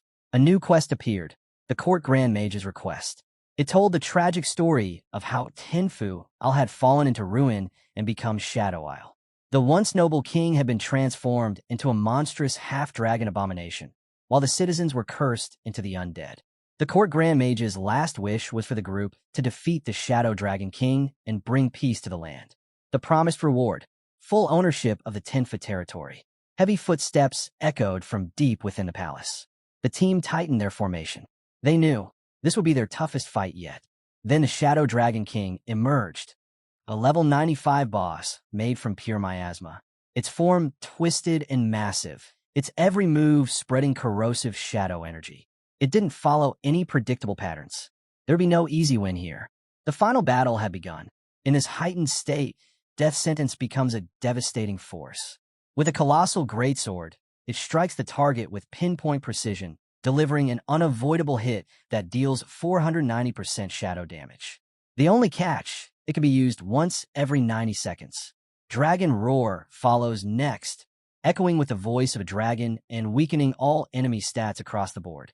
When the user speaks in a human voice instead, it triggers a mind control effect, turning the tide in an entirely different way. The Ghost King has fully transformed, a monstrous blend of man and dragon. Its presence casts a suffocating pressure over the battlefield, making every moment feel heavier. Lufan holds position. Andre is ordered to stay put and not make any reckless moves. Senior Sister quickly shifts back into her mage role, stepping up to confront the creature directly, while Andre hangs back to search for the Shadow Spring. The Flame God's true body is summoned, calling on Spheric, the High Flame God. With this, all of the caster's attributes are doubled. Flame Burst wings materialize, granting temporary flight. The higher the spirit's stat, the longer the wings last. Though she wasn't on rear guard before, the mage feels sure of herself now. The whole team is prepared. They advance. Xiao Fei, now ready, begins his transformation into his ultimate state, the Doomsday Dragon. Once again, death sentence is unleashed. The brutal slash lands clean, delivering overwhelming shadow damage that bypasses all defenses. The squad activates the Gather skill. Eternal Guardian summons a massive shield that surrounds and protects every ally within its radius. The barrier's durability is tied to the Eternal One's current health and regeneration power. With the shield holding, Xiao Fei launches his retaliation. Lava Burst begins charging, then detonates, covering the battlefield in searing fire. A molten pool forms beneath enemy feet, slowly dragging them under and burning them over time. This boss isn't like anything they've faced before. Even Xiaoya's strike gets effortlessly swatted aside. Valio steps in, ready to unleash Grip in prison. He activates Thunder's Favor and shifts into World Ender Thunder form. The Thunder Jade is swapped out for Amber Jade, amplifying all Blue Dragon skills twofold. Every Thunder spell now creates a high-damage zone at its target. Any enemies that move within the zone, they get hit even harder. The next move unleashes one of the most powerful spells in their arsenal, 3.3 million world-ending thunders. Bolts of lightning rain down in a furious storm, striking the entire area. With Thunder's Favor active, the spell breaks free from the usual source limitations, making it even more devastating. But the battle's just heating up. The Black Dragon activates Void Break, slashing twice with Charged Dragon Aura. This attack can sync with dragon pets for an amplified strike, adding more pressure to the already chaotic fight. Then the Shadow King vanishes. Using Shadow Corrosion, it dissolves into a cloud of black miasma, becoming invisible while continuing its assault from within the mist. Lisha and Lufan try to track it, but the skill hides it flawlessly. Andre quickly senses something is wrong and warns the others, don't rush in. A sudden roar erupts behind them. An attack is already underway. The group's defensive skills trigger just in time, shielding them from the sudden blow. Lufan seizes the moment.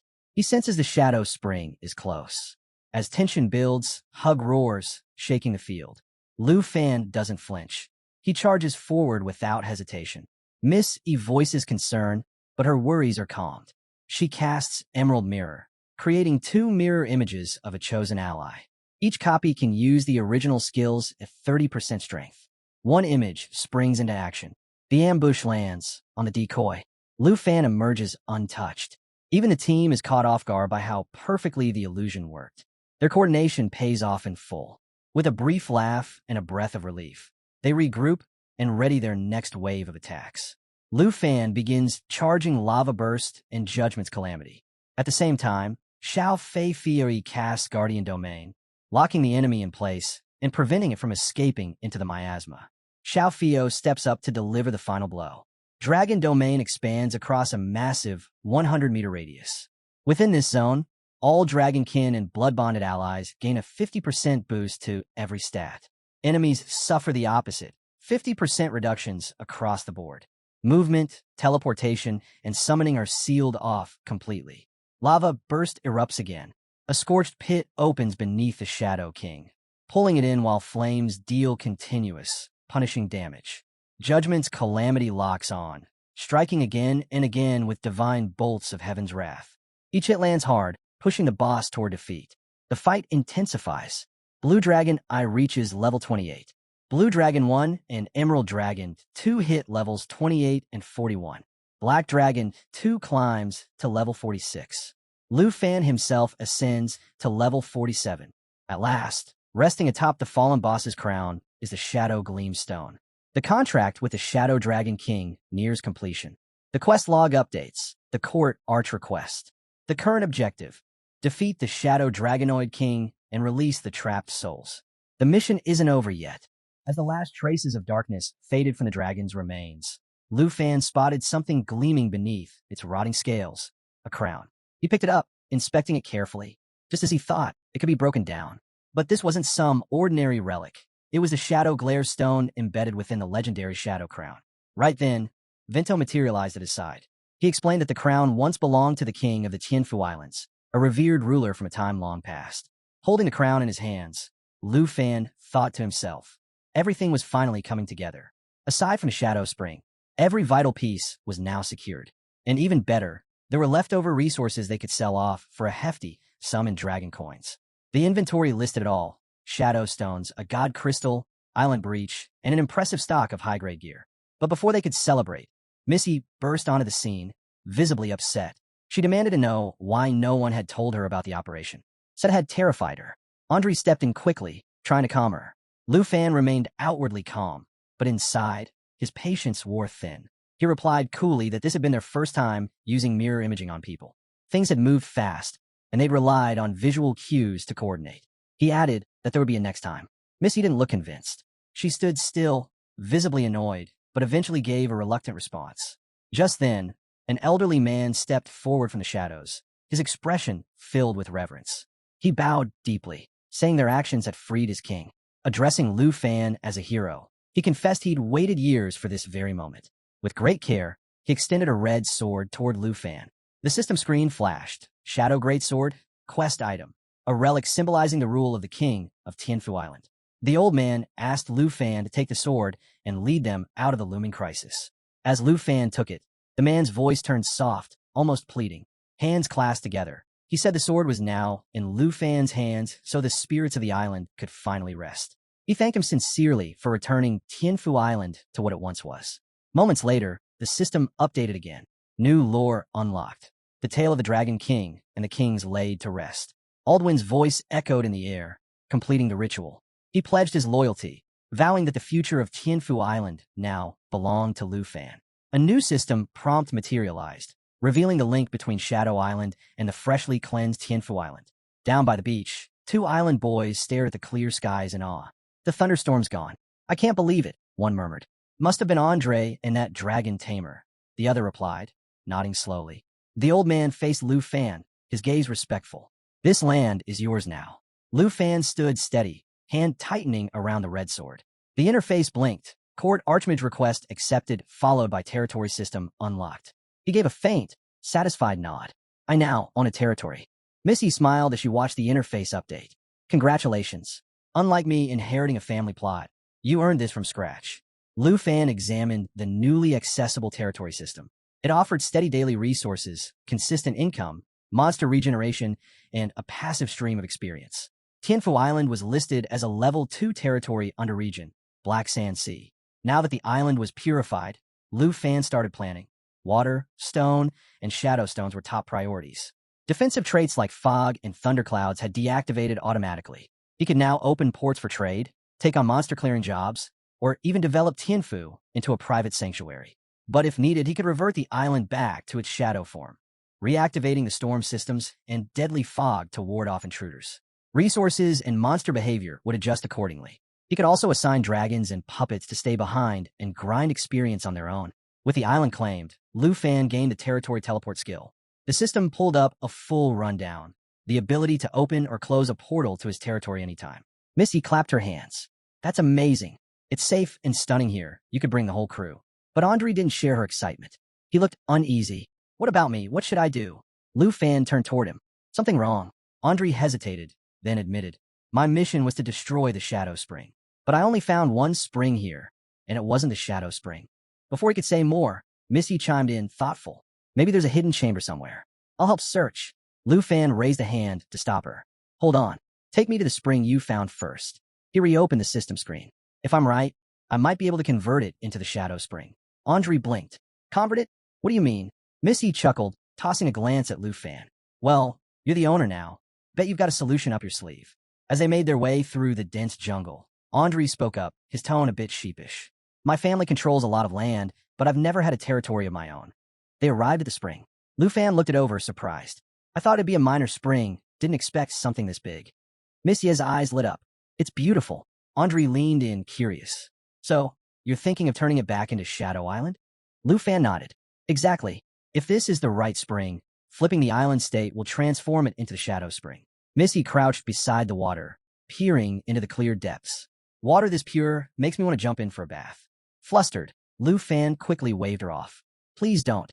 She dipped her hand in anyway, then froze. Lufan noticed the change in her face. What is it? The water's incredible, she said, eyes wide.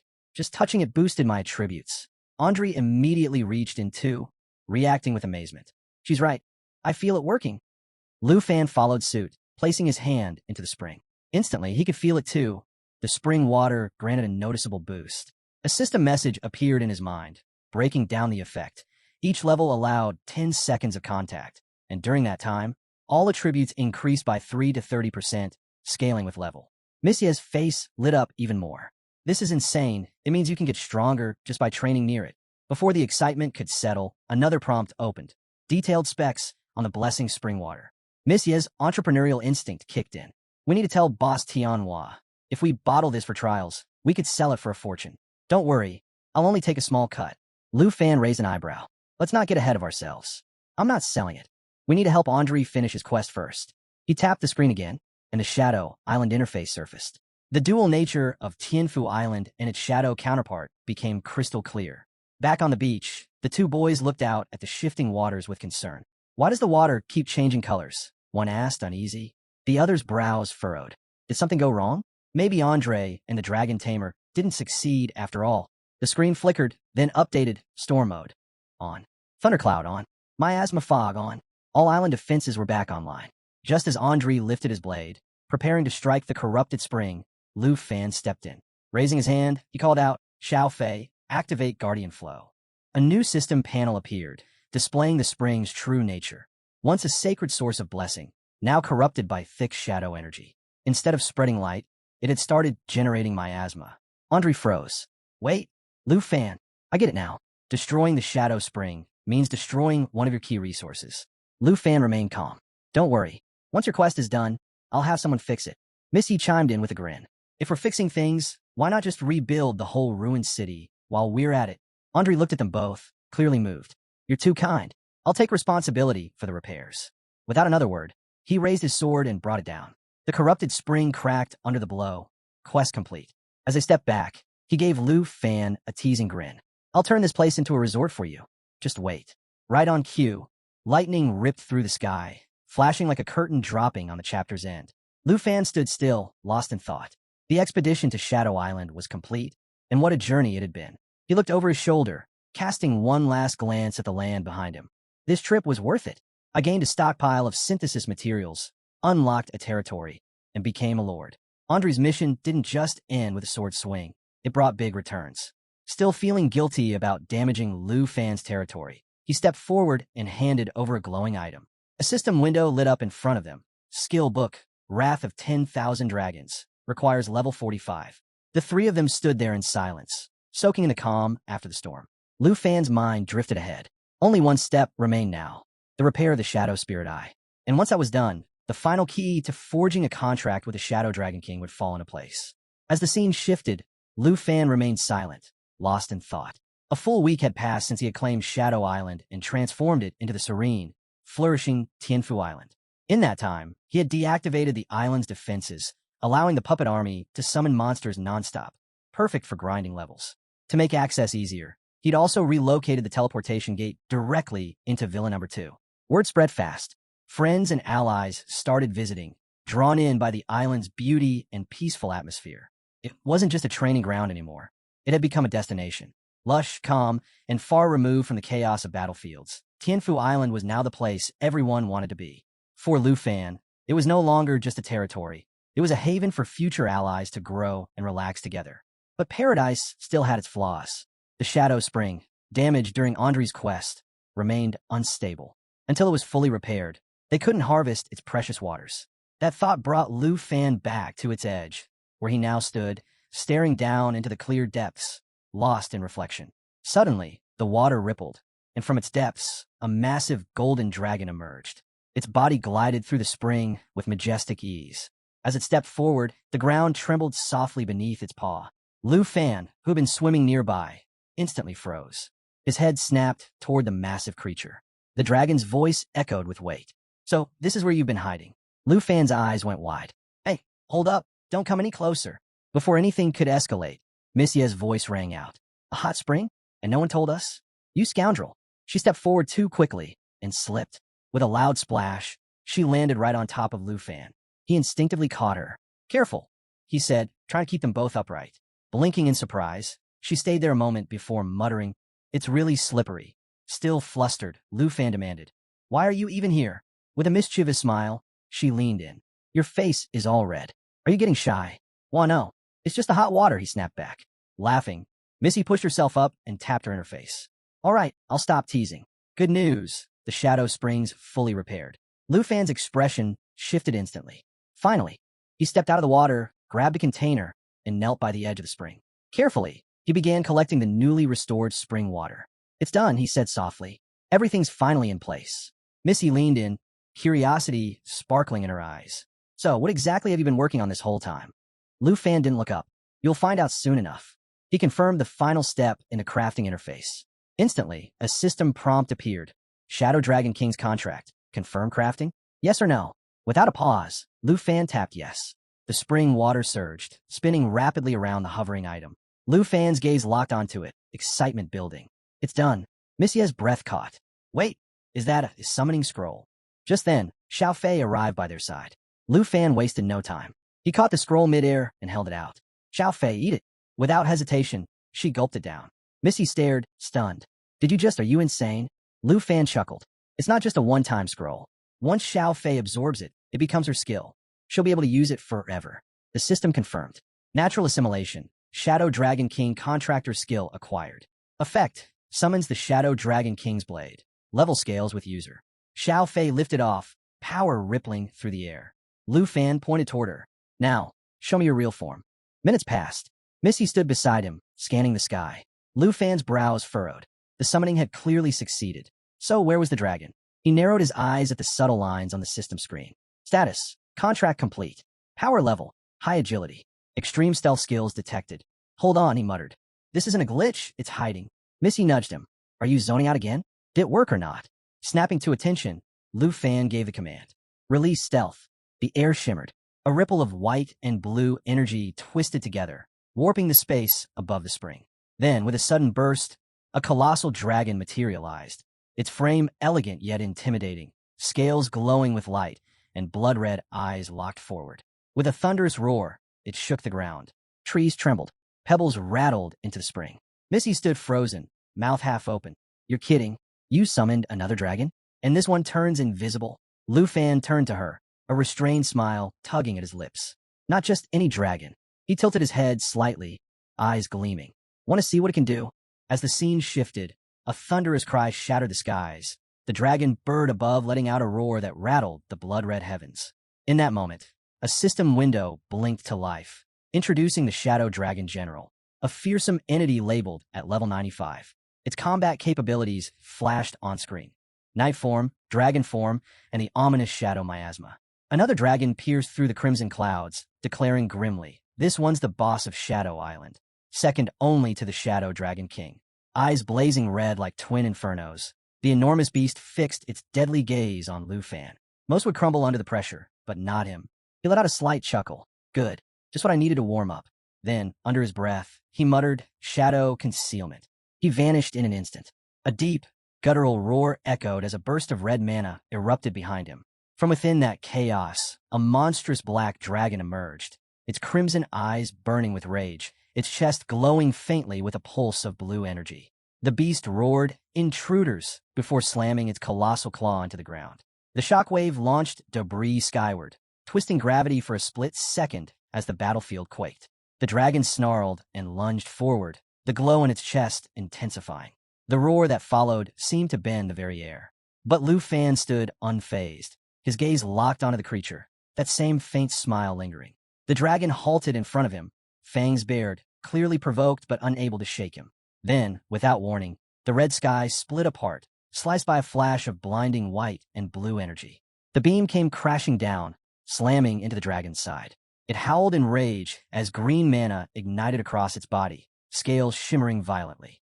It countered instantly, unleashing a triple beam, red fire bursting from its eyes and mouth, flooding the area with devastating force. From a distance, Lufan and Miss Yi watched the chaos erupt. Gritting her teeth, she muttered, "We can't even pinpoint the enemy. We're just sitting ducks here." Her voice wavered.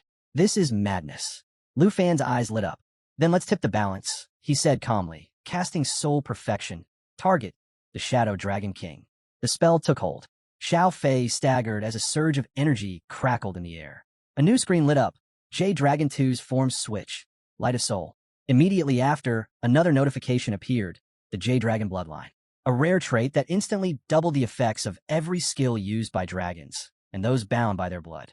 The battlefield surged with magic as J Dragon 2 descended in its full, radiant form. A third system alert flickered into view, unveiling a support skill, Soul Protection. The description was clear: boost ally stats by 100% to 200%, depending on unique conditions and fouls triggered during combat. Without warning, the Shadow Dragon King roared again, its voice booming across the skies as it hurled raw shadow energy straight at Jade Dragon 2.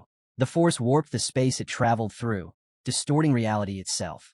Jade Dragon 2 twisted midair, wings slashing through the currents in a sharp attempt to dodge, but the energy chased it like a curse, relentless and precise. Lufan watched closely, piecing things together. So that's how it works? Even with Xiao Fei in full sync, the Shadow Dragon King's concealment is powerful enough to keep her hidden from detection. Just then, the dragon crashed back on the ground with a quake that shook the entire field. Its body flared with a strange glow, pulsing streaks of blue mixed with flashes of pink. Another beam erupted from its burning red eyes, unleashing a wave of force that sent Lu Fan and Miss Yi flying through the air. Despite the distance they were thrown, they felt no pain. The strike hadn't been meant to damage them.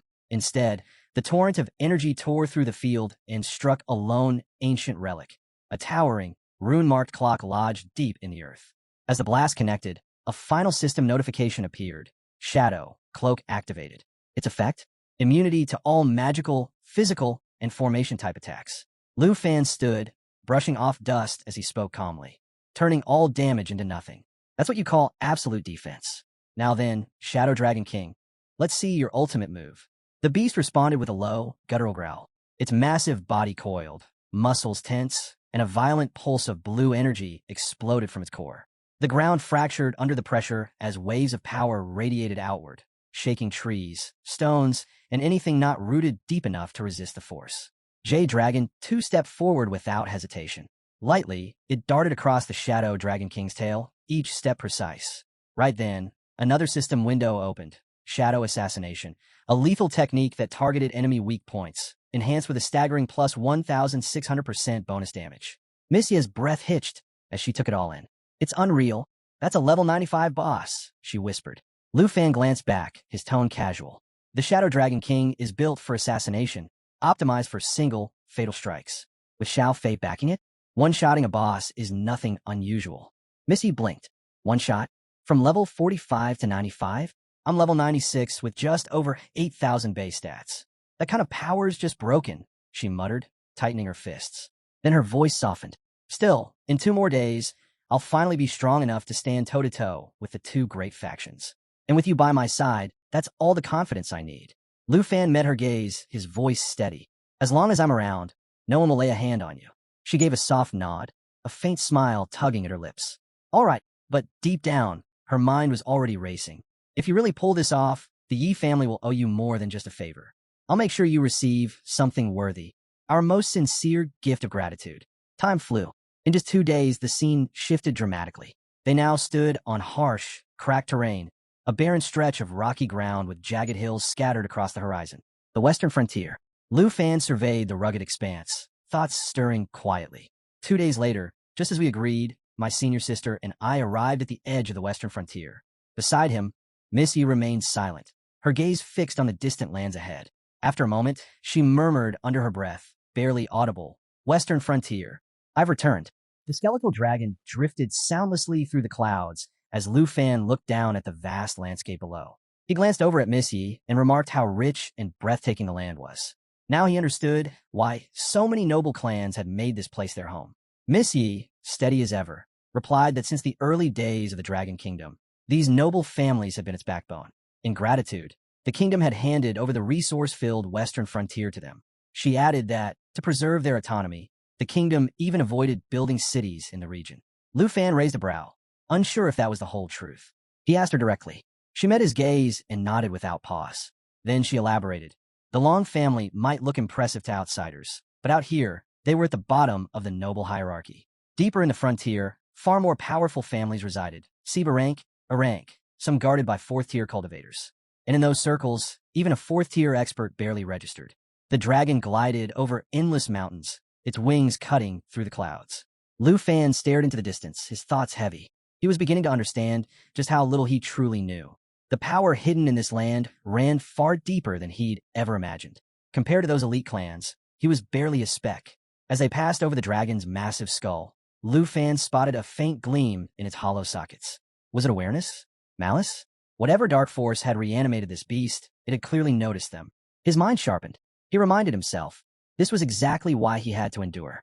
When the wheel turned, he would be ready. Missia's voice pulled him back. They had arrived.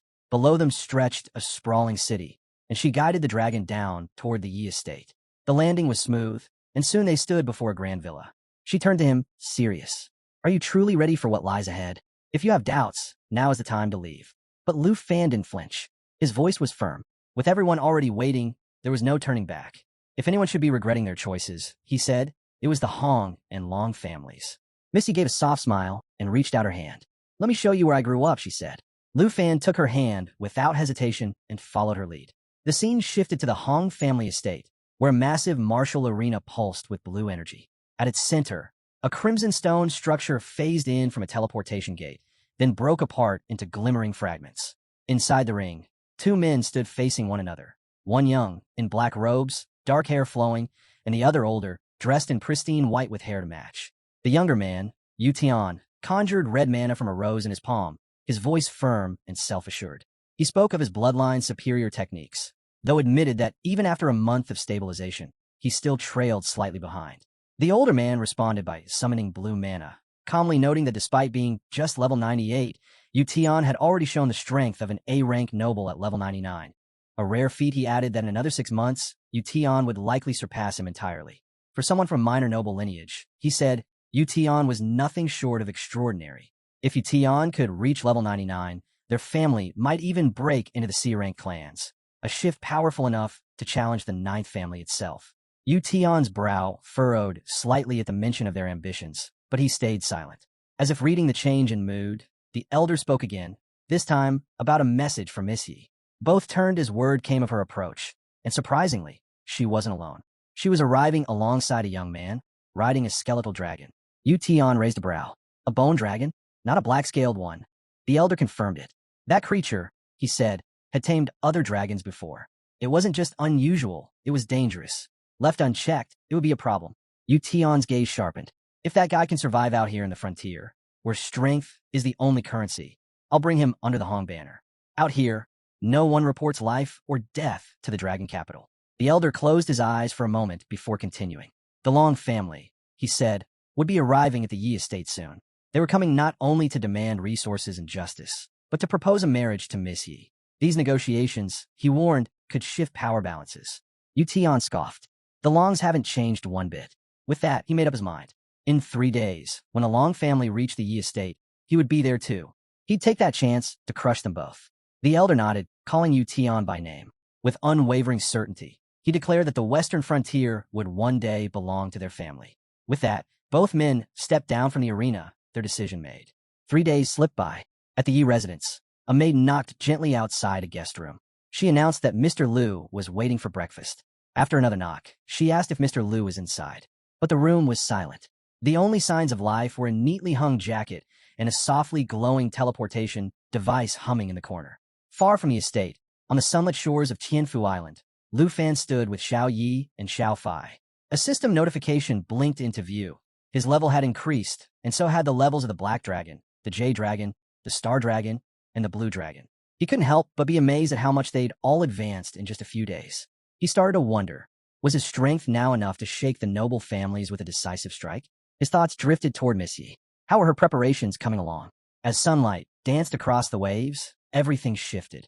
In an instant, Lufan found himself back in his room. Voices filtered in from outside. A man was reporting to a woman. Bad news. The Long family had arrived at their gates. Lufan realized he'd returned at exactly the right moment. He opened the door and saw a young man briefing Miss Yi. The Long family was already in the main hall, demanding an audience, and the Hong family's convoy was rapidly closing in on the western second slope. Miss Yi gave a sharp nod and told the guards to escort the guests to the holding area and not to let anyone else through. She turned to Lufan. They're here, she said. All of them. Lufan smiled. Then there's nothing to worry about. As long as we stand together, no one can lay a hand on you. Inside the Yi family's main hall, they approached a long table where several men sat waiting. Lufan's tone was biting. Still remember how to get here, do you? One of the men, his hair gray and slicked back, smirked. Is this the famed Yi family hospitality?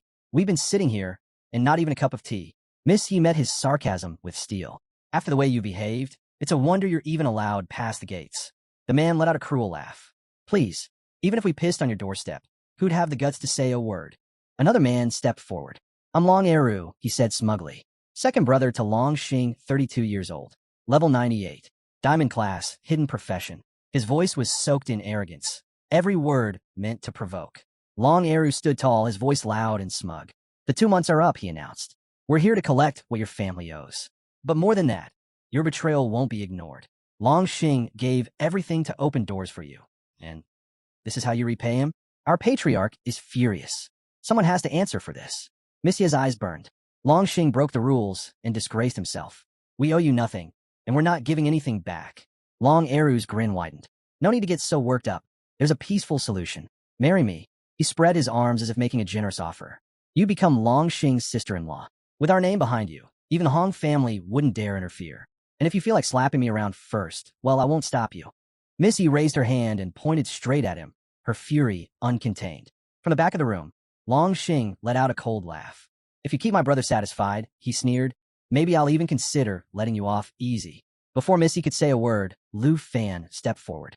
His fists were clenched, his voice sharp. Shameless toads, he snapped. Do you really think you're worthy? Go look in the mirror before parading your arrogance in someone else's home. Long Eru stays quiet for a beat, but Long Xing suddenly explodes, yelling at Lufan for daring to talk to his elder brother so rudely. Unfazed, Lufan calmly places his hand over Missie's and looks straight at the two brothers. He tells her there's no need to worry. He won't let them bully her again. Missy turns to Lufan, gently saying his name. A light flush creeps across her face. Then, with a wry smile, she comments on how grand the Long family's entrance is, almost like they've come to take over. She wonders aloud what someone as fragile as her could possibly do in a situation like this. Lufan lets out a small chuckle, his lips curling into a quiet grin. He says, half in jest, but with a bite, that everyone just heard the Long brothers loud and clear. Not only are they after the Yi family's assets, but now they're aiming for him too. Then his voice steadies. He promises that he'll protect the Yi family and Miss Yi herself. The weight of his words lands heavily, drawing cold stares from the Long brothers, their fury barely restrained. Long Eru sneers, mocking Lufan's bold claim. To him, it's absurd.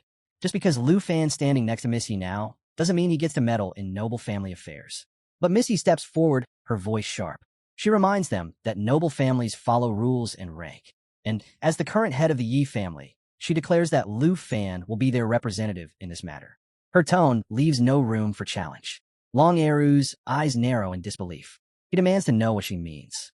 Without flinching, Lufan takes the main seat at the front of the hall. Missy stands beside him, her hand still resting on his.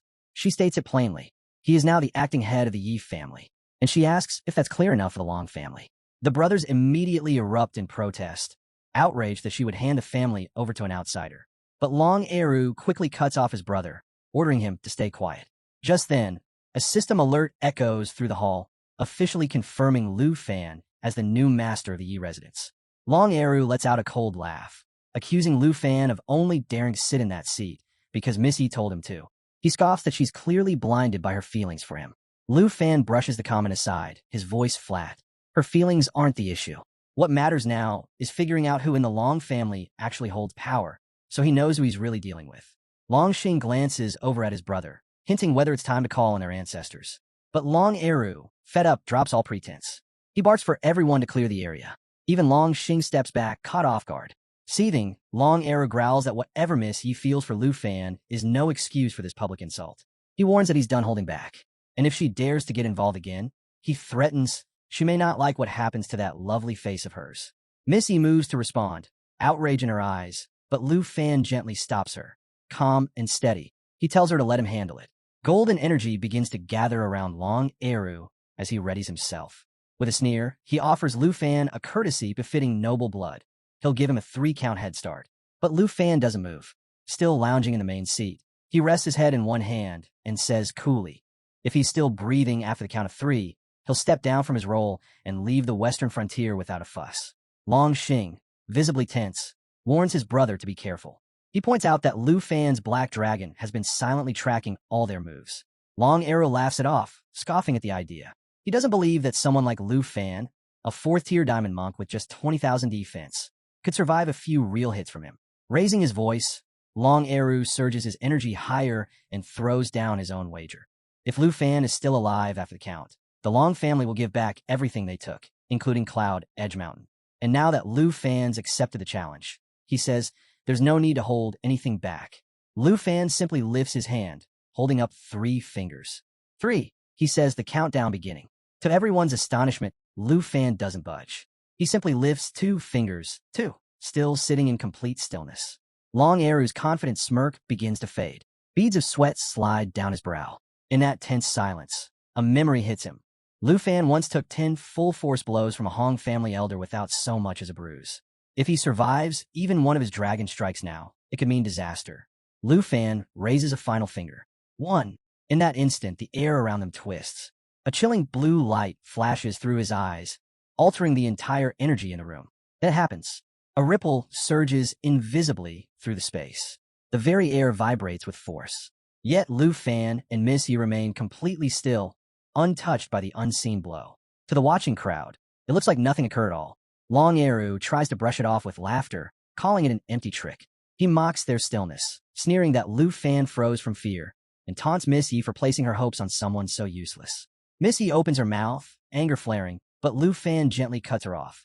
He tells her not to waste her breath on people like this. His voice is calm, unaffected. That's when Long Xing places a hand on his brother's shoulder. Do you still think it was all for show? Long Eru turns to him in confusion, then winces. A slow, dark stain begins to spread across his robes from his midsection. His body starts to tremble. Lufan speaks softly. It's already over. Long Eru collapses. Blood pools around him. The entire hall goes dead quiet. The silence shatters as panic breaks out. Long family members begin to shout and scramble. Long Xing's eyes widen in horror. He yells for someone to help his brother. But no one moves. They all see the truth. Second Master Long is gone.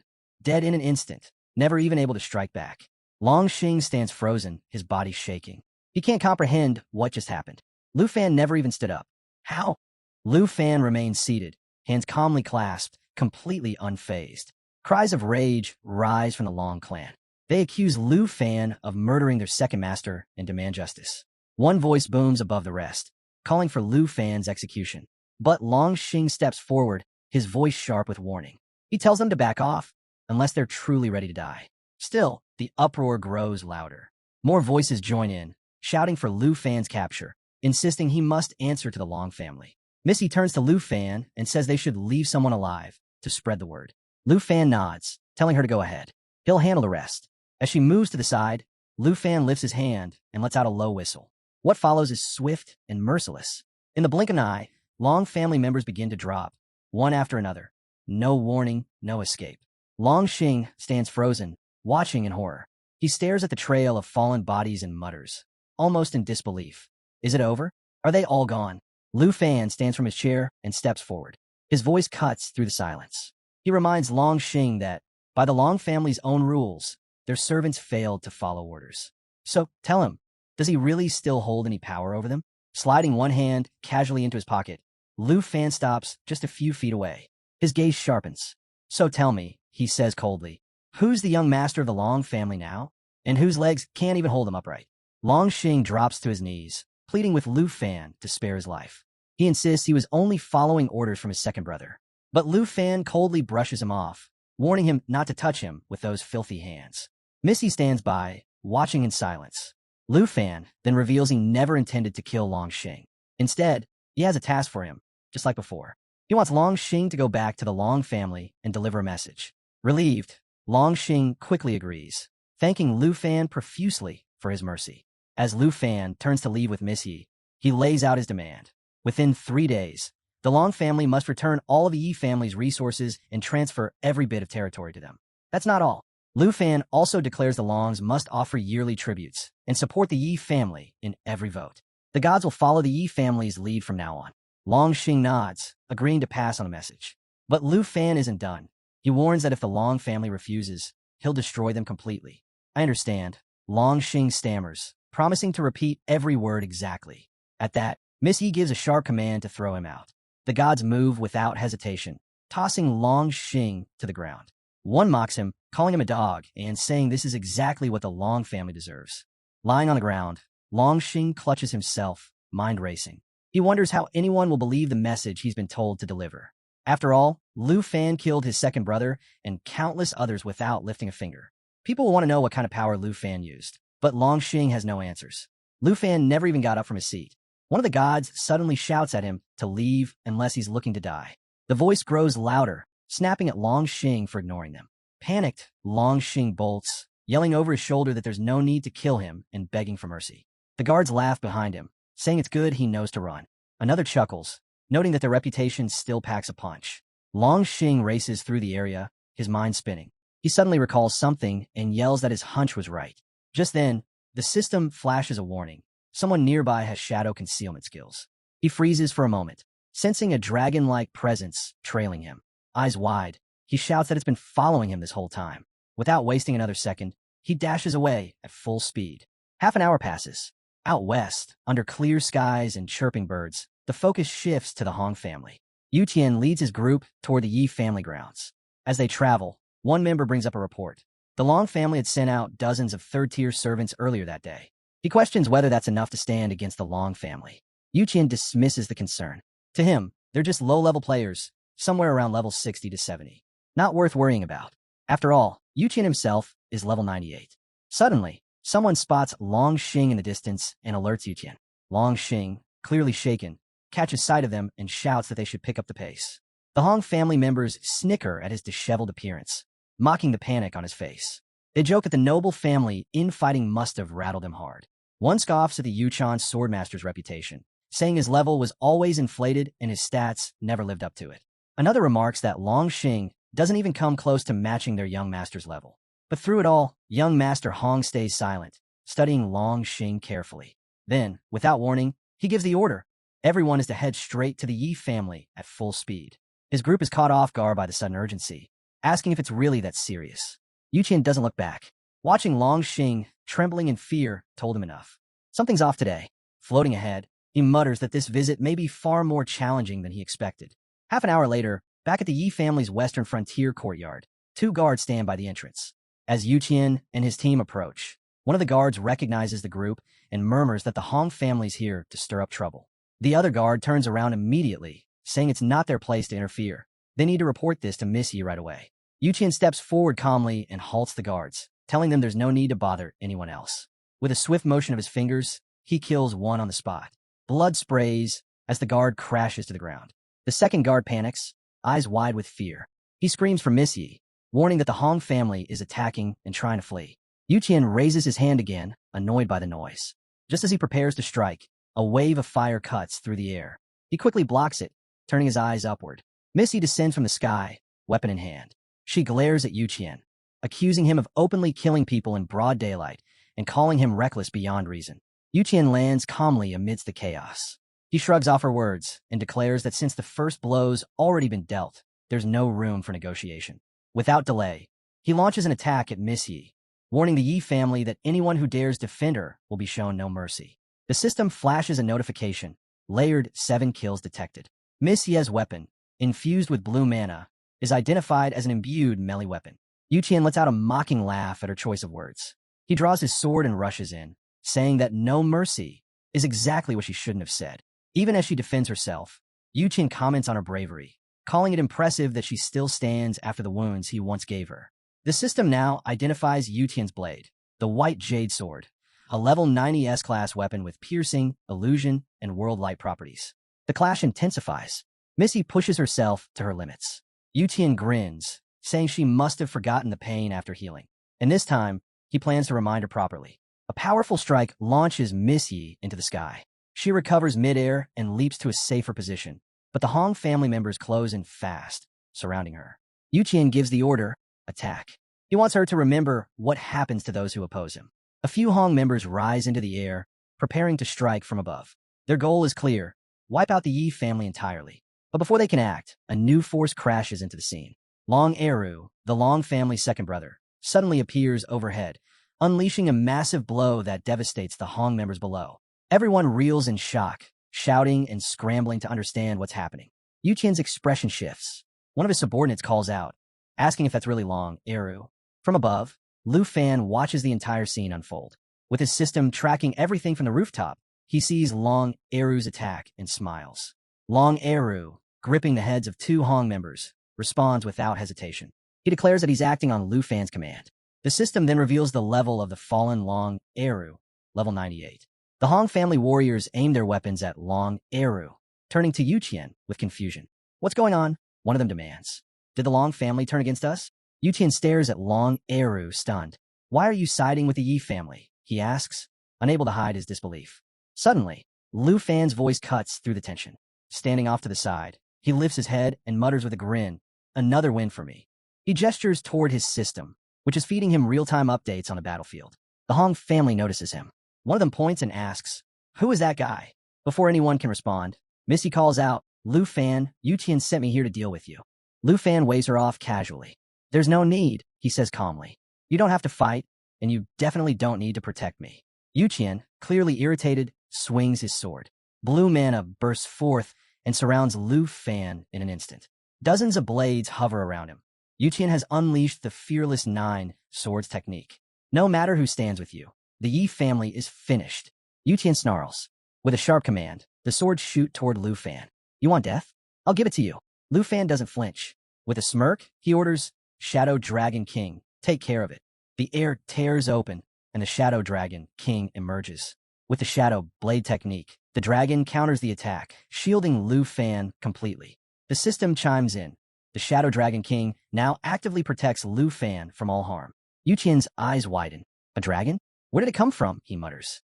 "Was it here the entire time?" His confusion grows as the system updates again. 3 of the 9 fearless swords have been formed. Lufan's expression hardens.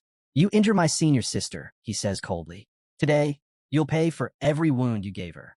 Perched atop the roof, Lufan remains still as the Shadow Dragon hovers behind him like a dark phantom. He watches everything below, chaos, battle, and bloodshed, his gaze calm and calculating. A quiet system alert appears, shadow concealment active. This powerful ability lets the dragon vanish or emerge at will, making it a ghost in combat, nearly impossible to trace. On the ground, Yutian is drenched in sweat, mind reeling with fear. He's never seen a beast like this. No records, no warnings. His thoughts spiral, struggling to grasp the scale of the danger. Then come the screams. Yutian spins around to find Long Eru launching through the air, mercilessly cutting down their own men. There's no hesitation, no mercy, just ruthless intent. Long Eru looks driven by something primal, relentless as he cleaves through the Hong family soldiers. Their shouts to stop go unanswered, drowned by screams and the spray of blood as he continues striking their chests with brutal precision. Meanwhile, Lufan gives a subtle nod. "Miss Yi will handle this one." Together, they advance toward Yutian. Miss Yi grips her staff, and the air around her heats up fast, radiating intense fire energy. She steps forward, voice steady, declaring that today, Yutian will finally atone to the Yi family. The system chimes in, fire marks engaged. 7 layers stacked, damage amplified by 7%. Unshaken, Yutian summons his squad. A shimmering blue aura wraps around them like armor, binding their formation. With a smirk, he mocks the idea that a single hidden dragon could threaten him. The fight ignites instantly.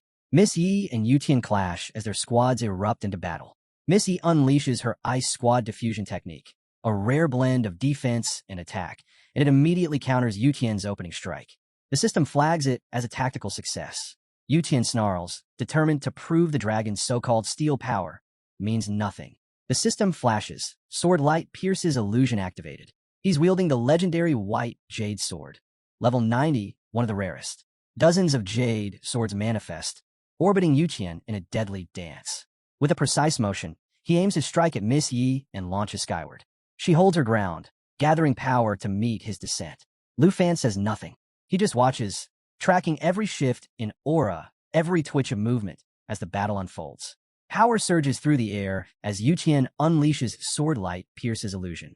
But even at full strength, his strike can't penetrate Miss Yi's defenses. He falters, confused. Why isn't it working?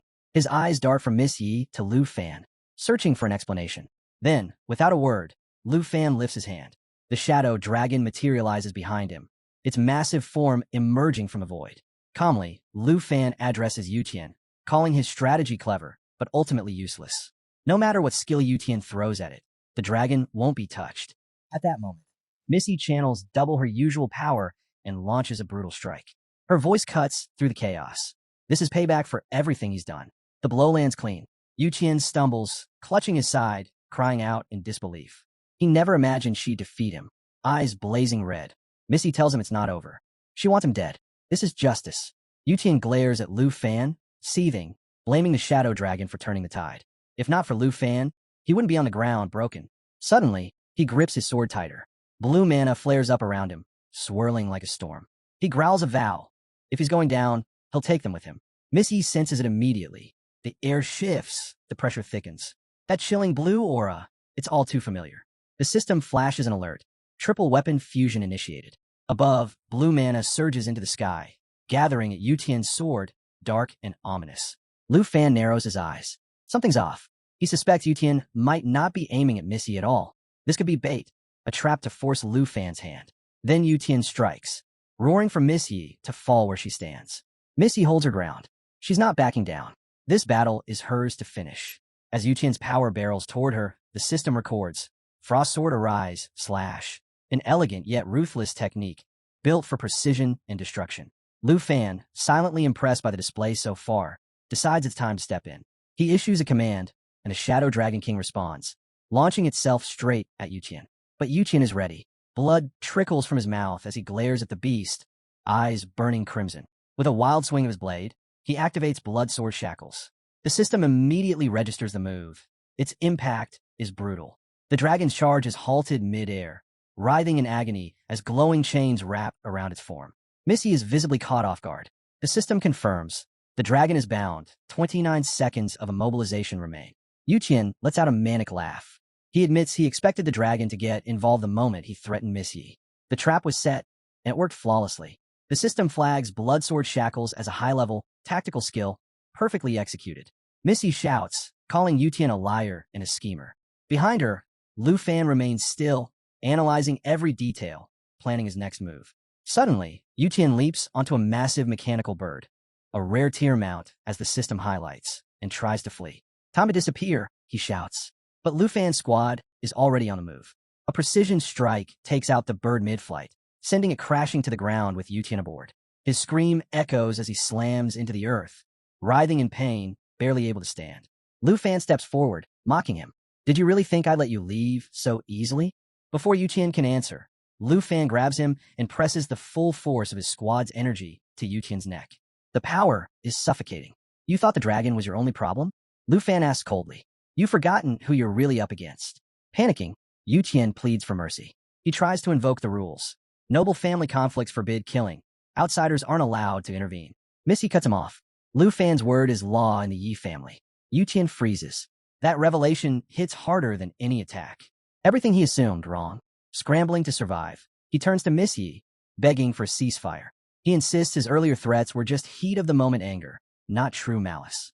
He swears he never intended to kill her and offers to publicly concede.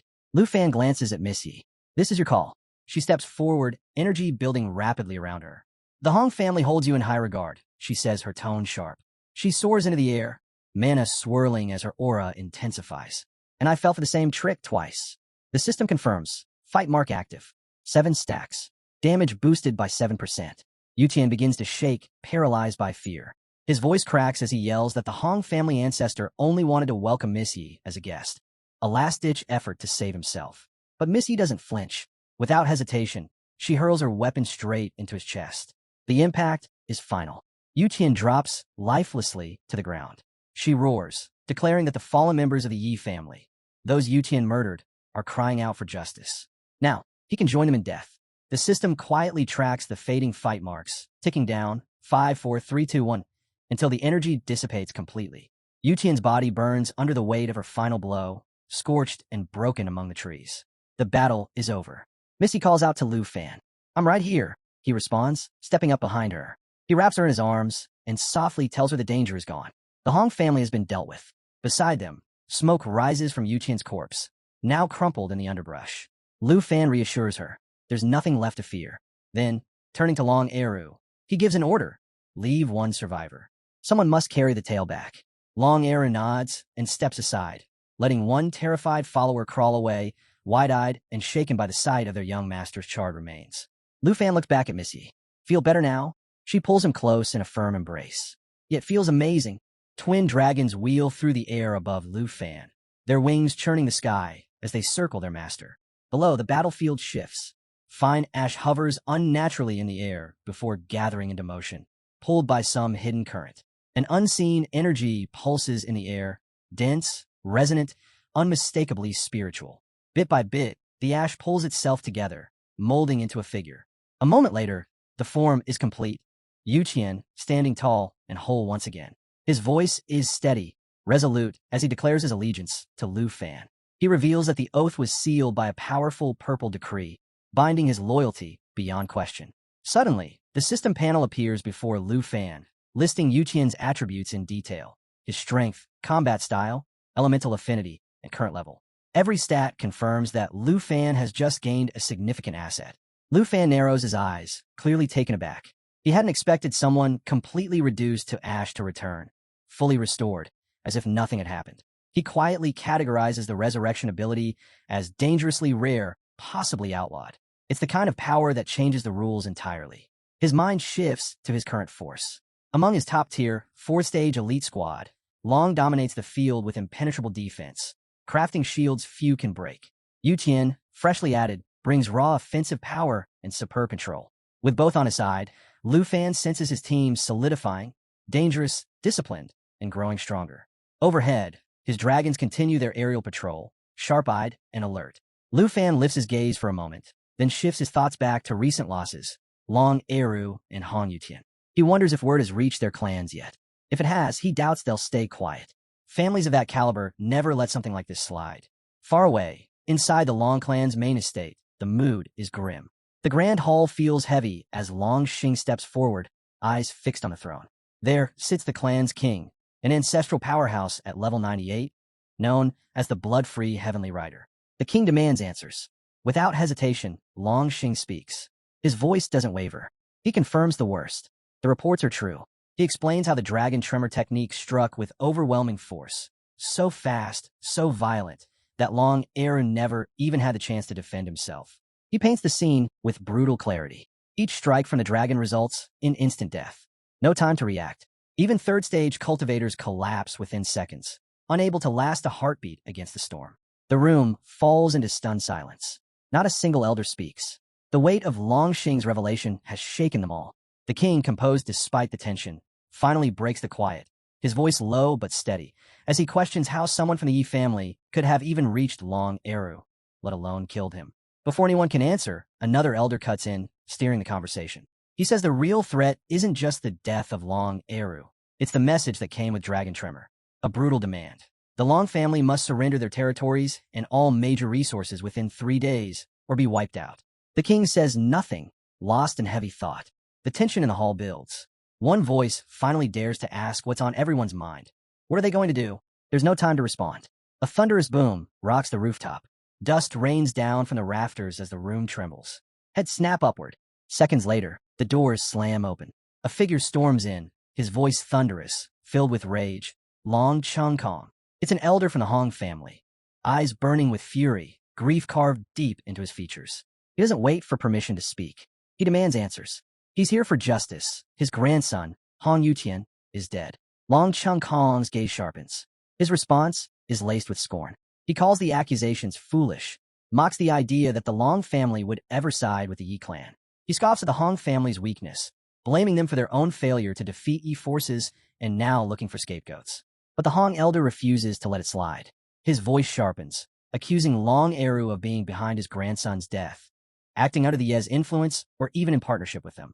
The words strike deep, fueled by sorrow and fury. Long Xing is stunned. He can't believe what he's hearing. He speaks up, confused and defensive, reminding everyone that his brother, Long Eru, was killed by Lufan's dragon. He sought himself. Turning toward the elder, Long Xing protests, insisting that Long Eru had no ties to Lufan and certainly no part in Hong Yuqian's death. The Hong elder locks eyes with him, demanding again, was he absolutely sure? The fury in his voice fades into something colder. His next words are a threat. If Long Xing is lying, the punishment will be worse than death. Long Xing flinches, his confidence crumbling. Instinctively, he moves behind Long Changkong, seeking protection. Changkong steps forward. His voice rings out, calm but commanding. He reminds the grieving elder that whatever pain they carry, this is still the Long family's domain. That fact alone should not be forgotten. The Hong elder says nothing more, but his clenched fists and storm-filled gaze speak volumes. Long Changkong finally confirms it. Long Eru is dead. Long Xing gives a silent nod, his expression grim. The family leader takes a breath and offers a new angle. What if someone had used necromancy to manipulate Long Eru's corpse, creating the illusion that he was aiding the Yi clan? The suggestion ignites fury. Both elders bristle, their auras surging, dark, oppressive, and dangerous. But Chung Kong doesn't flinch. He presses on, explaining that Lufan, the dragon tamer, had deliberately allowed Long Xing to survive and return at the surrender notice. It wasn't cruelty. It was calculated, a message meant to shake them. The Hong elder growls, revealing he too received the same threat. In a fit of rage, he slams his fist into the floor. Stones scatter across the room. His voice roars above the debris. How could the Yi family have become so bold in just 2 short months? Chung Kong's voice sharpens. He calls it hubris and declares that pride like that will be their undoing. Vengeance is coming. As he speaks, the image of the dragon flashes through his thoughts. He raises a hand, and flames ignite. He turns to the others, voice steady, and warns them. It's not a spell or weapon that makes the Yi family dangerous. It's the dragon tamer and his beasts. Longxing steps in, laying out what he's observed. One dragon strikes with silent precision, like an assassin. The other crashes through enemies with overwhelming force. Together, they make an unstoppable pair. The Hong elder strokes his beard, his tone shifting to cold calculation. Dragon tamers, he says, aren't untouchable. If the beast can be restrained, the tamer falls. And when the tamer dies, the dragons are banished to their pet space. Still, he admits, the Long dragon is not easy prey. Chung Kong offers a sliver of reassurance. The Long clan has a secret weapon, a son blessed with the bloodline of an AO god. With that power, he explains, they can lock onto the dragon's energy and trace them instantly once a mark is made. Silence falls again. The elders sit with the weight of that revelation. But it's the Hong elder who finally breaks it. If the Yi family dares to threaten 2 ancestral clans, they must have more cards to play. Chung Kong waves off the thought. Enough speculation. The Yi family must be crushed. Their arrogance must be answered with force.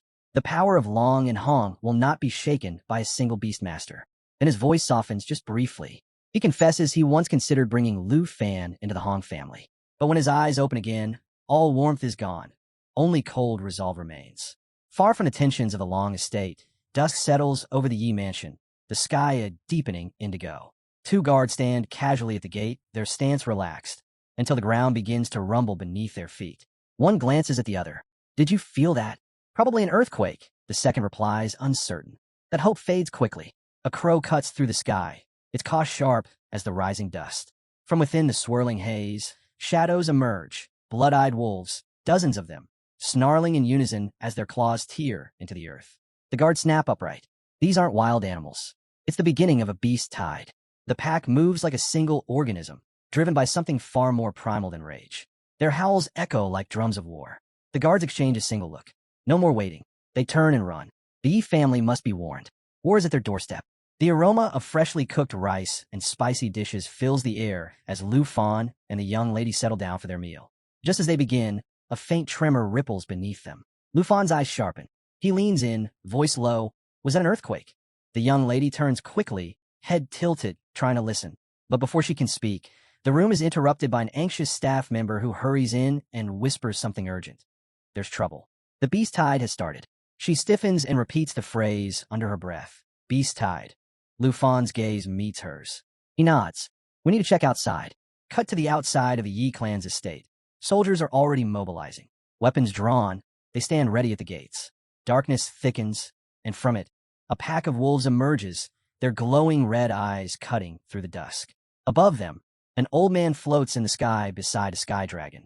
His voice roars across the battlefield, dripping with fury. He demands to know how the Yi clan dared to kill Xing, yet expects the Hong clan to surrender in just 3 days. His words are seething. He accuses them of breaking old bonds, of spilling the blood of the Long family without remorse. He declares that this attack is their doing. Clad in iron, riding his dragon, the old man raises his hand toward the Yi clan and gives the order. Destroy the manor. Leave no survivors. The wolves charge. Yi clan guards shout in defiance, rallying to protect their home. The wolves hit from the front, and then from above, red mana pours down like a storm. The air grows tense as guards realize they're being trapped. We're surrounded, one guard yells. Another calls out, panicked, we can't hold them off. The lead defender clenches his jaw, readying himself as the red mana slams into a glowing blue barrier. The magical shield holds firm, absorbing the impact of both the wolves and the downpour of crimson energy. The battle has truly begun. The glowing shield holding back the assault only fuels the fury of the Long and Hong clan leaders. The old man lets out a furious cry, demanding how such a barrier could still be standing. He scoffs at the idea that even a legendary defense scroll could withstand that kind of force. Confused and angry, he questions what hidden strength the Yi clan is relying on. From the enemy ranks, another voice mutters in disbelief. They never imagined the Yi family still had cards this strong left to play. Then, Lufan steps onto the battlefield, flanked by Xiaofai and Missy. A system notification flashes. The Eternal War Barrier is now active, surrounding them in a protective field. Lufan surveys the scene. Even now, their enemies don't seem to grasp reality. He notes that despite 4 evolution states, today's musketeers are still trapped in their own arrogance. His words go unnoticed by the opposing clans. Missy shouts out, frustrated. Both clans are clearly working together to crush the Yi Manor. Long Chong Kong fixes his gaze on them and declares confidently, if there's a dragon present, it's him. Lufan doesn't miss a beat. He nods, calm and collected, replying that yes, Long Chong Kong might be the only dragon he sees, but his tone is drenched in irony. Missy steps in, sharp and direct. She tells Long Chong Kong to watch his mouth. Lufan now leads the Yi clan, and his authority isn't up for debate. That it's a nerve. Long Chong Kong laughs bitterly, calling them arrogant fools. He sneers.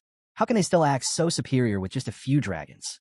He vows that the combined might of the Long and Hong clans will show them what a true, noble alliance can do. But Lufan remains unfazed, even amused. He dismisses their reliance on brute numbers and mocks their belief that a beast wave and some artificial breakthroughs could ever topple the Yi clan. To him, it's a joke. Missy glares at the Long clan elders, her fury barely contained. With a quiet command from Lufan, his dragons begin to move. One by one, they reveal themselves, dozens, maybe more, gathering at his back. The Long clan stares in stunned silence. Long Chong Kong's voice quivers as he asks how Lufan could possibly command so many dragons. The old man tries to laugh it off, but unease creeps into his voice. He insists that real dragons are almost mythical. Finding one should be harder than reaching the heavens. And yet, Lufan stands there, surrounded by dragons like they're nothing more than loyal beasts at his side. A sudden system notification lights up. Natural assimilation has begun. The mana released by the smaller dragons, born from Lufan's companions, now flows back to enhance their power even further. Long Chong Kong stares, stunned. A part of him wonders, could he one day summon dragons too? Meanwhile, the old man grows increasingly uneasy, the question gnawing at him. Just how deep do Lufan's powers go? Lufan, still composed, gives a short whistle. He speaks lightly. There's no need to panic. What comes next will be even more unbelievable. Missy stands proudly at his side, glowing with admiration. Then, Lufan calls out, and 2 figures step forward through the haze. Long Eru and Yuqin appear. Shock ripples through the crowd. The ancestors of the Long and Hong clans freeze. Speechless. Their own sons now serve Lufan. Another alert sounds. Corpse Dragon Control is now active, granting Lufan command over puppets created from the bodies of fallen sacred dragons. The old man watches in grim silence. He knows what this means. Even a single one of these puppets could tear apart an entire noble clan. He recalls how the mighty Taishu kingdom fell, all because of Lufan. Long Chong Kong's confidence starts to fracture. The wolves under his command begin to tremble. Is this battle already lost? A golden light flares around Lufan. He raises his voice. He wants to see how long their so-called noble elite can last before being crushed. His eyes glow with a yellow blaze. Flames twist around his body, and in the blink of an eye, he transforms into a towering yellow dragon. Gasps erupt from the Long clan. It's one thing to command dragons, but to become one? His power, now, feels almost limitless. Without pause, Lufan gives another order. Xiaofi is to initiate Jade Mirror Clone. Xiaofi complies, and a dark, chilling aura washes over the battlefield. A system message confirms the skill's activation. The yellow dragon splits, again and again, until the sky is filled with identical clones. Lufan declares boldly, he's never feared being outnumbered. The old man falters. Doubt eats away at his resolve. Was attacking the Yi clan their fatal mistake? Lufan's voice thunders. None of them will leave here alive. Another system update appears. Dragon language replication is now in effect. His dragons are multiplying once more. Then, one of the yellow dragons lets out a mighty roar, unleashing a torrent of white-hot flames. The system tags the move, Lava Burst. The flames erupt across the battlefield, spreading like a wildfire, devouring everything in their path. Reacting fast, the old man raises an energy shield, strands of light twisting through the sky as they form a protective barrier. Long Chong Kong tries to shelter himself beneath his wings, but the searing flames draw closer with every second. Then, the system announces a new attack, Roaring Thunder. Bolts of lightning tear down from above, hammering the battlefield in rapid succession. Before the ground can settle, another assault follows, Falling Stars. The sky above turns into a glowing constellation, and beams of starlight begin to rain down in waves. The old man's breath catches. Panic claws at him. He looks around, dazed, the chaos swallowing everything. A cold realization dawns. This is no ordinary battle. This is a massacre. Faced with Lufan's unrelenting power, the thought hits him like a blow. There may be no way out. A sudden system alert shakes the battlefield. The dragons have unleashed a terrifying new ability, Starfall, a forbidden technique that channels ancient dragon language magic. As the skies ignite with their power, dragons sweep overhead while utter chaos consumes the ground below. Clan members scream, fleeing in all directions, powerless against the catastrophe descending from above. The assault doesn't stop there. The dragons continue bombarding the land with lava burst, turning everything in their path to fire and ruin. One dragon beats its massive wings, triggering a thunderous explosion that sends flames tearing across the land. In the midst of the devastation, the Hong and Long family elders yell over the mayhem, their voices barely audible as they try to shield themselves with enchanted talismans. The elder steadies himself, gritting out that he's been holding back barely. But now he warns, if they don't eliminate Lufan immediately, both clans will be wiped out. He glares at Long Chong Kong, questioning why they're still holding on to grudges when total destruction looms. Long Chong Kong hesitates, then concedes. He admits that the old man's mastery of curses surpasses anything Lufan can throw at them. They have no choice. They must fight together. Their pact is forged on urgency. Once the Yi clan falls, the Long clan will deploy its armies for 3 months. When the dust settles, they'll divide the spoils. No backing out. With hands clasped, both figuratively and literally, their alliance is sealed. The elder lifts 2 fingers skyward. His cards spiral around him like orbiting stars, glowing with immense energy. Wind whips around him as he announces this is his strongest binding skill, powerful enough to freeze any enemy of equal rank for 10 full seconds. A protective bubble forms around him as Lufan, still in his dragon form, surges toward them. Meanwhile, Long Chong Kong grips the signed agreement tightly. The elder declares the end of the dragon menace is near. But before he can finish, Long Chong Kong snaps, his pride flaring. He absorbs red mana, raises the paper dramatically, and scoffs at the idea of needing guidance. In that instant, red mana bursts from 2 ruptures in the ground, glowing with a fierce crimson hue. Nearby wild wolves suddenly convulse, their eyes lighting up with savage energy. Empowered by the mana, they grow even more violent, unpredictable, deadly, and utterly unhinged. Lufan watches silently as a towering yellow explosion, rimmed in red light, spirals outward like a vortex, threatening to swallow the entire battlefield. The blast's center expands relentlessly, a growing void of destruction. Nearby, Misya's anxiety intensifies. She cries out to Lufan, her voice trembling, begging for his help.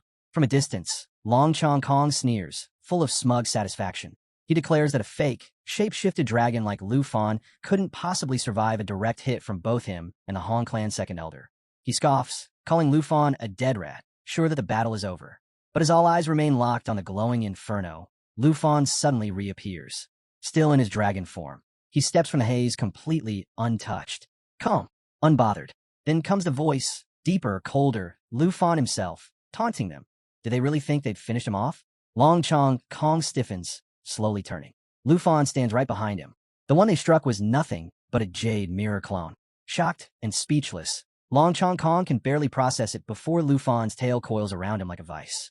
Enraged, he bellows that now that Lufan's true body has shown itself, he'll kill him without hesitation.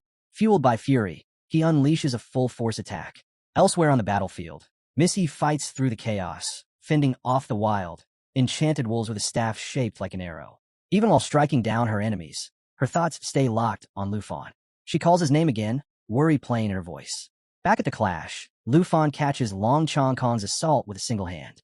Effortlessly, he responds with a crushing counterstrike that sends the man flying from his dragon mount. Long Chong Kong steadies himself in the air, golden mana flaring from his eyes. Shaken, he mutters that he once believed his strength was unmatched. Yet just one of Lufan's clones drained him to the edge. Now he can barely stand. His energy is gone. Weapon trembling, he questions how someone at only mid-level second transition class could shrug off such an elite barrage. But before he can piece it together, Lufan appears in front of him once more, calm, collected, and unimpressed. Lufan asks plainly, what's left for him to fight with? He lays it out without emotion. His dragons are using high-level techniques, Jade Dragon Skill, Star Dragon Skill, and Steeler Radiance form.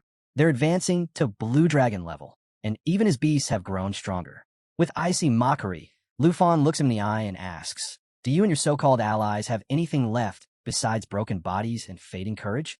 The flames rage on, devouring the battlefield without mercy. Long Chong Kong watches in grim silence as his clanmates fall one after another. A quiet question escapes his lips. Has he led his people to their deaths? Beside him, the old man mutters that the Hong clan hasn't fared any better. Their forces, too, are nearly gone.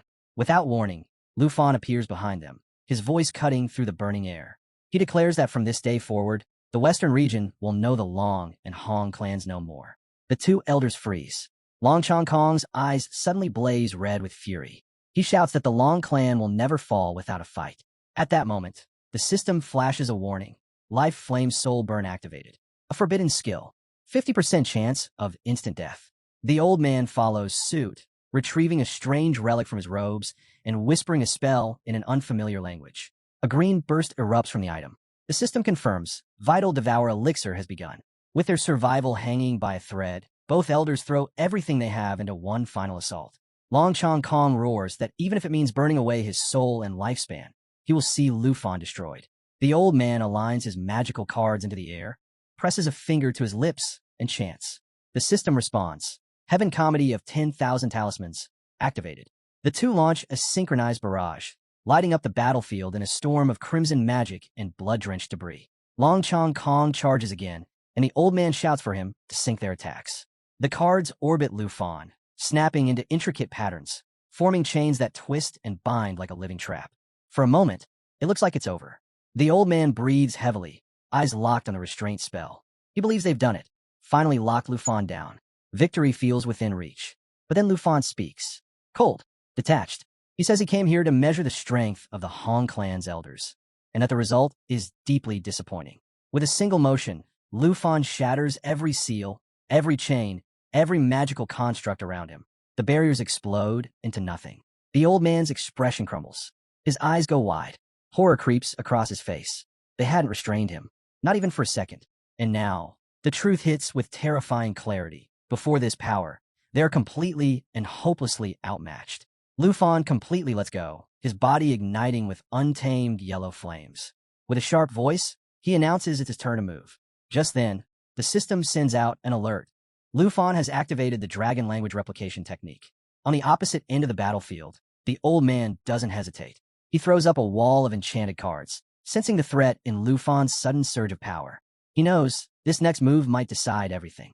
Another system alert flashes, this time declaring that the old man has used the Mystic Talisman Spirit Shield, one of the 12 legendary elemental talismans. But it's not enough. The yellow dragon's eyes go pale, turning a ghostly white. In a low voice, it states that no matter what happens, they'll have to survive this next blow. And then, fire erupts. A roaring blaze pours from the dragon's mouth, a tidal surge of flames flying straight toward the old man. His scream echoes through the battlefield. The system confirms it. Lufan's dragon has launched the lava burst technique. The flames consume everything in their path. The protective cards can't withstand the heat. They ignite, crackle, and disintegrate midair like burnt leaves. A moment later, the old man crashes to the ground, his charred cards scattering around him. Lufan shifts back into his human form, calm and collected, and walks forward. He nears the wounded Long clan elders. One of them groans out a warning, saying that even their divine archer could pierce through god-level stealth, yet somehow Lufan and his dragons remain unseen. They can't figure out how.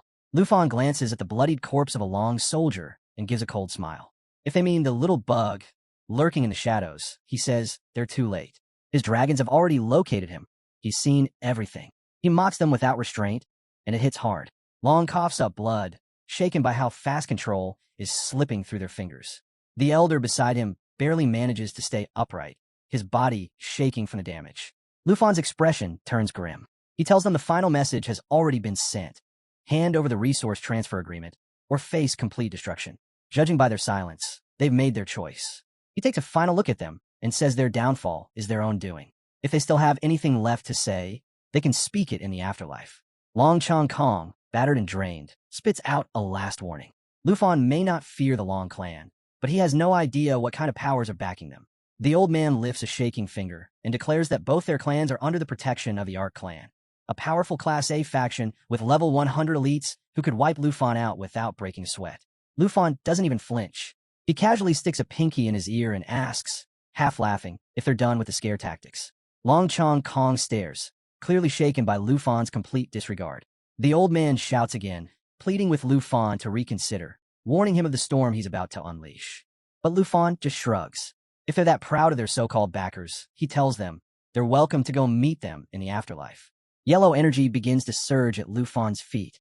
One by one, his dragons reappear, each surrounded by a glowing aura of distinct energy. Thunder cracks above as dark clouds roll in. The sky turns ominous.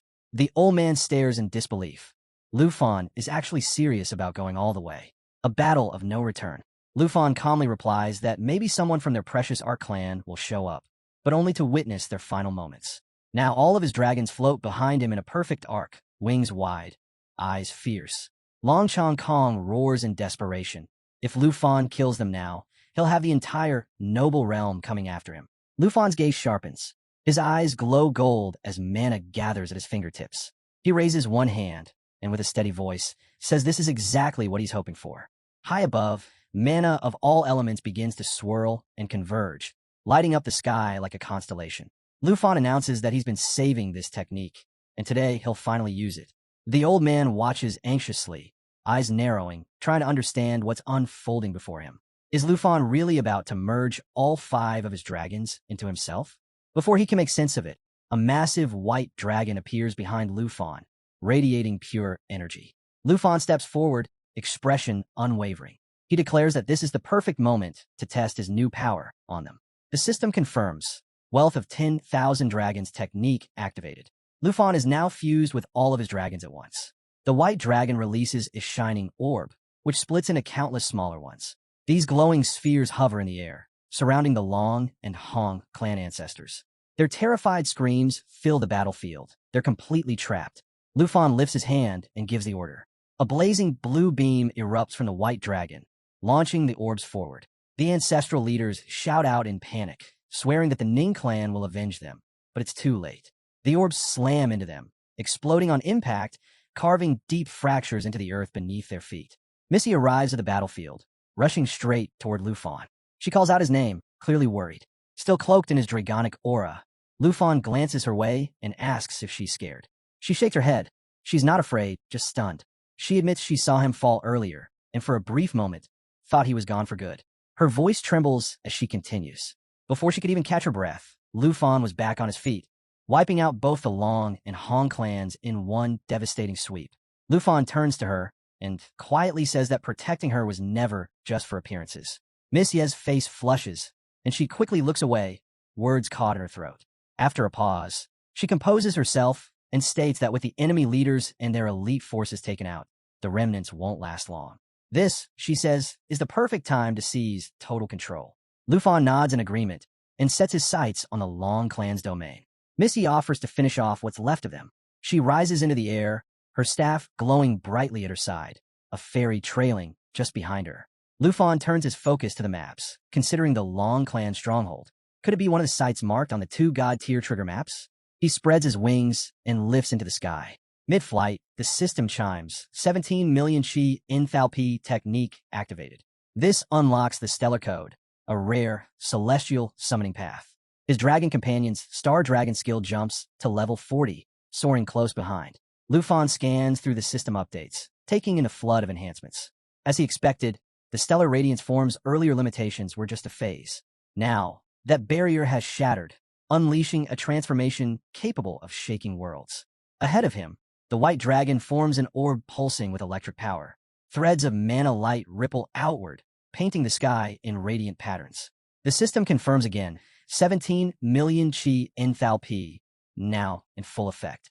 A torrent of elemental mana storms across the heavens. Meanwhile, far from the battlefield, Long Xing stands alone on a desolate road. He whispers that there's still no sign of his patriarch. An unshakable dread clings to him, cold and sharp. Suddenly, a blinding beam slams into the earth nearby. He stumbles back, eyes wide, scanning the sky above. What he sees freezes him in place. Lightning arcs across the clouds, mana of every color swirling together in a chaotic dance. The very sky seems to blaze. Longxing stands rooted, unable to make sense of the storm breaking loose overhead. His voice cracks as he mutters, utterly lost in the face of a power far beyond his understanding. Lufan stood tall in the center of Long Street, his black dragon looming silently at his side. He pondered the sheer force of his ultimate move, Dragon, let me presume. If fully unleashed, it could wipe a city clean off the map. After weighing the risk, he took a step forward and placed a hand on a golden box at his feet. The moment he opened it, a brilliant yellow light burst out, flooding the area. Just then, a system alert chimed in. He had reached a hidden trigger zone and obtained a Flame Dragon Warrior's Legacy, a relic once held by the Golden Dragon Kings. Another message followed. This was his third piece of the Golden Dragon Kings set. Just 2 more to complete it. Details of the set popped up immediately. It listed powerful enhancements. A skill book titled Scorching Dragon's Wrath, a scroll to erase enchantment levels, one to improve enchant quality, another for pet enchantment, and one more to unlock an additional summon slot. Holding the treasure, Lufan couldn't help but smile. He had been worried. His pet slots were already maxed out. But now, with this scroll, he could hatch another dragon. Better yet, the pet enchant scroll meant his Shadow Dragon King could gain a new ability. He also noted that his Snake Dragon charm could now ascend to the Legends tier. The golden chest had been more than worth the effort. With his new loot secured, Lufan climbed onto his dragon's back. They soared into the sky as he murmured to himself. It was time to return to his senior. The scene shifts. Back at the Hong clan estate, clan members gathered, each holding sealed boxes. The mood was tense. Out of nowhere, a loud voice echoed through the courtyard, making Missy flinch. A man sprinted toward her, dropped to his knees, and clutched her legs. His voice cracked as he introduced himself. Hong Xinghang, once the manager of the Outer Hall. Though the Hong clan's name had fallen far, he said, they still had 500 to 600 loyal men and several resource points left. Bowing low, he offered to reorganize and contribute all remaining assets to her. With exaggerated humility, he pledged himself fully to the Yi clan, claiming he wanted no part in the Hong clan's downfall. He vowed loyalty, swearing never to betray them, acting as though this surrender had been his plan all along. A calm but firm voice cut through the tense moment. You better mean what you just said. Hong Xinghang froze. Slowly, he turned around to see Lufan standing there, wings outstretched, one hand casually tucked into his pocket. With a steady gaze, Lufan warned, if you ever turn on the Yi clan, you'll regret it for the rest of your life. Missia's eyes lit up the moment she saw him. You've been watching over me all along, haven't you? She asked, her voice filled with relief. Nearby, Hong Yangchun stiffened and whispered under his breath, stunned. Lufan, he never lets up. He's terrifying when it comes to loyalty.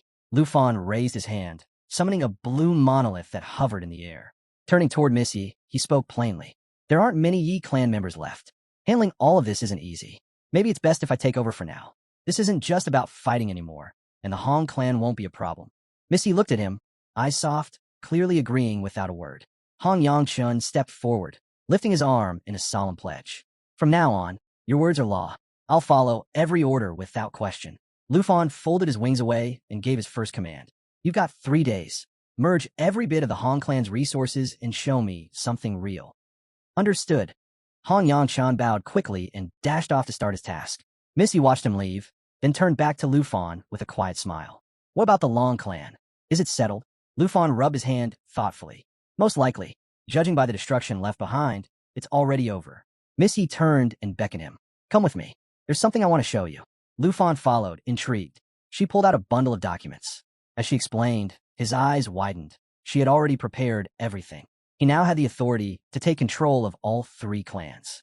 I planned for this, she said calmly. If we won, the clans would merge, and you take the lead. Lufan looked at her, genuinely moved. I appreciate it, but that was never my intention. I'm not here to take power. I just wanted to help you. Missy smiled, her voice warm. I can manage for now, but if you ever change your mind, the position will always be yours. Lufan looked off to the side, scratching the back of his head. So this is your way of giving me a gift? Huh, he said with a crooked smile. Missy stepped a little closer, her tone softer now. Have you ever thought, maybe I want to give myself to you too? Lufan's face flushed instantly. He stumbled over his words, looking away. I've never really thought about it like that. With a playful chuckle, She pressed the stack of documents gently against his chest. Relax, I'm just teasing. These are full of resource maps, secrets, and hidden leads. Take your pick, whatever catches your eye. Lufan started flipping through the documents, his interest growing. One particular sheet caught his attention. He pulled it out and turned to her. What about this one? Want to check it out? Miss Ye's eyes widened when she saw the image. That's the flying immortal ancient shrine. The next day, the skies were calm as Lufan and Miss Yi soared together through the clouds. She looked over at him. Are you sure this is where you want to go? You only get one shot at it. No matter your level, you'll only gain a single level from it. Lufan kept his gaze ahead, but gave her a sideways glance. I know, and I also know the shrine will come back around again eventually. But if I don't go now, it'll keep me up at night. Soon, they descended at the entrance to the shrine. A crowd was already waiting and rushed forward, welcoming them with enthusiasm.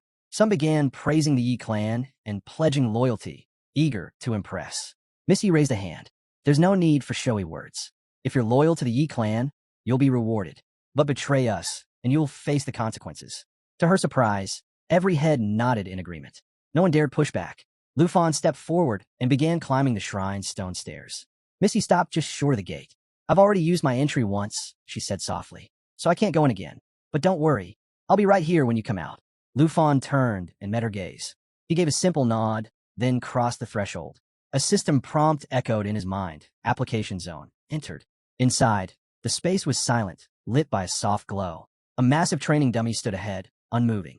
Lufan scanned the area, muttering to himself. So this is it? His thoughts drifted toward the dragon egg he had yet to hatch. There was no telling what lay ahead, but something in this place was calling to him. Seated before the poison dragon egg, a familiar spark ignited in Lufan's chest. It had been ages since he'd last seen a dragon egg, not since that fateful time with Bao. As he cradled the egg carefully, he bowed his head with gratitude. Thanks to the senior's blessing, he murmured. I'll have the Huang family send people to restore this old shrine once I get back. Then, catching sight of the book in his hand, he laughed quietly. I got so caught up with the egg, I completely forgot about this.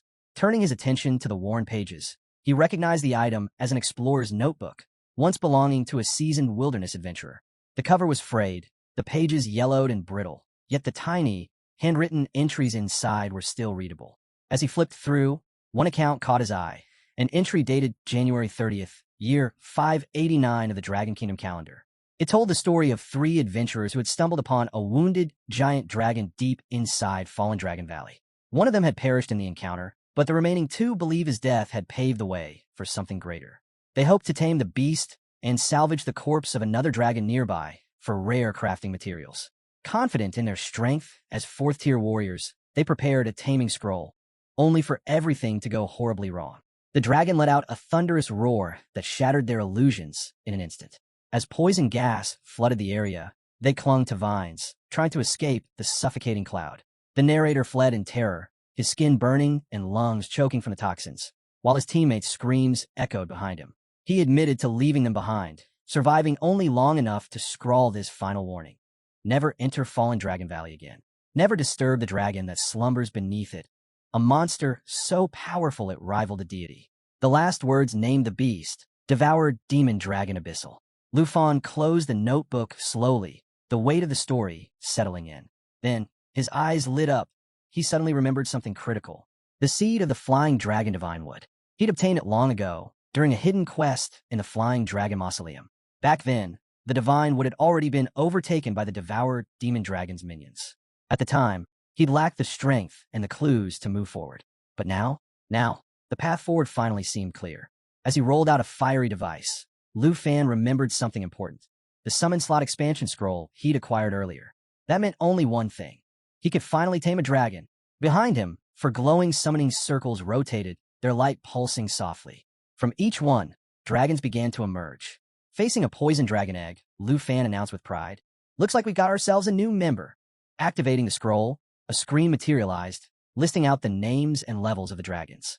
The sky dragon took the lead, calling the rest over to the egg. Lufan watched them gather, remarking that the baby poison dragon would soon be joining their little family. He looked at Xiao and Bao, giving them a heads up. You too, don't pick on your new sibling later. Just then, the egg gave off an eerie glow. A strange, riding energy swirled around it, and green liquid oozed from the cracks. Lufan's eyes narrowed. Something wasn't right.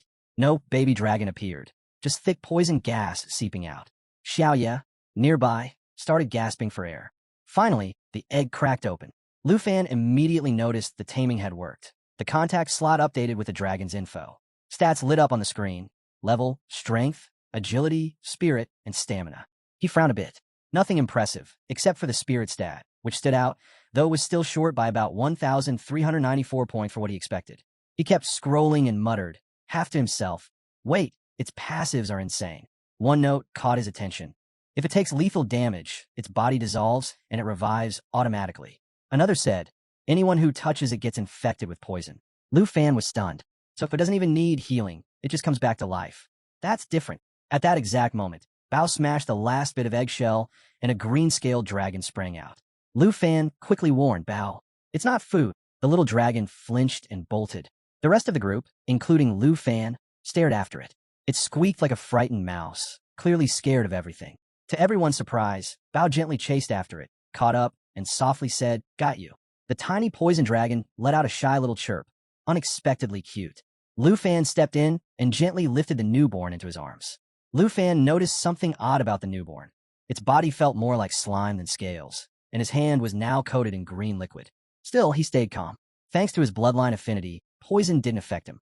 The other dragons glanced at each other, clearly confused by what they were seeing. Lufan, however, remained composed. Looking at the little creature in his hand, he commented on its strange, squeaky cry and said, "I'll call you Xiaoji." He gently encouraged the hatchling. "Go ahead and eat your eggshell. It'll help you grow strong." The dragon's timid nature surprised him. He quietly figured it might have some sort of social anxiety. Handing Xiaoji over, he turned to one of the other dragons and said, "Xiao Fei, watch over her. Make sure she eats enough." As the two dragons stood side by side, Lufan noticed something. They looked surprisingly alike despite being different types. He figured they'd get along just fine. Xiaoji's abilities were rare. She could absorb all kinds of poisons, stack toxins, and showed no limit to how much she could store. Her potential was massive. Lufan's grin widened. Perfect, he thought. Fallen Dragon Valley was teeming with poisonous creatures. In 3 days, when they set off, it'd be Xiaoji's moment to shine. Seated among his dragons, Lufan quietly reflected on the last 3 days inside the flying immortal ancient shrine. Breaking the silence, he told them, "In this short time, I've hit level 49 and unlocked Weapon Master." The new passive skill specialized in forward-style weapons, enhancing aim and lowering enemy evasion. He glanced over at Xiaoji. Thanks to her low starting level, she'd gained experience rapidly and had already reached level 13. She'd even picked up a new ability, Netherworld Guardian. Thinking back, Lufan realized he'd come to understand her well. She's not like the others, he mused. She's shy, nervous, avoids confrontation, and doesn't have an aggressive bone in her body. But when it comes to slipping away unnoticed, she's got real talent. With Bao's help and constant encouragement, Xiaoji had slowly started to open up. Eventually, she let her guard down completely and grew especially close to Xiao Fei. Now that the 3-day mark had passed and Xiaoji had gained a new skill, it was time to move on. Just as Lufan was getting ready to leave the shrine, Miss Yi appeared. Her eyes immediately landed on Xiaoji. "What's this adorable thing?" she asked with a bright smile. Lufan chuckled. "Her name's Xiaoji. She's my newest companion." Miss Yi leaned forward, intrigued. "Can I touch her? She looks like jelly." She reached out playfully. Lufan raised a hand. "Careful, she's not like the others. She's extremely anxious around people." Seeing Xiaoji start to fidget, he quickly stored her away before things got overwhelming. Then, turning to Missy, he asked, "Have you been waiting long?" She laughed. "Almost forgot. I came with news." Then she cleared her throat, suddenly switching to a formal tone. "This is the principal speaking now." Lufan raised an eyebrow. She continued, "Zhao Xingming reached out yesterday. The final assessment at Dragon City Academy is being arranged. He said your participation isn't necessary given your strength, but I disagree. As a student of our school, you should be there." Lufan held up a hand. "Drop the principal voice. Just talk to me normally." As they strolled side by side, Miss Ye's demeanor shifted. "All right then, senior sister mode it is." With a warm smile, she added, "Feels like just yesterday that teacher guru brought me in. You've always been running around, bouncing between the extreme north and Taichi Nation. No wonder time flies." Lufan turned to Miss Yi and said there was somewhere he wanted to visit before the final exam. "Do you know where Fallen Dragon Valley is?" he asked. Her eyes widened. "Why do you want to go there?" Lufan blinked. "Wait, you actually know where it is?" She nodded slowly, then said, "My grandfather's death is tied to that place." She went on to explain what had happened 6 months earlier in the bottom ravine of Fallen Dragon Valley. Her grandfather, the former head of the Yi family, had led an expedition deep into the western frontier with 3 fourth-tier masters. Confident in both power and experience, they ventured all the way to the valley floor, hoping to claim it as part of their territory. But they didn't realize they'd wandered into a restricted zone. They reached a wide-open area, but what awaited them there was far beyond their ability to handle. One of the elders warned her grandfather to be careful, sensing danger. He ordered a full retreat, intending to regroup and return with stronger forces. But during the escape, he was exposed to a poison that not even the priests of Dragon City could cure. He collapsed, surrounded by grief-stricken followers. That tragedy opened the door for the Huang and Long families to stir up conflict. As he lay dying, her grandfather had held Miss Ye's hand and told her that he heard a single dragon's roar echo from the valley's depths during their retreat. With his last breath, he said he still believed the valley should one day belong to the Yi family. Finishing her story, she looked directly at Lufan. That's why Fallen Dragon Valley is a hidden asset of our clan. So why are you heading there? Lufan answered without hesitation. I triggered a hidden quest to slay a dragon king-level creature. Miss Yi was visibly shocked, but not entirely surprised. Of course someone like you would get something like that. I know the risk, he said, but I got the tools now to survive. What I need is your support. She didn't even hesitate. You have it. I'm one of the decision-makers in the Yi family, so I can give you the valley's exact location. Lufan nodded. Thank you. Head back to Yi Manor and get ready. We move out tomorrow. That afternoon, the scene cut to Old Huang Manor, where a powerful fist slammed into the ground, cracking it apart. Nearby, a terrified boy burst into tears. Standing in the courtyard, Ning Tu stared coldly ahead and announced, the tribute's 3 days late. Looks like the Huang family's in trouble again. One man stepped forward, pleading, please stop. This isn't even the Huang family anymore. Ning ignored him completely. Where's the core of the earth? My sister's still waiting for it. Panic swept the crowd as someone screamed. It's over. Run. Another voice shouted. Young Master Ning is here. We're finished. A confused bystander asked. Who's Ning? What's happening? Ning didn't bother to explain. I don't care who owns this place now. Huang Yi doesn't matter. Every tribute must be delivered. Nothing missing. With that, he raised his hand and gave a command. Ghost generals go. One of the ghost generals immediately activated its left eye, glowing red. The ground exploded as rubble flew in all directions, launching people into the air. As panic erupted, the ghost's second eye lit up, doubling its destructive power. Screams echoed across the manor. What's going on? Someone shouted.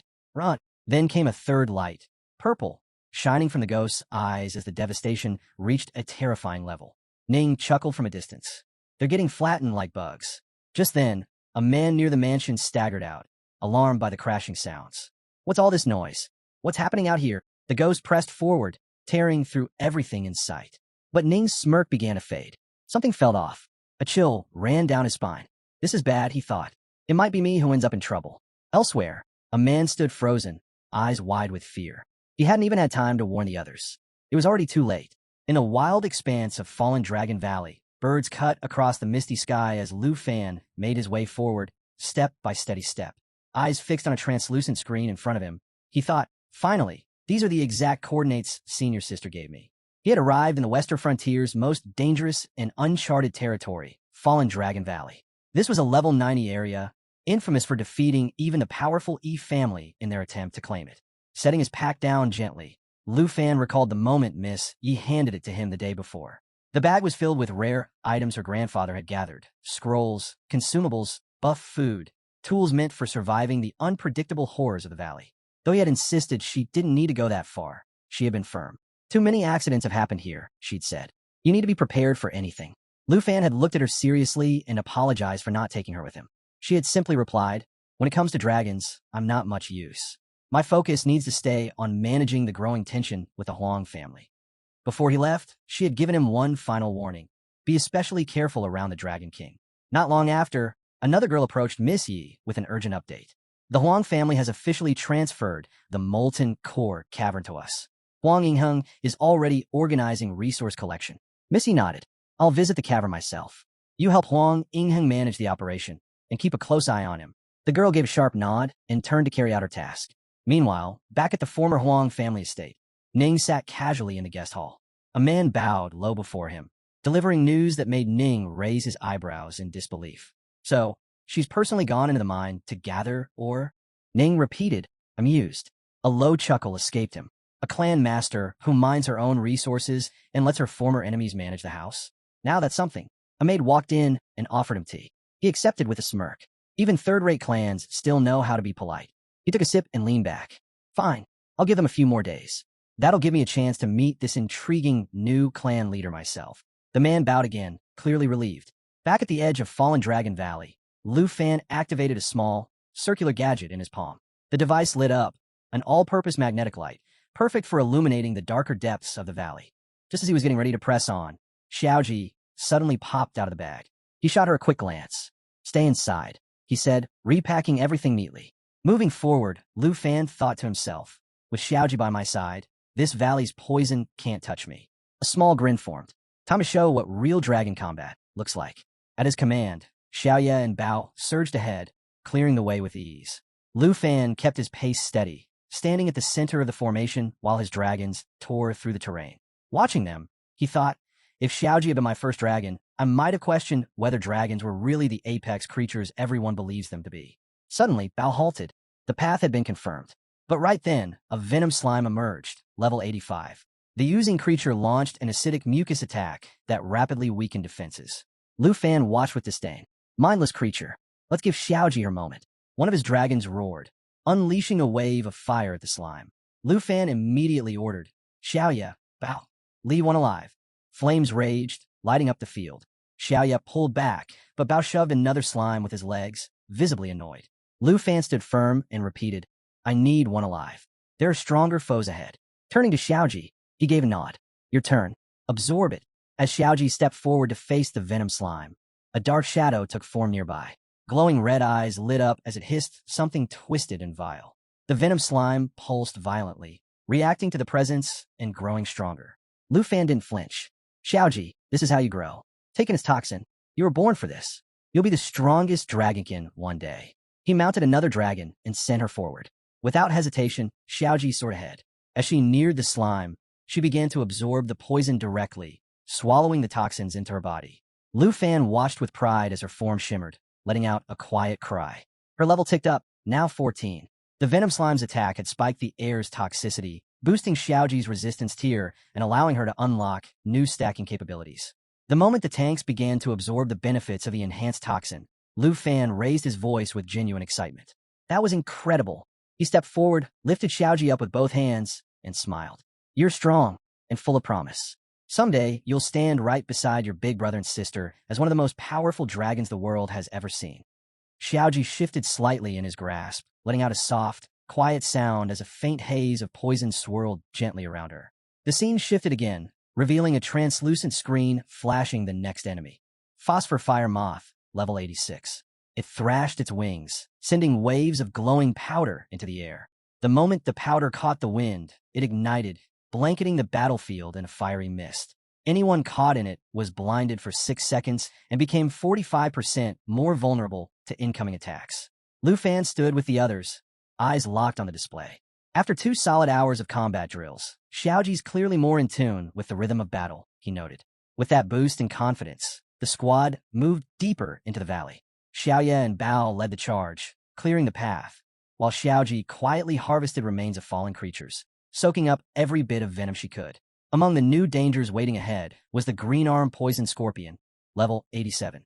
Its armored shell absorbed 70% of both physical and magical hits for a full minute, and had a rare chance to retaliate when struck. When Xiaoji absorbed its venom, her body took on its effects, inflicting a 12-second paralysis followed by 20-second speed drop of 30% on her targets. Lufan rested a hand gently on her. You've mastered 3 deadly toxins now. Mustard corrosion, burning, and paralysis, he said proudly. Her level had climbed to 15, and with it came a new skill, form shift. When Lufan checked the system screen, he blinked in disbelief. Xiaoji's new form was listed as the legendary source of all venoms, a name that appeared only in obscure records. This wasn't just evolution, it was transformation. Her body was becoming a poison swamp, turning her into a living battlefield. He stared in silence as her surroundings began to morph into a toxic marsh. Just then, he noticed a Bao off to the side, still jabbing at a bunch of mushrooms. Why are you still messing with those glow caps? Lufan called out. A Bao kept poking at them, watching as they lit up one by one. Shaking his head, Lufan made a note to pick up some toys for him once they left the valley. When he turned his attention back to Xiaoji, a new surprise was waiting. She had started to glow. A soft light radiated from her. The toxins she'd absorbed from the glow caps hadn't just been poisonous. They also gave her a faint bioluminescence. Now, Xiaoji could light the path forward. Just as the group marveled at Xiaoji's glowing transformation, the calm shattered. A writhing mass of black, revolting worms slithered out from the shadows. Level 88. Lufan's face twisted in disgust. Gross. Burn them all, he barked. Xiaoya and the others reacted instantly. Xiaoji rose into the air. Gone was the hesitation she once had. Lufan's eyes narrowed, watching her closely. Something was different. And then it happened. Her body shifted once again, unlocking two new abilities. Toxic Sea Surge and Nether Spirit Counter. Without warning, she liquefied, spreading across the ground in a venomous tide that rolled straight into the swarm. She didn't hesitate. She struck first. Lufan's voice rang out, excited. Take them down, Xiaoji. Show them what you've become. As her toxic form engulfed the battlefield, smaller versions of herself began rising out of the poisonous pool. These miniature poison dragons launched coordinated strikes, each one moving in sync as they tore through the worm swarm. Lufan watched with a grin. This was a completely different Xiaoji. She didn't need support anymore. No more hiding behind a bow or Xiaoya. She was leading the charge. Without hesitation, Lufan raised his bow. We're with you, he shouted. He drew a dark serpent arrow and started charging the serpent shadow arrow. With 3 full seconds of charge time, the shot's damage could skyrocket by 500%. As enemies kept coming, Lufan began a countdown. 1 second, he called, spotting Xiaoya fending off fire nearby. 2 seconds, he warned, glancing about. 3rd second, he shouted, leave 1 worm. Xiaoji needs it. He released the arrow. A surge of red, yellow, and blue energy exploded from the bow. The impact lit up the battlefield and vaporized the swarm in a fiery blaze. As the smoke cleared, Lufan ordered, Xiaoji, go soak up the rest. She glided forward without a word, absorbing every last drop of lingering poison. Lufan stood still, watching her in awe. He never imagined the once nervous Xiaoji would evolve this far. She wasn't just adapting, she was dominating. Lowering his bow, he motioned for everyone to gather. There's a deeper cave ahead, he said, activating a light from a small round of ice. Stay sharp, he told Xiaoya. She gave a nod. Ready when you are. As they moved deeper into the cave, Lufan scanned the surroundings and spoke under his breath. We're almost there, the deepest part of Fallen Dragon Valley. This was the place Grandfather Yi Wuxian had once described with such serious warning. Their path led into a vast, hollow chamber, and at its center stood a towering tree, gnarled and weathered with age. Every inch of its bark, every root and branch, was crawling with countless red eyes that blinked in eerie unison. There was no mistaking it. This was the Venom Devil Vine, a nightmare of nature, recorded at level 100. Lufan stepped into the VIP arena alongside his dragon companions. Each of them moved with calculated precision. All around them, a thick mist hung in the air, carrying a strange, toxic presence. Something wasn't right. Lufan could feel it in his bones. The ground beneath their feet seemed to pulse, hinting at a lurking presence buried below. Without warning, the earth cracked open and a massive vine shot into the sky, catching everyone off guard. Reacting quickly, Lufan turned to Xiao Yi, a black dragon with sharp perception skills, and gave the signal. Her power allowed her to detect anything cloaked or concealed, and she instantly activated her ability, scanning the surroundings. But things only escalated. More roots burst from the ground, twisting and writhing. It didn't take long for them to realize these weren't just roots. They were tentacles, alive and hostile. Wasting no time, Lufan issued a command. Ignite them, he ordered. The only way to find the source and shut it down was to burn through the tendrils. The dragons unleashed their lava flame, scorching the roots with blazing fire. But even as they burned, the roots began to regenerate. A relentless back and forth began, flame against self-healing vines. Seeing the tentacles retreating into the ground, Lufan didn't hesitate. He shouted for everyone to pursue. Don't let them escape. If we stop now, they'll recover and strike again. They charged forward, racing to keep up with the retreating roots. While sprinting, something clicked in Lufan's mind. The same venom used here was what had poisoned Elder Yi Wuxian. There was no mistaking it. The chase led them deep into the base of the Fallen Valley. And there it was. Towering in front of them stood a monstrous 10,000 venom devil vine, level 100. It was terrifying. One strike from its tendrils could trigger uncontrollable bleeding, and death would be almost instant. But it didn't stop there. This creature could implant its seeds inside victims, turning them into vine-covered corpses from the inside out. And to top it all off, it could regenerate effortlessly. For Lufan, This was the first time he had ever faced off against a level 100 boss. The moment was brutal. Vines came crashing down with lethal force, aiming to end the fight instantly, but they managed to dodge just in time. Without hesitation, the Black Dragon lunged forward and launched a counterattack. Lufan didn't waste a second. "Everyone strike together. Tear out from the roots," he commanded. The group activated Guardian Flow, shielding themselves or their allies. For the next 5 minutes, it reduced all incoming damage by 60%, just enough to hold the front line. Then came the power of the Emerald Dragon bloodline, doubling everyone's skills and stats across the board. More abilities followed. The dragons used fallen corpses as weapons, launching them at the tree demon. Then came nature assimilation, summoning a shadow dragon equal in strength to the user, sending it to fight on their behalf. The Black Dragon, too, transformed into a monstrous great dragon, unleashing pure destruction. The Blue Dragon, too, ascended into her world-ending thunder form, a storm incarnate. With her full power unleashed, the group pressed in hard. But the tree demon wasn't finished. It activated 10,000 venom breeding, coating its tentacles in poison. Anyone struck would have a seed implanted in their body, which would drain their health until nothing remained. Lufan spotted the seeds flying at them and called out a warning. "Xiao Yi, now burn them." Xiao Yi answered with lava burst, summoning a blazing pool of fire that melted anything in its range, delivering constant, heavy damage. Lufan raised his voice once more. "All dragons, go full force. Xiao Fei, it's your turn." With everything focused on one devastating strike, Lufan called on a Shadow Dragon's ultimate move, Doomsday Fall. The dragon sacrificed itself, unleashing an attack that dealt 2,000 times the normal damage. Combined with Lufan's final slash, the tree demon collapsed, completely destroyed. But the moment of victory was short-lived. Lufan told Xiao Ji to absorb the toxins from the remains, but Xiao Ji pointed to the tree's body, and Lufan watched in disbelief as the demon began to reform, its twisted vines pulling themselves back together. He turned to the others, grim and focused. "Get ready. This isn't over." As the tree began to rise again, Lufan had a chilling thought. If monsters could regenerate like this, what if humans gained that kind of power too? The consequences could be devastating. Xiao Ji spotted the tree demon beginning to regenerate, and instead of stepping back, he moved straight toward it, eyes locked like a predator closing in on prey. Lufan instinctively raised a hand to stop him. "Xiao Ji, wait, it's too dangerous." But what he didn't realize was that the Dragon Domain ability had already been activated, significantly lowering the tree's stats. Then Xiao Ji used Corruption, a skill that turned even the deadliest toxins into fuel. The venom, once lethal, was now manageable.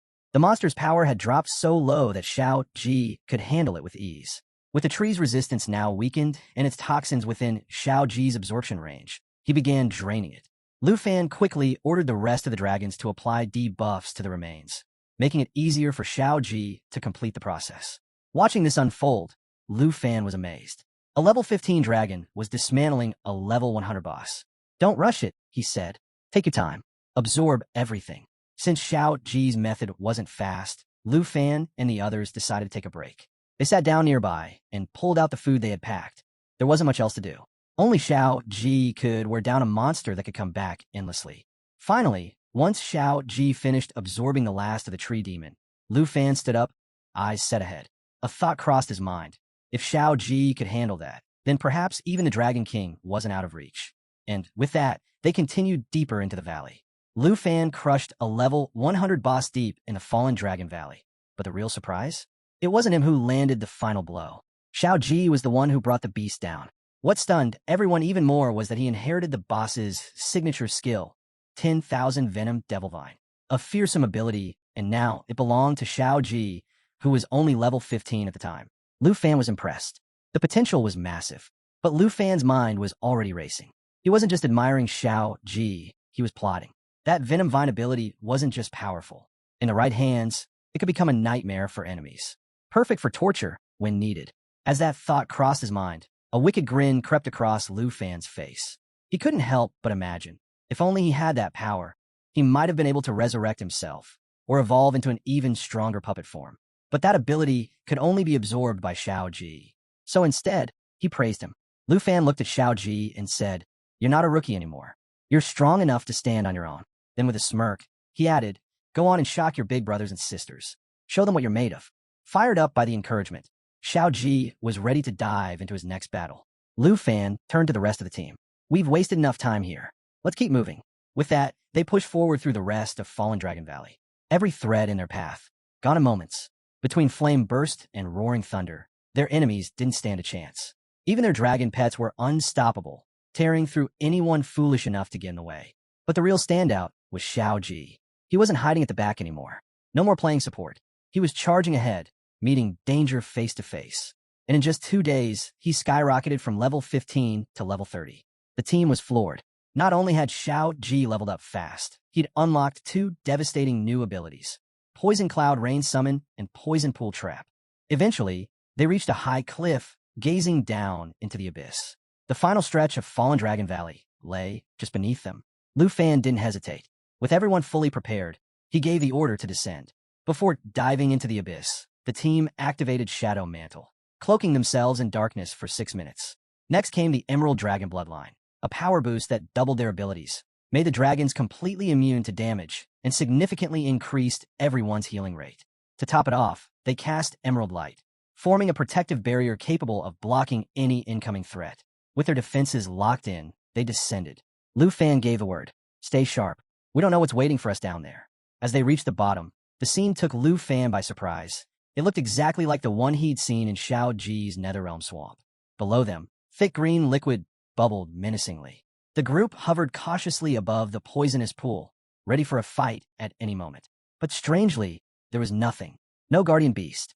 No ambush. Just silence. Then, out of nowhere, a splash of poison struck Lufan. He winced. This wasn't ordinary poison. It pierced right through Xiao Fei's shield and seared his arm. That shook everyone. Xiao Ji froze in fear, gripping Lufan's head, trying to steady himself as panic crept in. Lufan kept his cool and called out to Xiao Yi. "Use full perception scan." Now, she nodded and unleashed her detection ability, designed to reveal anything hidden or cloaked. Just then, something deep beneath the surface began to stir. Bubbles rose violently from the pool. Lufan shouted, "Something's moving! Be ready!" Before they could react, a giant wave of poisonous sludge erupted from below. "Spread out," Lufan commanded. "Don't let it touch you." They all darted in different directions, narrowly dodging the corrosive mess. One wrong move, and it would have been over for anyone caught in it. But they weren't in the clear yet. As they flew higher, another massive splash came hurling toward them. Everyone scattered even further, keeping their distance. Lufan stayed at the rear, and the team called out to check on him, and on Xiao Ji. Xiao Ji, still clutching Lufan's head as they floated farther from the toxic pool, gave a shaky nod. "We're okay," he called back. But then, 2 glowing eyes surfaced beneath the poison, staring straight up at them. Lufan instantly understood whatever was hiding down there could see them. Even cloaked by Dark Blade's shadow concealment, they weren't safe. This creature could pierce through the darkness itself. He didn't have confirmation, but deep down, Lufan suspected the truth. It had to be the Dragon King. Then the pain hit. The poison that splashed onto him had begun to corrode his body, and even with Xiao Ji's shared resistance, it wasn't enough. The toxin was far stronger. This wasn't ordinary venom. This was the Dragon King's, something way beyond Xiao Ji's abilities. Acting fast, one of his companion dragons unleashed Life Spring, a healing field that wrapped around the team, gradually restoring their strength and abilities. Lufan clenched his fist. They couldn't waste time. The longer they hovered here, the worse it would get. They had to strike. Without hesitation, he activated Serpent Shadow Arrow, a high-powered skill that charges for 3 seconds, then hits with a massive 500% damage burst. But even that wasn't enough. From within the poison pool, the Dragon King looked up with blood-red eyes, locked onto Lufan. The moment he sensed Lufan's aura, he realized, a Dragon Tamer. This wasn't going to be an ordinary battle. The king was ready and intrigued. Lufan's eyes narrowed. Something fell off. The air itself seemed to stir, and before he could grasp it, a thought pierced through his mind. Who's there? At that moment, the screen flickered for 2 seconds, showing the current charge, and from the darkness, a dragon emerged. Its presence carried the weight of ages. The creature scoffed in thought, calling Lufan nothing more than a pitiful being, yet capable of reaching its mind. Startled, Lufan struggled to respond. "You're speaking?" The dragon's voice rumbled, edged with both suspicion and intrigue. It spoke of ancient tales, humans born with the fate of enslaving dragons. Legends it had dismissed as fables, now standing before it as truth. Its tone hardened, demanding to know where Lufan had stolen the young dragons. The screen flickered again, showing the charge rising to 3 seconds. Lufan took a step forward, his voice sharp with anger. That's none of your concern. Suddenly, flames roared to life. A crimson blaze surged from behind as another dragon struck forward. Fire spread violently through the air while Lufan's mind raced. The realization struck him. It had to be the demon-devouring Dragon King. Hidden in the shadows, the beast was untouchable. To survive, they had to force it into the open. From the green dragon's eye, a surge of blue light burst forth, splitting across the sky. A colossal sphere of blue energy descended, colliding with the earth below. Its surface rippled with golden and red arcs of power. As the aura swelled, Lufan stepped into the glow. The force wrapped around him, golden and blue currents crackling wildly. He let out a cry from the overwhelming surge, then froze as a sudden clarity struck him, starfall of the stars. The scene shifted, revealing fragments of the monstrous dragon. Horns that pierced the sky, scales gleaming like steel, and a single crimson eye blazing with rage. Its voice thundered with contempt, ridiculing Lufan's defiance. A title burned briefly across the screen, Demon-Devouring Dragon King. The beast declared that no human dared measure against the might of a dragon. Lufan did not waver. One of the small dragons at his side whispered that, just as the old records warned, this was the dragon meant to slaughter its own kind. A new status screen flickered into view. Emberland Blessing. 3 stacks of dragon energy to empower the next 3 attacks. Another line followed, describing the Emberland dragon bloodline, granting doubled effects against dragons and all who shared their lineage. Without a second thought, Lufan barked out the command for everyone to strike together. The screen shifted once more. Emberland Blessing now stacking up to 6 layers, each amplifying their damage further. Another prompt followed, highlighting Starfall, a devastating skill that summoned a falling star, its destructive force scaling directly with the user's strength. His companions moved in unison. One raised her hand and unleashed lava flame, a continuous torrent of fire that scorched enemies while restoring her own vitality. Another cast Roaring Thunder, summoning a storm of lightning that crackled through the battlefield, paralyzing everything caught in its radius. A third invoked Shadow Mental, releasing a sweeping burst of blade energy that slashed through all nearby foes, stripping away their protective buffs. The last drew her bow, firing serpent shadow arrows, 12 bolts released in rapid succession, each strike sharp and merciless. All 4 attacks converged at once. A colossal blast of fire and energy erupted, shaking the ground. Yet, as the dust cleared, Lufan's expression darkened. From within the smoke, the dragon's mocking laughter rolled out. A tickle. It rose unharmed, towering above them, as if the combined onslaught had meant nothing. Xiaofei shouted toward Ying, while Lufan's mind raced. The pattern was clear now. 4 elemental forces combined into one devastating strike. But instead of a weakness, it revealed something far more dangerous. The dragon's voice boomed again, condemning Lufan as a sinner, a slaver of dragons. Then, with a roar, it unleashed destruction, an inferno of flames sweeping across the battlefield. Lufan shouted back, ordering Xiaofei to activate Eternal Guard, and together they charged into the fire. The blaze turned, reversing with explosive force, and slammed directly into the dragon's own head. For an instant, the beast faltered, but the reprieve was short-lived. The dragon's voice thundered with unshaken pride, declaring that no matter how many young dragons Lufan commanded, the strength of a Dragon King was untouchable. A new prompt flashed across the screen, Golden Dragon Shield, activating the Golden Dragon King's barrier. Its effects were overwhelming. Damage reduced, strength, agility, and spirit increased by 40%, endurance doubled, lasting for 20 full seconds. Its class read, Dragon Rider 2, level 50. Behind the Golden Dragon's glow, Lufan and his team readied their last push. Across from them, the Dragon King snarled, his body twisting as the transformation completed. The human guise shattered, leaving a monstrous dragon standing in full form. Though his power had fallen below 10%, his presence was still terrifying. The Golden Dragon's thoughts whispered one chilling truth. Had that transformation been delayed by even a heartbeat, he would have been reduced to nothing but bones. Lufan turned sharply toward Xingqiang, his voice cutting through the chaos. Prepare it. 17 million celestial stars of annihilation. The screen shifted instantly, confirming the next phase, Star Dragon's second form, Star Shines. The charge for the cataclysmic skill had begun. The Golden Dragon steeled himself, fully aware this opponent was unlike any he had ever faced. Yet he believed that if he and Xing Cheng combined their might, victory was still within reach.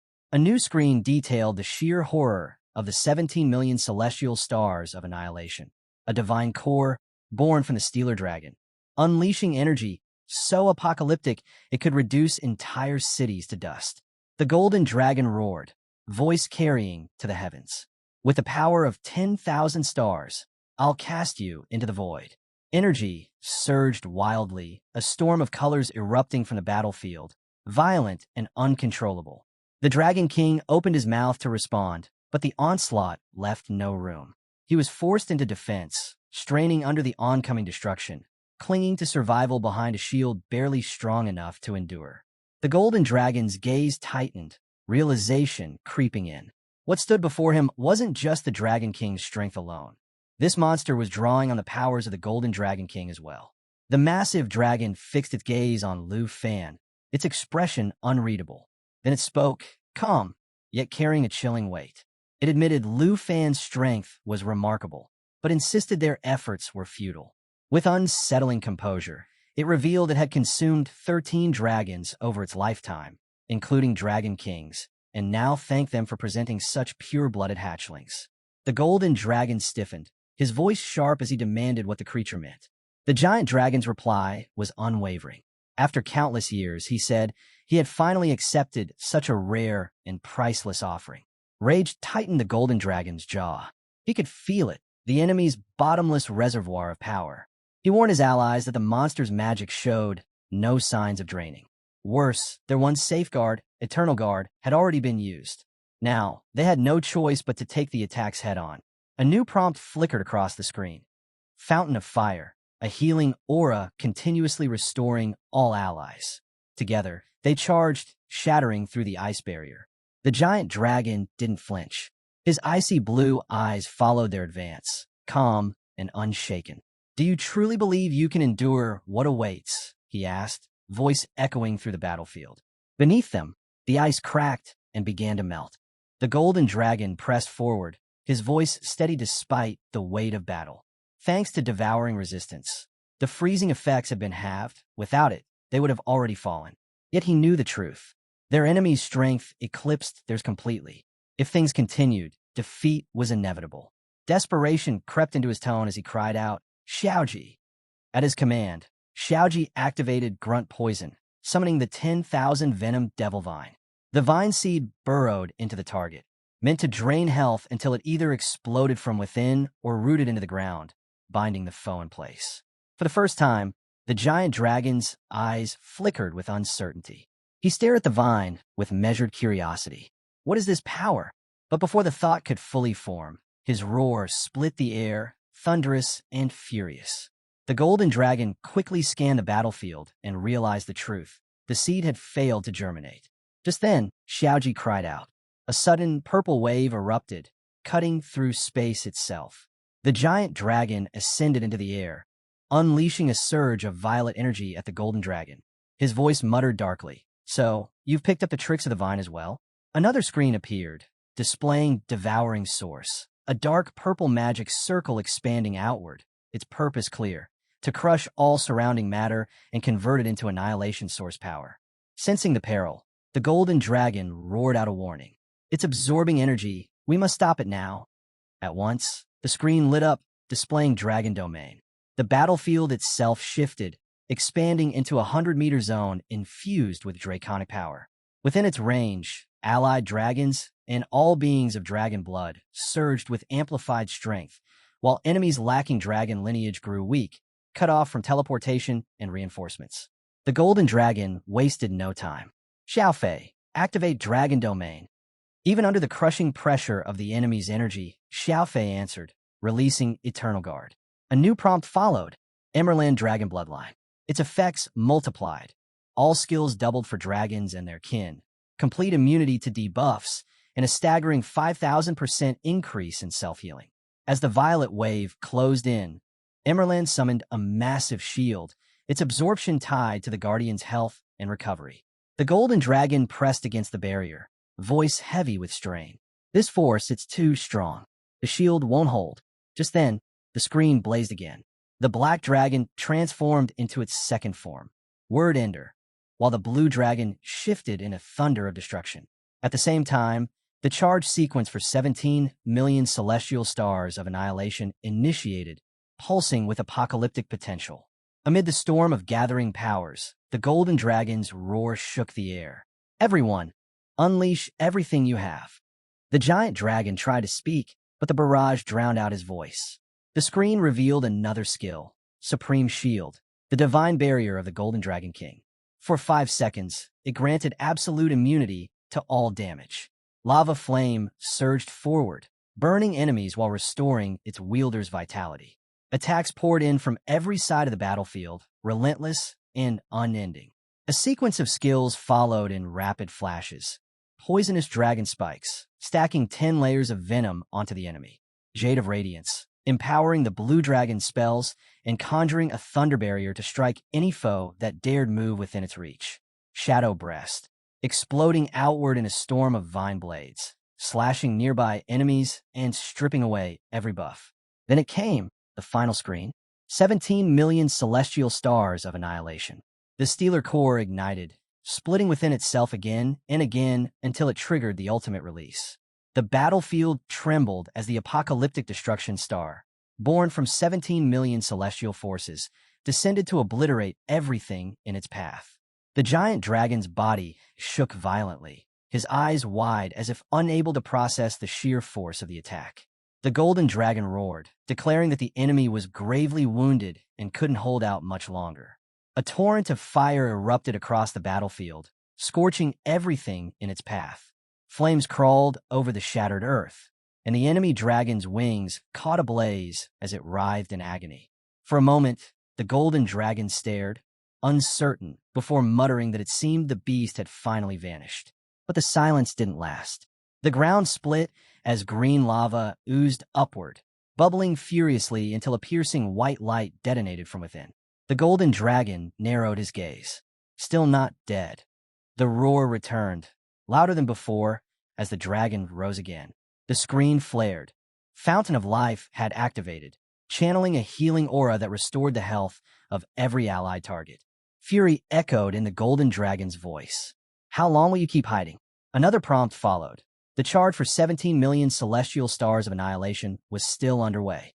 Alongside it, dragon language resonance triggered, copying spells from nearby dragon companions, their strength scaling to their stats. From the glowing green fluid, a silhouette emerged. A girl stepped forward, her voice calm, but carrying a chilling weight. She admitted she had underestimated Lufan and his dragons, but pointed out the obvious. Their strength was nearly spent. If the fight dragged on, it would end in mutual destruction. Straightening, she turned as if to leave. Perhaps we make a deal. The golden dragon's eyes narrowed. What deal? Behind him, the other dragons surged forward, ready to strike again. His voice dropped into a growl. Sounds more like you're stalling. The girl glanced back, uncertain, her gaze flickering as she sensed an unfamiliar, ancient force. And then Lufan stepped forward in his true form. His voice was steady, cutting through the tension. He accused her of dragging out the battle, buying time to recover. Then he commanded firmly, "Return to your true form. End this fight." She faltered, her eyes fixed on the ancient aura that wrapped around him. As she gathered herself, Lufan raised his hand, his words carrying unshakable finality. "Your time is over. Die, demon-devouring Dragon King." Her face froze, panic overtaking her composure. In desperation, she cried out her last bargaining chip. "Wait, I'll tell you the location of the myriad armored dragon egg. Let's call it even." The scene opened with Lufan standing still beneath the faint glow of swirling energy. His voice carried suspicion as he asked if she truly possessed the myriad dragon egg. She answered immediately, dismissing the egg as secondary. What mattered, she explained, was that unlike his dragon pets, she could form a direct contract with him, and she wouldn't even occupy a summon slot. Lufan's eyes narrowed further. His tone sharpened as he asked if she could be trusted at all, or she would strike him down the moment he let his guard down. She held his gaze, unshaken, and replied that once the contract was bound, their lives would be linked. If he died, she would perish with him. The air thickened, currents of power swirling around them as Lufan hovered above, voice issuing one final warning. Don't try any tricks. Then, without warning, she lunged. Her hand gripped his collar, pulling him close, startling him. What are you doing? He shouted, confusion breaking his composure. But before he could pull away, her face closed the distance until their lips met. A surge of green light exploded outward, consuming them in brilliance. The screen flickered into existence, confirming it beyond doubt. Dragon King contract completed. She released him gently. His body wavered, eyes heavy, his mind clouded. Falling back, he muttered weakly, "W, what did you just do?" From a short distance away, she smiled faintly. "The ritual. I told you, I never lied." His dazed gaze lingered on her. His voice was faint, weary. This time it should finally be over. The glow drained from his eyes. Exhaustion overtook him. So tired, his body collapsed, falling through the air. Time passed. How long? He could not tell. With a sudden shout, Lufan awoke at the bottom of Fallen Dragon Valley, buried deep in its abyss. Gasping, he clutched his head and groaned aloud. How long have I been out? Slowly sitting upright, fragments of memory returned. The brutal clash with the demon-devouring Dragon King. He thought to himself how utterly it had drained him. The truth now undeniable. The power of a Dragon King was far beyond what any human could comprehend. Lufan placed his hand gently on the small dragon at his side, murmuring softly that it still brimmed with energy.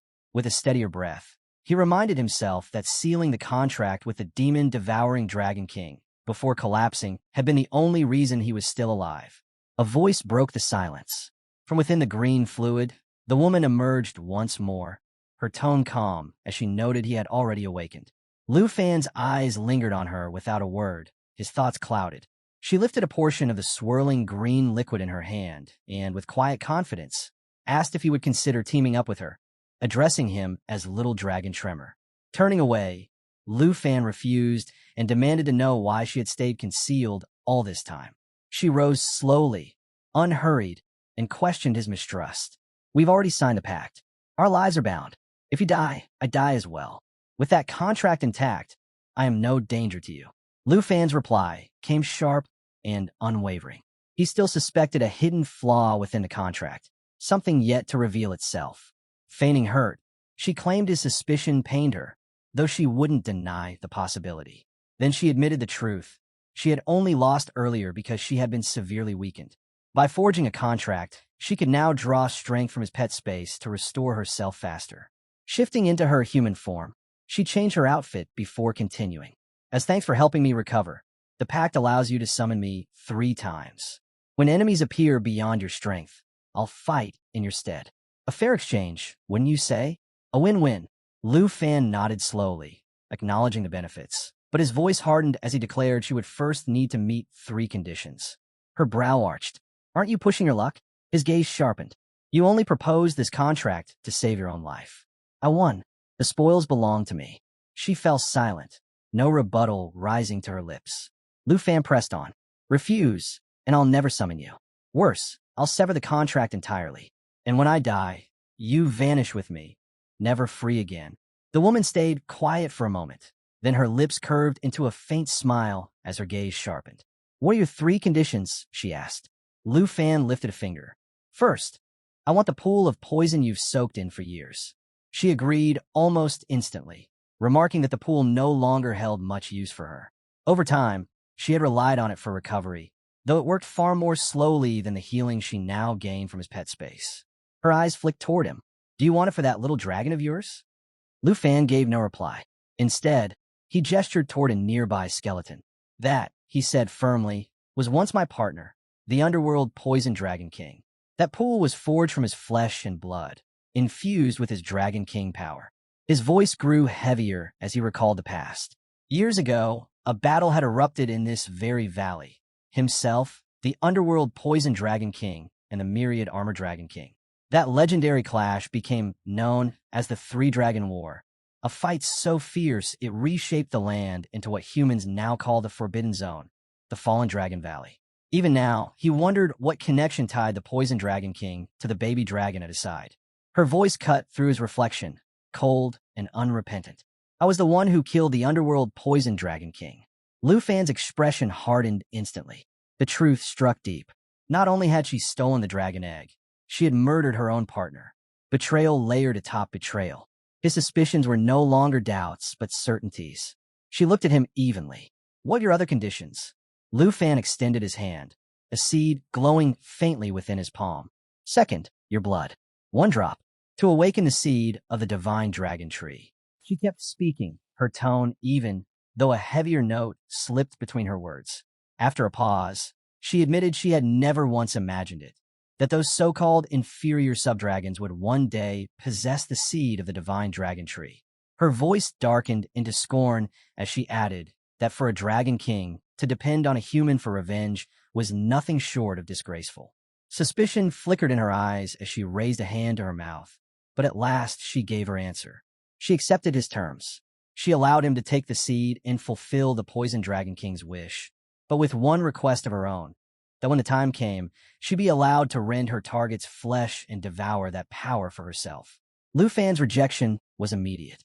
He told her flatly he would not let her interfere. She only laughed, dismissive, telling him he would come to understand in time. Then, with casual indifference, she addressed him again as Little Dragon Tamer, remarking that after playing by herself for so long, she too was weary. Alarm flashed across Lufan's face. "What are you planning now?" he demanded. Her tongue traced along her fingertip as she gave her answer. "I'm going to your pet space to rest." A swirl of violet energy began to rise around her. Lufan's eyes widened. "Wait, you still haven't fulfilled the third condition. Where did you take the myriad armored dragon egg?" Her laughter echoed, light and cutting. She told him not to rush. In his current state, even with her strength behind him, he wouldn't last long enough to retrieve it anyway. Though he had no reply, she reassured him with quiet confidence. Once her strength was restored, she would return. "I do not break my promises," she said simply. Holding the seed, Lufan watched her presence fade. His thoughts turned grim. She could come and go as she pleased, ignoring his words as though his threats meant nothing. But at the very least, the hidden quest was complete. The screen suddenly glowed with updates. Acquired Blight sustained Divine Dragon Pre-Seed X1. Divine Dragon Pre-Seed, Hidden Quest updated, current progress. 1 by 1 blood, 1 by 1 Divine Dragon Pre-Seed X2. Turning to Xiao Ji, he softened his tone, encouraging her to absorb the Poison Dragon King's toxin without fear. After all, their uninvited guest was gone. Lufan lifted his hand and urged Xiao Ji to finish her absorption quickly so they could prepare to leave. His eyes swept over his companions. Most were collapsed from sheer exhaustion. Only Xiao Ji and Xingchun still had the strength to fight. Quietly, he reviewed their recovery times. Xiao Ji had managed to conserve stamina throughout the battle thanks to Xing Qin's Star Surge, which kept her from tiring. He also noted Xiao Fei's Emerald Dragon bloodline. Its recovery speed 50 times faster than normal, which explained why her rest time was the shortest. Turning back, he asked Xiao Ji if she was done yet, only to freeze. She hadn't just absorbed some of it. She had consumed the entire poison pool. A wave of dizziness struck him, and he rubbed at his temples, acknowledging just how drained he was himself. Flying back on his soul wings was no longer an option. It would sap what little energy he had left. Instead, he gave the order for Xingchun to prepare Star Passage. But before they could act, a dragon's roar split the air. Lufan immediately called for Xiao Ji to follow, telling her she could resume absorbing later. To his shock, she was already finished. The Netherworld Poison Dragon King's toxin had pushed her forward by 17 levels in a single leap. Without hesitation, Lufan opened her contract, his eyes widening as he studied the surge. Her strength, agility, and spirit had all skyrocketed. Morning came. The scene shifted to Old Huang's reception hall, bustling with workers. Ning Tu lounged lazily on a couch, irritation clear in his voice as he complained about the noise. "Quiet down already. You're disturbing me." One worker stammered an apology, then confessed his worry that Ms. Yi might have already returned to the Yi mansion. Ning Tu waved the concern away with casual disdain. He claimed he could sense whether or not she had emerged from the secret realm. Just then, the head of the Zhuang family arrived. Ning Tu took a bite of his apple and announced offhandedly, "No need to wait. The young lady has already returned." The scene shifted again, this time to the core mine zone, where workers dug diligently. Missy appeared among them, and several rushed forward to assist. One reached out, offering support, while another asked anxiously if she was all right. She shook her head calmly, refusing help, insisting she could handle herself. But inside, her thoughts turned elsewhere. She reflected on Lufan's incredible progress.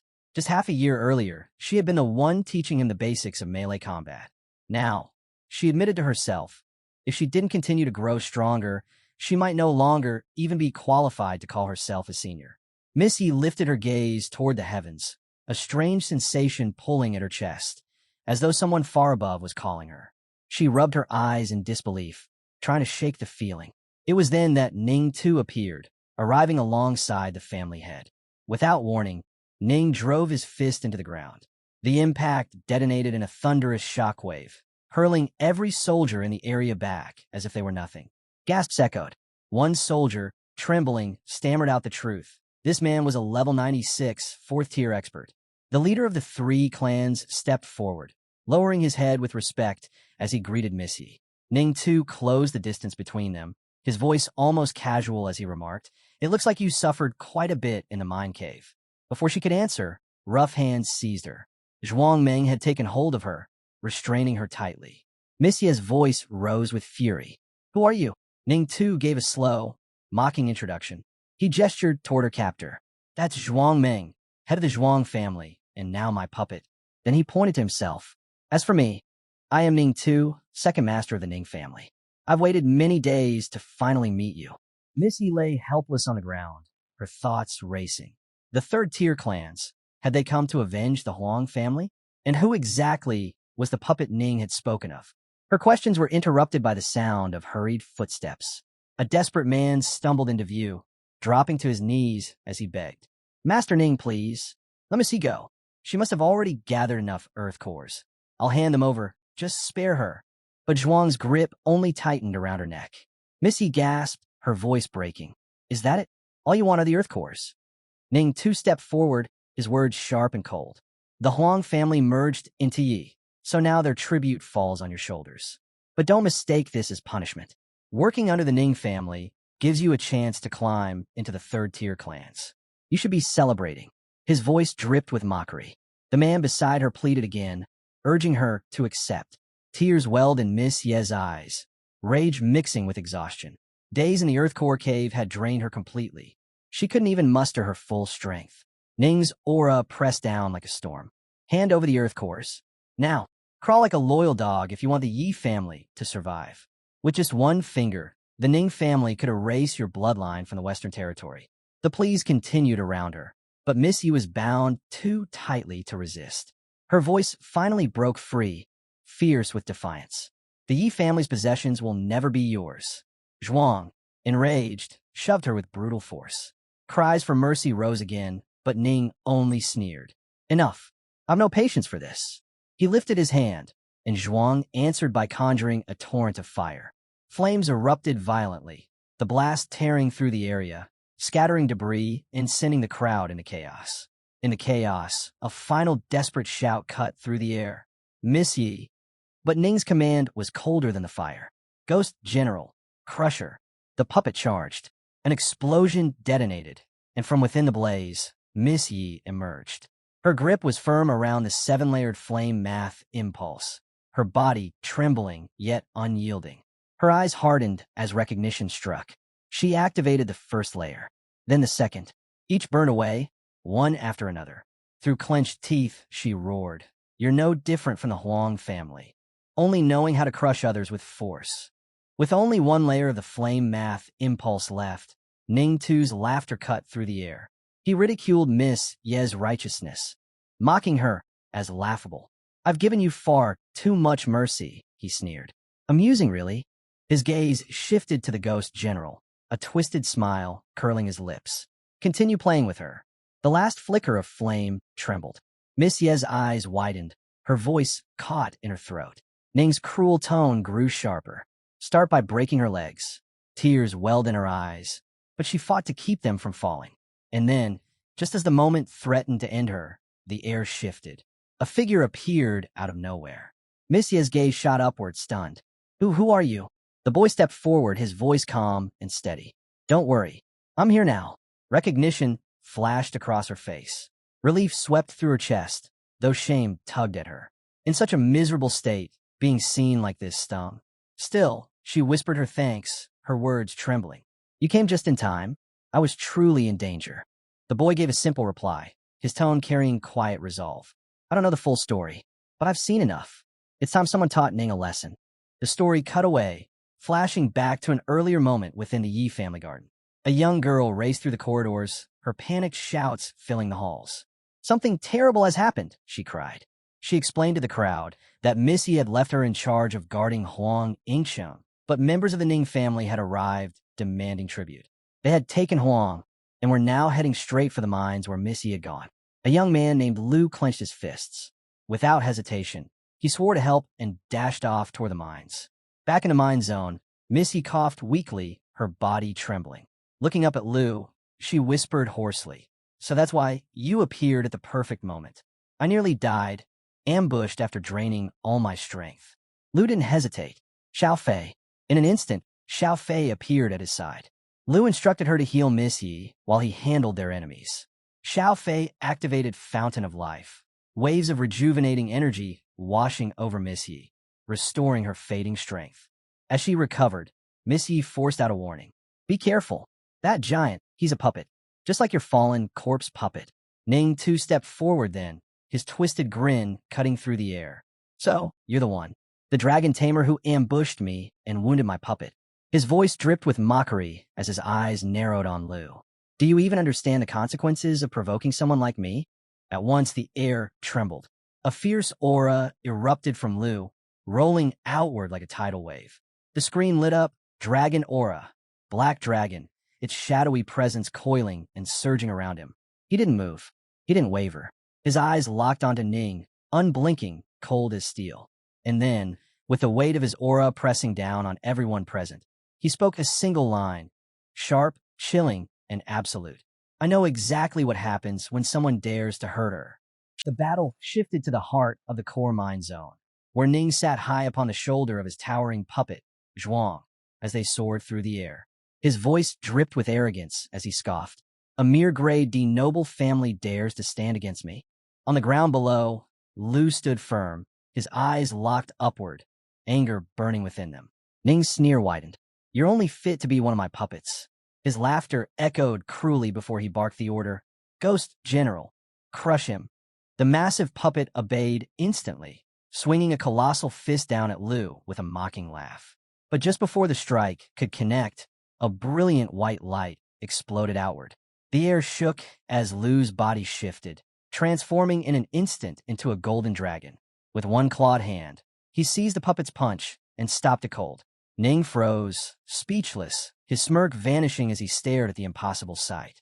The golden dragon gazed down at the puppet, his voice steady and calm. "This thing is no longer a threat." The system screen flashed, bonus stat activation, 3x5. When pressed, the dragon only mocked. "Is that all you've got?" His eyes glowed as understanding flooded him. He triggered bonus activity, 1x5, awakening the latent power of his bloodline. His form shifted further, rising into the majestic figure of the Golden Dragon King. Strength, agility, spirit, all surged to terrifying new heights. On Zhuang's shoulder, Ning's confidence shattered. His face twisted in disbelief as he muttered, "Impossible. He's truly a giant dragon? A dragon tamer isn't supposed to fight like this." The golden dragon roared, summoning his ally. "Zaofi, possess me." A storm of emerald light erupted. Zaofi appeared, fusing into him through the emerald dragon form, activating soul light. His wings unfurled, casting a vast glow. A screen appeared. All emerald dragon bloodline skills doubled when used on dragons or those sharing dragon bloodlines. Even as the golden dragon wrestled against the puppet's massive force, another power awakened, Soul Sanctuary. The blessing spread to every ally touched by soul light, amplifying all their attributes completely. With each blow absorbed, they gained stacks of energy guard, strengthening them further. The scene cut back to Ning, coughing harshly, his voice hoarse with fury. Get up already." His eyes locked on the dragon before him, disbelief twisting into dread. To see Zhuang, brought low in one strike by a mere boy, now fully transformed, it was outrageous. Through clenched teeth, Ning whispered, "So this is how a dragon tremor truly fights." The golden dragon's roar shook the battlefield. "What was it you were shouting earlier?" His fury pressed down like a storm. In disbelief, Ning watched as the dragon summoned a massive lava burst, chanting in dragon tongue that his foes would be crushed and turned into puppets. With dragon language replication, the golden dragon stole the essence of his pet's magic, amplifying it far beyond its original strength. Then his maw opened wide, releasing a torrent of molten fire. A blazing magma pool erupted in the target zone, dragging all enemies within, searing them continuously with devastating damage. But Ning only broke into laughter. He lifted a bell and rang it, the sound echoing with eerie power. "How fun, how interesting."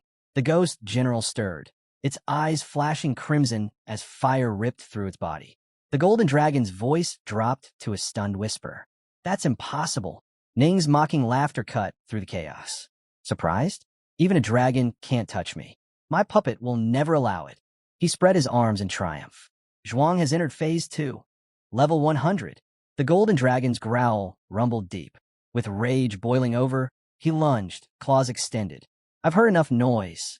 He slammed forward, clashing against the ghost general, who immediately countered. Without hesitation, the golden dragon and Zhaofi combined their strike, delivering a crushing blow with a massive paw. But Ning only laughed louder, shouting, "You still can't hurt me." The golden dragon rose again, his voice calm, yet cutting. "Oh, is that so?" His claws ignited, twin flames blazing. He had activated Judgment Claw, sacrificing stamina to pour raw strength into his next blows. The battlefield raged. The ghost general pressed its assault, relentless, each strike heavier than the last. The golden dragon strained to block, his body burning with effort. The ghost screamed with fury while Ning barked commands, sweat beading his brow. Then the dragon's expression shifted. His face darkened, eyes turning crimson, and his voice thundered. "Now, it's your turn." He charged, lethal intent in every step. Panic flashed across Ning's face as he rang the bell frantically. The ghost general lurched forward again to shield its master.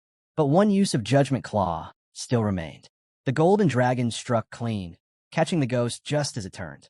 The blow tore through, shaking the battlefield and forcing the puppet back. For a moment, silence followed. Then Ning's laughter rose once more, mocking and cruel. "Hilarious. All of this is hilarious. You struggle so hard and still fail." The golden dragon said nothing. He stood motionless, silent, as though stunned. Ning's grin widened. "Yes, keep trying. I'll enjoy watching you break." The ghost general staggered, then slowly sank to one knee. Ning placed his hand firmly against its chest. A low murmur slipped from the puppet, eerie and hollow. The spirit within still lingers. Ning's grin spread wide as he pulled out a glowing golden object, its light reflecting in his eyes. "This," he declared, "is a level 100 puppet." But then his own body began to change. His face twisted unnaturally as two sharp horns tore their way out from his skull. Power radiated in waves from him, thick and suffocating. His voice trembled with glee. "The ultimate skill of my puppet is ready." The focus turned back to the ghost general. Its gaze shifted, no longer vacant, but sharp and terrifying. Crimson pupils gleamed, surrounded by corneas that had turned a sinister violet. The transformation was complete. Phase 3. A new revelation burst across the screen. Possession. Mountain God. The puppet had become the Mountain Breaker, infused with divine might itself. Godly power coursed through its frame, surging violently as both its strength and stamina skyrocketed by 300%. 47. The battle shifts to the core of the mine, where Ning bursts into laughter as his strength surges. With triple stats and the blessing of the Mountain God, his power rises to a level that could shake even seasoned elites at level 100. He declares that the fight is far from over and, determined to make his enemy die without regrets, unveils another ultimate technique. The screen flashes, 3 nails to the soul. With every wooden nail driven in, the puppets under the puppet master's command double in strength, becoming deadlier by the second. Zhuang's aura grows even more menacing, while Ning orders the ghost general to unleash everything. Stepping forward, Ning mocks his rival. boasting that his own power has now multiplied tenfold, calling it an honor to face him. The golden dragon fixes a fiery glare on him, and Zhuang counters proudly that he can stand against 3 level 100 elites at once. Ning sneers back, saying not even a dragon could hope to win against him. In that moment, the boy shifts back to his original form. Zhong breaks into laughter, asking if he's ready to surrender. The boy simply shakes his head, remarking that even with ultimate skills and tenfold strength, it's still pitiful. Ning bristles with rage, demanding an explanation. Calmly, the boy replies, whether 10 times stronger or 100, trash is still trash. Inwardly, the boy notes how Zhuang depends on sheer force, while Ning leans on control, making both of them ideal candidates for his puppet army. Ning, however, sees only arrogance in front of him, waiting to discover what kind of dragon his opponent dares to summon. Suddenly, a poison dragon swoops down in front of the boy and charges at Zhuang. The boy doesn't flinch. Ning erupts in a mocking laughter, dismissing it as nothing more than a slimy worm unworthy of being called mighty. The boy gently pats the dragon, calling it Xiaoji, reminding it of its past victories against the 10,000 Venom Devil Vine and the Demon-Devouring Dragon King. He urges it not to fear this brute. The poison dragon lets out a hearty laugh, declaring it has no fear and is ready to fight. The boy nods and commands it to unleash its strength. Ning roars with contempt, scoffing that the beast is nothing compared to his level 100 puppet. But the boy narrows his eyes and reveals the truth. He never said he had only one dragon. At his call, Xiaofei emerges, summoning the Shadow Dragon King. The screen flashes with the natural assimilation, Shadow Dragon contract. Black blades swirl around the Shadow Dragon King, its strength perfectly equal to its summoner's level. Both Zhuang and Ning freeze in disbelief. Ning locks eyes with his opponent and instantly senses the murderous intent within, wondering just how terrifying this dragon's powers might be. Raising his hand, Ning calls forth golden light from his bell.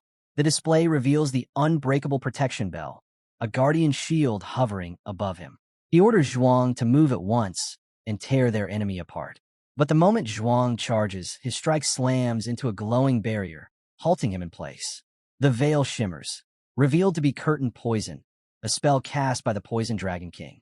It drains the enemy's life force and funnels it into its master. Ning's expression falters as Zhuang begins to falter within the poison swamp. In a panic, Ning hurls out counter skills, clarity and calm to cleanse, purifying rain to restore, reversal of corruption to suppress. Yet every attempt fails. None can erase the venom. The Poison Dragon King declares that this poison cannot be undone. Rage grips Ning. Clutching the bell tightly, he roars for retreat. But the Ghost General cries out, lightning exploding across his form. The screen blazes with Shadow Strike, a skill that teleports behind the target to deal 16-fold damage, followed by Shadow Invasion, chaining yet another blow. Zhuang is caught in full, and his limbs are shattered instantly. From a surge of power, a red-haired boy emerges, unleashing Dragon Annihilation. His arms morph into dragon claws as he unleashes 6 rapid strikes, perfectly aligned with his dragon companions. Ning stares in disbelief, muttering that his opponent is a monster, his strongest puppet, the Ghost General, crushed like nothing. With dread in his voice, he commands Ghost Shadow retreat. As he flees, he vows to return, planning to bring Freak Dragon Tremor to end this fight for good. The boy lands lightly upon the ground, scoffing at Ning's retreat. To him, Ning is nothing but prime puppet material. Without hesitation, he takes to the skies with his dragons at his side, declaring that Ning will never escape so easily. The clash begins once more in the core mine zone, where Ning too scrambles to escape. Cursing under his breath, he laments how this relentless pursuit refuses to end, and without hesitation, he orders the Ghost Guard to block the way. The Ghost Guard responds instantly, unleashing a wave of crimson energy from his blade. But the boy answers with unwavering confidence. He scoffs that if this is their full power, then they truly have nothing. His aura erupts as he soars upward, pressing the chase. A system display lights up before him, cut the sky. Attach Dragon Aura. Twin strikes in sequence. Coordinate with enemy. Refusing to let Ning 2 slip away, he charges forward. Another prompt appears, Soul Shock.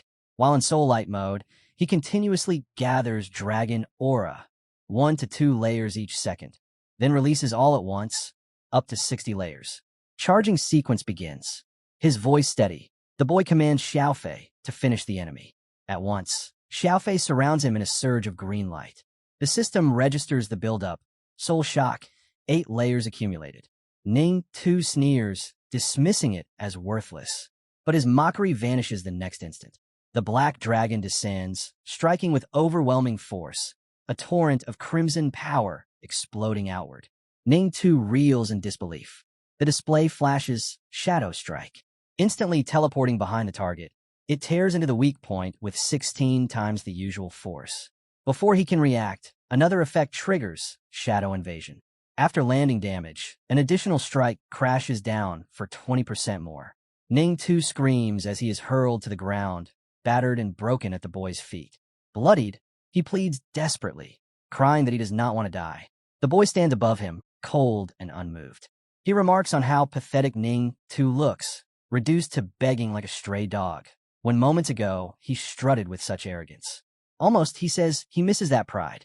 Panicked, Ning 2 blurts out his identity as the second young master of the Ning family, promising riches and favors if only his life is spared. The boy pays no heed. Instead, he gives Xiaofei a single command, to call forth the fallen corpse holy dragon. The system confirms natural assimilation. Dragon summon. By flute, twin fallen corpse holy dragon. Level equal to summoner. Xiaofei lets out a thunderous howl. Ning 2's face drains of color as he realizes too late what is coming, demanding to know what the boy has done. The boy's eyes narrow as he gives his order. Ning 2 is to be made into a new puppet. Ning 2 recoils in horror, screaming that the boy has lost his mind. He roars that the Ning family will never forgive this, and warns that his sister will make him pay. But the system answers with cold finality. Corpse manipulation. Control and transform fallen corpse puppet. Summon or dismiss at will. Upon death, energy returns to the fallen corpse holy dragon. The process begins. Ning 2 thrashes violently, his screams echoing as his body contorts. Tears stream down his face until his eyes shift into a haunting dark pink. The system announces the result. Ning 2, fallen corpse puppet. Master level 103. The boy studies the transformation with keen interest, murmuring that every mechanic functions perfectly on puppets. With the ability to enhance and recycle them, entire armies could be raised from corpses alone. A voice suddenly calls his name.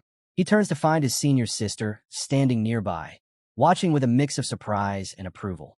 She remarks that the young master of the Ning family was slain so easily, calling him ruthless and decisive. The boy replies evenly, explaining that Ning 2 isn't gone, merely repurposed. It would be foolish to discard a fighter of such caliber, especially one capable of boosting other puppets. He even wonders aloud if fallen corpses might be reshaped into forms closer to the living, creating what he calls puppets too. A dark smile crosses his senior sister's face. She admits she's long been waiting for a chance to grind a C-tier, noble house beneath her heel. The boy asks about her condition. She answers that though her injuries had once been grave, Xiaofei's healing restored her nearly to full strength, leaving behind only minor fatigue. He nods, assuring her he'll keep advancing his work and hopes she won't be disappointed in the results. Raising his hand, he summons the golden dragon and orders more puppets. A thunderous roar shakes the air as the system appears once again. Corpse manipulation. Control and transform fallen corpse puppet. Summon or dismiss at will. Turning to the newly created Ning 2, the boy commands him to take control. Obediently, Ning 2 extends his hand, sending black energy spiraling outward. Corpses begin to stir, rising one after another to stand at his command. The screen flashes, create puppets. Transform fallen professionals into controllable puppets. Summon or dismiss at will. Ning 2 raises a ring and strikes a small bell. A wave of blue energy bursts outward, chaining every puppet to his command. The senior sister can only stare, stunned that Ning 2 himself has become the core of the entire puppet legion. The boy smirks, hinting that this is only the beginning. With a single word, he orders Ning 2 to ring the bell again. The second strike resonates. Blue light deepens, surging through every puppet at once. Their eyes ignite, bodies locking into perfect rhythm as they march into formation, shoulder to shoulder, ready to strike as one. A system display unfurls, 3 nails to the soul. Each wooden nail embedded into a puppet doubles its attack power, stacking without limit. These nails cannot be erased nor broken. Only the puppet master himself can remove them. Confidently, the boy notes that as long as their forms aren't obliterated outright, the black lines weaving through their bodies will let them reconstruct. His senior sister takes in the sight, her voice steady yet tinged with awe. In his left hand, he now wields an army sculpted from 9 realm demons. In his right, a squad built from 4th-tier experts. Together, she observes, such power leaves no challenger with hope. Anyone standing against him will be crushed. The boy answers with calm resolve. With this force, neither the Ning clan nor any other C-tier family can hope to resist. A smile spreads across his face as he declares his ambition. Since he now carries the voice of the Yi family, he will raise them to stand as the foremost clan in the western region. His senior sister answers his vow with a bright, playful smile of her own, affirming her trust and belief in him. As Lu and Miss Yi turn toward the voice, an older man rushes forward, clinging tightly to Lufan's leg. Trembling, he cries out that young Master Lu has finally come back. He explains how the demon Ning, too, stormed their estate, cutting down everything in his path like the king of hell himself. Ning, too, had forced him to guide the way to the young lady. He says he wanted to sacrifice his life for loyalty, but when he thought of the Huang estate and the Yi family that Miss Yi had worked so hard to build, he couldn't let it all collapse just because Lufan wasn't there to lead. So instead, he resorted to bluffing and flattery, stalling for time, while secretly praying the heavenly guards would arrive and rescue them. Lufan, taken aback, admits he believed the steward had been scheming all along, ready to abandon the Yi family and cling to the Ning family's power. The man bursts into tears, swearing by heaven, the sun, and the moon that his loyalty to young Master Lu and the Yi family shines brighter than the stars and is more unshakable than gold. He declares that even if he had 100 lives, he would never betray them. He wanted to fight back, but he explains that if he had resisted before help came, not even a single roof tile of the Huang estate would remain standing. Miss Yi steps in, telling Lu that standing against the Ning family without combat ability was impossible, and even a 4th-stage master would have struggled. She admits the steward had done everything he could. Lufan lets out a sigh, freeing his leg, but warns that if the Huang estate is still in ruins after 1 month, the man will lose his position as house steward. Dripping with sweat, the steward vows the estate will be restored tenfold within the month, promising that if he fails, he will resign without needing to be told. Suddenly, Miss E clutches her head as pain overwhelms her. Just as she starts to collapse, Lufan catches her, lifting her into his arms. He says she's still exhausted and that'll take her home to rest. She smiles faintly, mumbling softly, while nearby, the white-haired man smirks as Lufan carries her away. That very night, at the western borderlands, a massive volcano erupts. From its smoke and fire emerges a girl, screaming in fury, demanding to know who killed her little brother. Her wails echo across the land as tears stream down her face. The flames above the molten mountain twist into fiery beasts, and the lava surges higher with her rage. Leaping from the blazing slope, she swears vengeance for her brother, Ning too. The girl is revealed to be Ning Shuang, a level 109 Phoenix warrior. Just as her fury shakes the volcano, a voice orders her to calm down. She turns to see her father descending on a massive tamed eagle. He tells her that she is on the verge of breaking through level 110, and instead of raging here, she should be cultivating. But Shuang presses him, demanding to know her brother's whereabouts. She fears the worst. Had he really died? Her father snaps at her, calling it nonsense. Shuang then reveals a jade pendant given to her by Ning Tu, bound with puppet master thread that always pointed to his location. Now, the thread has snapped and is fading away. For her, it is undeniable proof Ning Tu is gone. Her father refuses to believe it. He insists that not long ago, Ning Tu had only gone to collect earth core crystals to support his sister's advancement. Shuang questions him about the crystals, then wonders aloud if her brother might have crossed paths with the Huang family. But before she can continue, her father cuts her short, saying the Huang family could never be capable of harming Ning Tuesday. Shuang pushes back, saying that whether possible or not, it's the only lead they have. She declares she will turn the Huang family upside down if that's what it takes to uncover the truth. Her father shakes his head. He tells her that her only priority should be breaking through to level 110 and awakening her second god tier. Ning, too, he coldly adds, is not even a fraction as important as her. Shuang's voice trembles with rage as she fires back that her brother matters to her, accusing her father of always belittling him. Her fury bursts out, shaking the ground and splitting the rocks beneath her feet. Her father dismisses her outburst as childish. Then, with a sigh, he softens, admitting he understands her pain. He promises to send someone to the Huang estate to investigate, but insists she must remain and focus on leveling up. Shuang refuses, saying she will go herself. At that, her father draws his sword, its tip stopping right at her face. Shock spreads across her eyes as she demands to know what he means by this. His reply is ruthless. Whether Ning Tu is alive or dead matters far less than her advancement.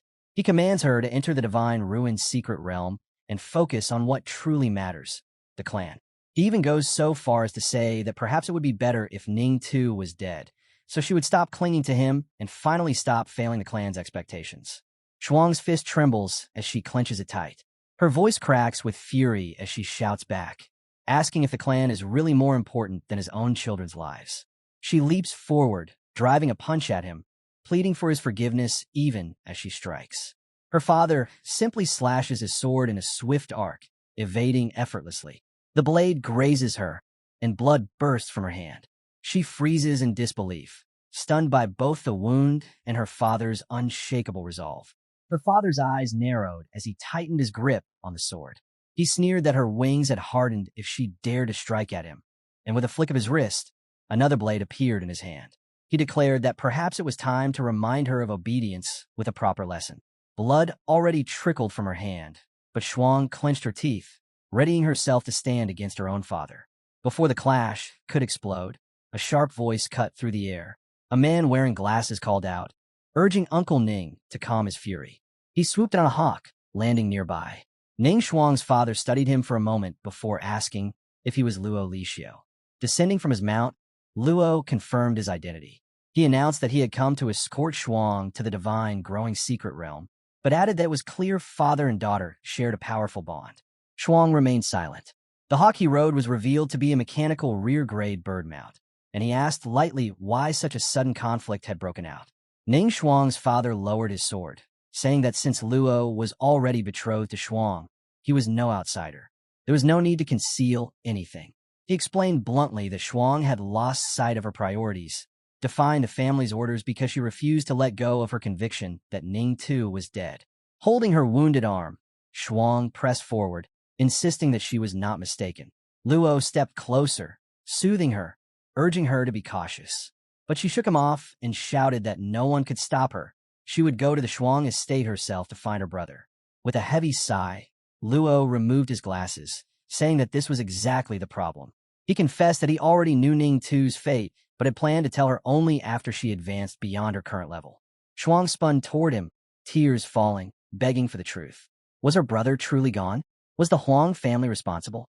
Luo raised his hand, calming her, and reminded her that the Luo family had risen as a C-tier noble clan in the western borderlands not through strength, but through the power of their intelligence network. With certainty, he confirmed that Ning Tu had indeed been killed. But as for the Huang family, he assured her they had nothing to do with it. Shuang demanded to know who was responsible for killing her brother. Luo didn't hesitate. He said it was none other than the Yi family's leader, the so-called dragon tamer, Lufan.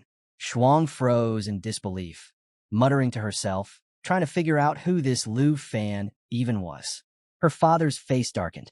He said he had heard of the dragon tamer before, but dismissed the claim.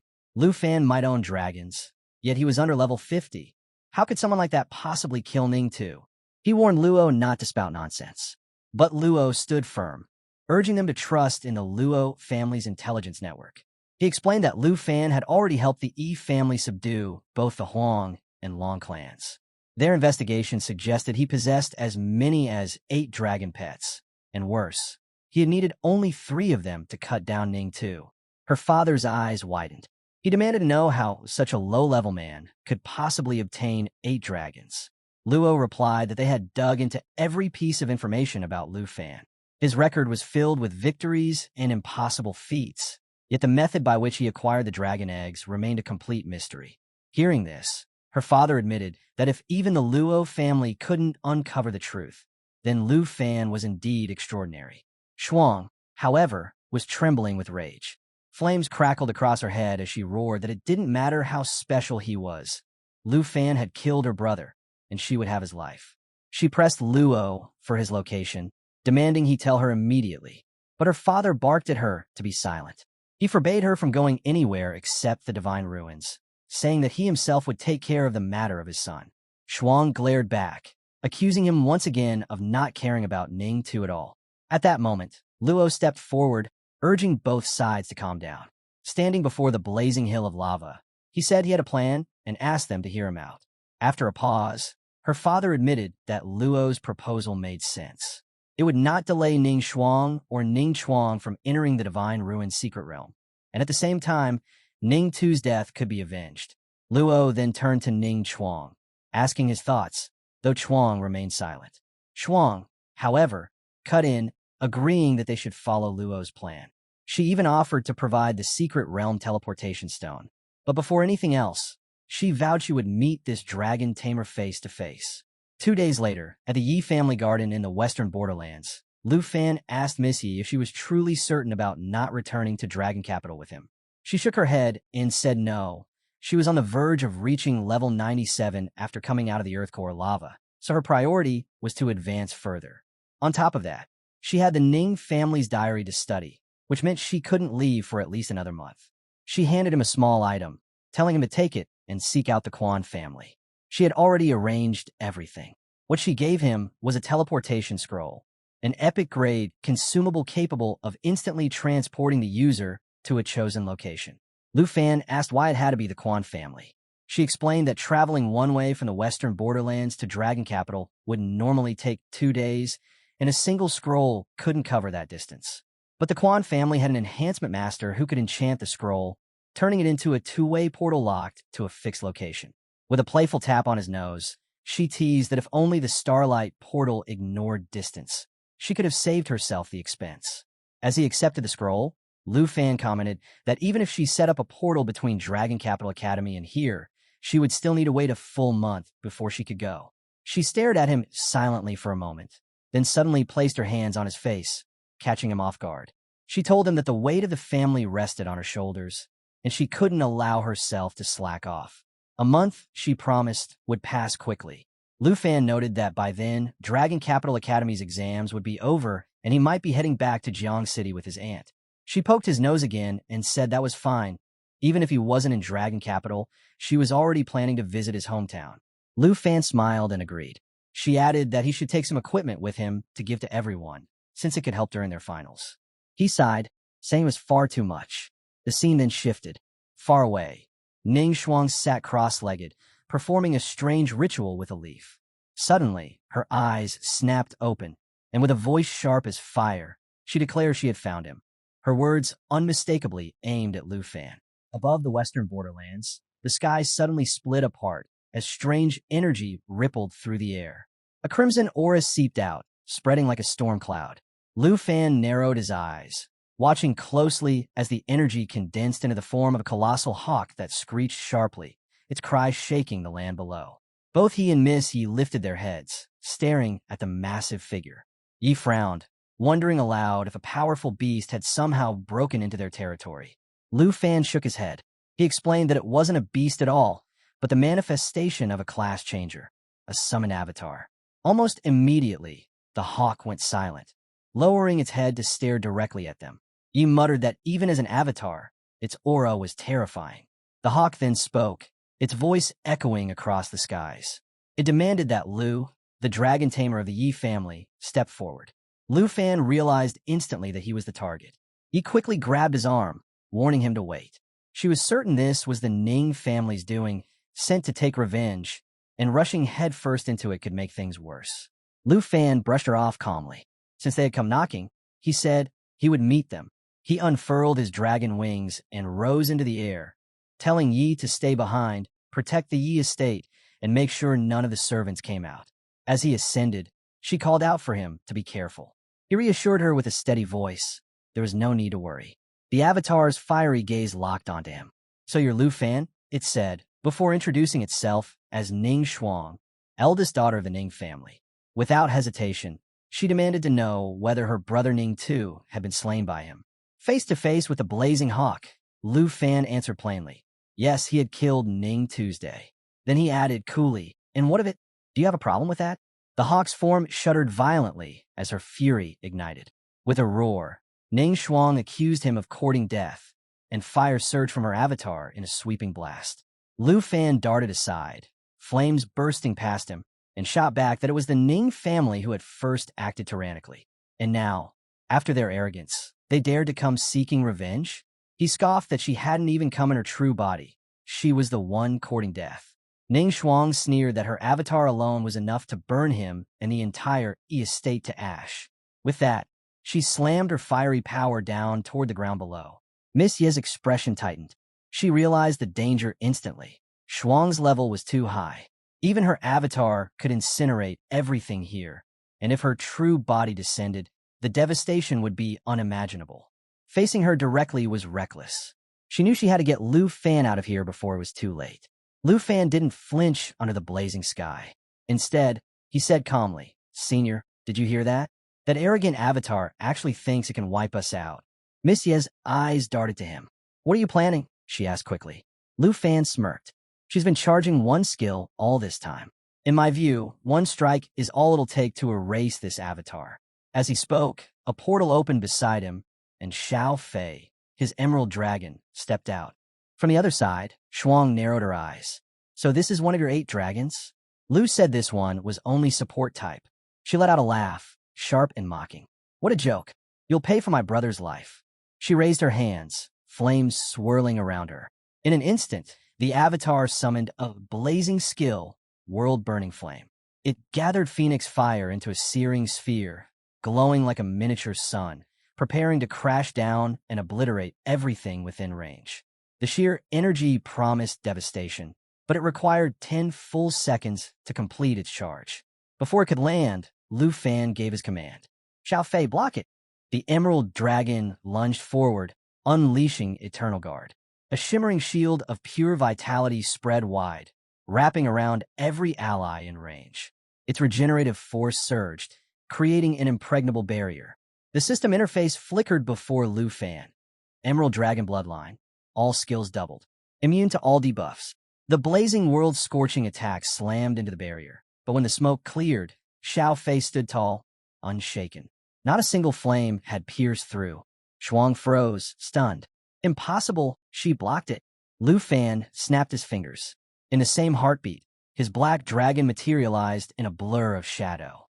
With perfect teleportation, it reappeared directly behind the hawk-shaped avatar, fists already driving forward. Shadow Strike activated, piercing straight through the weak point of the avatar's body. The system prompt appeared.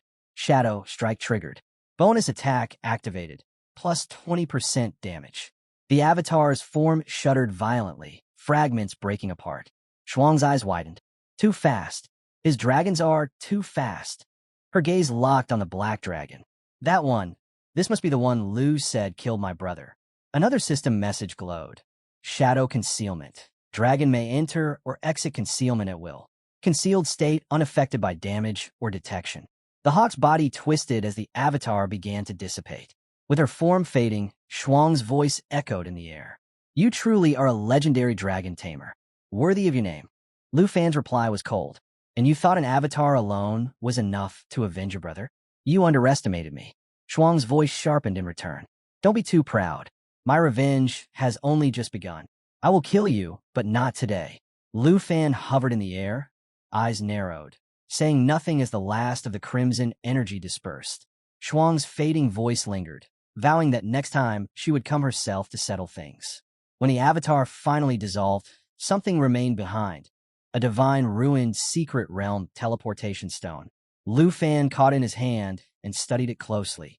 The item shimmered with a faint glow, its properties legendary grade, made specifically for entering the divine ruined secret realm. A system notification appeared before him. Time until the divine ruined secret realm opens. 68 days. Far away, a flame leaf drifted down into a pond. Shuang's eyes followed it, her thoughts heavy. Though anger still burned in her, she couldn't deny being impressed by Lufan. Deep within her volcanic domain, She reached into the molten flows and drew out a blazing hot crystal, so bright it seemed to pulse with fire. She muttered to herself, wondering aloud if someone of his caliber truly relied on dragons alone. Was that the source of his strength? The system immediately identified the item in her hand. Earth Core, legendary trait material, condensed through countless years of magma beneath the western borderlands. As fiery energy swirled violently around the core, Shuang's grip tightened. With grim resolve, she pressed it against her chest, the power searing close to her heart, until finally the Earth Core shattered into fragments.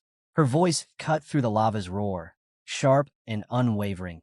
"Dragon Tamer, you had better be inside the Divine Ruin's secret realm when it opens."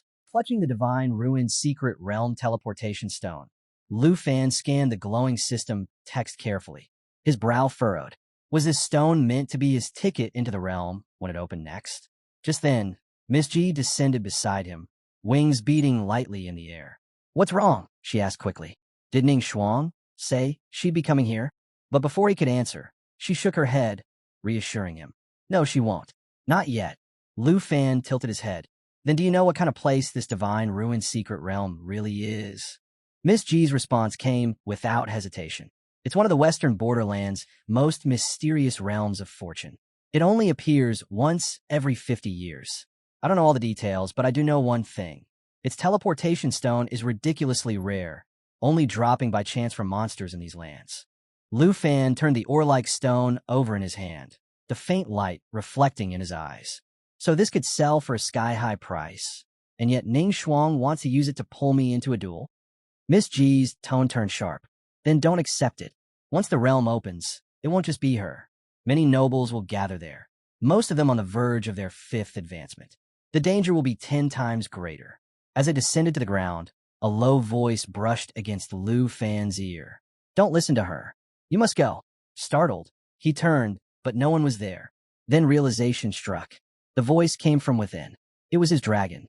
"You must go into the Divine Ruin's secret realm," the dragon urged. "Find the spirit-quenching liquid for me. Once you reach your 3rd advancement, I will tell you where the myriad armor dragon egg is hidden." Lufan's eyes narrowed. "So, you've awakened? You saw everything that just happened out here?" "Yes," the dragon replied smoothly. "Your pet space is very comfortable. Another month or 2, and I'll be fully recovered." Lufan pressed further. "Then tell me, why do you want me to enter the Divine Ruin's secret realm? What's so important about this spirit-quenching liquid?" The dragon's voice softened, almost innocent.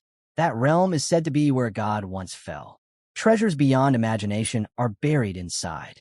But among them, the spirit-quenching liquid is the rarest and most precious. The stronger one's attributes, the greater its effect. It can even double them." Lufan frowned, his thoughts running fast.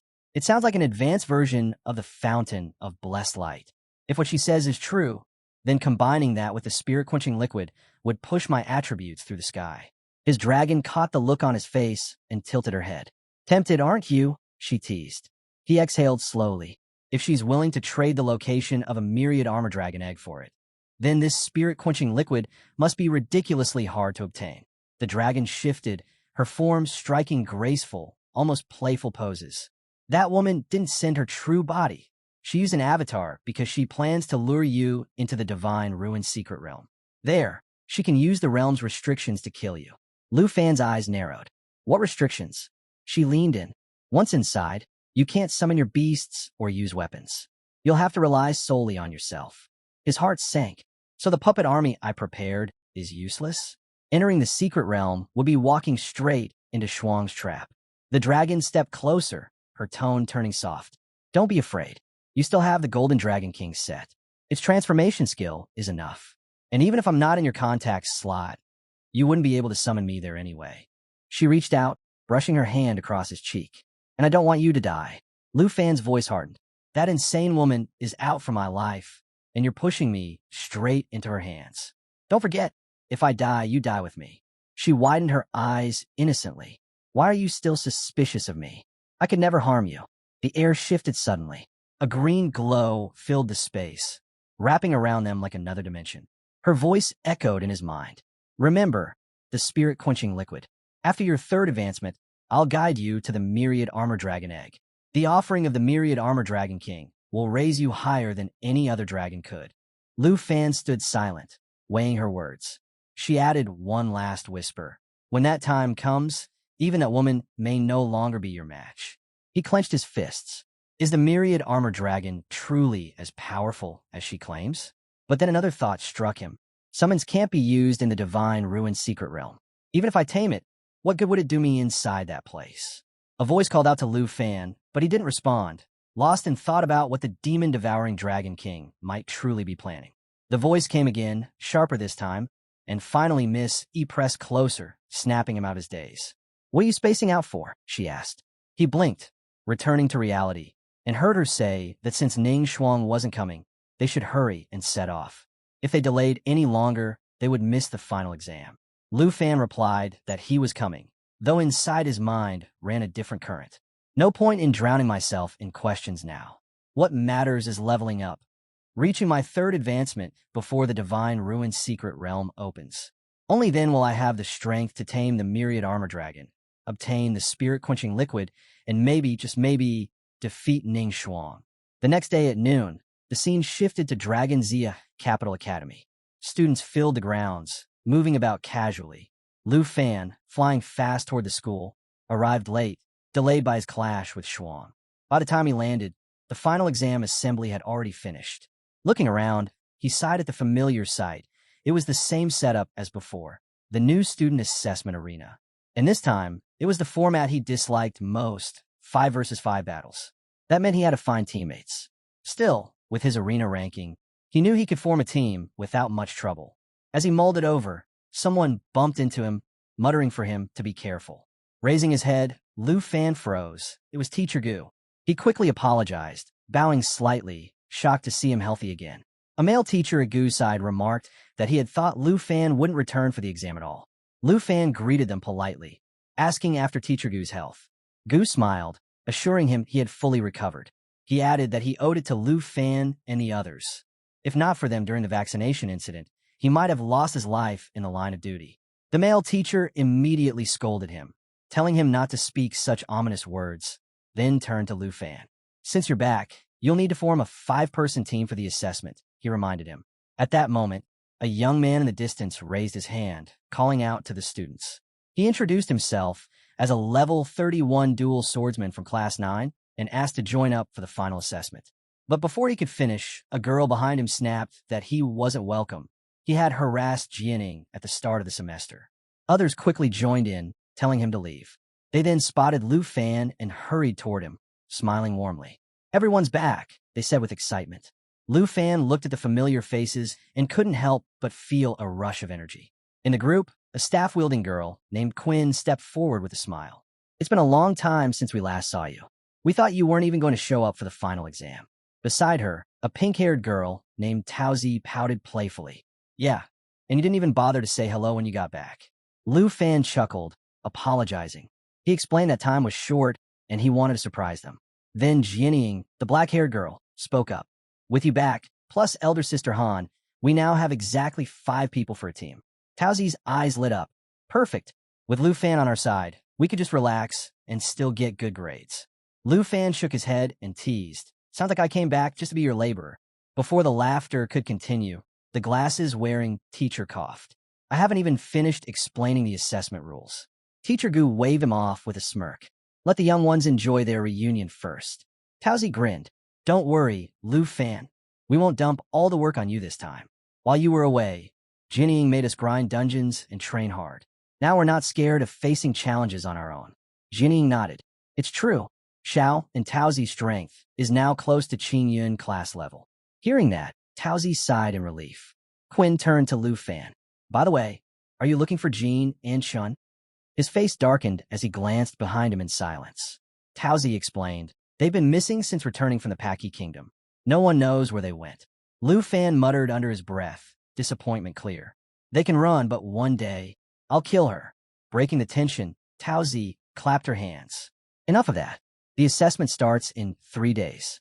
Everyone should pack and rest up. Qin added softly, don't overthink things. You must be exhausted after rushing back. Still, Lufan couldn't help comparing. Most of his classmates were only in their 20s, with a few in their 30s. Even without Jean and Shun, Their group could score well in the assessment without leaning too heavily on him.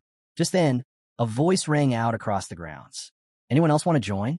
A young man in martial arts attire stepped up. Only those ranked in the top 10 qualify. We're still short one member.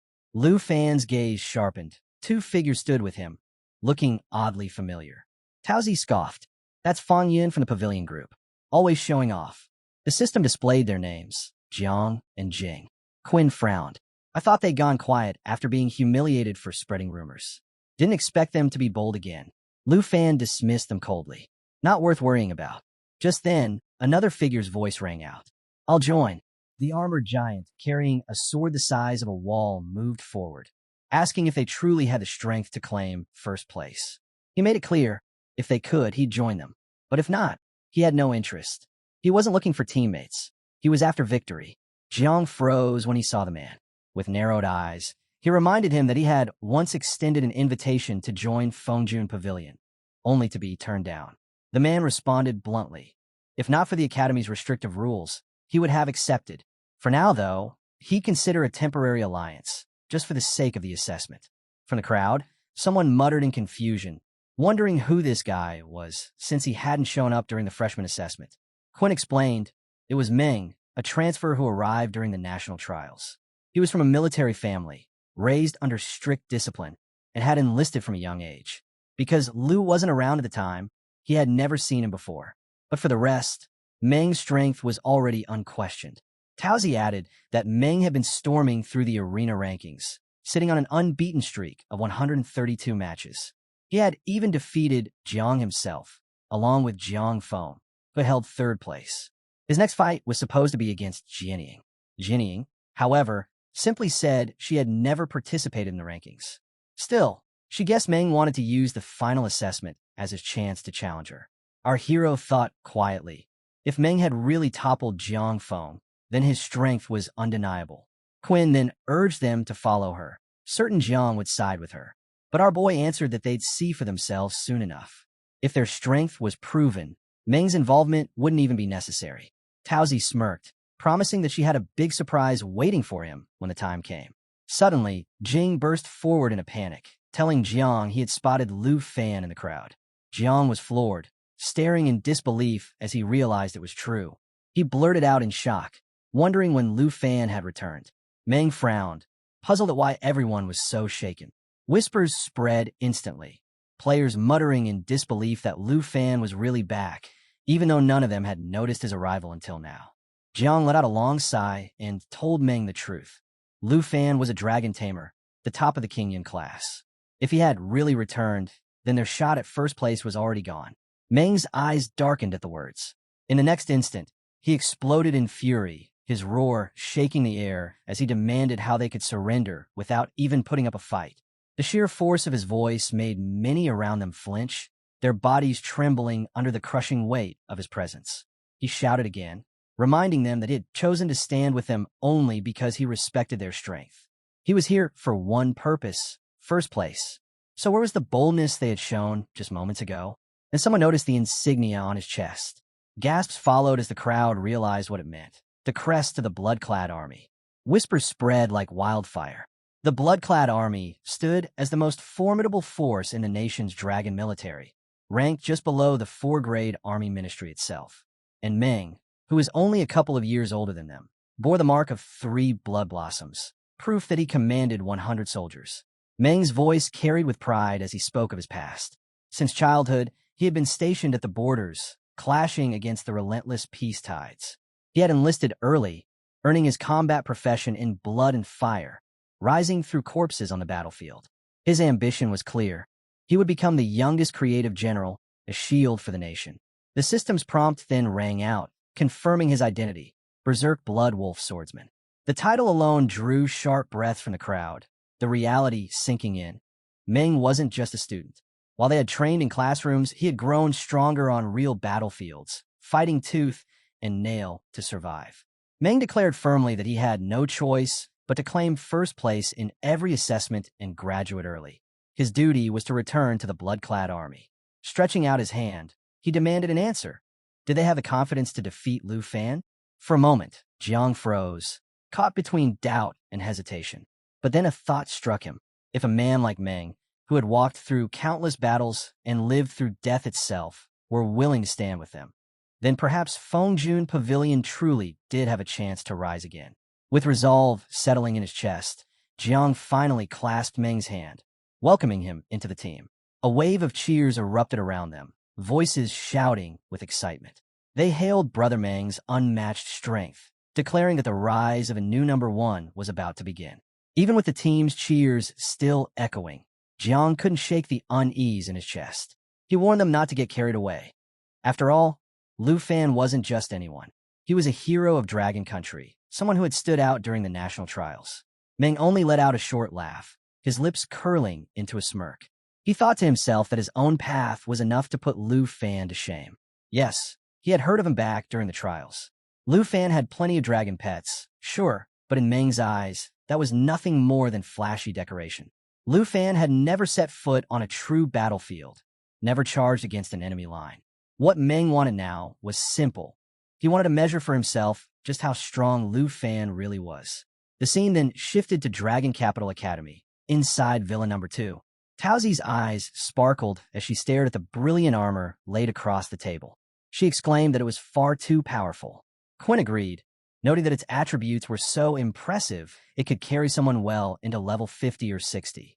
Tauzi then asked in wonder if all this had really been given to them by their senior. But their boy cut in firmly, reminding her that the equipment was for the whole group, not for anyone to claim alone. Turning to his aunt, he explained that Miss E had also prepared many skill books for her, including enchanting techniques and protective spells. His aunt's eyes softened, clearly moved. She remarked that Miss E had even considered her and urged little Fan to make sure to thank her properly. As they sorted through the treasures, the system unveiled one of the items, a legendary piece called Jin Stream. Its stats were extraordinary, boosting agility, hit rate, strength, and endurance. Doll tried on her prize, excitement spilling out as she called it her very first legendary weapon. It was the Hydra set, which turned her into a water Lotus Swordswoman. Its special effect was overwhelming, raising all Hydra-related damage by 40%. Next came Qin's share, a gleaming set of armor named Regil. Its attributes were just as astonishing, raising both spirit and agility. What truly stunned her, though, was its passive effect. It could automatically trigger a Holy Light Starfall without costing a single point of energy, striking within the target range. Qin was dumbfounded. She admitted it was beyond anything her father could ever buy. Alongside it, she also received the Judgment set, which carried the terrifying Starlight Annihilation, a continuous damage skill that couldn't be dispelled. Even Jinying, usually calm, was left speechless by her own reward. She admitted the enchantment effect alone was priceless, something she could never have afforded. What she held now was the Blade set, a legendary class-specific gear that magnified weapon damage, boosting certain effects by as much as 120%. As each of them slipped into their new gear, the room filled with energy. Tauzi couldn't contain herself, laughing as she boasted that her stats had nearly doubled in an instant. Qin clenched her fists, declaring that with their senior support, they had no excuses left. They had to give everything in the upcoming exam. Jinying added firmly that they must invite Senior E over as a guest to properly thank her face-to-face, and everyone agreed without hesitation. Even their aunt spoke up, gently reminding little Fan that gratitude was something they could never neglect.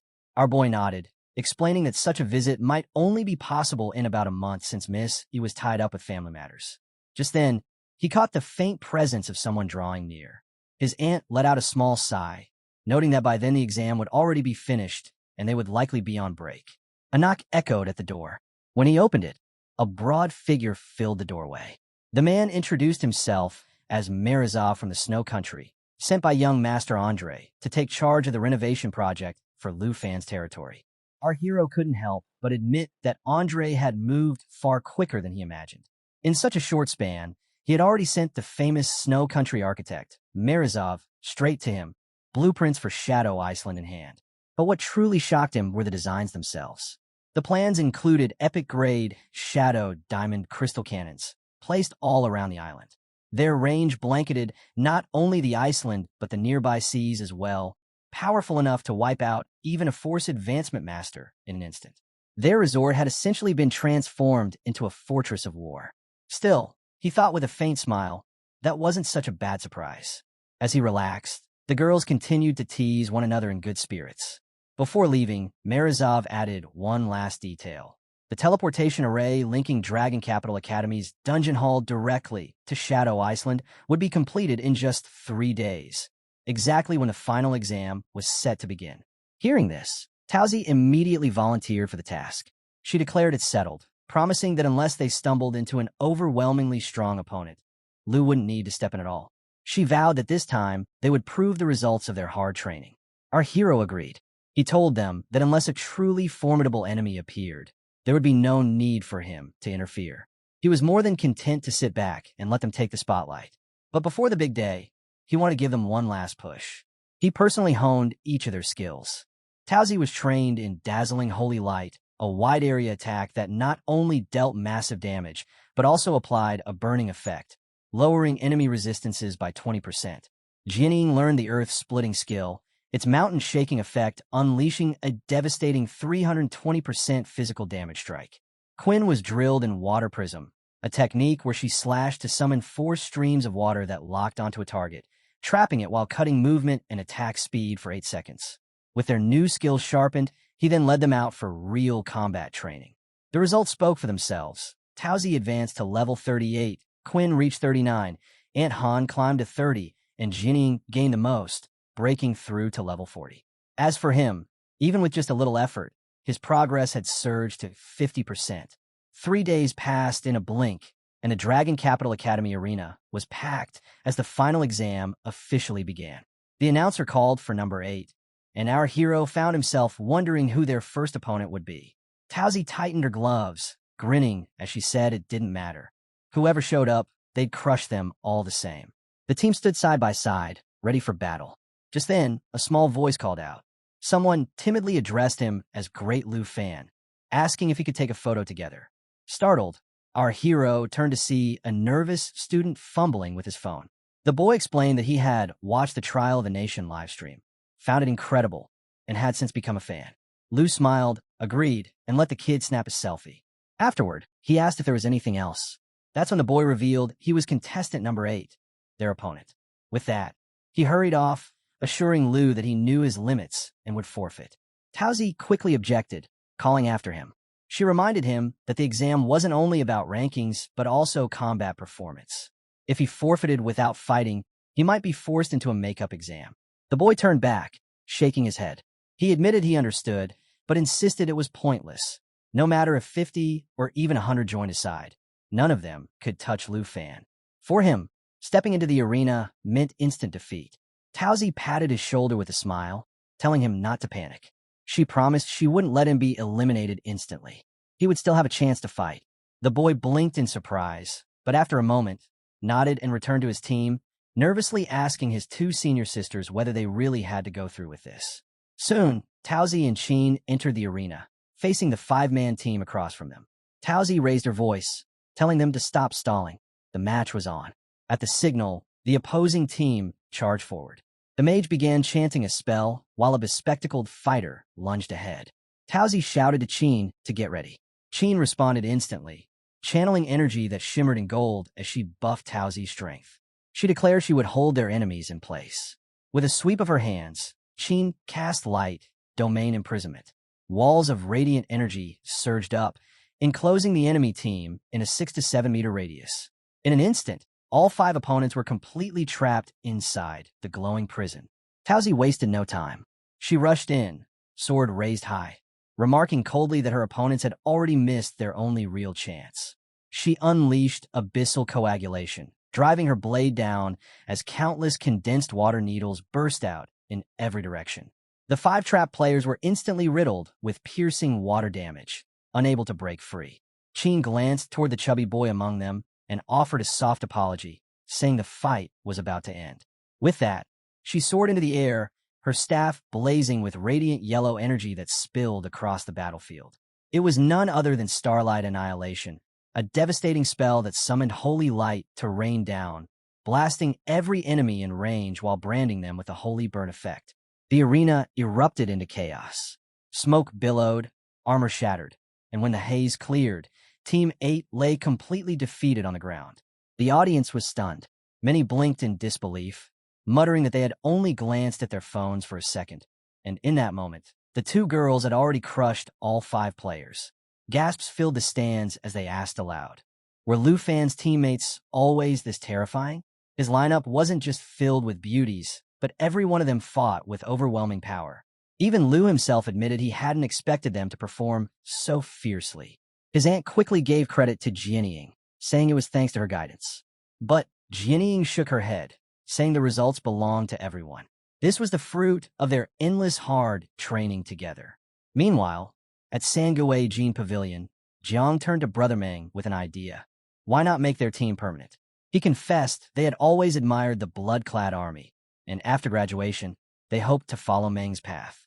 Jing eagerly agreed, saying Brother Meng was his role model, to achieve greatness by following him. That was what it meant to be a man. Meng smiled with confidence. He agreed they could team up, but set one condition, only if they defeated Lufan in the finals.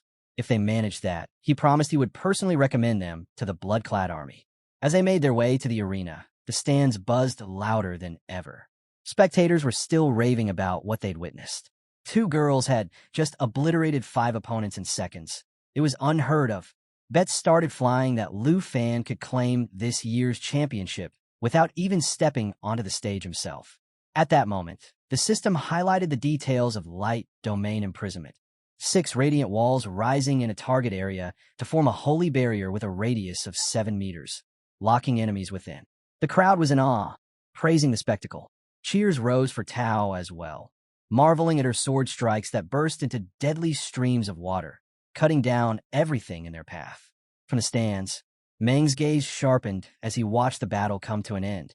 His thoughts drifted straight to Lufan, the one everyone whispered about, the one who had given his teammates such strength.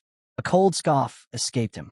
To the crowd, Lufan was some untouchable figure, worshipped like a god simply because he had achieved a second advancement profession. But to Meng, it was nothing more than blind luck, luck from choosing a dragon. His fist tightened, knuckles cracking as a dangerous aura began to pulse from his body. His voice dropped to a growl, each word laced with contempt.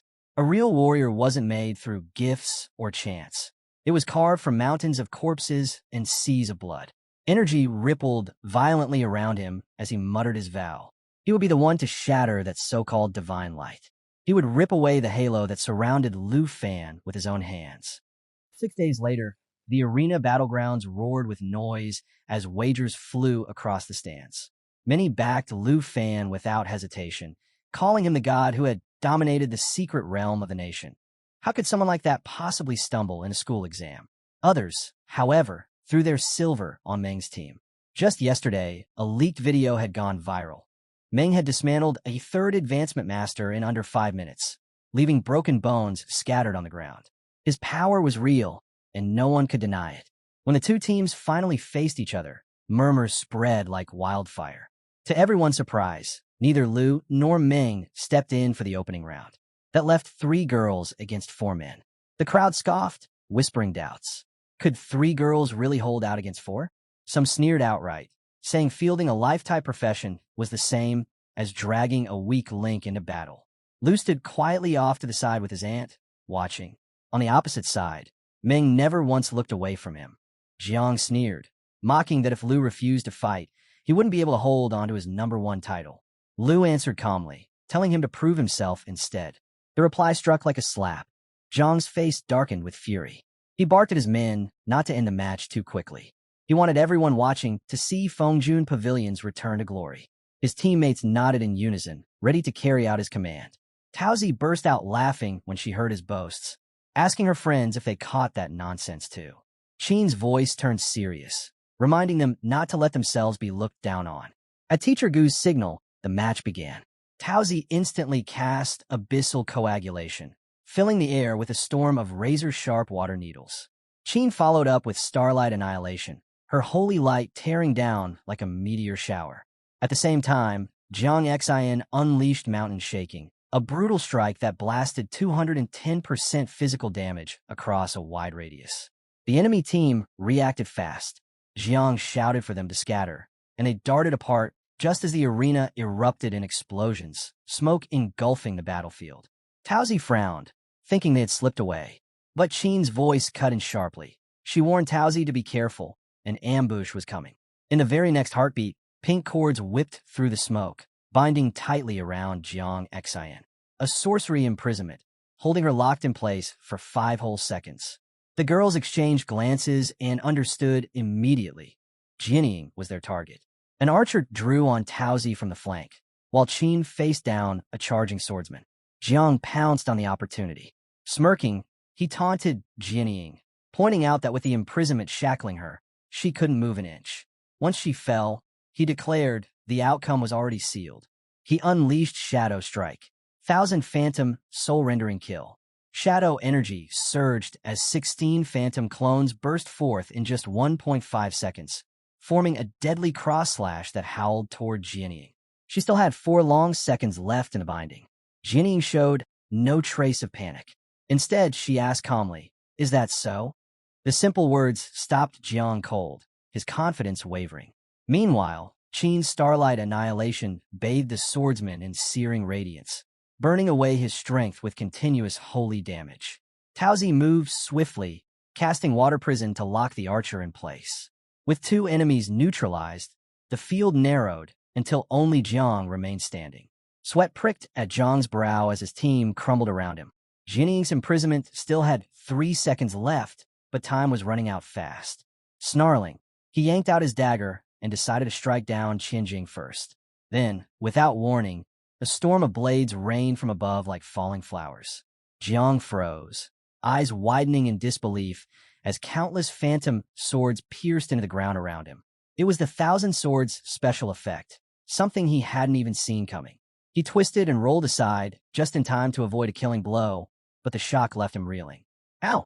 She's still bound, he thought frantically. How can she release skills? But Jining hadn't cast a thing. She didn't need to. The final seconds bled away. Jiang lunged, desperate to land a finishing strike. Just as he closed in, one of the spectral blades slashed across his leg, leaving a deep gash. Pain shot through him, twisting his face in rage. He cursed furiously, yelling that Jining's so-called foolproof plan was nothing but empty talk. And then, the timer hit 0. Far away, Lufan lounged comfortably with his aunt, completely unconcerned. He observed aloud that Jiang had made a fatal mistake. Those weren't Jining's skills at all, but the special effects of her weapon. His aunt smiled softly, telling him not to worry about Jining. She passed him a glass of fresh juice, made with his favorite fruits, as if they were merely watching a casual show. On the opposite side, Meng's scowl deepened.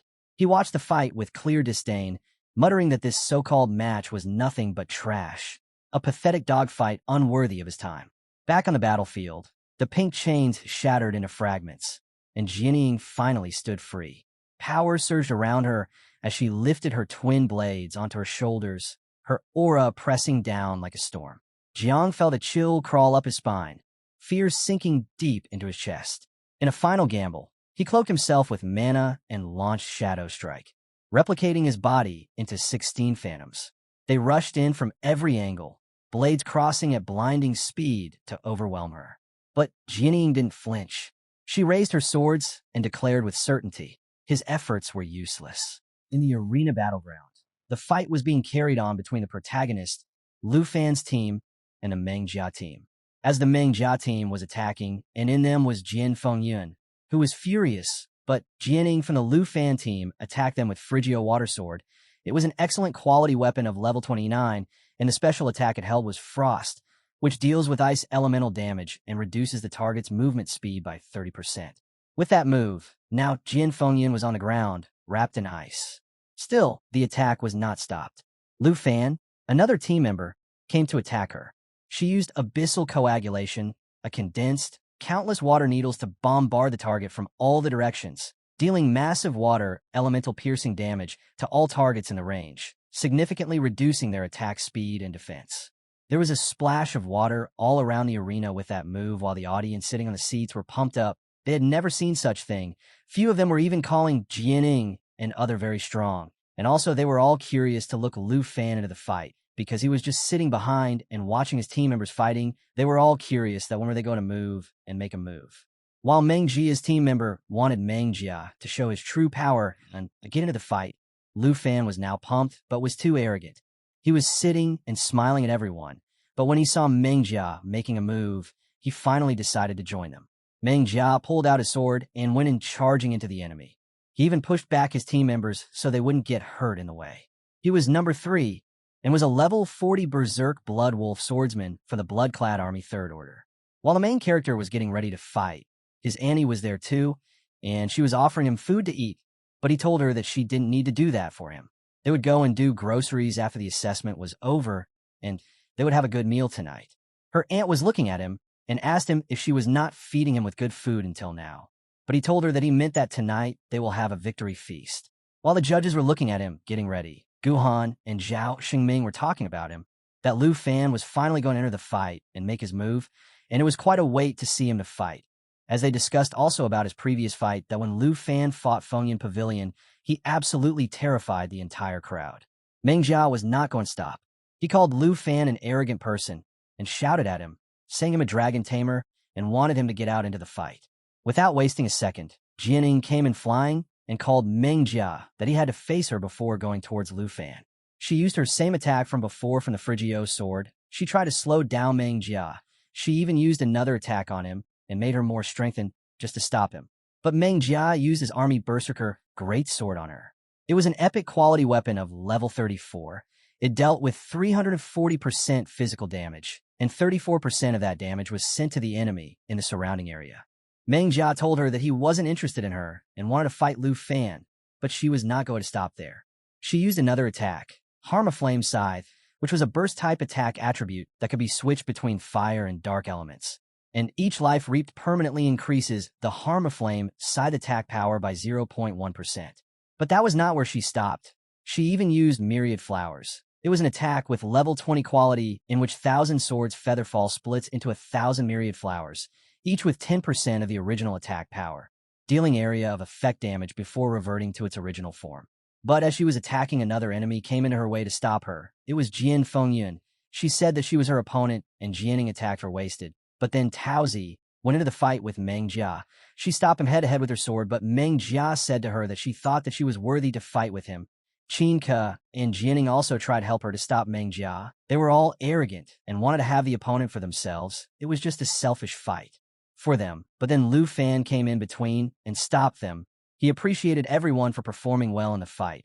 He told them if the fight was a real life or death battle, the pavilion would have wiped out long ago.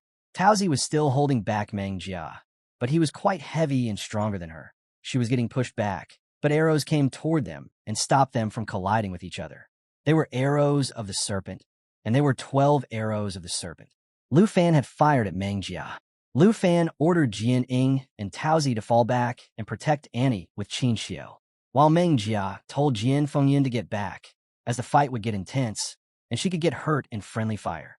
Meng Jia was waiting and thinking that now Lu Fan would summon a dragon. He thought that if Lu Fan won by summoning a dragon, it wouldn't be an honorable victory, and what if he won against the dragon and Lu Fan? While Taozi was being called back, and not to get in the way of Lu Fan, Meng Jia then attacked Lu Fan at once. He slashed at him with his sword, telling him that he was someone who walked out of the war against the beast tides, and he was a true warrior. But Lu Fan dodged him easily. Lu Fan used his dragon aura and imbues with the dragon aura. He performed 2 consecutive slashes at Meng Jia. Meng Jia stopped his attack with his sword, but was pushed back. It was a blow at him. He shouted at him that he wasn't a dragon tamer, and why was he not summoning a dragon already? But Lu Fan said that if he wanted to see a dragon, he had to actually hurt him first, and with an ego, Lu Fan called him to come and fight. Meng Jia was all in anger, and then he changed his form, and red lightning, he turned himself into a werewolf. All his team members were watching him. They were scared of him.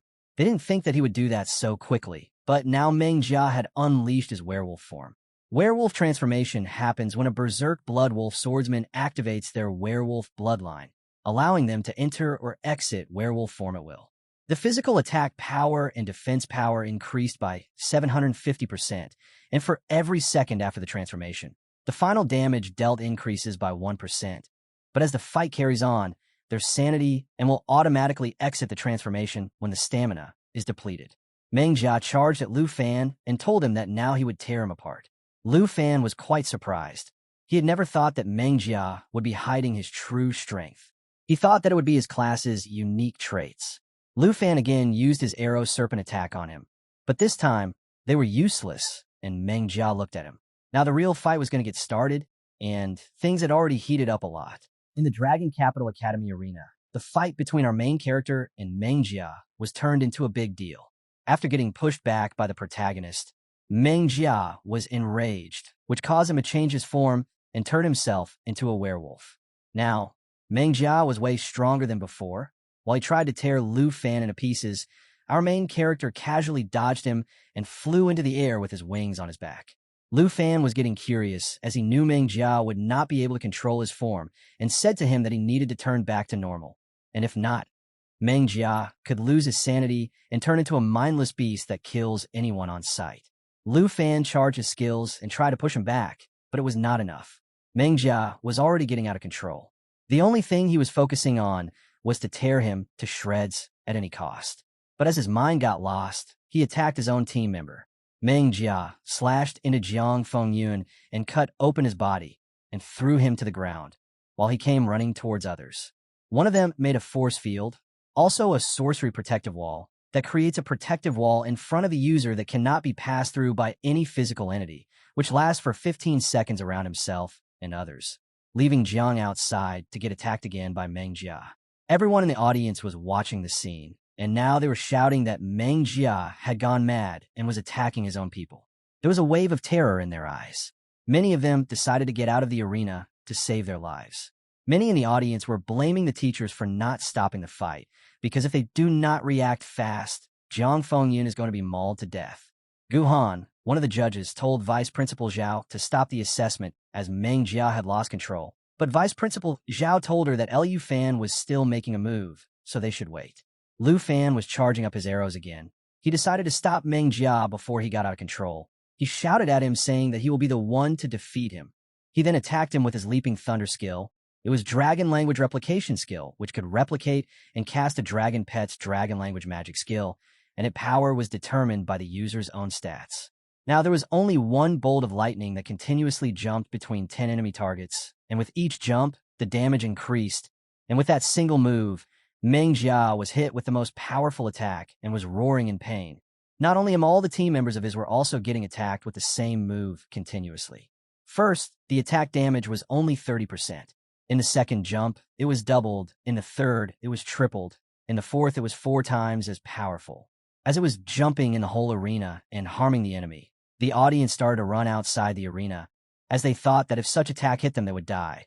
But not only that, the Vice Principal Xiao was also terrified. He said that Lufan and Meng Jia both were crazy. He even yelled at Lufan to stop it at once, but Lufan replied that Vice Principal should not be too nervous as his attacks were not after their lives, but still the enemy will spend few days in the hospital. After getting hit by such bolts, Meng Jia finally turned back to normal as his transformation was depleted, and he was lying on the ground, all beaten up. After watching the whole scene, few of the audience which stayed and looked at the whole scene started to cheer for Lufan, and they didn't regret staying in the arena for a longer time, as it was all worth it for them. While the judges announced that the assessment was over and the winner was Lufan, Jiang Ying, Qin Xiao, Taozi, and external support, Han Ku, everyone was smiling, looking at Lufan. They appreciated him for being the number one in the fight. Han Ku, Lufan's aunt, also told him to let's go and prepare for the victory feast for everyone. But Lufan was focused on the enemies. He called out his dragon for some work. It was a female dragon. Many in the audience were shocked, but were falling for it. They were amazed by looking at another form of dragon. They had seen an original form that was a huge black dragon, but now it was a dragon in girl form, and many of them wanted to hug her, as she was looking cute to them. They recalled the fight of Lufan and Chun Tianji, which was between 2 dragons, and they thought that he had summoned a dragon to settle his private grudge with the enemy. They were all thinking that now Lufan would kill his opponents. Meng Ji was sitting on the ground, looking towards the dragon. He asked Lufan what he was planning to do to him after summoning a dragon, after he had just won the battle. Meng Jia also asked him if he was going to kill them all in the arena, as it was just an assessment. But what happened next was totally the opposite. Our main character's dragon used her skill of Fountain of Life, which applies Fountain of Life to all friendly targets, continuously restoring their health. Meng Jia was shocked. He was getting all healed up, and his wounds were getting clear in seconds. Our main character turned around and started to walk away, but he suggested that Meng Jia not play chess with a terrible player, and hanging around the Fengyan Pavilion will only drag him down. Meng Jia was all in anger. He made a fist. He was unable to process his defeat and refused to accept it. He said that it was possible that he lost after he was a fierce beast that trained every day, and he was the fastest person in the blood-clad army to ever be promoted to the Third Order. The other team members were also curious about how they were all defeated by a student. Meng Jia started to hit on the ground. He said that it wasn't fair. Lufan stopped and said that he knew this would come as everyone thought of him as a dragon tamer that summoned a dragon and won the fights easily. But he cleared Meng Jia doubts. He said that he had been training every single time as well, and he had seized every opportunity to devote himself raising the dragons as well, and as he did that he faced strong enemies every time. His efforts were also not less than Meng Jia. The other team members of our main character also told Meng Jia that Lufan had also received recognition from the military. He had also been honored by the Northern Borderlands and even had a golden emblem from the Griffin Legion. They even added that our main character has the recognition of one of the 3 dragon countries, and if he wanted to, he could even mobilize the entire blood-clad army. Meng Jia was shocked by hearing it all. His team members were also surprised that it could be possible, as he had only been enrolled for a year. Guhan, the judge, was very much amazed. The crowd was now talking about the match. They were saying that one of the 3 elders was there to make a judgment of the battle. So the battle this time was different from before, and it had already caused a sit-in in the Taichi Nation. They also said that now it could be possible that a golden emblem of the Griffin Legion could outrank a commander of the blood-clad army alone. Listening to everyone, the vice principal asked Guhan to leave the arena, as now there was no need for them here, as no one would be injured anymore. While our main character told everyone that he won't misuse his powers at all, and suggested that Meng Jia keep working hard, and at least make his strength match the position he wanted to seek. Everyone in the Lufan team decided to go and have a great victory feast together. While Meng Jia's team members asked him to help him get up, Jiang Fengyan stopped them as he saw them leaving them behind, while Meng Jia looked at his badge and thought that he was not the one whose strength matched Lufan's strength at all, and so he left the arena. In the night after the victory feast, our main character walked back to his room while he was full and was appreciating his aunt cooking. And as he entered his room, he saw Jianing on his bed lying down, dressed awkwardly, and he stepped outside to understand the situation he was in now. He thought that he was seeing things as he ate the mushroom for dinner that his aunt had made, and he started to feel shy. After the victory feast, our main character went straight back to his house to sleep, but what he saw inside was unimaginable. As Lufan opened the door of his room, he saw Jianing sleeping inside, and as he entered, she woke up and asked him what he was doing inside the room. Our main character was confused, as it was his room, and asked her to look carefully as she was sleeping in his bed. He was curious to know the reason she had. She quickly apologized to him and said that she had entered his room without permission, and the truth was that she was waiting for him to get back to his room after finishing eating, so she could talk with him. The words were quite jumbled up, so Lufan asked her to repeat herself. She told him that she wanted to talk to him about the holiday break, as he heard from his elder sister Han that he would be leaving the dragon capital after the break started. Our main character asked her that he was going to leave for the holiday break. As the break was 4 months long, he decided to go back to Jianghai City. Jianing asked him that was it possible for her to join him for the break. Lufan smiled at her and said that he was confused that what did she wanted to ask her, but this request he didn't have thought, and he said to her that of course she could go along with him on the holiday break, but he asked her that why did she wanted to go with him.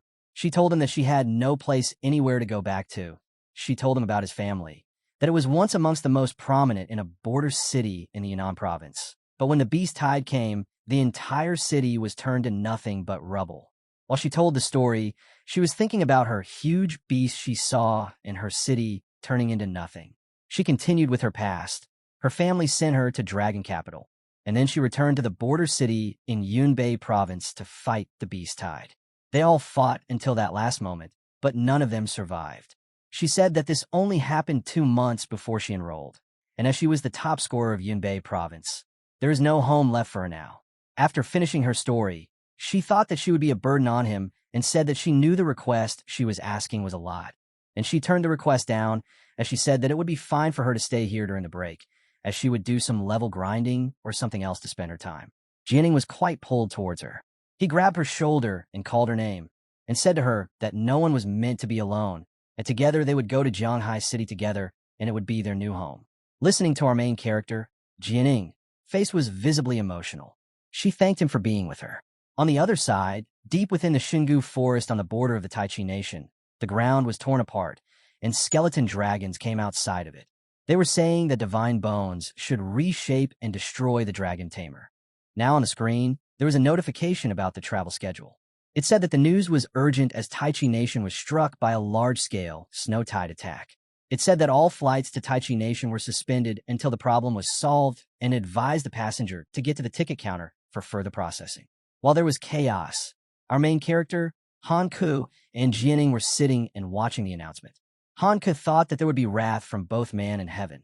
Also, there was only text. The news from the Taichi Nation was getting blocked, which made Lufan think about the nation. He was also thinking that the Lu family took over after the Qin family fell, and thankfully his wanted status had been nullified. He was curious that the people's senior sister mentioned, who were backing the Taichi Nation, would make a move.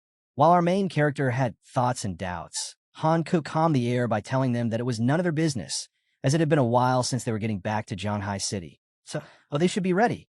And also she told Jianing that she would show the city once they had reached the place.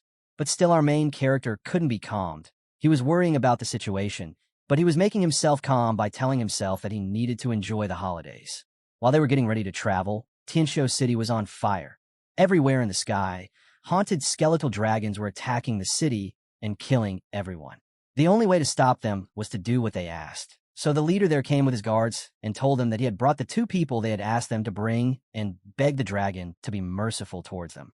While he was fulfilling the demand of the dragons, he was thinking that the person sent from above had abandoned them and left them to die, and if they didn't do as the beast told them to do, the Lui family would be finished.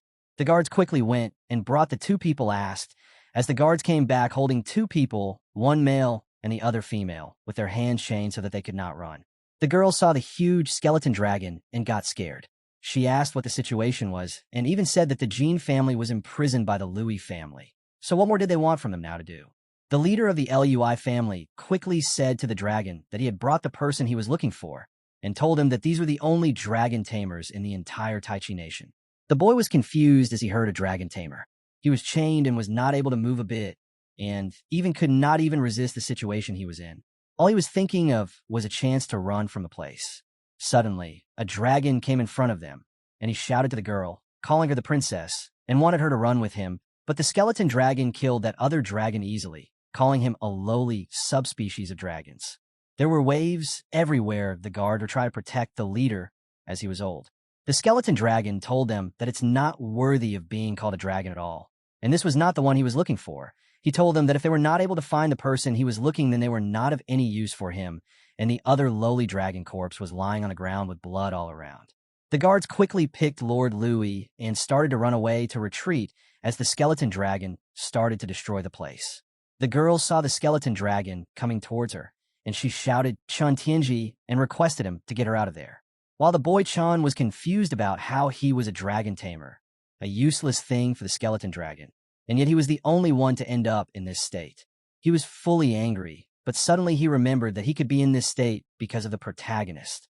The scene bursts open with the bone god's furious roar, his voice shaking the air as he yells at the princess. She meets his rage with a cold, defiant glare that could cut through steel. At the same moment, Chun screams with every ounce of strength, fighting against the violent energy swirling madly around him. The bone god turns his burning gaze toward him and growls. "Do you even know who you're looking for?" Chun, trembling but holding his ground, forces out his reply. "It's Lufan, a student from Dragon City Academy. He's probably at school or home by now." The bone god's grin spreads slowly as he nods in approval. "Good. Then take me to him." His deep, eerie laughter echoes through the space, sending a chill crawling down Chen's spine. The sound makes him collapse, pleading desperately, though he knows there's no escape. Eyes blazing like crimson lightning, the bone god raises a hand and speaks in a tone that brooks no argument. "Swear loyalty to me, and I'll grant you the power of the ancient gods. Refuse, and you'll end up like that lizard I just crushed." Qin's fear shifts into burning anger. He shouts back, "Fine. I'll take it. I'll take whatever power it takes to destroy my enemies." The bone god's laugh rumbles like thunder, clearly pleased by the hatred within Qin's heart. "Excellent. That's the spirit I like to see." With a wave of his hand, the air shudders violently, and a crystal orb materializes in front of Qin. His eyes widen in shock as a bone sphere spirals around him, radiating waves of power that shake the ground and make the air hum.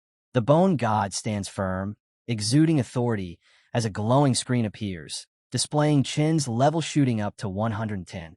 "This is the power of the ancient gods," he declares proudly.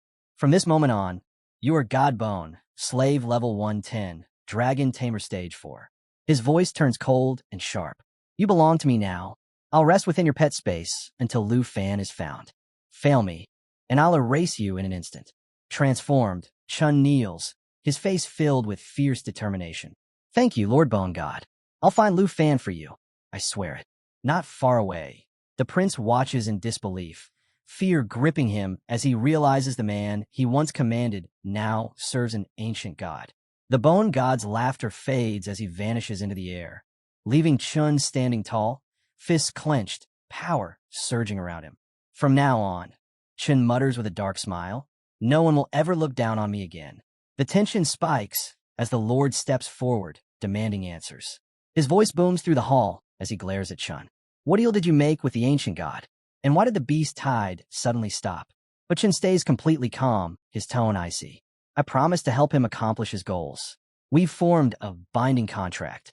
The Lord's eyes widen in disbelief. He realizes that, yes, the Tai Chi state is saved, but in the same breath, he understands just how dangerous Qin has become. His expression hardens. "The ancient god once nearly wiped out this kingdom. Now that it lives within you, I can't allow you to walk free." Qin slowly turns, his gaze sharp and mocking. "You think someone like you can stop me?" Blue energy crackles around him, swirling like living lightning. He steps forward, voice rising. "Then come on, let's settle what's been left unfinished." The Lord braces himself, but before he can react, a burst of red energy cuts through the air. A sinister laugh echoes from the shadows. Still acting high and mighty, "Huh?" A voice sneers. A masked man steps out, his presence chilling the room. "I'm from the Tan family, serving under Lord Lu," he announces coldly. The hall falls silent. A glowing screen flickers, revealing his identity. Dan, a level 105 shadow hunter from the long-lost Tan family.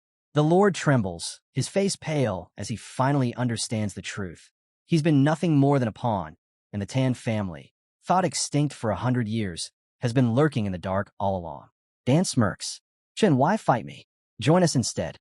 The Tan family wants to study the power inside you. Help us, and the throne of Tai Chi Kingdom could be yours." But Qin doesn't even hesitate. "Not interested." Dan's tone turns venomous. "You'll regret that."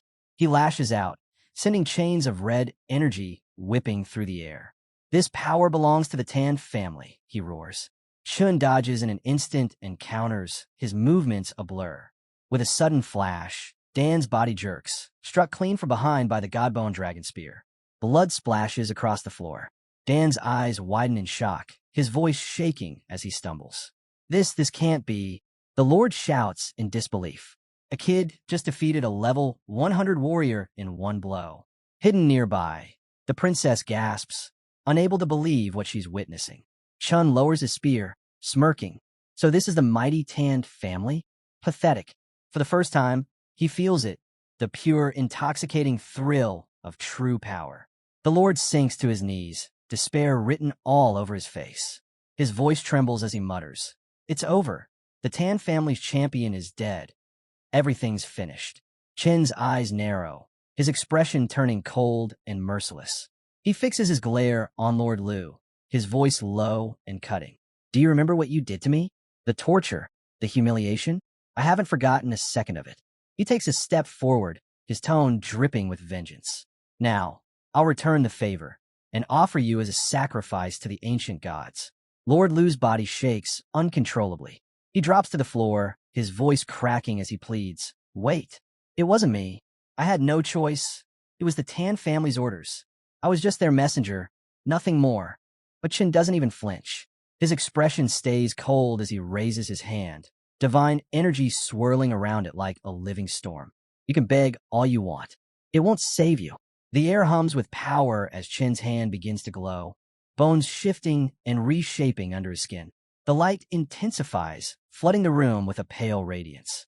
Then, the screen flashes, God Bone Dragon Claw activated. His arms morph into deadly weapons, a fusion of bone and dragon, glowing with divine might. Each claw pulses with energy so intense it distorts the air around them. The display announces their terrifying potential, power limited only by the user's own strength. Qin stares at his transformed hands, a dark smirk forming as the ground trembles beneath him. In the heart of the castle city, the desperate lord finally breaks down.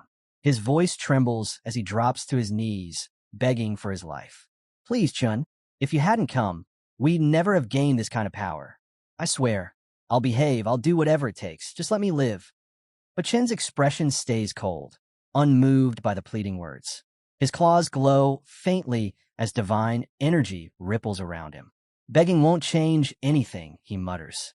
With a swift flick of his claw, he darts forward. The strike is clean, fast, and final. The Lord collapses instantly. Life ended in a single motion. The hall erupts into chaos. The Lord's followers cry out in grief, shouting their master's name, their voices echoing through the ruins of what was once their pride. Qin watches in silence, his eyes sharp yet unreadable. Then he suddenly halts, standing behind a young girl, trembling in fear. Her legs give out, and she falls to the floor, tears streaking her face. Qin, please, she cries, her voice cracking. I was wrong. I swear I was wrong. Don't kill me. Her arms rise in surrender, shaking uncontrollably. But Qin says nothing. His wings unfurl with a low, resonant hum, light rippling across their surface. Without a single word, he launches into the sky, leaving her kneeling below, staring up in silence as he disappears into the clouds.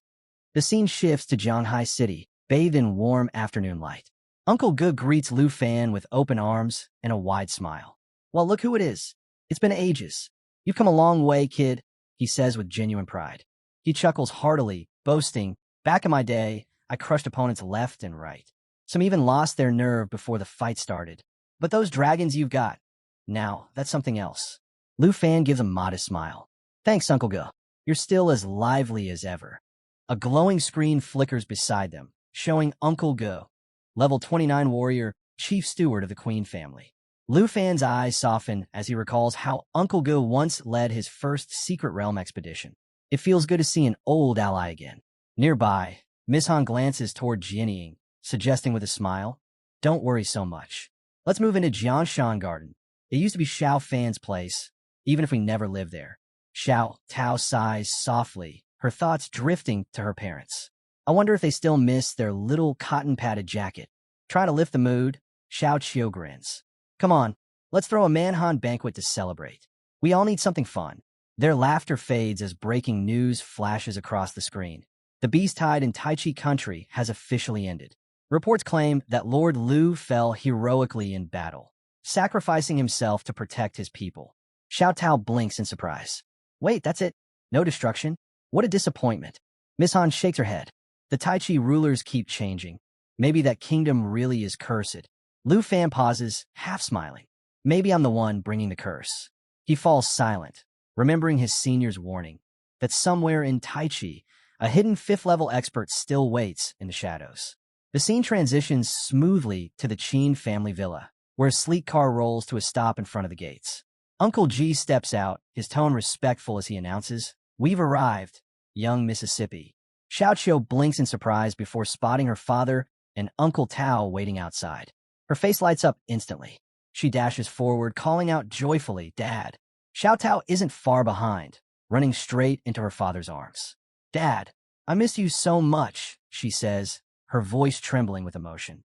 Her father, Qin Shanha, chuckles warmly as he embraces her. 6 months apart, and you've grown so much. I barely recognize you. She flushes and pouts playfully. Don't tease me, Dad. A glowing screen suddenly flickers into view, revealing Qin Shanha, level 57 combat class knight. Qin turns to Lufan and Miss Han, greeting them with a friendly smile. Welcome back, both of you. Sorry for the extra trouble arranging that special ride. Lufan bows slightly. Not all, Sir Qin. I appreciate it. Qin waves a hand dismissively. Nonsense. It's just a bit of courtesy. He gestures toward another man standing nearby. This is Uncle Tao Shan, Taozi's father, the wealthiest man in Jianghai City. He practically owns half the properties and resources here. Tao Shan laughs modestly, his tone easygoing. Don't listen to him. It's just a small business. But I've heard a lot about you, Lufan. He extends his hand with a smile. Your talent's impressive. Taozi jumps in quickly, grinning. Dad's just saying that because he knows how much you've helped me grow stronger. Qin laughs. And I heard you even guided Xiao, all the way to level 40. Quite the achievement. Tao Shan nods in agreement. You also helped Taozi unlock her hidden class. That's no small feat. We're truly grateful, Lufan. Lufan scratches his neck, looking a bit embarrassed. You're giving me too much credit. We all help each other when we can. Taozi rolls her eyes and smirks. Don't get the wrong idea. My hidden class came from my own effort. And about me praising you to my dad. Those were just casual comments, okay? Her teasing earns a laugh from everyone, easing the atmosphere. That's when Taozi's brother pipes up with a grin. Wow, sis, you sound way too protective of Lufan's reputation. Maybe you should be careful around you. Taozi's face turns red as she shushes him. Enough, all of you. Qin Shanha clears his throat gently, smiling. It's getting late. Everyone's tired from the journey. Let's rest for tonight. Before parting, he adds with a thoughtful nod. Tomorrow, we'll host a proper welcome dinner. Tao Shan insists Lufan must join us. We all owe him that much. Lufan smiles and nods. Of course, I'll be there. Wouldn't miss it for the world. As the night winds down, Qin Shanha turns to Uncle Gu, saying with a relaxed tone, Please take them back to Jiangshan Garden for the evening. Uncle Gu grins, giving a respectful nod. No problem at all, Master Qin. Taozi waves brightly from the doorway. Good night, everyone. Xiao turns back, smiling sweetly. Thanks, Dad. You're always so thoughtful toward my friends. In the car, Lufan glances over at Jianying, a hint of guilt in his voice. Sorry for dragging you into this so late. She shakes her head with a gentle smile. Don't worry about it. I'm still settling in anyway. Miss Han chimes in cheerfully. Once you're unpacked, I'll give you a full tour of the city in a few days. Uncle Gu laughs, his tone light. No need to rush. The Qin family's men have been maintaining Jiangshan Garden every week. The place is spotless, ready for you anytime. Lufan looks pleasantly surprised. That's incredible. I'll have to thank Master Qin properly at dinner. The night fades into quiet peace. The next morning, sunlight pours through the windows of the New City Star Hotel. Lufan sits at the table, lost in thought. Why did I agree to all that so easily? He mutters, sighing at himself. Nearby, Uncle Tao and Uncle Qin are already in a full-blown argument, their voices rising in playful competition. I'm telling you, Lufan is perfect for Taozi. Uncle Tao declares proudly. Her cheerful energy balances his calm nature. They make a great pair. Uncle Qin shakes his head firmly. Nonsense. Xiao is far more suitable. She's smart, kind, and beautiful, and she's known Lufan since they were kids. That bond can't be beaten. Lufan's eyes widen, clearly panicking as he looked between them. Wait, what? How did this turn into a marriage discussion? Uncle Tao just laughs and keeps pushing. Come on, look at Taozi. She's open, lively, full of heart. Exactly the kind of girl who'd keep him grounded. Uncle Qin crosses his arms. And Xiao's feelings have been clear for years. Childhood sweethearts. That's practically destiny. At that, Xiao's face turns crimson. She covers her cheeks with both hands, groaning.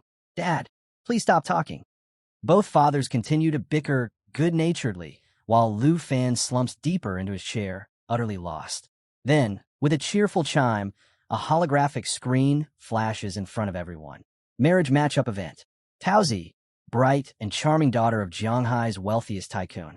Xiao, sweet and gentle childhood friend of Jianghai's rising prodigy. The announcement hangs in the air, leaving everyone stunned, especially Lufan, who can only stare at it in disbelief. Uncle Tao leans back in his chair with a grin. Well, it's still anyone's guess which of us gets Lufan as a son-in-law, he jokes. Don't get your hopes up too high, Old Qin. Old Qin slams the table, his face turning red. Oh, I'll remember that, Tao. When the wedding happens, you'd better come. Don't you dare back out just because you're bitter about it. Before things can spiral further, Lufan quickly steps in, hands raised in panic. Uncles, please, let's calm down before this turns into an actual fight, okay?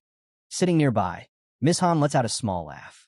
Looks like Lufan's enjoying all this attention, she teases lightly. At the same table, Jinnying sighs, setting down her drink and wiping her face with a napkin, completely aware of the sharp, disapproving glares coming from both uncles. Suddenly, a glowing screen appears above the table, flashing a new update. Contestant number 3 revealed. Everyone looks up as text appears.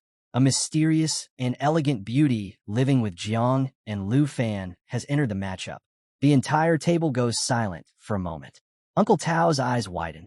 So, there's a third competitor now, he mutters under his breath.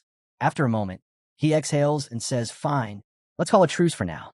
Looks like things are getting more complicated than we thought. Old Qin nods reluctantly, still frowning but accepting the temporary peace. The scene shifts to Jianshan Garden, the air calm and quiet after the lively banquet. Lufan slows down. Miss Han calls out, slightly out of breath as she follows him. Why are you in such a hurry? Lufan stops and glances back, his brow furrowed. I just can't shake off what those two were saying earlier.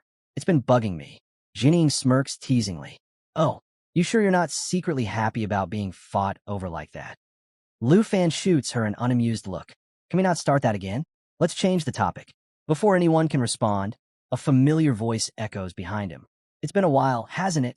Lufan turns, startled, and his eyes widen. Standing there, Dean Bai and Teacher Li, both smiling warmly. Teacher Li chuckles. Huh, we thought you'd forgotten all about us by now. Dean Bai gives Lufan a nod of approval. How could I forget my top student from number 3 middle school? You've made us proud, Lufan. Lufan's eyes widen further. Dean? Teacher Li? What brings you here? His aunt quickly steps in, smiling as she welcomes them into the living room. The group settles in, sharing light conversation before the dean gets to the point. We've come to ask if you'd return to your old school, Dean Bai explains. We're holding a transfer ceremony, and we'd love for you to give a short speech. The younger students will be inspired by a hero from the Dragon Country like you. Teacher Li nods. You'd be a great example for them. Lufan sighs softly. So basically, you just want to show me off. But he smiles anyway, remembering their kindness over the years.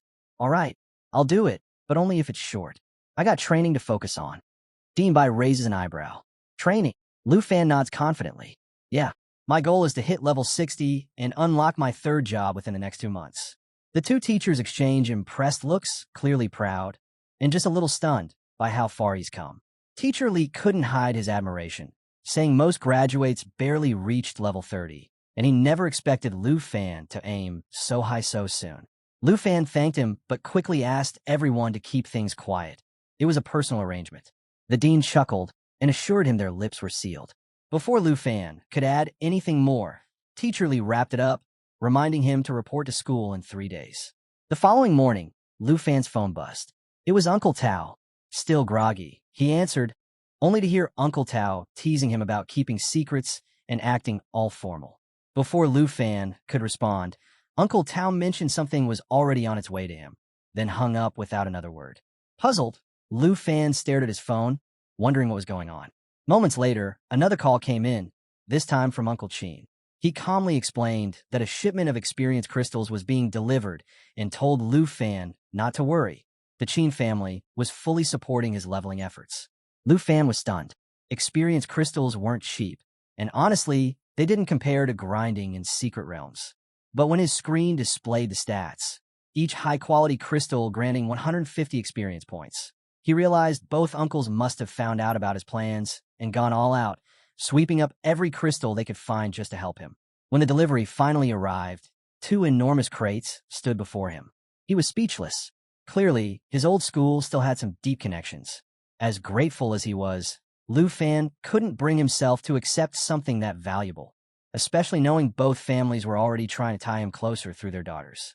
So he secretly returned their Bauhinia cards, pretending he'd purchased the crystals himself.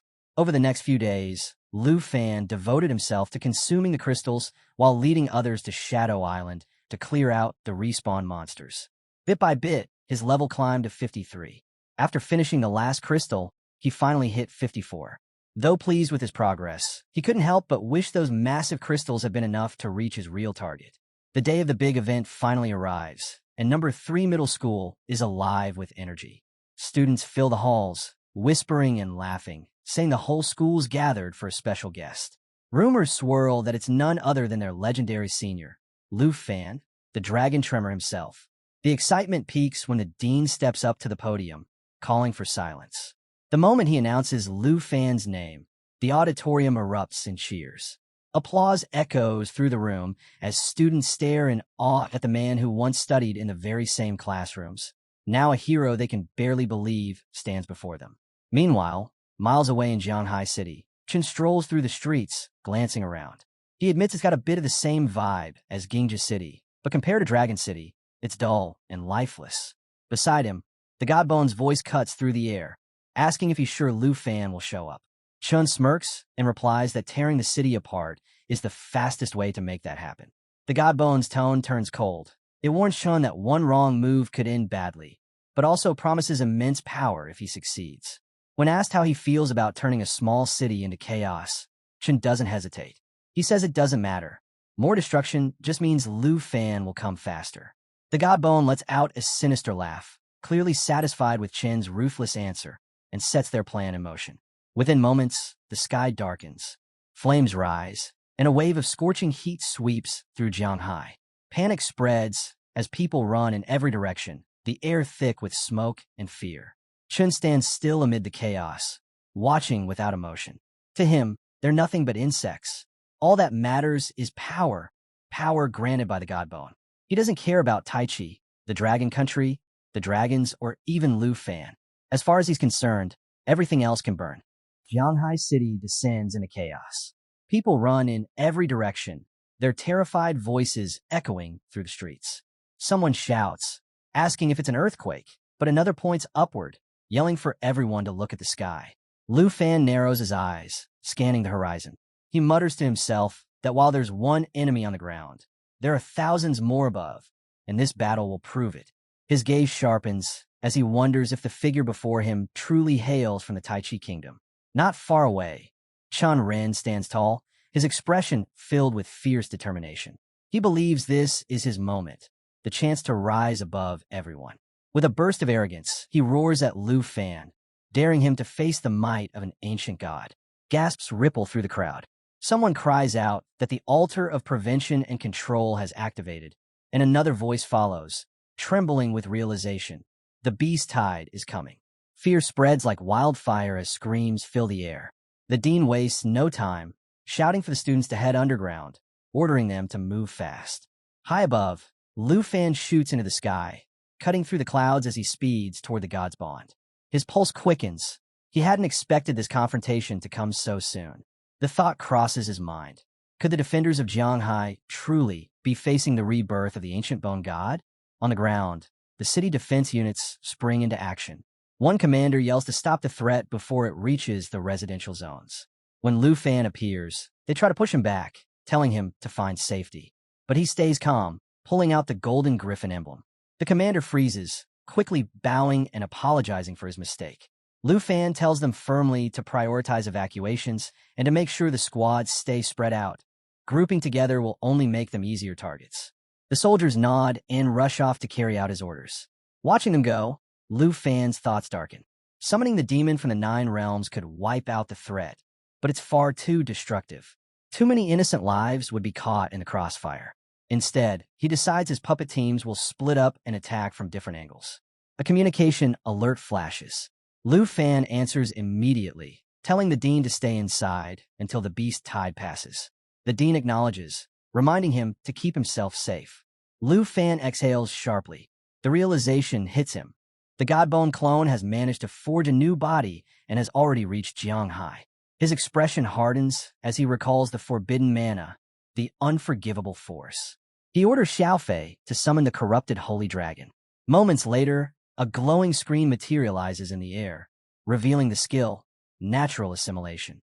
A deafening roar shakes the battlefield as a radiant golden dragon bursts forth, its once lifeless body surging with divine energy.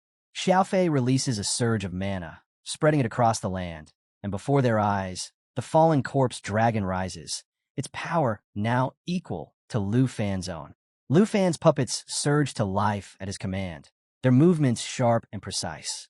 He orders them to engage the Godbone dragon, but to hold back enough to avoid bringing more destruction to the city. The system echoes his orders, explaining that his corpse control skill allows him to summon, recall, and reshape them at will. Without hesitation, Lufan sends them out across Jianghai. They scatter in formation, their presence stretching from the streets to the rooftops. Watching them go, Lufan feels the pressure mount. This wasn't another clone. They were facing the true ancient bone god this time. A deep roar shakes the heavens as the black dragon rises, its power rippling through the air. Despite the chaos, Lufan stands his ground, his voice steady. Jianghai City would not fall. Not today. He rallies the dragons and charges forward, his path cutting straight toward Chun. The moment their eyes meet, Chun smirks, his tone dripping with mockery. "It's been a while, hasn't it?" he says, like they were old friends meeting by chance. Behind him, the bone god watches closely. In that instant, realization dawns. It's found the one it's been hunting for. The dragon Tamer. The chosen threat. Qin spreads his arms wide, his voice filled with pride. He boasts that he's already destroyed 4 cities just to find Lufan, and now, at last, they stand face to face. Lufan's grip tightens around his sword, fury flashing in his eyes. He accuses Chun of bringing the beast tied down on Taichi and leading it here, slaughtering innocents for power. His sword strikes fast, but Chun blocks with ease, laughing as their weapons clash. "You won't lose control until you're gone," Chun sneers. Their clash tears through the air, shockwaves rippling through the city. Lufan drives a powerful punch straight into Chen's chest, sending him crashing to the ground. But Chen rises again, eyes burning with rage. "The ancient bone god has descended," he shouts, "and you, along with this city, will be buried together." The bone god's roar splits the sky, vowing vengeance, 100-fold retribution for every slight against it. Through the chaos, Lufan's voice rings clear. He tells Chun that he's still one of them, born of the dragon country, and no matter what's happened, that bloodline should mean something. Killing innocent people wasn't the way. Chen's expression twists, his words sharp as blades. "Did anyone ever treat me like one of them?" he spits. He remembers the laughter, the scorn, the way they called him weak. The day the bone god's power found him was the first time he'd ever felt strong. He hasn't forgotten the humiliation, or the day Lufan wiped out the Qin family, the only people who'd ever helped him. His voice shakes with fury as he yells, "Every single day, I've dreamed of this moment, of taking you down with my own hands." Lufan's expression hardens, his voice low but steady as he tells Chun he's walking down the wrong path. He'd always believed there was still a chance to bring Chun back, to make him see the truth, but now, staring into his old friend's furious eyes, he fears the ancient god's influence has already taken hold. Chen's face twists with rage. "Don't act like you're some kind of savior," he snaps. "You think you're the only one worthy of a dragon's power? You're nothing but a fraud." With a furious roar, he charges forward, his weapon flashing with deadly light. In an instant, Lufan shouts for Xiao to activate the Dragon Domain Emerald Mirror. The air trembles, and a surge of energy explodes upward. The sky ignites in shades of gold and green as Xiao releases a massive wave of mana, expanding the Dragon Domain to 100 meters wide. Within that glowing field, every dragon linked by blood feels their strength surge, abilities amplified by nearly half. Then the mirror effect activates. Dozens of shimmering reflections appear midair, each one a perfect copy of the original dragons and warriors, moving in unison and feeding power back into their counterparts. The battlefield blazes with raw energy. Xiaofei's power ripples outward, fusing with the mirror's radiance as the dragons roar in synchronized defiance. Yet beneath the light and thunder, Lufan's heart pounds. He knows the risk. He can't maintain both the Dragon Domain and the mirror for long. One wrong move, and the balance will break. As Chen's strike closes in, divine and corrupted forces collide. The ground shatters, air currents twist, and the sky itself trembles. Between them stands not just a battle of strength, but of fate. 2 old friends, now enemies, locked in a war that could decide the future of gods and men alike. The god Bone lets out a low, mocking laugh, making it clear he won't be fooled twice. Out of nowhere, a massive screen flickers to life, revealing the eerie expanse of the God Bone domain. This realm, drenched in ancient energy, glows with a power so pure that no trick, illusion, or formation can take effect within it. With a tone dripping in twisted amusement, the Godbone declares that this time, he'll savor every moment of his opponent's downfall. The boy tightens his grip on his sword and slashes through the air with fierce resolve, shouting that this battle will decide who truly breaks first. His strike tears toward Qin, but Qin only laughs, unfazed. With arrogant confidence, Qin claims he'll personally deal with this intruder for the glory of the Bone God, proudly showing his devotion. The boy's eyes widen as Qin's body starts to distort, transforming into a monstrous form of the Bone God itself. Another screen flashes up. Qin is revealed to be a level 110 Godbone slave, a dragon tamer sworn to the ancient gods. One by one, new screens materialize around them, each more terrifying than the last.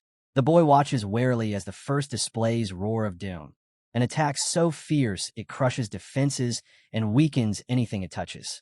The next shows a forbidden dragon spell, summoning 300,000 lightning bolts that crash like wild thunderbirds. Then comes Star-Destroying Light, a beam of unstable energy that ravages everything in its path, leaving destruction in its wake. The Godbone sneers, scoffing at the thought of a mere human daring to defy a god. Another display appears, the Godbone Barrier, a fortress of bone fragments capable of absorbing even dragon-level assaults. A cold dread runs down the boy's spine. How is he supposed to fight through that?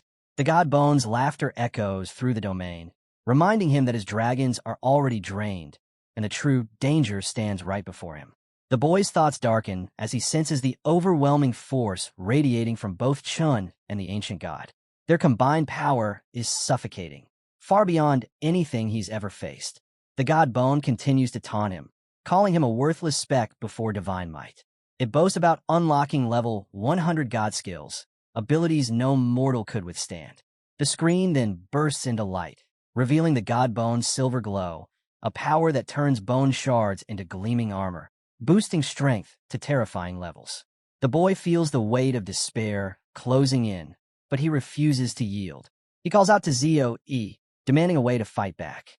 Responding instantly, Zoe summons the Emerald Dragon's soul light, merging their energies into one. The screen shifts again, their power fuses, their classes unite, and together they ascend into the Dragon Rider class, their combined strength blazing like a new dawn in the bone-lit realm. The Godbone's voice drops low, rumbling with menace as he unleashes the Emerald Dragon bloodline, flooding the field with ancient energy. Dragon skills double in power, each strike carrying twice the force, each blow shaking the air. A new screen bursts open, Solo Shelter, a massive buff that boosts allies' stats and turns every hit they take into layers of protective chi, ready to explode in a counterattack. But the boy doesn't flinch. He pushes forward, urging everyone to keep striking at the divine enemy. The screens flash faster and faster. Source of Heaven, Shadow Flash Territory, Shadow Cry. Each new ability more explosive than the last, flooding the battlefield with pure chaos. The ground quakes as the Godbone steps forward, his voice booming that their struggle is meaningless. He seizes the dragon mid-flight and slams it into the ground. The boy shouts for everyone to brace themselves, then leaps in, sword cutting through the air with a sky slash that tears open the space around him. Beside him, Xiaoji unleashes Poisonous Fury, Underworld Poison Fog, Thousand Poisons Wind, corrosive clouds that sap health and strength with every breath. Seeing their resolve only hardens the Godbone's expression. With a surge of divine energy, he calls forth Dragon Gun, a technique so strong it draws the sky's power into one colossal strike. The black dragon bellows, the sound splitting the heavens as it dives toward them. The boy grits his teeth and roars that this is it. Now's the moment. Xiaoji transforms into a poison dragon, summoning an underworld swamp that bubbles and spreads across the field. He follows with Shadow Strike, hitting fast and hard while toxic mist spread everywhere. Another flash, a new screen ignites with Star Crush, a cataclysmic blast that shatters the earth beneath their feet. The black dragon crashes down towards Zoe, but the poison sea surge erupts, flooding the swamp in a wave of venomous energy. The battlefield is drowned in green light as power clashes against power. Then, out of the storm, the Bone Clan arrives, laughter echoing through the chaos as they salute their god. The sky splits open, glowing with eerie green light, and the black dragon morphs into something even more monstrous, a divine beast wrapped in toxin and rage. The screen flashes again, showing a storm of poison mines and swirling toxins gathering into a vortex, while heaven's punishment rains down like divine wrath. The boy grips his sword tight as Thunder's favor ignites in his hands, crackling with furious energy. Across from him, the Godbone snarls, his voice shaking the heavens as he vows to obliterate them all. Every last defiant insect who dares to challenge his divine power. The battle erupts as the god Bone releases a surge of purple energy, its shockwaves spreading across the entire field. His voice thunders with confidence. He's going to annihilate them all. A glowing screen appears in the air, displaying the words Blazing Godbone. It reveals that this ancient god has ignited his divine bone form for 6 seconds, during which anyone who dares touch him will take devastating damage. The system calculates that damage based on a number of surrounding godbone fragments, each one multiplied by 1200%. Another screen follows immediately, 86,437 fragments detected. Xiaoji struggles to hold his ground, the poisonous mist swirling around him as he absorbs the onslaught. The blazing godbone effect triggers. The damage counter flashes across the screen, 207,488 points. The number hits like thunder. Lufan freezes for a moment, then shouts Xiaoji's name, his voice cutting through the chaos. The godbone laughs, that cruel, bone-deep chuckle echoing through the sky. He mocks Lufan's expression, amused by his shock. Impressive strength, he says, but that look on your face, priceless. Don't worry, this is only the beginning. Lufan clenches his fists, refusing to let despair sink in. He shouts encouragement at Xiaoji, telling him he's done enough and needs to retreat, to regroup with the puppet army waiting below. The poison dragon snarls in defiance, and another glowing display lights up, showing his bloodline ability. When the poison dragon takes fatal damage, his body shatters and reforms, revived, immune to all debuffs. And anyone who gets close, instantly poisoned. Lufan's eyes narrow. The ancient god's power is terrifying, capable of crushing dragons themselves. But he refuses to back down, not while innocent people are still in danger. A new screen shows the black dragon's energy rapidly surging. Lufan takes a deep breath, determination burning in his eyes. Even if he has to fight alone, he'll keep standing until the end. The black dragon roars, spewing flames that consume the sky and scorch the battlefield. The Godbone's eyes blaze red, fury pouring off him as he raises his massive claws toward the dragons. You'll all die here, he snarls, and your remains will be nothing but trash beneath my feet. The next display flares up, God-born Dragon Claw. The description reads, his arms have transformed into bone dragon claws, their strength scaling directly with his divine power. The golden dragon retaliates, blasting radiant energy that splits the clouds apart, but the shockwaves tear through the city below. Buildings crumble, fires spread, and the once glorious capital is left in ruins. In the chaos, Xiao grabs his father's arm, shouting for him to get to safety. But the man shakes his head, voice steady even amid the destruction. Stay back, kid. This isn't something children can fix. Around them, panic takes over. People scream, fleeing through the burning streets. Some cry out for help. Others beg their friends not to leave them behind. The world is falling apart. And above it all, the Godbone's laughter echoes like the sound of judgment itself. Tauzi shouts for her dad and Uncle Qin, pointing at the chaos unfolding around them. Every creature tearing through the streets is one of Lufan's summons. Miss Han, her face tight with worry, turns to Jianying, asking if she's certain about what she saw. Jianying nods without hesitation, saying the Godbone from Taichi country is here, inside the city itself. That can only mean one thing. Lufan is fighting it. Miss Han's voice trembles as she asks what will happen if Lufan's in danger. Jianying tries to calm her, telling her to stay inside, that going out now is too risky. But Miss Han can't sit still. She demands to know if they're really just going to watch and do nothing. Uncle Qin steps forward, his tone steady but firm. Rushing in without a plan will only make things worse, he says. You'll just get yourselves killed. Tauzi glares at him, refusing to back down. The monster's destroying the city. We can't just hide while people get hurt. There's a moment of silence before Qin finally sighs and nods. Fine. Even if we can't change much, we'll go. At least we'll stand with him. Tauzi clenches her fists and declares, we're a team. Lufan's not fighting alone. The older men exchange glances, torn between pride and fear. Miss Han paces anxiously, her mind fixed on Lufan's safety. As everyone starts gearing up, Chiao calls out to Tauzi, telling her to stay close. Their uncle looks at them, deep in thought, realizing how much the younger ones have grown. He warns them not to push too far. If things turn ugly, they need to retreat. You've already proven yourselves, he says quietly. You're not ordinary kids anymore. Outside, the city is chaos. People scream as buildings crumble, dragons streak across the sky, and debris rains down from above. Uncle Qin looks up grimly, his expression darkening. He can tell, Lufan's facing something no one can handle alone. Without hesitation, he pulls out his communicator and sends a desperate message to a teacher. We need backup. Now. Meanwhile, the bone god unleashes a deafening roar, the ground splitting beneath her as she brings down a colossal claw. Lufan braces himself, his sword flashing upward to meet the strike. The clash sends shockwaves through the battlefield, the pressure threatening to crush him. He staggers for a second, but then two voices cut through the roar of destruction. Tauzi and Chiao burst onto the scene, shouting, We're here, Lufan. Just tell us what to do. Jining appears moments later, joining the fray without hesitation. The bone god lets out a chilling laugh, amused by their defiance. Such bravery, she sneers, but it won't save you. You'll all be buried together. Her words echo through the burning city as Lufan and his allies stand shoulder to shoulder, ready to fight, no matter the cost. Lufan grits his teeth, eyes locked on the monstrous figure ahead as a new screen flickers into view. God-Bone Dragon Claw. Transformation active.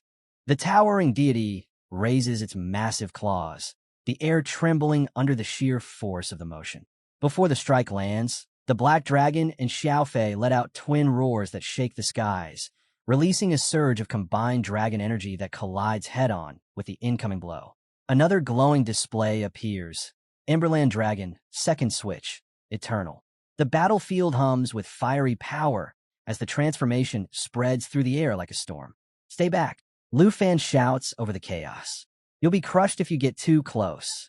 The ancient Godbone smirks, his voice rumbling like thunder. I remember those faces, familiar slaves from before. His tone drips with disdain as he raises his arm, commanding his minions with a chilling sneer. Go. Tear them apart. Tauzi scans the field and yells. There are too many. Xiaoqiu, get ready. Jining stands firm, calm even in the madness. I'll handle my side, she says, summoning her weapon as the ground quakes beneath her. The bone god bellows, end them all, and the horde surges forward. At the same time, another screen lights up. Will of the Fierce Dragon, Warrior, current sect, 3/5 active. Just as the ancient god lunges forward, a deafening roar cuts through the din. The golden dragon swoops down, intercepting the colossal strike with a blinding flash of light. The collision sends shockwaves rolling through the city. A new notification appears across the sky. Set effect triggered. Full bloodline activation detected transformation. Golden Dragon King Strength plus 50, Agility plus 50, Spirit plus 50, Endurance plus 200 Riding State disabled. New abilities unlocked. Judgment Claw, Boiling Blood. Golden light engulfs the battlefield as the dragon's form expands. Divine energy radiating from every scale. The Golden Dragon King roars with authority, his voice echoing across heaven and earth. The fight's turning critical. You three, fall back and help Xiaoji with the flying one. Tauzi grabs Chiao's arm. Come on, we gotta move. Chiao nods sharply. Got it. He spreads his wings and dives downward, following Tauzi into the blazing storm below, ready to back up Xiaoji. The god Bone's eyes flare blood red. No one leaves this battlefield alive, he roars. In an instant, his legions of bone minions swarm the air like a living storm, rushing in from every direction, their claws and fangs glinting in the crimson light. The city shakes under their charge as Lufan raises his sword once more, ready to stand his ground against the god's wrath. The ancient god bursts into laughter, his voice rumbling like thunder across the battlefield. You think you can save anyone? He sneers, lunging at Lufan with claws sharp enough to tear through the sky itself. But before the blow lands, The light around Lufan intensifies, his entire form wrapped in blazing gold. The golden dragon emerges, vast and radiant, scales glimmering like molten sunlight. A new screen flashes to life. Godborn incarnation, power surge detected. The ancient god's crimson eyes ignite, and his grin widens. Let's see how your dragon stands against the golden dragon glare. As he begins his next transformation, another display lights up. 59,724 Godborn fragments detected. The fragments spiral around him like a storm of bone and energy, merging into a colossal form with the ancient god at its center. Each shard fuels his might, increasing the destructive force behind his attacks. He raises his head, confidence dripping from every word. Run all you want, it won't matter. No one escapes me. Then he strikes, his claw streaking straight toward Tauzi. Don't look back, Jinnying yells. Go full speed, but neither she nor Tauzi moves. Both freeze as the ancient god's attack collides, not with Tauzi, but with the golden dragon. The ground shakes as Lufan, in dragon form, takes the hit head-on.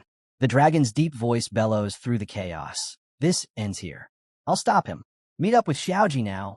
Even as they're told to retreat, no one can look away.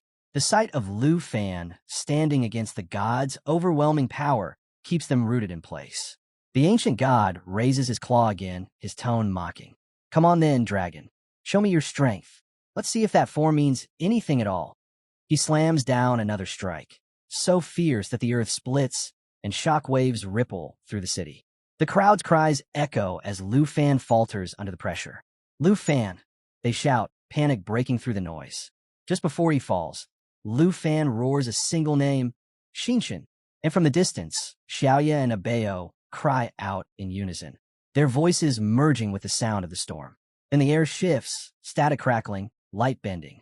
A notification flashes before everyone's eyes. Lava burst, fully charged. 3,300,000 thunders primed. 17 million stars of destruction ready. The sky trembles as countless dragons answer his call, their roars fusing into a symphony of power. Streams of energy surge toward Lufan, feeding the magic pulsing around him. The next screen ignites with blinding light. Lava burst activated. A sea of molten fire erupts, dragging all enemies into its blazing depths, burning everything in its grasp with relentless fury. At the same time, another notification appears. Thunder Favor activated. Item, Bright Yellow Jade. Effect, increases all blue dragon skills by 100%. Additional, each thunder spell creates a protective lightning barrier that shocks invading enemies. The storm intensifies as a forbidden incantation scrolls across the screen. Forbidden Dragon Spell. Wrath of 3,300,000 bolts. Description: summons divine lightning to obliterate all life in range. Buff: immune to thunder damage. Linked skill: Shadow March. Unleashes cutting wind blades that strip enemies of their shields and buffs. The final flash reveals the coup de grace. Shadow Strike, enhancement triggered, deals additional damage equal to 20% of the initial hit. Lightning devours the sky. Flames burst from the ground. The dragon's roars merge with the crackling of thunder and the hiss of magma. In the center of it all, Lufan, blazing like a god reborn, raises his sword high, his voice echoing above the storm as he charges, one last time, straight into the heart of the ancient god's power. A blinding blue surge shoots into the sky, splitting the clouds as if the heavens themselves are tearing apart. The screen flashes. Energy detected. 17 million star units. Those countless sparks swirl together, forming a massive star core, pulsing with unimaginable force. The system explains that once triggered, either by impact or a star dragon, it detonates in catastrophic fashion. The sky shudders. Lightning, flame, and wind spiral together in a storm of destruction. Watching from afar, Jinnying stares at the sky, voice trembling. Did we actually pull it off? Uncle Qin doesn't answer. He just whispers Lufan's name under his breath, the weight of it heavy. Uncle Tao snaps out of it, yelling, "Everyone hold on tight," as the world seems ready to collapse under the energy's pressure. Back on the battlefield, Lufan and Xiaofei are still locked in combat with the ancient god, trading blows that shake the earth itself. Good work, Xiaofei, Lufan shouts between strikes. That last hit, he felt that one for sure. But the ancient god just chuckles, his laughter cold and echoing. Enough of this nonsense. He raises one glowing claw, and, with a mere flick of his wrist, binding chains of light burst outward in every direction. A new screen appears. Godborn chains activated divine control spell. Restrain selected targets for 60 seconds. Movement, combat, skills, and passive effects all disabled. The battlefield goes still as the glowing chains slam into place. The dragons crash to the ground, the shadow seal ripped clean off. Even Lufan and Xiaofei are bound, their power instantly snuffed out. For a heartbeat, there's silence, then disbelief. Is he really invincible? Lufan whispers, staring up at the ancient god. The god smirks. You still don't understand, do you? This is the difference between gods and mortals. He gestures to one of his servants. Finish him. The response is immediate. Yes, Lord Godborn. Lufan struggles, realizing his stealth abilities and even his dragon's immunity have been erased. A wave of panic hits him. If even Xiaoji can't withstand this power, if Qin, Qiao, and Jiang get caught in it, they'll all be destroyed. The chains hum louder, feeding off divine energy as the ancient god strides forward. This is it, he declares, voice booming across the shattered land. The moment you've all been waiting for. Watch as your so-called hero falls. His massive claw rises, glowing with the light of a dying sun. Now, let me show you true despair. I'll crush you and feast on your dragons one by one. Lufan trembles, not from fear, but from the effort of forcing his body to move. He can't dodge, can't strike, but he refuses to die without fighting back. The god's claw comes down, tearing through the air. Accept your end, the ancient god roars. Face it with what little pride you have left. And then, demon-devouring Dragon King. Lufan's shout splits the chaos. Power explodes outward, shattering the air like glass. Blue flames erupt from his body, burning through the chains as the ground beneath him cracks open. Energy spirals up from the depths of the battlefield, a colossal surge pulsing with dark fire. The ancient god freezes for the first time, his eyes narrowing as he senses it. Lufan, his voice burning with defiance, yells once more into the storm. Answer my call, demon-devouring Dragon King. The battlefield quakes. The sky darkens. Something ancient stirs beneath the surface, something powerful enough to shake even a god. From the blinding blast of energy, a silhouette steps through the storm. A girl cloaked in violent purple light, her presence alone bending the air around her. Each step leaves ripples of power across the shattered ground. Without a word, she lifts her hand. A single slash of energy cuts through the sky, slicing straight through the ancient god's claw. The impact shakes the heavens, forcing the deity back. The ancient god stares in disbelief, his crimson eyes widening. What is this? Where does that power come from? The girl's voice is calm, almost cold. You never trusted me, she says. You only call my name when you're standing at death's door. A glowing screen appears beside Lufan. Dragon King contract active. Remaining summons, 3. She glances at the display, a faint smirk curving her lips. 3 times left, she murmurs. And your first summon already pits me against an ancient god. Her tone turns teasing, yet beneath it lies something dangerous.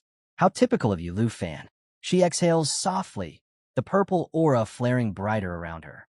After this battle, she adds, you'll only have 2 calls remaining. Lufan steadies his breath. Can you face him? The girl meets his gaze, eyes burning with violet fire. It will take time, she admits, but don't forget who I am. Her body begins to shift, the light swallowing her as her form expands, wings unfurling wide enough to block out the sun. The air vibrates with an ancient hum as her transformation completes, the demon-devouring Dragon King in all her might. Her roar thunders through the battlefield, sending shockwaves that ripple for miles. All around, stunned faces turn upward. Xiaoqiu stares in awe. What kind of dragon carries that kind of power? Jinying can barely find her voice. Is this something beyond even the divine dragons? The ancient god staggers backward, fury twisting his expression. That power! Filthy, corrupted, he snarls, his voice shaking. For the first time, his arrogance falters. He recoils, retreating through the collapsing air as the purple storm grows stronger.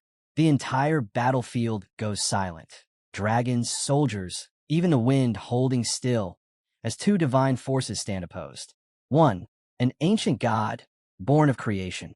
The other, the demon-devouring dragon king, breaker of gods. And between them, the world itself trembles, caught in the space where legends collide. That's where we'll leave it for now. If you want to catch the next part, make sure to like the video and subscribe so you don't miss it.